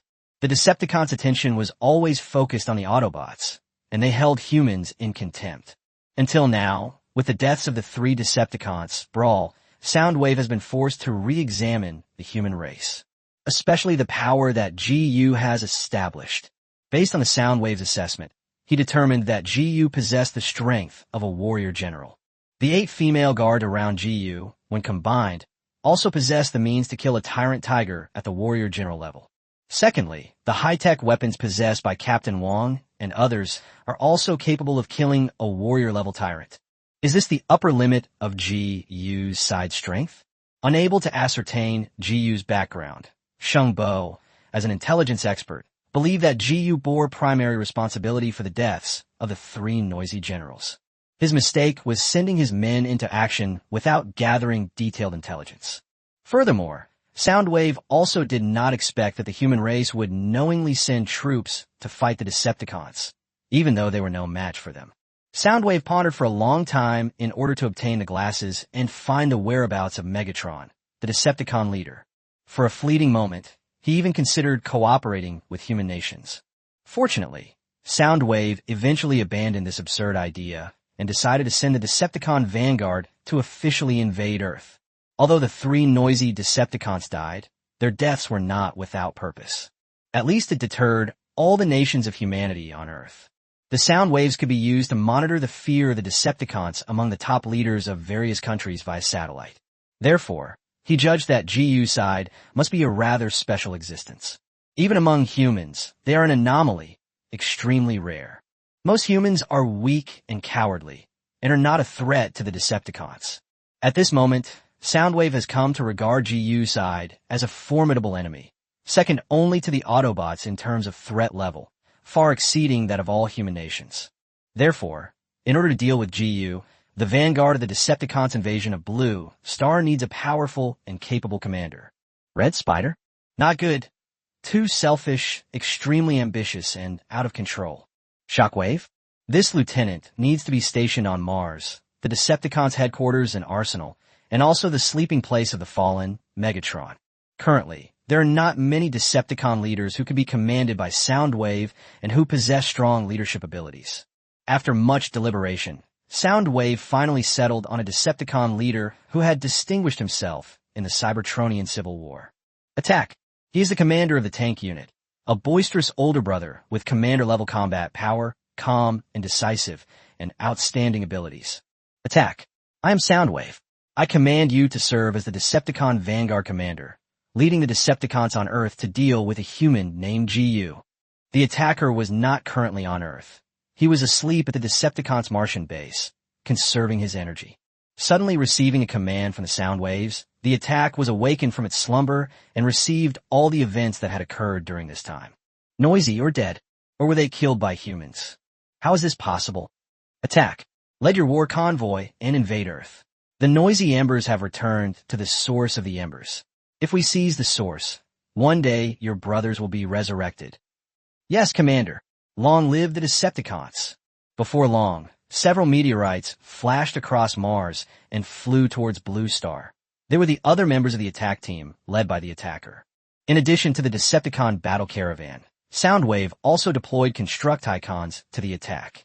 Along with a large number of Decepticon minions, they aimed to eliminate GU, this threat, in one fell swoop.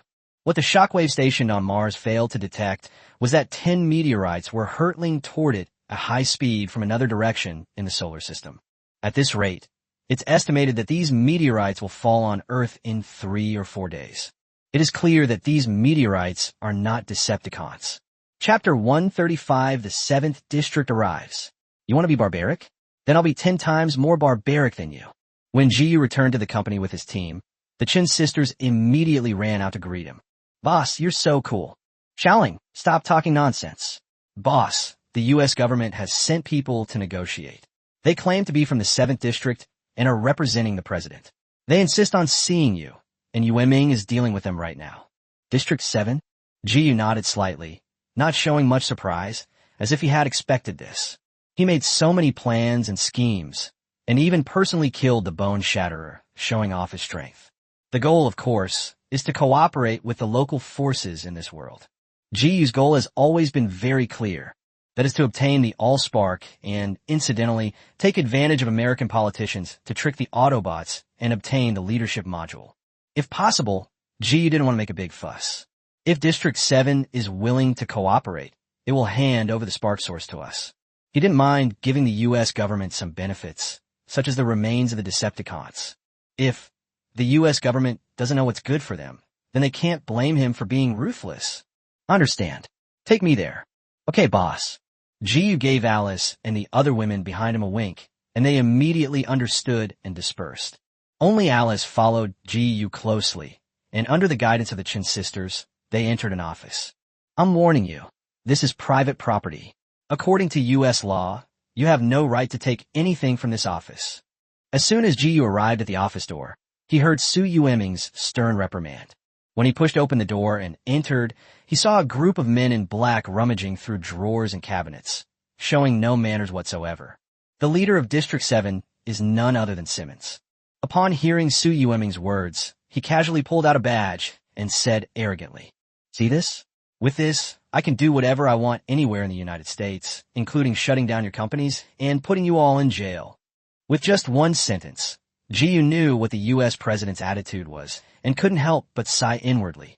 Do these pirates have to force him to bomb the hexagon again before they'll learn to behave? Boss! Su Yueming soon spotted GU standing at the office door. As if she had found her pillar of support, her confidence instantly returned. Then, Su Yueming, wearing high heels, ran up to GU and began to complain to him. Boss, they claim to be from District 7. I've never heard of this department before. They say they're here on the president's orders to arrest us and take us back. GU raised his hand to signal Su Yueming not to get so agitated. He glanced at Simmons, who was sizing him up, and said casually, "You'd better restore my office to its original state right now, or you're not leaving today." Young people. Simmons, unfazed by GU's threat, strode forward and arrogantly emphasized to GU, "You are now on American soil. We are acting on the president's orders to bring you to the Pentagon. You should feel honored because the president is giving you an opportunity to pledge allegiance to the flag." GU sneered, making no attempt to hide his threat. "What? Is the backbone of the U.S. president harder than the armor of an alien robot? What did you say? How dare you? Your name is Simmons, right?" GU ignored Simmons, who was now furious. He glanced at his watch and calmly issued his ultimatum. "I'll give you half a minute to restore my office layout. That should be enough, right? 10 seconds to restore it, and then 20 seconds to have a smoke. No problem at all." As he spoke, GU ignored the surprised looks from everyone present and sat down on the sofa in silence. Simmons stared incredulously at the stubborn GU. He couldn't believe that a young man from Xia Kingdom would dare to issue a death threat to the president of the world's #1 superpower. Is he tired of living? "GU, I'll give you 20 seconds. Come with me to see the president immediately and offer your loyalty." Not content with threatening GU, Simmons then looked at Alice, who was standing with her arms crossed. "You must be an American, right? The president intends to have you as his personal bodyguard. You are very capable, and the president values you. As long as you go to the laboratory tonight, as the president commands, you can cooperate with our research. Tomorrow, you will gain a superior status, as well as a continuous stream of wealth and power." Alice, ? Alice glanced at Simmons with the look of someone looking at an idiot, and finally frowned as she looked at GU. As if blaming GU for giving Simmons and his gang of madmen half a minute, she was already itching to make her move. Upon hearing that Simmons dared to try and win over Alice, GU chuckled and shook his head. As expected, a robber is a robber. He will never restrain his nature unless he suffers a bit. GU then stopped talking nonsense and ignored Simmons, who was chattering incessantly and shouting wildly at everyone. Half a minute later, GU opened his eyes and said coldly, "Time's up, Alice." Whoosh whoosh. In an instant, more than a dozen throwing knives flashed across the office. Dozens of agents from District 7 were instantly killed by Alice before they could even draw their pistols. "That feels so much better." Alice breathed a sigh of relief, thankful that the buzzing in her ears had finally disappeared. Simmons froze on the spot, never expecting that GU would start a killing spree without warning. This is completely different from the conclusions reached by the U.S. Analysis Department. Isn't Jiyu a young man from Xia Kingdom? Were the people of Xia really that cruel? At this moment, Simmons was finally intimidated by Jiyu's violent and ruthless methods, and a sense of terror arose in his heart. This is what they mean by teaching someone 10 times and they still won't understand, but teaching someone something once is enough. Jiyu, you're really too noisy. Jiyu slowly stood up and grabbed Simmons' hair. He simply flicked his finger, and a throwing knife appeared in his palm. Since you love to talk so much, then stop talking altogether. I'll give you a hand. Puffed. Oh. With a blank expression, Jiyu used a throwing knife to pierce Simmons' mouth. He then cut off one of the other person's ears and nose, and casually threw away the blood-stained throwing knife. After doing all this, Jiyu calmly sat down again. In our great Xia dynasty, there's an old saying, when two armies are at war, envoys are not to be killed. Since you Americans want to be barbaric, then I will be 10 times more barbaric than you. I will only consider negotiating with you when you learn to sit down and talk like civilized people. Get out of here now, immediately. Chapter 136, when calculating profit, one should consider the profit of the world. When seeking fame, one should seek fame for all ages. But Jiyu only wants the profit of the great Xia. Simmons was completely terrified by Jiyu's brutal methods and ran out of the office covered in blood. Alice. Exist. Jiyu took out paper and pen and quickly wrote a line of words. Go to the Pentagon. This president must have lost his mind. I don't think he's fit to continue being the president of the United States. After you're done, write this sentence on the curtains in his blood and make sure the font is big. Okowo. Alice took the paper, glanced at the words on it, and secretly clicked her tongue in amazement. Jiyu must be really angry.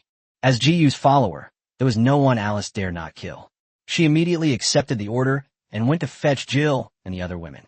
Seeing this, Su Yueming and the Chen sisters in the office exchanged glances, sensing that something big was about to happen. Jiyu is so audacious as to openly attempt to kill the president of a superpower and the world's hegemon? This is so surreal. Jiyu had always given them the impression of being a sunny and cheerful college student. He possesses a certain shrewdness, strategic thinking, and leadership skills, and is very kind to the women around him. Never before have I displayed such ruthlessness and cold-bloodedness, revealing such formidable and ruthless methods. I don't know what happened. Having discovered this about Jiyu, Su Yueming and the Chen sisters became even more enamored with him. Just then, Captain Wang, having received the message, hurriedly walked into the office. He glanced at the corpses lying all over the office floor, paused for a moment, and then asked, Jiyu, you plan to kill the U.S. president? That's not part of our plan. Okay, Captain Wang, I've adjusted the plan a bit. Could you take some men and clean up my office?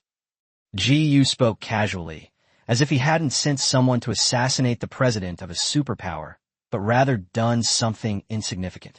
It should be noted that in the plan devised for them by the great Xia, the only last resort was to use force against the president of a country. If not handled properly, Jiyu will be at odds with the entire world in the Transformers universe. It's even possible that this would drive the U.S. government crazy and cause them to drop a nuclear bomb on Blue Heart City. Team leader, why don't you leave Blue Heart City first? We'll take care of this. Captain Wang was not afraid of death. He had long been prepared to die in battle. He was afraid something would happen to Jiyu. Therefore, Captain Wang strongly opposed Jiyu's decision and suggested that Jiyu hide outside to prevent the U.S. from resorting to desperate measures. Perhaps, team leader, you should reconsider. Captain Wang. Seeing that Captain Wang still wanted to persuade him, Jiyu rarely showed a domineering attitude. I am the commander. I will take responsibility for my actions. You only need to carry them out. Yes. Captain Wang left helplessly, while Jiyu fell into deep thought. When calculating profit, one should consider the benefit of the world. When seeking fame, one should seek fame that lasts for 10,000 generations. Jiyu doesn't care about eternal fame. He only wants the benefits of the great Xia dynasty. The United States in this world is far too arrogant. Their long-standing global dominance has fostered a mindset of looking down on everyone else. If they cannot suppress the U.S. government, Jiyu's plan will not be able to proceed smoothly. I'll be the villain myself. In the future, Xia sends people to the Transformers world, where he displays his thunderous methods.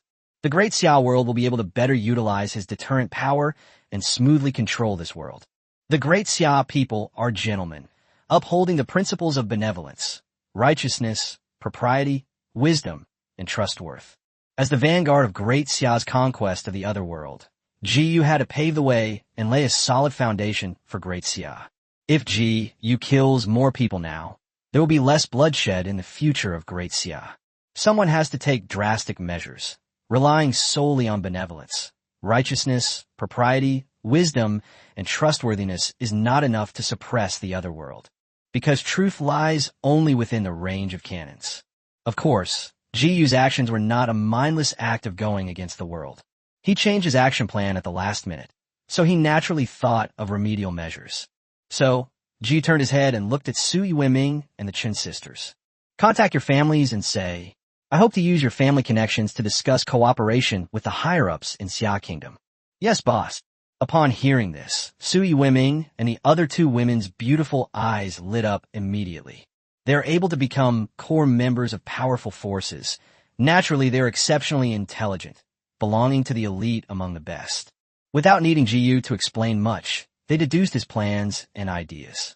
By leveraging the power of the East, we can use its mysterious influence to restrain the potentially insane U.S. government. That's a brilliant move. The United States has now lost most of its military strength if other major powers send troops to exert pressure. The U.S. government will definitely find itself in a dilemma, caught between a rock and hard place. Sui Wiming and the Qin sisters immediately left the office to contact their respective families. At this moment, Michaela and the other two entered the office one after another. Maggie then offered a suggestion in a low voice. Boss, the U.S. government is heavily influenced by major capitalists. If you show a willingness to accept these capitalists, even if it's just a hint, they will collectively put pressure on the government. Oh, that's a good idea. For Jiyu, killing the U.S. president was merely a means to intimidate all parties. Since his first display of strength resulted in the killing of 3 Decepticons, it was deemed ineffective. The American politicians in this world are still not clear-headed enough, so he will continue to strike. Jiyu wants the whole world to know that he can not only kill alien robots, but also humans. After making an example of him, other countries will soon realize the error of their ways and be shocked by his methods. At this point, it's time to offer something tangible, such as establishing cooperative relationships with other major powers. Even so, the U.S. High Command, having suffered heavy losses and threats, will still hate Jiyu to the core, and the possibility of launching a nuclear strike against Lanshin City cannot be ruled out. Maggie's suggestion was to use domestic forces in the United States to influence the decision-making of the top leadership. Combined with external pressure, there is a high probability that the United States will have no choice but to compromise. Jiyu couldn't help but glance at Maggie on his body with admiration. He casually slipped his hand through her coat and wrapped his arm around the waist of the large, foreign woman. What clothes is Maggie wearing under her outer garment? Hiss, are you crazy? A hint of shock flashed in Jiyu's eyes. He had quite a few Western women around him, but Maggie was the first one to be as bold as her. Aiko Sella could only rely on his temporary status to treat him like a junior student, but Maggie's behavior was somewhat indescribable. Boss, we'd like to give it a try. No. Jiyu firmly refused. You really can't handle this. I'm not kidding. Give it a try. Michaela and Ellen's on either side used their charm to make Jiyu hesitate. Then, give it a try? Chapter 137, A Ruthless Assassination of the U.S. President. The Secretary of Defense is enraged. The U.S. government, the Pentagon, the continuous gunfire echoed through the night sky. The Pentagon, the political center of the United States, has now fallen. Countless well-dressed staff members were scrambling to escape in a panic. A large number of special forces, armed with guns, charged into the hexagon against the flow of people and engaged in fierce fighting with the suddenly attacking enemy. Unfortunately, no matter how many people were sent, they were just being sent to their deaths. Alice and her team, following Jiyu's orders, easily broke through the hexagon's defenses with just 8 people. Okay, let's go back. Shortly after Alice and her companions left, having completed their assassination mission, on the large screen in the U.S. Department of Defense Command Center, a chilling scene from the president's office was displayed. Mr. President, were you really killed? How could Jiyu and his gang of madmen be so ruthless and merciless? This group of people is definitely not from the Xia Kingdom. The people of Xia could not possibly be so ferocious and ruthless. Damn it. Defense Secretary John, quickly recovering from his shock, pointed angrily at his advisor and gave the order. Call back the delegations you sent out. No more talks. Let's go to war. Defense Secretary John was visibly furious, feeling that the nation's dignity had been severely trampled upon. Minister, several major conglomerates have called, hoping we can resolve the issue peacefully. What? John was immediately amused by his advisor's words. Our president has just been killed. How can we resolve this peacefully? Ignore them, fight. As the world's superpower, if the United States can even ignore the death of its own president, then they don't need to continue existing. At the same time, John also lost the idea of winning over Alice and the other women, because it was these women who were close to GU who killed the U.S. president. They dared to kill even the president of the United States. So how could you possibly win them over? Anyone with half a brain could see that Alice and the other women were absolute fans of GU. Just as the U.S. Department of Defense was about to launch an intercontinental ballistic missile at Blue Heart City to retaliate against the arrogant and barbaric GU side, one of the staff members suddenly exclaimed loudly, "Minister, something terrible has happened. An unknown warship has entered our territorial waters." What did you say? The Minister of Defense was stunned. He ran over in disbelief, looked at the screen, and fell silent. Could it be? How could GU have established cooperative relationships with two other major powers in the world so quickly? Use satellites to monitor Launching City. I need to know exactly what GU has sacrificed. The fact that two major powers would deploy their carrier battle groups clearly indicates that the bargaining chips GU offered were not so simple. The Minister of Defense soon saw it. Outside GU's company in Blue Heart City, delegations from two countries were moving the wreckage of an alien robot, seemingly intending to take it away. Damn it. These two major powers have surprisingly been the first to get their hands on the crab. It was clearly the United States that paid a heavy price, fighting a bloody battle with 3 alien robots for many days. As a result, the United States gained nothing, lost military power for nothing, even lost its president, and had its gains stolen by 2 major powers. We can't just let this go. The Minister of Defense realized that if alien technology fell into the hands of the Great Goose and the Xia Kingdom, the consequences would be unimaginable. Ordinary people may not know how strong China's industrial capabilities are, but how could John, a high-ranking official in the United States, not know? It's no exaggeration to say Xia Kingdom's current industrial strength is barely on par with the rest of the world combined. Since the United States completely deindustrialized, its industrial strength is not even as good as Goose's. If China were to be the first to discover some high technology from the corpses of alien robots, the United States would be finished. Minister, are we still going to launch intercontinental ballistic missiles to strike Blue Heart City? The Minister of Defense glanced speechlessly at the person who asked such a stupid question. What do you think? How would I know? Do you think you can handle 2 carrier strike groups at the same time? The defense minister took a deep breath and, gritting his teeth, gave the order. Cease fire. Abandon the attack. Yes. After issuing the order, the Minister of Defense couldn't help but start thinking about how to reach a cooperation agreement with GU's side. Since we can no longer be enemies, we can only try to win them over. Unfortunately, at this time, the Minister of Defense still felt a sense of fear and intense anger towards GU's actions, and his mindset had not been completely reversed. Just then, an intelligence analyst mustered up his courage and put forward his idea.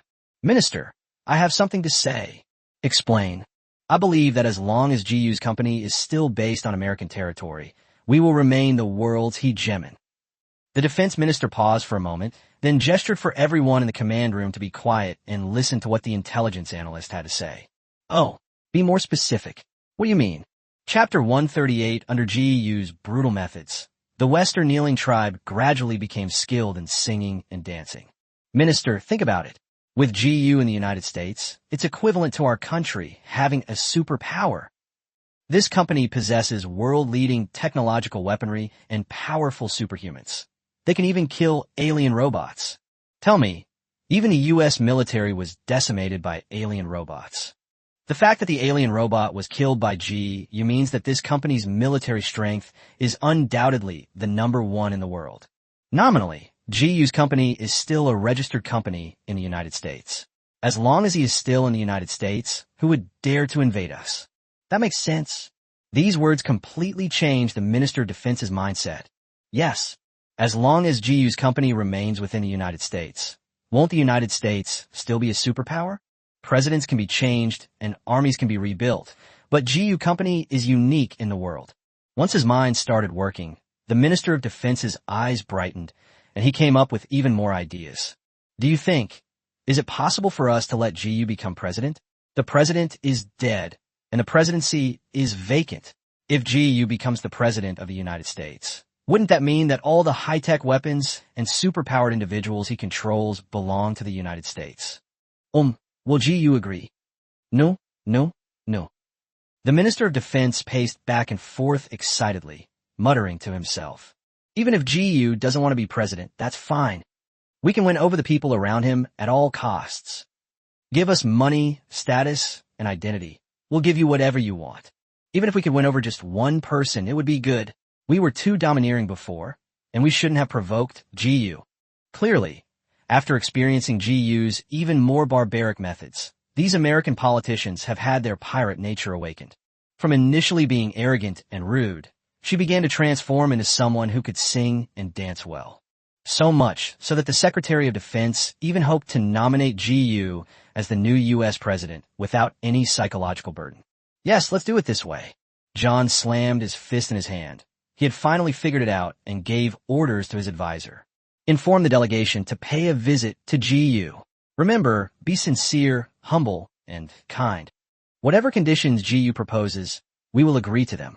Ideally, we could recruit a few key members of this company to work for the U.S. government.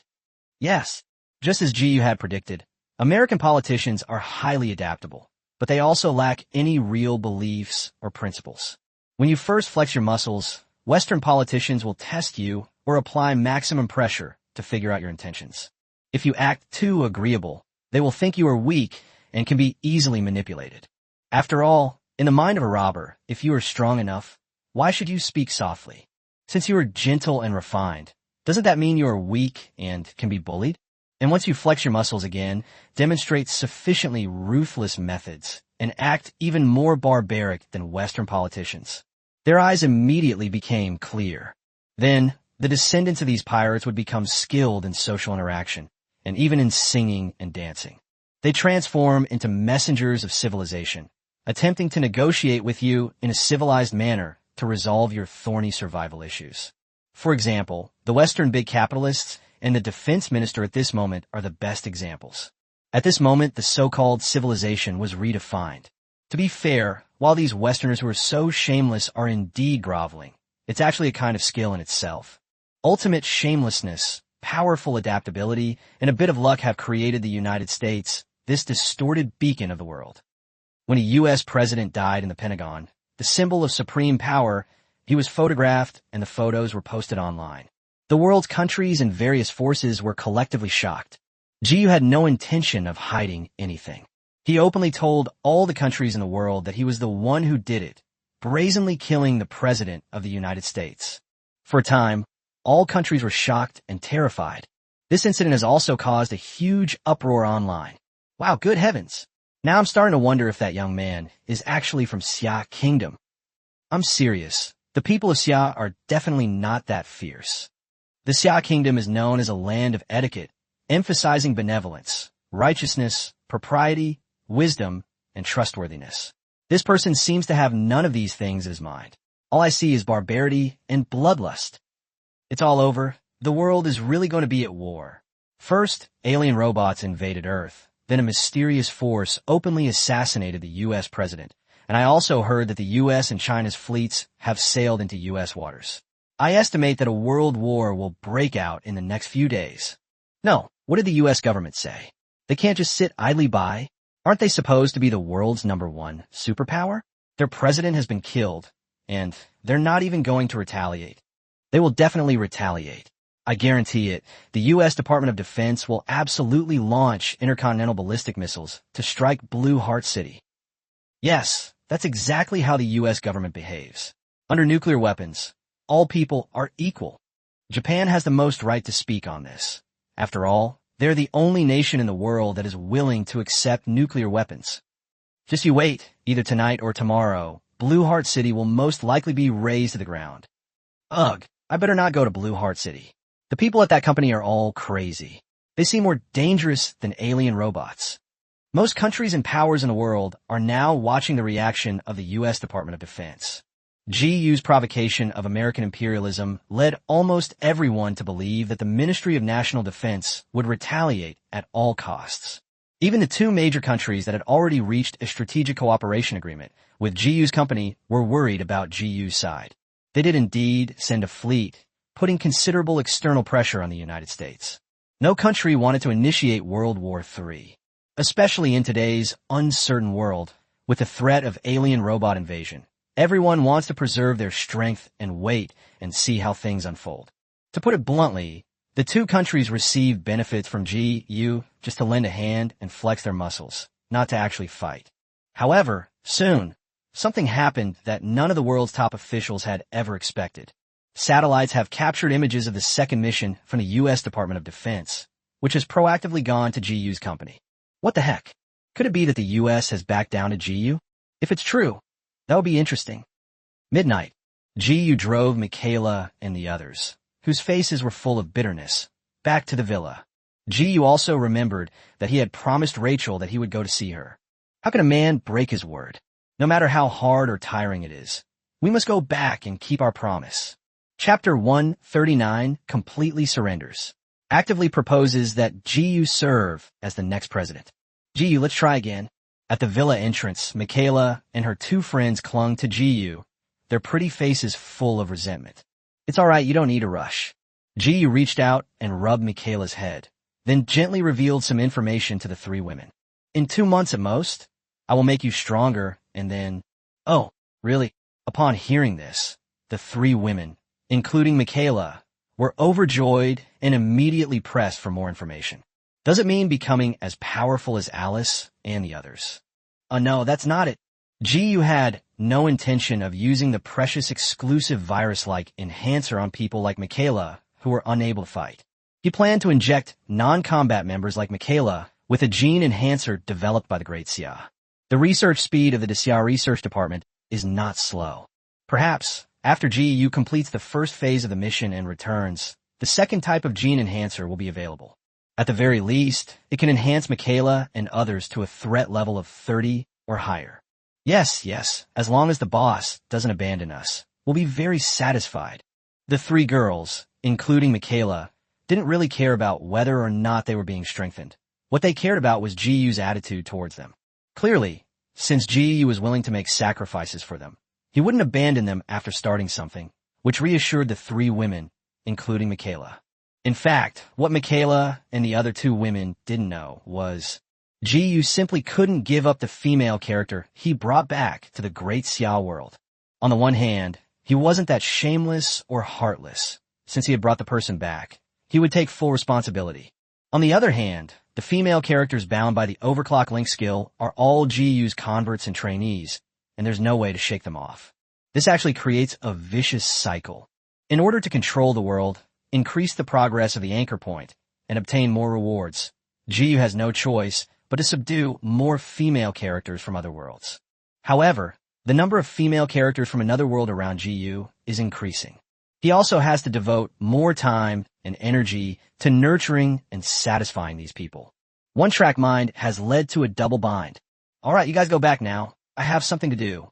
GU watched as Michaela and the other two women returned to the villa, then turned and left, heading towards the villa across the street. Yes, across from the residence of Michaela and her two sisters is the villa of Alice and her friends. Before he had taken 2 steps, a blurry image flashed before GU's eyes. He saw a group of American officials in sharp suits, all with smiling faces, standing in the lobby on the first floor of the company. Team leader, the U.S. government has given in to you. Captain Wong's voice carried a hint of admiration. He seemed to have never expected that GU's methods would be so ruthless, so cruelly trampling on the dignity of the United States, and even forcing the U.S. government to bow down. Sharp. Unbeknownst to him, GU had gradually grown into an excellent commander. She is no longer that clueless, clear-eyed, bewildered college student. With a flick of his wrist, Jiyu directly altered the world's Gaju, a term referring to the overall situation or landscape, giving the Great Xia faction an absolute advantage. Captain Wang, who was the first to follow Jiyu, also unconsciously changed how he addressed Jiyu. Like the other members of the Great Xia team, they only addressed Jiyu as the team leader. Team leader, they say they need to see you, and they seem to be in a hurry. Okay, let them wait. I'm off work today. Okay, by the way, team leader, do you know what this delegation from the Ministry of Defense just said? Captain Wang's voice carried a hint of amusement as he remarked. They actually proposed that you, the team leader, should be the next president of the United States. They even tried to win over our people, hoping that we could become senators and governors. I'm not interested. Talk to Su Yueming about this. Haven't her family elders always wanted to run for state legislators, but haven't been able to for years? At this moment, Jiyu had already entered the villa where Alice and the other women lived and was changing his shoes in the entrance hall. How about this? Let Su Yueming's elder serve as the governor of Mijo, and let number 3 serve as the mayor of Lanxin City. You can give them advance notice. There always needs to be some preparation time for changes in positions. Lanxin City is very important to Jiyu's side. This is the Great Xia world, the bridgehead and headquarters for conquering the Transformers world. Therefore, the military, political, and financial power of this city must be held in the hands of its own people. Understand, team leader. Okay, that's settled then. After hanging up the virtual call, Jiyu went into the villa. After looking around, he finally figured out which room Rachel's was. Jiyu pushed the door open and entered, realizing that Rachel was pretending to be asleep. Rachel then turned around, pouting her red lips, and said in a low voice with a wronged expression, Jiyu, I thought you weren't coming tonight. How could that be? I promised you during the day. Jiyu took the initiative to lift Rachel's long hair, which was covering her pretty face. He was surprised to find that Rachel had a classic Western beauty face. She also wore glamorous smoky makeup, giving her a slightly goose-like mixed-race look. The next day, at Yuji Company, when Jiyu entered, he found that the members of the Ministry of National Defense delegation sitting in the hall all had deathly pale faces. Did Captain Wang mistreat them? That shouldn't be the case. Captain Wang and his men are all rigorously trained and steadfast warriors of the Great Xia dynasty. They would never do something so shameless. Captain Wang, what's wrong with these people? Jiyu immediately contacted Captain Wang to inquire about what had happened last night. Well, maybe they talked too much, kept trying to win us over, and got rejected too many times, so they got discouraged. I'm not really sure. Oh, is that how it is? Chapter 140, what is the status of your defense minister in the United States? How dare he talk to me about cooperation? That is indeed the case. The Ministry of National Defense delegation, which was sent on a mission, suffered repeated setbacks at GU's company last night. They couldn't win over a single person and began to doubt their existence. No matter how much they offer, such as the position of mayor or governor or their wealth, status, and position. I talked myself hoarse, but I couldn't persuade a single person. The core members of GU's company seem to be bewitched by ghosts and gods. I don't want money, I don't want power, I don't want anything. I just want to follow GU firmly. In fact, Alice and her fellow women should theoretically be the best candidates to win over. As a result, they didn't even answer their calls and blocked all of their high-ranking American officials, including the Secretary of Defense. The people in this company are absolutely terrifying. At this moment, when GU appeared, the members of the Ministry of National Defense delegation stood up as if they had been electrocuted, their faces full of smiles and obsequiousness. Hello, Mr. GU. We are here on behalf of the minister to discuss cooperation with you again. Okay, what is it? Are we gonna talk here? Mr. G, won't you invite us upstairs? Yu scoffed. He knew all too well that the tougher he was, the more cowardly the American politicians would become. So he coldly mocked them. Are you even qualified to go up there? If you don't give me an explanation today, your minister will be the one who dies tonight. What does that mean? GU brazenly murdered the U.S. president, causing a worldwide uproar and making the U.S. lose face. Then, the U.S. has to give GU an explanation? If he doesn't get it, he'll kill the Minister of Defense today? Now, the head of the mission was truly frightened, and he quickly pleaded humbly. Mr. GU, we are all civilized people. We can't just fight like this. We live in an era of alien robot invasion. Only by uniting can we fight against the alien invasion. don't you think? Our minister said that as long as Mr. GU makes a request, we can fulfill any request. For example, sir, would you like to be the President of the United States? This defense minister seems to know what's good for him. It seems that the other party has successfully changed their mindset. Perhaps we could let this Secretary of Defense become the next President of the United States. If successful, their vanguard force from Great Xia will hold an absolute dominant position in the United States. Just as GU was pondering what to do, the head of the delegation cautiously inquired. Mr. GU, the Minister of Defense hopes to cooperate with you. We are willing to pay a high price for the alien robot corpse you seized. What do you think? Having thought it through, GU chuckled lightly and stated his position calmly. Your attitude is good. That's how it should be. But this attitude can only save your lives. I don't want to talk about anything else. The head of the mission immediately became anxious, especially when he saw GU about to leave. He quickly ran up to GU and asked him urgently, Mr. GU, sir, please wait. Please wait. I want to know why you are willing to cooperate with Canada and China, but not with the United States. This puzzled the head of the mission greatly. They are also a world power, so why would they trade with you and buy alien remains from you? Because my people have reached an agreement with the high-level officials of both countries, and the attitudes of the high-level officials of both countries are very sincere. We Americans can talk too. We Americans can be even more sincere with you. GU lit a cigarette, chuckled dismissively, and asked slowly, what is the status of your defense minister in the United States? As far as I know, the current defense minister is at most the 7th-ranking official in the U.S. government. Do you know who the high-ranking officials from both countries I'm talking to are? They're at least second in command. The head of the mission was stunned. He understood the implication in GU's words. In other words, GU only negotiates with the top 2 leaders of major powers? Is the defense minister not qualified to negotiate with him? Mr. GU, does this mean that if the minister is elected as the next president, we can discuss cooperation? GU finished his cigarette in one gulp without saying anything. He merely exchanged a meaningful glance with the head of the mission before striding upstairs. The head of the delegation in the hall showed no intention of leaving. He immediately took out his phone and made a call, whispering GU's clear stance. That is, the Secretary of Defense can only discuss cooperation with GU after he becomes the President of the United States. Otherwise, forget it. GU also sent a political signal, hoping that the current Secretary of Defense, John Keller, would succeed to the presidency. So when the news reached the Department of Defense, the American capitalists and politicians were all stunned.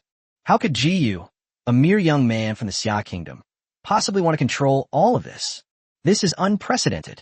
Whether it's American politicians or the big capitalists who are used to lording it over others behind the scenes. While they found it unbelievable, they also felt a strong sense of resistance from the bottom of their hearts. Because anyone who isn't a fool understands this perfectly well. If GU really manipulates the U.S. presidential election, the consequences will be unimaginable. At that time, GU will be the uncrowned king of the United States. At this moment, governments and even ordinary people around the world have successively received this news and rumors. Everyone is closely watching the U.S. government's next move. The events that have unfolded from last night to today were already enough to shock the entire world. The United States, a world superpower and hegemon, actually compromised and yielded to GU. When the country's president was assassinated, the United States not only failed to launch a strong counterattack against GU, but also went to GU's company to seek a meeting. The most speechless thing is that the delegation sent by the Ministry of National Defense was left hanging by GU all night, not daring to utter a single word. These things have already severely damaged the prestige of the United States' global hegemony, and now things are even more outrageous. Netizens from various countries were deeply incredulous about this. They gradually realized just how powerful and domineering GU was. He acted as if he were the most important person in the world. That's terrifying. I checked the company's registration information, and the young man seems to be named GU. Do you think the U.S. government will continue to compromise with GU? Impossible. Absolutely impossible. The United States is the world's superpower, doesn't have any dignity. But if we don't listen to GU, the United States won't be able to cooperate with GU's company. This is too surreal. Even the big Western capitalists have to unite to manipulate elections. If you can really do it all by himself, that's just too incredible. I estimate that the two sides will have to wrestle for several more months. How can the presidential election be that quick? They'll probably talk on the surface first, and then make deals in private behind scenes. It won't be possible to reach an agreement in less than 3 to 5 months. Chapter 141 GU applies maximum pressure, forcing the U.S. to bow down once again. U.S. Department of Defense. A group of veteran politicians and representatives of big capital are currently engaged in a heated debate. The content of the argument was naturally GU's tough attitude and unreasonable demands. We can't back down any further. What does that kid take us for? Damn it. I've never seen such an arrogant person. He's just a greenhorn. What does he know about politics? Yes, we can agree to his demands first, gain the benefits, and as for the presidential election, we could drag it out for a year or two, and then it'll be over. Almost no one in the U.S. High Command was willing to be manipulated by GU. This matter has nothing to do with Defense Secretary John. It was entirely caused by GU's actions, which touched upon their vital interests. Defense Secretary John remained silent, because most people in the conference room were of higher status than him. Don't let his nominal position as the top military leader of the United States fool you. In reality, they're not even ranked in the world of capital, and they don't even have the right to express their opinions. Just as the U.S. High Command was planning to use delaying tactics, outwardly compromising with GU while secretly continuing their schemes. One of the staff members in the command room, who was responsible for monitoring UG Company, suddenly exclaimed loudly, "Gentlemen, something terrible has happened. We've detected that the companies under GU's name seem to be planning to relocate. They're going to settle in another country." What? Upon hearing this, all the top officials in the United States immediately became restless. Those who rise to high positions, whether shameless or cruel, are not fools. They are well aware that the United States can barely maintain its status as a superpower. The key was that GU had opened his company in Mijo. It is precisely because there is a group of superpowered individuals with extraordinary combat abilities in Blue Heart City. This is why the U.S. imperialist regime did not collapse, and why other countries dared not rashly land and invade. After all, GU's company is nominally an entity within the United States and can be considered part of the U.S.'s power. But what if GU and his men leave the United States? The consequences will be devastating. This was actually a calculated move by GU, forcing the U.S. government to make a choice.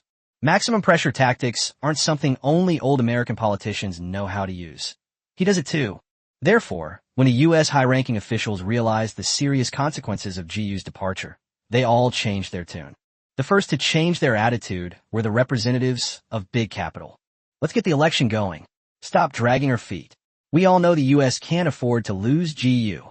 I agree to appoint the Minister of Defense as the next president and to negotiate with GU as soon as possible. Forget about voting and elections. Just activate the wartime law and get this done today. Upon hearing this, American politicians realized that Western big capitalists were already panicking. If the United States collapses, they will become rootless duckweed. Without the guarantee of military power, can they protect their vast wealth? As for who will be the president of the United States, is it important? If GU wanted a homeless person on the street to be president, they could also nominate a homeless person who is addicted to drugs, sells blood, and is illiterate to be the new president of the United States. Left with no other choice, American politicians, no matter how unwilling or frustrated they were, had no choice but to obediently admit defeat. The meeting had just ended when the Pentagon announced the official start of the presidential campaign. This is surreal enough, meaning the U.S. government has compromised with GU. But then, something even more magical happened. That afternoon, the states of the United States did not even hold elections and directly elected the Secretary of Defense to become the new president of the United States. The actions of the U.S. government have shocked countries around the world. Did GU really manipulate the presidential election of a world hegemon? He said whoever becomes president can become president. This person has far more power than the president who stands on the stage. The manifestation of power is not merely about a position or status, but about setting rules and having flexible control over power. This is why we have seen the various actions of the United States. The nations and major powers in the Transformers world have all realized just how immense GU's power truly is. First, they united the two superpowers in the East, and then they manipulated the presidential election of the U.S. imperialist hegemony. It wouldn't be an exaggeration to say that GU is as handsome as a blue star. This caused all the forces that had been eyeing GU's side to back down and realize the reality of the situation. All parties finally realized just how formidable GU was. Some undecided Americans were still hesitant about whether to settle in Blue Heart City. When they saw that the United States had elected a new president in just one day, they rushed to Michigan without hesitation. For a time, the highways leading to Mijo were packed with cars and people. UG Company. This time, the head of the Ministry of National Defense, I should call him the Presidential Mission, finally walked into GU's office. The person in charge at that moment was completely flattered. On behalf of the president and high-ranking officials of the United States, he showered GU with praise. They seemed to have forgotten that it was GU who sent people to kill their previous president. Looking at the impeccably dressed, well-mannered, and polite person in front of him, GU impatiently stated his demands directly.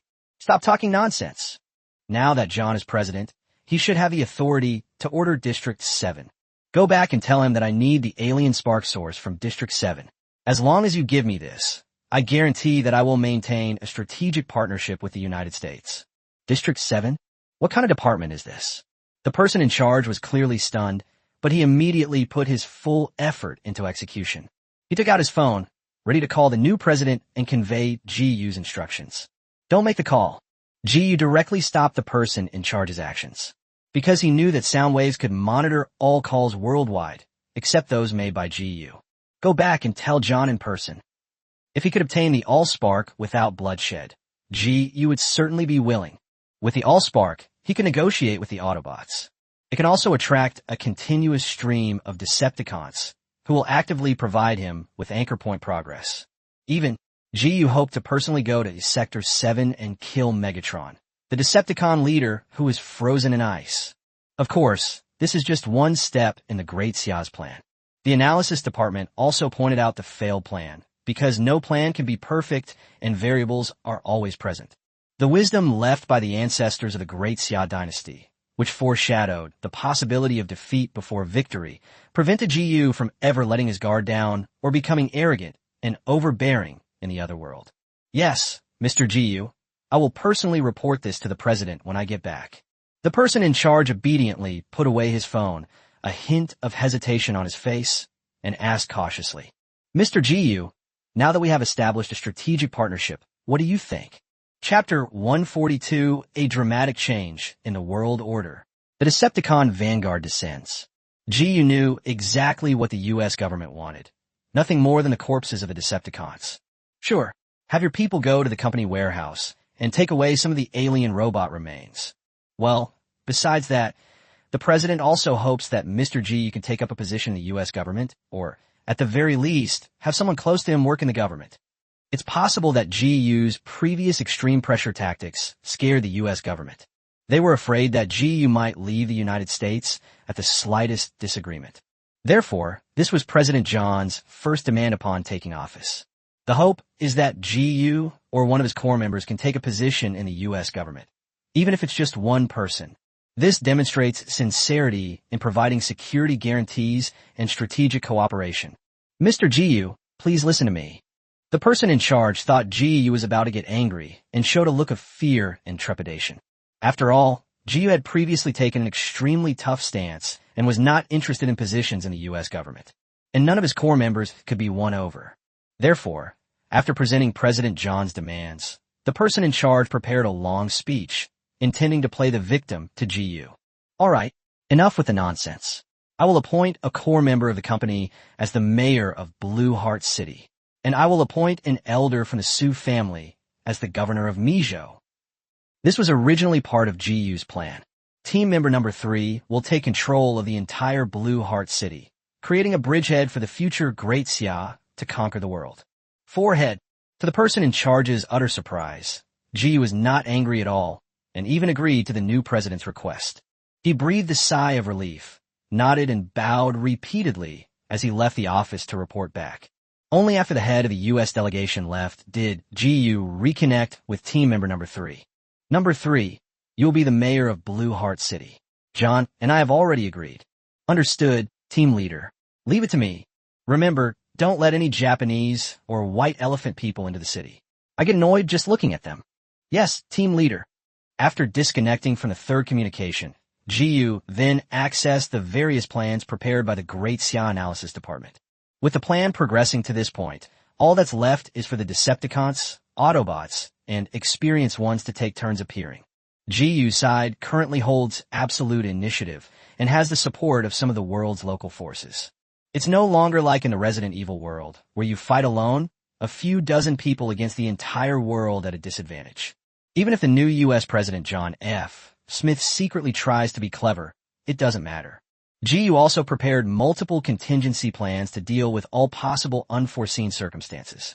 At this moment, GU is reviewing the detailed information about the Titans provided by the Chun sisters and comparing it with the movie information collected by the Xia.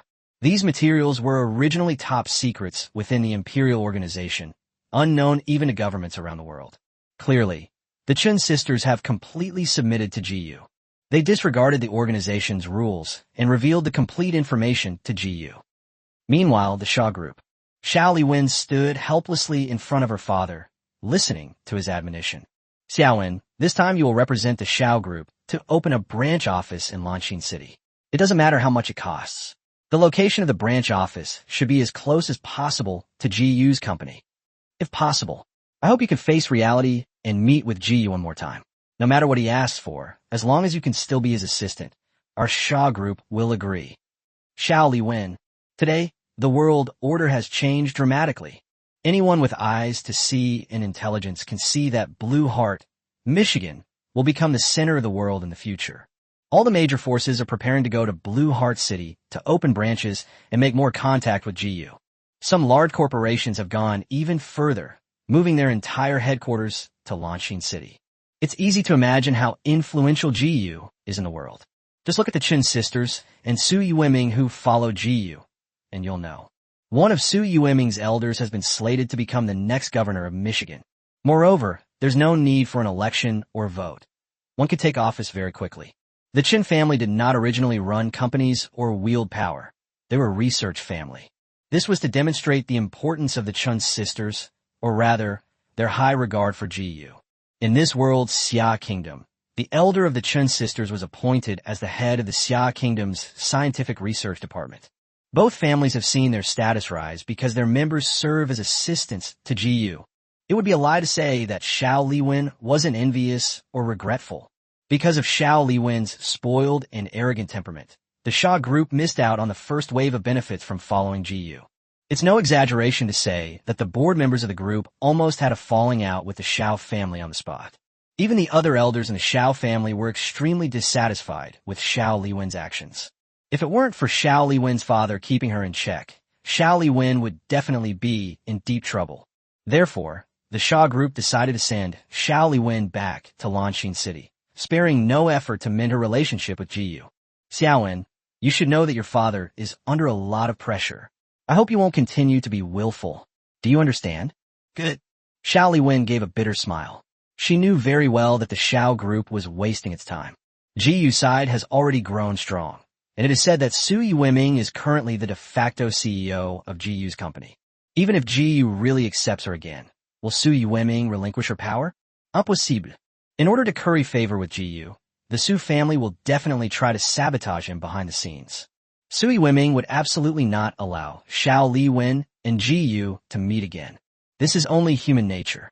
She would do the same even if Xiao Liwen and Su Yueming switched places. Therefore, the Xia group's plans were destined to fail. Just like what GU said when he first met Su Yueming and the others. You only get one chance. That evening, dozens of meteorites fell across the Western Hemisphere.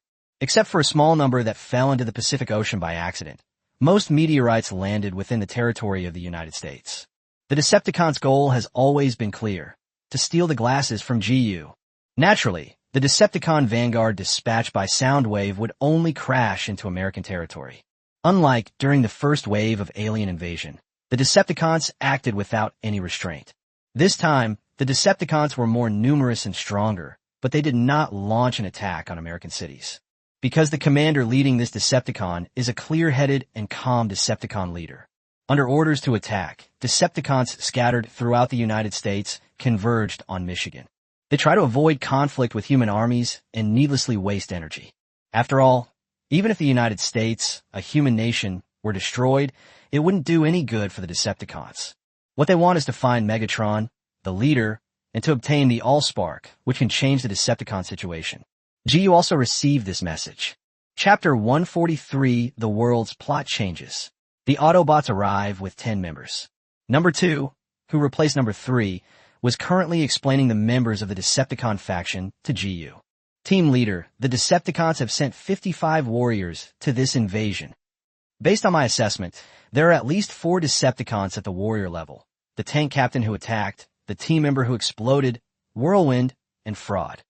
The energy level of the attack was extremely high, possibly exceeding that of a general. In addition, all the remaining Constructicons members have arrived, including the leader, Excavator from the cartoon. This Decepticon is suspected to be a general, and the members, Bulldozer, Hook, Crusher, Sweeper, Tractor, and Madman. The remaining Decepticons are just grunts. I can't find their names in the corresponding files. This should be the mass-produced cannon fodder Decepticons. Judging from their target, it seems to be our city. They should be able to assemble in a few days and may launch an attack on us. 55 Decepticons. Wow, that's a lot. Compared to the Autobots, who have few members, the Decepticons are truly numerous. The reason is actually quite simple. According to the movie's setting, the Autobots lost the Cybertronian Civil War. As a result, the Autobots were driven off their home planet by the Decepticons, losing their research centers and military manufacturing plants. Unlike the Decepticons, who have a complete mass production chain and can not only create grunts, but also various spaceships in Transformers 3. In addition, the Autobots in the movie were originally similar to the Decepticons. Just like the robots created by the Allspark, they were all Decepticons with red eyes.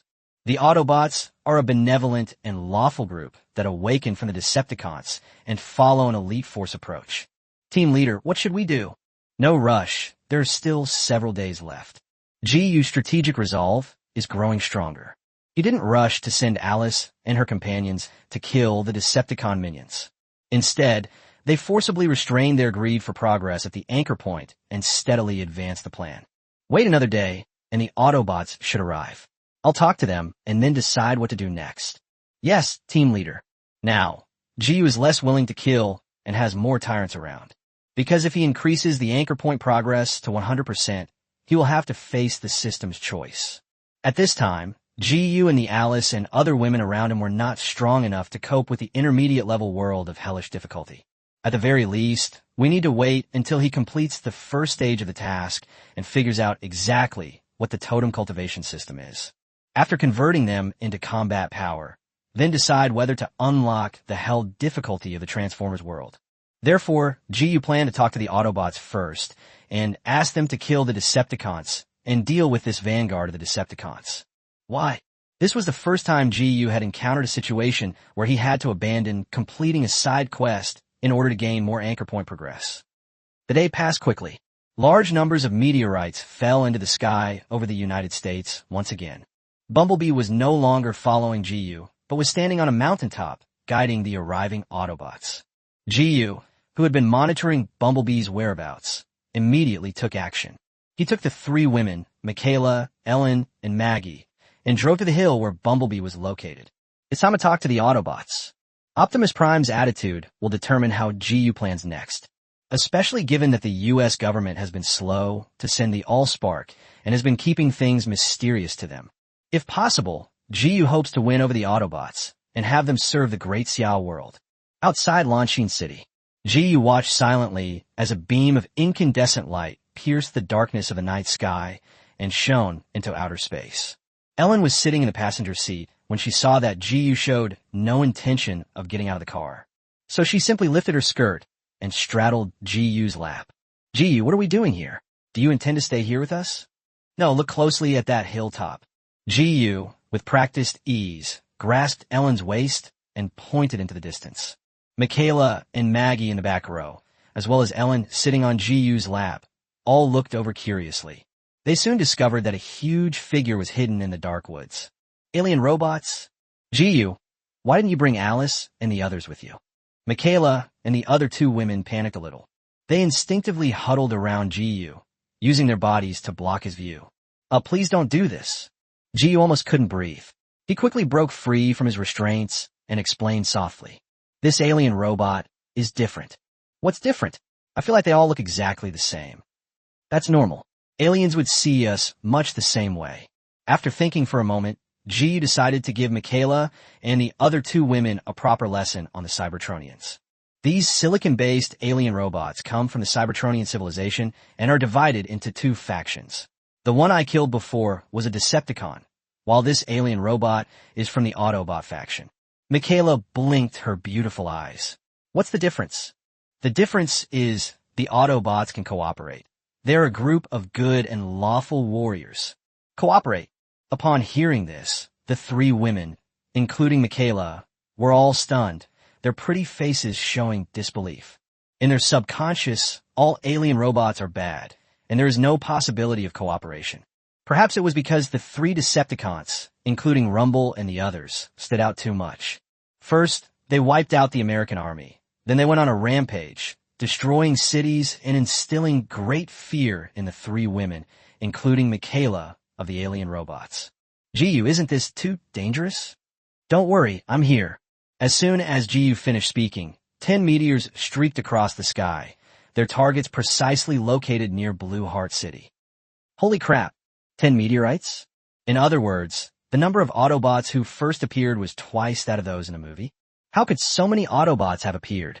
Is this still the timeline of the first Transformers movie? Jiyu, who was in the car, was clearly startled. He quickly picked up Ellen and got out of the car, frowning as he stared at the sky. The world's plot has changed quite a bit.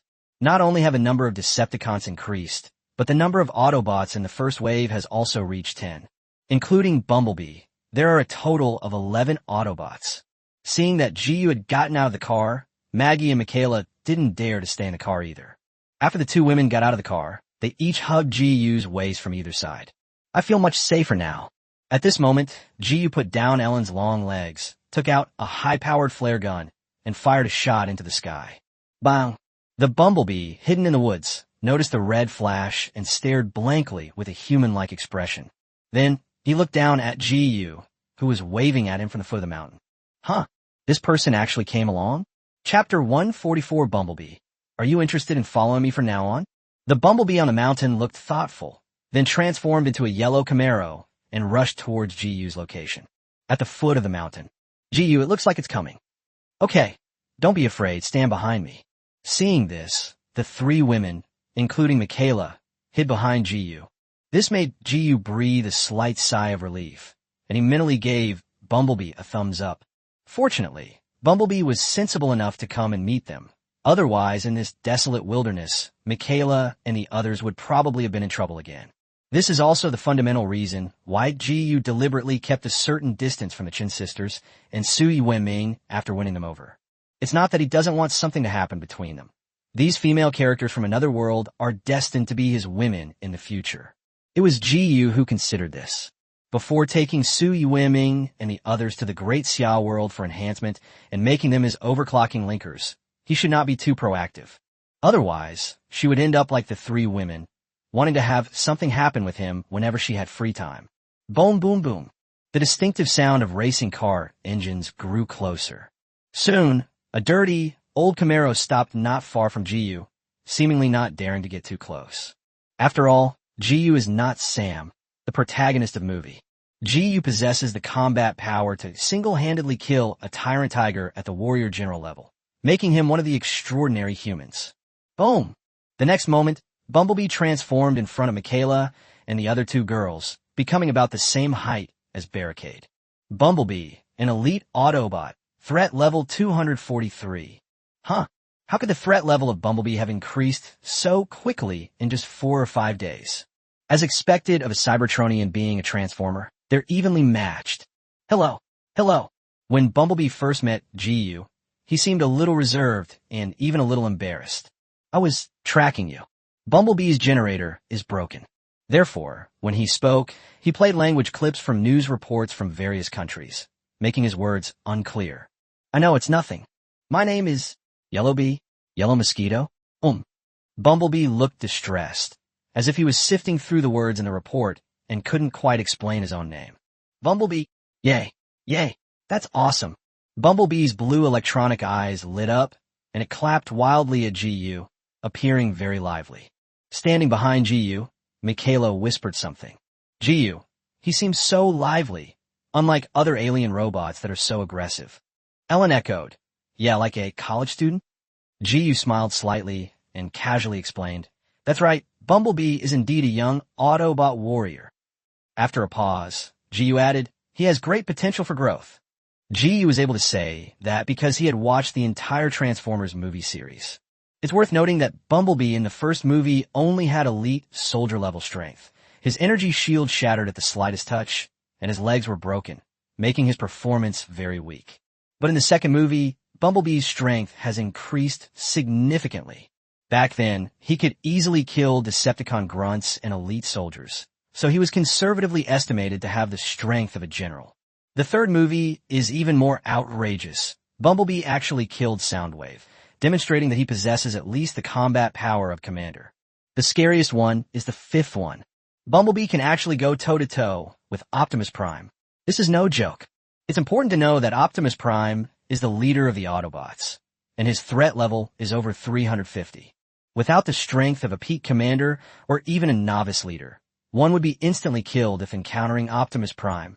Just like Megatron easily killed Jazz, and Sentinel Prime killed Ironhide with a single shot. It's easy to imagine how much potential Bumblebee has. Based on the movie's premise, Bumblebee is likely second only to Hot Rod, the next leader of the Autobots. Therefore, if GU can really win over the Autobots and bring them into the Great Xiao World Camp, his first choice for a vehicle will be Bumblebee. Hi. Hello. My friends. We'll be there soon. Don't be afraid. We mean you no harm. Bumblebee gestured wildly as he tried to explain, afraid that GU might have misunderstood something. GU nodded, took the glasses out of his pocket, and placed them on the hood of the car. Bumblebee, that's exactly why I've come. Bumblebee's attention was immediately drawn to the glasses, and its mechanical mouth kept moving, as if it was hesitating about how to express its thoughts. Seeing this, GU chuckled and tossed the glasses case to Bumblebee. Here you go. This thing is important in some ways, but not so important in others. GU already knew the exact location of the source of the spark.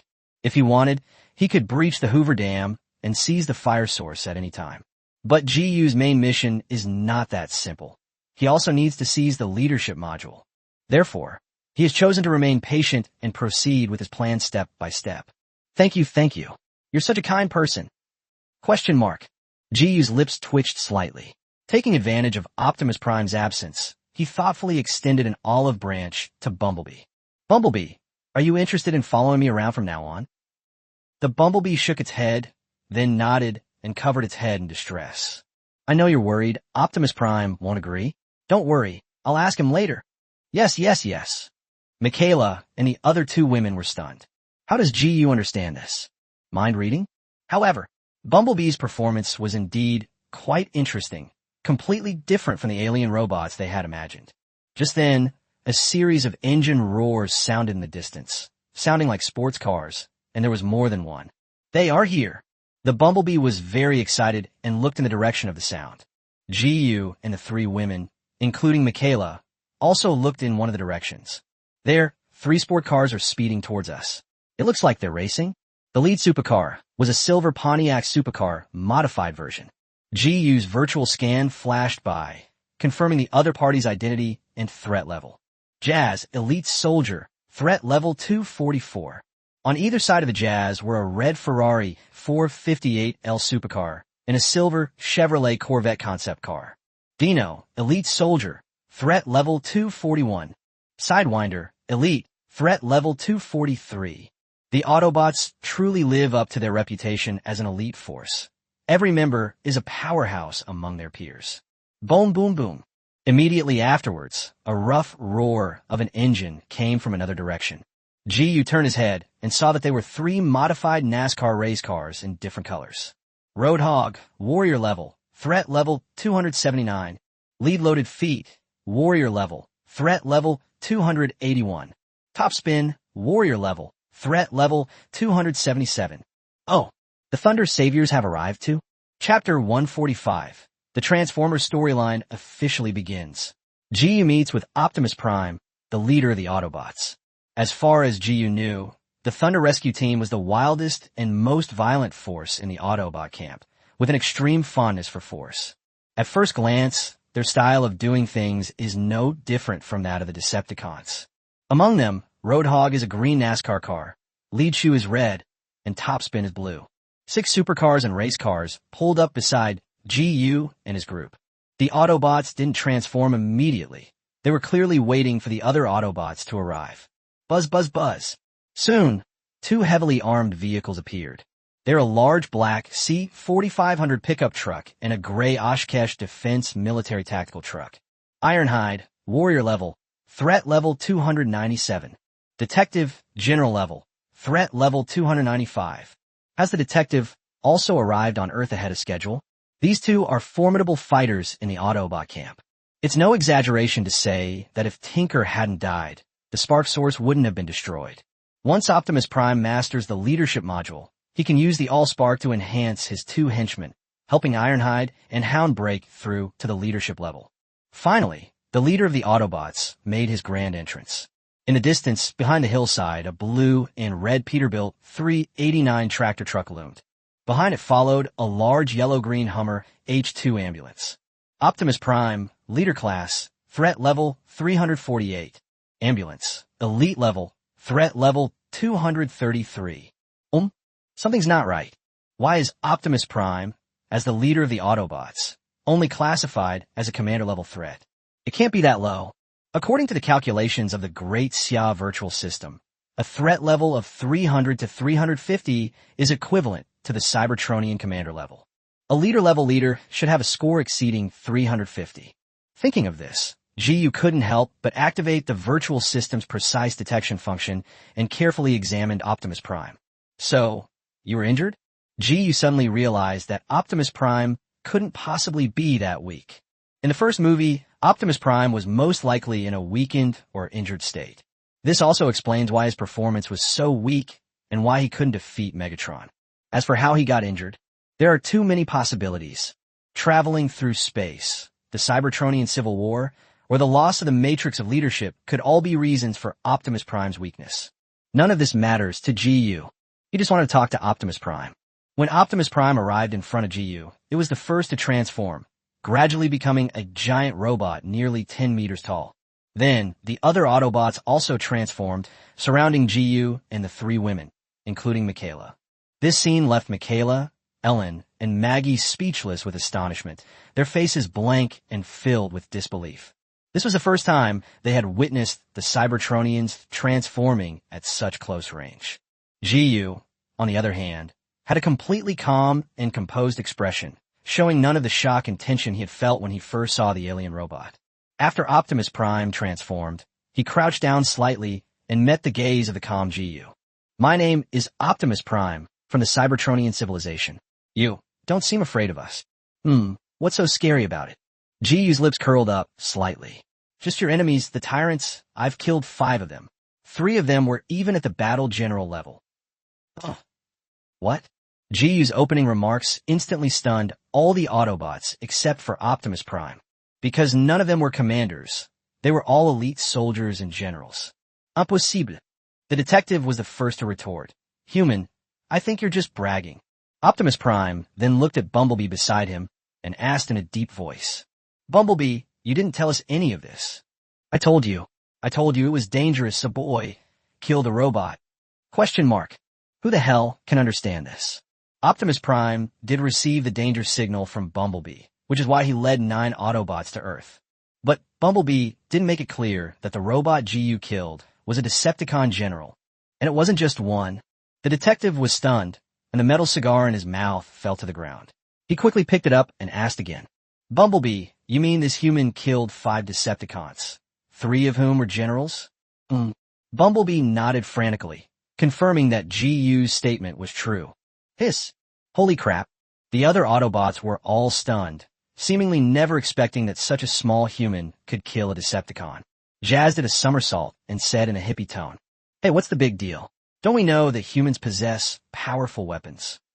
Upon hearing this, the car enthusiasts were relieved and felt that it made some sense. Upon hearing this, Bumblebee waved his hands repeatedly, trying to correct Jazz, but he couldn't find the right words to express it. "That's not it. That's not it." Optimus Prime narrowed his eyes, looked at GU thoughtfully, and asked, "Excuse me, how did you kill the Decepticons?" "Unarmed." "What is that?" "Unarmed." Hung Pao immediately lost his composure. He approached GU on his roller skates and extended his mechanical arm in a provocative manner. "Come, human, let me test your worth." After the ambulance transformed, it was actually secretly scanning GU's bodily functions. His expression grew increasingly shocked, and when he saw Hung Pao go up to deliver the food, he quickly stopped him. "Sidebar, don't. Unfortunately, it's too late." Bang! GU casually threw a punch, which landed on Hung Pao's fist. The Autobot was sent flying more than 10 meters away, crashing heavily to the ground. Other Autobots. Good heavens! What kind of power is this? Are the young people in front of me even human? Even Optimus Prime showed surprise and couldn't help but re-examine GU. So strong. That kind of power was at least at the level of a warrior general. At this moment, the horizontal barbarian lying on the ground saw stars and raised another mechanical arm. I give up. Stop hitting me." Hung Pao struggled to his feet, clutching his arm where GU had punched him, and staggered back. He first glanced quickly at GU, who was expressionless, with a look that was a mixture of shock and fear. Then, Hung Pao asked the ambulance with a pained expression, "Hey, ambulance, I feel like I've lost all feeling in this arm. Am I going to die?" Having just arrived on Earth and not even had a chance to show off his skills, he was crippled. Who could stand that? Upon hearing this, the ambulance driver raised his hand with a serious expression, scanned the sidearm, and breathed a slight sigh of relief. "Thank goodness, you're not crippled. You should thank them for showing mercy. It's just that the circuitry in your arm is broken, but it'll be reconnected quickly. And you, superhuman? What should I call you?" Chapter 146, Intimidating the Autobots with Strength. GU's attempt to win them over ultimately failed. "My name is GU." GU shrugged and gave a brief self-introduction, which the surrounding Autobots instantly remembered. The ambulance then explained in a deep voice to all the Autobots, including Optimus Prime. "Ladies and gentlemen, I have just scanned GU's overall physical strength and function. His stats in every aspect are nearly 100 times stronger than those of an average adult on Earth. Converted to the energy levels of us, Cybertronians, GU's power is equivalent to the strong warrior level, close to the commander level. Apart from Optimus Prime, none of you can suppress GU in terms of strength." The ambulance was indeed staffed by professional doctors. Its human body scanning system was very accurate, even surpassing the high-tech instruments available in Dacia. In terms of strength alone, GU is indeed close to the commander level.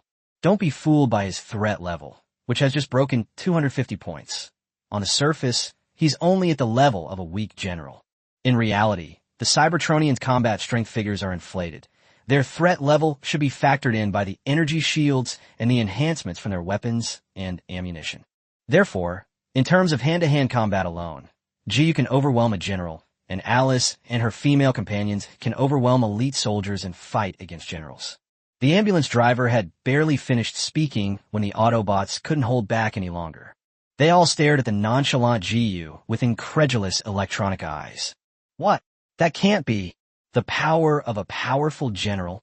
My creator, what's with Bumblebee? Why didn't you explain clearly that there are superhumans on Earth?" After hearing the ambulance's conclusion, all the Autobots were stunned. GU actually possesses power approaching that of a commander? In other words, among the 11 Autobots here, apart from Optimus Prime, none of them can guarantee that they can defeat GU. Optimus Prime, clearly, even Optimus Prime, as the leader, did not expect what would happen after they arrived on Earth.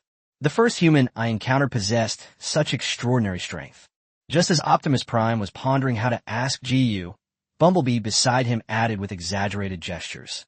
"The young one is not the only one. There are many others like him in his family. Autobot. GU is so strong, yet he's not the only superhuman."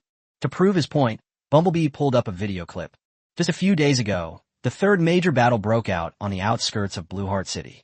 Alice and her companions fought against the Bonebreaker, and Bumblebee filmed the entire incident from a distance, showing it to his people. After Bumblebee finished showing the video, all the Autobots around fell silent. The Decepticons are the Autobots' old rivals. Many Autobots have fought against Bonecrusher, who is just as strong. The group of female humans around GU, working together, shattered the bone-shattering demon's energy shield in a single exchange. How terrifying. GU is even more outrageous. He was actually able to lift the Bonecrusher and throw it dozens of meters away. Later, he stepped on the Bonebreaker, preventing the Decepticon known for its strength from getting up. It's easy to imagine how terrifying GU's power is.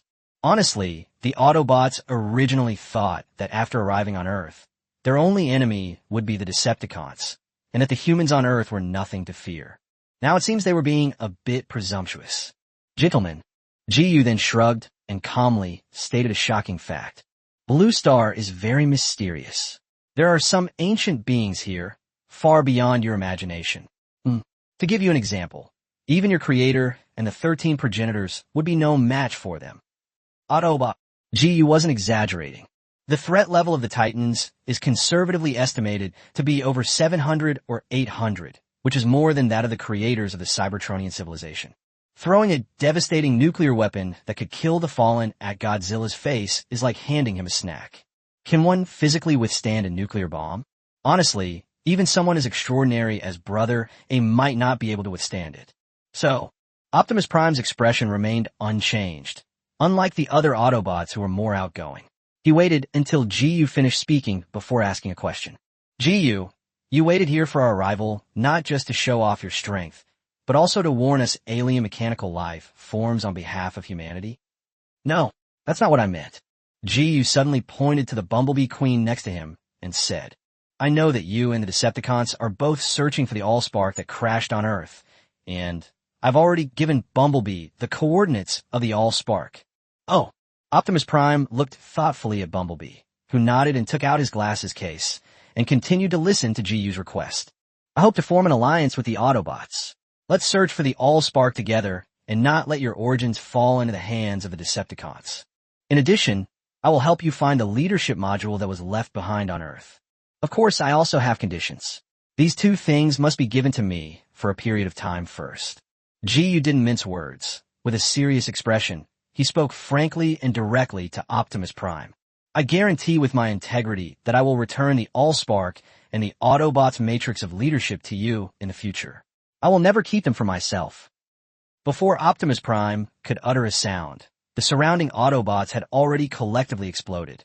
You want to take away our source of fire and energy treasure? Impossible.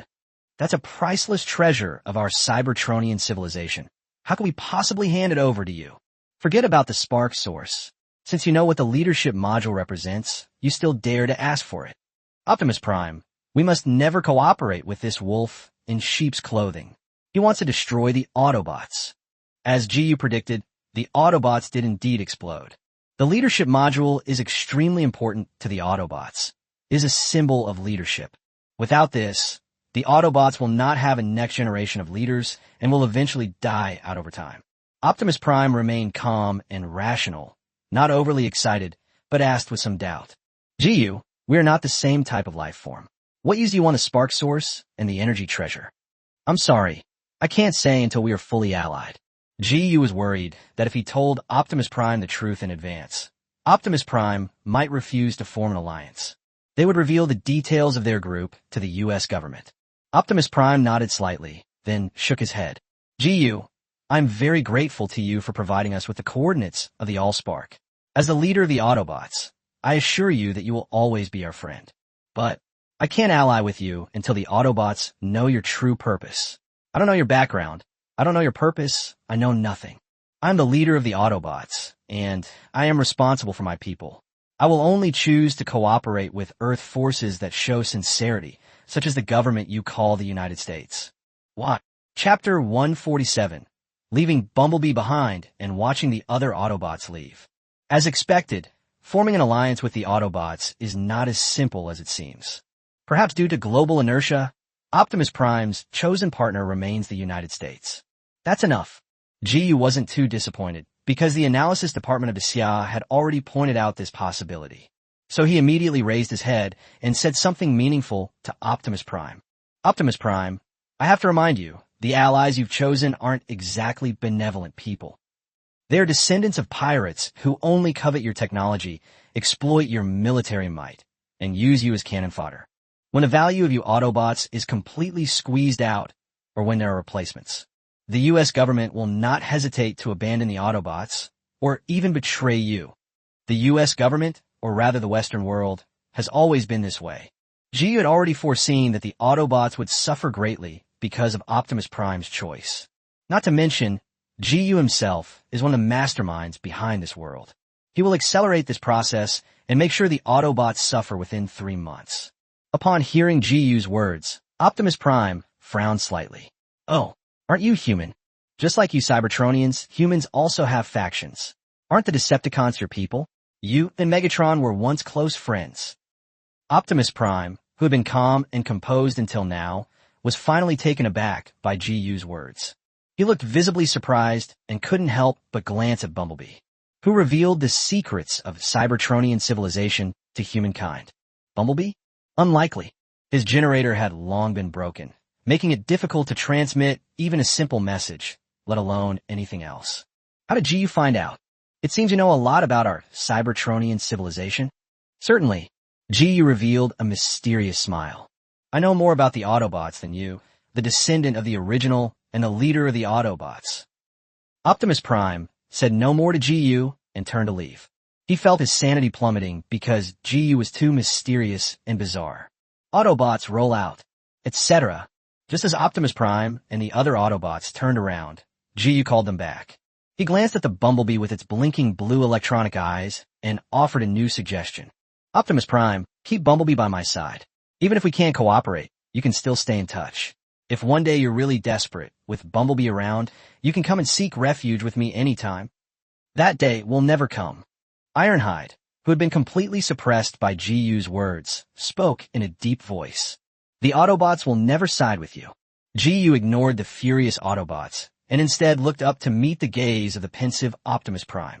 On the one hand, Optimus Prime possesses absolute authority, and Jiyu does not need to consult the opinions of other Autobots. On the other hand, his previous demands were indeed a bit excessive for the Autobots, and it's understandable that they were angry. Optimus Prime pondered for a moment, then looked at Bumblebee, who was caught in a dilemma. Seeing that Bumblebee seemed somewhat interested and not opposed to following Jiyu, he nodded. Okay, Bumblebee can stay with you, but you can't hurt my brother. Don't worry. I've already said it before. I have no ill intentions towards you. Jiyu nodded in assurance, feeling somewhat satisfied, and then sent Optimus Prime another piece of intelligence. Optimus Prime, let me warn you, a Decepticon force is gathering outside this city, and the commander is likely the tank attack team. Understood. Autobots, let's go. Boom, boom, boom. The 10 Autobots immediately transformed into vehicles and followed Optimus Prime away. Their primary goal right now is not to form alliances with anyone, but to use the glasses to locate the source of the spark. After Optimus Prime and his group of Autobots left, Bumblebee reluctantly raised its paw, then sat alone on the ground, looking utterly dejected. Bumblebee, don't worry, you'll be fighting side by side again soon. Jiyu patted the Bumblebee's body, but ended up with his hand covered in dust and couldn't help but complain. On the way back, you should skin a new car. You're a bit too dirty. Forehead. The office of the President of the United States. The newly elected President John is currently meeting with the head of the 7th District, who has come to his aid. Hello, Mr. President. I am Tom Benichek, head of the Advanced Research Institute in District 7. The 7th District? I've never heard of such a department in the government before. Yes, nobody knows we exist except the President. Tom opened the briefcase, pulled up the video, and explained to President John. The 7th District is a special department within the government. We were founded 80 years ago by secret orders from President Hoover. You may recall that NASA and Jet Propulsion Laboratory lost the Hound 2 robot on Mars. That was actually our request, to make them declare the entire mission a failure. But that's not the case. Beagle 2 transmitted 13 seconds of video footage from Mars, which is more classified than the top secret known to all, and is the kind of thing that will never be made public. As President John played the old video in front of him, he learned part of the truth about the aliens. The video shows the reflection of a giant robot, as well as part of its body. Just like the alien robot we encountered on Earth not long ago.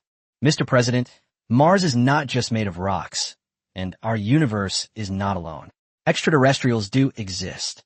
Tom then pulled up various surveillance videos recently captured by the 7th District satellite. The footage includes images of a Decepticon vanguard and scenes of the Autobots meeting with GU. Finally, there are a few photos inside Sector 7 featuring Megatron and the Allspark. It's obvious, Mr. President, that young man named GU already knew all this. He even met with aliens. We don't know the specifics of their conversation, but what we do know is that an alien followed GU back to his company. President John watched all the videos in silence, then leaned back in his chair and asked, puzzled, "So, what do you want to say to me?" "Mr. President, I heard that you were planning to hand over the energy cube, which is what GU called the source of fire, to him." President John nodded and said in a serious tone, "That's right. These are the conditions for GU's cooperation with the United States. I've been searching for information about the Allspark these past few days. Fortunately, you came and told me the truth. Chapter 148, the U.S. government's secret conspiracy. GU deliberately let the Decepticons escape and cause chaos." Upon hearing the president's words, Tom sighed heavily and offered words of advice with a look of deep regret. "Mr. President, you must know just how important the 7th District's power cube is to the United States.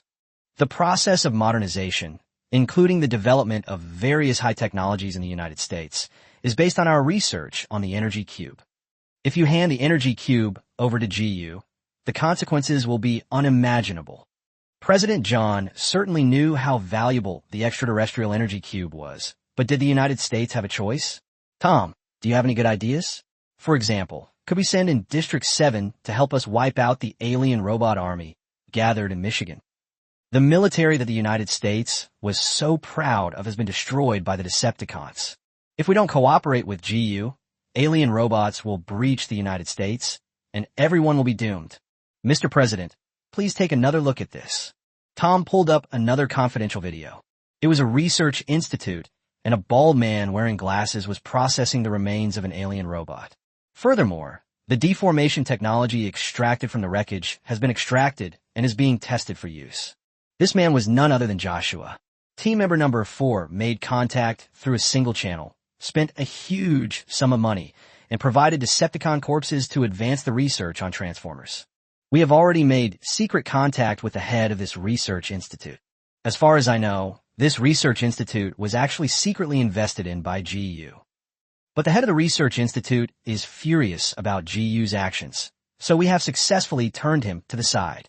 Mr. President, as you have seen, we humans can analyze the structure of alien robots and use their transforming metals to create our own American military.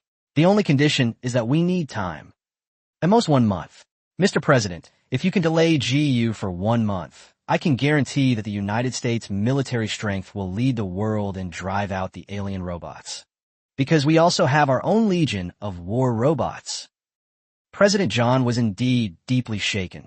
This was exactly what he wanted, to reorganize the military power of the United States and no longer be subject to GU's control. But how can I delay? The alien robots have already assembled, as you've seen, and we can't stop them. Then let's give up on Michigan for now. Tom coldly suggested, let GU fight the alien robots. Anyway, the aliens' target is GU, so a conflict is inevitable. This war will buy us enough time.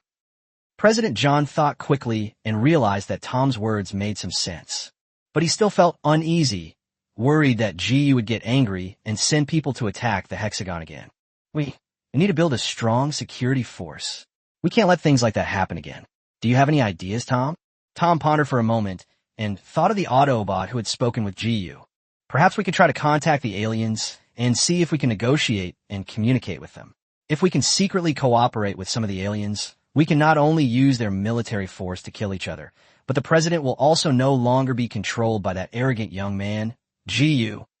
President John nodded in satisfaction upon hearing this. Tom, you're a smart man. I'll leave this to you. I'll wait for your good news. Yes, Mr. President. At the same time, just like in Sector 7, the sound waves, far away in outer space, also used satellites to monitor the meeting between GU and the Autobots.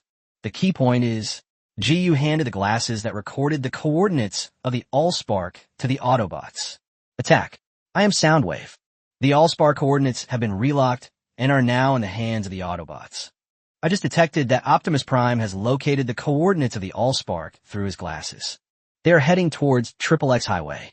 Take men and intercept them immediately. Soundwave's new command silenced Attack, who is the Decepticon ground commander. Optimus Prime is here.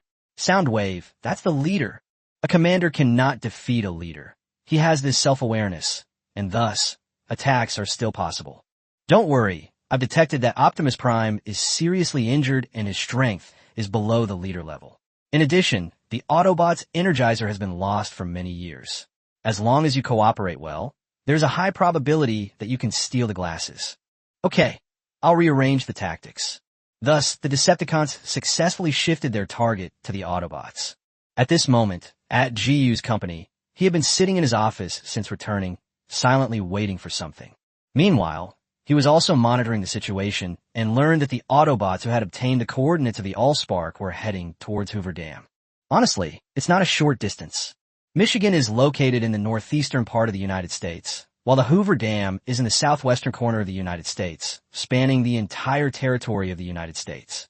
Even if the Autobots worked day and night to get there, it would still take them at least 3 or 4 days. Moreover, would the Decepticon vanguard gathered in Mississippi really sit idly by and watch the Autobots leave unscathed? GU deduced that the sound waves from outer space should have been detected, and he handed the glasses to the Autobots. Even if the sound wave loses focus and fails to detect it, it will still remind the sound wave. Just as GU was sitting in his office, monitoring the Autobots and Decepticons through virtual images, the door was suddenly pushed open violently. Bang! This is the 3rd door we've changed today. GU, the pet you requested has been trained. Helena, dressed in a tight purple leather outfit, strode in. She casually tossed the listless-looking, confused figure onto her desk. GU glanced up at Helena, and his lips twitched involuntarily. It wasn't Alice and the other women who tormented confusion to the point of being unrecognizable. Instead, Helena came here this time with heavy makeup, clearly prepared, and sending the bewitching gift was just a side effect. Realizing what was about to happen, GU took a deep breath and decided to take care of business first. He grabbed Confusion, leaned close to the Decepticon's ear, and whispered something. Then, GU carried the bewildered figure to the window, opened it, and casually tossed the bewildered figure out. Confusion, you are now free. Free? Amidst the confusion in midair, the red electronic eye flashed. It can be seen that it contains a series of complex emotions such as anthropomorphic resentment, frustration, anger, and fear. This is part of GU's plan. Let chaos go. So the Decepticons know that the Autobots have arrived on Earth and obtained the Allspark coordinates. GU didn't want to kill too many Decepticons. Otherwise, his anchor point progress would increase too quickly. The main problem is that he can't directly use the anchor point progress to exchange for virus enhancers. Once the anchor point progress reaches 100%, things will be in trouble. Chapter 149, The Decepticons' First Raid. Several Autobots seriously injured. After doing all this, GU walked back to his office chair and sat down, continuing to pretend to monitor the movements of the Autobots and Decepticons. Helena then walked to the door and snapped the doorknob in half. That's ruthless. GU quickly seized the opportunity to issue new orders to Captain Wong, Alice, and others via the virtual channel. Alice, Captain Wong, take your men out of the city immediately and proceed according to plan. On a highway southwest of Michigan, a row of vehicles of different models were speeding along, with Optimus Prime naturally leading the way. After obtaining the coordinates of the spark, they immediately set off for Hoover Dam. Suddenly, a deafening roar erupted from all around the highway. Hundreds of high-powered missiles were fired precisely from all directions, exploding in the Autobot convoy. The slightly weaker Jazz Elite Autobots' energy shields nearly shattered on the spot due to a fluctuation, because some of the missiles that were fired clearly came from the hands of the Commander-class Decepticons. Boom! All the Autobots immediately transformed into their original forms, preparing for an encounter. The next moment, a large number of Decepticon minions rushed toward the highway from all directions. Autobots, prepare for battle. Optimus Prime's arm features a protruding, heat-generating blade. With a swift turn, he seized the charging soldier and plunged the weapon into his head. Other Autobots were equally unwilling to be outdone, and they all displayed various tactics. In a single encounter, the Autobots killed nearly 10 Decepticon minions. However, these mass-produced grunts that rushed over were meant to serve as cannon fodder. The greatest threat to the Autobots is the constant missile and artillery fire from hundreds of meters away and a group of warriors. Dino's energy shield shattered quickly, and he was severely damaged. Immediately afterwards, the elite Jazz and Sideswipe were also seriously injured. The attacker was indeed as rational and calm as the commander of the armored vehicle unit. He used the minions to hold off the Autobots and launched an attack from a distance, without rashly confronting the leader-level Optimus Prime head-on. The attack was completely unplanned. A single surprise attack routed the Autobots, and they seized the glasses. The distance from here to Hoover Dam is long, and the Decepticons have plenty of time to exhaust the Autobots' manpower along the way. Today, the attack is just a prelude to Optimus Prime. When the second wave of Decepticon minions arrives on Earth, the attacks will continue to harass the Autobots. It's important to know that the Decepticons possess armories, allowing them to continuously mass-produce cannon fodder. The Autobots only have 10 members and cannot receive any reinforcements. Each raid on the Autobots is considered a success if it kills even one Autobot. For example, at this moment, seeing that Dino's mechanical leg had been severed, the attacking electronic eye flashed with a scarlet light and coldly gave the order. Kill Dino at all costs. Boom, boom, boom. Several Decepticons of the warrior rank turned their cannons and focused their fire on Dino's position. The melee fighters, fearless in their pursuit, held off the other Autobots. Just as Dino was about to perish, Ironhide stepped forward at the crucial moment. He stepped in front of Dino, taking the brunt of the attack, and his energy shield shattered on the spot. Cough, cough. Ironclad, severely injured. Seeing this, the attacker felt a little sorry. However, he didn't get carried away or linger in the fight, and he noticed that the henchmen were almost all dead. Therefore, Attack decisively led the core Decepticon members to retreat in advance. Let's go. Optimus Prime was already enraged and went on a rampage, instantly wiping out all the surrounding minions. After all the grunts were killed, Optimus Prime, enraged, led his team in pursuit of the Decepticons. In the end, they discovered that the Decepticons who had attacked had already escaped. On the one hand, the Decepticons attacked too fast and decisively, and Optimus Prime chased them for more than 10 kilometers but couldn't catch up at all. On the other hand, the injured Autobots couldn't run fast, and Optimus Prime didn't dare to stray too far from the main force. Therefore, Optimus Prime had no choice but to give up and continue the pursuit of the Decepticons. Attack. This captain of the tank team, a commander-level Decepticon, is too difficult to deal with. During the Cybertronian Civil War, the attack performed admirably, but it turned out to be even more troublesome after arriving on Earth. Seeing that many Autobots were seriously injured, and even Ironhide was so badly injured that he couldn't stand up, Optimus Prime couldn't help but fall into deep thought. Perhaps I shouldn't have rejected GU's alliance proposal. He was too impulsive and didn't understand the situation on Earth at all. After obtaining the coordinates of the Allspark, they couldn't wait to go there, ignoring the Decepticons' sneak attack. So, Soundwave, the Decepticons' intelligence commander, must have known the Autobots' precise movements. Optimus Prime looked up at the sky and wondered whether he should return to Blue Heart City and cooperate with GU. However, this idea was quickly interrupted by a group of humans who suddenly appeared. Several black Hummers drove up and stopped not far from the Autobots. They didn't approach immediately. Instead, they were observing something. It wasn't until it was determined that the Autobots, led by Optimus Prime, were not aggressive. An older white man in a sharp suit got out of the car and walked over. Hello, alien, my name is Harold, and I am the head of Tomb Wind, a unit recently established by the U.S. President. Harold had been secretly observing the Autobots. He quickly realized that the Autobots seemed to be different from the Decepticons.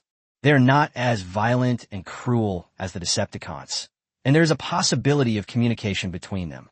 So Harold resorted to the extreme pressure tactics and backstabbing typical of American politicians, testing the Autobots' attitude. Your alien wars have destroyed more than one of our cities, causing tens of millions of deaths and injuries. Now you're waging war on the highways. I want to know, what is on Earth that you insist on invading? Sorry, this wasn't our intention as Autobots. Upon hearing Harold's words, Optimus Prime actually apologized and offered an explanation. We only want to retrieve the Cybertronian treasure, the Allspark. This treasure is the origin of our lives, and if it falls into the Decepticons' hands, the consequences will be unimaginable. Oh, are these alien robots really that easy to talk to? Chapter 150, the Autobots form an alliance with the United States. Their first demand is to deal with GU. Harold was extremely surprised by Optimus Prime's gentle attitude. His characteristic Western pirate mentality was immediately triggered, and he subjectively regarded the Autobots as easy targets. Is that so? Aren't the consequences already unimaginable, Mr. Alien? My name is Optimus Prime, the leader of the Autobots. Or is he a leader? Harold thought for a moment, then tentatively asked again. Mr. Optimus Prime, would you be interested in cooperating with our U.S. government? We really can't afford your reckless warfare on Earth. I can give you the Allspark you want, but you'll need to be under the control of the U.S. government and assist us in our operations. How about that? The United States is currently lacking a strong military force.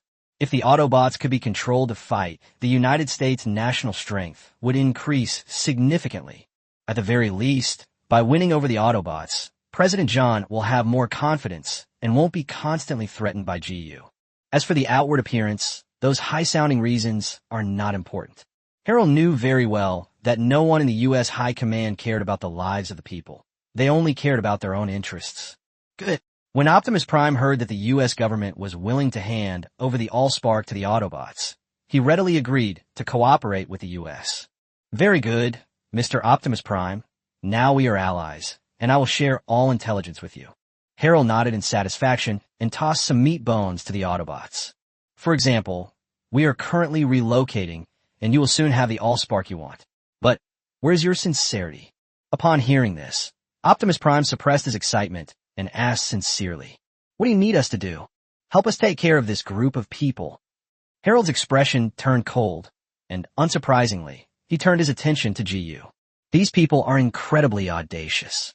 They killed our president, and now they've struck again, trying to steal the bodies of those aliens from us. Unbeknownst to Optimus Prime, this was happening near a battlefield more than 10 kilometers away. Alice and her female companions, along with Captain Wong and his Great Xia soldiers, have arrived. Without a word, they drove away the Tomb Wind force, who wanted to retrieve the corpses of the Decepticon minions. Anyone who dared to resist was killed on the spot. Faced with GU's ruthlessness and cruelty, the Tomb Wind troops had no choice but to swallow their anger and leave. Watching from afar, gritting their teeth, GU's men collected their spoils, like a helpless husband. Upon receiving the message, Harold, the leader of the Tomb Wind force, naturally hoped to use the power of the Autobots to teach GU's side a lesson. You want us to fight against humans? Yes. This group of people are terrorists. The leader is called GU. Didn't you meet him before? Optimus Prime leaned slightly closer to Harold and solemnly stated his position. Autobots will not harm humans. This is our guiding principle. We fight only for freedom. GU helped us before. He is a friend of us Autobots, and I will not harm him. If American politicians said that, GU would naturally scoff at it. But he knew Optimus Prime wasn't joking. This Autobot leader is truly fighting for freedom. For example, Bumblebee showed that he wanted to stay by GU's side. Therefore, Optimus Prime did not force Bumblebee to leave as the leader, but respected Bumblebee's choice. It was precisely because of this Autobot leader's principled nature that GU was willing to win over the Autobots and bring them into the Great Xia camp. However, Harold scoffed dismissively when he heard Optimus Prime say that. Stop joking, Optimus Prime. You and I both know that so-called freedom is nothing but bullshit. Since you've chosen to be an ally of the United States, shouldn't you fight for the United States? Optimus Prime suddenly remembered the things GU had said to him not long ago. American politicians are all a bunch of hypocritical robbers. Then we Autobots will not be allies with you. We can take back the Allspark ourselves without harming you. Harold gave Optimus Prime a deep look, who was almost rigid, and then laughed. All right, I won't force you anymore. If you don't want to deal with GU, then you can take action against the other alien robots, right? The Decepticons you just mentioned. Certainly. Alright, I hope that after you kill the Decepticons, you will hand over their corpses to us. Is that too much to ask? Harold needs the Cybertronian-specific morphing alloy to support Joshua's research. The Allspark can certainly create deformable metal unique to Earth. However, its strength was far too weak, far inferior to the metallic structure unique to Cybertronians. Optimus Prime considered for a moment, then nodded. Okay. After negotiating with the Autobots, Harold turned and left, a cold glint in his eyes. He had no intention of allying with the Autobots. He was just using them. Harold realized that there were factions among the alien robots, and that they would fight each other. He decided to use one side against the other. After all, if the Autobots didn't continue fighting the Decepticons, where would the U.S. government get the corpses for research? As for the source of the spark, Harold never imagined that by handing this thing over, the Allspark would become a treasure exclusively for the United States. Harold didn't choose not to cooperate with the Decepticons because he didn't want to. Instead, Harold's liaison was killed by a single shot before it could even get close to the Decepticons. Only the Autobots are relatively easy to talk to. Right now, Harold is having a headache about how to get the Decepticon grunts' corpses from GU. Compared to the easygoing Optimus Prime, GU is much more savage, and in Harold's mind, his level of threat is comparable to that of the Decepticons. Harold didn't even dare to go to GU in person, fearing he would be killed. This is what is meant by barbarians who fear power, but do not cherish virtue. If you show even the slightest kindness to pirates, they won't be grateful. They'll just think you're easy to bully and want to take advantage of you. On the contrary, it is the ruthless and merciless Decepticons and GU who are willing to kill at the slightest provocation that make American politicians feel fear. At the same time, the moment the spark that had been hidden in the Hoover Dam for many years was brought out by the U.S. government, all Cybertronians of the commander level and above sensed this unusual energy fluctuation. The sound waves from outer space immediately triggered monitoring and detected the giant Allspark cube. This is Commander Soundwave. Allspark detected. Send more Decepticons to Earth. Attack. You command the ground forces to stop the Autobots from getting close to the Allspark. Starscream. You lead the Air Force to seize the Allspark. Otherwise, I'll call Shockwave to take charge of this mission. Chapter 151 Deterring the Tomb Wind Force. The Supreme God's trainee suddenly descends. Upon hearing the threat of the sound waves, Starscream thought of the ruthless Decepticon commander and had no choice but to compromise. Okay, but I need backup, Soundwave. Don't worry. The main force will arrive on Blue Star soon. Some of the guerrillas have already awakened from their slumber, and I will send 4 generals, Surfboard, Elegy, Charge, and Acid Rain, to support you. Soundwave was fairly satisfied with Red Spider's attitude. With Megatron missing, the only Decepticons currently capable of suppressing Starscream, besides Fallen, are Shockwave. As the Soundwave gave the command, a large number of Decepticon minions hidden in the lunar soil burst forth. They boarded a makeshift delivery pod and rushed toward Earth at top speed. Meanwhile, at the Decepticon base on Mars, several guerrilla Air Force units took off and traversed the universe towards Earth. The impact of the Allspark's energy spread goes far beyond simply the Decepticons starting to act. A silver-gray interstellar warship several light years away from Earth also received this energy fluctuation. The captain of this warship is none other than the Cybertronian bounty hunter, who was hired by the creator to search for Optimus Prime throughout the universe. He immediately and without hesitation performed a space jump, his target being the blue planet of the solar system. The next day, it wasn't until the afternoon that Helena finally let GU go and fell into a deep sleep in his arms. According to Helena, she wants to get back everything she has lost these past few days all at once. GU didn't know what Helena had lost either. If Sister Jean still wouldn't give up, he was even considering whether to fuse a new virus to teach her a lesson. Only after Helena finally calmed down did GU have time to review the various intelligence reports from that period. Oh, the Decepticons' surprise attack on the Autobots. Well, that shows great tactical wisdom. If Ironhide hadn't risked his life to save them, the Autobots would have suffered casualties on their very first day on Earth.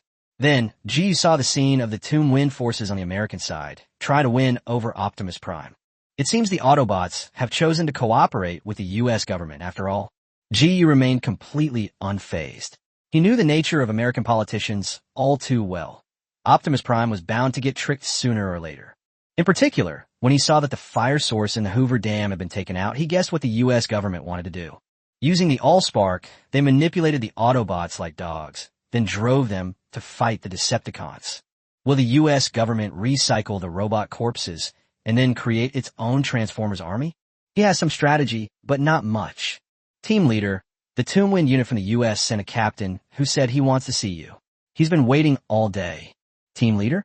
It seems the person in charge of Toonwind is very afraid of death. GU sneered. He knew the American politicians were itching for a beating again. Not only would they not hand over the fire source to him, but they were also trying to secretly deal with him, which was not unexpected for GU. For example, he guessed that the Toonwind Force sent people to see him, most likely to obtain the corpses of the Decepticon grunts who were killed by the Autobots last night. Let him come see me in the conference room next door. GU said it casually and then contacted Alice again.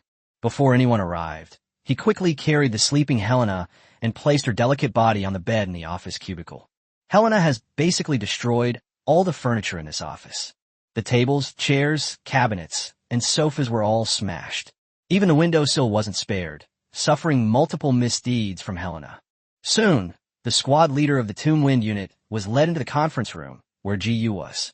He saw GU sitting expressionlessly in the head seat, with Alice playing with a dagger behind him. Mr. GU, hello. I am from the Toonwind unit, which is directly under the president's command. GU glanced at the captain, who was bowing and scraping and desperately trying to survive, then turned to Alice and coldly gave her an order. Cut off one of his ears. Whoosh. Ah. Captain Toonwind covered his ears and screamed, looking at GU with disbelief and fear on his face. This is why Harold didn't dare to see GU. Because GU's methods were too ruthless. You, a captain-level figure, actually dare to come see me? Have I been giving your American government too much face? This time, I'll teach you a small lesson. Next time, if you dare to send such insignificant characters again, I won't be so soft-hearted now. Get out immediately. Yes. Captain Toonwind didn't even dare to voice his demands and scrambled out of the meeting room. After the outsiders left, Alice plopped down on GU's lap and teased him with a smile. GU, how did you perform yesterday? Helena has been very well prepared for this moment. GU gave a wry smile and complained, rather speechless. The agreements you made in private weren't made by me, so why are you all torturing me? Let me warn you, Ada's getting impatient. I suggest you hide. If she catches you, you're in for a world of trouble. Never mind. I'll just go see her when I have some free time. GU knew all too well that one could dodge the first day of the month, but not the 15th. Ida was originally ranked 3rd, but Kara tricked her into ranking 8th. Her resentment must be even greater than that of Do-E. If this drags on any longer, Ada might turn into a vengeful ghost. In the end, it will be GU himself who suffers. After all, it's better to block than to dredge. During this period, GU's side didn't need to take much action. They only needed to secretly plan and control the development of the situation. GU has plenty of time to alleviate Ada Wong's resentment and meet the needs of Alice and the other women.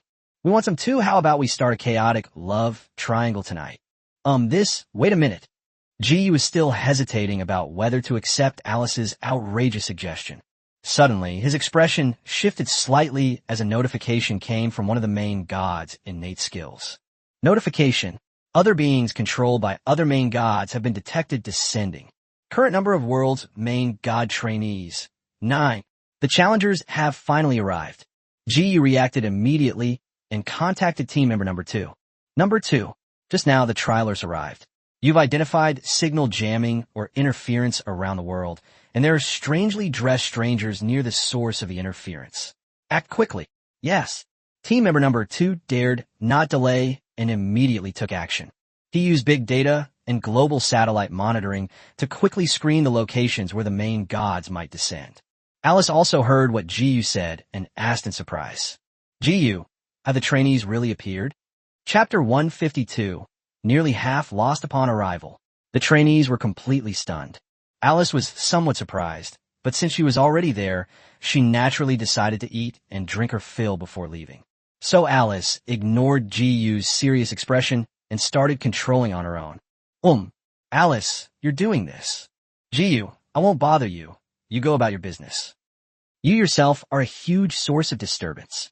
Jiyu is extremely helpless and could only force himself to calm down and think about how to deal with the trainees. The main problem was that he wasn't quite sure what the strength of the trainees sent by the main god was. Knowing yourself and your enemy is the key to victory in every battle. Originally, Jiyu thought it would take a long time for the second team member to find a trainee. Unexpectedly, less than half a minute later, the voice of the second player rang out again. Team leader, I've found them. 9 people in total, currently located in the suburbs of Blue Heart City. 3 of them have Asian features, and the rest are Westerners. There are 6 men and 3 women. Judging from their appearance and demeanor, I judge that 3 of them are newcomers, and there are only 6 veteran trainees. The trainee's exact strength is unknown. Team leader, should we send someone to observe him up close? Team leader, are you listening? Jiyu remained silent, leading the second team member to believe that Jiyu was offline. It wasn't until quite a while later that Jiyu's slightly helpless voice finally came through. We don't need our people to get involved. I've already figured out how to deal with this group of trainees. Yes, team leader. Ji, you suddenly realized that the Toon Wind force was seeking cooperation and wanted the remains of those Decepticon grunts, right? That would be perfect. We could use this American force or rely on our own resources to deal with the trainees. If the Toon Wind troops are unwilling to cooperate, that's fine too. Ji will sell the corpses of the tyrants through hiring them and offer a reward for these trainees. Even if all else fails, his company maintains more than one armed force, which can also eliminate the trainees. If Jiyu considered the trainees as formidable enemies when he first went to the biohazard world. In the Transformers universe, Jiyu, who already wielded considerable power, completely disregarded the so-called trainees. Unless each of these trainees possesses a combat strength exceeding 500 threat points, Jiyu has plenty of ways to deal with them. Alice, don't destroy the conference room. Don't worry, I'm very gentle, not as violent as Helena. Suburbs of Lanshin City. A group of trainees, whose appearances stood out from their surroundings, left a protective shield and received a mission from Main God. Boss, this mission is very simple. Yes, as long as we help the Autobots defeat the Decepticons, it's not difficult. With our strength, we are much stronger than those American soldiers. I remember in the movie, armor-piercing bullets could break through the exoskeleton of a Transformer, making it as brittle as paper. If we show a little bit of our influence to governments, won't they treat us like honored guests? Newbies, you'll see what we're made of in a minute. Transformers are nothing but trash. This world should be in the Transformers one storyline. I remember the female lead, Michaela, was a teenager, and she was the sexiest actress of her time. How come Sam, that loser, has such a beautiful girlfriend? We should be the ones to get her. I can't wait. Let's find a school the male and female leads go to right away. I'm already planning to put on a good show in front of the male lead.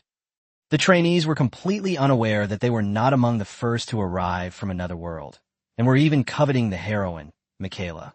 Little did they know, G had already set his sights on them.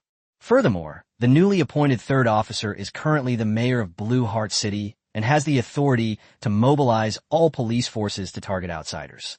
GU's company also recruited over 1,000 professional veterans, forming a modern armed force. This local armed force, under the command of a Tiger Squad leader, has now been deployed and has kept a close watch on the 9 trainees. Therefore, when the trainees approached Michaela's school, GU Company's Armed Forces Department did not hesitate to take action against them.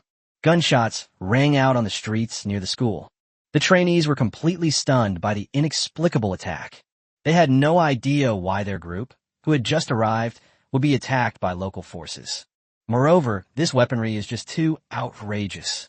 First, dozens of sniper rifles fired in unison, followed by machine gun fire.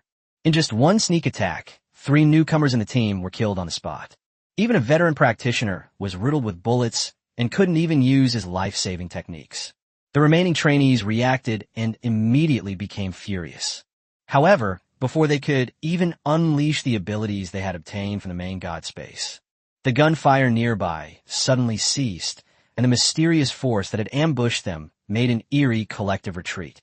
One of the trainees had already transformed into a 3-meter-tall werewolf. His nose twitched, and he was shocked to discover that there wasn't a single living creature within a 500-meter radius. What's going on? Is something wrong with this world? Something's not right here. It seems like we're being monitored by a mysterious force. Let's get out of the city first. Walk. The core objective of those undergoing training is to complete the mission alive. The priority is survival, not fighting the enemy. At this point, the enemy's situation was unclear, and the situation was unpredictable. The leader of the trainees immediately decided to leave the city first, hide in the shadows to investigate the situation, and then make a plan. In the conference room of GU's company, team leader, we just greeted the trainees. Their strength is average. Although they didn't get close enough to scan, I estimate that none of them have a threat level exceeding 200 points. Actually, we could take care of these people ourselves. Team leader, give the order. Alice, already satisfied, left the meeting room.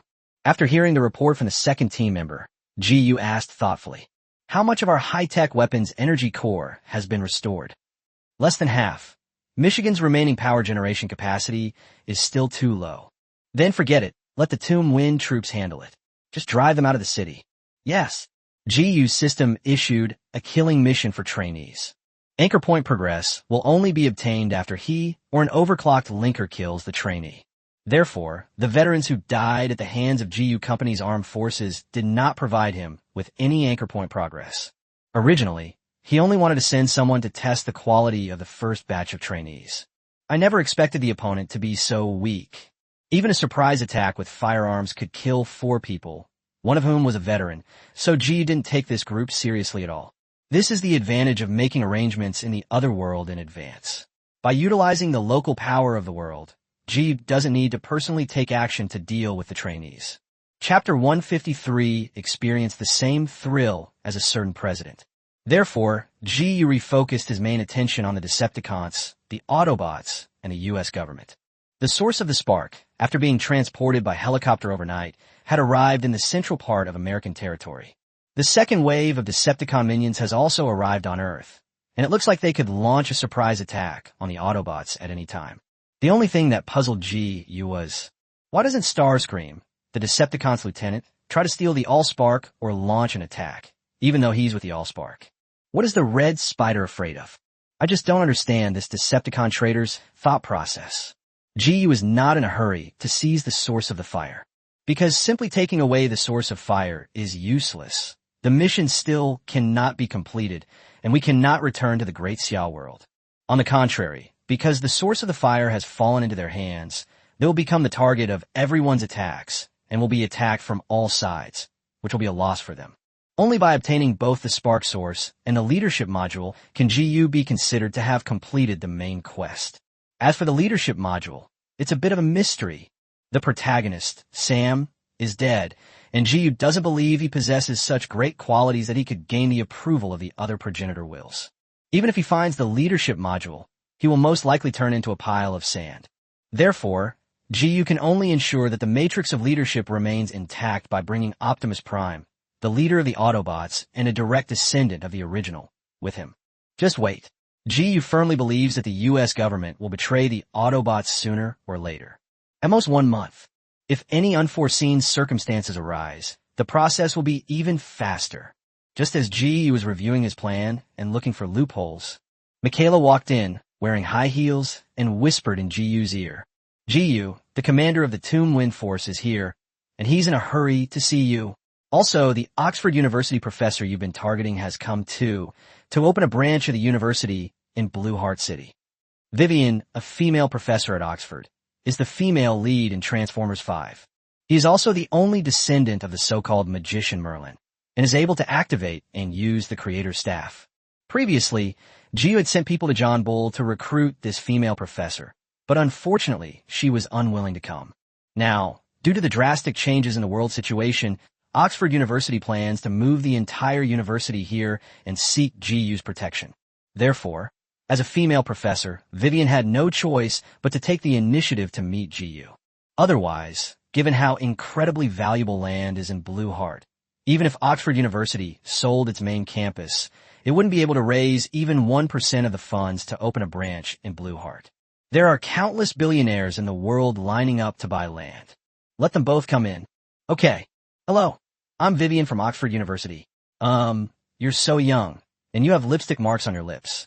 Vivian probably didn't expect that the person in charge of UG Company could be so young, and she was stunned before she could finish speaking.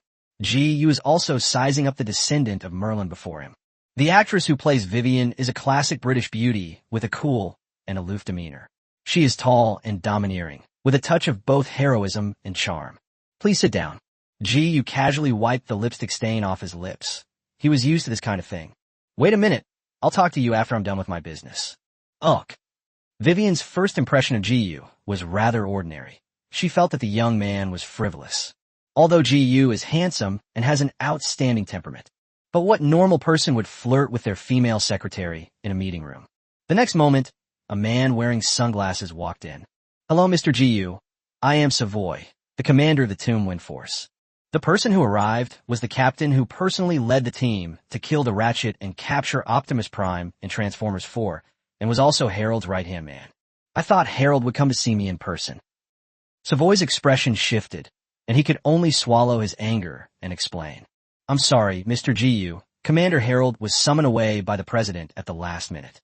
I am the supreme commander of the Tomb Wind Force, directly under the president's command. My rank is general, so I should be qualified to negotiate with you. All right. Savoy breathed a sigh of relief.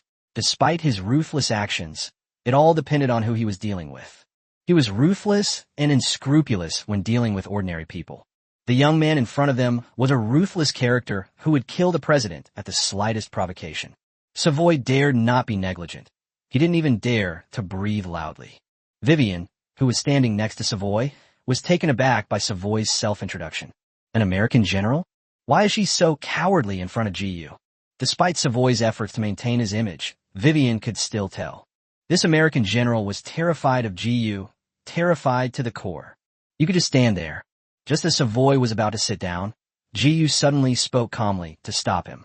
Savoy stood there awkwardly, unsure whether to sit or stand. Now, Vivian, who had already sat down, felt rather uneasy. Her status is nowhere near that of Savoy. So, should I stand up? After all, an American general doesn't even have the right to sit down in front of GU. Vivian was just a university professor. Savoy, I ask you, when will my Allspark arrive? Savoy took a deep breath, suppressing his inner humiliation, and lowered his head to make an excuse. Mr. GU, you should also know that the president has just taken office, and the Allspark is one of the important assets of the United States. If it is handed over to you at this time, the president is worried that he will be criticized by Congress and will step down soon. So you mean the U.S. went back on its word about what it promised? No, that's not what I meant. Savoy quickly explained. The president said he requested that you, Mr. GU, give us 1 or 2 months to hand over the Allspark. That way, we can give the American people an explanation. Besides, right now, alien robots are fighting over that thing, and a large-scale battle has broken out. It would be difficult for us to send it over even if we wanted to. Is this the sincerity of your U.S. government? GU continued to apply maximum pressure, constantly asking questions without expressing a specific attitude, causing cold sweat to bead on Savoy's forehead. He found that applying maximum pressure was indeed very effective. It is especially effective against the American imperialists. No wonder a certain president who has always wanted to make America great again enjoys playing the extreme pressure game so much. Western politicians really fall for this. You don't need to solve the problem. You just need to throw out the problem, put pressure on others who are afraid to solve it. Is this how that president felt at the time? It was really awesome. Chapter 154G, you took the initiative to loosen the reins. Otherwise, how would the United States dare to resist? I think John doesn't want to be president anymore. GU tapped the table with a cold laugh and said with amusement, perhaps soon, John will become the shortest-serving president in the history of your American empire, without exception. I've even thought of a posthumous title for him. How about the last emperor of America? Sensing the cold, killing intent in GU's words, Savoy's legs went weak, and he knelt down with a thud. This scene startled Vivian, who was sitting next to her, and she stood up in shock. This young man, Mr. GU, we have been following your instructions these past few days. You asked us to nominate Mr. John as president, and we have done so. We have agreed to your request to hand over the mayors of the cities in Michigan to your people. You You want that spark source? We're planning to ship it to you. We really can't refuse. Vivian, is this still the general in the U.S. military who holds global hegemony? Vivian couldn't help but secretly scrutinize the expressionless Jiyu with a look of utter shock. To be honest, Vivian felt a little sorry for Savoy at this point. Jiyu, however, felt no pity whatsoever, for he knew very well that Savoy was putting on an act. Behind the scenes, President John was building his own special forces unit, the Tomb Raiders. He also secretly tried to win over the Autobots, hoping to use their power against him. They also colluded with Joshua to prepare to build a Transformers army.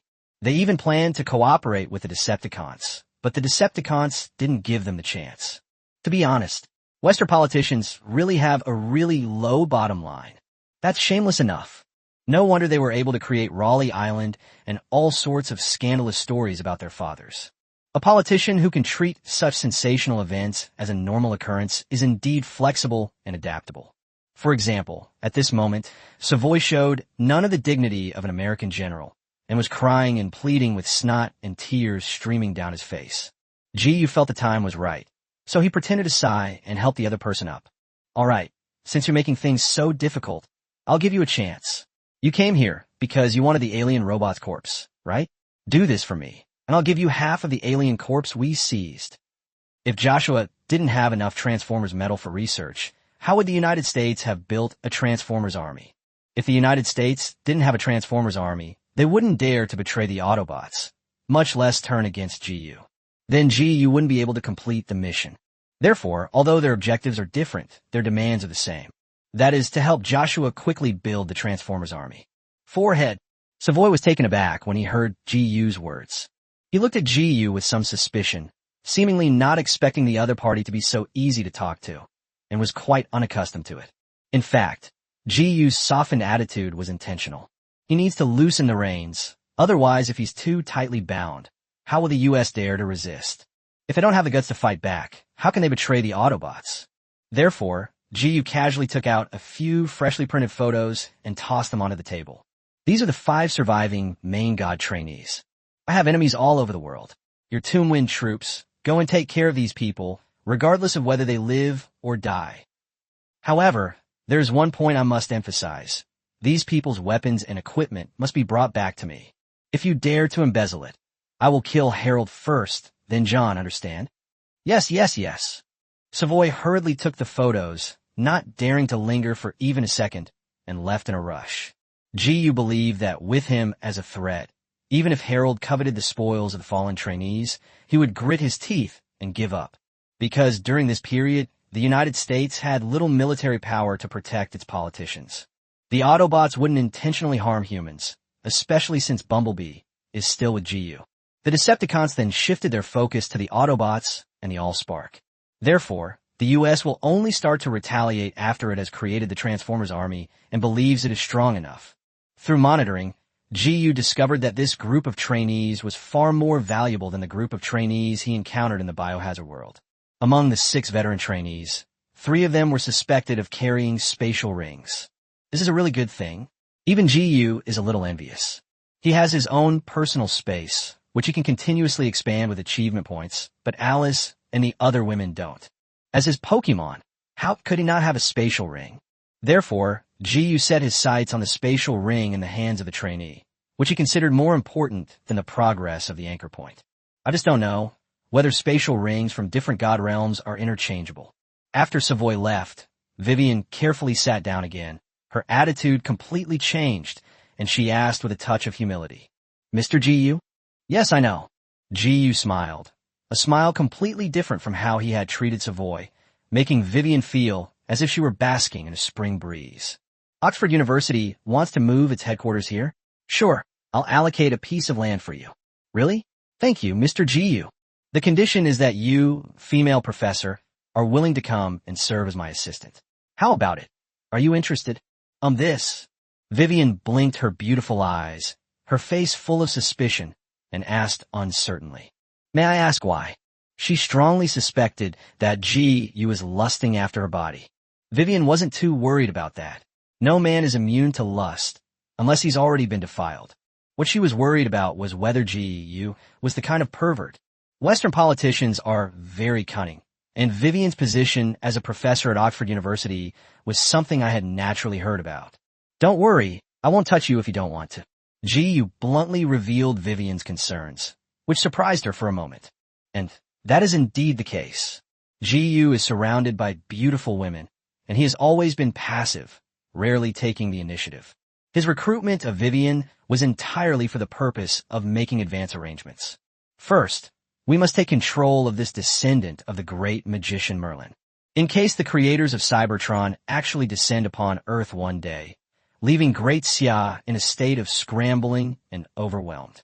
To put it bluntly, for Ji, Vivian's existence was like buying an insurance policy, a way to counter the creator at any time. At this moment, Vivian was staring intently into Ji's eyes, as if trying to confirm something. Neither of them spoke until several seconds later, when Vivian nodded slightly. Okay, I'll believe you for now. That's about it. With Vivian joining the team, Ji now has all the female characters from the Transformers series by his side. Chapter 155, A Failed Mission Leads to Utter Death.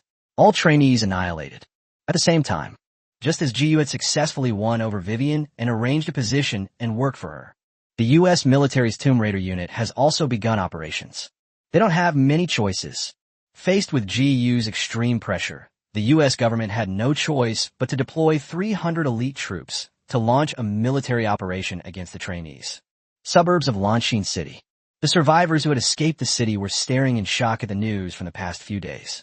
First, 3 Decepticons destroy the United States' defense capabilities. Next, Ji's side killed Noisy, Dizzy, and Bone Crusher. The combat power and methods displayed by Ji and Alice, in particular, greatly shocked the trainees. A physical confrontation with the Decepticons' Bonebreaker Demon. A close-quarters battle. Holy crap, each of them has at least Tier 2 combat power. The most terrifying thing is the Transformers. Why are the Transformers in this world so powerful? They are completely different from the ones in the movies. Have you noticed that these women look familiar? Huh, aren't they the female characters from Resident Evil? What's going on? Why are natives from the Resident Evil world coming to the Transformers world? What exactly is going on in this world? Is it still a world controlled by the Supreme God? That young man from Xia Kingdom, named Ji, is clearly also a trainee, and he already wields immense power in this world. Damn it, the troops that attacked us earlier, they must have been sent by this Ji, right? These trainees were both shocked by the second-tier combat power displayed by Ji's side and felt extremely frustrated. Because Ji is not only powerful in combat, he also wields immense power in this world. The U.S. president can kill anyone he wants and decide who the new president is with a single word. Anyone with a brain can see that with Ji in this world, other trainees will find it impossible to move an inch. We're only at the peak of the first tier. We can't even counter these strange trainees, let alone complete the mission. The Cybertronians are far more powerful than they were in the movies, and the timeline has also changed. How about we use that treasure to retreat to the main god space? This mission is far too difficult. Several trainees had already given up, clearly not wanting to die in the Transformers world. Let me think. The leader of the trainees fell into deep thought, his heart filled with conflict. Using valuable items to retreat can indeed temporarily save one's life, and it is the safest option. But the price paid was enormous. They will not only lose one world reward, it will also cause them to be punished by the main god, making the next world they enter much more difficult and their survival rate extremely low. Boom, boom, boom. Before the captain of the trainees could figure things out, they were once again ambushed by the local army and plunged into a sea of fire. Those who took action were naturally the Tomb Wind troops, who were driven by Ji. The person in charge of the operation was Savoy. Looking at the location where the trainees were, now ravaged by artillery fire, Savoy nodded in satisfaction. Send someone to search for the wreckage. We need to bring something back to Ji. A large number of armed forces immediately took action. Once the shelling stopped, they maintained their formation and gradually approached. Whoosh whoosh. The next moment, countless sword lights ripped through the sky, instantly killing hundreds of Tomb Wind soldiers. Roar. Immediately afterwards, a werewolf covered in wounds burst out of the fire and slaughtered the American troops. Why are you attacking us? We haven't offended you. This world isn't about confrontation. Don't the people behind you understand that? As the werewolf fought the Toonwind forces, it roared and howled, its voice filled with frustration and resentment. Clearly, the surviving trainees had guessed that this was once again GU's doing. But they didn't understand why GU had to kill them so ruthlessly. The Transformers world isn't a killing mode set by the main god. Killing them doesn't bring any benefit, so why waste manpower for nothing? Unfortunately, what the extremely frustrated trainee didn't know was that GU hadn't suffered any losses at all. Instead, they used those who had gained experience to deplete the military forces that the U.S. government had just established, while they reaped the benefits behind the scenes. At this moment, Savoy, who was directing the battle from afar, was stunned by the two still living trainees. Another superpowered individual? Savoy was stunned. Gee, you never told them that these people were superpowered. Da.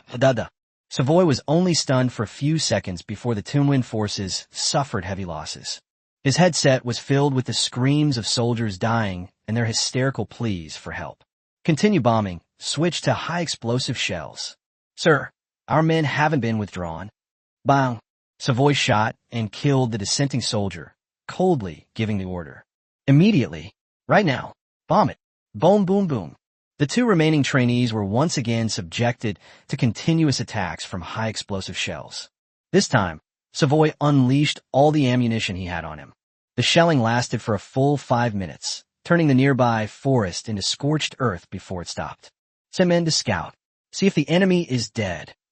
At Savoy's command, dozens of Toonwind soldiers cautiously made their way to the battlefield. After a thorough search, the frontline soldiers confirmed the point of artillery fire and found no survivors. Savoy breathed a slight sigh of relief upon hearing the report. Clean up the battlefield, collect the wreckage, bring back anything useful, and send it to GU. Yes. Savoy spoke his last words through gritted teeth, filled with extreme resentment. He was certain that there were good things among the relics of these superpowered individuals. But he dared not keep it all to himself, nor did he dare to play any tricks. Because the U.S. government at this moment is actually very fragile and incapable of protecting itself. If GU is angered again, the U.S. regime may be finished. Tolerate. Only by enduring until the American-owned Transformer Army is created can we take revenge on GU. Commander, we've found 3 rings, but we don't know what they're for. Ring? How could a ring withstand such intense artillery fire and remain completely intact?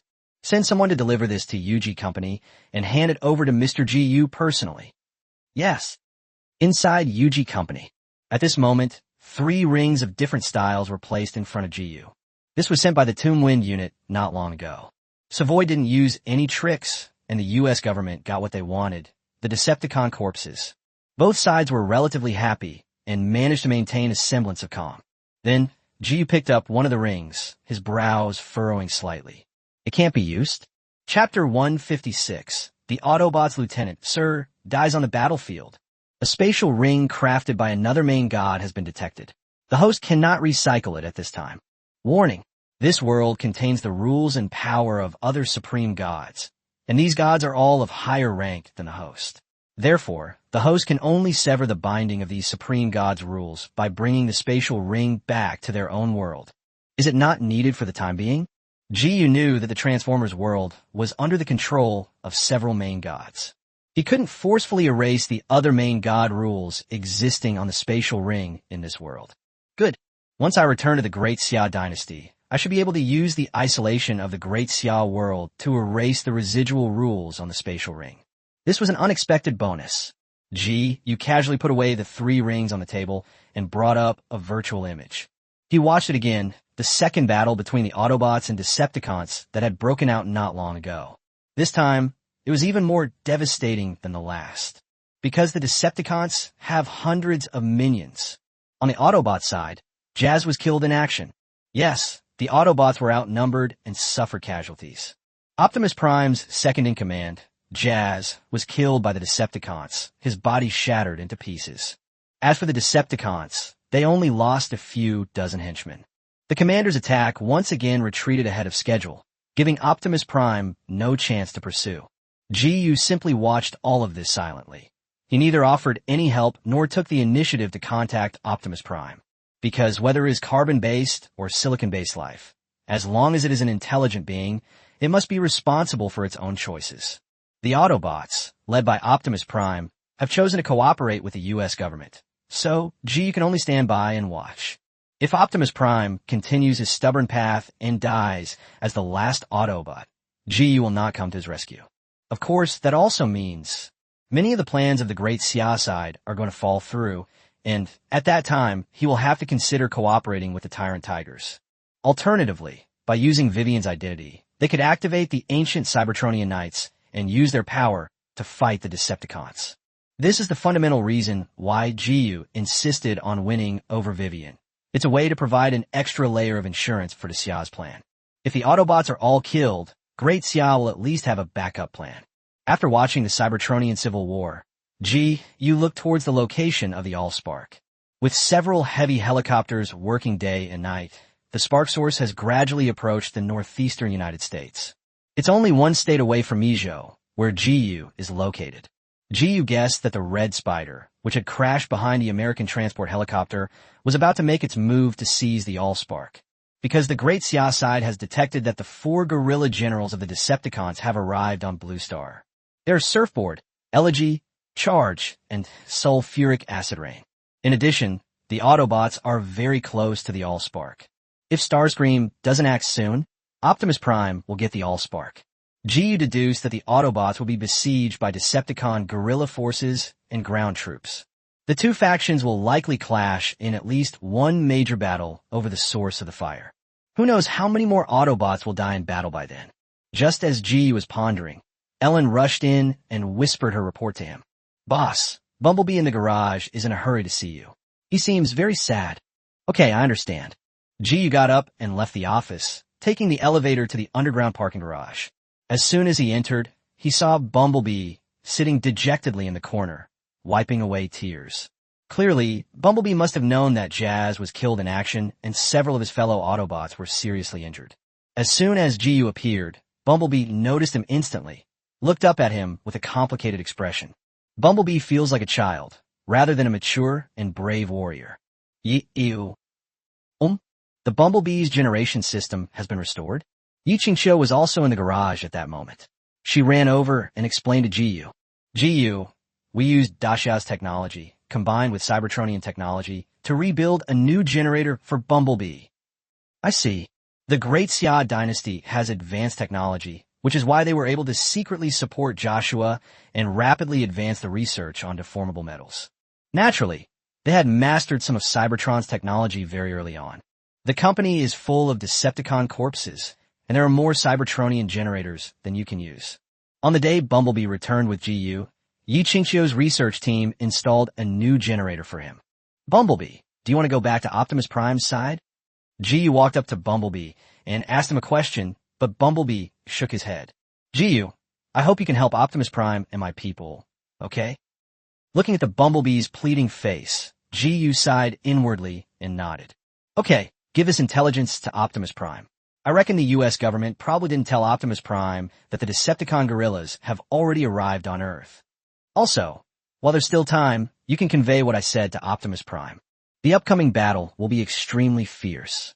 Ironhide and the other Autobots who are still recovering from serious injuries should come to my place to recuperate. Bumblebee, this is the limit of what I can do. For some reason, I can't take action myself for the time being. Just like Optimus Prime, who is the leader of you Autobots, I also need to be responsible for my people. Rescuing the Autobots and getting involved in Cybertron Civil War means that GU's side may suffer casualties. Doing this is not in his or Great Xia's interest. At least, now is not the best time for GU to make a move. If it were in a biohazard world, GU, who lacked experience, at this point, they will most likely lose their composure and lead the Great Xia faction into the war.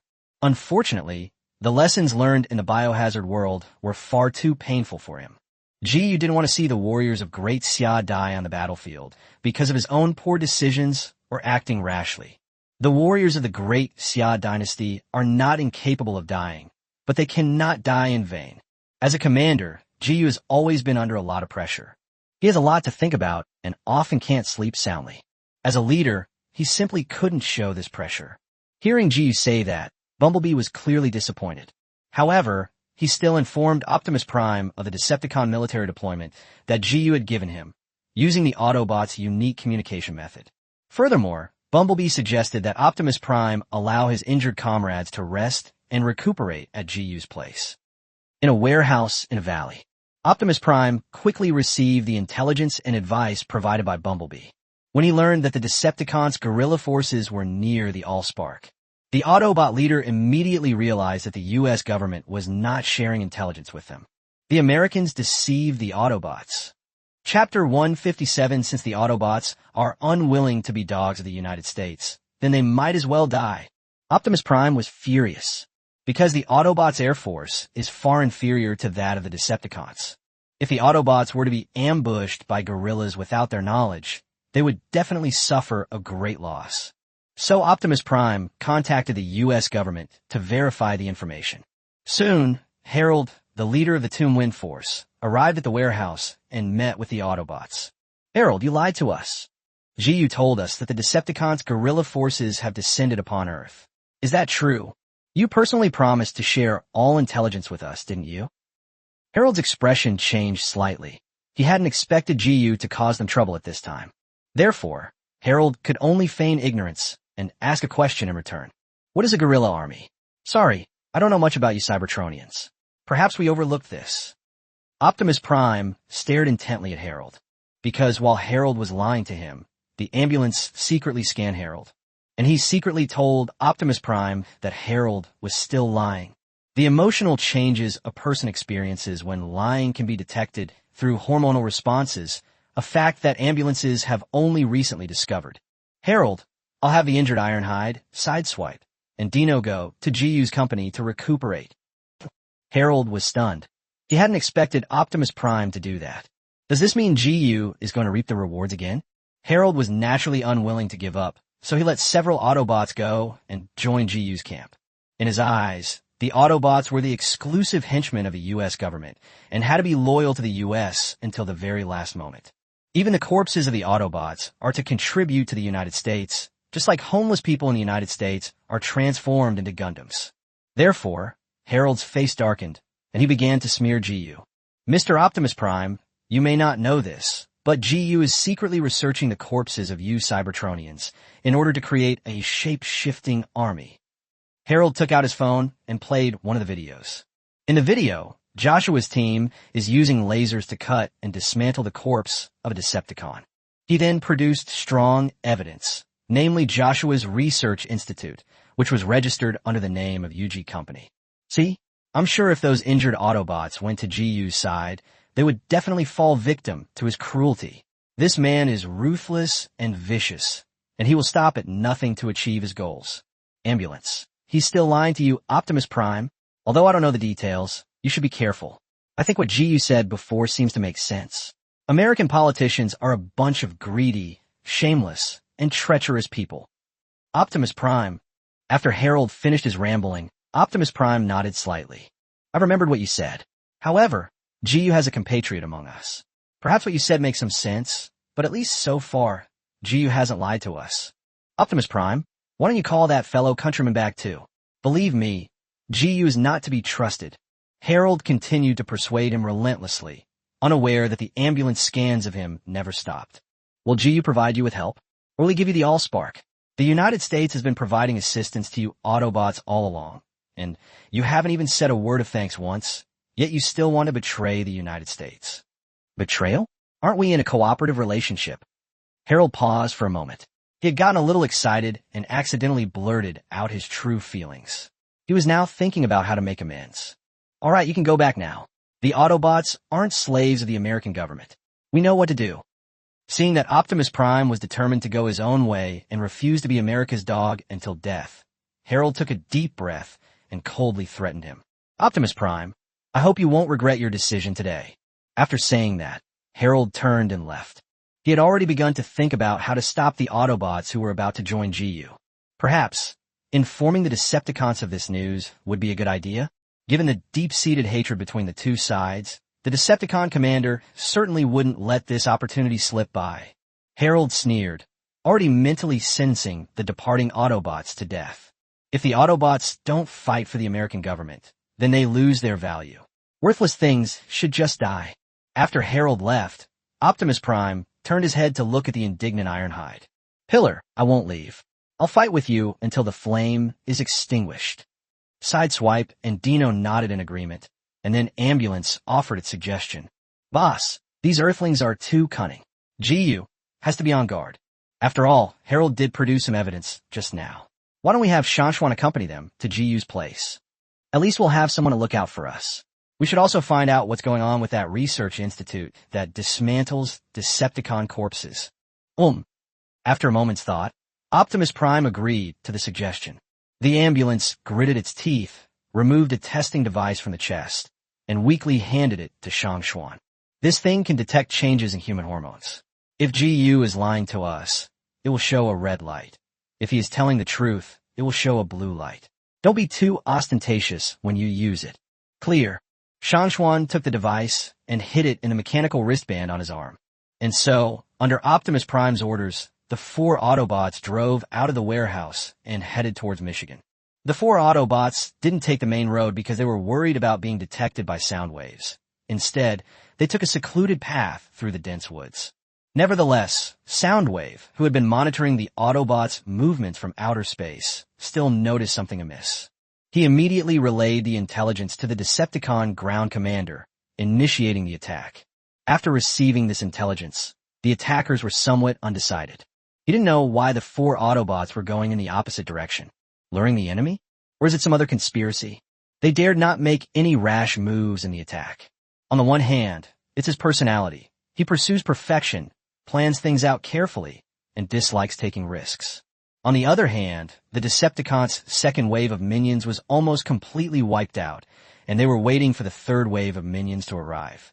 According to the Decepticons' plan, when Optimus Prime and his Autobots approach the Allspark, the replenished ground forces will cooperate with Starscream's guerrilla army to launch a final surprise attack on the Autobots. Try to wipe out this Autobot army. It would be even better if we could kill the weakened Optimus Prime. At the very least, they should kill more than half of the Autobots and seize the spark that represents Cybertronian civilization. At this moment, the Autobots suddenly lost 4 of their members, which puzzled the attackers. This also disrupted the Decepticons' subsequent plans and strategies, causing the attack to become complicated. Chapter 158, the Autobots come to surrender. The opportunity to kill the Decepticon leader is right in front of us. Just then, a Hummer sped up from not far from where the Decepticons were hiding, dropped the tablet computer, and drove off. Upon seeing the explosion, a member of the armored vehicle convoy who was attacking the vehicle raised his hand and fired a shell, blasting the Humvee to smithereens. The attack was ignored until a Decepticon henchman, holding the tablet, approached the attacker. This caused the Decepticon ground commander's red electronic eyes to flash. Oh! At this moment, the tablet computer is playing a voice audio clip on a loop, with the volume turned up to the maximum.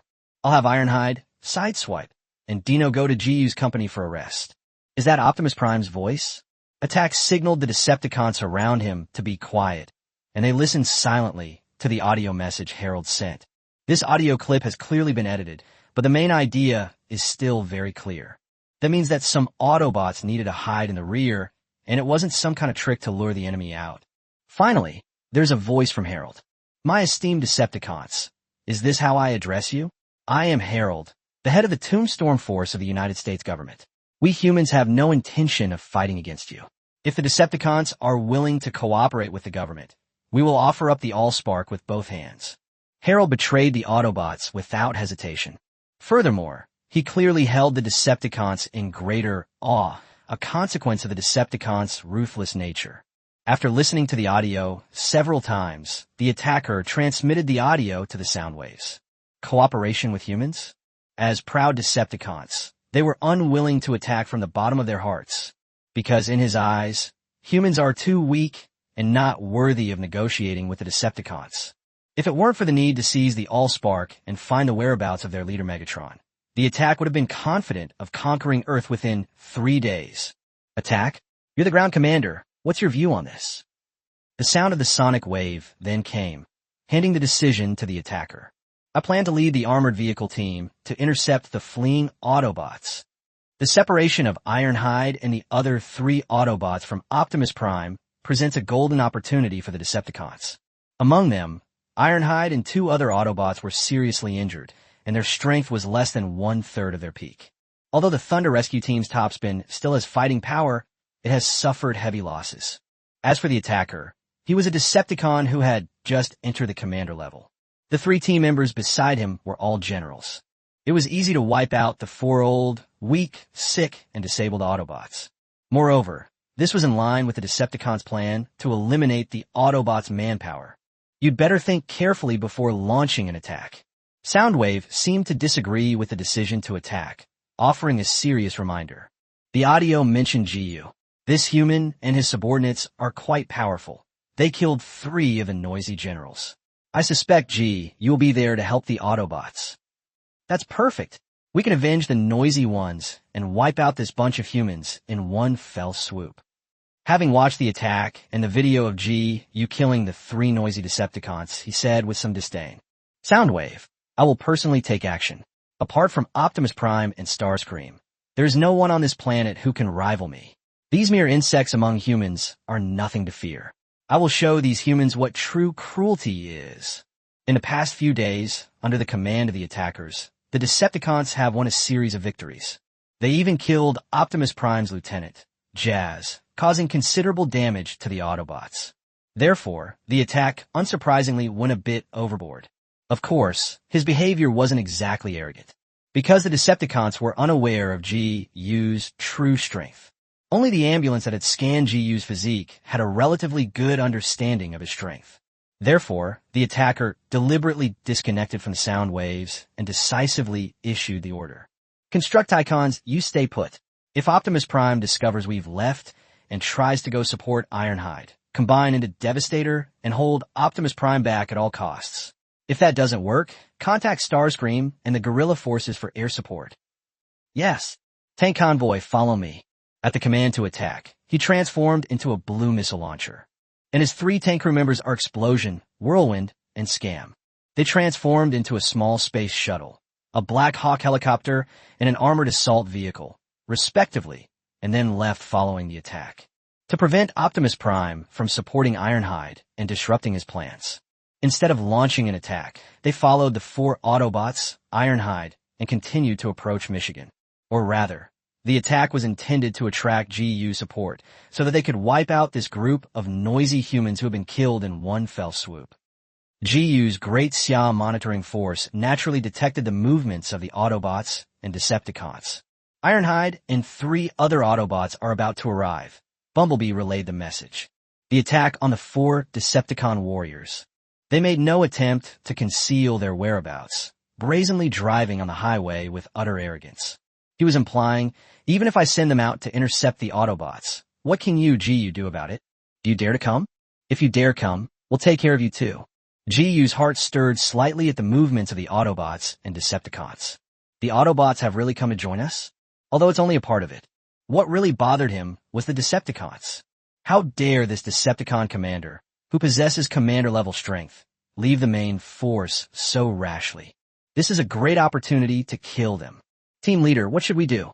Based on satellite surveillance, I estimate that the Decepticons will intercept the Autobots within 5 hours at the latest, and the location will most likely be on the border of Michigan. The voice of the second team member kept ringing in G.U.'s ears, and he also offered suggestions. Team leader, don't we have Bumblebee here? We can have him open the Autobots' internal communication channel. I'll plan out an escape route for the 4 Autobots, Ironhide, and the others. I'm 70% confident I can help the Autobots reach Blue Heart City safely and have them try to avoid the Decepticons' interception. Upon hearing the suggestion from team member number 2, G.U. shook his head and asked calmly, Number 2, have you ever considered that the Decepticons' target might not just be the Autobots? In other words, what if the Decepticons, led by Attack, chased him all the way to Blue Heart City? What should the Great Siasai do? Forehead. Notify Captain Wong to bring all the energy cubes he has accumulated over this period of time and come with me to meet the Autobots. Upon hearing G.U.'s decision, team member number 2 was stunned and couldn't help but try to dissuade him. Team leader, the attack definitely has a threat level of over 300, and we only have enough energy cubes to fire one maximum power pulse cannon shot. I don't think we should take the risk. Chapter 159G, you personally led the team to assassinate the Tyrant Tiger Commander. That's enough. Follow my orders. Ji knew perfectly well what the second team member was worried about. The attack was simply carried out by someone with commander-level combat power, while the strongest person on their side, Ji, was only at the general level. Moreover, Ji is the core and commander of the Great Xia dynasty. If anything were to happen to him, the consequences would be unimaginable. The Xia's original plan was to win over the Autobots and use Optimus Prime's power to fight against the Decepticons. This is also why Ji voluntarily handed over the glasses to the Autobots as a means of monitoring sound waves. The purpose was to divert the blame eastward. After all, Ji seemed to have intimidated all the countries of Earth. However, the local military strength of these countries is simply insufficient to deal with the Decepticons. At most, they can only prevent Ji from causing trouble. However, at this moment, Ji's plan for the Great Xia dynasty took a turn for the worse because of Bumblebee. They even had to leave the battlefield early to support Ironhide and the other 3 Autobots, only to face a Decepticon leader. Unsurprisingly, when Ji's order reached the ears of the Great Xia warriors, everyone was shocked. Are we going to face the Decepticon leader so soon? Moreover, Ji, as the commander, also had to lead the team personally. Therefore, Captain Wong was the first to raise his objection. Team leader, I'll lead the team with Alice and the others to meet the Autobots. You don't need to put yourself in danger. If we can save the Autobots, we will naturally lend a hand. If things are not going well, I will act accordingly and lead the team to retreat in time. Team leader, there's no need to take such a risk for the Autobots. It's not worth it. Yi Qingxiu from the research team, who never interfered with Ji's decisions, even voiced her opposition after learning the news. Ji, this is Teacher Yi. Although I don't understand combat, I've asked the comrades in the comprehensive team. Our maximum power pulse cannon can't break through the energy shield of the commander-class Tyrant. You don't need to risk it like this. You're the core of Great Xia. Don't you understand? Clearly, the comrades on the Great Xia side did not approve of Ji's decision. Compared to winning over the Autobots, Ji's safety is 100 times more important to the Xia. Don't worry, everyone. I'm not crazy or stupid. The attackers are just Decepticons who have just entered leadership. I'm confident I can handle them. What? Is Ji confident? Yi Qingxiu was the first to react and quickly asked. Ji, did you fuse with the 6 virus? Why didn't you notify the research team to draw blood? It hasn't been integrated yet, teacher. Then how could you? Ji thought for a moment and realized that everyone seemed worried, so he shared his thoughts. There's something I forgot to tell you. When the Autobots came to Earth, didn't I meet Optimus Prime and the others once? At the time, the ambulance used Cybertronian life detection technology to scan my life level. According to him, I possess strong command-level combat power in terms of overall physical strength. In other words, in close combat, the attacker is no match for me. As you all probably know, about 1/3 of the threat posed by Cybertronians comes from their various technological weapons. My idea is to take this opportunity to kill a Decepticon leader and intimidate the Decepticons. In this way, we can force the Decepticons to cooperate secretly with the U.S. government as soon as possible and betray the Autobots. We all know just how arrogant the Decepticons are. They won't cooperate with humans unless we teach them a lesson. Ji actually had some things left unsaid. That is, all of the current plans of the Great Xia side are based on the premise of being able to win over Optimus Prime. Because only Optimus Prime, the super leader and a direct descendant of the 13th Cybertronian progenitor, can activate the leadership module. Obtaining the leadership module is one of the main tasks that Ji has to complete. Before Ji completes his main quest and obtains the so-called Totem Cultivation System rewards. The overall strength of his faction was actually much weaker than that of the Decepticons. Therefore, this unexpected turn of events is actually a good opportunity for Ji. A great opportunity to weaken the Decepticons' overall strength, advance the Great Xia project, and win over the Autobots. Ji had to seize this fleeting opportunity. It's likely that he'll have a hard time finding another opportunity like this to kill a lone Decepticon leader. After listening to Ji's idea, Captain Wong remained silent for a moment and finally agreed to Ji's plan. All right, team leader. Since you're confident, Great Xia will fully cooperate with you. After reaching a consensus internally, GU quickly began issuing orders. Captain Wong, take all the energy blocks and send 2 squads with me. Yes. Number 2, can you block the surveillance from the U.S. government and the Decepticon sonic waves? Sure, but it will only block for half a day at most. I'm still trying to find a way to break through the firewalls of all parties in this world. Alice, never mind. Ada, you come with me on Bumblebee. Let's get going. Yes. And so, GU brought Bumblebee, Alice and the other girls, and 2 members of the Great Xia team. Under the cover of night, they left Blue Heart City and sped off southwest of Mijo. In a jungle, for vehicles were traveling through the dense forest. It was Ironhide, Topspin, Dino, and Sideswipe from the Autobot side. They weren't traveling fast because the 3 Autobots, Ironhide and his 2 companions, were badly injured. During their journey, the 4 Autobots received a message from Bumblebee. Ironhide, Bumblebee has sent word that the Decepticons are leading a tank fleet to intercept us ahead. GU is bringing his troops to meet us. What do you think? I don't trust humans anymore. They're all a bunch of liars, including GU. Iron Skin is honest and straightforward by nature, and he despises cunning and deceitful people the most. It can be said that Harold's behavior has caused Ironhide to lose all trust and goodwill towards the human race. If it weren't for Optimus Prime's orders and Bumblebee's guarantee, Ironhide would never have come to join GU's side. Ignore him, let's go. Topspin, who came from the Thunder Rescue team, also had a strong sense of justice and was now expressing his doubts. Before the attack, he acted very cowardly and cautious, not daring to engage us in close combat at all. Now he's suddenly become so brave, I don't believe it anymore. Besides, we haven't received any news from the boss. I think Bumblebee might have been tricked by GU. That makes sense. Chapter 160 Rushing to the Battlefield. The Autobots are in dire straits. After a brief discussion, Ironhide and the other 3 Autobots unanimously decided to ignore Bumblebee's suggestion. They continued their desperate gamble, relentlessly pursuing their prearranged route. However, soon after, as Ironhide and the other Autobots passed through a canyon, they heard the distinctive buzzing sound of an airplane overhead. What? The Decepticons are really here? It was the explosion and whirlwind of the Decepticon battle caravan. Could be that GU wasn't lying to them? As the Decepticon land commander, did he really personally lead the team to intercept them? However, the intelligence about the Autobots splitting up should only be known to Optimus Prime, the U.S. government, and GU's side. Why were they able to expose their whereabouts so quickly? I remember the news Bumblebee had sent earlier about Ironhide and the other 3 Autobots.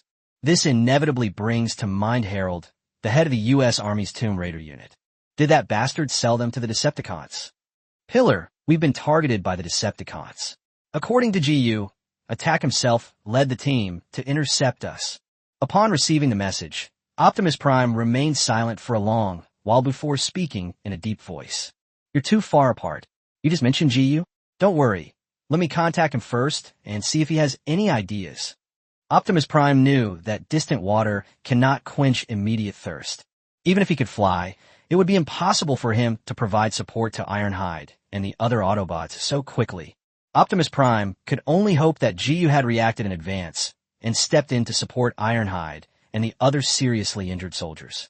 At this time, they were a few kilometers away from the 4 Autobots. While traveling in his Bumblebee vehicle, GU received a distress call from Optimus Prime. GU, Tiepi, and the others desperately need reinforcements. You're relatively close to them, could you? Optimus Prime's voice carried a clear sense of guilt and self-reproach. Don't worry, I took action a long time ago. It's only a 10-minute walk from Ironhide and the others. Since I promised to let Ironhide and the others rest here, I will bring them all back to the company without missing a single one.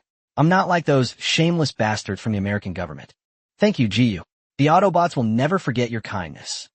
Optimus Prime breathed a sigh of relief upon hearing this, then gave a serious reminder. GU, the Decepticons' attack is at the commander level. You better not confront them head-on. Just find an opportunity to pick up Ironhide and the others. I'm already preparing to set off for your side. Oh, hearing Optimus Prime say that, GU was somewhat shocked.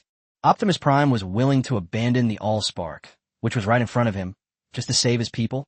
Keep in mind that Optimus Prime was only a few hours away from rendezvous with the American troops transporting the Allspark. At this point, his choice meant giving up the source of the spark. As expected of the good and lawful faction, he is an almost fanatical leader of the Autobots. GU is increasingly eager to win over this Optimus Prime. Pillar, you don't need to come. Go get the spark source. I'll take care of Ironhide and the others' safety. Don't worry about them. Good. By the way, your whereabouts being exposed must be related to the U.S. government. Did you tell Harold that you wanted Ironhide and the others to come on my side? Hearing GU ask this question, Optimus Prime, who already had some suspicions, became even more doubtful. GU, I will investigate this matter thoroughly.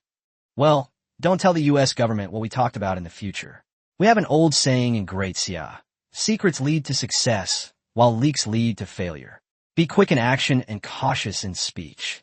Upon hearing this, Optimus Prime sighed and couldn't help but sigh. GU, I'm becoming more and more interested in the Great Xia Kingdom you've mentioned. GU smiled and hung up the communication with Optimus Prime. He ordered team member number 2 to lock onto the 4 Decepticons near the canyon in the distance. He gave the order to Captain Wong in the other car. Captain Wong, do not approach the battlefield. Do not make any moves rashly.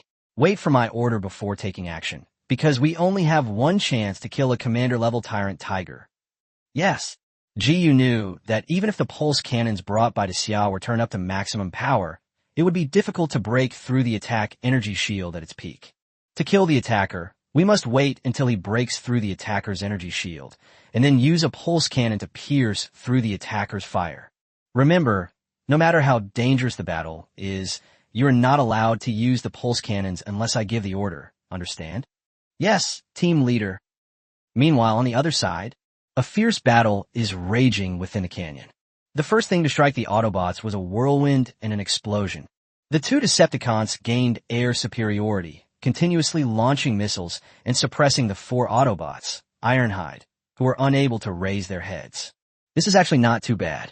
Explosions and whirlwinds are ultimately just Decepticons' warriors, and the Autobots can barely hold on. The real crisis will come when the commander-level attack arrives and launches a series of missile strikes. Boom, boom, boom. The entire canyon was instantly engulfed in flames. With the boost of the attack's fire energy, the missile, with a caliber of less than 100 millimeters, unleashed a destructive force more than 10 times greater than normal. Sideswipe and Dino's energy shields shattered instantly, forcing Ironhide to stand in front of the 2 Autobots. In order to cover his teammates, he had no choice but to fight 2 opponents at once. He engaged in close combat with the 2 Decepticon generals who had transformed and landed, and unsurprisingly found himself at a significant disadvantage. Shangshuan, go back to Zhuzi, don't worry about us. Knowing he couldn't escape, Iron Man started trying to persuade the uninjured Topspin. Tippy, the boss just sent a message saying GU and the others will be here soon. Didn't you receive it? Huh, my communicator was destroyed. GU has come to help. Ironhide was clearly taken aback. He seemed not to have expected that GU, as a human, would choose to support the Autobots. That's right. Don't give up, hang in there. Iron Skin gave a wry smile, though he appreciated GU's willingness to lend a helping hand. This significantly changed his impression of a human, but he still lacked confidence. Shangshuan, you should know that what's coming is an attack, and a Decepticon tank convoy. GU can't save us. Then let us die on the battlefield. The Thunder Rescue Team will not offer our necks for slaughter. Encouraged by the top spin, the tin plate also perked up. He gathered the last embers of his energy, slowly generating a projectile to barely sustain the upward spin. However, the situation remains very unfavorable for the Autobots. Or rather, the 4 Autobots, Ironhide and his companions, are in dire straits. First, the tanker team sped over and knocked down the top spin. Then, the attack transformed into a giant robot, 8 meters tall, which steadily approached with heavy steps. In an instant, Shangshuan will face a beating from 3 Decepticon generals and a commander. Once the attack is launched, the topspin won't last even a second. Chapter 161 Tyrant Tiger never expected that GU's side was so powerful. Iron Skin, Sideswipe, and Dino were already severely injured and unable to effectively support the topspin. The only good news is that the attacks don't seem to be in any hurry. The 3 Decepticon generals did not kill the Autobots. They seemed to be waiting for someone to arrive. 5 minutes passed quickly, and GU's group still hadn't appeared, making the attackers somewhat impatient. Because the sound wave monitoring satellite was blocked, he didn't know whether GU would come to support the Autobots. So, Attack raised his arm, conjuring a Cybertronian high-explosive bomb, and aimed it at the top spin that was being attacked. With his energy level, if this missile hits the top spin point, the opponent will be dead without a doubt. Bang! Just as the attacking missile was about to launch, a small-caliber artillery shell was fired from a distance. It hit the energy shield of the attack precisely, causing almost no disturbance. Has it finally arrived? A sly smile of triumph flashed across the mechanical face of the attacker. It's time to wipe out both humans and Autobots. The first to rush over to provide support was the impatient Bumblebee. After transforming, he recklessly charged towards the besieged Shang-Xuan, violently crashing into the explosion. Unfortunately, Bumblebee was only an elite-level Autobot and couldn't break through the exploding energy shield.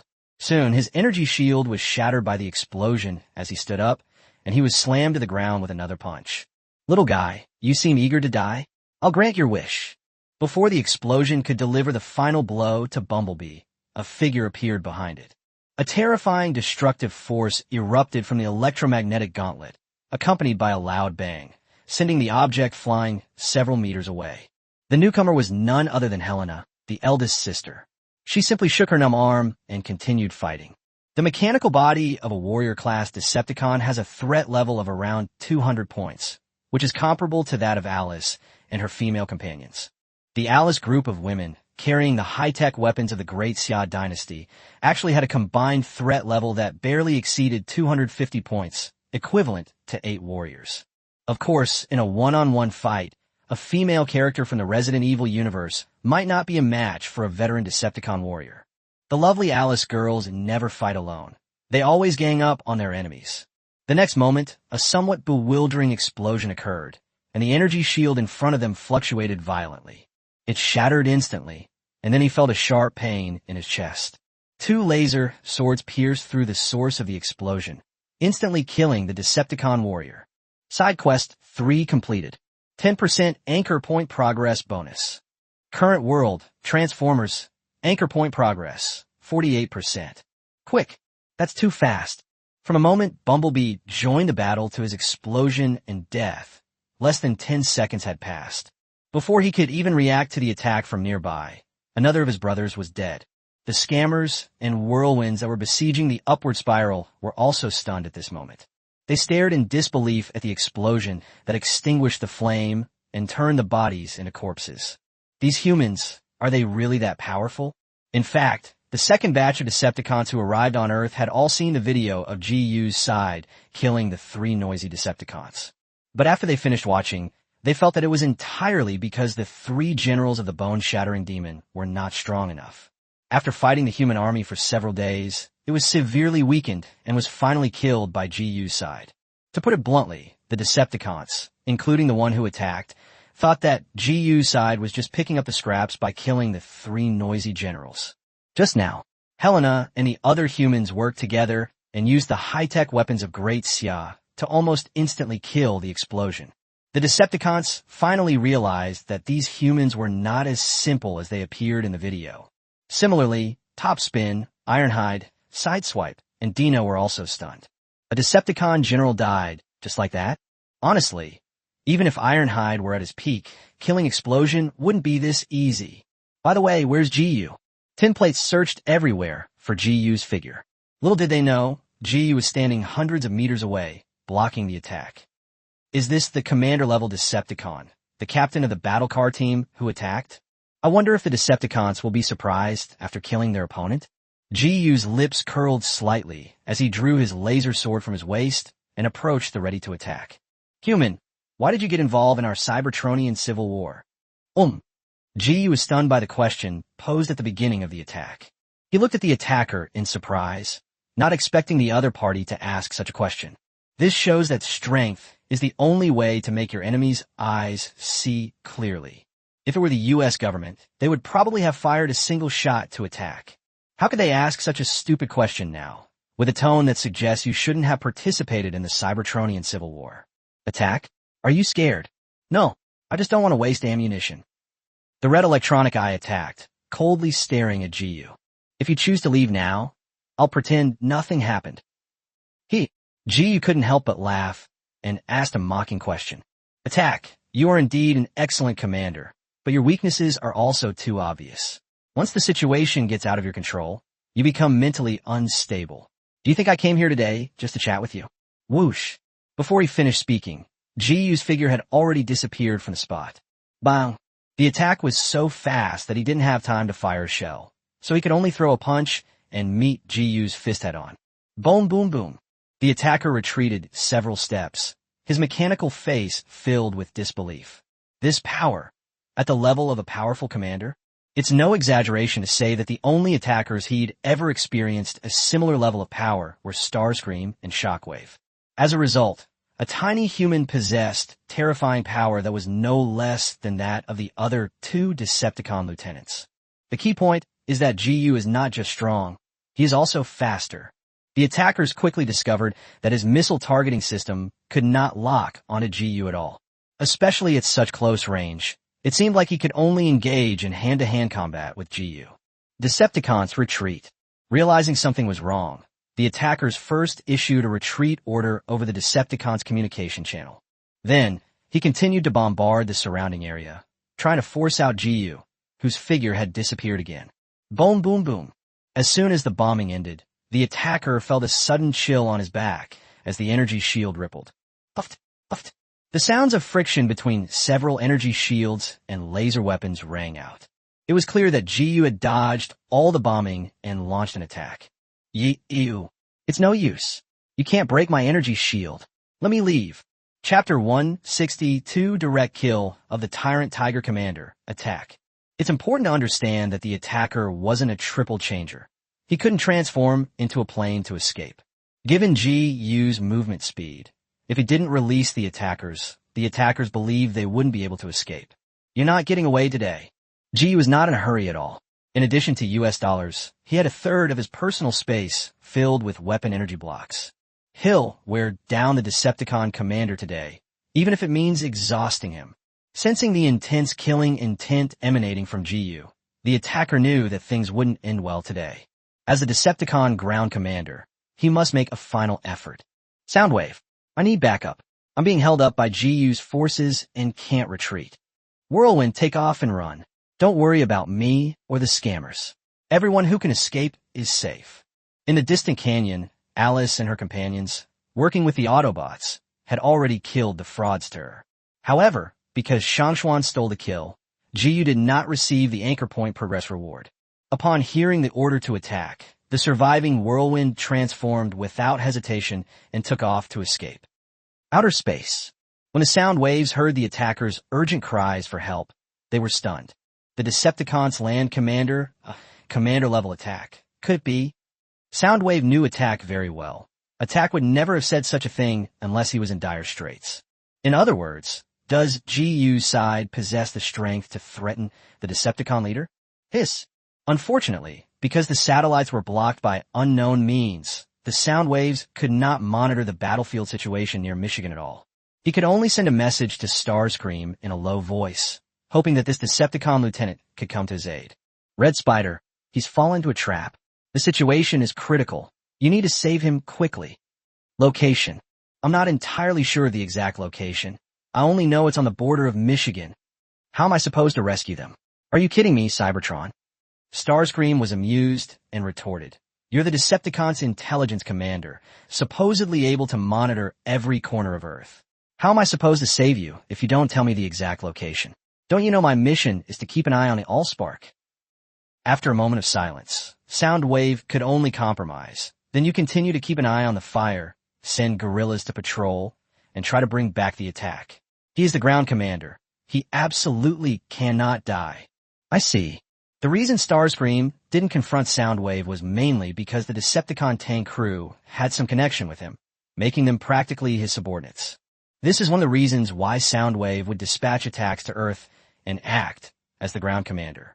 Unfortunately, Soundwave's plan is destined to fail.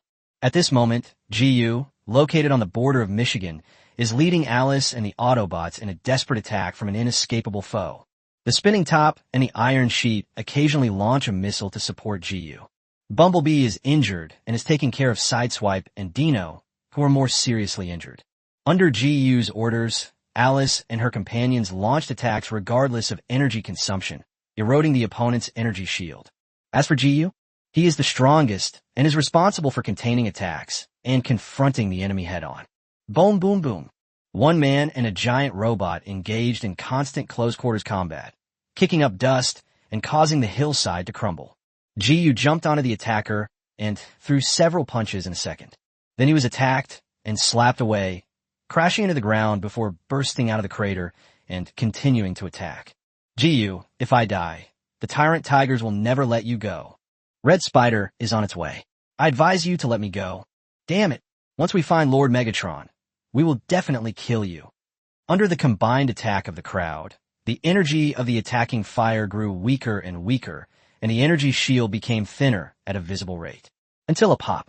GU shattered the energy shield of the attack with a single punch. He paused for 0.1 seconds, then shouted at Captain Wong, who was waiting in the distance. Emission. Buzz. In the instant the energy shield shattered during the attack, GU leaped down.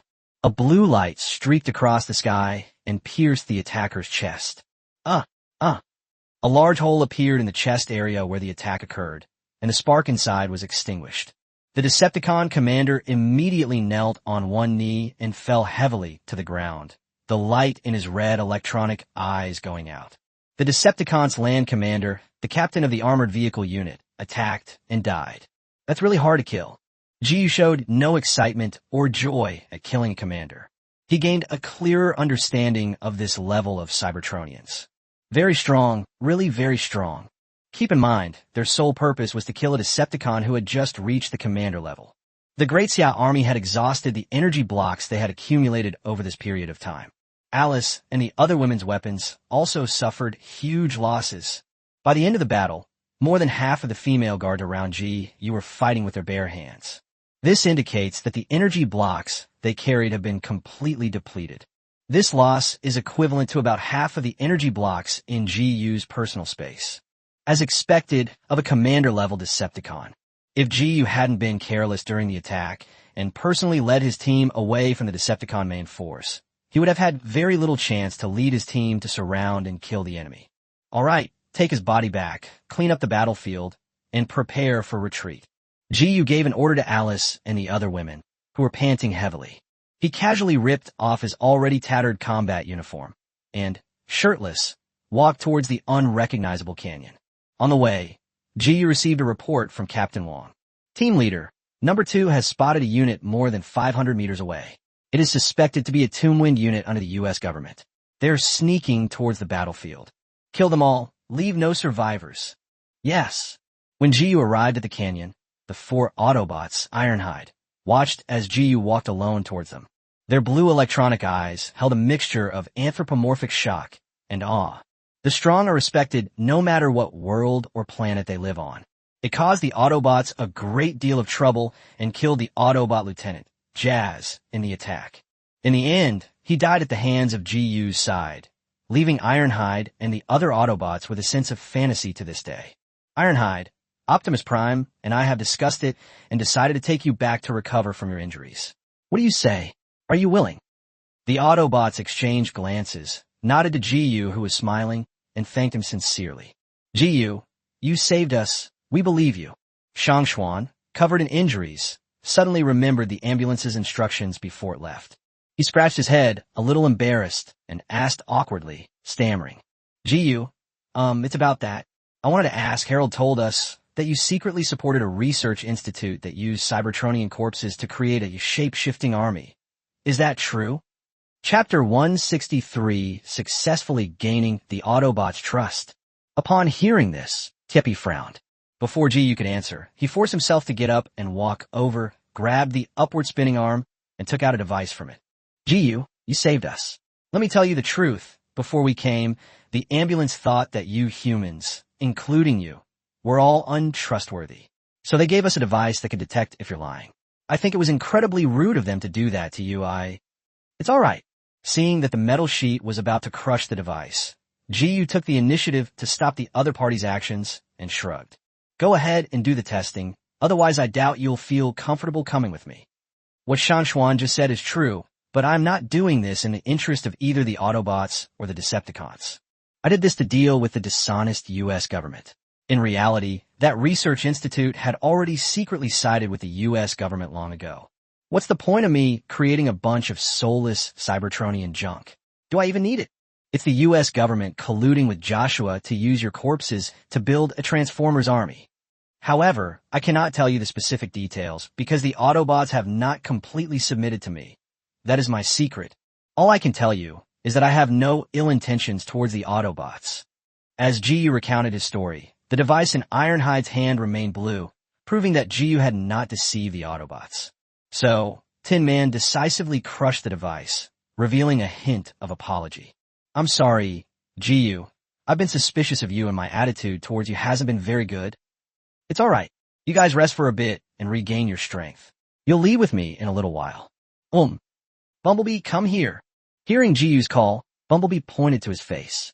Immediately, he bent over and walked up to Jiyu, then lowered his head and brought his mechanical face close to Jiyu's face. What's wrong, Jiyu? Jiyu grabbed Bumblebee's mechanical mouth and said, let me connect with Optimus Prime. I'll send him the video of the battle we just had and let him know I'm safe. Soon, Optimus Prime received the video sent by Jiyu. When this Autobot leader learned of the entire battle, especially after the Decepticon leader was killed by Jiyu's side, his mechanical mind was a little dazed. The attack failed just like that? That's a Decepticon leader. Furthermore, he is considered an old rival of the Autobots and an outstanding commander who shone brightly in the Cybertronian Civil War. Jiyu and his team are incredibly strong. Jiyu, thank you for your righteous help. The Autobots and I will forever be grateful for your kindness. You're too kind. I'm taking Ironhide and the others back. Be careful and don't let anyone betray you. After hanging up Jiyu's communication, Optimus Prime, who was driving on the road, screeched to a halt and transformed into an Autobot. The other Autobots behind him stopped and transformed. What's wrong, boss? Pillar, aren't we going to rescue Ironhide and the others? Stop now, or the Digibus members chasing us will catch up soon. You can tell from the state of Optimus Prime and the other Autobots. They must have fought a fierce battle, broken through the Digger's encirclement, and rushed to support Tinplate. No. Optimus Prime transmitted the video sent by Jiyu to the other Autobots via the channel. Tiepi and the others were rescued, thanks to Jiyu, and they were killed in the attack. What? The commander-level Decepticon has actually died in battle. The Autobots, including Hound, who were standing next to Optimus Prime, were stunned on the spot. It wasn't until they watched the battle video that the Autobots were speechless with amazement. Jiyu is really fierce. He actually managed to fight the attacker hand-to-hand, and they were evenly matched. What weapon was that blue light that killed the final attack? It pierced through the armor density of a commander-class Decepticon in an instant. Luckily, Jiyu isn't our enemy.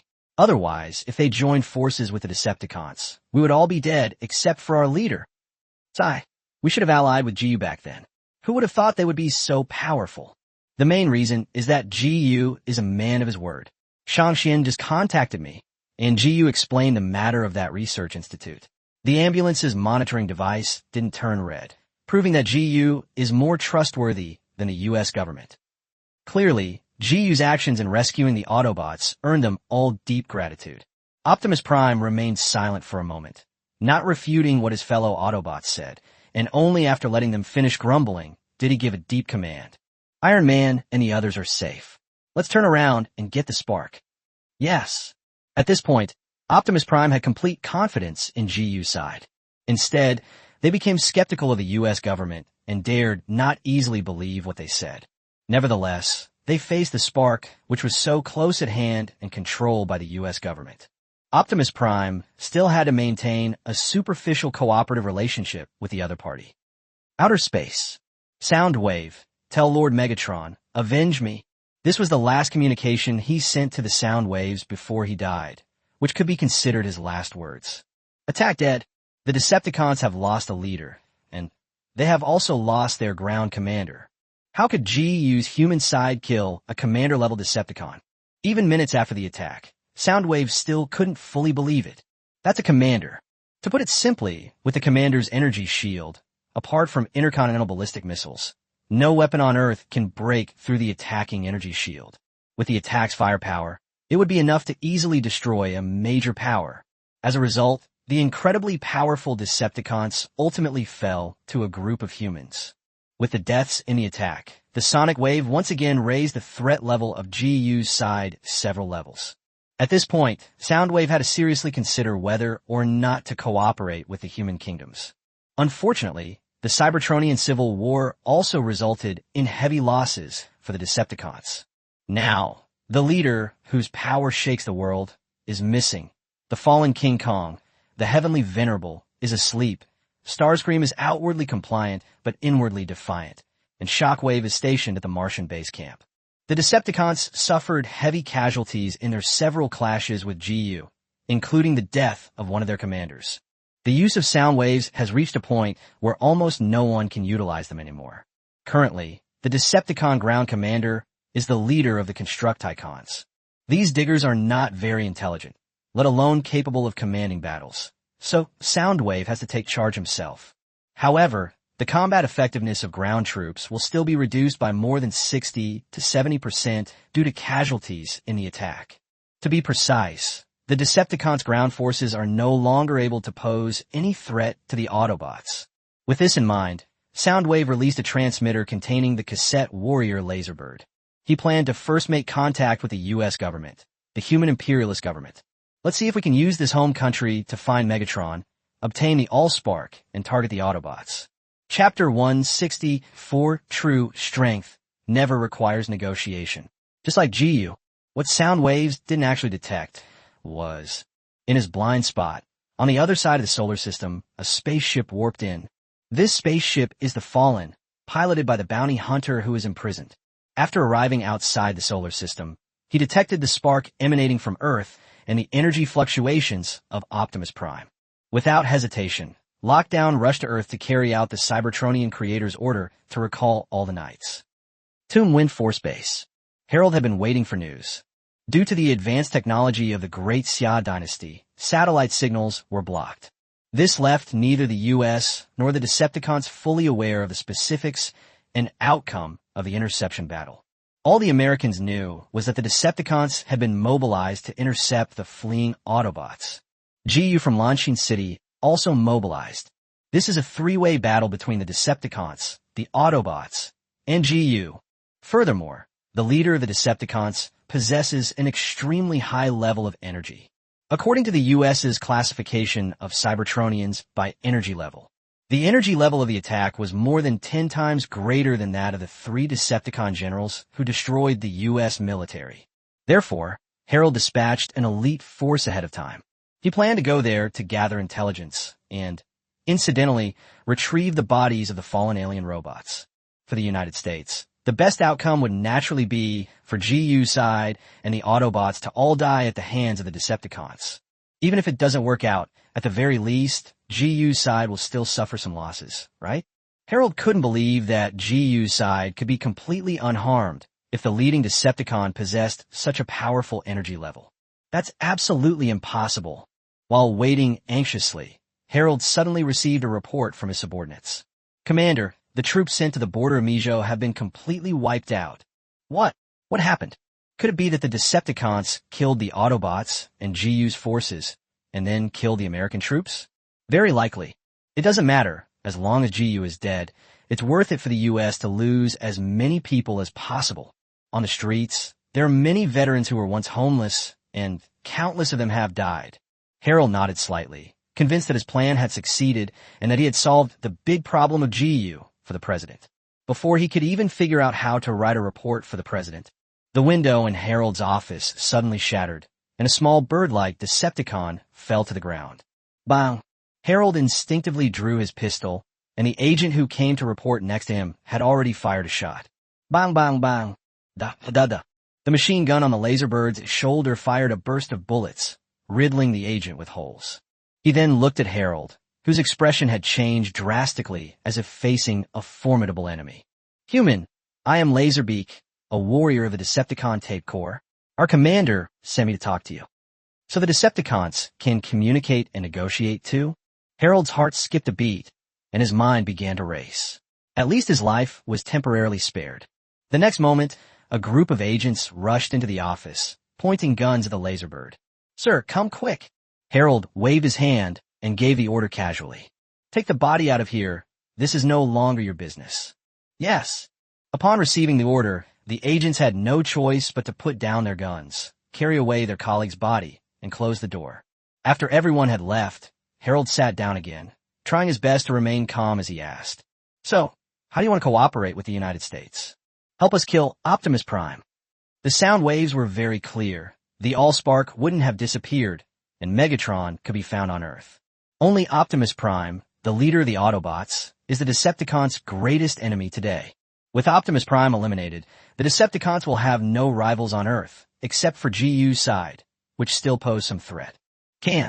Harold agreed readily and sold Optimus Prime without hesitation, then asked a question in return. "Since it's a collaboration, what are you Decepticons planning to give up?" "I'll spare your dog's life." Harold was no longer afraid of the Decepticons' threat and couldn't help but shake his head and mock them.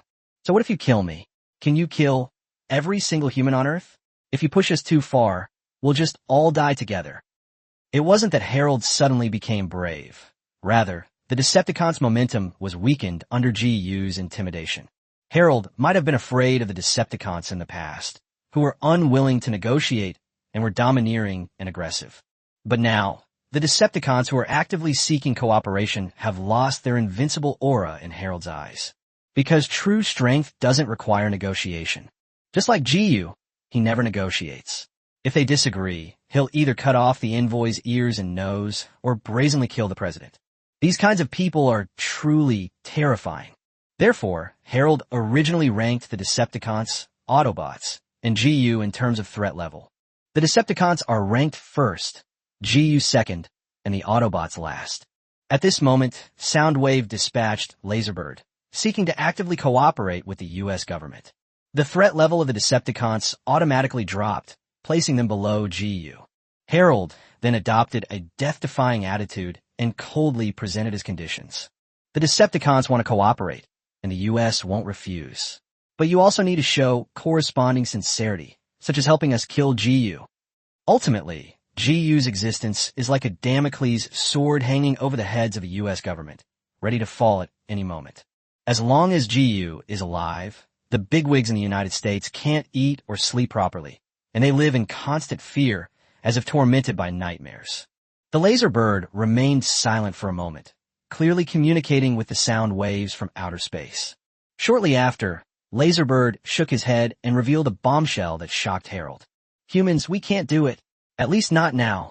You may not know this, but the Decepticons' ground commander, our powerful commander-in-chief, is dead. He was killed by GU. Do you know how powerful a commander-level Decepticon is? Unless you humans use a high-powered intercontinental ballistic missile, you simply can't break through a commander's energy shield. In a battle not long ago, GU killed one of our commanders and 2 of our generals. This is also the fundamental reason why our commander is willing to cooperate with you. You are all human. The Decepticons hope that you can hold GU back. He is too powerful." "Harold, did GU kill the leader of the Decepticons? Is it the Decepticon leader who is so powerful that he killed the Autobots' lieutenant?" "Yes." No wonder the Decepticons suddenly became so agreeable. They were scared of GU. This is a bit too outrageous. Chapter 165 has that college student from back then grown up to this extent? Honestly, Harold, being human, wasn't happy about the news at all. On the contrary, he was even more terrified of GU. Even the Decepticons, who would slaughter at the slightest provocation and disregard humanity, were forced to sit down and negotiate by GU. It's easy to imagine just how terrifying GU's side is. Damn it. How do I possibly deal with GU? Harold frowned and began a brainstorming session. Finally, as if he had thought of something, he looked up at the Laserbird and asked, If humans gave the Allspark to you Decepticons, could you defeat GU? I heard Optimus Prime mention that Cybertronians could use the Allspark to continuously create robots. Sure, I see. Harold nodded slightly. I'll find a way to keep GU occupied, and I'll also help you deal with the Autobots. Afterwards, you can help the US build a robot army. That shouldn't be difficult, right? It's a deal. UG Company, Underground Hangar. G led a group of Autobots back to Blue Heart City safely. At this moment, the research team of Dacia was treating the Autobots, including Ironhide. The material used for treatment was, of course, Cybertronian alloy from the Decepticon corpses. As for GU, he was listening to Maggie's whispered report beside him. Boss, guided by ancient symbols, we found the ruins of the Cybertronian civilization in Egypt. Currently, 3 temples have been identified as potentially hiding the Autobots' leadership module. Furthermore, we explored all the ocean depths of Earth and found a powerful energy source inside one of the trenches. That should be the Knights Temple spaceship from the ancient Cybertronian civilization that the boss was talking about. Yes, thank you for your hard work. GU nodded and placed his large hand on Maggie's pert buttocks, giving a squeeze. The location has been locked, so let's not make any rash moves for now. Boss! Maggie did not refuse GU's advances. Instead, she deliberately leaned into GU's arms, appearing alluring and ready to be taken. Just then, Tin Man's grumbling rang out from not far away. I don't use Decepticon parts, they smell too bad. I don't want to get covered in Decepticon smells. Bang! Ironhide roughly smashed a Cybertronian wreckage, drawing the attention of everyone in the hangar. This includes GU, who was flirting with Maggie. Seeing this, Yi Qingxiu, who was in charge of repairing the damaged car, turned around helplessly and looked at GU not far away. All right. GU had no choice but to let go, and Maggie looked a little resentful. He lit a cigarette and walked over to the heavily injured tin plate, who was leaning against the wall, struggling to even stand up and still spitting out engine oil. Tinker, can you please not be so irritable? We want to fix you.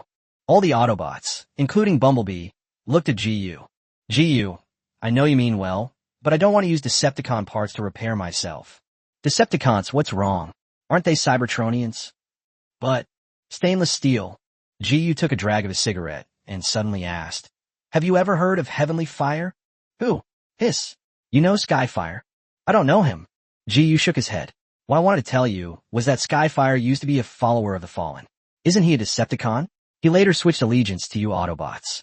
So tell me, does he have any Decepticon traits about him? Tiepi gradually understood what GU wanted to say and lowered his head in frustration. GU then looked at all the Autobots and casually uttered another piece of ancient information. As far as I know, you Cybertronians are of the same lineage. The fallen King Kong was originally named King Kong, and he was one of the 13 Primal Kings, as well as the first Decepticon. And your leader, Optimus Prime, is a descendant of the original. In other words, your aura is actually no different from that of the Decepticons. Is it? Does GEU have such a deep understanding of Cybertronian civilization? Furthermore, you can only help Optimus Prime if you recover from your injuries as soon as possible. Does that mean the Decepticons aren't going to fight you for the Allspark? Or do you still have faith in the U.S. government and believe they won't betray the Autobots? Understand, GU, Tinplate scratched his head sheepishly. I was too impulsive just now. Come on, fix me. Seeing this, GU nodded in satisfaction, casually tossed away his cigarette butt, and gave Yi Qingxiu a wink. The members of the Dacia research team saw that GU had persuaded the most stubborn Tai Pai with just a few words. They couldn't help but show a hint of admiration. Even GU's teacher Yi Qingxiu felt the same way. Before we knew it, has that college student who came to the Ministry of State Security of Great Xiao alone, feeling uneasy, already grown to this extent? The United States, Western Wisconsin. Because the attackers were killed by GU's team, the Decepticons' ground forces were unable to stop the Autobots at all. Starscream, being a master of slacking off, dared not use his full strength to stop Optimus Prime, and only dared to lead the guerrilla army to fight in a border valley. Therefore, after a day's journey, Optimus Prime finally met up with the American Transport Force in Wisconsin and obtained the Allspark. As the leader of the Autobots and a descendant of the original, Optimus Prime merely touched the Allspark that had been unleashed. The once enormous source of fire began to shrink continuously, eventually becoming a cube the size of a chair. Optimus Prime breathed a sigh of relief as he stored the Allspark in the compartment in his chest and looked at Harold walking towards him. Harold, you did keep your promise. Of course, the United States always keeps its word. Harold's ability to lie through his teeth is unparalleled. Optimus Prime would never have obtained the Allspark if he hadn't been killed in the attack. In reality, the Autobots were completely unaware that the U.S. government had secretly colluded with the Decepticons. The Great Xia troops under GU's command didn't notice something, but this was originally GU's plan. He has done more than enough and has done everything he could. First, they rescued 4 seriously injured Autobots, preserving the Autobots' fighting strength. Then, he led his team to kill the Decepticon commander who had attacked him. It nearly crippled the tank crews, leaving the Decepticons without ground forces. Without GU's intervention, it's no exaggeration to say that Optimus Prime would have been betrayed by the combined forces of the US and the Decepticons. The Autobots will suffer heavy losses. At least half of them will die. Things are okay now. Constructicons and a bunch of grunts alone are not enough to keep the Autobots in check. The only threat to the Autobots is Starscream, the commander of the Decepticon Sky Force. And what about this Decepticon lieutenant? GU even suspected that Starscream wouldn't dare get close to Optimus Prime. Chapter 166, the final step of the Great Xia's plan, has finally begun. At that moment, Harold took a deep breath and suddenly made a request that made Optimus Prime frown. Optimus Prime, the President requests that you Autobots use the Allspark to create a controllable army of robots to serve the U.S. government. What do you say? Are you willing? Compared to the uncontrollable Decepticons, Harold actually prefers the Autobots to serve as dogs for the United States. This is one of the reasons why Harold didn't rush to betray the Autobots, but instead allowed Optimus Prime to obtain the Allspark. Since we're choosing a hunting dog, it's naturally better to choose one that's both obedient and fierce. The Decepticons are indeed ferocious, but they could turn on you at any time, which makes Harold uneasy.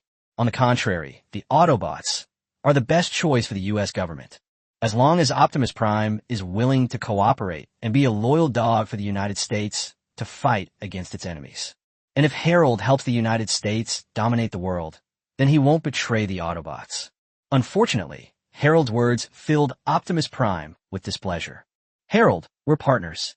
Don't you understand? Besides, I would never use the Allspark to create some kind of robot army. That's something only Decepticons would do. Sensing the extreme dissatisfaction in Optimus Prime's words, Harold sighed inwardly but smiled and said on the surface, "Okay, we won't force you. Oh, by the way, where are you going next? Go back to Mijo to pick up my brother. Okay, I understand. You can go ahead." As expected, the Autobots still chose to side with GU. Harold turned around, his expression turning cold. He made up his mind to eliminate the disobedient Autobots and completely side with the Decepticons. He not only informed Laserbeak of the Autobots' escape route. Meanwhile, Harold then boarded a helicopter and went to Hoover Dam. There, frozen, lies a Cybertronian, codenamed NBE-1. Harold knew that it was Megatron, the leader of the Decepticons. Since Optimus Prime is unwilling to use the Allspark to fight for the United States. So, Harold should just unleash Megatron and wipe out the Autobots. At the same time, the intelligence team of the Great Xia side has been monitoring the Autobots' every move. GU soon learned that Optimus Prime had obtained the Allspark. Afterwards, Harold and Optimus Prime said something to each other, and then Harold boarded a helicopter and flew towards Hoover Dam. When GU saw Harold's actions, and combined this with the fact that Laserbeak had appeared next to Harold not long ago, he realized that Harold was a formidable opponent. He immediately realized that Harold might be planning to unleash Megatron. This is actually quite easy to understand. American politicians have always been like this. After realizing they couldn't completely control Optimus Prime, they wanted to destroy the Autobots. Because the Autobots are currently approaching Blue Heart City, Harold has most likely identified them as enemies. So, Megatron is about to awaken. So, the final step of the Great Xia project has finally begun. Captain Wong, gather energy blocks at all costs. Even if the entire United States experiences a power outage, it doesn't matter. I need you to gather at least 5 energy blocks with maximum pulse cannon power within 1 hour. Yes. Alice, you personally take Jill and the others to the Washington Museum and deliver in state Route 71 Blackbird reconnaissance aircraft. The sooner the better. Depart immediately. Yes. Sui Wiming, get the large transport planes ready. I need to ensure we arrive in Egypt within 3 hours of my departure. Clear. Maggie, analyze the 3 temples from the Exodus. Which one is the oldest? Tell me the result, as soon as possible. Yes, boss. After issuing a series of orders, GU silently calculated the time in his mind. At Megatron speed, they will traverse the universe to reach Mars, bringing a large Decepticon army to Earth. It is estimated that it will take about 5 to 7 days. As for Megatron catching up with Optimus Prime, heading to Blue Heart City after he is revived, it will only take him 2 or 3 hours at most, or even less. GU knew very well that before completing the main quest of Phase 1, the Great Xia side would inevitably have to fight against Megatron. With the strength of this Decepticon leader, no one on the Great Xia side is currently his match. Fortunately, Optimus Prime is on his way. With him in front, GU is confident he can teach Megatron a lesson. At the very least, they could defeat Megatron and gain enough time to prepare. Among them, Heavenly Fire is one of GU's trump cards. This ancient pioneer of Cybertronian exploration was one of the strongest warriors during the golden age of the Cybertronian dynasty. Specialized in finding stars and exploring the universe for the robot dynasty, its strength is definitely at the leader level. GU certainly didn't want Skyfire to sacrifice itself and merge with Optimus Prime. What he's about to do is even bolder. GU plans to revive this elderly Cybertronian and bring him back to his peak. According to the analysis of the Great Xia Analysis Department, this move is theoretically feasible. It's important to understand that the Cybertronians constantly seek out stars to extract energy in order to prevent their bodies from aging. In the movies, whether it's Fallen, Sentinel Prime, or Jetfire, they all look old and frail. This is due to the loss of the leadership module, which deprived the Cybertronian civilization of the core energy needed to maintain its mechanical bodies. Their souls did not age. It was their mechanical bodies that decayed. So, reviving the Heavenly Fire is actually quite simple. By using the energy from the source of fire to recharge the leadership module and release core energy, the Heavenly Fire can be rejuvenated. In addition, there's Optimus Prime, who possesses the leadership module and the Allspark. GU's side will then have 2 leaders, which will be enough to deal with the Decepticon invasion. To accomplish all this, GU must first withstand Megatron's first attack after he awakens. It would be best to give this Decepticon leader a good beating. With that in mind, GU connected with Optimus Prime through the Autobots internal channel. Pillars, you guys need to speed things up. What's wrong? Megatron might be awakening. What? Our investigation has revealed that Megatron and the Allspark are actually hiding in the same place, namely Hoover Dam. After your talks with Harold broke down, Harold flew to Hoover Dam. I suspect he may have secretly collaborated with the Decepticons and betrayed you Autobots. GU then sent Optimus Prime several photos taken by satellite. For example, Laserbeak entered the Toonwind Force headquarters, but no battle ensued. For example, Harold's helicopter flew with a clear objective towards Hoover Dam, and so on. Optimus Prime remained silent for a while before speaking with a hint of apology. GU, your deduction makes a lot of sense, but Harold kept his promise and gave us the Allspark. I won't. Chapter 167 Megatron, leader of the Decepticons, escapes. The final battle erupts. I know. GU interrupted Optimus Prime before he could speak, expressing his attitude in a calm tone. If Megatron really does resurrect, I will fight alongside you right outside Blue Heart City to deal with him.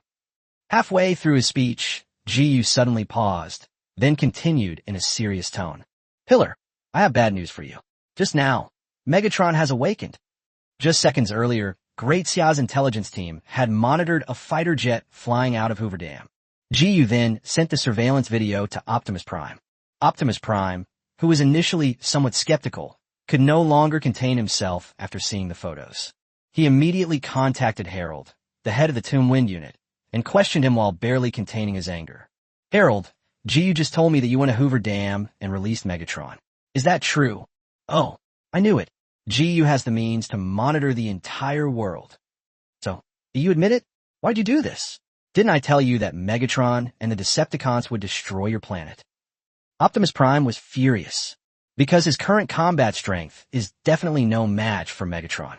Even though Megatron had been frozen for tens of thousands of years, and his strength was no longer at its peak. Upon hearing Optimus Prime's question, Harold, who believed the Autobots were doomed, simply dropped the pretense and coldly replied, Optimus Prime, you've misunderstood. I've never considered you Cybertronian aliens as allies. The so-called cooperation is nothing but mutual exploitation. If you don't fight like dogs, how can the United States benefit? Optimus Prime, I have given you a chance. If you had just obediently served as America's dog and helped me deal with GU, America would not have treated you unfairly. But now, not only have you obtained the Allspark, but you've also gone to GU's side. That makes you an enemy of the United States. There's a saying on our planet Earth. Being an enemy of the United States is dangerous. Being a friend of the United States is deadly. You Autobots don't have much time left, so cherish it. After you die, I will use your Autobot corpses to build a robot army for the United States. Drive out all the Decepticons and reclaim the Allspark that belongs to our American empire. Optimus Prime fell silent. Just as GU had said, these American politicians were a bunch of shameless scoundrels. He finally let go of the cooperative relationship with the U.S. government and calmly said his last words to Harold. In that case, the Autobots will never be friends with the United States. Friend? You should go to hell and regret not choosing to be a dog of the Americans. After hanging up with Harold, Optimus Prime remained silent for several minutes before rallying to send a message to GU. GU, I'm sorry, I didn't listen to your advice before. That's not important. The problem now is that Megatron's flight speed is too fast, far exceeding our previous calculations. He'll catch up with you in half an hour at most. GU never expected that Megatron could fly so fast. If it was at this speed, the Great Xia can only condense energy blocks for a maximum of 3 pulse cannon shots. 3 pulse cannons at maximum power should be able to damage Megatron's main body, right? GU, to tell you the truth, I am no match for Megatron right now. Optimus Prime's voice at that moment was firm and resolute. To prevent this planet from being destroyed by the Decepticons, I have decided to put the Allspark into my Allspark and destroy it. Don't rush, Pillar. GU quickly stopped Optimus Prime's impulsive behavior and asked thoughtfully, Pillar, are you confident you can break Megatron's energy shield? That's still possible. I can use the fire source to temporarily heal some of my injuries. That's good. GU then told Optimus Prime about his plan. Pillar, you don't need to perish together with the Allspark. Just break Megatron's energy shield, and I'll teach him a lesson. Even if we can't kill Megatron, we can at least drive him away temporarily, giving us time to prepare for the next battle. Okay, GU, then this time, I'll follow your orders. First, the U.S. government, the Pentagon, Harold, who had already willingly become Megatron's slave, hurriedly entered President John's office. Mr. President, good news. Ow! We released Megatron, the leader of the Decepticons, and he has now gone to hunt down the Autobots. The Autobots have allied with GU, and a great war is bound to break out between the two sides. I predict that even if GU doesn't die, his forces will be completely crippled. Upon hearing this, President John's heart stirred, and he asked cautiously, Are you confident? And is that Megatron you mentioned controllable? I'm very confident. Harold, brimming with confidence, revealed his plans for the future. As far as I know, the Autobots and Decepticons are mortal enemies. Optimus Prime and Megatron are destined to die, because the Allspark is in Optimus Prime's hands. It's impossible for two alien robot leaders to shake hands and make peace. No matter who dies, it will benefit us Americans. Moreover, the battlefield is just outside Blue Heart City, and GU's forces will also be affected. When that time comes, GU's side will be weakened, and we can recover the corpse of an alien leader to create a robot leader-level transformer belonging to our American empire. That will be enough for us to dominate the world. President John nodded slightly and asked the key question. Where's the progress of Joshua's Research Institute? Mr. President, Joshua has created several controllable, shape-shifting warriors. Their strength and energy level are slightly weaker than the original 3 Decepticons. According to the Cybertronian civilization's energy level classification, they belong to the elite soldier level. Speed up. We need an army of over 100 robots to be invincible. President John stood up excitedly and paced back and forth in his office. He actually wanted to drop a few nuclear bombs on Blue Heart City. Let's just wipe out all the Autobots, Decepticons, and GU's side. Unfortunately, it doesn't work, because Blue Heart City currently hosts too many high-ranking officials from major global powers and large corporations. If the U.S. really dares to do this, it will offend the whole world. With that in mind, President John gave Harold his final order in a deep voice. Without further ado, let's send out those robots to assassinate a few Decepticons and test their mettle. It's already being done, Mr. President. Harold smiled sinisterly. The Decepticons are numerous, and their corpses are the best raw materials for building our transforming legion. Only dead aliens are good aliens. You're really great, Harold. Chapter 168. So, Megatron was a chatterbox?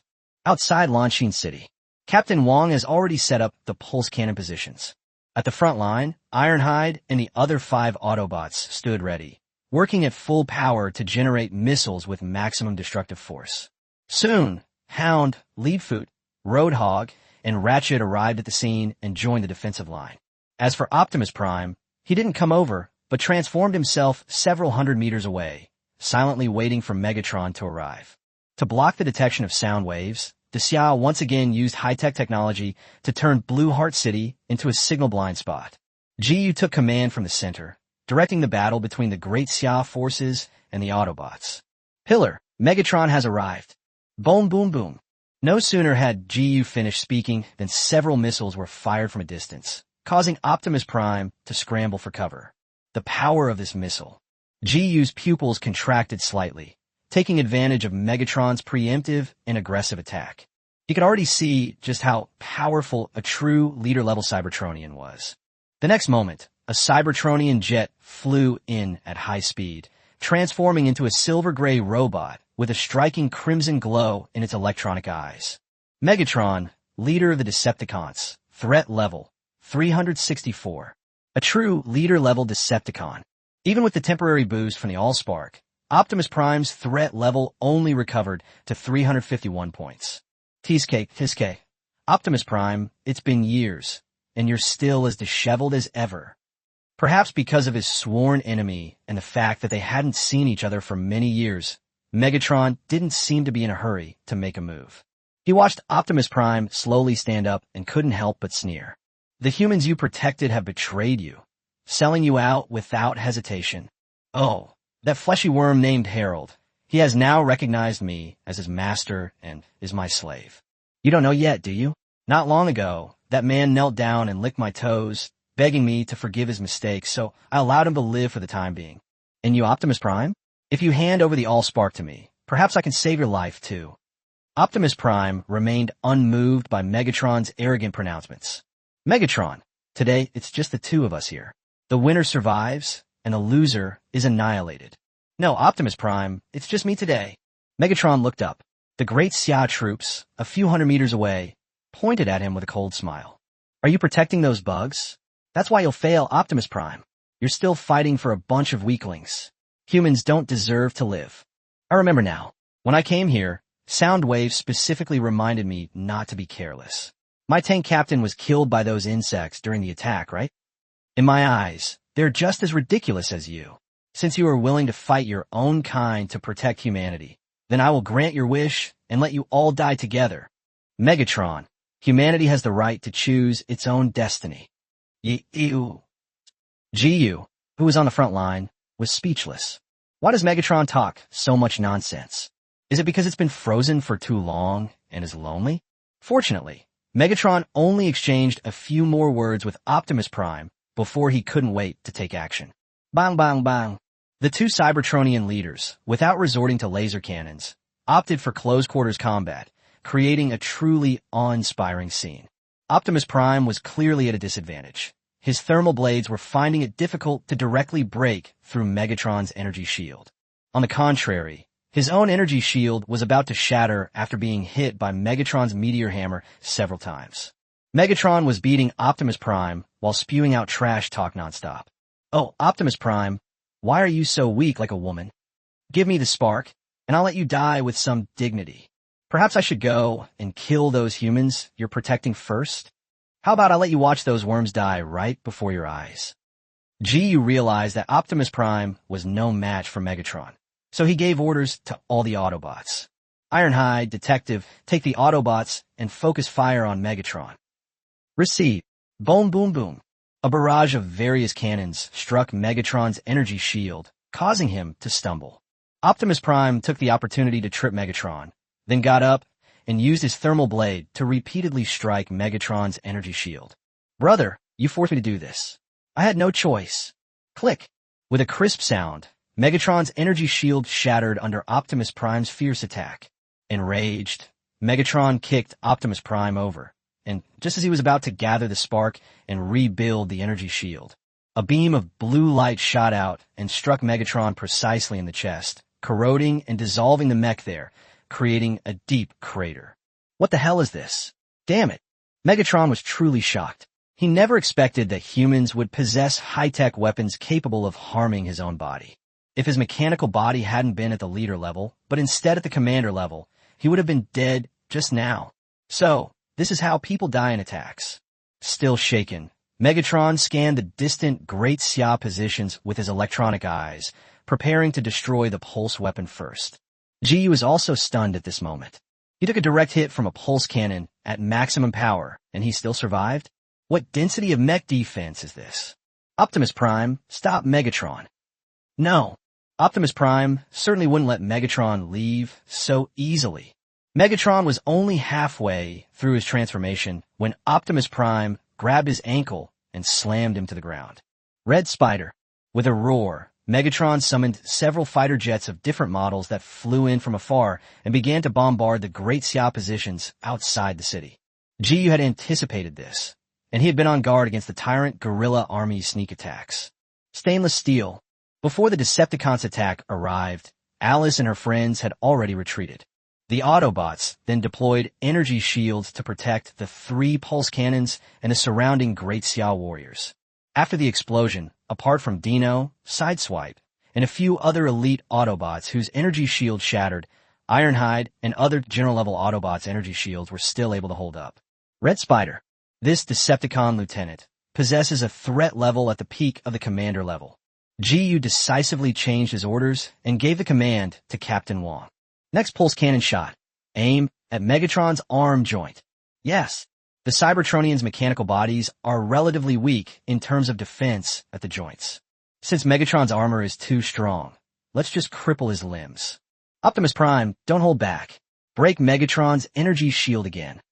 After launching a missile strike, the Red Spiders and Gorillas will soon turn back to continue their attack.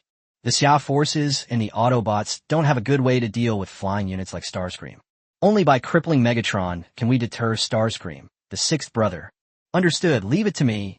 Chapter 169, the time has come. It's time to lay the cards out. Perhaps it was because the pulse cannon fired by the Great Xia earlier had damaged Megatron, leaving him somewhat apprehensive. Therefore, Megatron's fighting power was not as strong as it was at the beginning, and he was able to fight Optimus Prime to a standstill. After Optimus Prime's energy shield was broken by the Meteor Hammer, Megatron's energy shield was also shattered by the thermal blade. Not good. Megatron's electronic eye flickered, and he immediately made a dodging motion without hesitation. Buzz. 2 streaks of blue light pierced the sky, one of which Megatron dodged in advance by anticipating its attack. Another shot shattered one of his arms. Ah! Megatron's screams were filled with rage and disbelief. He rammed his head into Optimus Prime, who was charging at him, then fired a shot from his cannon, sending Optimus Prime flying, before turning and running away. Red Spider, cover me. The Red Spiders, who were originally preparing for a second attack on the Great Xia's position. Upon hearing Megatron's plea for help, he immediately led the gorillas in a dive and turned to bombard Optimus Prime, who was trying to pursue them. Optimus Prime was naturally unwilling to accept this, so he fired the cannon at Megatron. He rolled over and got up, his arm transforming into a laser cannon. He fired at the Starscream's tail fin, shattering its energy shield on the spot. This shot completely terrified Starscream. He didn't dare turn around to restrain Optimus Prime at all, and increased his speed to the limit. In the blink of an eye, Starscream shook off Megatron, who was running for his life, and disappeared without a trace. Upon seeing this, Megatron almost laughed in anger at Starscream's actions. Gorillas attack. Cover me. Fortunately, the surfboard-like gorilla Decepticons weren't as stubborn and cowardly as Starscream. Upon hearing their leader's order, the 4 Decepticon warriors transformed and landed without hesitation, engaging Optimus Prime in battle. The Autobots, including Ironhide, on the Great Xia battlefield saw that Megatron had run away and their leader was being ganged up on by the Decepticons.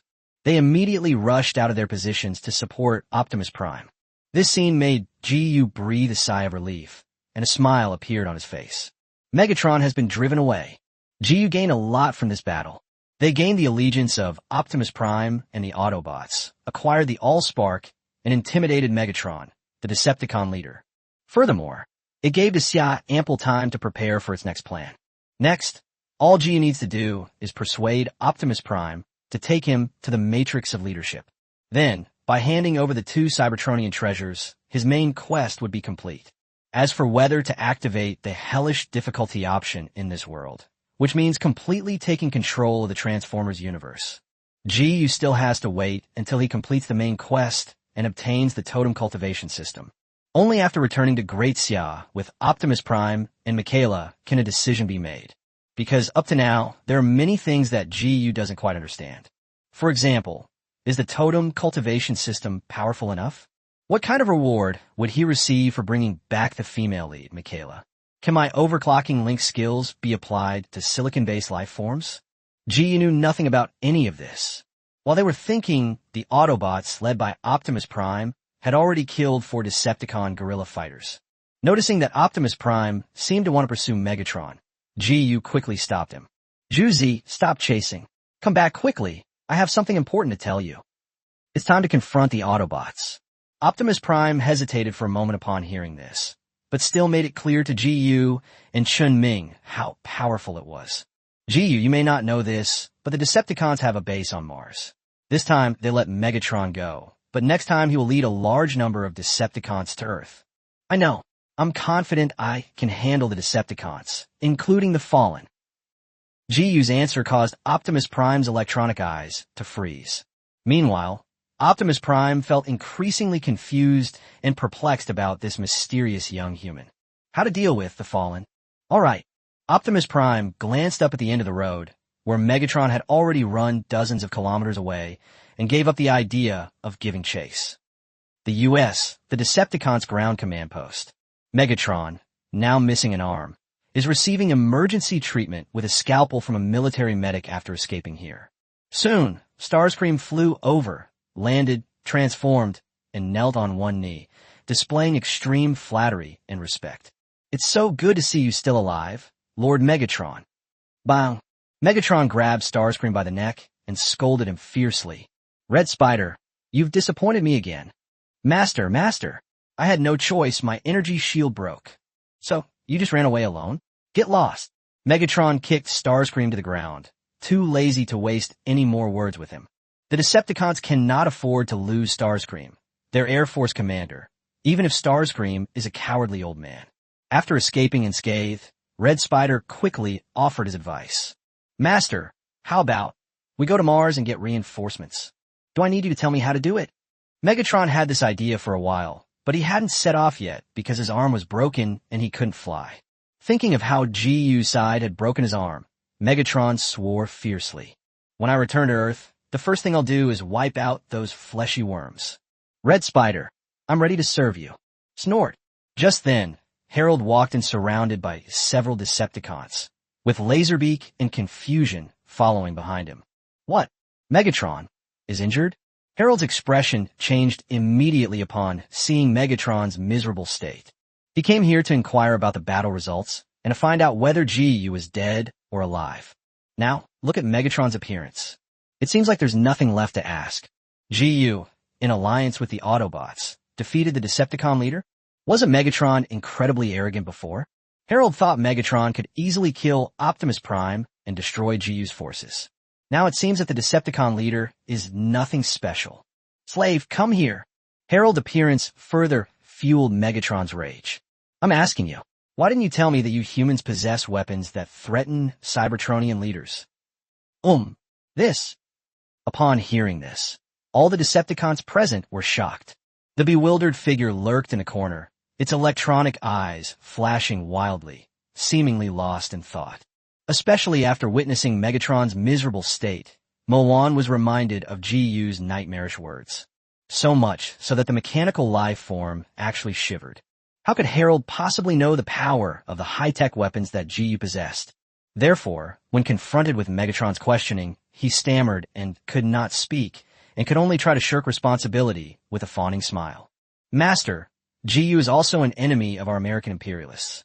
Since he is an enemy, how could we possibly know about their hidden methods? Chapter 170 GU. I actually come from another world. Megatron. Seeing that Megatron showed no signs of going berserk, Harold cautiously asked again. Master, what should we do now? Megatron gave a cold reply to Harold's persistent questioning. You Americans stay on Earth and keep those bugs occupied. I'll go back to Mars and bring the Decepticon army with me. Don't try anything funny, understand? Yes, yes, yes. Harold appeared very respectful, but in reality, he was extremely resentful and incredulous. How could this not kill GU? Especially considering that the Autobots have already sided with GU. Furthermore, the fact that the United States could not obtain the corpse of a leader-level Cybertronian made Harold even more distressed. After Harold left the Decepticon base, he received another report that he couldn't understand. GU's group of superpowered individuals recently broke into a museum in Washington, D.C. They took away an old Blackbird fighter plane that was on display. Why did GU do this? UG Company, underground hangar. GU called Optimus Prime and Michaela aside, intending to tell them his secrets. As for Ellen, Su Yiming, and the other women, before GU makes a final decision, he cannot take them to the Great Xiao world, so there is no need to reveal the truth. GU, thank you so much this time. Optimus Prime didn't know what GU wanted to say, but he still took out the Allspark from his chest and handed it to GU. Didn't you say you wanted to keep the Allspark for a while? Here you go. I believe you. You have no ill intentions towards the Autobots.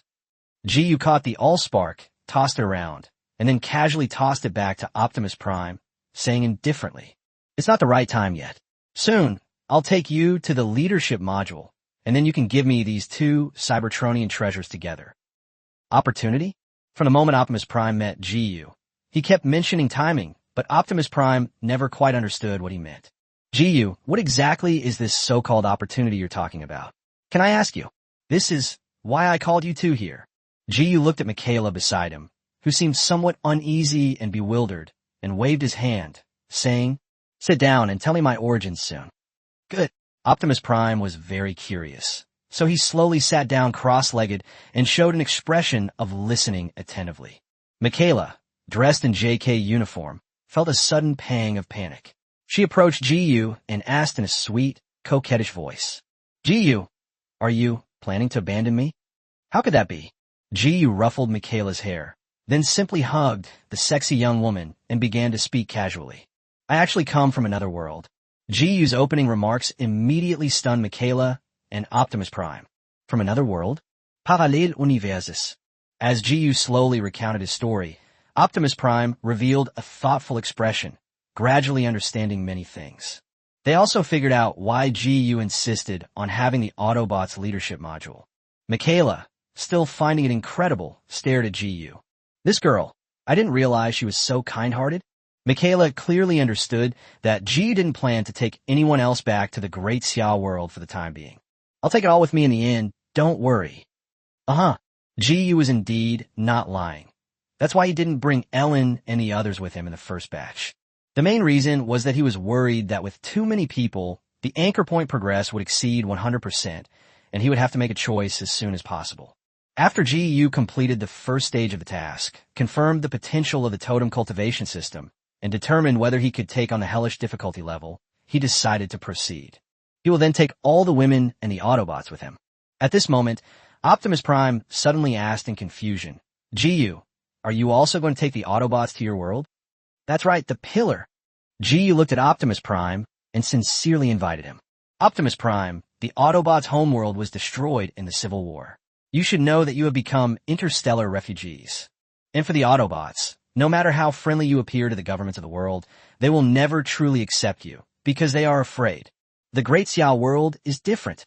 We possess high-tech military power that is equal to, or even stronger than yours. We can cooperate well with you and make the Great Xiao world the second home of the Autobots. From now on, I will lead the Autobots to conquer different worlds and see the scenery of different worlds. Isn't that better than you staying in one world? Optimus Prime was actually a little tempted by what Jiyu said. However, he may have been betrayed by humans once, and he may have some reservations about that. Jiyu, I believe in you. But how can you be so sure that the great Xia world behind you is truly willing to accept us? Zhu Zi, the problem you're worried about is actually the least necessary. Jiyu revealed a confident smile. My status and position are absolutely central in the great Xia dynasty. The entire national machinery revolves around me. Because only I can open the gate to another world, help Great Xia explore and conquer it, and I have already seized another world for Great Xia, called the Biohazard World. Back then, Alice and the others who helped me kill the Decepticons who attacked were from that world. Now they are core members of Great Xia and have distinguished statuses. I believe you can see that the ideologies of the Great Xia people and the Americans are completely different. No matter which world you're in, the people of Great Xia are never as shameless as the Americans. They're a bunch of robbers, while we have a civilization that's over 5,000 years old. I know that. Optimus Prime nodded, recalling his earlier betrayal by Harold and Jiyu's reminder. He had researched the information about various countries in the Transformers world and discovered the differences between China and the United States. Pillar, there's no hope for you if you stay in this world. You will still be barely surviving and living under someone else's roof. But the Great Xia world has a much grander vision. Our goal is to conquer other worlds and explore the stars. You will have plenty of room to grow if you bring the Autobots to join the Great Xia. Okay, Jiyu, I admit, you've convinced me. Optimus Prime sighed in a human-like manner, then asked, So, when shall we set off for your world? Chapter 171, Bringing Back the Ancient Cybertronian Warriors. Searching for the Autobots Leadership Module. Notarus. Jiyu waved his hand, reminding him, Zhu Zi, remember, don't reveal this information yet. We'll talk about it after I take you to the Great Xia world. Okowo. Optimus Prime looked around, then asked with some confusion, Jiyu, it seems, we're waiting for someone? That's right. I'm waiting for an ancient Cybertronian warrior, Skyfire. Heavenly Fire? Optimus Prime was immediately shocked and stood up abruptly. Are you talking about Skyfire, the pioneering explorer who followed the original and the Golden Dynasty? Is he still alive? Yes. I need you to persuade Tianhua to wait patiently for us to find a leadership module so that we can revive his body. Upon hearing Jiyu's words, Optimus Prime's electronic eyes suddenly lit up. Yes. Why didn't he think of that? The energy in the spark source is very abundant, combined with the role of the leadership module. It can not only revive aging Cybertronians, but also enhance Ironhide and other Autobots. Jiyu, that's a great idea. You really know a lot about our civilization. Pillar, I forgot to ask you, is the energy in the Allspark enough? Enough. More than enough. Optimus Prime immediately explained to Jiyu. After I obtained the spark source, I realized that this spark, which was lost during the Civil War, had been drifting in the universe for an unknown period of time. It may have been attracted by the gravity of multiple stars during that time. The energy in the spark source is extremely abundant, equivalent to the total energy absorbed by the leader module from 5 young stars. Oh, so much energy? That's enough for the Autobots to use for many years. Reviving a leader-level automotive expert would be more than enough. Jiyu breathed a sigh of relief. Suddenly, he turned his head to look at the entrance of the hangar and smiled at Optimus Prime. Pillar, he's here. Optimus Prime looked up and stared at a Blackbird fighter jet, which Helena had pushed in. Activate it with the spark source. The Heavenly Fire has been dormant for too many years. It's time to awaken it. Good. Optimus Prime took out the Allspark and activated its energy. With a flash of electricity, the Blackbird fighter jet trembled and transformed. Cough, cough, cough. Oh my God, where am I? Leaning on a cane, the elderly Tianhua was still a bit dazed after just waking up. In addition, his machine was too old, and he ended up sitting down on the ground. Heavenly Fire, who are you? Before the Heavenly Fire could erupt in his morning grumpiness, he suddenly sensed the aura of the super leader spark. You are a super leader, a living super leader. Heavens, I know now. You are a descendant of the 13th heaven. Oh, I never imagined I'd live to see a super leader again. Tianhua struggled to stand up, but various parts of his body clattered and fell off. Helena quickly stepped back, looking at Skyfire with concern, fearing that it would fall apart on the spot. Jiyu's lips twitched slightly as the virtual image flashed before his eyes. Skyfire, an ancient Cybertronian, threat level 297. TSK. At this age, can he still have combat strength approaching that of a commander? It should be noted that Tianhua's body had aged to its limit and it could no longer maintain its energy shield. This shows just how powerful Tianhua was at his peak. He was definitely a leader-level fighter. Senior Tianhua, please don't get so agitated. Optimus Prime steadied Skyfire and then quickly reassured him. I've obtained the spark source. Once I find the leadership module, I'll revive your body. Oh, really? Tianhua glanced at the smiling Jiyu, and although his tone wasn't very friendly, he still tried to persuade him. Your Majesty, we have a rule that we cannot extract the energy of living stars.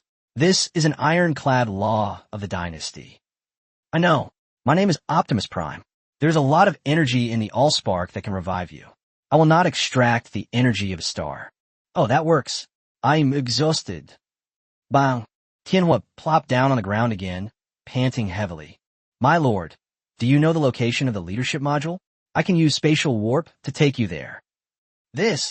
Upon hearing this, Optimus Prime showed an embarrassed expression.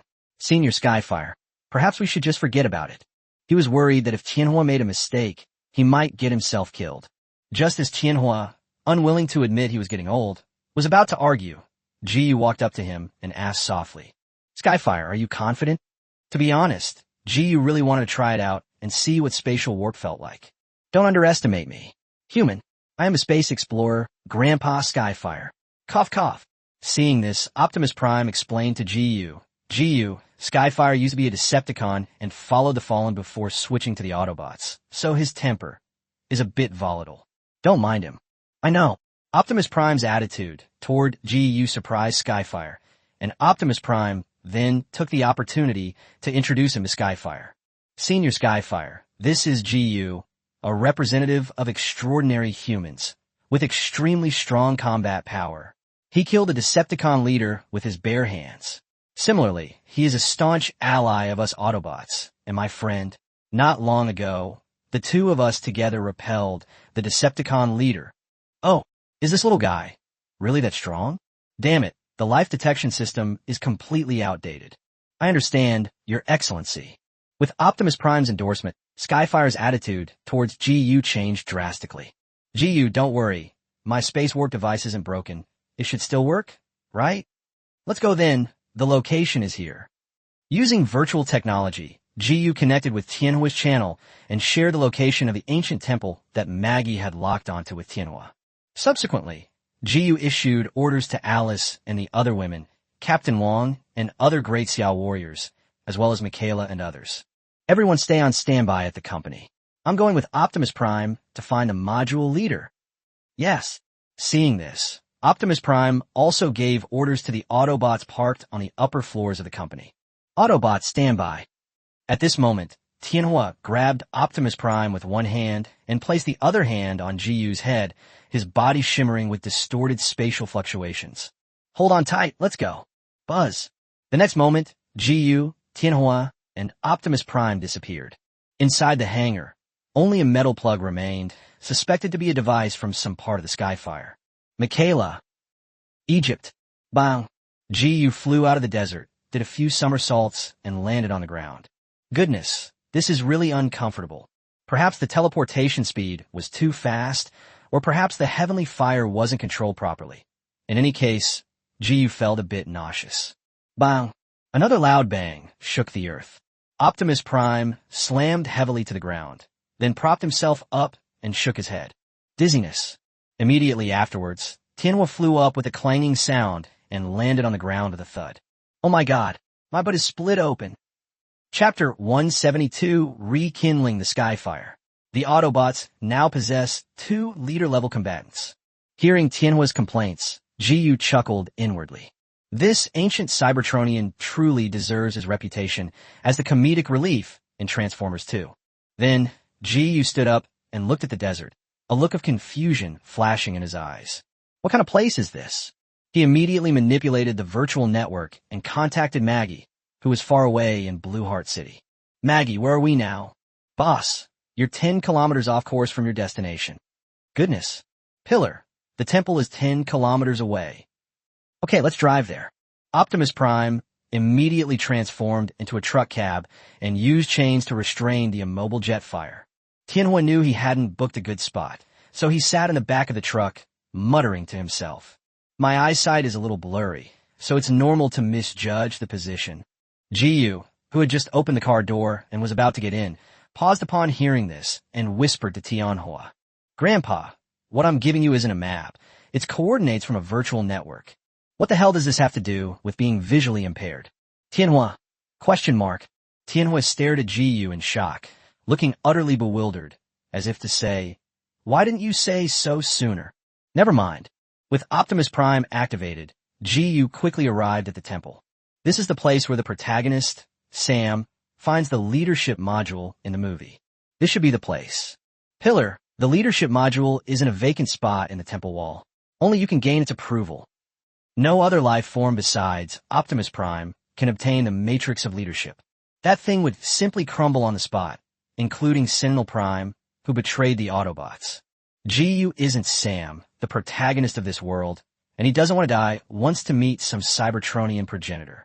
This is also the fundamental reason why he tried to win over Optimus Prime and have Optimus Prime take the leadership module. Save trouble. The transformed Optimus Prime nodded, smashed the temple roof with a punch, and reached out to grab the hidden matrix of leadership. In fact, the moment he arrived here, he sensed the presence of the module, which resonated with his own spark. When Optimus Prime's mechanical hand extends, a spiral-shaped object floats in his hand. Optimus Prime hesitated for a moment, then looked at Jiyu and asked, Jiyu, do you want this now? Don't worry, I've already activated the leadership module. It won't deteriorate. What? Before Jiyu could speak, Tianhua, who was standing next to him, objected. Leader, what are you saying? This is the Autobots' leadership module, the energy source of Cybertronian civilization. How can you give it to outsiders? Heavenly Fire, this is my promise to Jiyu, and Jiyu will repay it to me soon. Tianhua fell completely silent, staring at Jiyu in disbelief, gaining a new understanding of a human being for the first time. Jiyu looked thoughtful and finally shook his head. Norus, Susi. You try to revive Grandpa Tianhua first. He's too weak. Let's finish my task after we get back. Good.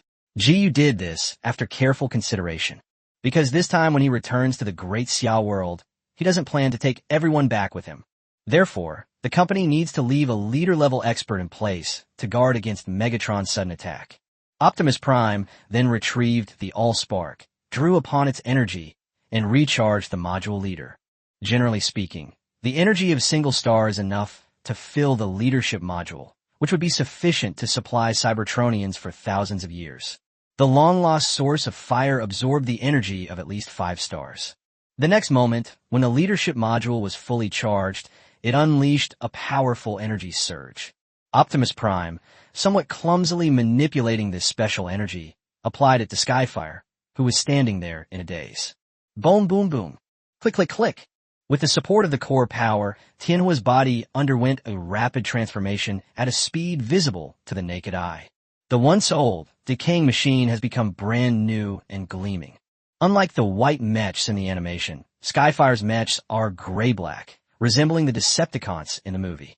And, having recovered to its peak condition, Skyfire was exceptionally tall, even taller than Optimus Prime by about half again, reaching about 15 or 16 meters. Skyfire's overall appearance is like an enlarged version of Megatron. However, he was much stronger and more robust than Megatron, and his entire mecha armor resembled an ancient suit of armor. The cane in Tianhua's hand transformed into a 20-meter-long spear with a sickle-like barb at the end, ferocious and domineering. I've really recovered? Tianhua, standing upright, stared at himself in disbelief.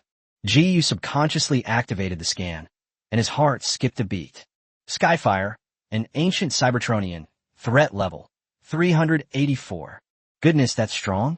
If this guy encountered Megatron, wouldn't he beat him to a pulp? That's a difference of more than 20 points in threat level. What does that mean?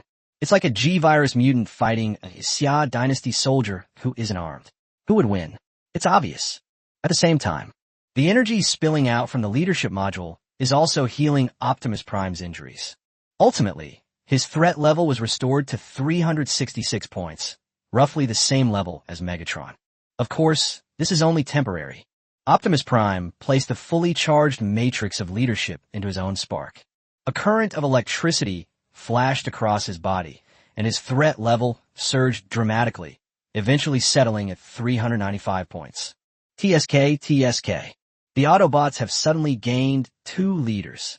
At this moment, the restored heavenly fire lowered its head and silently gazed at Jiyu. Then he squatted down and, in a hoarse and distinctive voice, deliberately threatened. Jiyu, aren't you afraid that this old man will— I'm not afraid. Jiyu shrugged and said casually, if I didn't understand the Autobots, I wouldn't have allied with you, much less helped you. What a confident little guy. Optimus Prime sighed and expressed his heartfelt gratitude. Jiyu, thank you. Without you, the Autobots would not only have suffered heavy casualties, but the Allspark would have been taken by the Decepticons, and we would not have been able to find the Matrix of Leadership, which we lost many years ago. Upon hearing this, Jiyu shrugged indifferently. Let's go back, Zhu. I'll call the plane. What are you calling an airplane? You don't really respect Grandpa Tianhua. Tianhua pursed his lips, then clasped his hands together, and a spatial fluctuation suddenly swept over him. Iski fide? No. Buzz. UG Company hangar. Michaela was still reeling from the disappointment and anxiety of GU's departure. Just over 10 minutes later, a spatial fluctuation suddenly appeared. Then, GU and Optimus Prime landed steadily on the ground, much more comfortable than the first teleportation. See that? This is Grandpa Tianhua's, Chapter 173. Stage 1 main quest completed. GU obtained the totem cultivation system. Bang! Because the size of the heavenly fire was too enormous. Before he could even stand up straight and finish praising himself, he crashed headfirst into the hangar's dome. This place is so cramped. GU, hurry up and raise the height here. I don't want to have to squat down to talk every day. All right. The underground hangar was originally designed to be 12 meters tall, based on Optimus Prime's height. Unexpectedly, the peak height of the heavenly fire could reach 16 meters. At this moment, Tianhua, who had recovered to his peak, was extremely excited. He found a place to squat down and, holding his spear, pressed for an answer. Leader, are there Decepticons on this planet? Tell me where they are. I can't wait to start a massacre. Michaela, is this strong, tall, and somewhat talkative robot the same old man from before? Michaela was stunned for a moment, and Skyfire also noticed Michaela. He couldn't resist sneaking over and using his scarlet electronic eyes to scare the little girl. Hey little girl, see this? With just a flick of my wrist, I can kill a whole bunch of Decepticons. GU looked at Optimus Prime with a slight headache. Optimus Prime could only helplessly try to persuade Skyfire. Senior, now is not the time for us to make our move. I have something I need to discuss with GU alone. Why don't you and the rest of my brothers stay in the other garage for now? Huh? Shouldn't we be slaughtering everyone in sight? Optimus Prime suddenly remembered a phrase that GU often said. The time is not right. All right. Upon hearing the leader's order, Skyfire could only suppress his impulse and reluctantly transformed into a Blackbird fighter jet. If war breaks out, remember to wake me up. I need to take a nap first. Seeing that the fire had finally subsided, GU gave Helena, who was standing at the door, a wink. Helena understood, used an iron chain to secure the Skyfire's fuselage, and pulled the fighter jet to another hangar. Pillar, I was almost driven crazy by the noise from the heavenly fire. Well, he's always been like this. There's nothing I can do about it. The Decepticons are all quite warlike. To be precise, they are the original, ancient Cybertronians, who are actually quite similar to the Decepticons. Just as GU was chatting with Optimus Prime, team member number 2 and Yi Qingxiu walked in one after the other and closed the door behind them. To complete this mission, GU only planned to bring Michaela and Optimus Prime. In addition, the second team member who recorded the entire mission process, and Yi Qingxiu, who had obtained GU's blood research data, returned to Daxia. At this moment, Optimus Prime certainly understood what GU was going to do. To be honest, he was also quite curious about how GU traveled between different worlds. So, the Autobot leader took out the Allspark cube and the spiral-shaped matrix of leadership from his chest and handed them to GU. Transformers World. Stage 1 mission completed. The host will receive a 30% increase in the world's anchor point progress, a 30% increase in the portal size, and an additional 30 people that can be brought in, currently 70. A random Titan Beast Totem, exclusive, and an analysis of the totem cultivation system will also be provided. Current anchor point progress, 78%. Notification, host enters rest period. Duration, 5 days. Resting period. During this phase, the host is free to leave this world or explore it independently. Phase 2 will unlock after the resting period ends. Phase 2, Transformers cut through the interdimensional wormhole and kill King Ghidorah. Quest rewards. World anchor point progress, plus 40%. Portal ratio, plus 40%. Number of players allowed to enter, plus 30. 3 exclusive Titan totems. Sure enough, that completes the main quest. At this moment, Jiyu could already sense the portal, which connected him to the Great Xiao world. However, isn't the main quest in Stage 2 a bit too outrageous? Does it jump directly from the Transformers storyline to the Pacific Rim and Godzilla storylines? Keep in mind that Jiyu hasn't completely dealt with the tyrants yet. In other words, the system unilaterally determined that he had completed the entire Transformers storyline, and the mission had expanded to the Monsterverse. It seems a bit bizarre, but when you think about it, it's actually quite normal. This time, Jiyu obtained the 2 mission items through strategy, rather than through confrontation or force. Normally, if Jiyu wanted to obtain both the Spark Source and the Leadership Module, he would need to do so. This means that he should have eliminated the Decepticons long ago, instead of the current situation where the Transformers storyline is still unfinished. Realizing this, Jiyu casually returned the All-Spark and the Leadership Module to Optimus Prime. Thanks, Pillar. My mission is complete. Is it that simple? Optimus Prime was visibly taken aback after receiving the 2 treasures. He had thought that Jiyu would hoard Cybertron's treasures and not return them to him for a while. At this moment, Jiyu was not in a hurry to open the portal back to Great Xia. He immediately drew a random Titan totem and casually browsed the analysis of the totem cultivation system he had obtained. Jiyu was eager to see the specific effects of this cultivation system. System, draw the prize. Congratulations, host. You have obtained the totem of King Titan Godzilla, exclusive. Godzilla, the totem of the King of Monsters? As Jiyu reviewed the cultivation materials rewarded by the system, his eyes gradually brightened. So this is what the so-called totem cultivation system is all about. According to fundamental information, totem cultivation is an ancient practice. Essentially, it's a means of strengthening oneself by utilizing the ancient power of the Titans. After being engraved with the totem of the Titan, one will have an extra organ inside their body. This allows cultivators who choose this path to absorb nuclear energy and gain the ability to release atomic radiation heat rays. At the same time, atomic energy can also be used to strengthen the cultivator's physical body, a comprehensive kind of strengthening. Simply put, with the Godzilla totem, Jiyu can be seen as a Titan in human form. Overall, the totem cultivation method is very powerful. The only drawback might be that the cultivation speed will be very slow, because the lifespan of Titans is almost infinite. Therefore, their growth trajectory is extremely long, measured in tens of thousands of years. If Jiyu wants to use the totem cultivation method to improve his strength, there are currently only 2 methods. The first method is to endure the long process. That special organ will become stronger over time, and the concentration of nuclear energy it can absorb and convert will also continue to increase. Naturally, the amplification of the body and the power of the atomic heat rays will be greater. Another way to improve it is to actively stimulate that organ. For example, Jiyu can continuously fuse with viruses to enhance his physical strength, thereby strengthening his atomic organs. It's important to know that the internal organs are an integral part of the human body. When Jiyu fused with the virus to enhance his physical body, his bones, meridians, muscles, and other aspects also strengthened, including his internal organs. Once he possesses Godzilla's atomic organs, they will form a perfect whole with his original internal organs. This method allows for the passive stimulation of atomic organs, leading to a relatively rapid increase in strength. Totem cultivation method is really powerful. Chapter 174, Returning to the Great Xiao World.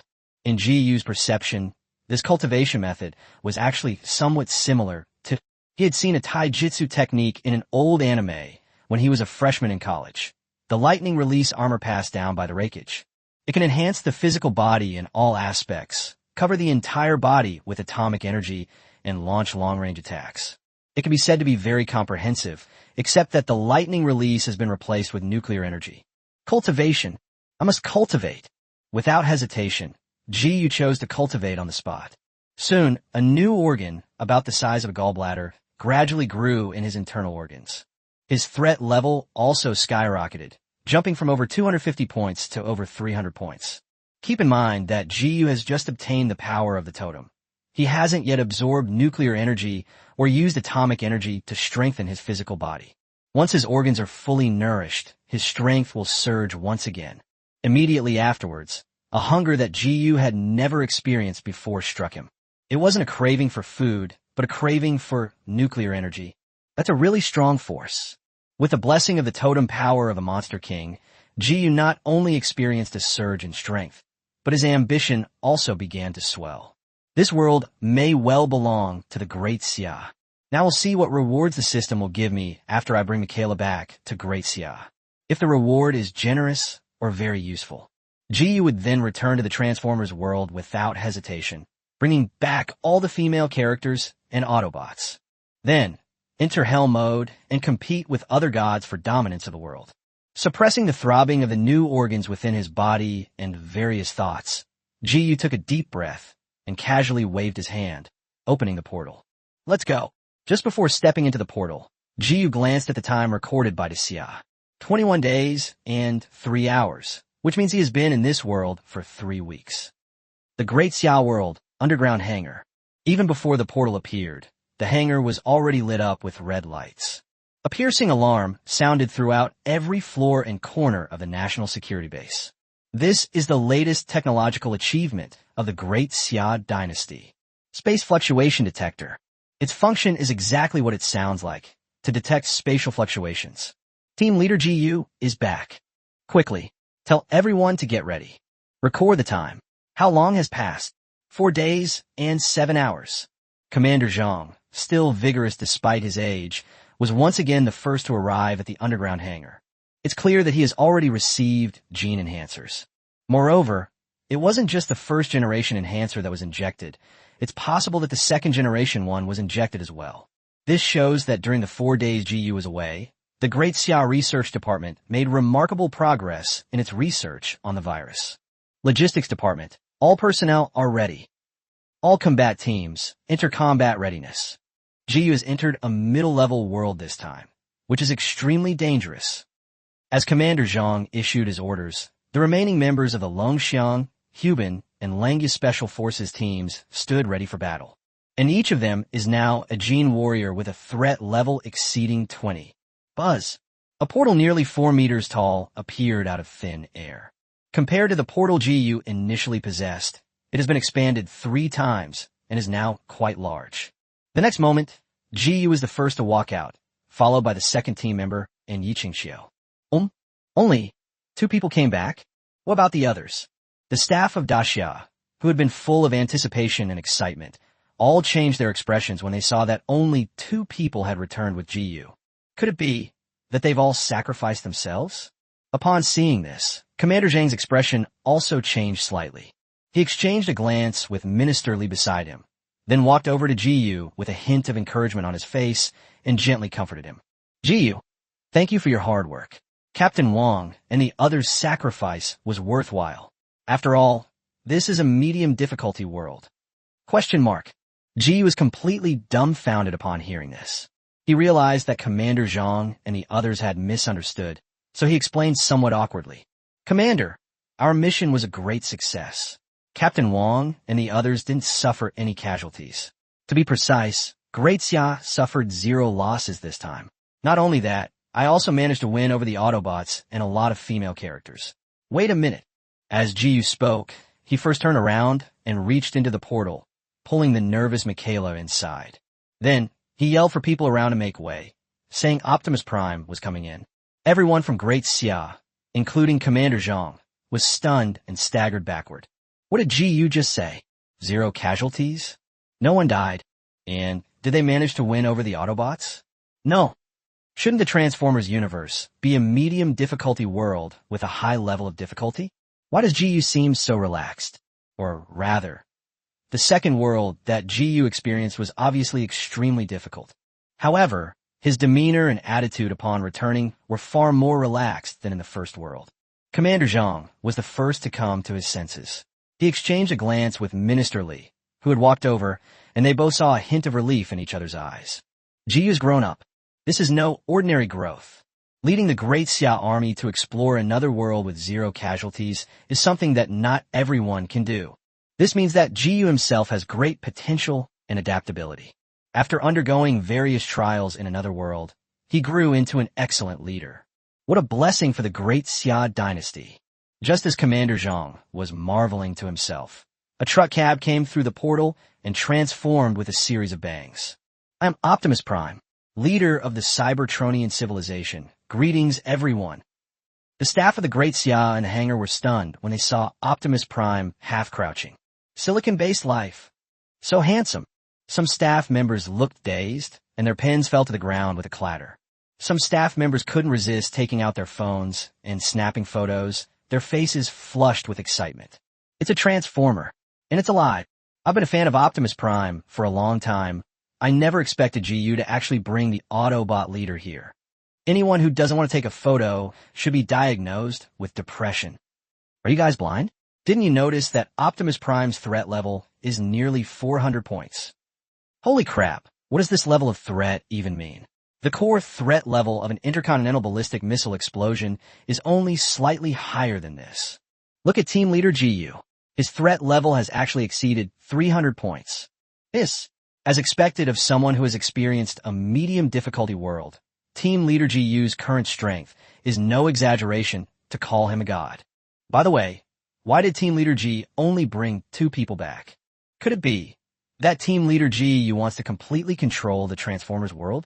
Is that why he specifically left Captain Wong and the others there on standby?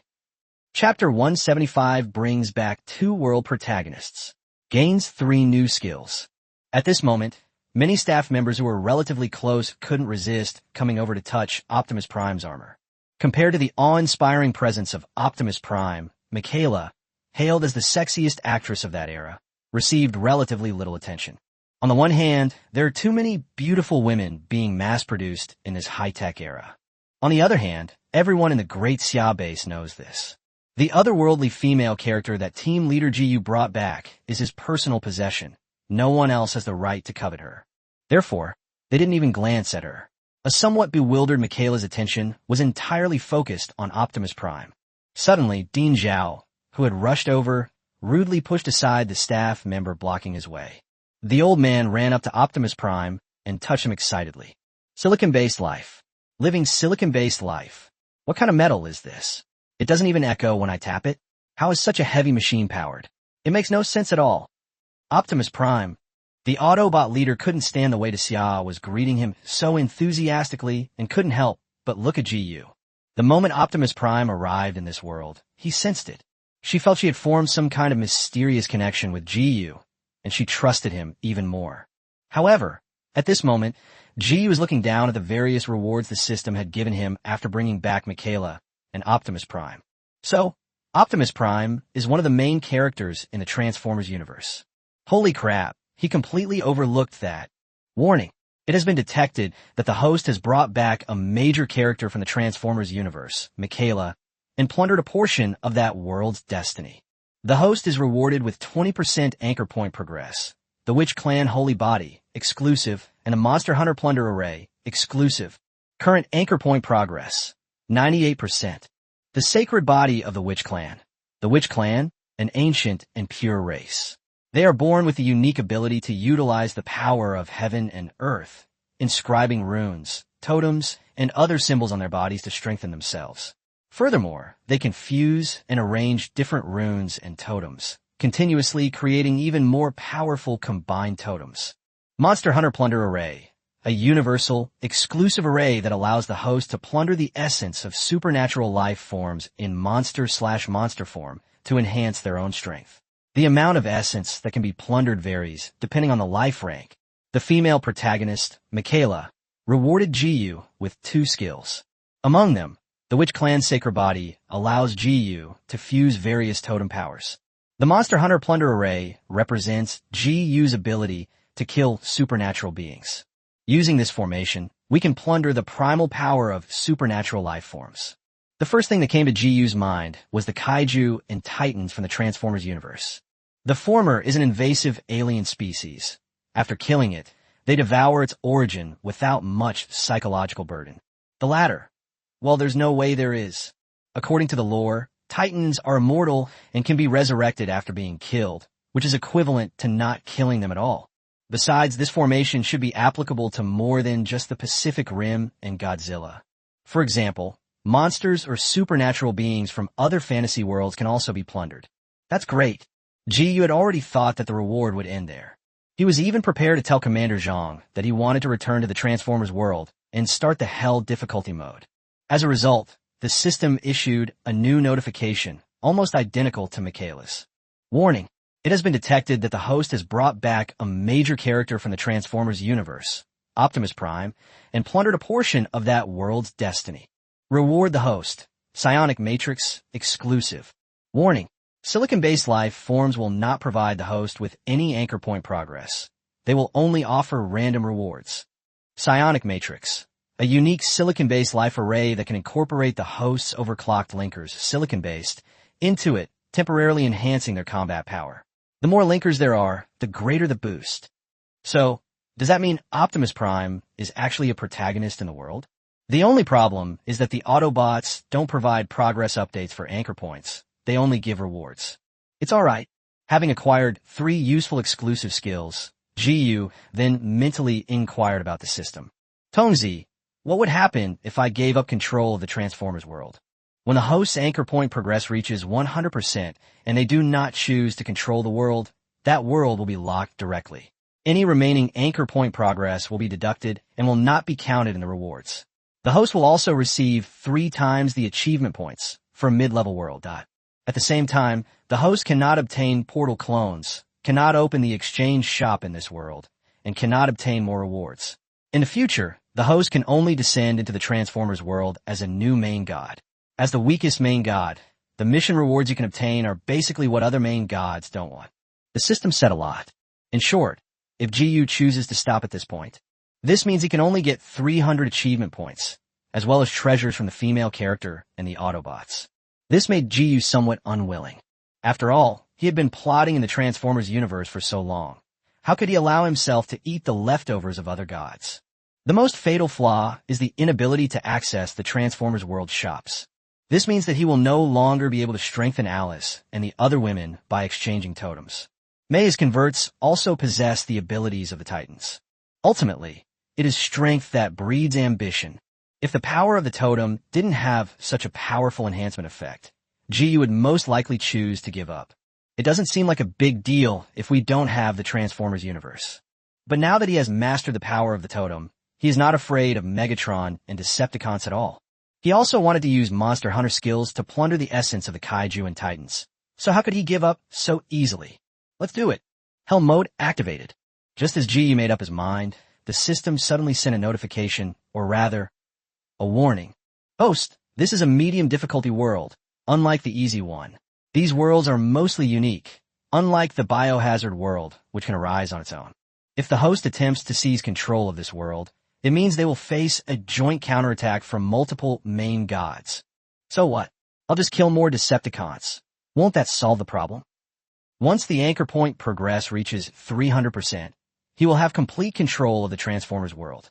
It's worth noting that although bringing back the Autobots didn't grant any progress on the anchor point, GU had already won over several female characters ahead of time.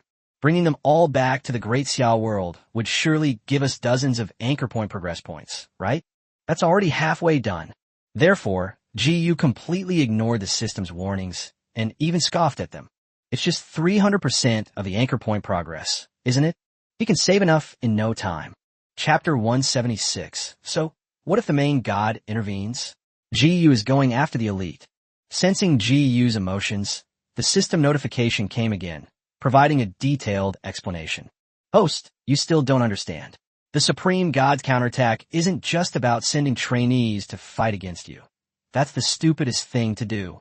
Powerful Supreme Gods usually intervene forcefully using the rules. For example, the host originally only needed 300% of the anchor point progress to master the other world.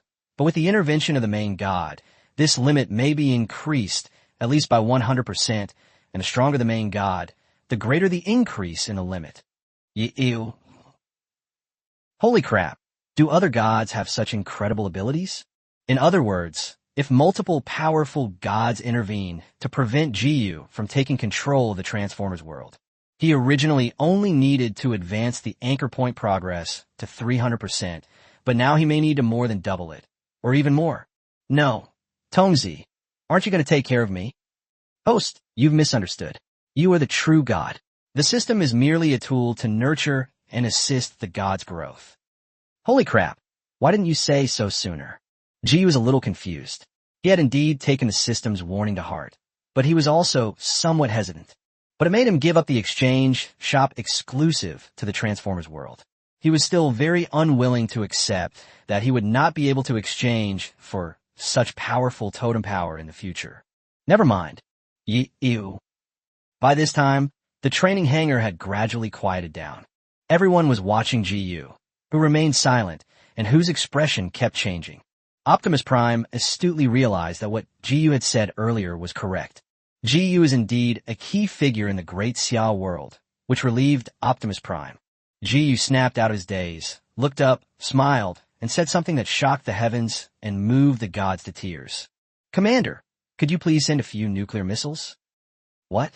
You mean nuclear weapons? Right. Jiyu thought for a moment and felt there was nothing he couldn't say, so he explained it casually. I received the reward from that totem training system. Before going to the Transformers world, didn't everyone know that the effect of totem power is simple and brutal? You can think of me as a humanoid Godzilla. What the heck? Upon hearing Jiyu's words, Commander Zhang subconsciously took a few steps back, looking Jiyu up and down with suspicion. A humanoid Godzilla? Will there be any nuclear radiation? Dean Zhao, who was standing next to him, was also stunned. Then, he rushed to Jiyu's side, rolled up his sleeve to look for a vein, and shouted anxiously. Quick, give me the laser needle. I need to draw blood from Jiyu. Commander Zhang coughed lightly, then leaned over somewhat awkwardly to explain. Sorry, Jiyu, you really scared me just now. It's alright, I understand. I was a little surprised when I first got this ability too. Are you just a little surprised? You have such a big heart. Jiyu, nuclear weapons, require an application, and they can't be transferred in a short time. All the countries are watching. Commander Zhang is right. The number of nuclear weapons each country possesses is limited. Once mobilized, it will definitely be detected. No joke, so he made another suggestion. How about I take you to a nuclear power plant, Jiyu? Jiyu thought for a moment, unsure of how much nuclear energy he would absorb. Nuclear power plants are strategic facilities. If the energy consumption is too high, it could easily cause losses to the Great Xia. Forget it. I'll figure it out myself when I get back to that world. Commander Zhang's expression shifted. He seemed to have discerned some of Jiyu's thoughts. So he turned his head and looked at Minister Li, who was browsing the task summary brought back by team member number 2. At this moment, Minister Li could not suppress the shock on his face. Jiyu, is that amazing? To manipulate the governments of that world at will? Honestly, although the Great Xia Analysis Department provided Jiyu with a meticulous plan, having a plan doesn't mean you can actually use it well. Often, plans can't keep up with changes, and adjustments need to be made constantly. Moreover, the grand strategy is only a direction. How it is implemented depends on Jiyu's on-site command. Jiyu made almost no mistakes in the Transformers world this time. This kind of command ability cannot be cultivated through training. It is a talent.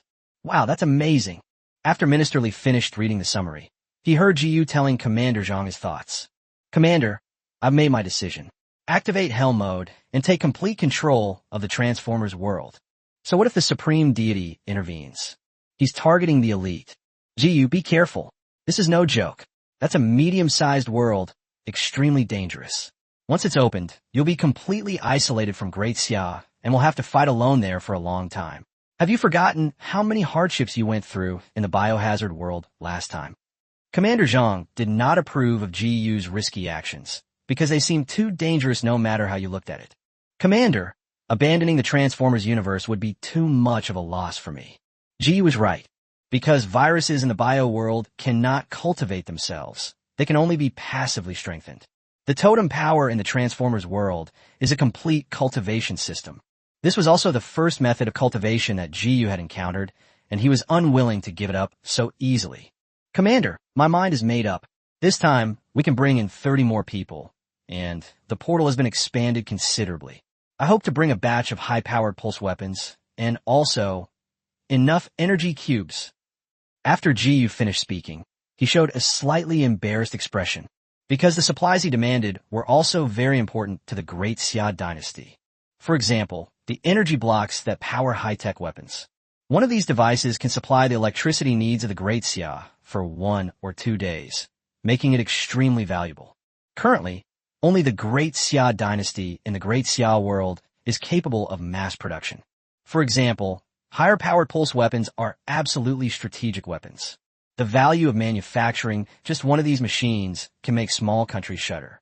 Just as Commander Zhang was about to continue persuading him, Minister Li suddenly interrupted him. Old Zhang, I support Ji Yu's decision. Commander Zhang turned around in disbelief and glanced at Minister Li. It should be noted that Minister Li is even more cautious than him. Otherwise, they wouldn't be responsible for verifying the identities of the base's personnel. That's why Commander Zhang was puzzled as to why Minister Li would agree to Ji Yu's risky decision. Minister Li didn't say much, but handed the mission summary data brought back by the second team member to Commander Zhang. After reading it, Commander Zhang was both shocked and gratified, and finally couldn't help but sigh softly. Ji Yu thought that Commander Zhang felt he was asking for too many resources, so he tentatively asked, Commander, if things are really difficult here in Great Xia, I could be self-sufficient in that world. ? Does this kid have no idea how amazing he is? Chapter 177 Jiyu, you must promise to come back alive. Commander Zhang's sigh wasn't about being heartbroken over the weapons and energy, but rather because he thought Jiyu had acted too impulsively. This is probably what young people are like, right? Older people tend to seek stability and are unwilling to take risks easily. Young people, on the other hand, are full of energy and are willing to take a chance even if there's only a 1 in 3 chance. Minister Li discernet ius tots. He walked over to Jiyu, patted him on the shoulder, and comforted him with a gentle smile. Jiyu, you don't need to feel embarrassed. Because of you, the Great Xia has gained far more than it has given. We have built a lot of power generation equipment in the bio world, so we don't have to worry about not having enough energy. Minister Li paused, glanced at Commander Zhang, who was frowning and silent, and said in a low voice, Old Zhang is actually worried about you. You completed this mission perfectly, and I reckon after reading the mission summary, he's even less willing to let you take any risks. Minister Li is right. In Commander Zhang's mind, whether there is one more or one less otherworld, it makes no difference to Great Xia. He cared more about Jiyu's safety. Jiyu had no idea exactly how much benefit he had brought to Great Xia. Even disregarding the virus research conducted by the Scientific Research Department, the mere fact that the heavily armed Combined Arms Brigade conquered the bio world caused the national strength of Great Xia to increase at a visible rate. Many studies that Daxia couldn't conduct or develop before can now be experimented with in the bio world. At the same time, the bio world can not only train troops and test new weapons, but also provide Great Xia with a continuous supply of various resources. Farming, power generation, resource extraction, one major project after another is being steadily launched. The mere existence of another world brought about a visible increase in the national strength of the Great Xia dynasty. This was still under the circumstances that Great Xia had not yet completely conquered the bio world. It is easy to imagine the immense benefits that Jiyu will bring to Great Xia as he leads the country to explore and conquer more and more other worlds. Therefore, when Commander Zhang heard that Jiyu wanted to risk choosing Hell Mode in the Transformers world again, he was unwilling from the bottom of his heart. Jiyu, how about you wait until we have a meeting, okay? Haste makes waste. Commander Zhang hoped to delay for a few days and find a way to persuade Jiyu to stay. Before Jiyu could say anything, Dean Zhao, who had just finished drawing blood from Jiyu, looked at Jiyu's various physical data and suddenly asked in shock, Jiyu, is there something, an extra organ or tissue inside your body? Yes, Dean. Jiyu blinked and explained to Dean Zhao, who looked completely bewildered.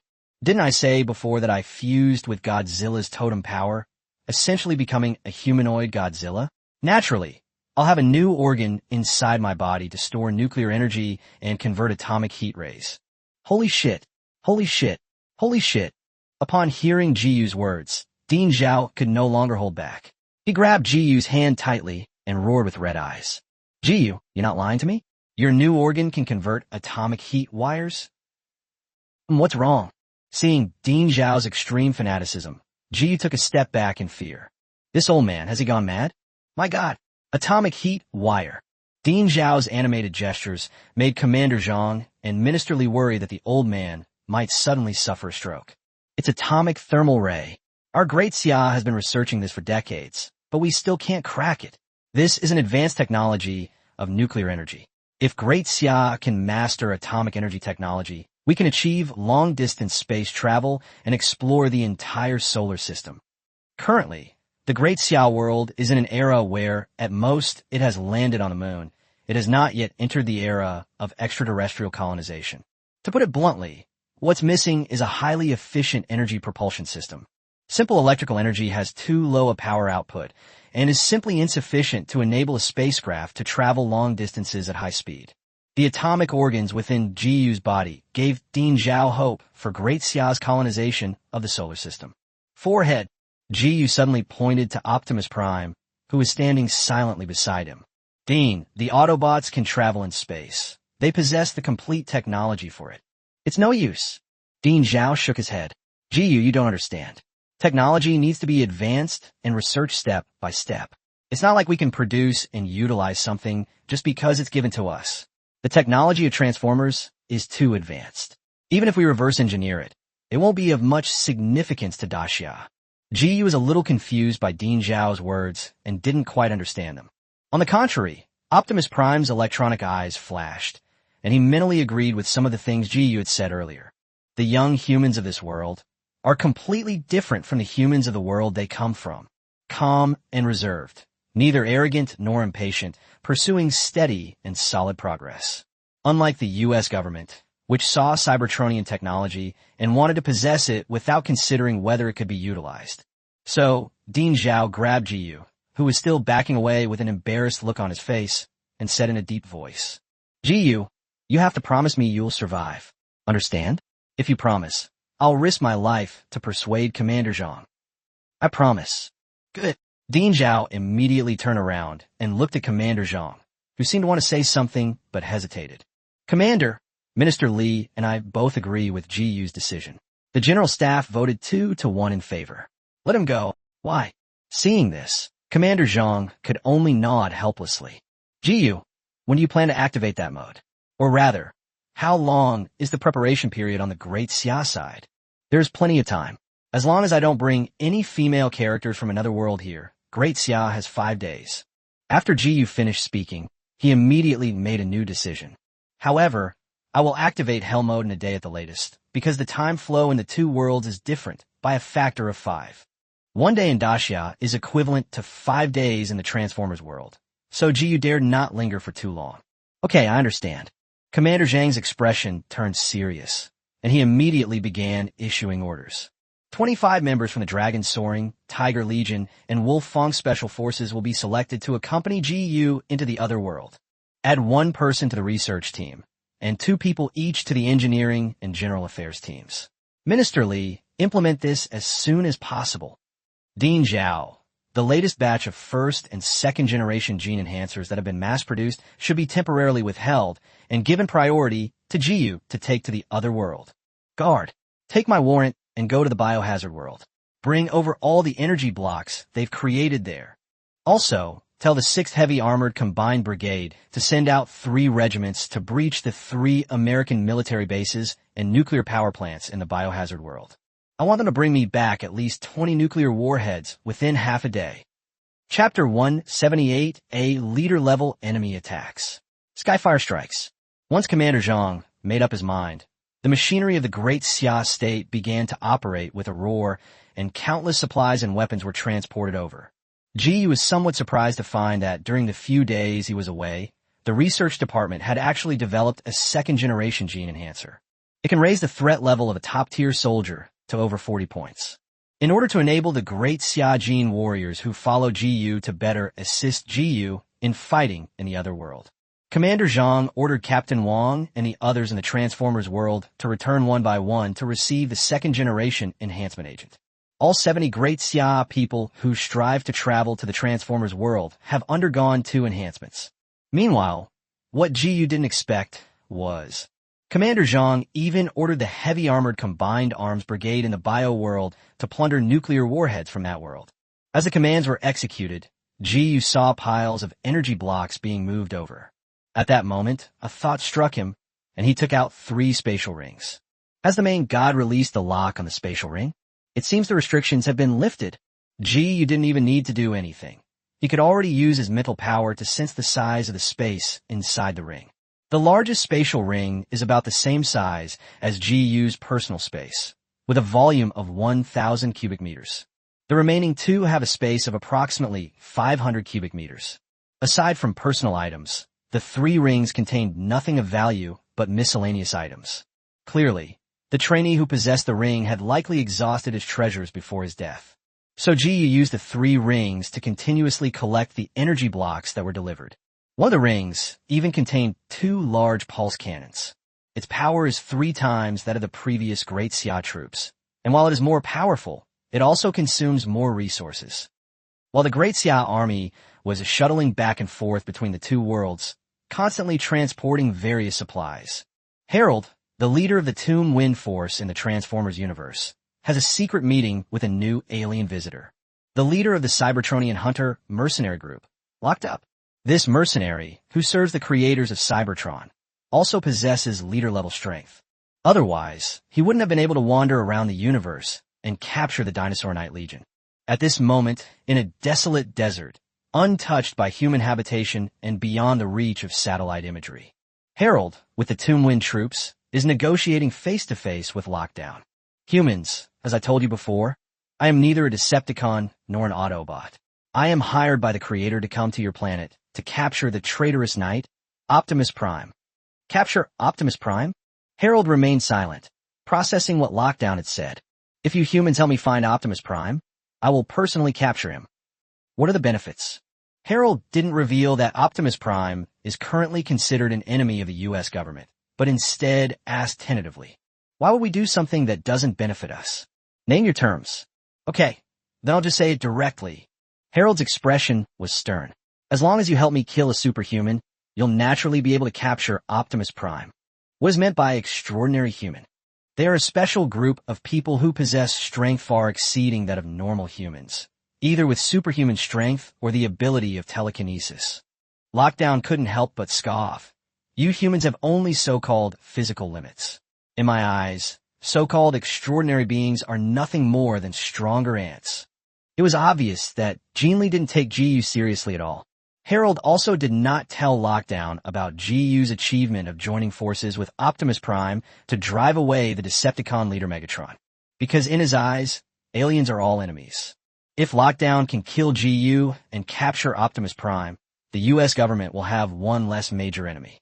Conversely, if Jean Guan dies at the hands of GU's side, so the U.S. government doesn't lose out either. They might not be able to retrieve the imprisoned corpse, but the imprisoned spaceship remains stranded deep in the desert. If Lockdown really dies, the spaceship will become the spoils of war for the United States. Then let's cooperate. I'll tell you GU's location. Optimus Prime is right next to him. You can take them down together. Good luck. After providing the location of GU Company, Harold turned and left. Lockdown checked the exact location, completely unconcerned that GU and Optimus Prime were together. He transformed into a small jet-powered spaceship and hurtled towards Blue Heart City. Launching City, UG Company. Maggie detected it immediately. A Cybertronian with extremely high energy levels was rapidly approaching. She immediately followed the orders GU had left behind before he left and notified Tianhua, who was sleeping. Senior Tianhua, enemies are approaching. Decepticons, uncertain, but certain that the other party is not an Autobot, and is Cybertronian life. I'll go and have a look at him. A void has been created beneath the company premises. The Skyfire, transformed into a Blackbird fighter jet, sped out of Blue Heart City. To everyone's surprise, Tianhua usually behaved very aggressively, but this time he did not immediately attack the flying confinement. Instead, they first sent a Cybertronian audio message to inquire about the other party's identity. Who are you? I don't kill nameless nobodies. I'm Lockdown, here to capture Optimus Prime and kill GU while I'm at it. The celestial fire swirling in the sky was completely dumbfounded upon hearing this. Are there Cybertronians even more arrogant than themselves? So that's the enemy? Having confirmed that confinement was an enemy, not a friend, Skyfire no longer hesitated. It unleashed its extreme speed and crashed head-on into the approaching confinement. Boom! The two fighter jets collided, but Skyfire was unharmed. It transformed and landed steadily on the ground, carrying a menacing scythe-shaped spear. But confinement would be terrible. He never expected that such a powerful Cybertronian was hidden in Blue Heart City, and the fire was almost extinguished by the collision. The fighter jet, which had been locked up, crashed to the ground like a cannonball and coughed violently after barely transforming. He looked up with extreme shock at the enormous 10-meter-tall Tianhua. Who is this? Are there really such powerful beings among the Autobots? Just from that collision, Jinbi knew that he was no match for Tianhua. Skyfire's body is too tough. Its material is clearly not from the post-Cybertron era. It's more like an alloy from ancient Cybertron. It's no exaggeration to say that Skyfire's body alone has a hardness exceeding that of a leader, even surpassing Optimus Prime and Megatron. What are you? You're so ugly. Tianhua, still sharp-tongued, looked at Jinbi with a look of disdain and complained. If I looked like you, I'd rather be dead. The lockout must have detected the Decepticon symbol on Skyfire, he asked incredulously. Aren't you a Decepticon? How come you're hanging out with the Autobots? Chapter 179. He'll beat them up in confinement. He's back again, ready to take all the otherworldly characters with him. Tianhua, carrying his spear, sneered nonchalantly. Oh, old man, I switched to the Autobots a long time ago. What, is that not allowed? Who exactly are you? My name is Tianhua. He's the pioneering explorer of the Golden Dynasty of Cybertron. Skyfire. It's him. Upon learning of Tianhua's identity, Jinbi was stunned. Because in the Cybertronian civilization, Skyfire is absolutely legendary. Of the explorers of the Golden Dynasty, over 90% died. Only Tianhua was the strongest and had followed the primordial ancestor. No, how could a powerful being from ancient times still be alive today? It's at its peak. You ugly monster. How dare you? Tianhua strode towards the confinement area, the spear in his hand radiating a destructive energy wave. You dare to arrest a super leader? I'll show you what I'm capable of today. Etc. The thought of being confined sent chills down my spine. He immediately activated the warship's artillery, which was tens of thousands of kilometers away, to launch a long-range attack on Tianhua and cover his retreat. At the same time, the confined face began to deform, extending into an electromagnetic cannon. Oh, cannons in your face? Seriously, you managed to make this old man laugh. Bang! The electromagnetic cannon of the confinement was fired at Skyfire, but Skyfire flashed and teleported to the confinement several hundred meters away. He grabbed the cannon on Jinbi's face and shattered it on the spot with a swing of his scythe. Let me, Grandpa, give you a makeover. I'll make you look better. Ugly monster, your strength is too weak. You feel like a Cybertronian rat. The battle has become one-sided. The heavenly fire was too powerful, leaving confinement completely powerless to fight back. The energy shield of the confined leader level was shattered almost instantly upon contact with the spear of the heavenly fire. The difference between the two Cybertronian leader-level warriors is like a father beating his son. It's clear that if Tianhua hadn't deliberately held back, wanting to play a little longer, he could have easily defeated Jinbi. At UG Company, the Autobots, including Ironhide, were all speechless. Grandpa Tianhua is truly formidable. That Cybertronian, it must be a leader-level being, right? Why do I feel like Grandpa Tianhua is even stronger than Juzi? After all, he was a legendary powerhouse from ancient times. You can see some of the glory of the Golden Dynasty just from the old man's performance. As expected, Jiu had the foresight to find and revive old Master Tianhua in advance. With him in charge, even if the fallen King Kong comes, he won't be able to do anything. Who is that ugly Cybertronian? I don't remember anyone like him. Who knows? There are just too many monsters and demons popping up lately. It doesn't matter anymore. Just as the Autobots were chatting, a swarm of missiles flew through the air and accurately struck the seemingly weak Skyfire. The impact caused his energy shield to ripple, forcing him to retreat repeatedly. Taking advantage of the opportunity, Jinbe, clutching his chest pierced by the spear, transformed and ran without hesitation, not daring to linger for even a second longer. The bombing lasted for almost a minute, and everyone in the company garage was worried that Grandpa Tianhua might be injured. When the smoke cleared, everyone realized that Tianhua had vanished without a trace. Tinplate froze for a moment, then muttered to himself in disbelief. The old man wouldn't. You want my foot? Bang! Tianhua appeared out of nowhere behind Tiepi, slapped Tiepi to the ground, and then sat down with a thud, saying lazily, "That was so much fun, much more satisfying." In reality, if Tianhua wanted to hunt down Jinbe would have no chance of escaping. With Skyfire now possessing the ability to warp in space, Lockdown's attempt to escape is truly laughable. The reason why Lockdown wasn't killed was mainly because Skyfire was warlike but not bloodthirsty. Otherwise, he wouldn't have joined the Autobots. Furthermore, Lockdown is not a Decepticon, and now that Optimus Prime is no longer with the company, Jetfire has no reason to indiscriminately kill innocent people. Yes, in Skyfire's eyes, all life, except for the Decepticons, is innocent. Where did the leader go? I'm so bored. I really want to go find the Decepticons. You guys, who wants to keep me company while I train? Upon hearing this, Ironhide and his group of Autobots all took a few steps back in unison, while Bumblebee stood there dumbfounded. It's you. You want to spar with me, your grandpa? Huh? Who? Me? Bumblebee pointed to his mechanical face in shock, completely dumbfounded. He's a real elite young man. Honestly, given Skyfire's size, he could crush a Bumblebee with one hand like he'd crush a chick. How could they possibly spar? Just as Skyfire was chuckling and preparing to catch Bumblebee, Optimus Prime's voice rang out across all the Autobot channels. Autobots, assemble here. Meanwhile, GU, upon returning, also received intelligence about the impending attack on confinement. He found it a bit unbelievable, because the plot of Transformers 4 and Transformers 1 were more than a decade apart. So why would Lockdown arrive on Earth ahead of schedule?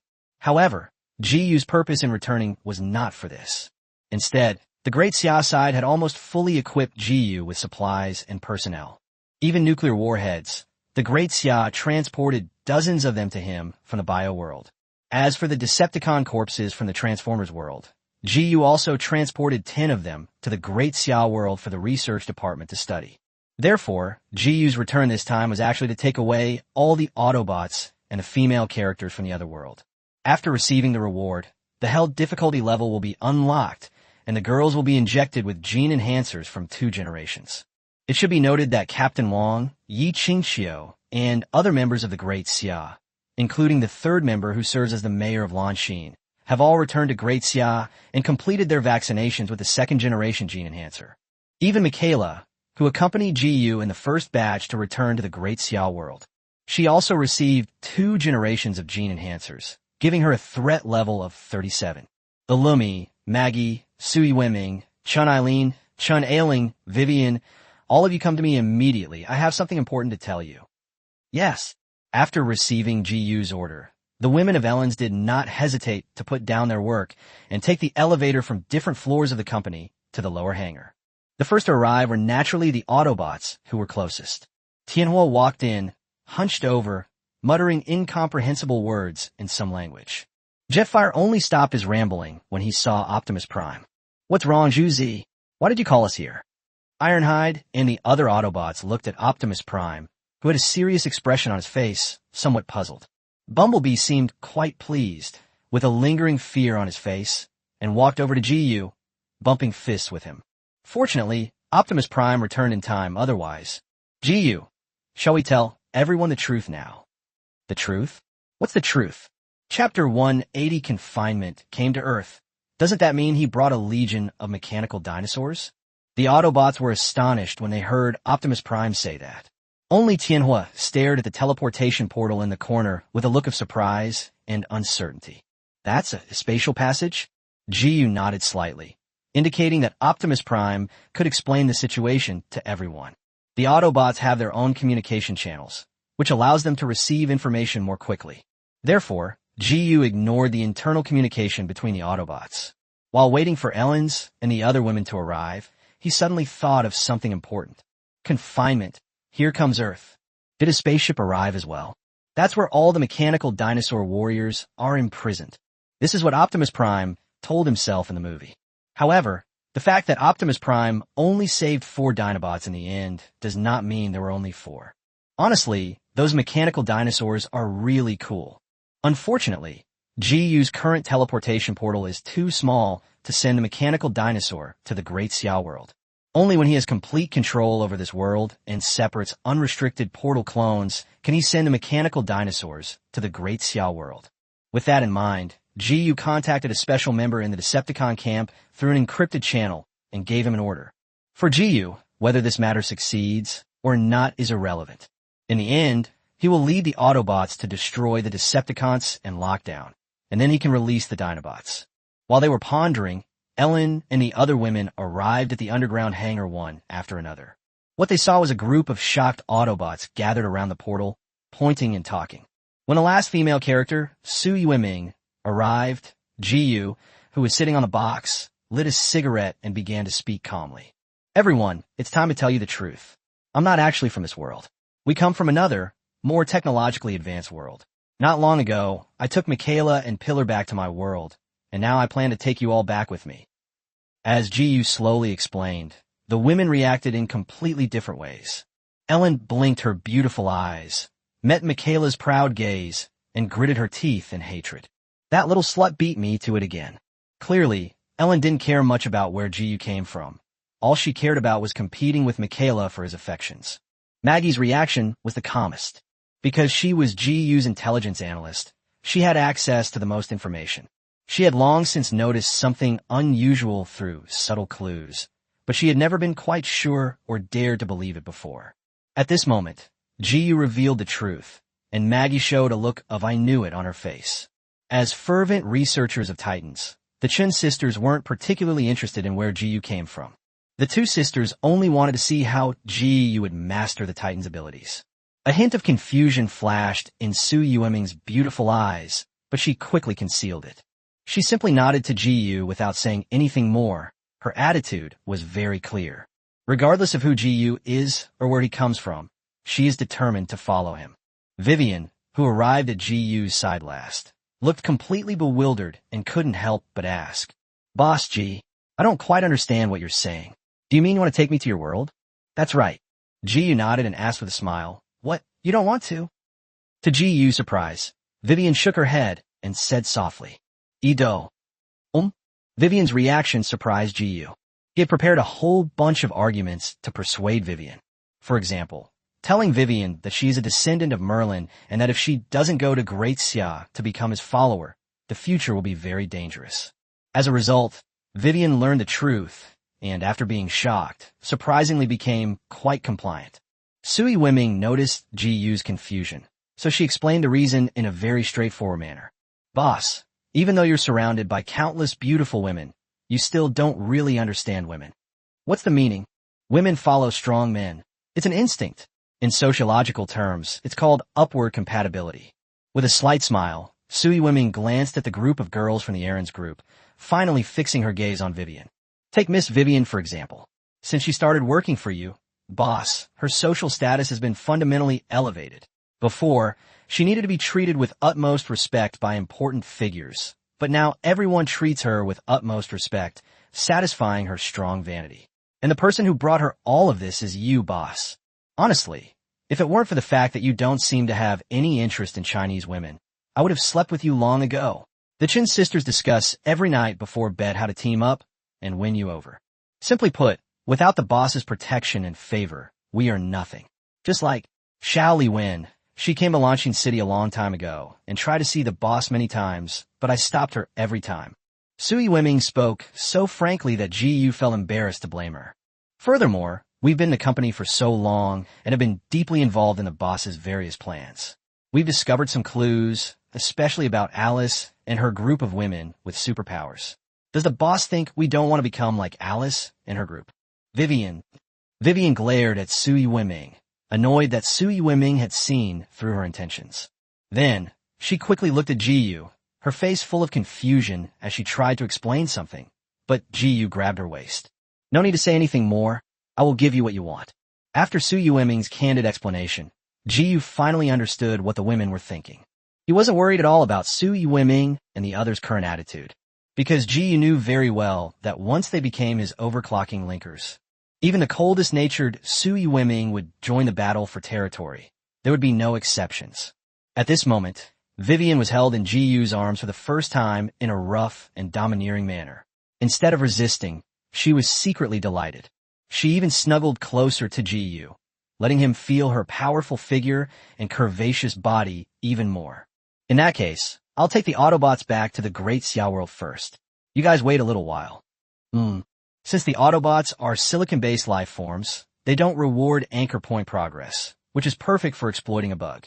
After Jiyu finished speaking, he let go of the reluctant Vivian and walked towards a group of Autobots.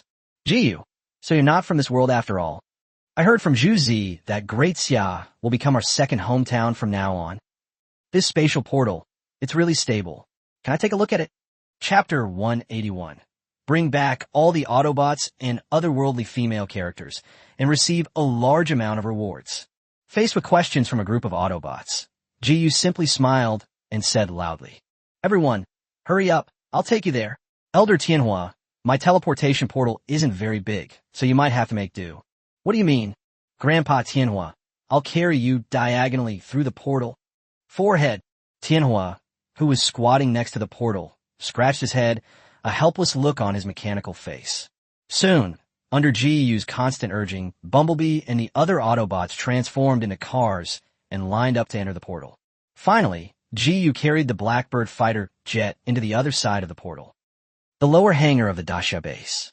When the group of Autobots arrived one by one, they found that the surrounding area had been cleared, leaving a large open space.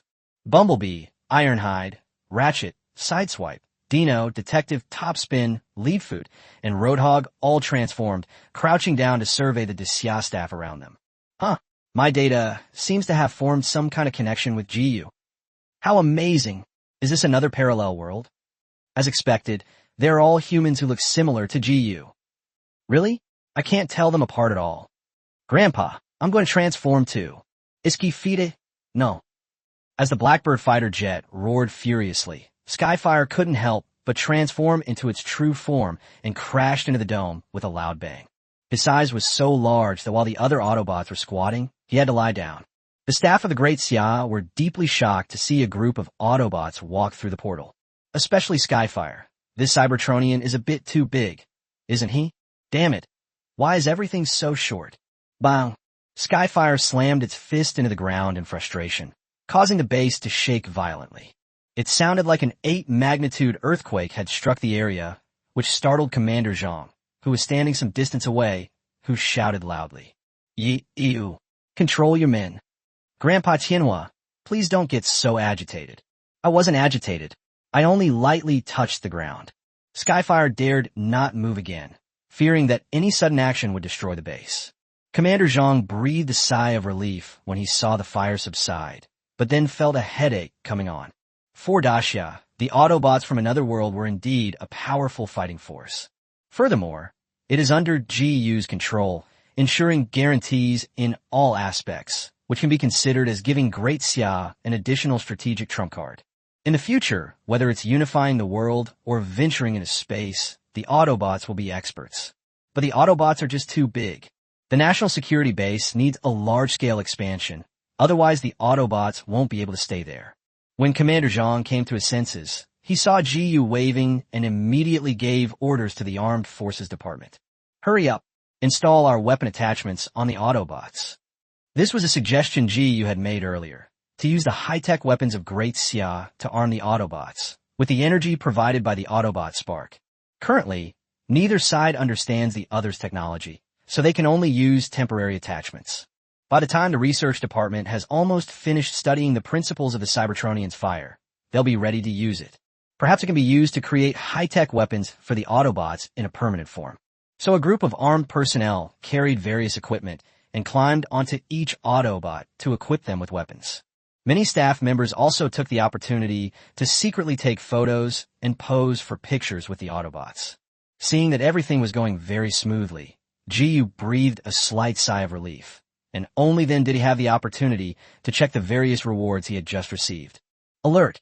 Detected that the host has brought back 10 Autobot characters from the Transformers universe. Jetfire, Bumblebee, Ironhide, Ratchet, Sideswipe, Dino, Hound, Topspin, Leadfoot, and Roadhog, and has plundered a portion of that world's fortune. The host is rewarded with 7 random Titan Beast Totems, exclusive, 3 designated Titan Beast Totems, exclusive, 9 low-level Monster Essences, exclusive, 4 mid-level Monster Essences, exclusive, and 1 high-level Monster Essence, exclusive. Monster Origins? This thing should be similar to a virus enhancer in the Resident Evil world, a treasure that can directly enhance your abilities, right? If GU kills a kaiju or a titan, he will obtain this same source by using Monster Hunter's Plunder Array. In theory, the monster's essence could be given directly to Alice and the other girls, but that would be too wasteful. It would be best to wait until Alice and the other women have combined the power of the totem. Further enhancement using the monster's essence should result in a noticeable difference in the magnitude and effect of the enhancement.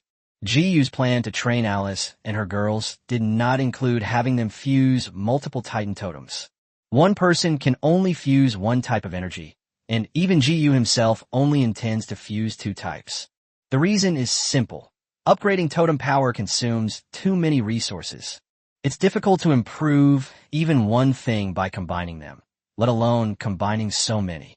Once they arrived in Dacia, they installed high-tech weapon attachments on the Autobots. They all transformed into car models and returned to the world of Transformers.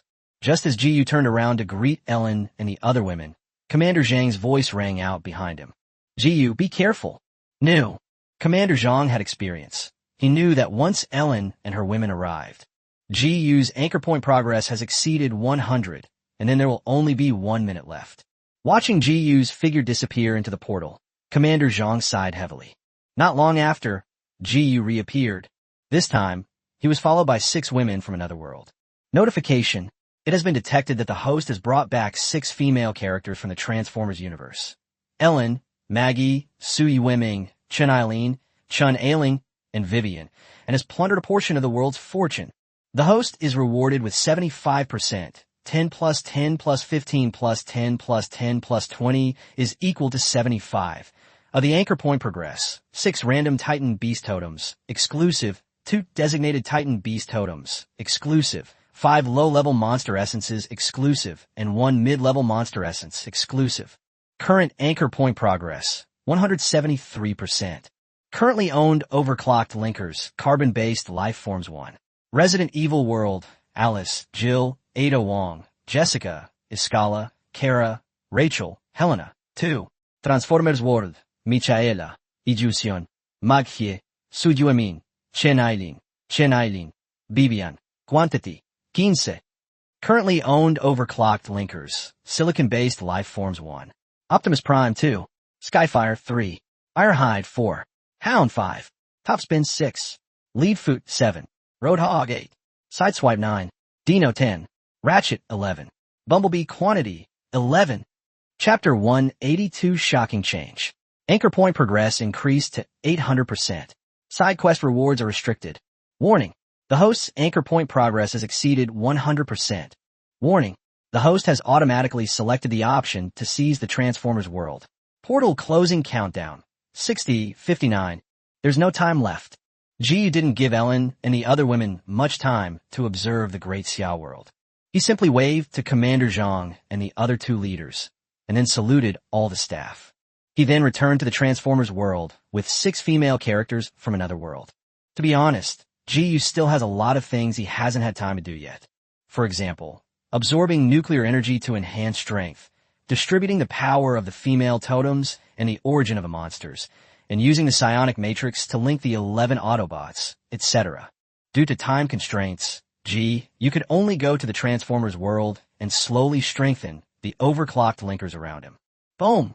As the countdown ended, the staff at the Goen training base felt a sense of loss. GU has gone to fight in another world for the Great Xia again. The Transformers world. When GU returned, he found the hangar overcrowded. Besides the Autobots, all 70 great Xia people and Alice's women were present. It can be said that all of Jiyu's core members and everyone belonging to the great Xia world had arrived. Seeing that everyone was looking at him, Jiyu did not rush to give orders, but silently waited for the countdown to end. Boom! The moment the portal connecting the great Xia world was completely closed, a series of system prompts, or rather, warnings, rang in Jiyu's mind. Warning! Due to the host's choice, Phase 2 mission has been forcibly activated ahead of schedule. World, Transformers, Medium Tier. Phase 2, sever the interdimensional wormhole and kill King Ghidorah. Mission duration, 6 months. Failure to complete the mission will result in being permanently trapped in this world, which is currently closed and cannot be left. Optional Side Quest 7, slay the kaiju yourself. Reward 20% anchor point progress, no cap. Optional Side Quest 8, slay the titan yourself. Reward 30% anchor point progress, no cap. Warning. The system has detected that the host's attempt to seize control of this world has triggered the intervention of the 4 main gods. Warning. After final system confirmation, the host's progress in seizing the final anchor point in the Transformers world has reached 800%. Jiyu initially thought it was no big deal when he heard this. Is 800% of the anchor point progress a lot? Killing a few hundred Decepticon minions will easily gather the necessary resources. However, the next moment, the system's warning message made Jiyu's expression change immediately. Warning. The system has detected that a powerful god has altered some of the world's rules, causing certain restrictions on the host's side quests. Important. The following changes have been made to the host's optional tasks. Optional Side Quest 1. Personally kill a low-level Cybertronian. Reward 3% anchor point progress, capped at 20. Optional Side Quest 2. Personally kill an elite Cybertronian. Reward 5% anchor point progress, capped at 15. Optional Side Quest 3. Personally kill a Warlord-level Cybertronian. Reward 10% anchor point progress, capped at 10. Optional Side Quest 4. Personally kill a Commander-level Cybertronian. Reward 15% anchor point progress, maximum 5. Optional Side Quest 5. Personally kill a Leader-level Cybertronian. Reward 20% anchor point progress, maximum 2. Side Quest 6 cancelled. This world will no longer accept trainees. Optional Side Quest 7. Slay the kaiju yourself. Reward 20% anchor point progress, capped at 5. Optional Side Quest 8. Slay the titan yourself. Reward 30% anchor point progress, maximum 2. Holy crap! This supreme deity can even forcibly change the rules of the mission? Jiyu was stunned on the spot. He did a mental calculation. Even if he completed all the tasks, even combined, this only yields a little over 500% of the anchor point progress, which is a couple hundred points short of reaching 800% of the anchor point progress. Even more outrageous is, the gods seem to know that Jiyu can gain anchor point progress by killing trainees. They simply cut off the supply line by not sending any more trainees. This means that even if Jiyu completes the Phase 2 task and obtains 40% of the anchor point reward, it will still be ineffective.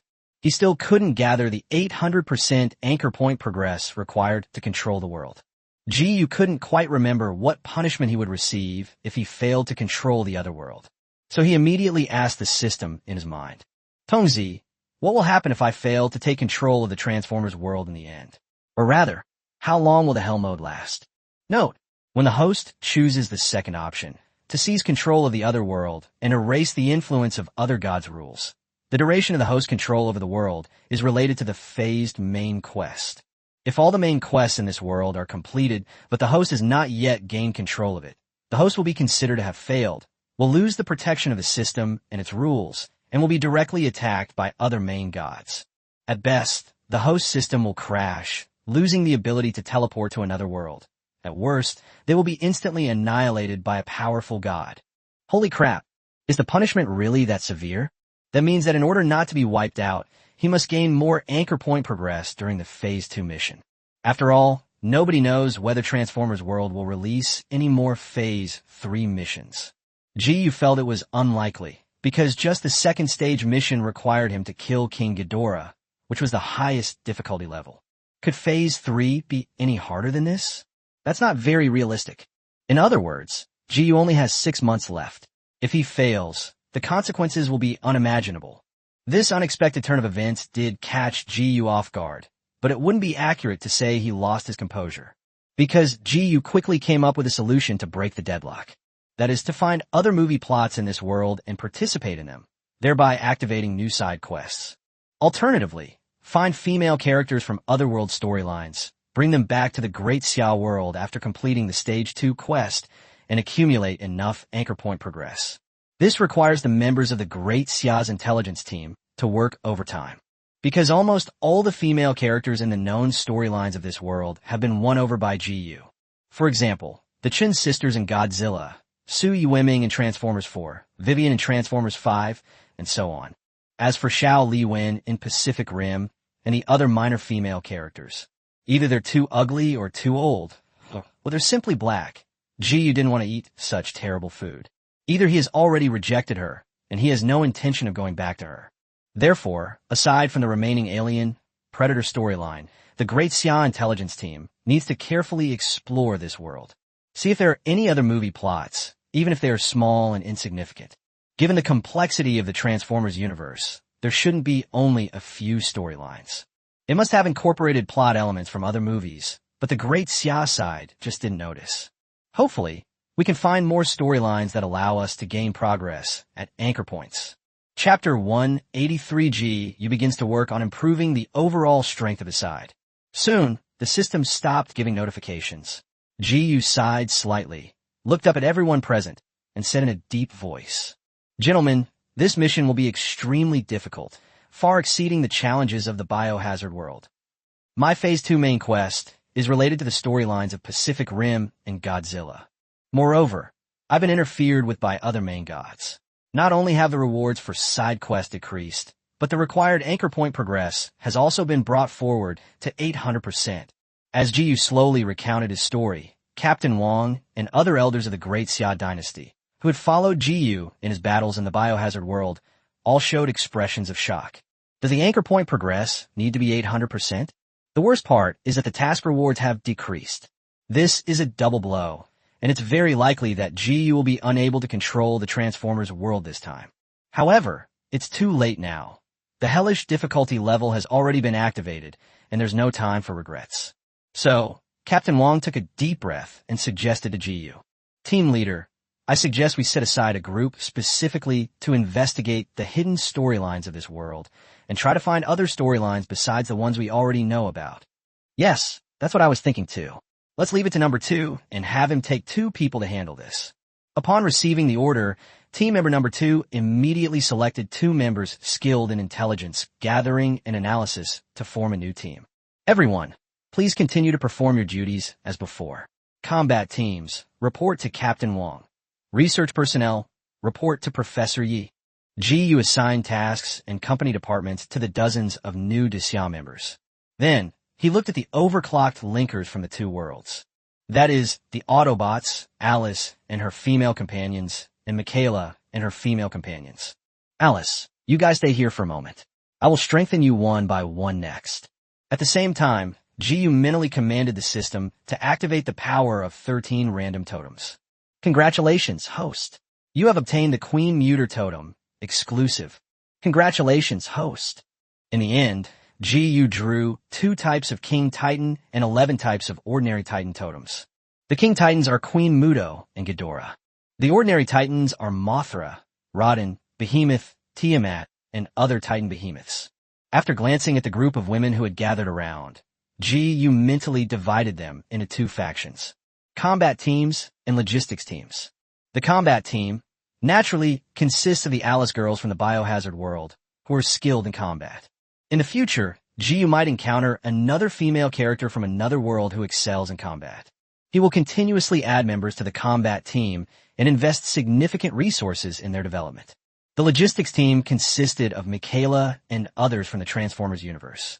They will be responsible for scientific research, company management, intelligence analysis, and other related work in the future. Since there's no need for them to fight, Ji doesn't need to invest too many resources in their training. For example, Michaela and Ellen continue to serve as Ji's secretaries. Maggie is in charge of intelligence, gathering, and analysis. Professors like the Chun sisters and Vivian are responsible for scientific research. Sui Wiming helps Ji manage the company. For the members of the logistics team, Ji will only inject them with a gene enhancer developed by Desya, and at most they will experience 1 or 2 boosts from the virus enhancer. As for the power of the totem, it will not be used by Michaela and the other women for the time being, because there is no need for it. One reason for doing this is that Jiu's resources are insufficient to nurture every female character from the other world equally. On the other hand, professional work should be done by professionals. Just like you can't drag intelligence analysts like Maggie onto the battlefield to fight. Thinking of this, Jiu called over Ellen, Maggie, Sui Wiming, the Chin sisters, and Vivian. He took out more than a dozen gene enhancement agents from his spatial ring. This is an enhancement agent developed by the Great Xia dynasty. It can give you physical qualities far exceeding those of ordinary people. Michaela has already been enhanced in advance, and I will also give it to you. This time, Jiu brought dozens of gene enhancers, enough to enhance more than 20 female characters from another world. The first and second generation gene enhancers are enough to help the women of Ellen's raise their threat level to at least 40 points. In this way, even the female characters from another world in the logistics team have a decent ability to survive and can accept Jiu's overpowered stats. Upon hearing Jiu's words, Ellen and the others obediently lined up, allowing Jiu to inject them one by one with the gene enhancer for 2 generations. They were all quite amazed by the overall improvement in their physical fitness. Although they certainly weren't as powerful as Alice and her friends, they were already quite satisfied. Their physical abilities are at least 20 or 30 times stronger than those of an average adult. After completing the first wave of enhancements, Jiu looked at Alice and the other women, gesturing for them to come over. Considering that different Titans possessed different abilities, Jiu filtered through the options and found the only one he had drawn, the Titan Totem, which could enhance mental power. Jiu then placed his hand on Alice's shoulder, helping her to inscribe the power of the totem. Beneath Alice's tight leather outfit, a black-patterned sheep-shaped monster gradually formed on her shoulder. Titan Baphomet, a legendary ancient demon with the ability to manipulate minds and telekinesis, located at Monarch Outpost 68.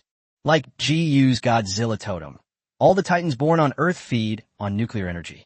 Of all the known Titans, only Ghidorah feeds on electricity. Therefore, an atomic organ was also born inside Alice's body. After obtaining Baphomet's totem power, her mental energy increased several times over, and her threat level exceeded 250 points, eventually settling at 261 points. Gee, what is this?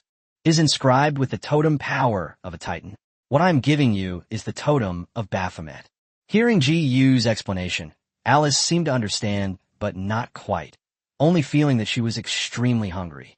The Chen sisters, who had dedicated their lives to studying Titans, were stunned by what Jiu said. Titan totems?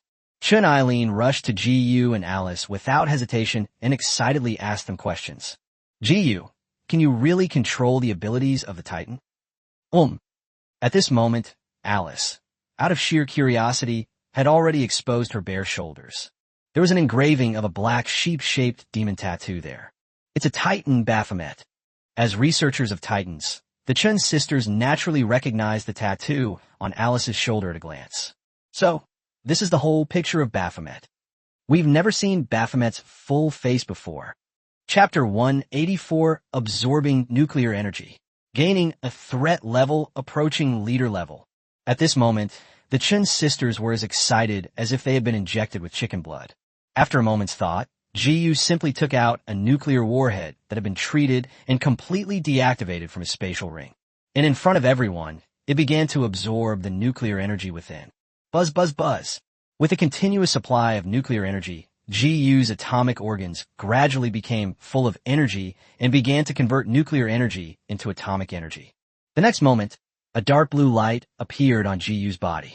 At an unimaginable speed, it strengthened and tempered every inch of his flesh and blood. Originally, Jiu's threat level exceeded 300 points after he fused with Godzilla's totem. After being tempered by atomic energy, his threat level gradually approached 350 points. They are just one step away from becoming leaders among the Cybertronians. Hiss! Such a large consumption? Ji was somewhat shocked by the devouring ability of the atomic organs in his body. Because he is using the converted atomic energy to temper his body, he can only continuously absorb energy from the nuclear warhead. Soon, a high-yield nuclear warhead was reduced to a lump of iron, its nuclear energy drained. Left with no other option, Ji had to take out a few more nuclear warheads. After all, besides his own use, Alice and the other women also needed to absorb nuclear energy to temper their bodies and convert atomic energy. It seems that the nuclear warheads we carry might not be enough. We need to find a way to seize the U.S.'s nuclear warheads in this world. What Ji was unaware of was the various methods he was currently displaying. It not only left the Chun sisters stunned and speechless, their faces filled with disbelief. Even the women, including Michaela and Jill, wore expressions of disbelief. Optimus Prime and the other Autobots, who were not far away, sensed Ji's sudden surge in power. Moreover, their ability to manipulate atomic heat wires drew surprised glances from many onlookers. Holy crap! Zhu, I thought that after the leadership module was strengthened, I could go toe-to-toe with Ji, but it seems that's still not the case. Sensing the terrifying energy fluctuations emanating from Ji, Ironhide was utterly speechless. Just as Ji was strengthening the women, the Autobots, with Optimus Prime's help, were also using the leadership module to enhance their own all-spark energy levels. Among them, Bumblebee, Ratchet, Dino, and Sideswipe, all 4 elite Autobots, have been promoted to the warrior level. With his lead-foot technique, Roadhog and Topspin have reached the peak of the warrior level, approaching the commander level. Meanwhile, Inspector and Ironhide successfully broke through to the commander level, becoming even more powerful than the Decepticon strike. The overconfident Ironhide thought he had the strength to suppress Ji. Unexpectedly, after absorbing nuclear energy, Ji's overall strength improved to a level close to that of a leader. Optimus Prime and Skyfire were equally astonished as they watched Ji, whose entire body was enveloped in a layer of blue light. In their electronic scans, the destructive power of atomic energy is terrifying. Apart from the leader-level energy shield and mechs, which can barely withstand it. A Cybertronian weaker than a leader would probably melt instantly if touched by such atomic heat rays. Horrible. Fortunately, Ji didn't truly break through to the leader level in the end. He was just one step away. Furthermore, currently, on Ji's side, only Ji himself is powerful. The Autobots remain the most powerful force around him. Many car enthusiasts had just started to have this idea when something happened that made them lose their composure. Alice, starting to the extreme, could no longer resist. She grabbed a nuclear warhead and frantically absorbed its nuclear energy, using her atomic organs to enhance her mental power. A terrifying burst of mental energy erupted and spread out with a roar, forming visible ripples. Even the Autobots, who are silicon-based life forms, could feel this terrifying mental fluctuation. Hiss! What kind of power is this? How did Ji do that? Having received nuclear energy replenishment and atomic energy enhancement, Alice's threat level eventually exceeded 300 points, roughly equivalent to a Decepticon attack. Seeing this, Tianhua couldn't sit still any longer and squatted down to walk over, asking curiously, Ji, what kind of method is this? A totem cultivation method that can be applied to carbon-based life forms. TSK. Even we Autobots could sense this little girl's mental fluctuations. It's simply outrageous. Tianhua couldn't help but sigh, his tone filled with envy, clearly envious of Ji's amazing methods. Ji smiled upon hearing this, then withdrew the atomic energy from his body and spoke meaningfully to Tianhua. Grandpa, don't worry. I also have ways to enhance the Cybertronians. Please wait a moment. Oh, then I'm really looking forward to it. Upon hearing Ji's words, Tianhua was surprised, and his perception and understanding of Ji underwent a significant change.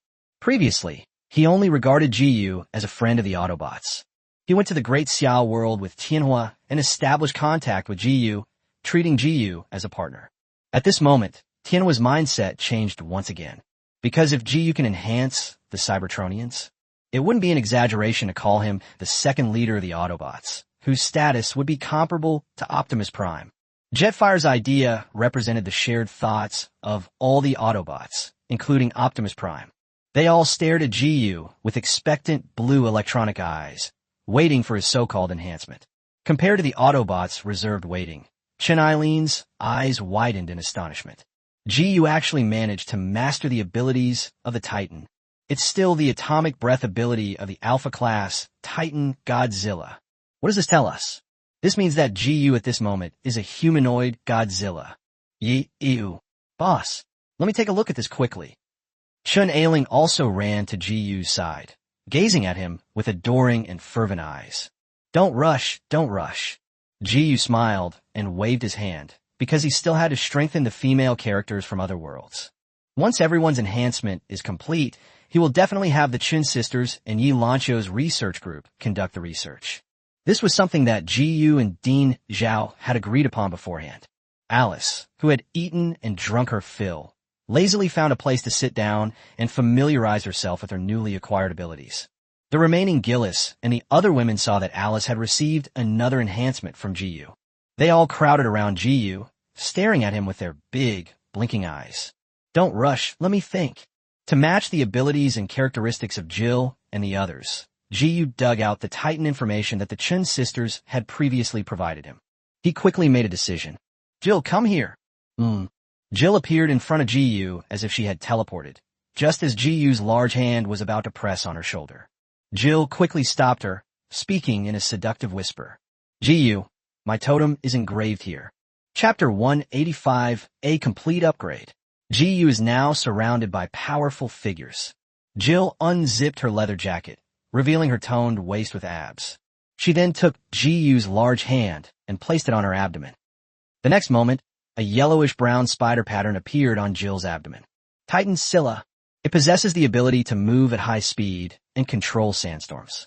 Jill, who was inscribed with the power of the totem, reacted much like Alice. Her atomic organs have just been formed and urgently need to be replenished with nuclear energy. So Jill rushed to the nuclear warhead without hesitation, frantically replenishing her energy, and a sandstorm vortex faintly appeared around her. Similarly, Jill, after being enhanced by atomic energy, not only has a threat level exceeding 300 points, but also possesses the power to control sandstorms. Because each of the Titans possessed supernatural abilities, which can be understood as the power of nature. Therefore, the Alice girls, who were strengthened by the totems, naturally possessed different supernatural abilities, greatly increasing their strength. Next, Ji-Yu gave each female character from the Biohazard world a different Titan totem. Ada Wong obtained the totem of the Titan Queen Mudo and gained control of the electromagnetic pulse. Jessica obtained the totem of the Titan Behemoth, greatly increasing her power and giving her the ability to manipulate natural plants. Ixila obtained the totem of the Titan Rodden, which effectively enhanced her ability to manipulate fire. Kara obtained the totem of the Titan Leviathan, which enhanced her ability to control water. Rachel obtained the totem of the Titan Mothra, which resonates with Ji-Yu's Godzilla abilities and also grants her healing capabilities. Helena obtained the totem of the Titan Methuselah, which greatly increased her defense and strength, and gave her the ability to control the earth and rocks. After bestowing the totem power upon the women, Ji-Yu casually took out more than a dozen nuclear warheads, allowing Jill and the others to absorb them to replenish their energy. He has not yet fused with the totem of King Ghidorah, nor has he used the monster's essence to enhance his own and Alice's atomic organs. It's not that I don't want to, it's that I can't. One reason is that the women have just obtained the power of the totem, which is the period when their strength is increasing the fastest. On the other hand, Ji-Yu, the first to fuse with the Godzilla totem, could clearly sense that his physical condition was not very stable. It takes time to adapt before one can fully master this powerful ancient ability. It should be noted that Ji-Yu possesses the holy body skill of the Witch Clan. Even he felt that he was somewhat unable to perfectly control the power of the ancient Titan, let alone Alice and the other women. Ji-Yu conservatively estimates that it will take them at least 1 or 2 months to stabilize this force. It won't be too late to use the monster's essence to enhance atomic organs then. In addition, Ji-Yu is quite satisfied with his and Alice's current strength. He himself is in the period of rapid growth after fusing with the power of the totem, and will soon be able to break through 350 threat points and possess the combat power of a leader-level Cybertronian. All of Alice's female companions have surpassed 300 threat points, and once their strength stabilizes, they will be able to approach 350 threat points. Even for exceptionally talented individuals like Helena, breaking through 350 points is not impossible. That's enough. After strengthening the women around him, Jiyu got up and walked towards the Autobots who were silently waiting for him. Optimus Prime, I have mastered an ability, or rather a talent, that can link you together and amplify your spark energy. Don't resist. I'll use it on you first. Good. As soon as Jiyu finished speaking, Optimus Prime felt a mysterious power acting on his own spark. Buzz. This is an energy resonance formation. Optimus Prime's threat level increased by 3 points, which, although not much, was a real boost.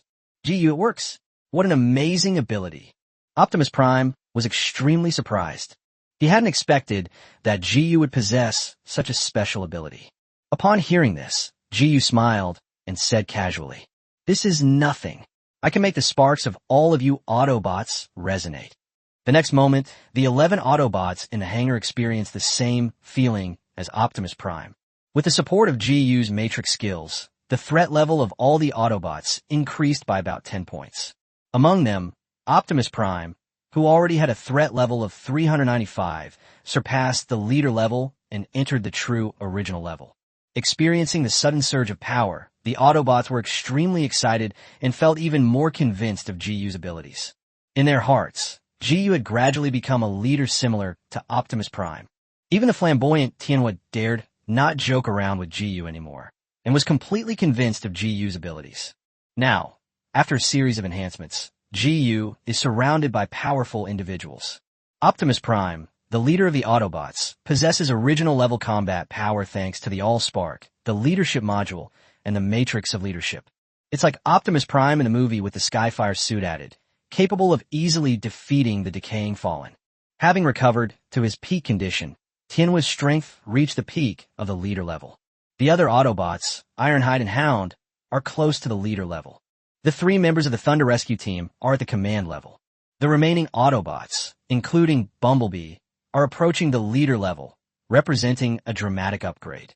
Alice and her companions, who had mastered the power of the totem, also experienced a significant increase in strength. Each of them has a threat level exceeding 300 points. Combined with the high-tech weapons of the Great Xia dynasty and the natural power of the Titans, they are capable of threatening the leaders of Cybertron. It's no exaggeration to say, if Megatron or Lockdown dared to come over again, Jiyu doesn't even need to lift a finger. The Autobots and Alice's group could beat the shit out of them. To put it bluntly, Jiyu no longer takes the Decepticons and Lockdown seriously. His main focus now is on the Kaiju invasion and the Titans in the Pacific Rim. By the way, look for the fusion storylines in this world and try to get more anchor point progress. Or perhaps we could discover more female characters from other worlds and bring them back to the Great Xia world. At the same time, not long ago, after being brutally beaten by Skyfire and feeling somewhat disillusioned with life, he finally returned to his own spaceship. Even now, this space hunter and legendary mercenary still felt lingering fear. If Tianhua hadn't shown no murderous intent toward him, Jinbi was certain he wouldn't have escaped. Just one fire from the heavens almost brought Jin Guan to his doom. It's easy to imagine just how strong the hidden strength of Jiyu's side really is. The confinement, which had previously looked down on Jiyu's side, now had to start taking this human force seriously again. After making some simple repairs to the damaged machine, he sent out another communication, wanting to meet with Harold, the head of the Tumwin force. There was no way around it. Jiyu's side was far stronger than Jin Guan could handle. Chapter 186. Harold really regrets it. He never expected the Autobots to have such great potential. When Harold learned that Lockdown had returned, he rushed over to meet him immediately. Now, Launching City and even the surrounding area are blocked by Desia technology and cannot be monitored by satellites at all. Harold was eager to know if the arrogant and domineering confinement had gained anything beneficial to the U.S. government during this trip. For example, did they kill or severely injure Jiyu? Or did he kill the superpowered person next to Jiyu? For example, capturing Optimus Prime, the leader of the Autobots, weakened the strength of Jiyu's side. Any one of these would be good news for Harold. However, when Harold arrived and met the injured confinement, his face fell and a sense of foreboding rose in his heart. Really? Even confinement can't do anything to GU's side? That makes sense when you think about it. Harold quickly came to terms with it. After all, just a few days ago, the Decepticon leaders were driven away by Optimus Prime and GU working together. Lockdown and Megatron are roughly equal in strength, so it's normal that he's no match for GU. Thinking of this, Harold felt a bit disdainful of confinement and asked a sarcastic question knowing the answer. Locking down, what did you find this time? Did you capture Optimus Prime? Or kill GU? Being confined without saying a word felt quite embarrassing.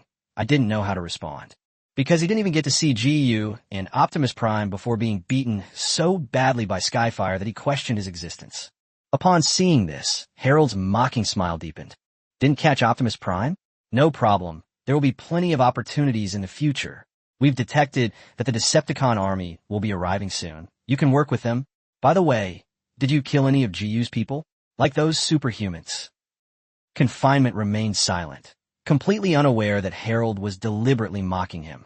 Could it be that the Autobots fought desperately, and GU's side of many superpowered individuals launched a combined attack, causing your plan to fail? Did you kill any of the super soldiers around GU? He sighed, clearly annoyed by the questions he was being asked during his confinement. No, nothing at all. To be honest, I haven't even seen GU, whom you mentioned, nor Optimus Prime. Huh? Now it was Harold's turn to be stunned. He thought that Lockdown had been defeated by Optimus Prime and GU working together. Isn't that the result? What does that mean? GU and Optimus Prime didn't even lift a finger, yet they beat Lockdown into this state? This cosmic mercenary is a bit too weak, isn't he? He's not even as good as Megatron. Harold felt even more disdain for confinement, but outwardly he still pressed for answers. So who drove you away? Heavenly Fire. Who? An ancient Cybertronian pioneer, possessing leader-level combat power. I thought he was long dead, but Optimus Prime restored him to his peak. I am no match for Jetfire. Harold was stunned and asked in confusion, You mean Skyfire is very strong? Stronger than you and Optimus Prime? He simply couldn't believe that GU's side had gained another powerful expert without anyone noticing. That's right, but you're only half right. I judge that Optimus Prime is extremely powerful right now. Lockdown nodded, confirming Harold's deduction. Then, in a deep voice, he told Harold a harsh reality. Heavenfire is an ancient Cybertronian artifact. To revive it, we must use the sacred energy treasure. Now that he has returned to his peak condition, it proves that Optimus Prime must have obtained the energy treasure. Skyfire's strength surpasses that of ordinary leader-level beings and Optimus Prime, with the Allspark and the energy treasure. It is highly likely that he has recovered to his peak and may even have broken through the leader level and reached the ancestor level. Hiss! Cybertronians, is this even possible? Harold was truly stunned. For the U.S. government, the prospect of a lockdown is absolutely devastating news. The Autobots who joined forces with GU have greatly increased their power and pose a greater threat to the U.S. government than before. Harold felt a pang of regret. If he had known that Optimus Prime, the leader of the Autobots, had such great potential, he wouldn't have turned against him. Now that the Autobots have completely sided with GU, the overall strength of GU's side has soared, making them the biggest hidden danger within the United States. Harold immediately began brainstorming, and his eyes lit up when he thought of the Decepticon army that was about to descend. Lockdown, how about you team up with the Decepticons? Your goal is to capture Optimus Prime, and Megatron's goal is to seize the Allspark. You have the same objective. I don't mind. Confinement had already been beaten down by Skyfire and had become much more restrained, so he nodded calmly. Harold breathed a sigh of relief, then quickly asked again with anticipation. If the two of you join forces, can you deal with the Autobots and GU? Not quite sure. Lockdown wasn't confident because he hadn't even encountered GU and Optimus Prime. It's unclear how strong Optimus Prime is right now, and even less so the strength of GU, whom Harold mentioned. I need to have all the information about Optimus Prime and his allies before I can make a judgment. No problem. I'll send it to you.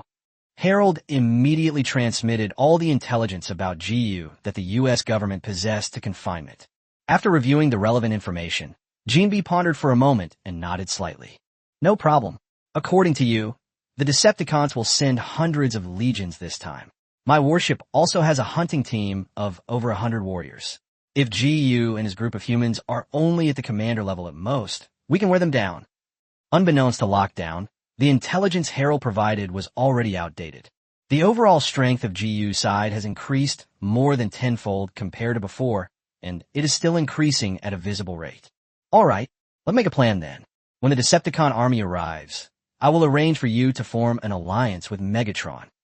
That night, the American night sky was lit up by countless shooting stars. A series of meteors fell across the United States, causing considerable casualties. The Decepticons are not Autobots. They are cruel and ferocious, driven only by primal bloodlust and the concept of the strong ruling the world. Many Decepticons, upon arriving on Earth, did not hide like the Autobots.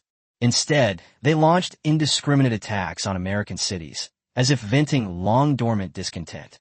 In an instant, numerous cities across the United States were attacked by aliens, and war broke out everywhere. The U.S. government is powerless to control the Decepticons, or rather, the elites simply don't care about the lives of the common people. Regardless of how the public media reports, they all condemn the government's inaction. The U.S. government continues to turn a blind eye and allow the Decepticons to run rampant. As long as the upper-class gentlemen can still drink and chat in the bunker, it doesn't matter to them how many civilians die on the ground. Chapter 187, Staying Away from Trouble. Personally leading the team to seize the nuclear power plant. After seeing the devastation within the United States via satellite, countries around the world were secretly shocked and filled with lingering fear. Originally, some high-ranking officials in certain countries even wanted to recruit GU to open branches in their countries. Now it seems best to just forget about it. The alien robots are clearly targeting GU. They should just mess with the US and not run around aimlessly. As a result, the countries abandoned their idea of recruiting GU to their countries. Instead, they dispatched elite agents to the United States to try and gather intelligence on GU's side in Blue Heart City. In the entire United States, it seems that only Michigan, where GU is located, or the area around Blue Heart City, is relatively safe. Indeed, a few Decepticons landed on the outskirts of Blue Heart City. Before the Decepticons could do anything, they were instantly killed by the patrolling Autobots. As for what GU is doing at this moment, he was in his villa, helping Ada Wong calm her resentment with terrifying force. Perhaps it was because Ada Wong had been feeling resentful for many days. This top female agent seems to be under a lot of pressure, relentlessly pursuing GU for an entire day. The most outrageous thing is that even though Ada was no match for GU, she still persisted relentlessly. GU stubbornly persisted, not letting him leave the bedroom even a step. This made GU somewhat want to merge with Ghidorah as totem power. Later, GU gradually discovered some problems. It seemed that Kara was also secretly using her appearance. During this time, he repeatedly took advantage of Ada's absence or rest to launch surprise attacks on GU. GU naturally received first-hand intelligence about the Decepticons' mass arrival. However, he no longer took the Decepticons seriously. Strictly speaking, GU and Alice and the other women didn't even need to lift a finger. The Autobots alone could easily wipe out the Decepticons in lockdown. Currently, the Great Xia side is exploring various trenches on the seabed, observing when the story of the Pacific Rim will unfold, and to find new movie storylines in this world. Pity. The second team member in charge of this matter and his group ultimately only found a whaling research station in Antarctica. There are also alien structures buried deep underground, which is the plot of Alien vs. Predator. Currently, the movie's plot has not officially begun because the underground pyramid has not been fully activated. Yes, the pyramids beneath Bouvet Island are already sending out signals intermittently. However, it will probably be some time before the Predator's spaceship arrives on Earth. As for the rest of the movie plot, Xia couldn't find any clues, which gave GU quite a headache. If he can't find new story content, he won't be able to reach the 800% anchor point progress. They would then be unable to control the world, and if they ultimately fail, the punishment would be extremely severe. GU had specifically asked the system if the time limit for failing to control the world was related to the main quest. As long as the main quest still exists in this world, GU still has time. However, if he completes the Phase 2 mission but the Phase 3 mission does not appear, it means that he has failed to take control of the world. They will be directly attacked by other main gods, and maybe instantly eliminated by the rules. It's tough. While I was taking a shower, I didn't know if it was Kara or Ida. GU asked team member number 2 again via the virtual channel if they had made any discoveries, but naturally, they found nothing. Never mind. Let's deal with the Decepticons and lock down first, and then collect the rewards from the side quests. GU didn't let the Autobots take action, mainly because he was waiting for Megatron to gather the Decepticons scattered in various places. Otherwise, with attacks scattered and disorganized, GU wouldn't have the time to chase after the fleeing Tyrant Tigers. Just then, Maggie suddenly made a communication call, excitedly reporting the news. Boss, the nuclear power plant you asked me to keep an eye on has been attacked by a Decepticon and is currently out of control. Oh, so that means I have a chance to take over this nuclear power plant? Because 70% of the nuclear warheads GU was carrying were consumed by Alice and her group of women. His reserves in this area were running low. Therefore, he sought an opportunity to seize a nuclear power plant in the Transformers world to continuously generate nuclear energy for himself. The Great Xia side cannot act too openly about this. The main concern is that this might provoke the U.S. government, causing these easily frightened individuals to misunderstand something and recklessly launch a nuclear war. If GU, who had just arrived in the Transformers world, hoped that the world would be a bit chaotic so that he could take advantage of the situation and develop his own power in secret. Now, the Great Xia faction has already established a firm foothold and holds an absolute advantage. GU prioritizes stable development and does not want to push the U.S. government to the brink. Therefore, secretly seizing a nuclear power plant without attracting the attention of the U.S. government was the most advantageous option for GU's side. The Decepticons' attack provided the perfect opportunity. The Great Xia side could take this opportunity to quietly take over the nuclear power plant, minimizing the attention from other countries. Boss, Captain Wong asked me to ask you, was it he who led the team to seize the nuclear power plant or, wait a minute. GU originally wanted to order Captain Wong to lead the team, since it was a small matter for him, as the leader, not to get involved. But what happened next sent chills down GU's spine and filled him with dread. Because, while Ada had gone to the bathroom to take a shower, another Ada walked in wearing a black halter-neck battle robe, her face full of allure. Holy crap. Maggie, tell Captain Wong that I will personally lead this mission and ask him to send a small team with me. That's all. After hanging up the call, GU stood up and quickly kissed the bewildered Ada, then said impatiently, Ada, I have an urgent mission. The Decepticons are attacking the nuclear power plant in Michigan. You know, this thing is very useful to us. Captain Wong and the others can't get away, so I have to go myself. Wait for me to come back, and don't wander around.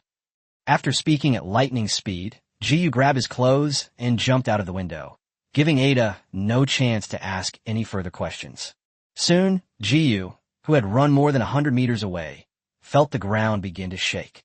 An electromagnetic pulse and a water jet pierced through the villa's roof and collided violently. Kara, I will kill you today. Clearly, Ada discovered Kara, who had secretly come to intercept her, and the two women engaged in another small-scale battle. On the highway outside Launching City, having escaped the center of controversy, GU is lying in the passenger seat of a military vehicle, pretending to be asleep. This mission was merely a means for him to escape his misery. In reality, given the strength of the Great Xia side, there was no need for him to personally lead the team to carry out such a simple mission. Therefore, GU is just going through the motions, taking a stroll around, and would return to clean up the mess once things calm down at home. The villa shouldn't be destroyed, right? Chapter 188, a search that went nowhere, only to find it effortlessly. A new movie plot has been discovered. Auschwitz Nuclear Power Plant. This place is located in the midwestern part of Michigan, only a few hundred miles from Blue Heart.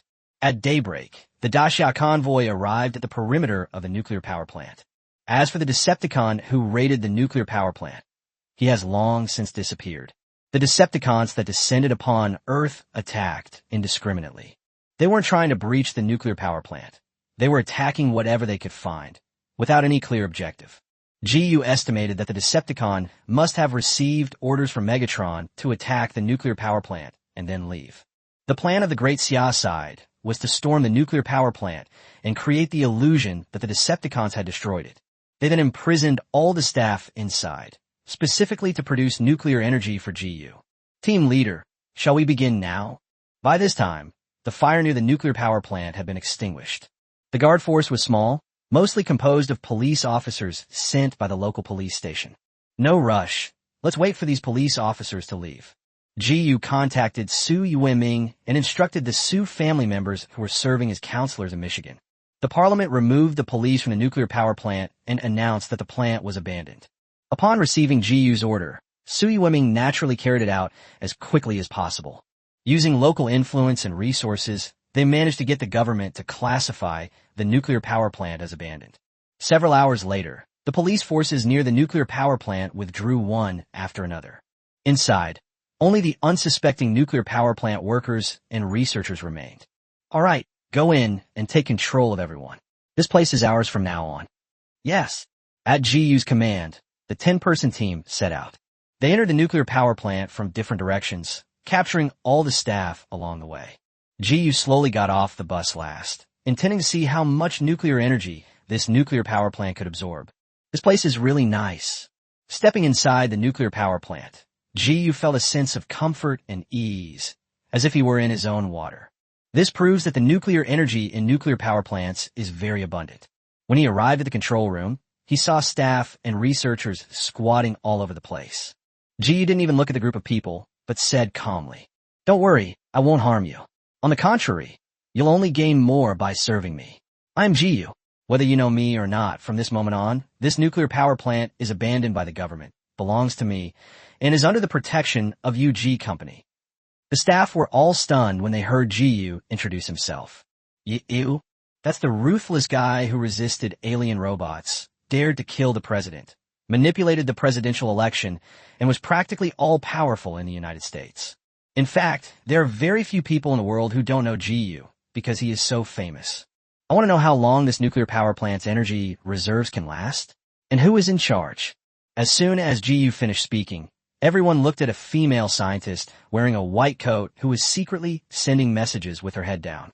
Feeling the injections being administered, the person in charge tensed up and, in his panic, dropped his hidden phone on the ground with a sharp crack. It's over. Upon seeing this, a soldier from the Great Xia dynasty raised his rifle to shoot the audacious leader, but Ji stopped him by raising his hand. At this moment, Ji was looking at the female scientist squatting on the ground with a suspicious expression. This woman is so beautiful. Because she was so beautiful, comparable to a supermodel or celebrity, Ji even suspected that she was a female character in a movie. Unfortunately, the storyline of the Transformers universe was too old for Ji, decades behind. He has hardly watched any movies from that era. However, based on the female scientist's exceptionally good looks, Ji was quite certain that she must be a female celebrity.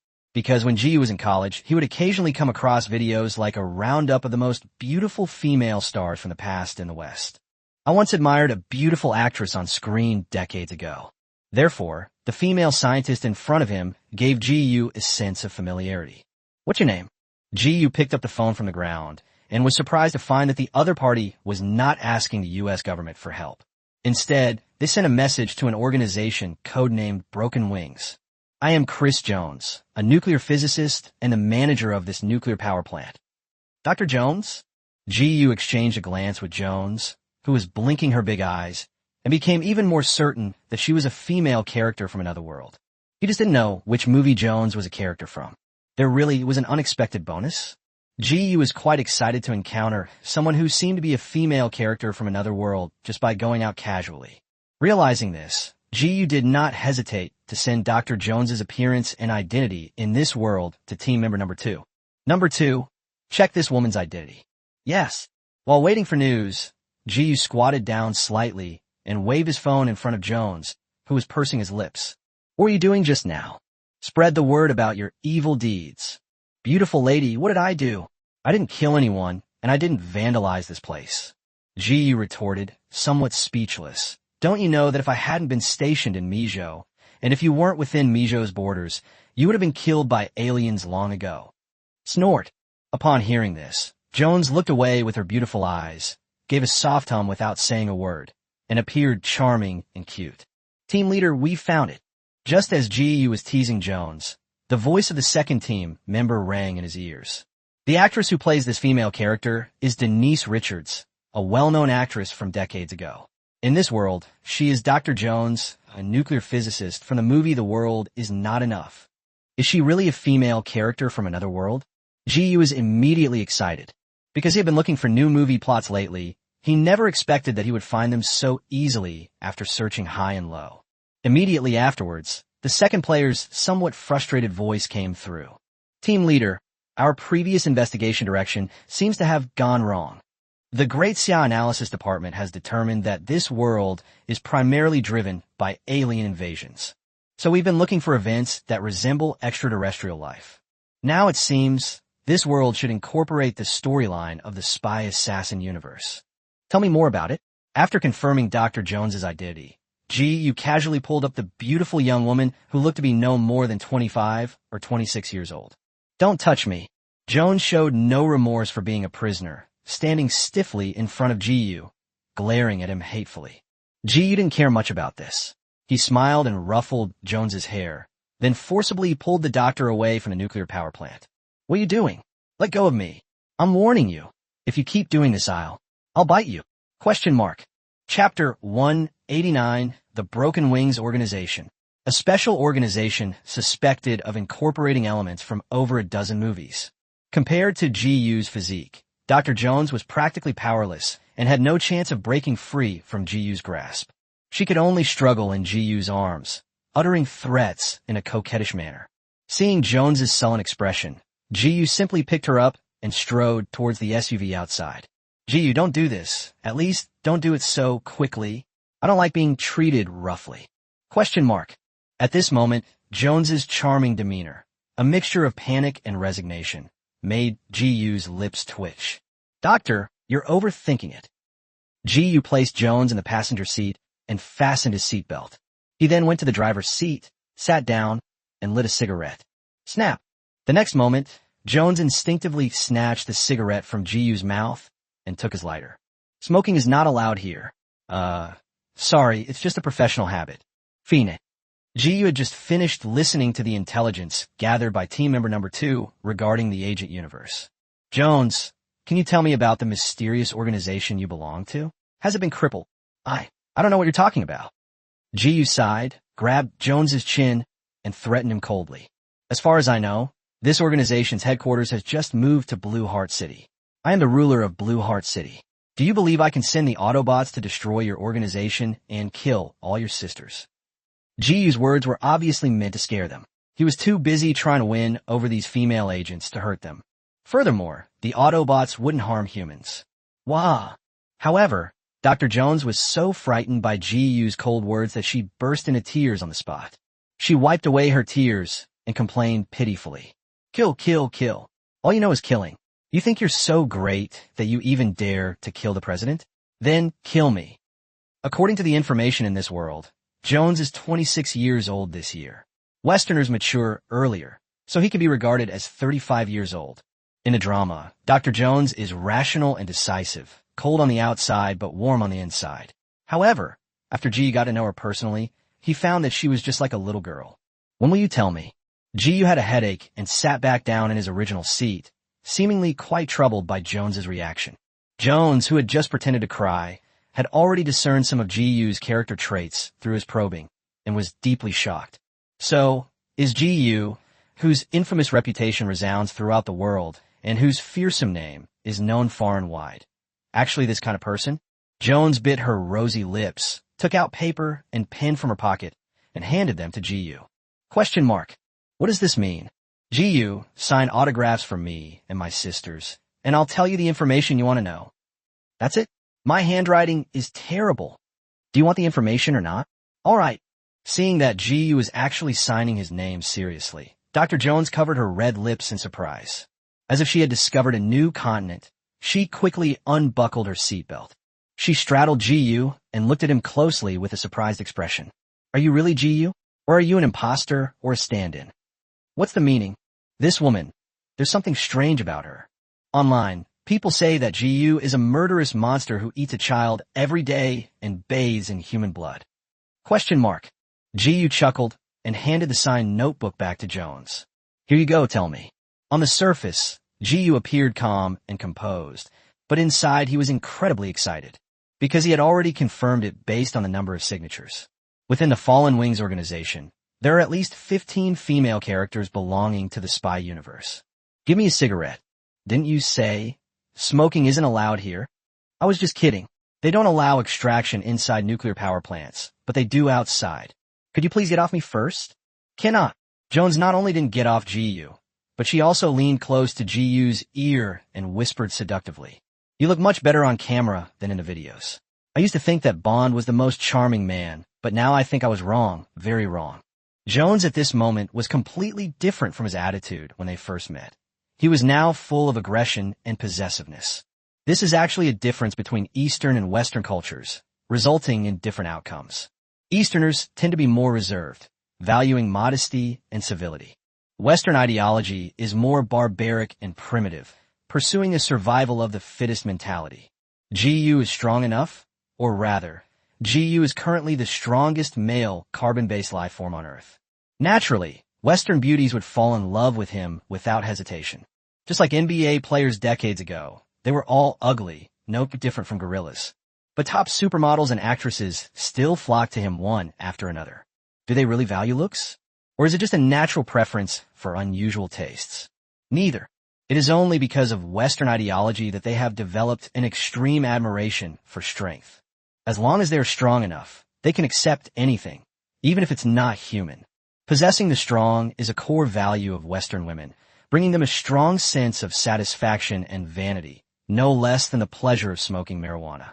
Not to mention, GU is not only terrifyingly strong, but also handsome, charming, and has a pleasant voice. Therefore, Jones quickly fell in love with GU without realizing it. Jones, tell me the information quickly. GU felt a little uncomfortable because Jones was not honest at all. GU, you don't mean to take us into your harem, do you?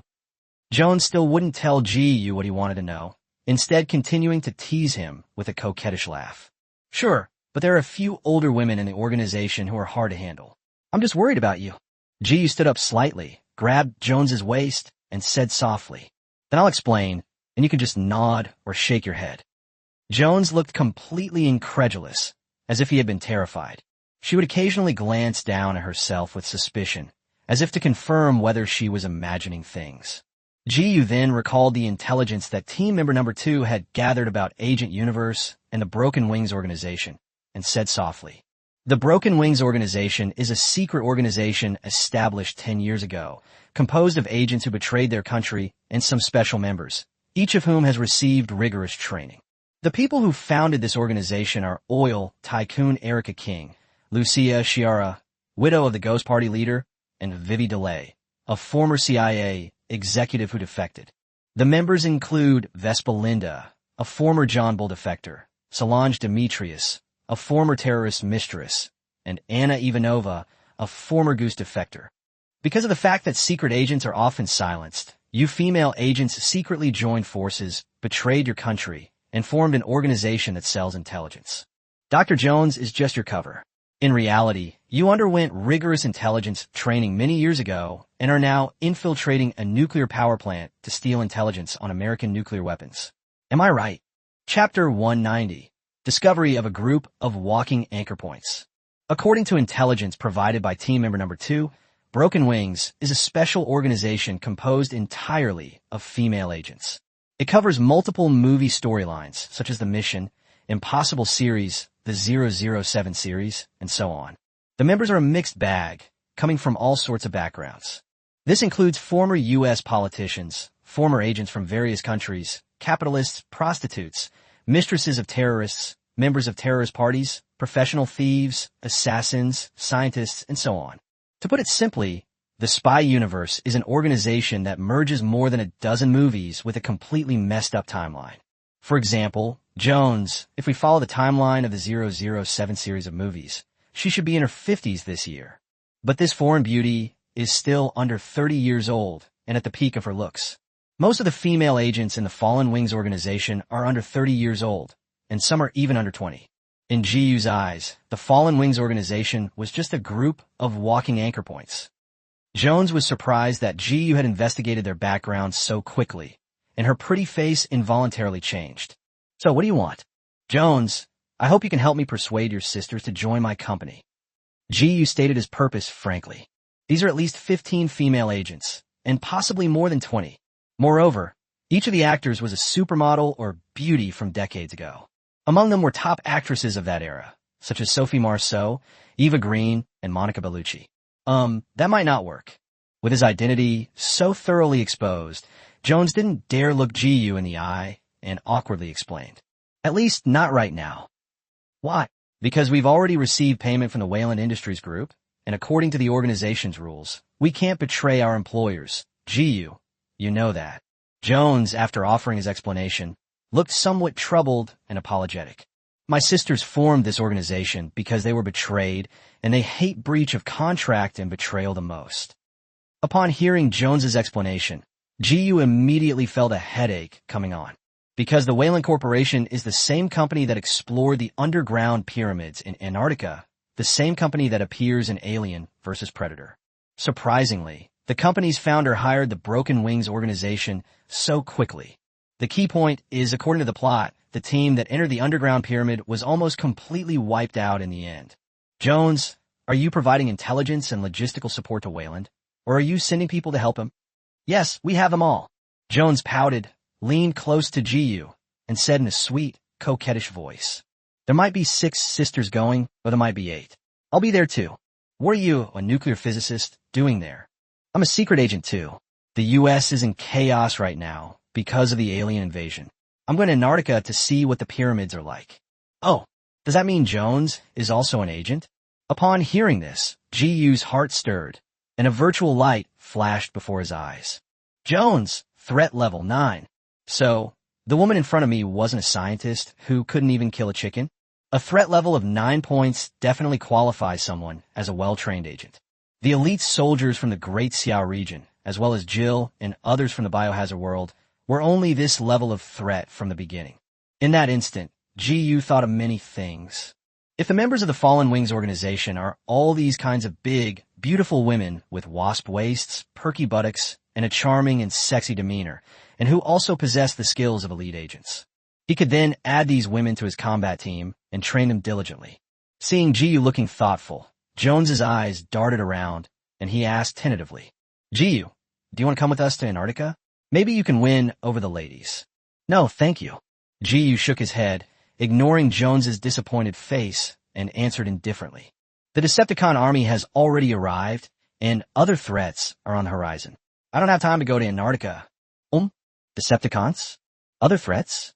Jones silently remembered the information that GU had inadvertently revealed. In reality, the Fallen Wings organization is not short of money at all. The bargaining chip for hiring them is intelligence, not wealth. For example, the founder of Wayland Industries wanted to hire Fallen agents. Wayland promised to allow the Fallen Wings organization to trade with foreign entities for intelligence on the Antarctic underground pyramids. All right, you can go back now. Tell your sisters that I will hire the rest of you to be my bodyguards. Money is no object. Upon hearing GU's words, Jones shook her head and raised her slender finger. First of all, the Fallen Wings organization's rule is that we will not send out all members at once to prevent being wiped out. You can only hire a maximum of 4 to 6 of us. Secondly, we don't want money. The bargaining chip for hiring us is intelligence, and you must allow us to sell the intelligence you obtain before we will accept your employment. In reality, what GU didn't know was, at this moment, Jones was already so excited that he could hardly contain himself. However, on the surface, she was just pretending. Jones discovered that GU seemed very keen to subdue the Broken Wings organization. Intelligence? GU nodded slightly. Sure, what kind of intelligence you can find out depends on your own methods. You said it. Jones's beautiful eyes lit up, and she nestled against GU's chest, speaking in a sweet, coquettish voice. Then take me back to Blue Heart City, and I'll go talk to my sisters about your request. Hold on tight. GU realized that Jones didn't seem to intend to get off him, so he stepped on the gas and drove Jones back to Blue Heart City. The headquarters of the Fallen Wings organization is an ordinary little villa. Because land prices in Launching City are too high and are rising every day, demand far exceeds supply, making every inch of land extremely valuable. Therefore, even a well-funded organization like Zhou cannot afford to buy a large property. a group of female agents around the world who can strike fear into the hearts of even the heads of small countries. After arriving in Launching City, they could only live in this small villa of less than 200 square meters. The moment Jones entered the room, he began to shout excitedly, "Sisters, do you know who brought me back?" At this moment, there were only 3 female agents in the living room. One is Paloma from No Time to Die. One is Anna, a tall and slender female assassin who was formerly part of the Goose crew. Another one is Amina, the arms dealer from the Mission Impossible series, who plays the White Widow. Anna, with her aloof personality, ignored Jones's shouting and continued to maintain her pistol. The White Widow was trying on stockings. She glanced at Jones, but remained silent. Only Paloma, who was leaning against the kitchen wall, blinked her big eyes curiously and asked in confusion, "Who is it, Jones?" "Yi-Yu." "Who?" Chapter 191, Recruitment and Winning Over by G.U. Jones's words stunned the 3 female agents in the living room. Who is G.U.? Master of Blueheart City, the strongest known superhuman. Of all the countless mercenary missions received by the Fallen Wings organization, this was the only target they couldn't complete and had absolutely no clue about. The White Widow stared in shock at the smug Jones. Paloma also looked completely incredulous. Even the usually aloof Anna couldn't help but tilt her head, frown, and scrutinize Jones, as if trying to determine the truthfulness of his words. "Sisters, give us a reaction. Where's the screaming?" "Forehead," Paloma asked somewhat awkwardly. "Jones, are you crazy?" The White Widow scoffed. "Why don't you say that you and G made a date to run away last night?" Clearly, the 3 female agents in the living room did not believe Jones at all, because it just sounds too fake. It's worth noting that the Fallen Wings organization had tried to gather intelligence on GU before. They tried every means possible, but they couldn't even get close to UG Company. In today's world, who wouldn't want to know about GU and the people around him? It's no exaggeration to say that if the Fallen Wings organization could get close to GU and casually reveal some insignificant information, for example, GU's taste, what he likes to eat, what time he wakes up every day, etc., can be sold for exorbitant prices. But now Jones is saying that GU drove her back. Who can believe that? Real. Jones immediately panicked and took out her phone to show her friends. "Look, I even took pictures." When Anna and the other 2 women saw the intimate selfie of Jones and GU on Jones's phone, their expressions all changed. Was Jones really taken home by GU? In fact, looking at this selfie, Jones is sitting on GU's lap. Are the 2 of them really that close? Could Jones have succeeded? Looking at the photos, the 3 female agents felt nothing but shock and envy. That's GU. Being able to possess such a top-tier expert would be incredibly prestigious. Click.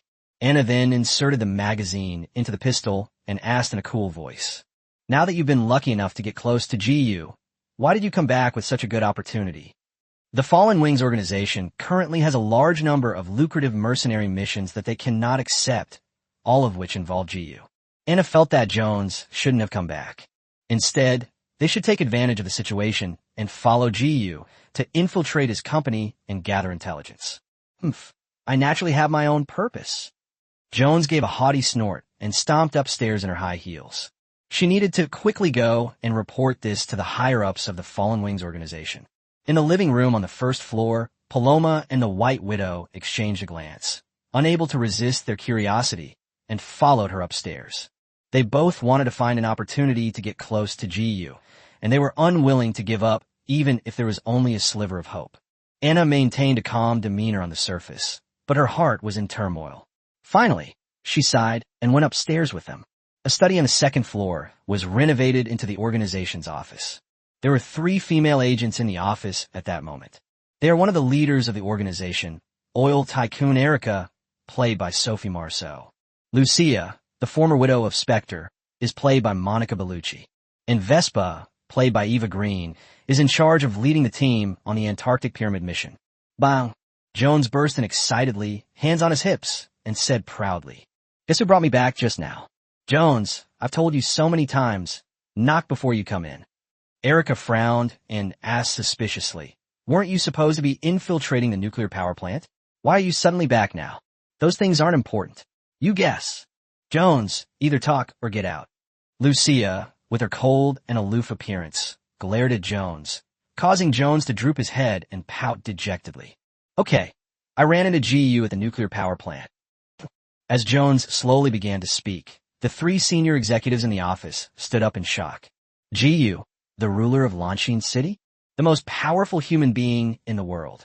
Is it true or false? After Jones finished describing how he met GU, he shrugged. That's how it is. GU said he wants to hire us as his personal bodyguards. Lucia and Erica exchanged a glance, hesitated, and sat down again, seemingly pondering how to respond. Jones's ordeal was simply too surreal. It's important to know that the Fallen Wings organization has been trying to get close to GU. They spent countless amounts of money just to find out information about the people around GU. As it turned out, Jones actually met GU himself. Vespa, who was standing to the side with his arms crossed, suddenly asked in a soft voice, Jones, what kind of person is GU in your eyes? Handsome, charming, and bursting with masculinity. Jones's expression became somewhat dreamy, as if he had fallen in love. Vespa's beautiful eyes lit up, revealing a look of great interest. She even took out paper and pen and began to take notes seriously. Seeing this, Lucia smirked and said to the infatuated Jones, You don't need to emphasize this. Everyone knows it. Now, tell us something we don't know. GU is a bit different from what we imagined. He's very gentle, but incredibly strong, and that part of him is even more exaggerated. Let me tell you. When GU's supermodel stats were mentioned, Jones immediately showed an extremely shocked expression and even gestured with his arms. Really? Is it that exaggerated? Vespa was even more surprised and covered his red lips with a wicked smile. Erica couldn't take it anymore and slammed her hand on the table. Get to the point. Seeing that Erica and Lucia were a little angry, Jones had no choice but to obediently get to the point. Well, okay, GU is a bit of a lecher. I can sense it. He really wants to subdue our organization and take all the sisters into his harem. That intense possessiveness is something I've never seen before. Jones naively believed that GU's possessiveness towards the female agents of the Fallen Wings organization stemmed from male hormones and lust. In reality, GU's goal was to subdue female characters from another world, gain anchor point progress, and complete the hell mode of the Transformers world. After a pause, Jones, with an unusually serious expression, gave his judgment. Therefore, I think this mission is actually very difficult for us because GU is too charming. We can't send love-struck or infatuated people to GU's side, otherwise we won't be able to get any useful information. They'll just be thinking about having that kind of thing with GU every day. After listening to Jones's explanation, Erica couldn't help but let out a cold laugh and mocked him. I didn't expect GU, this little man, to have such a big appetite. He actually wants to subdue our entire organization. Isn't he afraid of choking himself to death? Chapter 192, The Broken Wings Organization will never be slaves, unless they provide food and lodging. I think it's unlikely.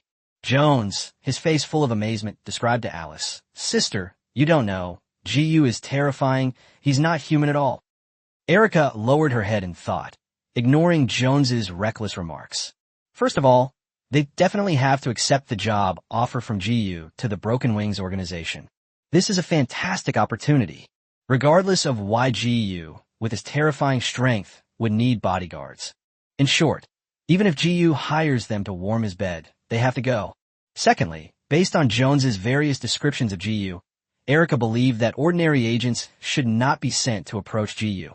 Only a calm and collected female agent, focused solely on the mission, could resist GU's charm and concentrate on completing the intelligence-gathering task.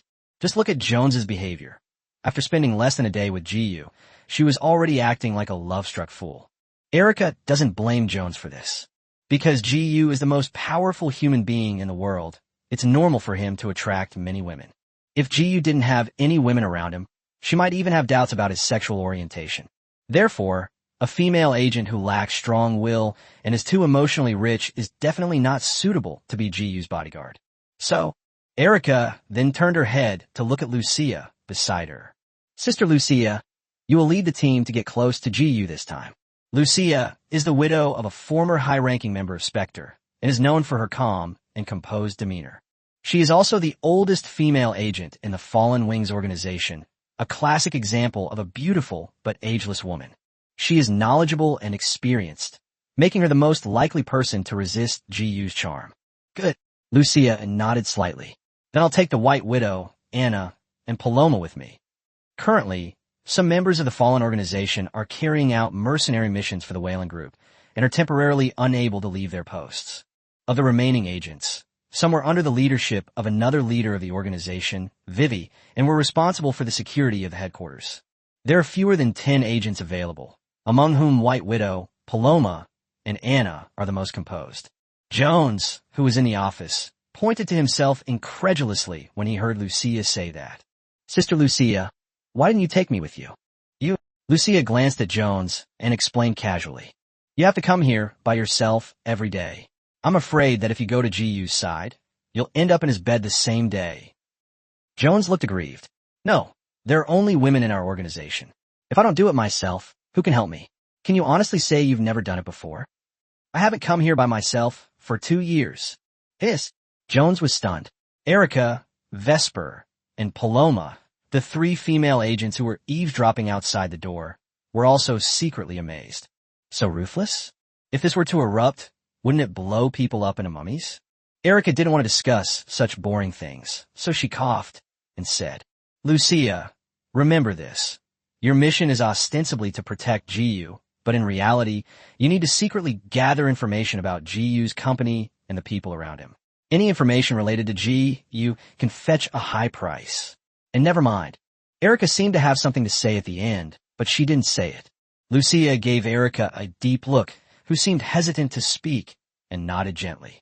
Okay, I know what to do.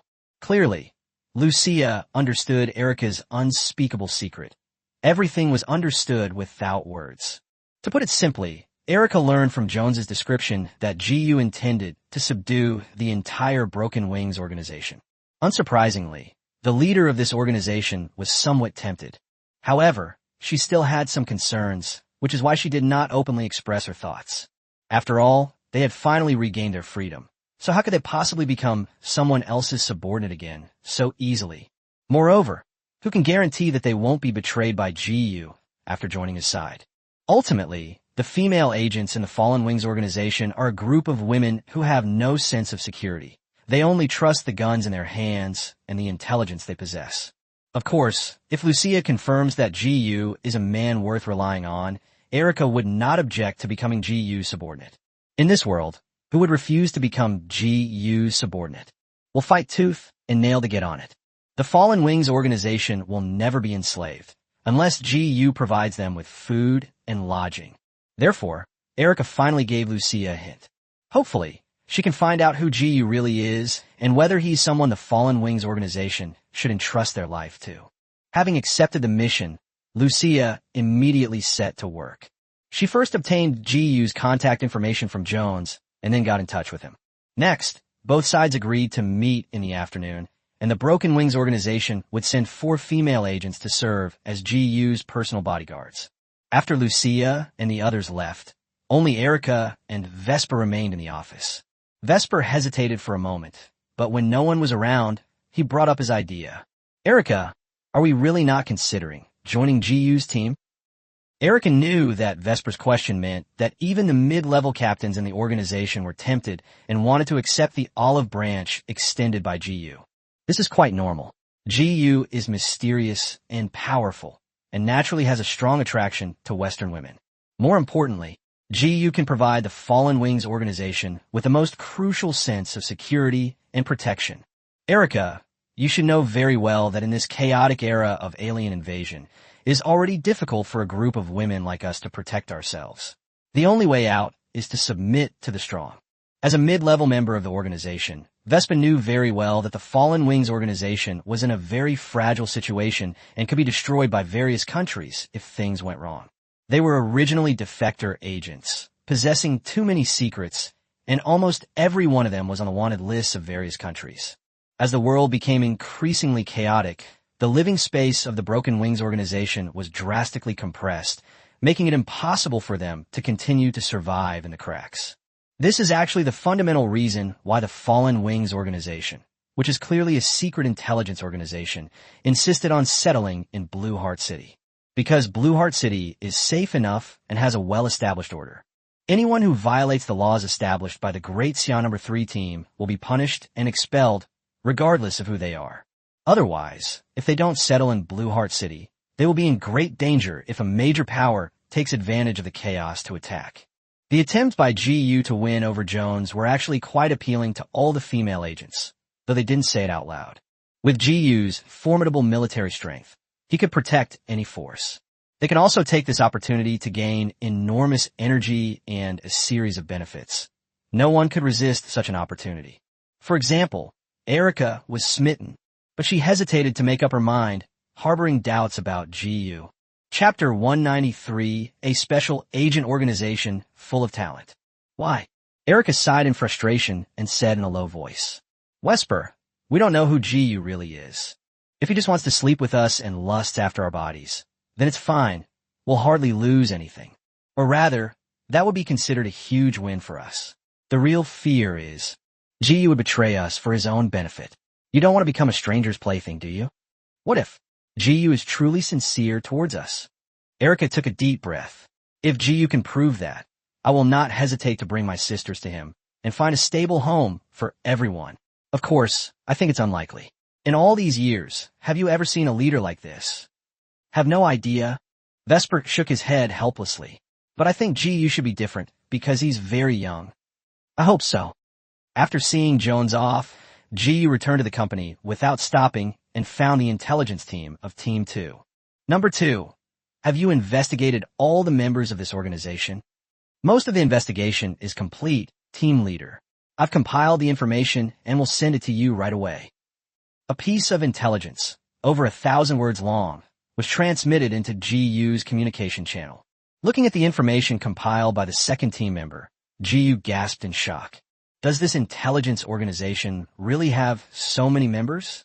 Moreover, each of the actresses who plays a female agent is either an international supermodel from decades ago or a top-tier celebrity. The Broken Wings, originating from the spy universe, encompasses multiple film series such as 007, Mission, Impossible, Fast Furious, and more. 10 years ago, it was established by 3 leaders who recruited more than 20 women of different backgrounds and trained them into professional agents. There are 3 leaders among them. They are Erica King, the daughter of an oil tycoon from the James Bond film The World Is Not Enough, played by Sophie Marceau. From a James Bond film Spectre, Lucia Chiara is the widow of a former high-ranking member of the Spectre organization, played by Monica Bellucci. Vivi Dill, a former high-ranking CIA officer from the film 3 Days to Kill, is played by Amber Heard. In addition to the 3 founders and senior leaders, the Broken Wings organization also has 4 mid-level captains who are responsible for leading their teams to carry out different missions. They are Vespa Linda, the female agent from the James Bond film Casino Royale, played by Eva Green. From Mission, Impossible 6, the White Widow, an arms dealer played by Vanessa Kirby. From Atomic Blonde, played by Charlize Theron, who is known as the Queen of the Blonde, Lorraine Lawton is a John Bull MI6 agent. From Wanted, Fox is a female assassin played by Angelina Jolie. You had never actually met most of the remaining members of the Broken Wings organization, because for the Great Xia world, the time intervals between these films are too long. So, if I hire a downtrodden squad, the female agent leading the squad is one of the 4 captains? How can I win over the first batch of female agents who come to my side? GU attached great importance to this, because he already considered the Broken Wings organization to be his for the taking. If the entire Fallen Wings organization were to defect to him, he could gain over 100 points of anchor progress out of thin air, giving him confidence to completely control this world. Inject these female agents with a gene-enhancing agent developed by the Xia? It's not worth the risk. GU's hope is to incorporate these female agents into the combat team. However, the injection of gene enhancers means that viral enhancers can no longer be used. This is also the fundamental reason why GU has never injected Alice and the other women with the Great Xia gene enhancer, because it has no effect. To put it simply, the difference between viral enhancers and gene enhancers. The former is an enhanced version of the virus, and the latter is some form of vaccine. Essentially, both can be considered viral enhancement. Once the gene enhancer is injected, it means that viral antibodies have been produced in the body, making it impossible to use the viral enhancers exchanged by the system anymore, and the person becomes significantly stronger. Or we could use the gene enhancers from Great Xia to strengthen some of the agents in the Broken Wings organization, such as Dr. Jones. Female agents who are favored by the team or who are exceptionally capable and talented can be recruited into the combat team. After all, there are too many members in the Broken Wings organization. You can only select a maximum of 10 people to train. Good. That's what we'll do. You deduced that among the bodyguards he hired from the Fallen Wings organization, there should be several female candidates for the logistics team. Why not inject them with the first-generation gene enhancer to show your sincerity? Thus, they continuously courted this organization and eventually brought it under their control. It should be noted that before GU closed the portal, he brought dozens of sets of gene enhancement agent from the Great Xia, which would definitely be enough for a long time. Therefore, GU is determined to win over and subdue this group of female characters from another world. There's nothing we can do. GU, as the main god, is too weak to counter the restrictions imposed on him by other main gods. He can only gain enough anchor point progress by taking away female characters from another world. Otherwise, if the control of the world fails, everything that GU currently possesses will be forcibly erased. Just as GU was thinking this, he received a call from an unknown number. He answered the call instinctively, and a clear, mature, and magnetic female voice came from the other end. Hello, are you Mr. GU? I'm Lucia, a member of the Fallen Wings organization. Okay, let's meet at this coffee shop in 2 hours. After hanging up the phone, GU immediately instructed team member number 2 to monitor every female agent of the Fallen Wings organization. He secretly contacted the founder of Wayland Industries, hoping to reach some kind of secret deal with him. According to the plot of Alien vs. Predator, this capitalist is dying. He has terminal cancer. He specifically organized this underground adventure in Antarctica with the sole purpose of leaving his mark on history before his death. What if GU helps Wayland get rid of the disease? Surely, the capitalist who hired the female agent from the Fallen Wings organization will be extremely grateful by then. GU chose to do this not to gain Wayland's gratitude, but to replace her as the boss of that group of female agents. For GU, doing this is actually very simple. It should be noted that the research department in Dacia had already developed several effective drugs for treating cancer while developing gene enhancers. GU only needs to provide Yi Qingxiu with a sample of T-virus stock solution, and the research team can debug dozens of cancer-specific drugs within a day. Number 2, contact Wayland and tell him I can help him get rid of his illness. If he doesn't want to die, then have him come to the company to see me immediately. That's it. Yes, team leader. Chapter 194, The Fallen Female Agent Who Amazed GU. A high-end coffee shop in the northern part of Lanshan City. GU arrived half an hour early and sent the private room number to Lucia. Taking advantage of the absence of the female agents, GU held a virtual meeting with the captains of the Great Xia team. The Decepticons are currently rapidly assembling. Satellite surveillance revealed that the locked-down space mercenaries appear to have joined forces with the Decepticons. It's estimated that it won't take more than a day for an army composed of Cybertronians to form. Under the leadership of the 2 leaders, they will officially launch an attack on Blue Heart, Michigan. Unfortunately, the Great Xia region failed to detect the fallen King Kong's presence. In other words, this progenitor of Cybertron dared not come to Earth to lord it over Optimus Prime, because Optimus Prime was still alive. This time, the Decepticons lineup is incredibly impressive. The leader Megatron, along with his 3 commanding lieutenants Shockwave, Soundwave, and Starscream, were all present. It can be confirmed that the Decepticons are at the commander level, along with the Flying Tiger's Captain Automaster, the Guerrilla Force's Jets, and the Overpower. In addition, many other Decepticons of the Warrior class also made appearances, such as Thunderclap, Stirring Master, Nitro Zeus, Hacker, Berserker, Lockdown, Robbery, Reckless, Strike, and so on. As for the elite troops and the numerous Decepticon grunts, GU didn't even glance at them. In fact, GU wouldn't have waited this long if it weren't for the goal of wiping out the Decepticons and Lockdown in one fell swoop. He only needed to send out the Autobots led by Optimus Prime to crush the entire Decepticon army. Nowadays, many people on the internet are subtly criticizing GU, because after the Decepticons arrived in the United States, they caused destruction everywhere, incurring the wrath of both heaven and man. However, GU's side remained silent, leading some to believe that GU was afraid. After all, the Decepticons are numerous, and GU only has about 20 Autobots and superhumans around him who can fight. Ji remained unmoved by this. He wanted to achieve his goal in one decisive battle. I'll try to find enough time to participate in the Alien versus Predator storyline. Otherwise, once the kaiju arrive on Earth, he really won't have time to run around. Click. Just then, the doors to the private rooms were pushed open. 4 elegant and beautiful women, each with their own unique charm, entered the private room one after another. The person in the lead was Lucia, who was wearing a black evening dress and a veil. Holy crap, Monica is absolutely amazing. No wonder it was known as the flower of the blue planet in that era. Not only is she tall and slender, but she is also sexy and voluptuous, with a delicate and melancholic beauty in her appearance and an elegant temperament that exudes a cool and mysterious aura. According to available information, Lucia of the Broken Wings organization is only 35 years old this year. Following closely behind Lucia was a beautiful woman with long silver hair. She was taller and had a more aloof demeanor. Wearing high heels, she was over 1.8 meters tall. A pair of long, taut legs and black stockings genuinely caught Jiu's eye. The actress who plays the female agent Anna is Sasha Ruth, one of the most famous supermodels of that era. Next to enter was the White Widow, played by Vanessa Kirby, who had light blonde curly hair.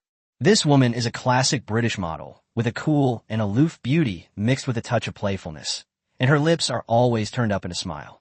After entering, she boldly sized up Jiu with a strange look in her eyes. The last person to enter was Paloma, played by Anita Armas, who is a Bond girl from No Time to Die. She was wearing a halter-neck evening gown, exactly the same outfit she wore in the movie. Her face was adorned with exquisite makeup.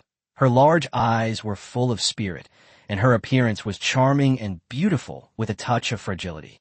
With her slender and graceful figure and mature yet lively demeanor, she is stunning at first glance. Ew. No, how did these 4 female agents come about? Were they all female characters he wanted to include in the combat team? How could he possibly show his sincerity by injecting the other party with gene enhancers? Do I need to exchange for a virus enhancer? This caused Jiu some headaches and distress. Although the world is now isolated, the system shop is still open and virus enhancers can be redeemed at any time. However, to receive the virus enhancer, one must first travel to the Great Xiao world and become Jiu's overclocking linker. Even if we don't use the virus to enhance them, but instead help the female agents fuse with the monster's essence, we still have to go through this process first. The current situation has become a vicious cycle, turning a single-minded approach into a dead end. Just as Ji was feeling somewhat troubled, what he didn't realize was that the 4 female agents who entered the private room all looked at him with strange eyes. Is this the strongest human being in the world? Just as Jones said, he was handsome and dashing, with an off-the-charts masculine charm. The female agents finally understood why Jones had fallen completely for Ji after spending less than a day with him. Honestly, if he didn't have a mission, a female agent might already be pounced on Ji right now. Of the 4 female agents, the White Widow's performance was the most outstanding. At this moment, Lucia sat gracefully opposite Ji, suppressing the pounding in her heart. She first sized up the handsome young man in front of her, then asked softly, You seem troubled? Are you dissatisfied with us? Lucia has extremely keen insight. Even though Ji only frowned slightly, she still noticed something amiss. No. I wanted to ask, did the Fallen Wings organization only send the 4 of you to serve as my bodyguards? Is there no one else? It seems you're really not satisfied with us. Upon hearing this, Lucia's pretty face changed slightly, and the 3 White Widows also showed disappointment and self-doubt. Lucia then nodded and said, All right, in that case, wait for me to report to my superiors, and I'll get you a new batch of female agents. It'll be quick. No, I really didn't mean that. Ji noticed that Anna and the other 2 girls standing behind Lucia had a hint of resentment on their pretty faces, so he could only sigh and tell the truth. You've misunderstood. I'm very satisfied with you. As for why I feel distressed, it's mainly because I'm too satisfied with you all. It's a long story. Jones should have told you by now, right? I intend to recruit the Fallen Wings organization to join my ranks. I'm the kind of person who doesn't beat around the bush. I had originally prepared gene enhancers for you. I could make you super soldiers to show my sincerity, but now, you guys are making me a little hesitant. Question mark. As Ji spoke, he took out a booster and placed it on the table, successfully attracting the attention of the 4 female agents, including Lucia. This is the gene enhancer that turned Ji and the others into extraordinary humans? Does such a thing really exist? And, judging from Ji's words, he plans to give it to them directly? But why did Ji say? He hesitated. What's the meaning? Did you regret it afterward? Chapter 195. After the 4 agents became Ji's bodyguards, they gradually forgot about their mission. Mr. Ji, may I ask, do you believe that we are not worthy of being injected with this gene enhancer? The White Widow couldn't hold back any longer, and, ignoring Lucia's stern gaze, asked a question. Ji paused for a moment, then shook his head and explained. No, you've misunderstood again. I just think that this kind of gene enhancer is not good enough for you. Huh? Gene enhancers are not good enough for them? Is it true or false? The White Widow was somewhat incredulous, seemingly not expecting Ji to value them so much. However, Ji's attitude and tone were very sincere. As agents, Lucia and the others could clearly sense that Ji was most likely not lying. So, Ji wasn't a bad man. At least for Lucia and the others, the first impression was very good. There was no arrogance or haughtiness of someone in a position of power. He doesn't seem to be the legendary ruler of Blue Heart City, nor is he a powerful, extraordinary human who intimidates the world. Instead, he seemed like a vibrant young man. In particular, his unique affability makes people want to get close to and trust Ji. No wonder Jones fell in love with Ji after only one day of getting to know him. Ji's words and actions were indeed very charming. It's okay. You're the employer. You're in charge. Lucia didn't dwell on such matters, nor did she feel regretful about not being able to receive the gene enhancer. She spoke with her usual elegant demeanor. Since Mr. Ji doesn't intend to replace us, then tell us the details of the mission. It's nothing, really. You just need to protect me closely. It's that simple. What about time? Ji thought for a moment, then smiled and spoke frankly. The time frame is uncertain. It will continue until you are willing to follow me wholeheartedly. He made no attempt to hide his feelings for the 4 female agents in front of him, revealing a rare display of domineering and aggressiveness. Lucia nodded calmly. Okay, let's begin. Start what? Ji was completely dumbfounded upon hearing this. Then he saw the White Widow, Paloma, and Anna, who were standing behind Lucia, eagerly walk to his side. What are you doing? Please stand up, Mr. Ji. Ji stood up, and then Anna and the other 2 women reached their hands inside his clothes. Are you serious? He could clearly sense that the 3 female agents were secretly taking advantage of him, including Anna, who appeared the most aloof on the surface. Lucia, Ji isn't wearing a bulletproof vest. Give it to him. Actually, it's not necessary. With Ji's current physical strength, even missiles can't kill him, so why would he need to wear a bulletproof vest? However, Lucia insisted on continuing her bodyguard duties. At her prompting, Anna and her 2 sisters began working without further ado. He then took out a bulletproof vest and slowly and deliberately helped Ji put on. Ji, you have a great figure. A barely perceptible sound rang in Ji's ears.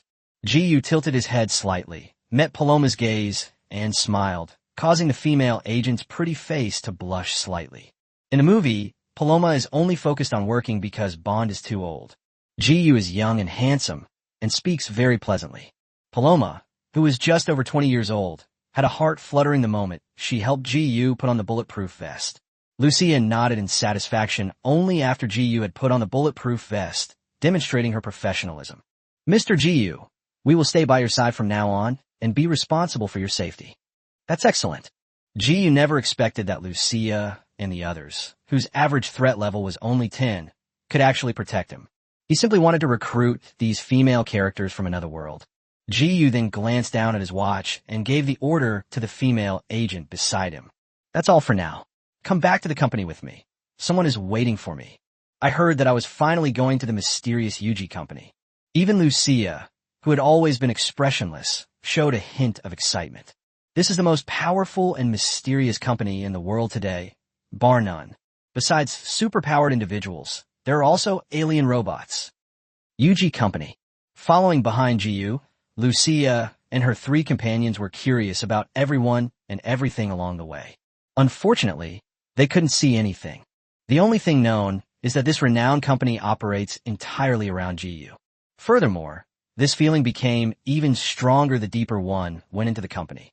After reaching the door of a conference room, GU turned around and said to Lucia and the others with a light smile, "The Fallen Wings organization has always wanted to gather intelligence about my company, right? You don't need to follow me anymore. You can go wander around." Upon hearing this, the three White Widow agents showed a hint of excitement on their pretty faces, but quickly concealed it and did not take any action. The reason is simple. They prefer to follow GU.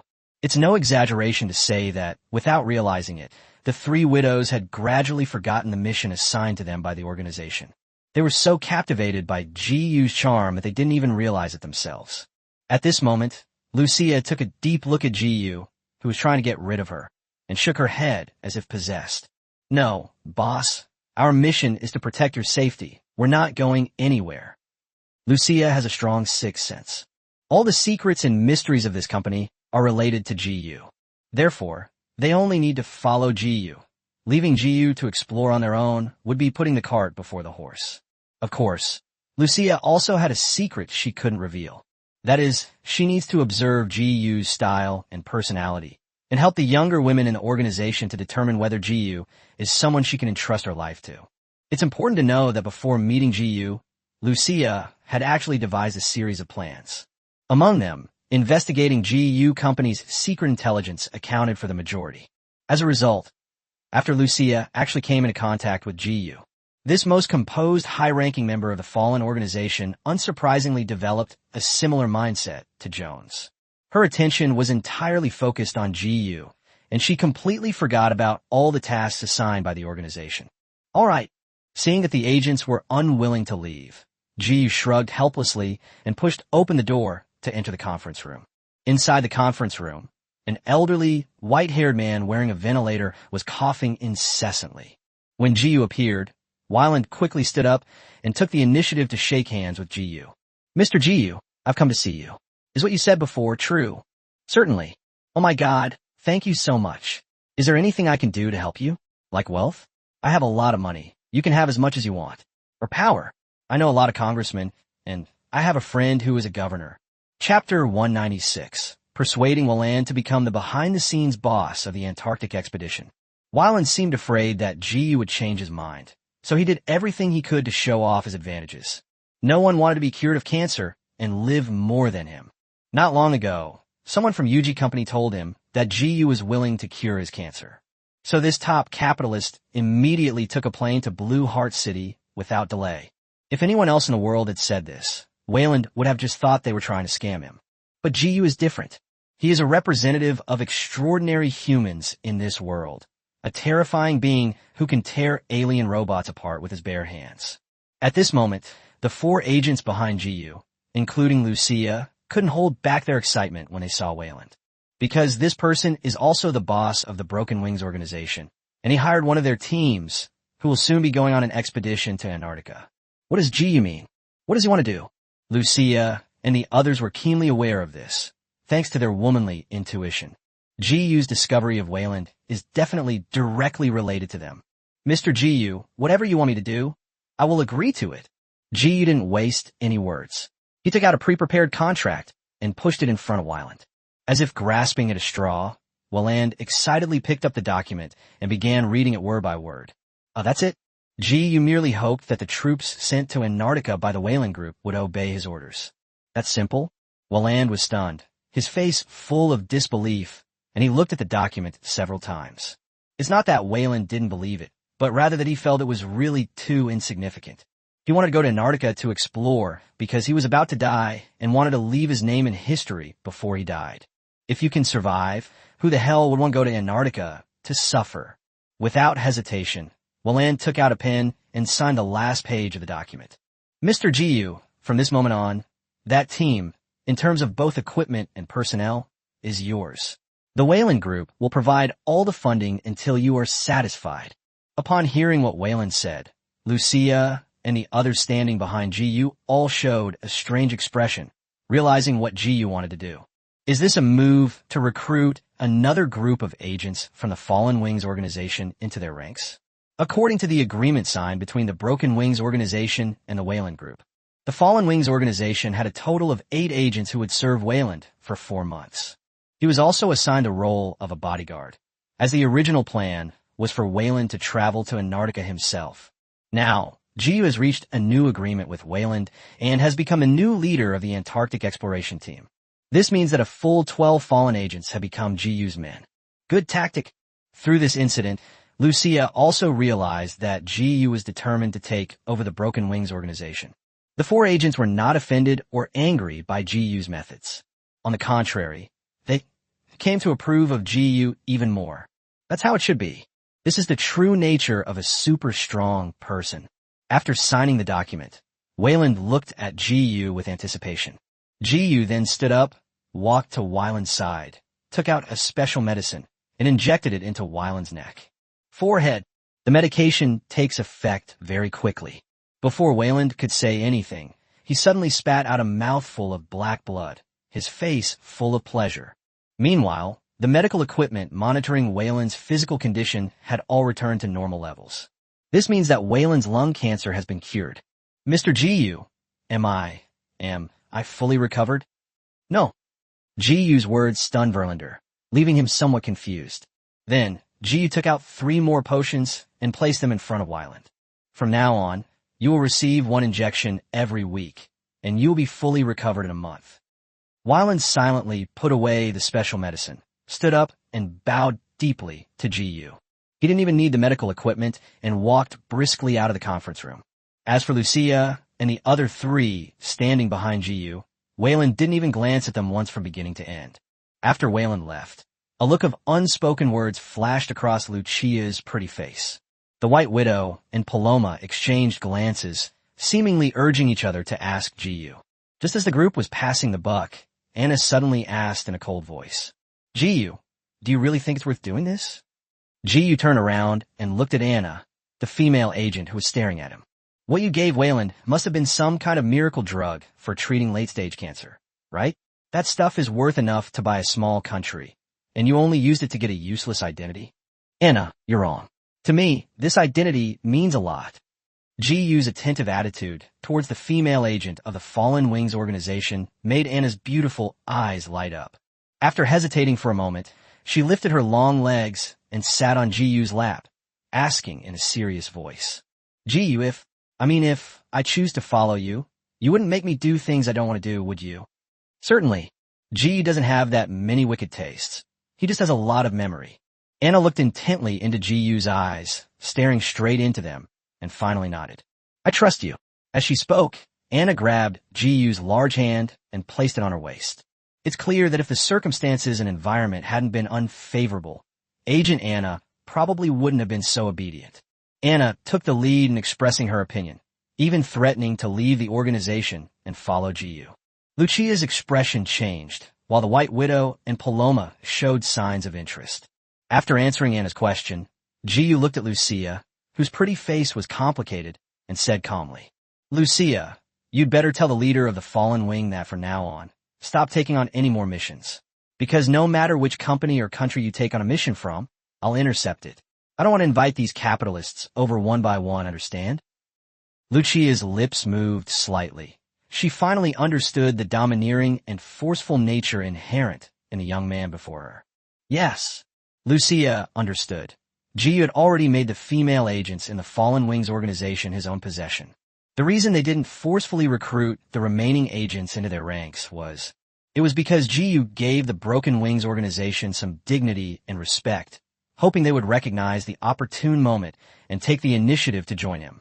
Perhaps it's time to confront Jiyu and ask him about his true attitude towards the Fallen Wings organization's agents. If this drags on any longer, Lucia worries that we won't even have to wait for Erica to make a decision. The 3 White Widows alone would be enough to cause her to defect. Chapter 197: The Decepticons unleash their full force. The final battle is imminent. Forget about sisterhood. When they meet an outstanding man, they immediately forget about their sisters. Just as Lucia was about to ask something, a series of virtual images flashed before Jiyu's eyes. "Team leader, the Decepticons have been mobilized." "Understood.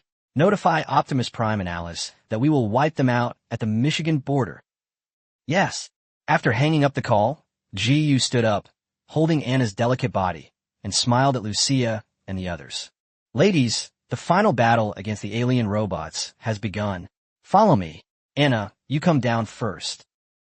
Will we finally be able to see aliens with our own eyes? Honestly, although aliens have turned the United States upside down, most people still haven't seen Cybertronians. Therefore, the three young agents, including Anna, could no longer maintain their composure and calmness, and excitedly followed in Ji's footsteps. As for Lucia, who was leading the team, she looked down and sent a message to Erica on her phone. She was the one who gathered information about Ji, as well as her suggestions and ideas. Sister Lucia, hurry up and catch up. Good. At the same time, the leaders of various countries and forces around the world had already received advance notice that Ji and the aliens were about to go to war. Despite the U.S. government's continued efforts to remove related videos and images online and downplay the impact of the situation. However, due to the sheer number of robot troops and the fact that many Decepticons did not conceal their presence, the Decepticons were too numerous to handle. Along the way, people naturally took pictures of what they saw and posted them online. The alien army has been mobilized. My God, so many alien robots? There must be at least 400 or 500, right? Where are they going? They're obviously going to Michigan. No, if I'm not mistaken, aren't there government troops accompanying these aliens? You read that right. Those are the Toon Wind Force, recently formed by the government, with the aim of expelling all aliens and restoring world peace. Are you kidding me? Do you think I'm blind? I clearly saw this government force escorting an alien robot, protecting the aliens, blocking roads, and driving away vehicles along the way. If nothing unexpected happens, the U.S. government has probably joined forces with this alien robot army to deal with GU. Shouldn't GU be cooperating with the U.S. government to expel the aliens? Why is he turning against the Heavenly Gang? Yeah, I don't quite understand either. Logically speaking, the alien robots destroyed the U.S. military, so there's an irreconcilable conflict between the two sides. But GU killed the alien robots, so they should be natural allies. You guys don't understand, do you? No matter how strong GU is, he's still human. The U.S. government definitely sees GU as its biggest enemy. On one hand, GU killed the previous one, and on the other hand, aliens don't usurp power, but GU does. Or rather, GU is already the uncrowned king within the U.S. Good heavens, this is really unsettling. The government forces who were supposed to be expelling the aliens have now joined forces with the aliens who are slaughtering everyone to deal with GU, who is fighting against the aliens and protecting the people. How ironic. Now we'll see if GU can withstand the aliens' attack, or at least maintain the stability of a corner of Michigan. How is that possible? Didn't you see how many alien robots there are? Unless GU can take on 10 of them at once. Sigh, it seems Blue Heart City isn't a safe city after all. Is there any safe place in this world? Various comments and discussions have been circulating online. Most people are unaware that Megatron's Decepticons, despite their large numbers, are actually quite powerful. In reality, most of them were just regular soldiers, while GU's side consisted entirely of elite troops.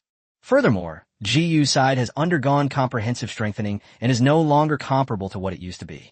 No one outside the community knows this at the moment, including Megatron, Lockdown, and Harold. At this moment, Harold was at Toon Wind headquarters, communicating with Lockdown via a single-line connection. Mr. Lockdown, are you sure your backup plan can handle the Autobots? Absolutely certain. Lockdown was very confident in this, because it was precisely through this method that he easily captured all the mechanical dinosaurs. Any Cybertronian will be affected by the magnetic energy rays on my spaceship, suppressing the Allspark's energy and weakening their strength by at least 50%. This is the Decepticons' hidden trump card, specifically designed to deal with the Autobots. Otherwise, without the means of confinement, Megatron would never have dared to launch a preemptive attack on Mijo. After all, Megatron was just arrogant, not stupid. When he led his army to Earth, he learned that Optimus Prime had obtained the Matrix of Leadership and revived Jetfire. His first thought wasn't to seize the Allspark, but to return to Mars and ask the Fallen to deal with Optimus Prime. Because Optimus Prime, with and without the Matrix of Leadership, are two completely different Cybertronians. The former is the leader of the Autobots. The latter is the super leader of Cybertron. It's not simply a matter of strength. Megatron knew he couldn't kill Optimus Prime, who possessed the leadership module.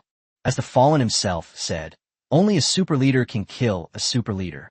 This statement also applies to Optimus Prime.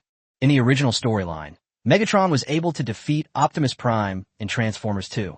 That's because Optimus Prime didn't know about the matrix of leadership at the time. Otherwise, he wouldn't have been able to destroy Optimus Prime's Allspark. If it weren't for Harold's strong guarantee that the confined spaceship could restrain Optimus Prime. Furthermore, since the Fallen was unwilling to take the risk on Earth, Megatron backed out. Nevertheless, Megatron learned his lesson this time. Instead of being on the front lines, he took on the role of commander, sending 3 adjutants to the front to fight. If things become unmanageable, Megatron will choose to flee Earth immediately. Megatron was somewhat confident about this. After all, no matter how strong Optimus Prime is, he can't fly. As for GU's side, they completely disregarded Megatron, Lockdown, and Harold.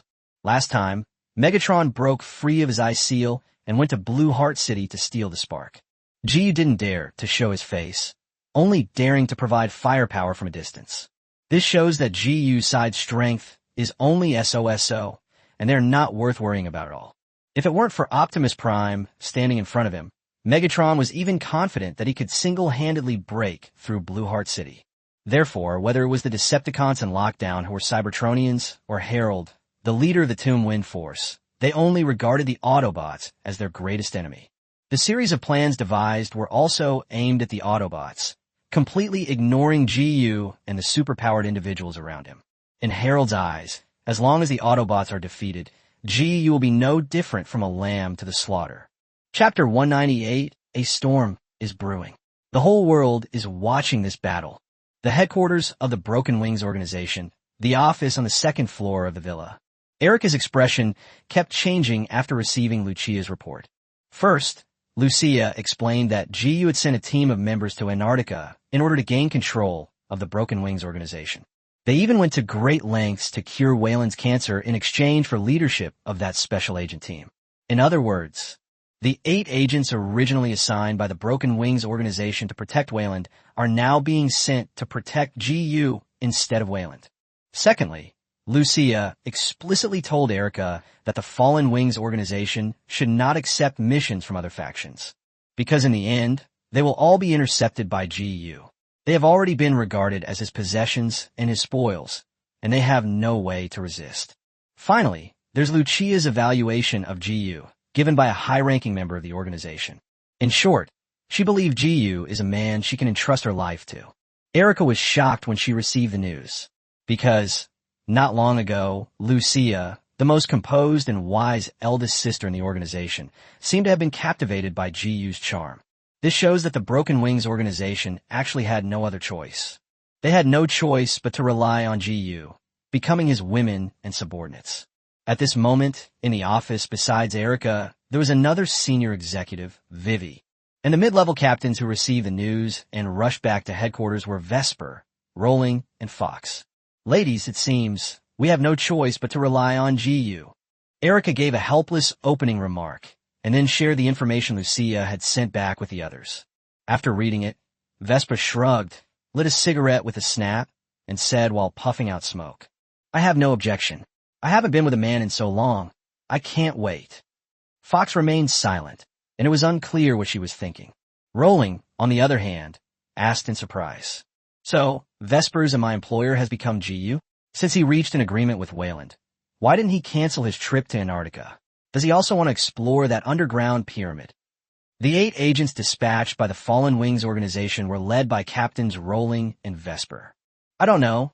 Lucia didn't provide any details. "Also, please don't smoke in my office." Fox ignored Erica's warning, took out a cigarette, lit it, and frowned as he asked about something else. Lucia's report mentioned that GU originally planned to inject them with gene enhancers, but eventually gave up. What do you think about this? Could it be that GU is just making empty promises to us? Clearly, Fox, who comes from the Assassin's Guild, values more the special methods GU possesses to enhance his strength. We don't know. We don't know anything about GU. Fox rolled his eyes, utterly speechless at Erica's complete ignorance. At this moment, Vivi, who was sitting next to Erica with her legs crossed, discovered a key point after carefully reading all the intelligence reported by Lucia. Everyone, it seems that Lucia and the others have already followed GU to the border of Michigan to deal with the alien robot army. At the same time, Wei Wei became increasingly curious about GU.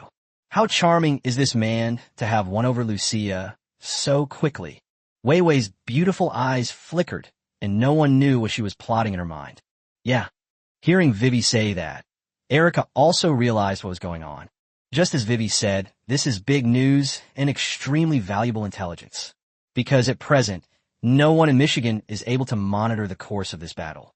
Satellites over Michigan were blocked, and the area was completely under the control of GU's company. Various forces around the world are speculating about when GU and the alien robots will clash. Found it. Based on the information revealed by Lucia, Erica found some videos and pictures online. They saw the Decepticon army marching in a mighty force towards Mijo. Wow, so many alien robots? There must be at least 500, right? Can GU and his team handle so many alien robots? Oh no, if GU can't hold them off, Blue Heart City will be destroyed by the alien robots in an instant. Sister, what should we do? Should we evacuate now? I've received word that many heads of major corporations in Blue Heart City have already left by private jet. The Decepticons army, in alliance with the Lockdown Hunters, numbered over 500 robots, making them an extremely formidable force. Those well-informed big shots naturally dared not stay in Blue Heart City for long. Similarly, high-ranking officials from various countries around the world are closely watching the impending battle on the border of Michigan. Unfortunately, that area was completely blocked by Disya technology. If GU sets the battlefield there, all countries and forces will be unable to monitor the entire battle process. Vivi blinked her beautiful eyes, then suddenly remembered something and eagerly reminded Erica. Erica, whether we leave Blue Heart City or not is not important. The most important thing is that Lucia and the others are right here with GU. What does that mean? TSK. Think about it. The whole world is watching this battle, and the satellites along the border of Michigan are all being blocked by unknown means. Do you think the countries and those major powers would want to get first-hand information about the battle? Yes. Erica immediately understood what Vivi meant. The 3 special agent captains in the office also suddenly realized what was happening, their beautiful eyes shining brightly. Wei Wei, you mean? That's right. We can have Lucia and the others secretly film the battle between GU's side and the aliens and sell it to governments around the world in exchange for something we desperately need. Vivi's delicate body trembled with excitement as she whispered a reminder. For example, the arrest warrants issued against us by various governments.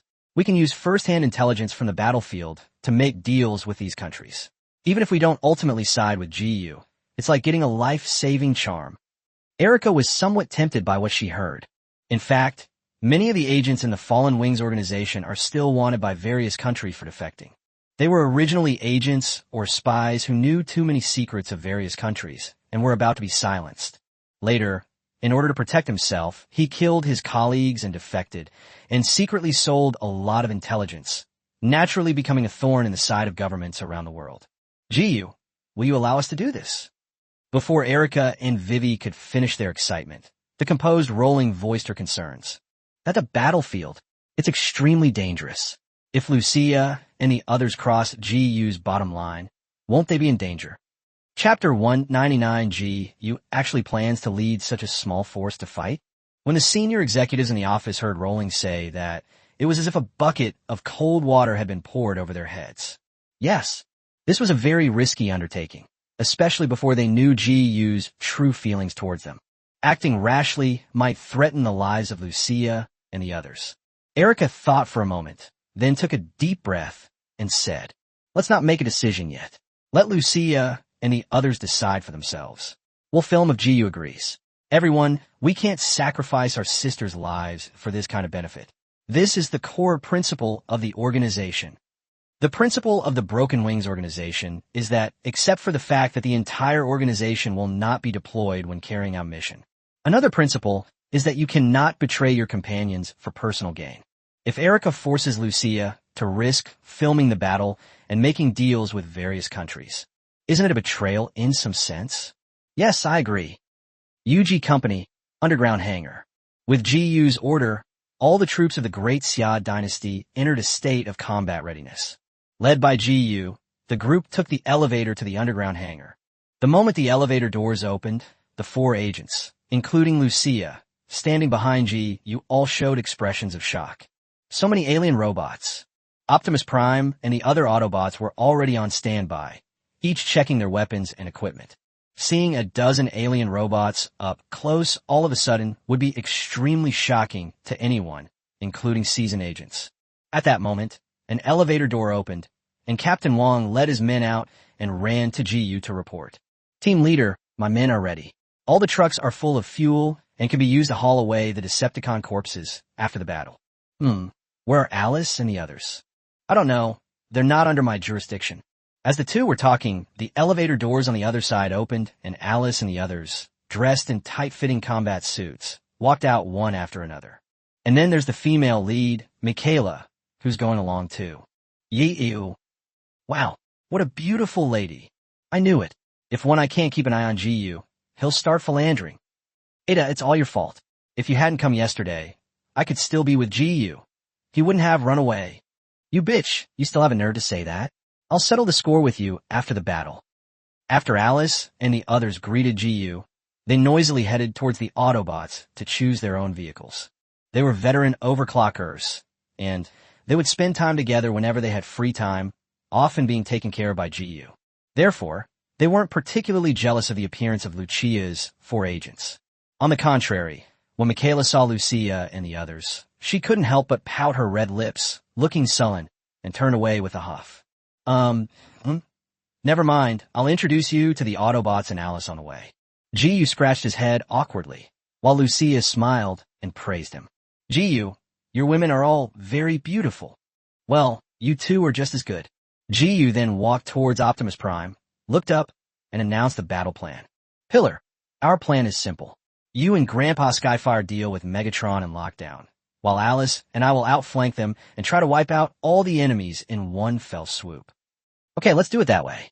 Ji's conversation with Optimus Prime was very direct and blunt, and his tone was quite nonchalant, as if he were not going to fight a war, but to harvest crops. That's indeed the case. The Autobot's strength increased dramatically after being amplified by the leadership module and Ji's matrix skills. Even the weakest Autobot has the strength of a peak warrior.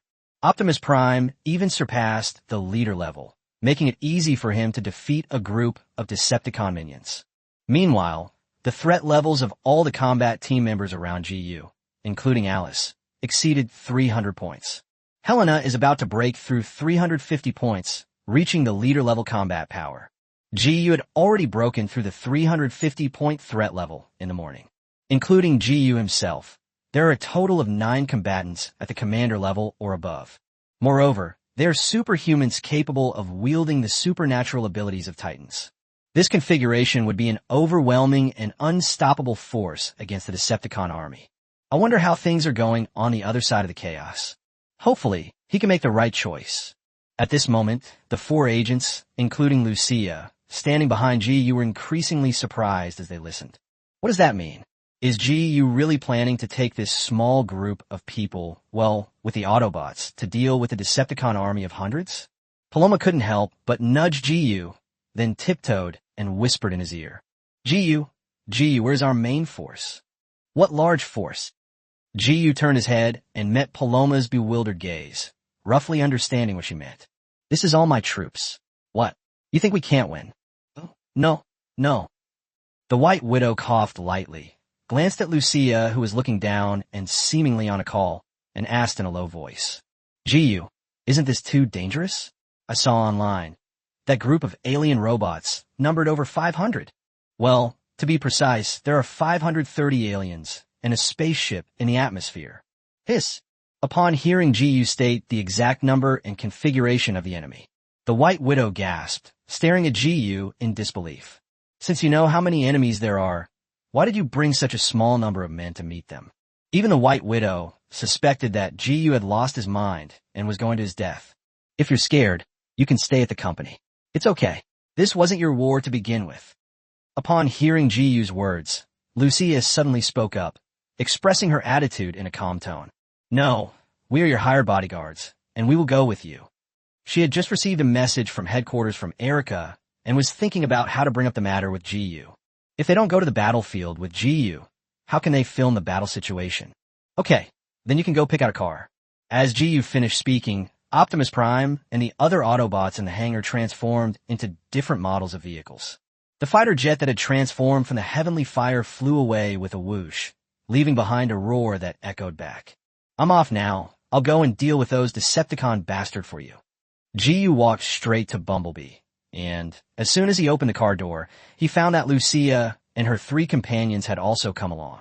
GU, we're bodyguards. Of course we'll ride in the same car as you. This is a great opportunity to be alone with GU. How could they miss it? Chapter 200, an impolite request from an agent of the Fallen Wings organization. As soon as she finished speaking, Anna opened the Bumblebee's door and gracefully got in. As she passed by, she secretly bumped into GU with her long, black-stockinged legs. As for Lucia, she naturally sat in the passenger seat. The White Widow and Paloma stood by the car, asking hesitantly, GU, is this car really safe? What if it suddenly transforms while we're driving it? To be honest, it was the first time Lucia and the others had ever ridden in a car transformed from an alien robot, and they were both excited and curious. Don't worry, Bumblebee is very stable and doesn't even need human driving. Forehead. GU casually put his arm around the White Widow's waist, startling her. The agent gave GU a coquettish glare and then leaned into his arms. After GU and the 4 female agents got into the car, Bumblebee turned on the car's music. Sexual Healing started playing a retro healing song. To put it bluntly, this song is rated R, specifically designed to enhance ambiguous relationships. The White Widow, sitting in the back row, burst out laughing and leaned over to the front to tease her. GU, your car is really interesting. Is it hinting that we should do something in it? Western women are indeed bold. Lucia and the others in the car not only didn't blush, but also showed an eager look on their faces. Even Lucia, who was sitting in the passenger seat, gave GU a meaningful glance. Bumblebee. Before GU could finish speaking, the car door was open again, and Michaela stood in front of GU, giving orders to Bumblebee. Bumblebee, move the driver's seat back a little. Click. GU felt his seat move back a few centimeters. Then, Michaela forced herself into the car. GU, it's my turn now. You haven't forgotten, have you? I'm your first female character here. The implication is actually quite obvious. All right. Seeing that GU did not refuse, Michaela revealed a satisfied smile. She also gave the 3 dumbfounded White Widows a smug, victorious look through the rearview mirror. Soon, as Bumblebee slowly started moving, the Autobots, carrying the Great Xia troops, drove out of the company hangar. On the way, Michaela finally began to implement her plan. She first asked Bumblebee to turn the car's music up to maximum volume. Then, ignoring the surprised looks of the 4 agents around her, Michaela asserted her dominance. Michaela, GU, look what this is. Michaela deliberately raised her head and brought the hair tie in front of GU. This is his. Could it be that Michaela is planning to? Taking advantage of GU's momentary daze, Michaela had already succeeded. This made GU gasp, feeling quite helpless. The next moment, GU hurriedly turned his head to look at Lucia next to him in a bit of a panic. He then observed the reactions of the 3 agents in the back seat through the rearview mirror. Question mark. The reactions of the 4 agents in the car were completely different from what he had imagined. Instead of disbelief, they looked on with envy. Even Lucia stared intently at GU, her eyes glued to him. I have to say, she's definitely a Western woman. Their way of thinking is indeed completely different from that of the Great Xia. GU breathed a slight sigh of relief, as long as Lucia and the others weren't frightened. He truly hadn't expected that Michaela would choose this moment to attack him. However, something even more unexpected happened next. Lucia, sitting in the passenger seat, leaned close to GU's ear and asked in a soft and alluring tone. GU, I need to ask you for a favor, please promise me. You go first. Promise me first, and I'll tell you. GU hesitated for a moment, but finally nodded slightly. He didn't think Lucia could do anything that would harm the interests of Great Xia. It's not a big deal to agree to something in advance. Upon hearing this, Lucia's beautiful eyes lit up, and she expressed her and the Fallen Wings organization's demands.